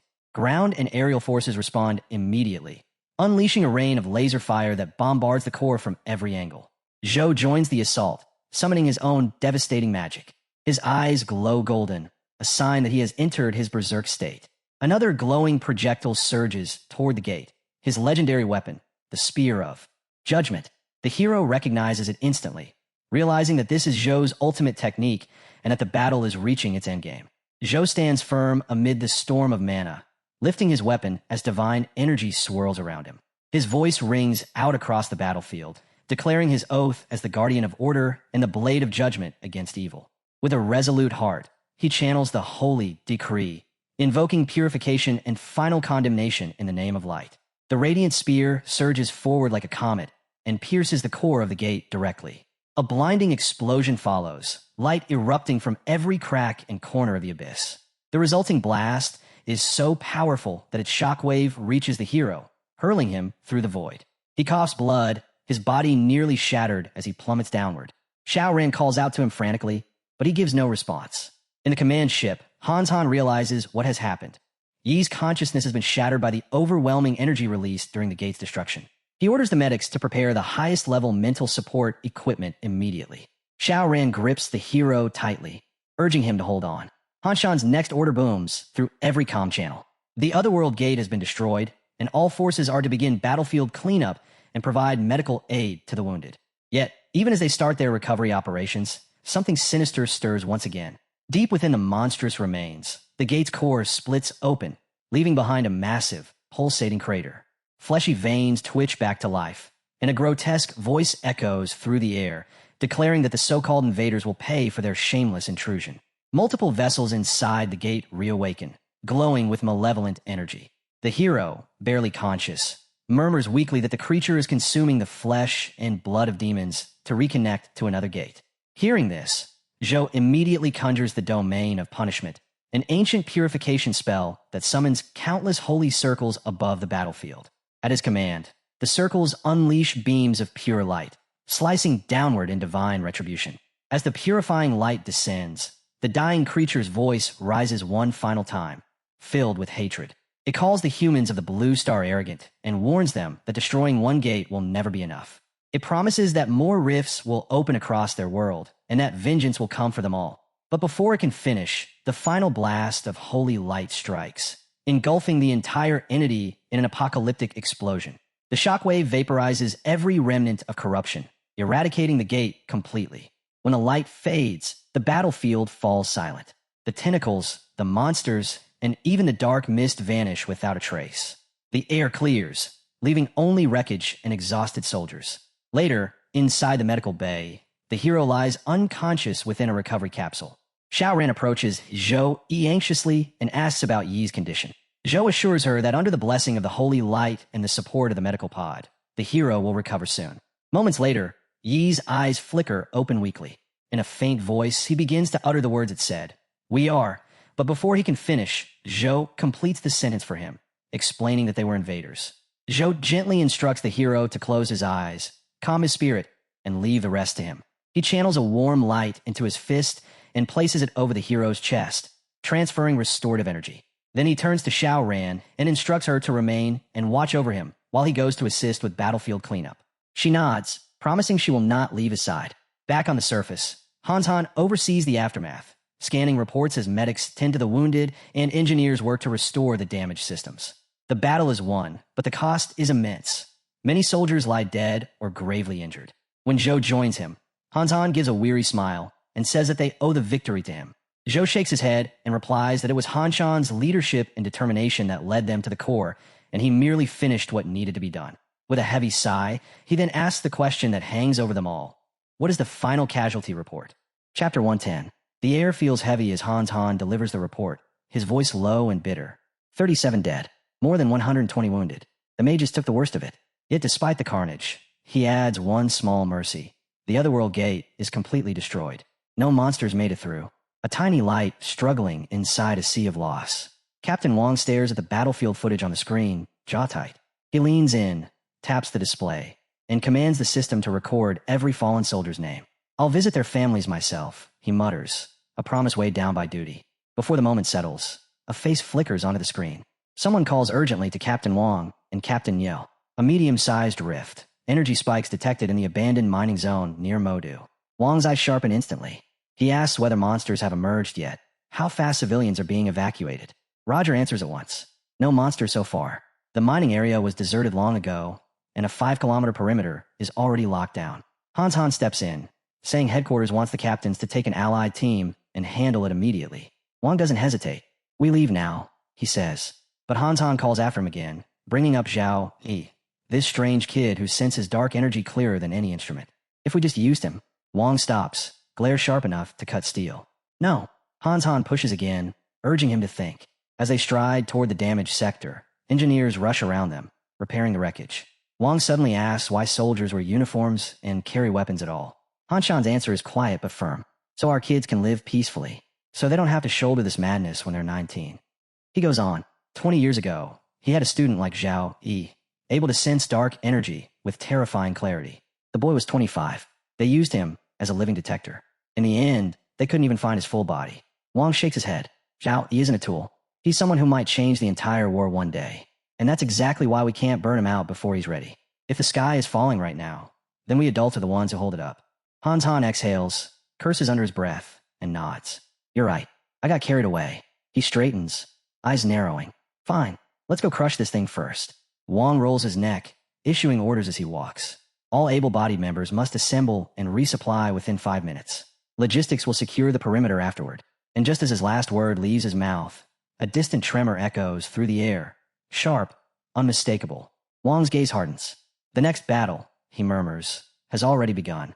The scene shifts to the quiet hospital room. A finger taps gently on our boy's forehead, followed by a teasing voice saying he behaves far better with his eyes closed. None of that usual prickly attitude. Leaning closer, the executor studies his face and smirks, saying young ladies seem to like this look of his.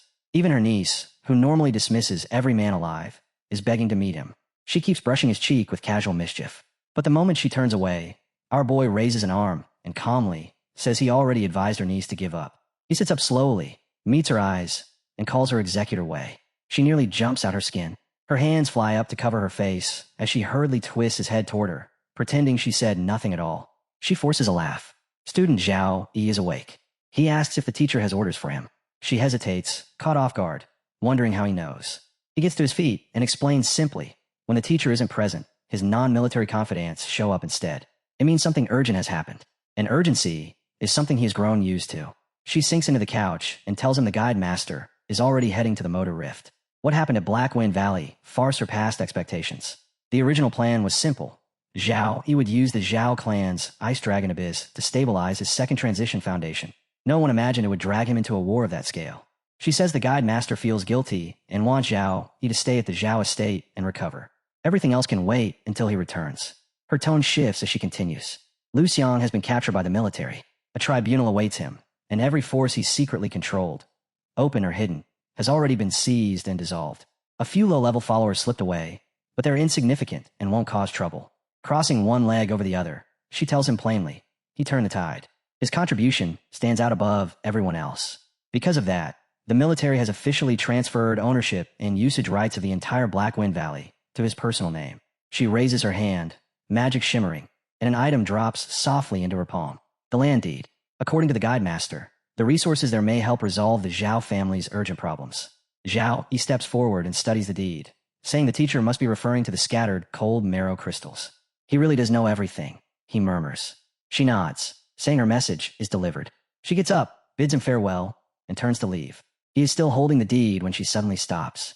She leans close, rests her forehead against his, and asks softly, one last time, if he truly isn't considering joining the Tianyu Guild. His answer is steady. I'm not considering it.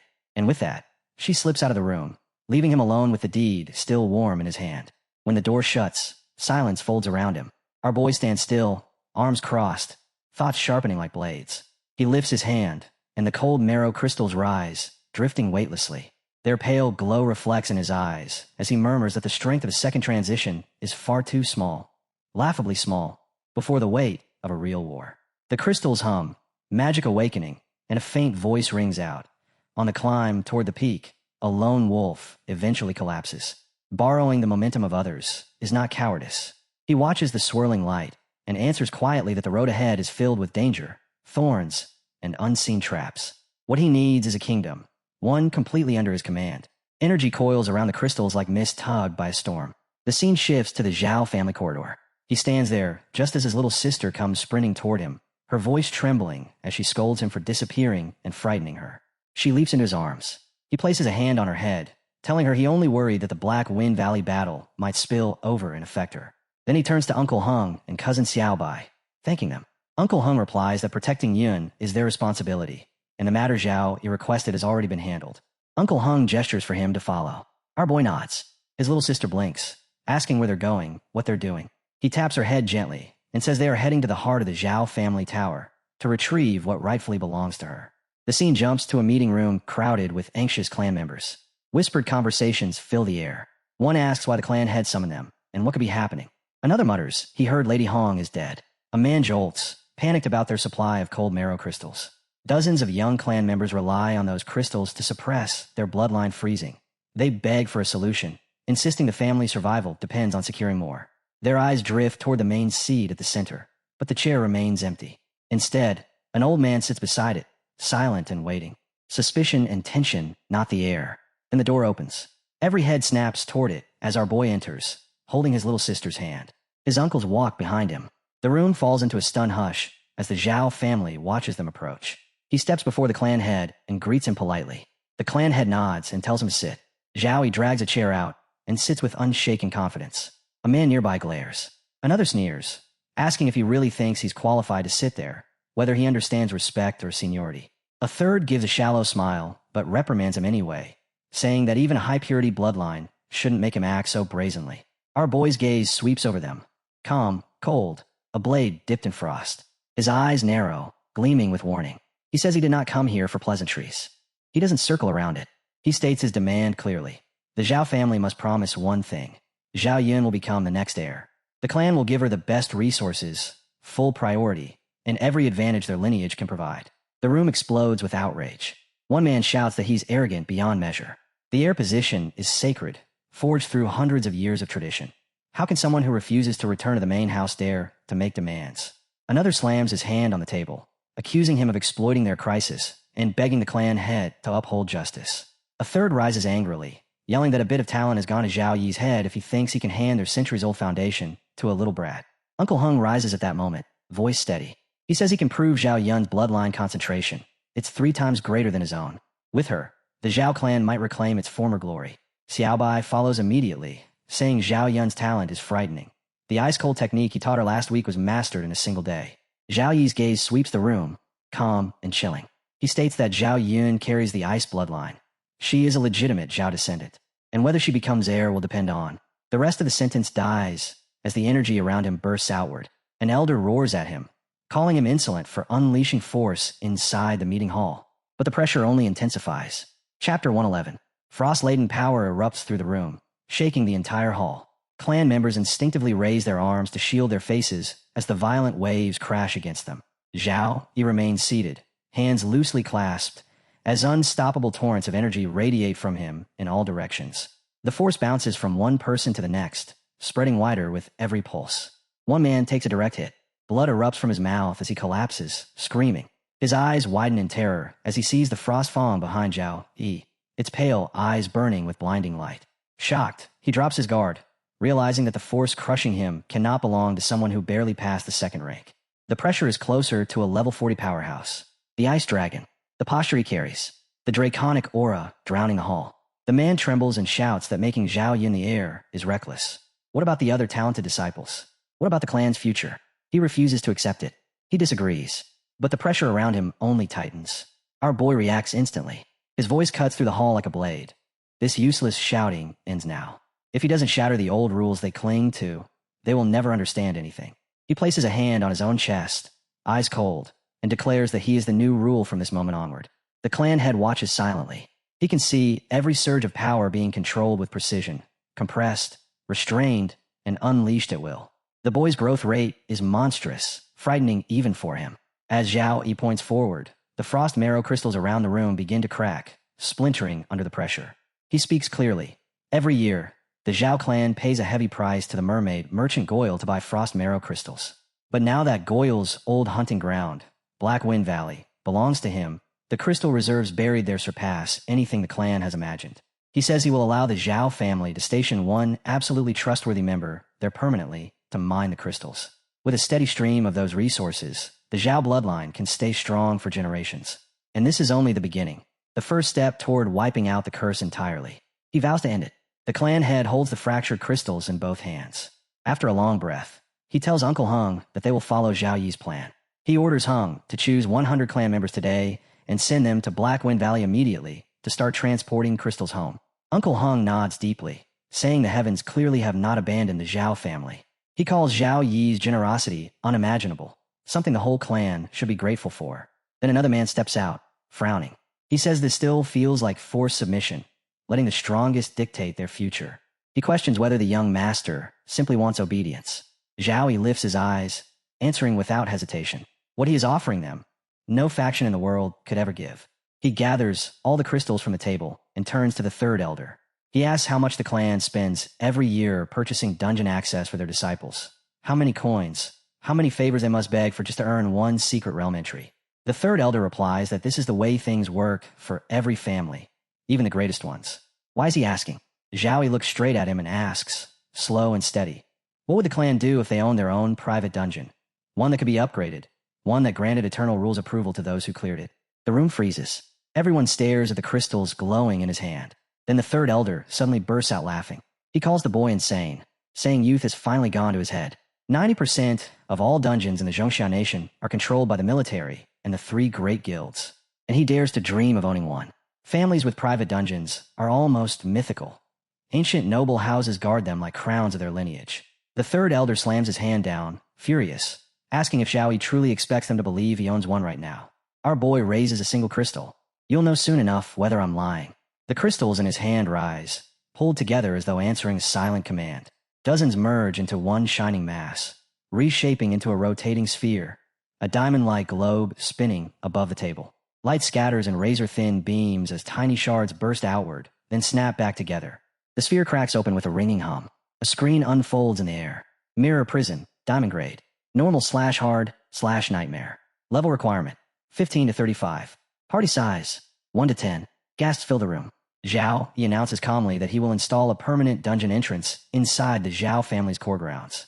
From today onward, every Zhao disciple can enter and train whenever they wish. This, he says, is his second promise to the clan.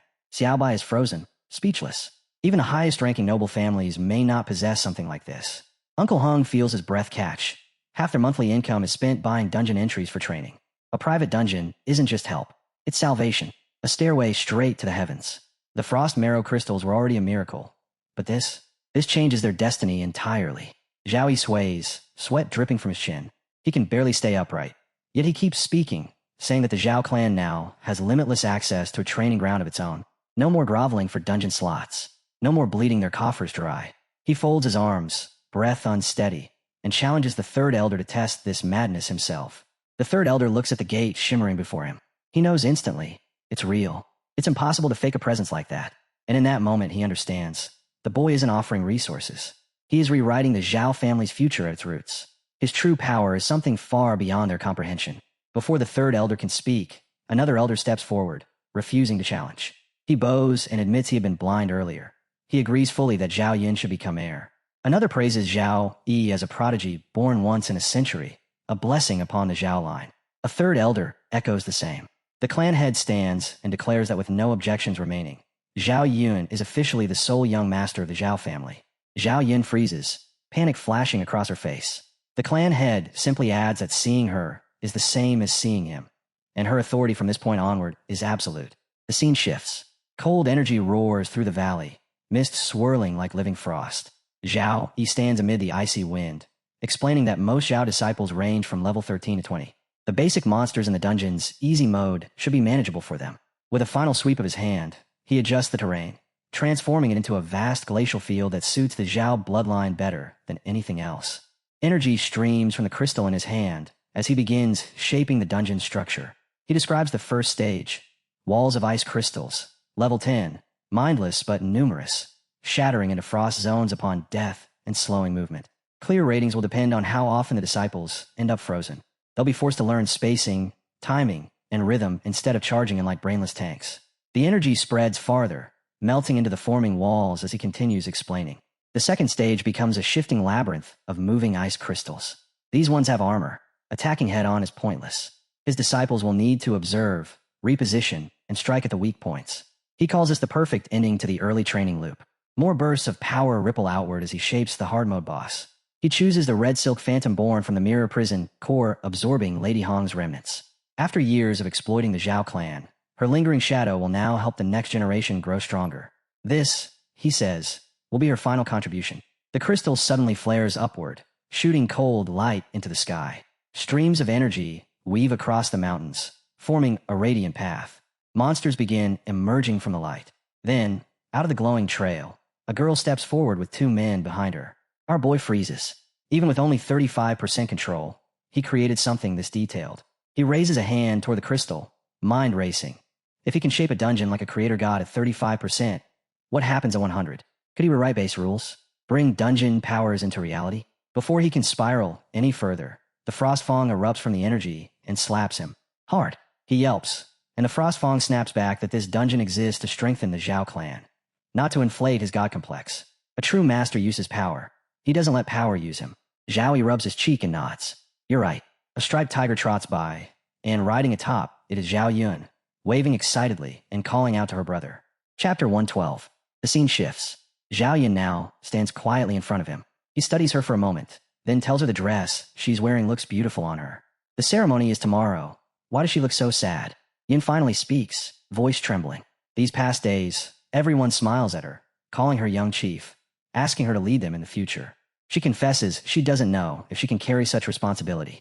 She's afraid of disappointing him, or the Zhao clan members who now rely on her. He lifts a hand and gently cups her cheek, a soft smile breaking his usual cold composure. He calls her silly, telling her she has never disappointed him, and she never will. He asks her softly if she truly understands what the Zhao family is. Yin blinks and asks what he means. Our boy gazes toward the night sky and explains that the Zhao clan is like an ancient ship drifting through an old dream. From the outside, it still looks magnificent, but inside, it's rotting, cracks everywhere, holes patched with desperation. They even bow their heads to enemies for frost marrow crystals, just to keep the ship afloat. But he says they shouldn't mock the Zhao family, because they, too, are passengers on this same aging vessel. And even if it wasn't this ship, it would only be another one. In peaceful times, people can survive without noticing the decay. But when he stood in Black Wind Valley, when he saw a real war, he realized something truthfully terrifying. All the competitions and tests he faced before were nothing but greenhouse games. When a true storm arrives, every passenger on an old, fragile ship is doomed. He leans closer to her, eyes steady. If they keep waiting, hoping some stronger force will protect them, then their fate will always be in someone else's hands. They cannot remain mere passengers. They need to be the ones steering the helm. One person's strength isn't enough. He needs a power base, a structure he can depend on. Yin quickly protests that building a power base from scratch takes time and immense resources. But the Zhao family already has a foundation. It's the best place to start. Her eyes widen as she pieces it together. Her brother chose to support the Zhao clan because he wants to turn it into their ship. He smiles, soft, warm, and says she's completely right. But to rebuild an old ship, to make it follow their course, it needs a powerful core. He touches her forehead gently.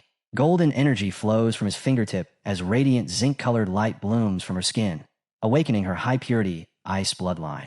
He tells her that no matter how much the clan head or elders trust him, he will never change his class for the Zhao family. To them, he will always be an outsider, someone they must eventually question. But Yin is different. She is the perfect bridge, the only one. The rightful heir of the clan accepts wholeheartedly. With her at the center, the Zhao family can unify completely and form the strongest alliance with him. Yun's eyes tremble with tears as she says she understands.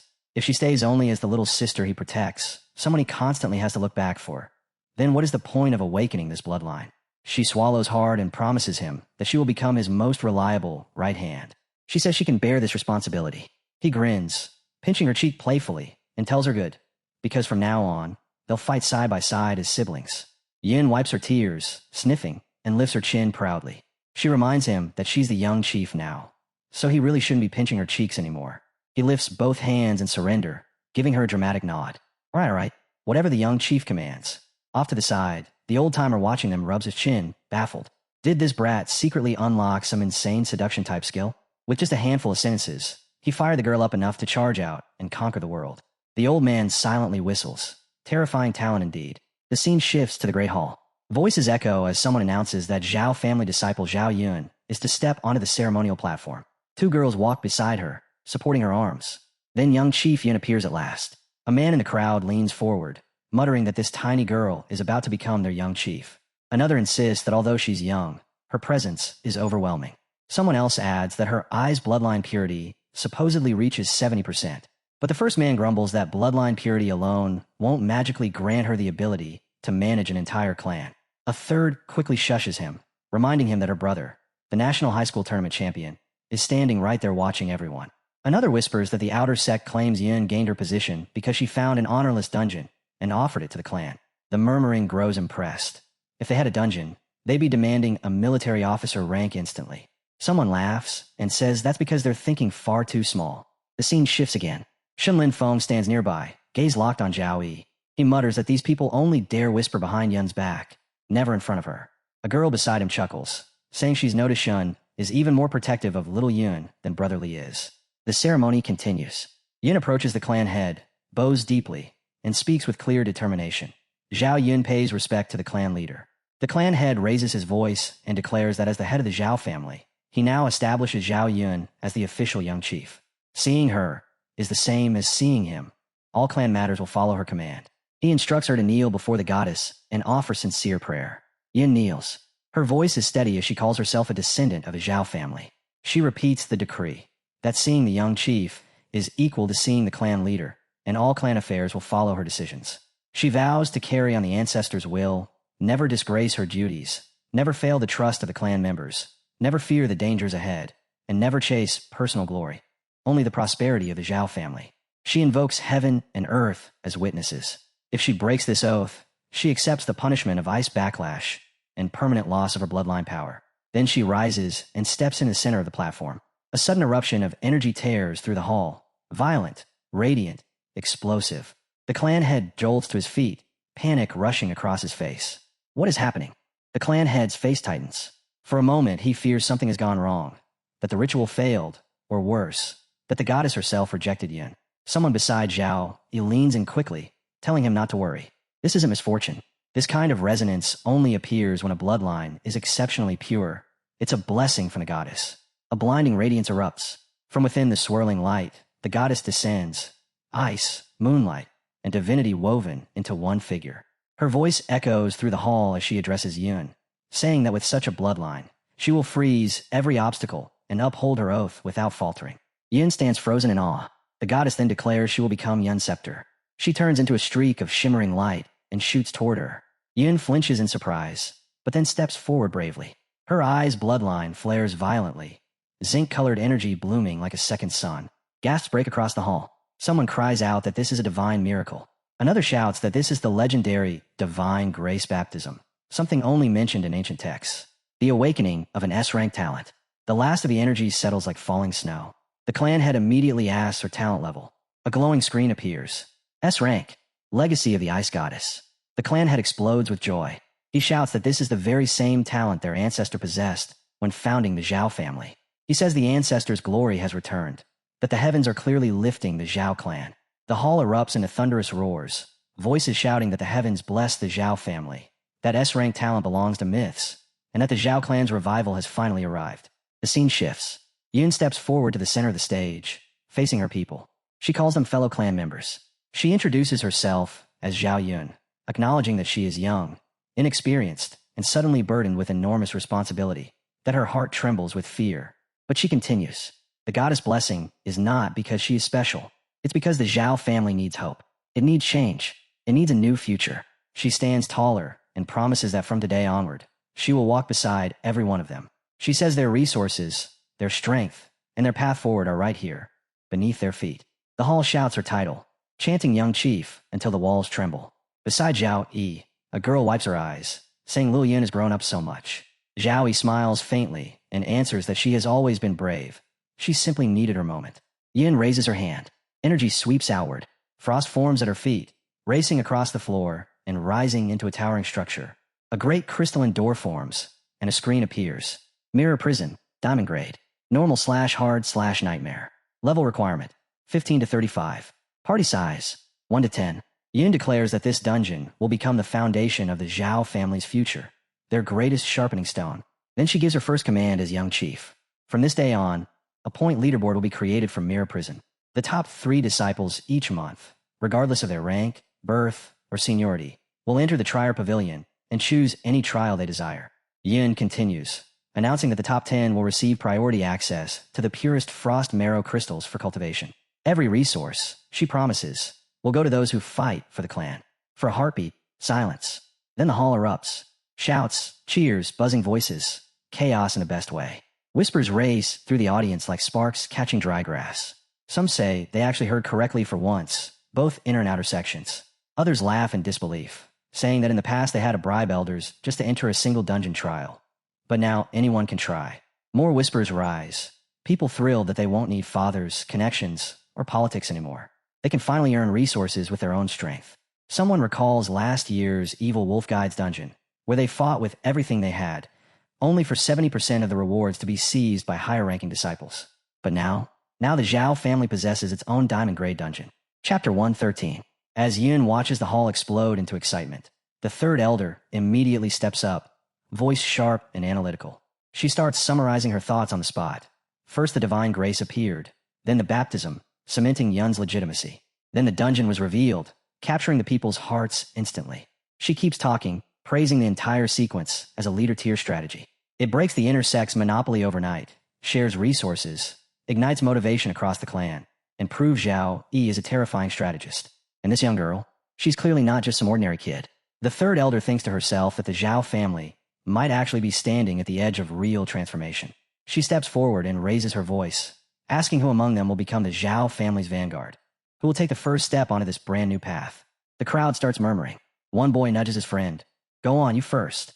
His friend panics immediately. He says he has no clue whether the dungeon is stable, and if he goes in and never comes out, that's it for him. Before the hesitation can grow, Xiaobai raises her hand and steps boldly toward the front.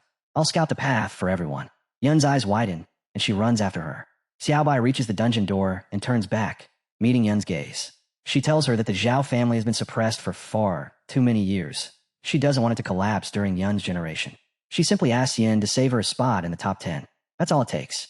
The moment Xiaobai volunteers, the entire hall ignites. Hands shoot up everywhere. Voices shout over each other, claiming spots, demanding chances, burning with excitement. One boy yells that he's going too, and several follow right behind. Then someone behind Yin shouts loudly that he'll show that kid from the Lin family what real strength looks like. The momentum has begun. The Zhao family is moving. Yin stands there with his arms crossed, silent, steady, until his energy suddenly surges outward like a shockwave. The crystal formation around him blooms and spreads, casting shimmering reflections across the hall. Someone in the crowd gasps, whispering that they can actually match what's happening inside the dungeon in real time. As they step closer, the truth hits them. The observation system inside this realm isn't ordinary. It's military grade. In the future, they'll be able to replay battles, study mistakes, and learn techniques directly. No more dying blind. No more falling without knowing what struck them. The murmurs grow louder as people begin questioning the true origins of their young chief. They enter the room together. A translucent screen materializes, listing their names and levels one after another. Huang Fan, Fistmaster, level 18, challenge difficulty, easy, party size 4. Zhou Shiran, Mage, level 18, challenge difficulty, easy, party size 4. Mo Momo, Assassin, level 18, challenge difficulty, easy, party size 4. Zhou Dong, Priest, level 18, challenge difficulty, easy, party size 4. The challengers step into the inn, and the world shifts. Thick fog rolls in instantly, swallowing the room and blurring their vision. Voices erupt in confusion. Zhao Yuran's sharp warning cuts through the chaos. There are enemies in the mist, and they're fast. A pack of wolves bursts from the fog, snarling as they charge. Zhou Dong takes command without hesitation. She orders Huang Fan to use earth-shaking fist to break their momentum. She tells Shiran to cast ice fog behind the pack to distort their sight, and she directs Momo to slip into stealth once the fog appears, then take down the slowed alpha wolf. Huang Fan braces himself. Shiran lifts her sword, crystal energy spiraling around the blade like frost lit by fire. A floating screen appears, explaining earth-shaking fist. Ground shock, minor damage, heavy slow. The moment Huang Fan punches the earth, the ground quakes violently. The wolves stagger, limbs buckling, their entire charge collapsing in an instant. Shiran darts forward, eyes sharp and focused. A wolf lunges at her. She swings, connects, and then flinches in shock as the beast detonates into fragments. She stumbles back while someone shouts for holy light. Green energy erupts behind Zhou Dong, wrapping her in shimmering protection. Breathing hard, Shiran warns that the wolves have armor, and her strikes can't pierce them cleanly. The explosions leave dangerous debuffs. She checks her screen and sees frostbite, movement reduced by nearly a third. Zhou Dong shifts tactics immediately. She orders Huang Fan to keep knocking enemies away, breaking them into isolated fights. Shiran must freeze their legs with ice spikes to cripple their movement. Momo is to stay mobile, harassing the pack and eliminating low-health wolves before they can self-destruct. Outside, the crowd watching the projection starts whispering again. Sister Xiaobai might be a priest, they say, but her control over the battlefield is terrifying, and her reaction speed borders on monstrous. They whisper about how terrifying the wolves' self-destruction really is, the blast radius, the crippling slow, the way one mistake can snowball into death. Then they point at Momo, amazed. After taking just a single hit, she completely recalculated every wolf's movement path and positioned herself as if she already knew where each one would strike. Their teamwork doesn't just look good, it's flawless. Someone in the crowd finally understands the point of this stage. It isn't about raw strength at all. It's a trial of control, positioning, and perfect coordination. Anyone who charges in alone is asking to die. The third elder watches in silence, her expression shifting. The dungeon design is brilliant. Ice armor wolves, death explosions. This isn't some easy power leveling trick. This is how real warriors are forged. Warriors who fight with their lives on the edge of a blade. She suddenly realizes the Zhao family's future, its next 50 years, might depend entirely on this dungeon. But another thought bothers her. Is Zhao truly selfless enough to give away something this valuable just for the title of young chief? Was she wrong about him? She shakes her head almost immediately. Impossible. There must be another motive, something she still hasn't uncovered. 10 minutes later, the group inside finally clears the stage. They stand there panting, hands on their knees, the last of the ice-armored wolves lying dead at their feet. A screen rises in front of them, congratulating the team. Xiaobai glows faintly as the notification appears. 500 experience gained, level 18 to 19. Huang Fan grins and walks over proudly, telling her she did amazing, leveling up just like that.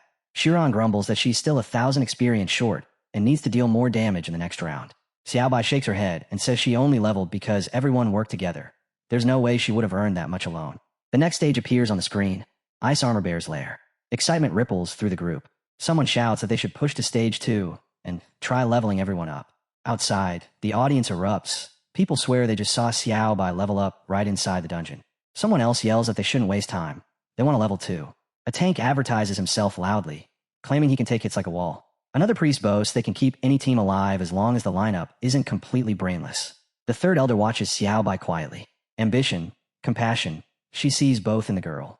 Nearby, someone remarks that the Zhao family finally has its own dungeon and won't have to worry about experience anymore. Their strength is going to skyrocket.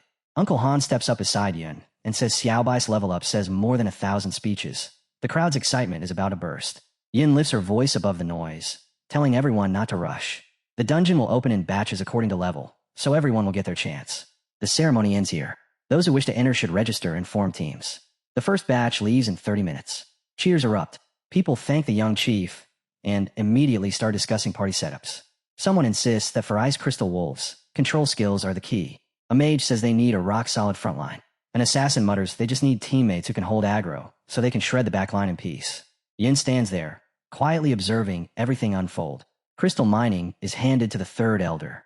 Dungeon management goes to the clan leader. And the basic authority over the mirror prison lands with Yin. Our boy immediately catches the meaning behind all of this. By dividing responsibilities and balancing everyone's benefits, the only way any faction can secure the resources they want is by fully supporting Yin. Meanwhile, he alone keeps the highest authority over the mirror prison, standing above the chaos while watching how the clan will shift in the coming days. What he didn't expect, though, was Lil Yun awakening the S-rank legacy of the Ice Goddess. S-rank talents burn through resources like starving beasts. He sighs inwardly, deciding that the next time he meets his teacher, he'll definitely bleed him dry. He still remembers spotting a 10,000-year ice marrow stored in the old man's hidden chamber. Yeah, it's time to go collect that. Chapter 114. The scene shifts.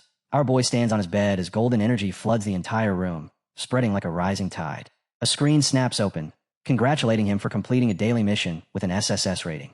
Another follows immediately. 20 free attribute points gained. Sitting cross-legged as the energy swirls, a third notification appears. Great recovery points earned. 10 in total. He winces slightly and reaches for his neck. With a faint groan, he commands the system to show his personal stats. The panel rises. Name, profession, level, talent grade, everything.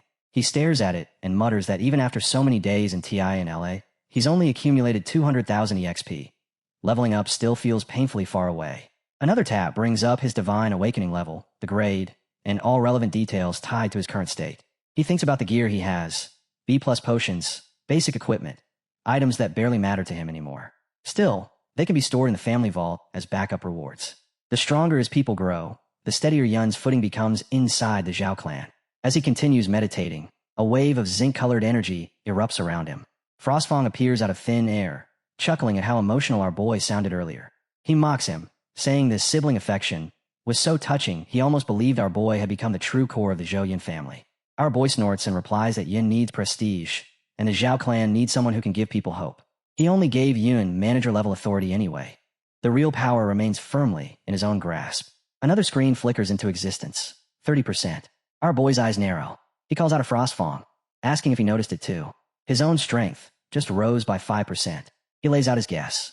The mirror prison might not be complete. It could be an unfinished creation, one that needs to devour powerful beings to perfect itself and amplify its own strength. On the surface, it looks like he's gaining tighter control over the mirror prison, but in truth, it's the prison's completion rate that's rising. With that thought, he sighs that it's a pity the mirror prison never got to devour the Dark Owls in Black Wind Valley, and especially Lu Xian, the strongest opponent he's faced so far. If the prison had consumed him, the gains would have been unimaginable. Frostfang reminds him that although Lu Xian's level wasn't high, he could borrow a demon lord's strength. If the military hadn't interfered, that fight might have gone either way. He warns our boy not to let his hunger for power turn into greed.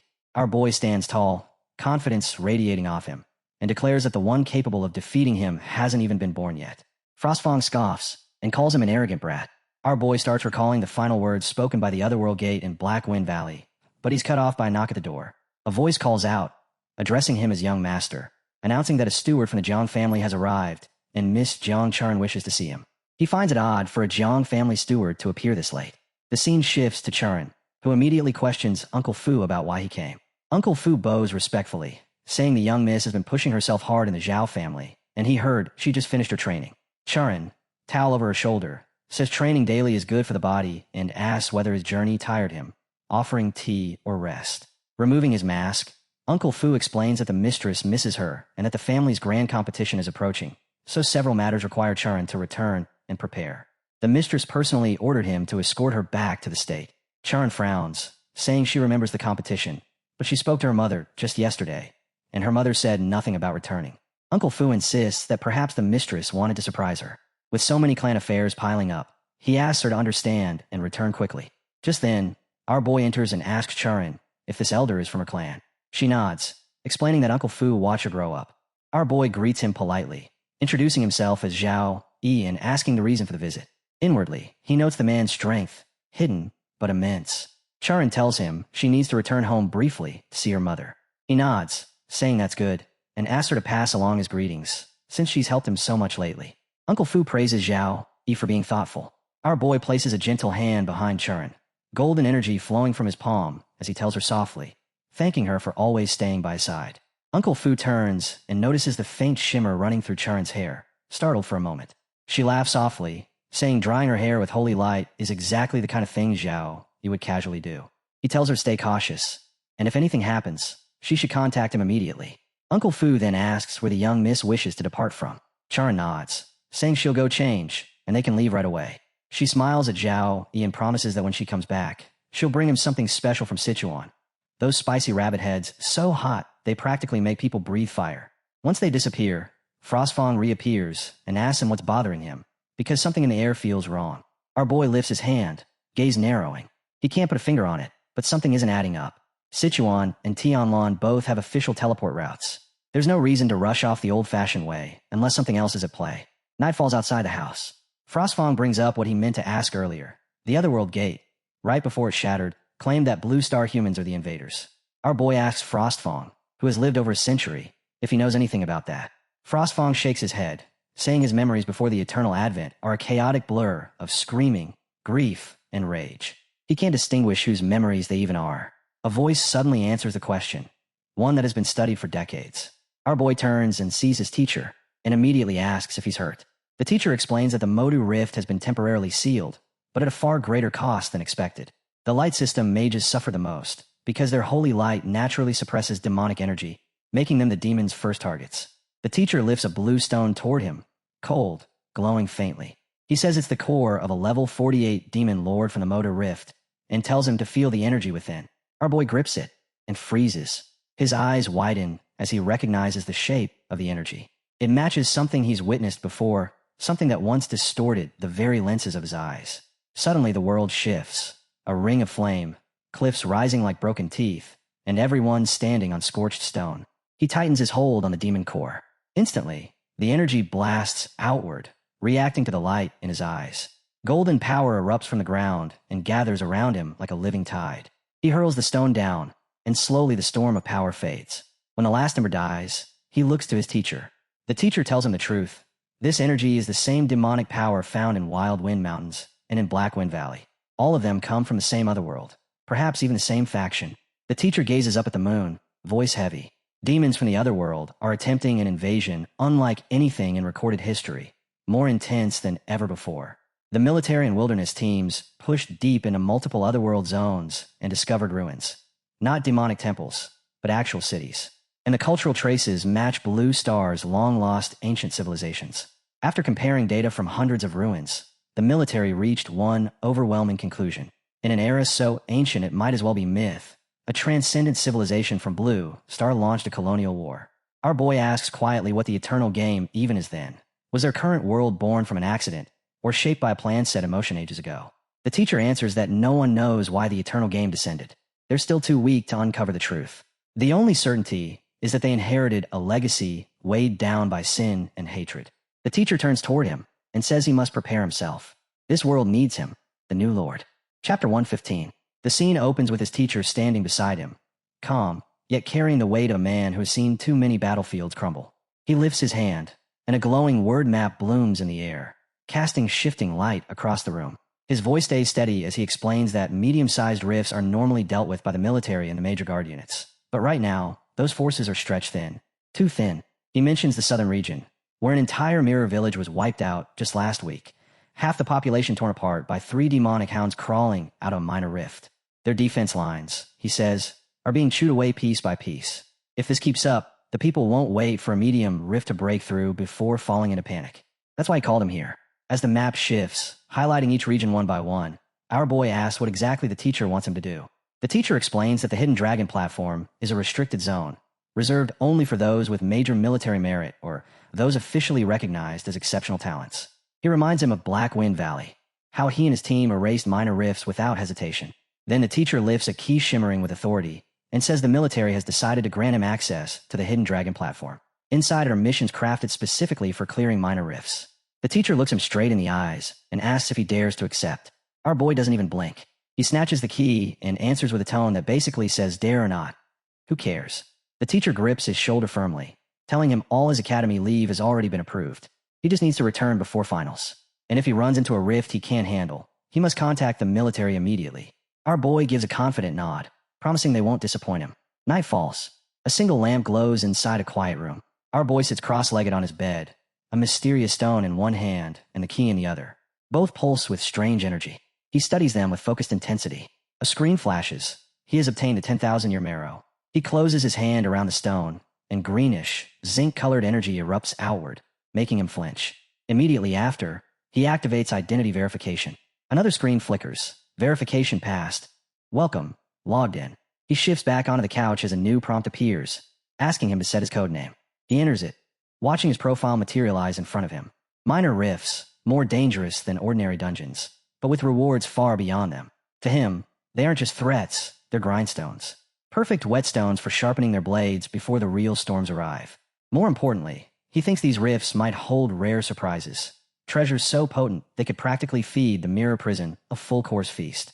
With a sharp tap on the screen, he declares that his hellish training regime officially begins. The scene jumps to another night. A giant tree looms in the shadows. Then the view shifts again, deep into a dense jungle where 4 of his comrades stand together. They all turn at once as something crawls out from behind them. A monster steps into the moonlight. One of them blurts out, stunned, asking what in the world that thing even is. Lingxi's eyes widen as she confirms it's definitely a monster. Right before it sprints at them, it leaps, but a streak of golden energy drops from above, slicing clean across its neck. The creature's shriek rattles the air. Lingxi freezes, unable to process what just happened. Then he steps out from the darkness. Our boy appears with the calm authority of someone who's already survived far too much. He tells them not to chase solo glory and to keep their focus on teamwork. And right on cue, an entire pack of monsters burst from the undergrowth. Shun steps forward, practically vibrating with excitement. He says he's been waiting for something real, because puppets inside the mirror prison are nothing compared to actual demons. Blood frenzy ignites around him, and his flaming dragon roars to life. He charges ahead, shouting for the monsters to perish as he unleashes his crimson flame fist. A girl wearing a hat sees waves of crimson fire ripping across the battlefield. She quickly calls upon the earth's power and summons a rock spear barrage. The wolves pivot toward them, just as the group splits into 3 formations, each launching their own coordinated assault. The scene snaps to Xiaolan as a wolf charges straight at her. She shouts a binding spell, calling heaven and earth's core to shackle evil. But she's a moment too slow. Someone flashes forward to intercept. A golden blast slams into the monster, crushing its face with brutal force. A girl lands with a cry, delivering her mountain-shattering strike. The beast erupts against the ground, and energy ripples outward in a violent wave. When the dust finally clears, our boy turns to Song Xiaolan first. He tells her that her mobilization talisman activation time is still exceeding 0.3 seconds, so she'll be doing an extra half hour of mirror prison training. Xiaolan accepts it immediately, responding with a crisp, "Understood, Captain," as she gathers more energy and remarks on his sharp eye. Then he shifts to Shun Lingfeng. He points out that Shun's Crimson Flame Fist is showing a 17% energy depression, and those 2 unnecessary backflips are just wasting stamina. He assigns Shun an extra hour of power condensation training. Shun only grins wider, completely unfazed. 15 minutes later, a massive crimson blast wipes out the entire wolf pack in one go. The scene transitions again. They now stand inside the crimson mirror. A notification flickers to life, stating that the dungeon has absorbed demonic hound energy, raising the mirror prison core control to 36%. As they stare at the defeated hound corpses, our boy notes that new Guardian Infernal Demonic Hound data has been successfully added to the dungeon database. He announces the mission complete and says the next rift is 50 kilometers ahead. The group begins moving, stepping past the shattered remains of the hounds. People nearby whisper as they pass, trying to guess who they are. Some mutter that they must be part of a military raid. Our boy glances at the fallen demons and notes that they were all level 30 hounds, truly formidable opponents. The scene jumps to a broken mirror landscape. Shun's hair flickers like dying flames before he collapses onto the rocks, groaning that he's completely drained. No energy left, not even enough to summon a spark. Green venom creeps across his body. A girl shouts that brother, the venom lurkers are far too many to wipe out. The girl with the hat trembles, saying her spiritual energy is nearly gone. Lan shakes as she speaks, saying her hands can barely draw talismans anymore. Hearing their voices fading, our boy unleashes a surge of golden energy that floods through them, like sunlight breaking through storm clouds. Shin blinks rapidly as strength returns, saying the exhaustion disappeared in an instant. Our boy stands atop the mountain, stamina and mana restored to 85%. 27 venom lurkers remain. He tells them all annihilation must be completed within 1 minute. Otherwise, they earn 2 extra hours of mirror training. Their jaws drop at the 1-minute limit. Shin is the first to spring up, shouting go all in. Lan sprints behind him, complaining that even livestock and production brigades don't work this hard. She mutters that this feels like pure oppression. Our boy corrects her movement mid-stride, telling her that shifting 15 centimeters left will put her directly in the path of an acid spray from a lurker on the right. She catches sight of the venom splattering across the ground, melting a hole through the stone. A tiny drop lands on her sleeve. Energy bursts out and blocks it. She looks up, startled, then laughs and thanks him for the warning. The scene snaps into chaos. Venom drags across the battlefield like something crawling out of hell. The group, though bolstered, still looks exhausted and scraped raw from constant fighting. Our boy evaluates them coldly, saying their poison resistance and combat synergy are still under 40%. Lingxi raises his hand, gathering energy, and points out that Xiaolan parries 17 attacks that could have been dodged, wasting stamina. Xiaolan fires back immediately, saying Lingxi placed 3 area spells poorly and risked hitting allies. He adds that when Shun was trapped in a multi-directional ambush, Lingxi's control wasn't fast enough, forcing Shun to burn excess stamina. But Xiaolan also acknowledges Shun. When his mana was nearly gone, he still forced out his flaming dragon form and single-handedly destroyed a soul-mutated creature, preventing the team from getting pulled into a drawn-out death fight. Our boy steps down from the rocks, voice steady as he tells them to remember this feeling, the feeling of digging deep in desperate moments. That pressure, he says, is the key to their second advancement. Shun exhales heavily, wiping sweat from his face, and suggests they rest for 5 minutes before heading back into the mirror prison for today's special training. About a month later, the atmosphere around the grounds was lively, with people hanging around in small groups, chatting and killing time. Someone suddenly pointed toward a disciple from the Zhao family and loudly remarked that even an outer disciple was showing off B-grade enchanted boots. The comment instantly drew attention, and the crowd reacted, as if it were some outrageous luxury. Right after that, a girl standing nearby added in a hushed but excited voice that she'd heard the Zhao family even possessed a diamond-grade dungeon, and that both inner and outer disciples were allowed to enter it. That single sentence lit a spark. A group of students close by immediately joined in. One of them boasted that during his latest run, he'd managed to shave an entire minute off his dungeon clear time, and because of that, the clan leader personally rewarded him with an enchanted ice skull short blade. Another person beside him nodded enthusiastically and said that if someone stayed inside that dungeon all day, they'd turn into an expert even if they'd start out as a nobody. Someone else chimed in, saying that with momentum like this, the Zhao family was practically destined to rise.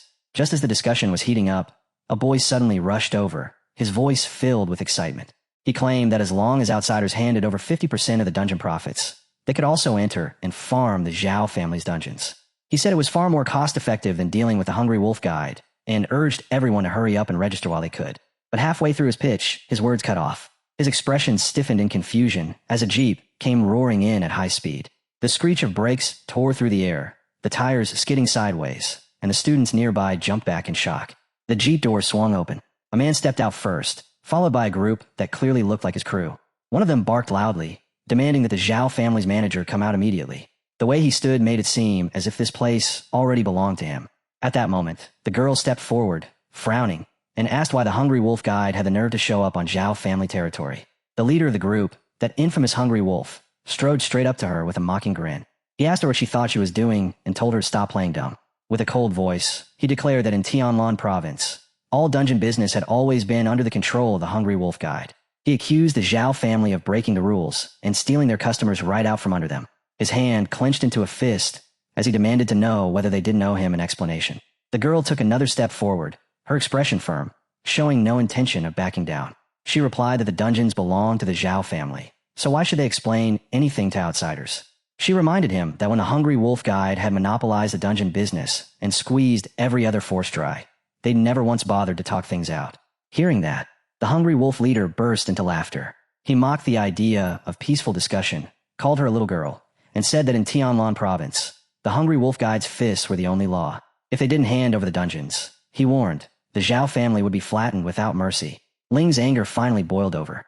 Zinc-like energy surged out from her body, rippling through the air as her eyes turned icy with fury. She said coldly that it seemed all of the Zhao family's past concessions had made the Hungry Wolf Guide forget something important, who the real king was, and who was nothing more than a pawn. Just as she was about to push things further, a hand grabbed her arm. Shin stepped forward and placed himself in front of her.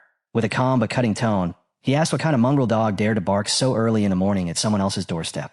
The Hungry Wolf leader shot him a sharp glare and sneered, calling him Little Shun. He mocked that Shun hadn't even grown his fur yet and still dared to interfere, asking if he even knew who his grandpa was, dripping sarcasm as he called him a little hero. Shun didn't react to the insults at all. He simply told them that he would count to 3 and that they and their dogs had better disappear from his sight. That sentence snapped the last thread of restraint holding the Hungry Wolf leader together. He roared that Shun was courting death and immediately ordered his men to attack and cripple the brat. His subordinates rushed forward, purple energy swirling wildly around their bodies. Shun remained where he was. He stood firm, unmoving, not even lifting a hand to counterattack. But just as the charging gang was about to reach him, Tai Xen burst forward. The girl swung her axe with force, and Shin calmly reminded them that he had already given them a chance they chose to ignore. Tai Xen's axe erupted with violent red energy as it slammed into the attackers, tearing through them one after another. She announced herself as the immovable bastion, standing tall as the last body crashed to the ground, and her axe sank into the dirt beside her. The Hungry Wolf leader pointed straight at her, grudgingly admitting that she had some skill, before barking an order for everyone to go all out.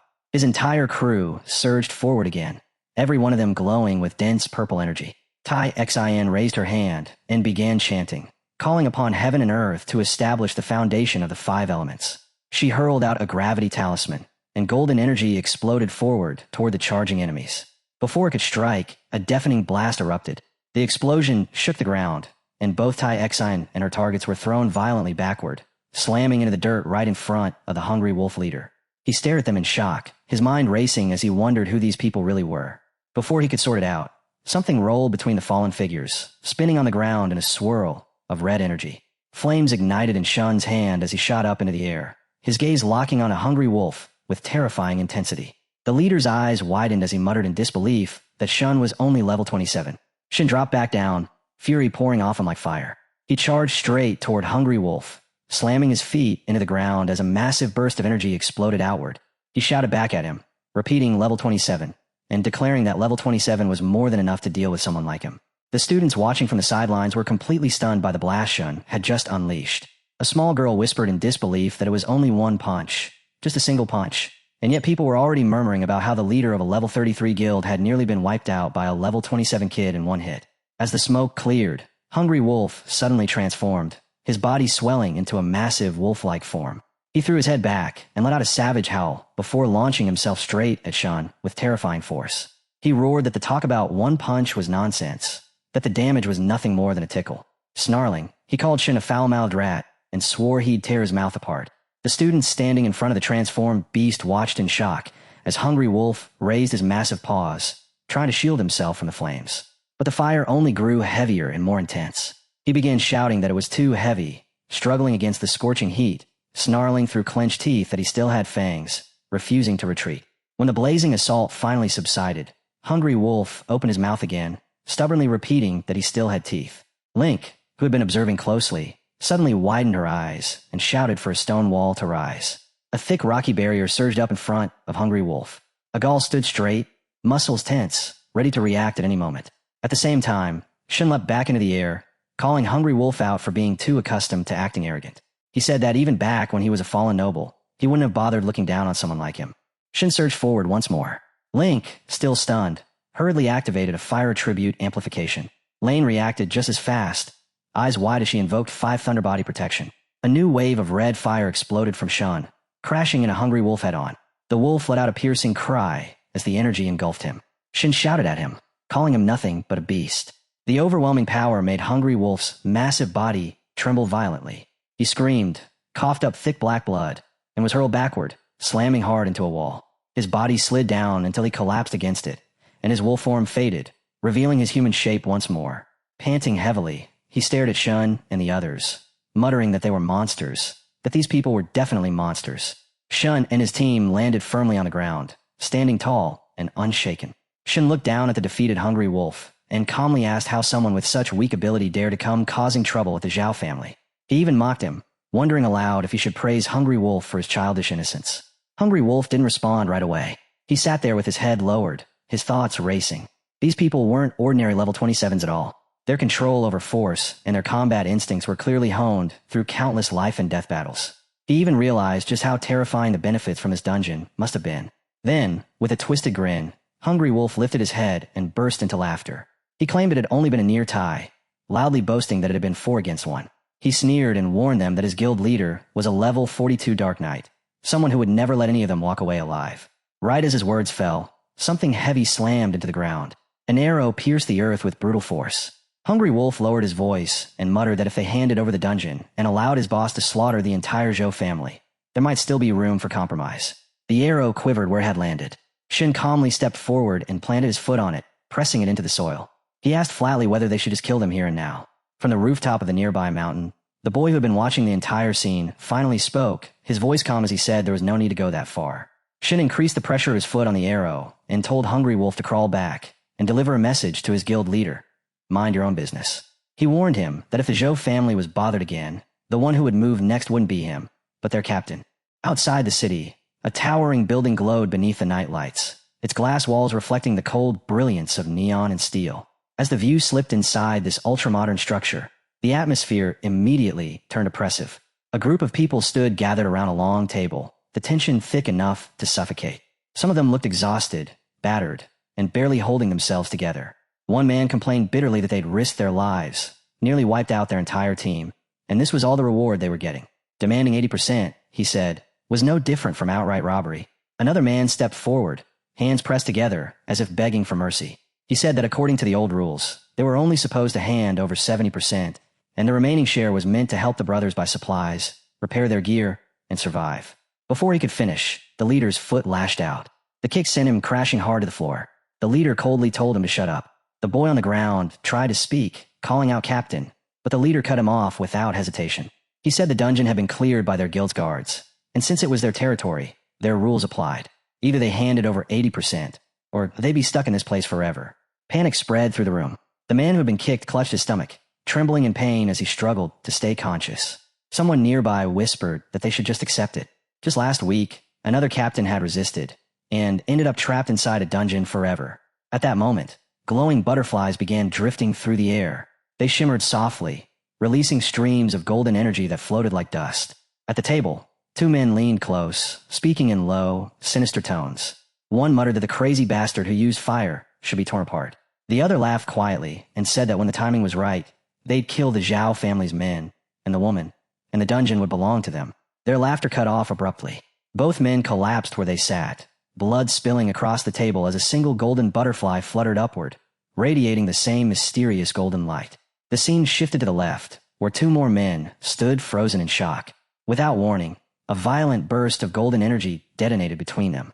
The shockwave sent one of them stumbling as the other was forced back several steps, the pressure crushing down on them in silence. Outside, a different scene was unfolding.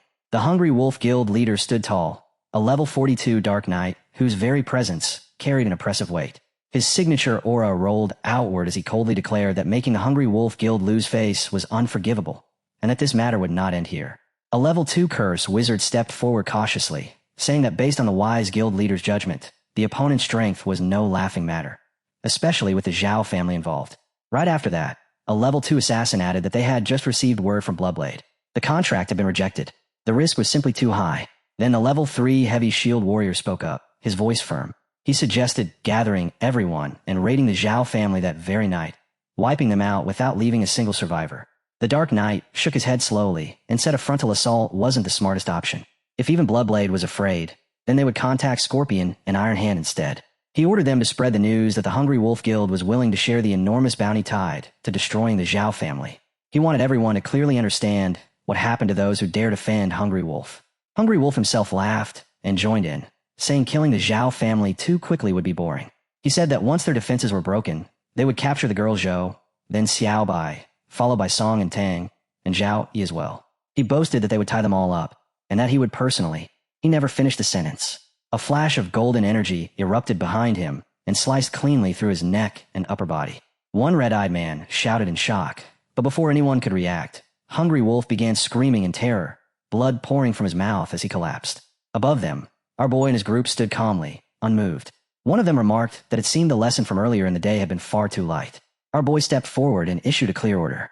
The core members outside were to be cleaned up. If the night grunts didn't resist, they would be knocked out. As for the stronger ones inside, he would deal with them personally. Shin immediately stepped forward, excitement flashing in his eyes, saying he'd been waiting for this moment. The Dark Knight roared and unleashed a violent wave of purple energy that swept across the area. He shouted that someone from the Zhao family, especially a mere level 30 nobody, had no right to trespass on his territory. But our boy didn't move. Golden energy surged around him, and his presence shifted completely. His form turned angelic as radiant wings of golden light spread wide behind him. The curse wizard broke down in panic. His staff slipped from his grasp as he screamed, crying that his curses were being suppressed. Holy power crushed down on him, far too overwhelming to resist. White energy burst from his body as he shouted in disbelief, unable to comprehend how such terrifying divine force could exist. At the same time, the Berserk Chargers and Iron Bastion fighters roared as they rushed forward, screaming for our boy to die. He didn't even look impressed. He simply raised one hand and released a sweeping wave of golden energy. With a single motion of his golden sword, a blazing sword flash tore through the air and cut down a man standing directly in front of him, killing him on the spot. Another attacker tried to ambush him from behind, swinging his weapon with everything he had. Our boy snapped his wings outward without even turning around, the impact smashing the man to the ground. Then he shot straight up into the air, rising toward the Holy Cross, his gaze locking onto it as radiant light poured from his awakened form. The figure hiding behind the Holy Cross was finally revealed as our boy descended. The Dark Knight stood there, staring at the corpse on the ground, his expression dark and rigid. Our boy hovered before him in his full angelic state, golden light cascading off his body. In response, the Dark Knight suddenly released a dark domain. Purple energy flooded the area as he stepped forward, declaring that he would take our boy's life. He roared a single word, "Die," and unleashed a soul-rending slash. Behind the attack, a massive distorted face formed, its enormous jaws opening wide as if to devour everything. Our boy didn't flinch. He stood firm and said calmly that it was all a futile struggle. Golden energy surged as he charged forward with his swords. His attacks came in an unbroken storm, completely suppressing the Dark Knight. The domain cracked and shattered under the assault. The Dark Knight froze, panic flooding his face as his body trembled uncontrollably. He stammered that it was impossible, that someone with this kind of power couldn't possibly be only level 30. Still in his angelic form, our boy raised his hand. Golden chains shot out instantly, racing toward the Dark Knight. He asked coldly if he had ever been given permission to escape. A judgment-like wave of justice erupted as the chains wrapped tightly around the Dark Knight's body. Our boy held firm as the man screamed in agony, tears streaming down his face while the golden energy burned him like holy fire. The chains constricted further, binding him completely. Then, as the light continued spreading across the battlefield, our boy returned to his human form. He caught a sphere filled with zinc-colored energy, and a torrent of information flooded into his mind. High-level energy had been absorbed. Mirror Purgatory Core control had increased to 30%. New dungeon guardians had been acquired. Dark Knight, Shadow Assassin, Curse Wizard, Heavy Shield Barrier. An unknown dungeon core had also been detected, asking whether he wished to merge. Our boy immediately focused on the merge. The zinc-colored sphere began blending with a sphere of green energy, and he frowned, trying to understand what was happening. Suddenly, the green sphere reacted violently. Blue energy burst out, enveloping everything, and from within it, Hungry Wolf emerged, his form reappearing as the strange energy continued to surge. The Hungry Wolf's form twisted violently, stretching into a pitch-black silhouette as the different energies fused completely. Our boy watched closely and realized that even after becoming an unknown entity, its resistance still hadn't vanished. His eyes flared into a brilliant gold once more, and waves of golden energy spread outward. The green sphere floated silently at the center as the golden light circled it endlessly, layer after layer, like an unending vortex. Golden energy coiled tightly around the purple energy stone. A screen abruptly appeared in the air. Merge successful. Dungeon Roaring Forest acquired. In the same instant, our boy grabbed the zinc stone as its energy erupted outward in all directions. He quickly began thinking things through. The Mirror Purgatory Core was powerful, but could only summon a single dungeon. Gaining a second dungeon was an enormous advantage. However, every dungeon had its own unique contents. If he released this one for the Zhao family to use, other factions would immediately assume the Zhao family had annihilated the Hungry Wolf Guild. That kind of misunderstanding would throw everything into chaos. Showing it off now would only drive the onlookers watching the Zhao families rise into a frenzy like rabid beasts. For now, this dungeon had to stay hidden. His gaze dropped to the ground where zinc energy continued to pour out. He leapt away from the glowing area and headed straight into the dungeon's basement. The moment he arrived, he froze. Shock flashed across his face as he instantly activated his appraisal skill. Every box lit up at once, information flooding his vision. S-grade potions, epic-grade equipment, a piece of gold equipment, and even S-grade medicinal treasures. Standing there with the zinc stone still pulsing in his hand, he realized just how outrageous this haul was. No normal guild would ever hand over resources like this. It was proof of how brutally low-tier professionals have been squeezed dry and exploited. As he stood there, another message appeared, prompting him to take the items. Golden energy spread across the boxes, bathing everything in light as he stepped forward. When he looked inside, dragons and beasts filled his vision. Then a golden dragon began to form, and before he could react, he found himself standing on its back. His eyes widened as the dragon surged forward and slammed into something, sending several pieces of armor flying through the air. He recognized one of the armor sets immediately, but before he could process it, a full golden armor set stepped forward. Several more armored figures appeared around it, crossbows raised and ready. Near the golden dragon, a massive beast suddenly emerged. The armored figures fired their crossbows in unison, but the beast shattered their weapons effortlessly, snapping them apart like twigs. Another screen flashed before him, asking whether he was willing to accept the Apocalypse Dragon Knight's inheritance trial, experience the true power of war, and confront the shadow of destruction. He only hesitated for a brief moment. The inheritance of the Apocalypse Dragon Knight was something he absolutely could not miss. He accepted without hesitation. The moment he did, a violent surge of energy slammed into him. His vision shook, his eyes blinking uncontrollably as the power flooded through his body. He slowly closed his eyes, and a deep, ancient voice echoed in his mind. The Apocalypse spoke, telling him that this was the true power of the Apocalypse Dragon Knight. A new screen immediately appeared before him, displaying a quest: defeat the Beast King. A massive one-eyed beast materialized in front of him. Its single eye glowed with dense zinc energy, surrounded by several smaller beads that shimmered with the same light. At the front of the battlefield stood the Golden Apocalypse, riding atop the dragon's head as he issued a challenge to the towering creature. The dragon's eyes blazed with gold as it charged forward, striking straight at the beast's glowing eye. The beast roared and swung its enormous paws in response. They clashed again and again. After several violent exchanges, the beast's eye began to pulse with an even brighter light. The Apocalypse raised his arm, unleashing a surge of golden energy that exploded outward. He called out for the strike to carry across the dragon's body and hit the beast directly. Steadying himself, he released a sweeping wave of golden power that flooded the entire battlefield. In the next instant, the golden dragon surged in close and blasted the beast with overwhelming golden energy. The beast's body started to disintegrate almost immediately, its limbs being sliced apart one after another.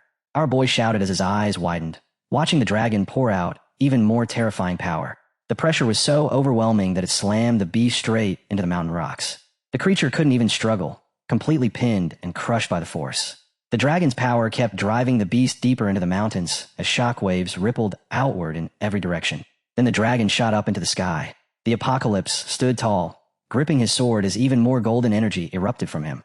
That destructive power shattered the beast entirely, its body exploding into countless fragments that scattered across the battlefield. Our boy stood firmly on the ground, one foot pressing into the stone tiles beneath him as golden energy continued to ripple around his body. He bent down and picked up a tile engraved with a cross symbol, his thoughts racing. A power capable of destroying heaven and earth itself. He remembered that during his battle with Lu Xian, he had awakened the armor of the Apocalypse. But unlike armor crafted for other knights, his was something entirely different. And no matter how hard he pushed himself afterward, he had never been able to activate that state again. At that moment, a system screen appeared before him, announcing that a hidden quest had been triggered, the inheritance of the Apocalypse Dragon Knight. He lowered his gaze to the tiles once more, realizing that this was indeed a hidden quest. Every hidden quest he had encountered before had always rewarded top-tier resources. Whether this one was meant to grant the inheritance itself, or something else the system intended to bestow, his nerves tightened. In his heart, he muttered that no matter what, he had to obtain the Soul of War. The scene shifted as he walked deeper into the basement. Bodies lay scattered across the floor, some unconscious, others already lifeless. He continued forward until he reached his group. One by one, they turned their heads and looked at him in silence. Shin walked up to him and reported that everything had been handled. All the core members were eliminated, and not a single one had escaped. They had also collected a large amount of equipment and potions from the aftermath. Our boy didn't hesitate. He told them to leave all of it behind for the outer members and the professional fighters.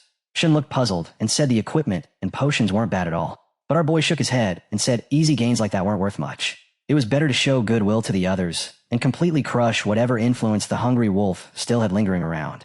Then he added that there was something more important he wanted them to see. Lai Xian stepped closer, curiosity clear on her face, and asked what it was. Our boy explained that he had found something inside the Trier Vault, but something about it felt wrong. He asked if any of them had ever seen anything like it before. At that moment, Lon suddenly froze. She stared at it, her expression shifting as if a distant memory had been triggered. She slowly walked closer and said she had seen something almost exactly the same. Our boy raised his hand and asked her when and where. Lon paused, thinking carefully, and then said it happened when she was about 6 years old. Back then, a massive fireball had fallen from the sky and slammed into the back mountain of their sect. The impact was so violent that it burned half the forest to the ground. When the flames finally died out, only a single helmet was left behind. Its design and patterns matched the markings on the stone table perfectly.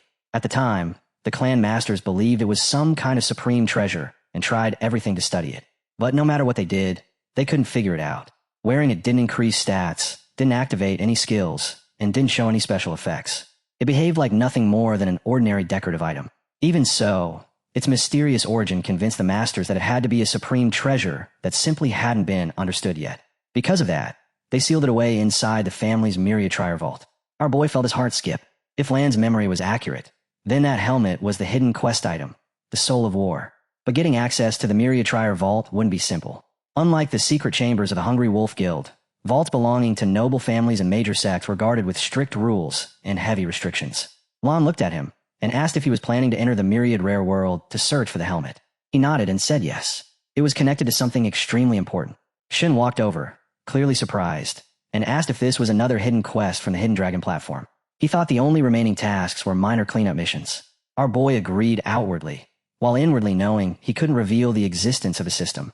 Their misunderstanding worked perfectly in his favor. Lon then added something else, her tone brightening. Their sect held a grand competition once every 3 years, and the winner earned the right to enter the Myriad Treasures world and select any treasure they wanted. Our boy's eyes sharpened immediately as he asked when the competition would be held. Shun answered with excitement. Tomorrow. Our boy froze, staring ahead in disbelief. Tomorrow. A world map flashed into existence, a single black spot pulsing at its center. In the next instant, a swirling hole wrapped in zinc-colored energy tore open. Our boy stepped forward without hesitation, the rest of the group following closely behind. He spoke calmly, saying this was already their 5th transmission. Lai Xan groaned immediately, complaining that everything felt too cramped and way too windy, telling everyone to just hold on. Ling waved a hand, clearly less amused, saying that every person she looked at seemed to be spinning in circles. She added that this timing was too early, since the next shipment was supposed to head towards Sylph City. As they stood there stabilizing themselves, Ling gestured again and pointed out that there were still 3 transmission stations left ahead. Our boy turned back, glanced at everyone, and told them to keep moving. Ling responded energetically, calling him captain with a grin. Standing close to the group, our boy paused for a moment and thought about tomorrow. They need to wake up early. Relying on transmission stations meant their movement time was extremely limited. He rubbed his chin, considering the strain. Rapid spatial shifts put a heavy burden on both mind and body. Maybe targeted anti-interference training was something they needed sooner rather than later. Before he could dwell on it further, another zinc-colored transmission burst open. One of them suddenly started yelling, even tearing up, clamping a hand over his mouth as they were dragged through. When they finally emerged on the other side, Ling stood firm with her eyes closed and announced that they were done here. A second later, she snapped her eyes open in shock and said that no transmission array in the world should be able to reach the mountains directly. They had arrived in a lush green landscape, trees stretching endlessly in every direction. Ling leaned forward, carefully examining the surroundings, and explained that according to the gate's instructions, this location represented the fear of the Great Mountain. This was a final step. She said they needed to wait a moment before proceeding upward. Shun frowned, clearly confused, and asked what she was even talking about. Our boy didn't answer. He was already calculating silently, thinking that initial movement speeds could spike up to 100 kilometers once the scale began. Everyone started settling down when Shin suddenly shouted, asking if he'd said something wrong. Lon gasped and instinctively covered his mouth. Ling held a page in her hand, erased several markings on it, and calmly told Shun that he was lying. To himself, she told him to look directly at what he feared. With a sharp motion, she pushed something into the air. Instantly, clouds, wind paths, aerial routes, talisman markings, guild symbols, banners, and proof seals all appeared at once, like a 6-year-long argument suddenly materializing. The shifting mass then condensed and transformed into a massive flying sign. Lon's eyes widened as she said the synchrony was spreading everywhere. She told everyone to get up immediately. Ling stared at the flying sign with excitement, calling it beautiful. Lon casually sat down on it and told everyone to hop on, reminding them they didn't have much time. They were going straight through the air, and she added that this was the VIP route. One by one, they climbed onto the flying sign, laughing and cheering as it lifted smoothly into the sky. The sensation felt surprisingly comfortable as it soared forward, slicing through the clouds and carrying them onward. Ling laughed and said it was even better than riding the wind, and definitely faster too. Shin leaned back in a relaxed, almost lazy posture and commented that this felt way more comfortable than the new free movement method they'd been using. Not far from them, our boy sat beside Lon. He leaned in slightly and asked her if she really didn't want to return to the party. She turned her head toward him and teased him back, asking why he didn't go back to his old school territory instead, laughing as she said it. He didn't laugh with her. Instead, he told her that ever since they started moving, she seemed more alive on the surface, but her smile felt forced. Every time someone mentioned the door, something heavy and grounded filled her eyes. He pointed out gently, saying it felt like she kept pouring oil over herself, pretending everything was fine. Then he asked her directly, what was she afraid of? Lon went quiet. After a moment, she admitted that he'd seen through her. In her thoughts, she called him Joe and quietly said nice to meet you. Shun, who had been listening the whole time, suddenly broke the silence. He said that the ultimate winner wouldn't just gain the ability to judge thousands of trailers worth of terrain, but would also earn the right to inherit the strongest ancestral secret technique, the Nine Heavens Thunder Technique. As soon as the words left his mouth, he froze, shocked by himself, and asked Lon if she'd heard him correctly. Lon nodded calmly and said it was good. She added that it carried a low-level lighthouse effect on the mind. Even if the level itself wasn't high, the markers and dents were top quality. With unique items like that, one could dominate the oceans, restore resources, and become completely self-sufficient instead of endlessly searching for new paths. That was also why the philosopher was so respected among the world's great powers. Lon continued explaining while our boy stood quietly behind her. He finally spoke, saying that what they were seeing felt self-sustaining and unfathomable, strange in a way he couldn't quite describe. Lon nodded and continued, saying she had received her first one when she was 12 years old. Back then, everyone at the gate had surrounded her. The old man personally guided her before the gods of her grandfather passed down the law. Everyone believed she would become the wall of the next century. But during the final transmission process, right when all eyes were on her, she suddenly collapsed. The shock rippled through everyone present. She tried to explain that her grandfather's goddess had rejected her, that she couldn't inherit the 9-year-old rockets. All the elders investigated, but no one could find a reason. Her existence, she said, wasn't approved by her grandfather's transmission. In a single night, she went from being praised as a prodigy to becoming the disciple everyone whispered about.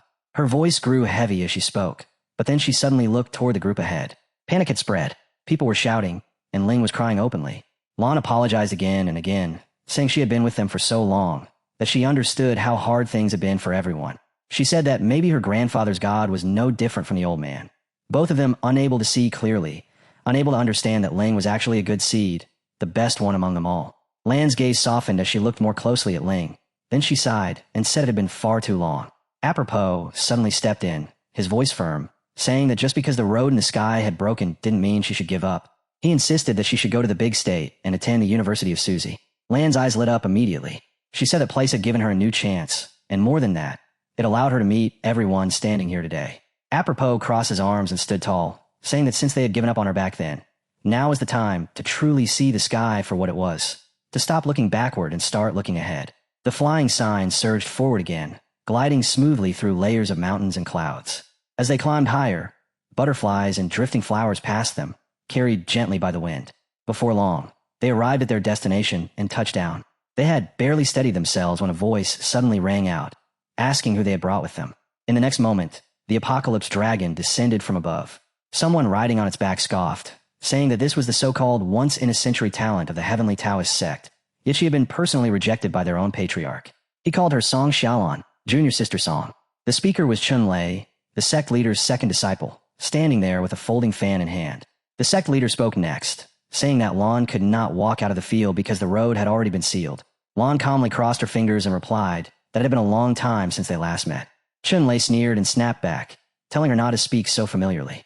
He said his grandfather never approved of her and questioned how she even dared to show her face again. He demanded to know if she planned to leave and whether she had returned only to reclaim resources. Shun, who had been quietly listening, froze in shock. He glared toward the sect leader as golden energy suddenly spread across the area. Chun Lei, seated atop the golden dragon, looked down and muttered in surprise as the pressure continued to build. Chun Lei shouted for Clear Spring to appear. In an instant, a golden slave burst forth, zinc-colored energy flooding the entire area. A violent blast of golden light exploded outward, mixed heavily with that same zinc energy. Shin glanced at Chun Lei and burst out laughing, saying he looked like a helpless chicken that had slipped into water. Chun Lei trembled, staring toward our boys' group as he shouted back through tears. Shin cut him off immediately, saying he wasn't talking to him at all, before calmly calling out another name, Jin Loi. Jin Loi locked eyes with Shun and silently assessed the situation. Aside from that one powerful guy standing on the left, the rest of the group looked like weaklings who hadn't even completed their second transfer. He couldn't understand where they got the courage to provoke him in the first place. If the set competition weren't so close, he would have already made them pay. Jin Loi straightened his back with forced confidence and called out to Song Xiaolan, telling her that with the path she was walking, she was heading straight toward her stubborn master. He warned her it was pointless, that if she went now, she wouldn't even find a single trace of him left behind. Lan snapped instantly, shouting and demanding to know what had happened to her master. Chun Lai barely reacted. He told her to go check for herself, saying he didn't have the patience to waste words. As he turned to leave, Lan shouted his name, but before she could move, our boy calmly stepped forward and asked if Chun Lai thought he had permission to walk away. Lan didn't say a word. She simply stood her ground. Chun Lai suddenly froze. Out of nowhere, golden chains burst into existence, wrapping tightly around his body. Panic flooded his face as he screamed and struggled, crying out in shock. Standing on his flying sword, our boy shoved him forward without mercy, sending Chun Lai crashing hard into the ground. Rage exploded from Chun Lai as he shouted, demanding to know if they dared attack someone inside the Tiandao sect. But the moment he lifted his head and looked at our boy and Lan, an overwhelming pressure slammed down on him. It was heavier than even the sect leader's aura when enraged. His mind went blank. Who was this person? Just staring up made his instinct scream that taking even one step would mean instant death. Chun pressed his face into the ground, his entire body trembling. Then he felt it, the subtle but terrifying shift in the auras of the three people standing behind our boy. His fear deepened. Where had Lan found monsters like these? He swallowed his pride and chose to endure the humiliation. This wasn't a battle he could win. He told himself he would report everything later and let the sect leader deal with her. Chun finally struggled to his feet and warned them coldly that attacking people within the Tiandao sect would not go unnoticed by the Sect Integrity Institute. Then, forcing a fake air of generosity, he said he would tell Lan what she wanted to know. After Lan left the mountain, the sect leader had ordered Master Bao to take in a disciple and pass down his legacy. He refused outright. For years, he had also shielded Lan, declining artifact refining and pill-making duties. Worse still, Lan's cultivation had stagnated because she spent all her time buried in ancient texts. The sect leader eventually lost his patience. 3 months ago, Master Bao was demoted to gatekeeper of the Myriad Treasures Vault. He was forbidden from refining pills, crafting artifacts, or cultivating, and his stipend was cut off entirely. That was all Chen knew. Ling rushed to Lan's side and softly called her name. Our boy muttered something under his breath in Korean. Chen turned back in confusion, asking what he had just said. Lan stepped forward. Her eyes lit up, glowing gold. She said that ever since the day the founding ancestor's statue rejected her, the entire sect had started treating her like some kind of abnormal existence. Whispers followed her wherever she went, eyes filled with doubt and suspicion. But her master never once turned his back on her. He buried himself in ancient records and forgotten texts, desperately trying to understand why it happened. In the end, he was the one who encouraged her to leave the sect and search for opportunities beyond its walls. To Lan, inside the Tiandao sect, her master was the only person who ever truly mattered. Chen suddenly shot up into the air, laughter dripping with mockery. He sneered that Lan really was bold, daring to let outsiders attack fellow disciples within the sect. He said he wouldn't even bother arguing with her, claiming her master was already pitiful enough as it was, and turned to leave. But halfway through, Chen abruptly stopped. Rage twisted his face as a surge of red energy erupted from him. He roared at our boy, cursing him, acting as if he could just interfere and walk away unharmed. The red energy was hurled violently toward Chun Lai's flying dragon mount, detonating in a massive blast. Chun Lai screeched in fury and panic, immediately summoning Clear Spring again. He activated the water summoning talisman and water guiding technique, torrents of water surging to stabilize the situation. Lan rushed to our boy's side and said she had to go to the Myriad Treasures Vault immediately. Our boy didn't hesitate for even a second and agreed. Lan shot off on her flying sword, cutting through mountain ranges and soaring over peak after peak as the scenery blurred beneath her. The focus shifted toward the Tiandao sect's Myriad Treasures Vault as she drew closer. Mid-flight, her expression suddenly changed. She said the 12 Yuan 10 spirit-looking array had been activated, and even the sect leader had deployed the inner mansion guards. Her heart sank as she realized her master's situation was far worse than she had imagined. Her gaze hardened, and she silently vowed that no matter the cost, she would save him. Just then, as she rode her flying sign, someone on the ground shouted for her to stop. She glanced down coldly and said she was looking for Elder Bao, warning that if he tried to block her, she wouldn't show mercy. Before anything else could happen, another man stepped out from behind and declared that this was the trial world, a restricted zone where trespassers would be killed on sight. He immediately began chanting a long incantation, calling for heavenly thunder to descend, earth fire to rise, and 8 trigrams to assemble into a heavenly formation. With the authority of the 3 pure ones and the power of the 12 yang, a massive net of thunder and fire formed in an instant. With a sharp command, he sent it flying. Several thunderbolts erupted alongside the blazing net, shooting straight toward Lan's flying sign. Traveling beside her, our boy asked calmly if she was confident. Lan paused for only a heartbeat, her mind racing as the thunder crashed down toward her. The bolts slammed into the net, and she responded instantly. Her energy exploded outward as she traced swift signs through the air, eyes widening slightly in surprise. A violent surge of red light expanded in all directions, shattering the thunder and tearing the fiery net apart completely. The man on the ground froze, his mind going completely blank. In that instant, he realized she had just used the gluttonous beast's spell-breaking talisman, a technique that only a direct disciple of an elder could ever cultivate. His eyes widened in disbelief. What he had just seen shouldn't have been possible. Lan descended toward him, offering an apology for the offense, but her eyes burned sharply as she spoke. Panic overtook the man. Before he could react, she seized him by the neck and shoved him aside with a swift, effortless motion. She was about to move on when thunder suddenly rose behind her. A voice called out. Lan's eyes widened. As the thunder split through the air, she twisted her body aside at the last possible moment, causing the strike to crash straight down instead. Someone muttered about ugly thunder just before a violent explosion erupted from the impact. Lan shot out of the blast radius, still gripping a bolt of lightning in her hand. She slammed it down onto a man's shoulder, and once again, the words ugly thunder echoed as another explosion tore through the ground. The shockwave sent her flying back. Before she could fully regain her balance, an arrow was released from behind. She sensed it instantly, reached out, and knocked it aside, stopping it cold before it could touch her. Someone suddenly lunged from behind, trying to stab her with an arrow at close range. Lan spun without hesitation and drove her heel into him, sending his body flying backward. More attackers rushed in from the front, but she didn't slow down. She fought straight through them, kicking and striking non-stop, knocking each one aside as if she were carving a path forward. Another attacker tried to rise from the ground and strike, but she lifted her leg and delivered another clean, crushing blow. She paused briefly, brushing her thumb across her lips. Then she reached out and grabbed her senior brother's sword, telling him she needed to borrow it. The moment it was in her hand, her energy surged. She released a fierce wave and charged forward again. Blades of energy tore through the air one after another. Several men collapsed instantly, some dying where they fell. Golden light spread outward like a raging storm, swallowing the battlefield. One soldier stepped forward and shouted that senior sister Lan was only anxious to see her master and had no intention of hurting anyone, urging everyone to stop blocking her. Another soldier rushed in stubbornly, insisting that the sect leader had given strict orders not to let her pass. Lan stood there, calm yet terrifyingly focused, and spoke 2 words: heavy money.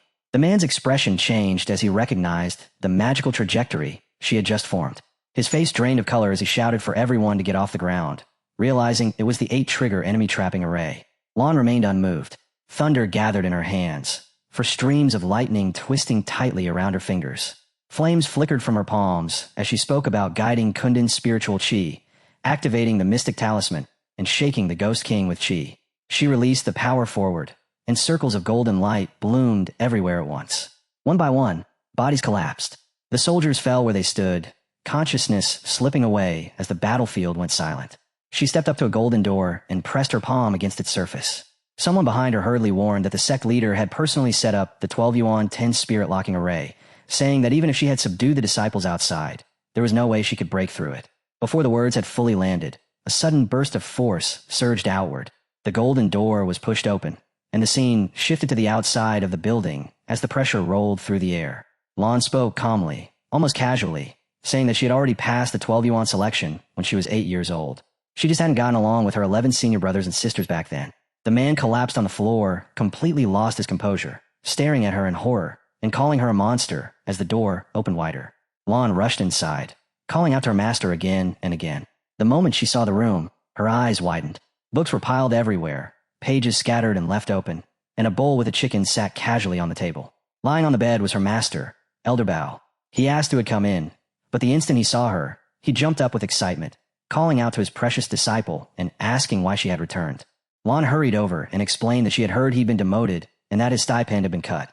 She said she'd been suffering from worry over him, but before she could finish, Elder Bao burst out laughing.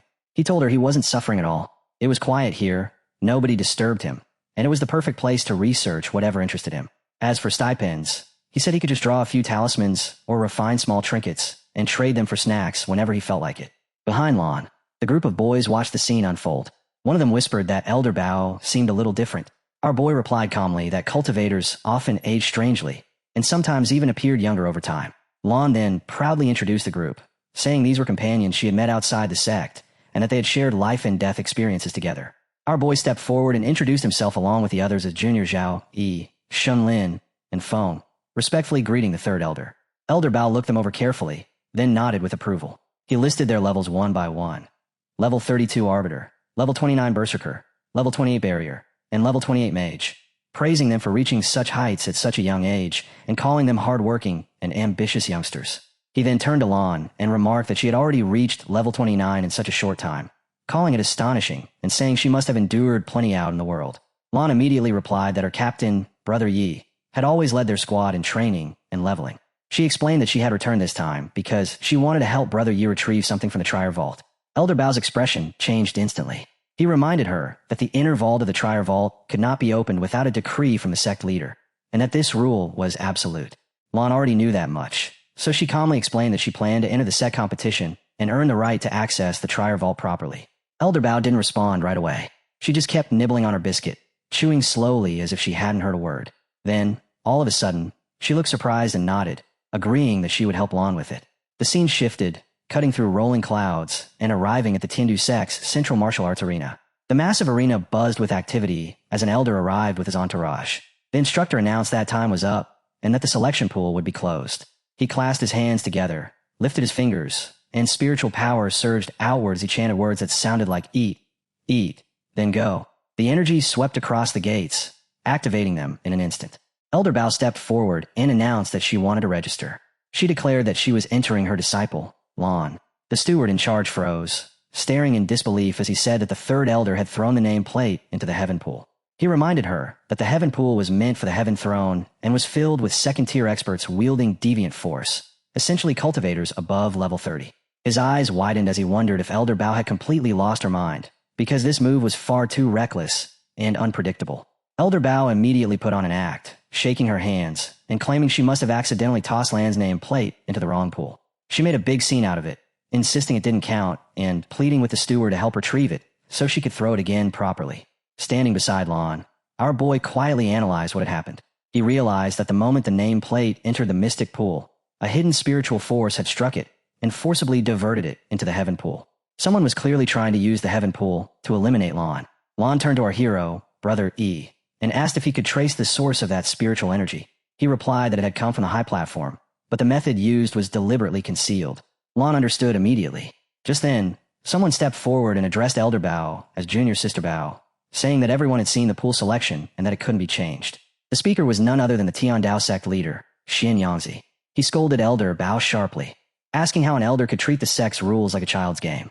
Elder Bao argued back, saying the rules only stated that destiny was decided by where the nameplate landed, not that slipping was forbidden. She insisted her hand had slipped. It was a complete accident, and therefore shouldn't count. She demanded another throw. Another elder stepped in, saying rules couldn't be twisted so casually.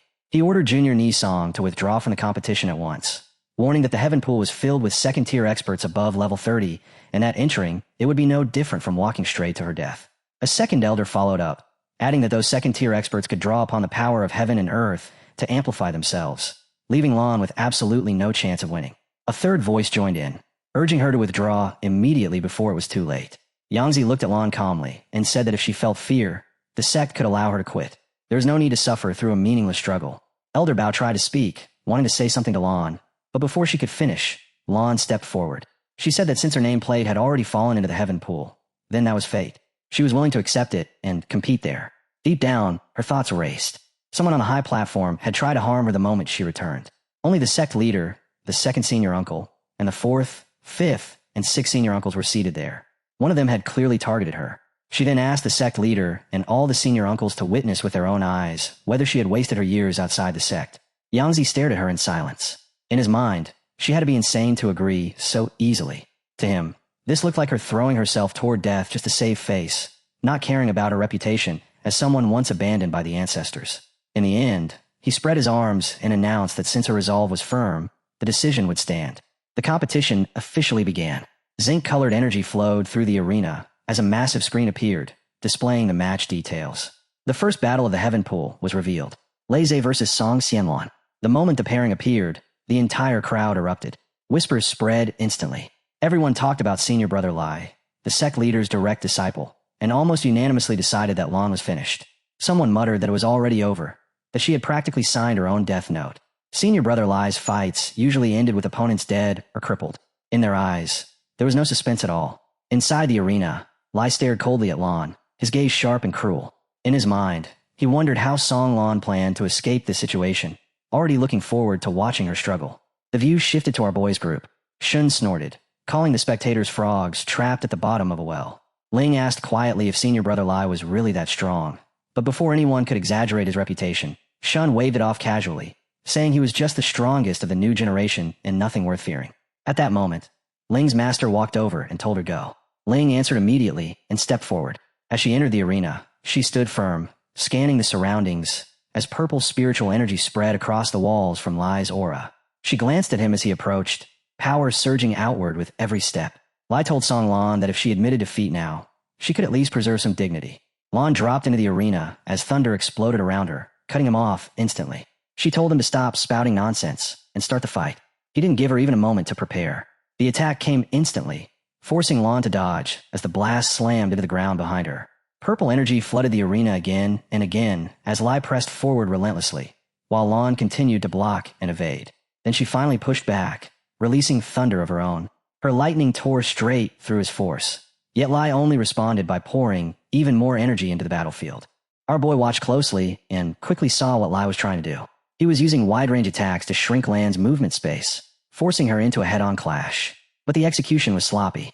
The spiritual energy output was far too wild, far beyond what was necessary.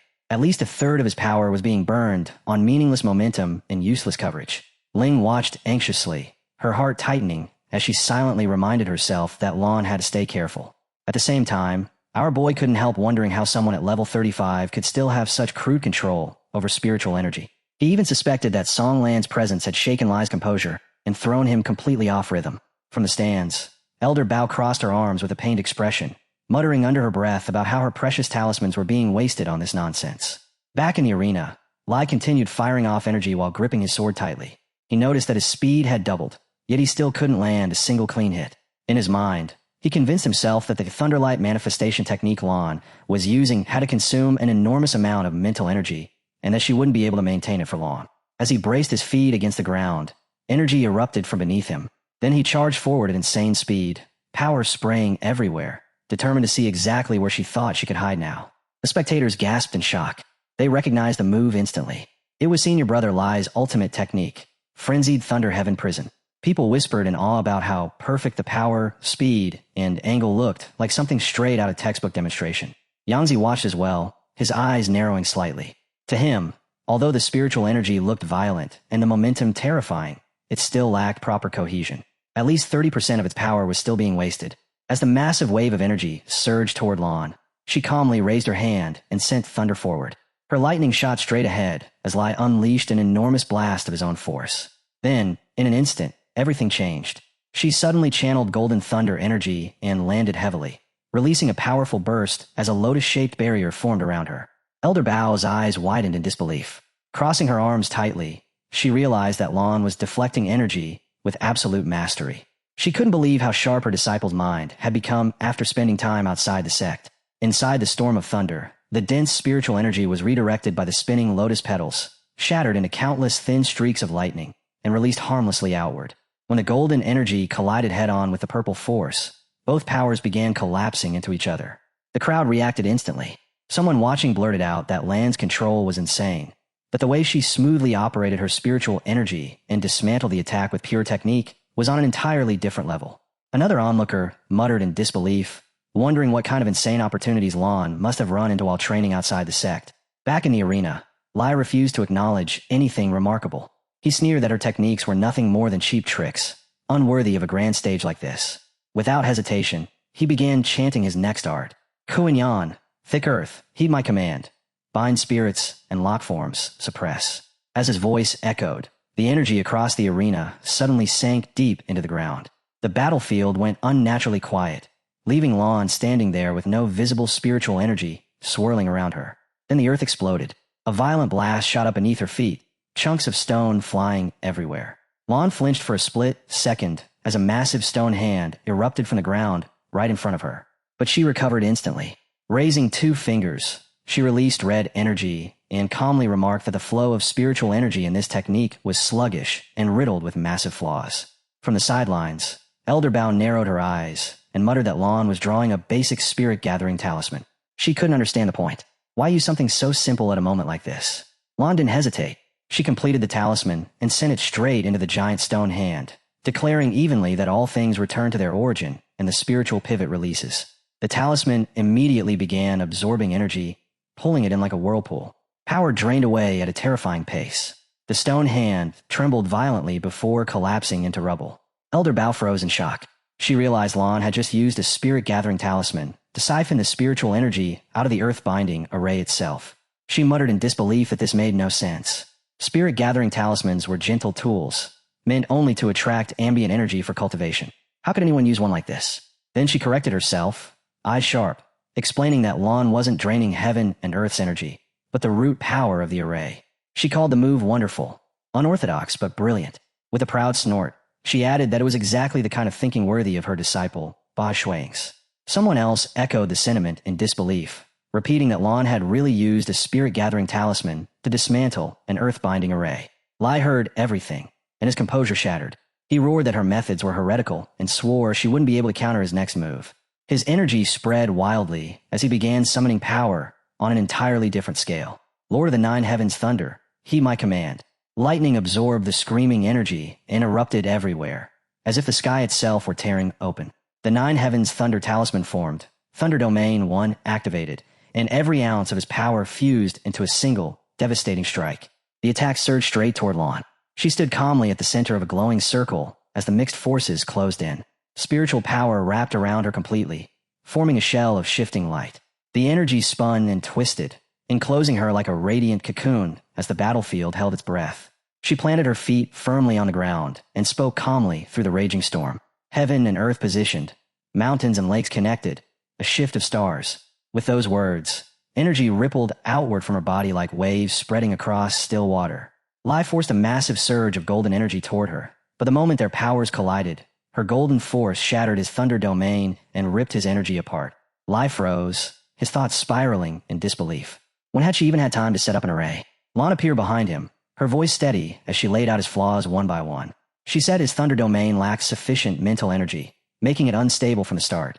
It also lacked water vapor, leaving nothing to soften or regulate the flow. Thunder and fire were raging uncontrollably, throwing the 5 elements out of balance and distorting his entire foundation.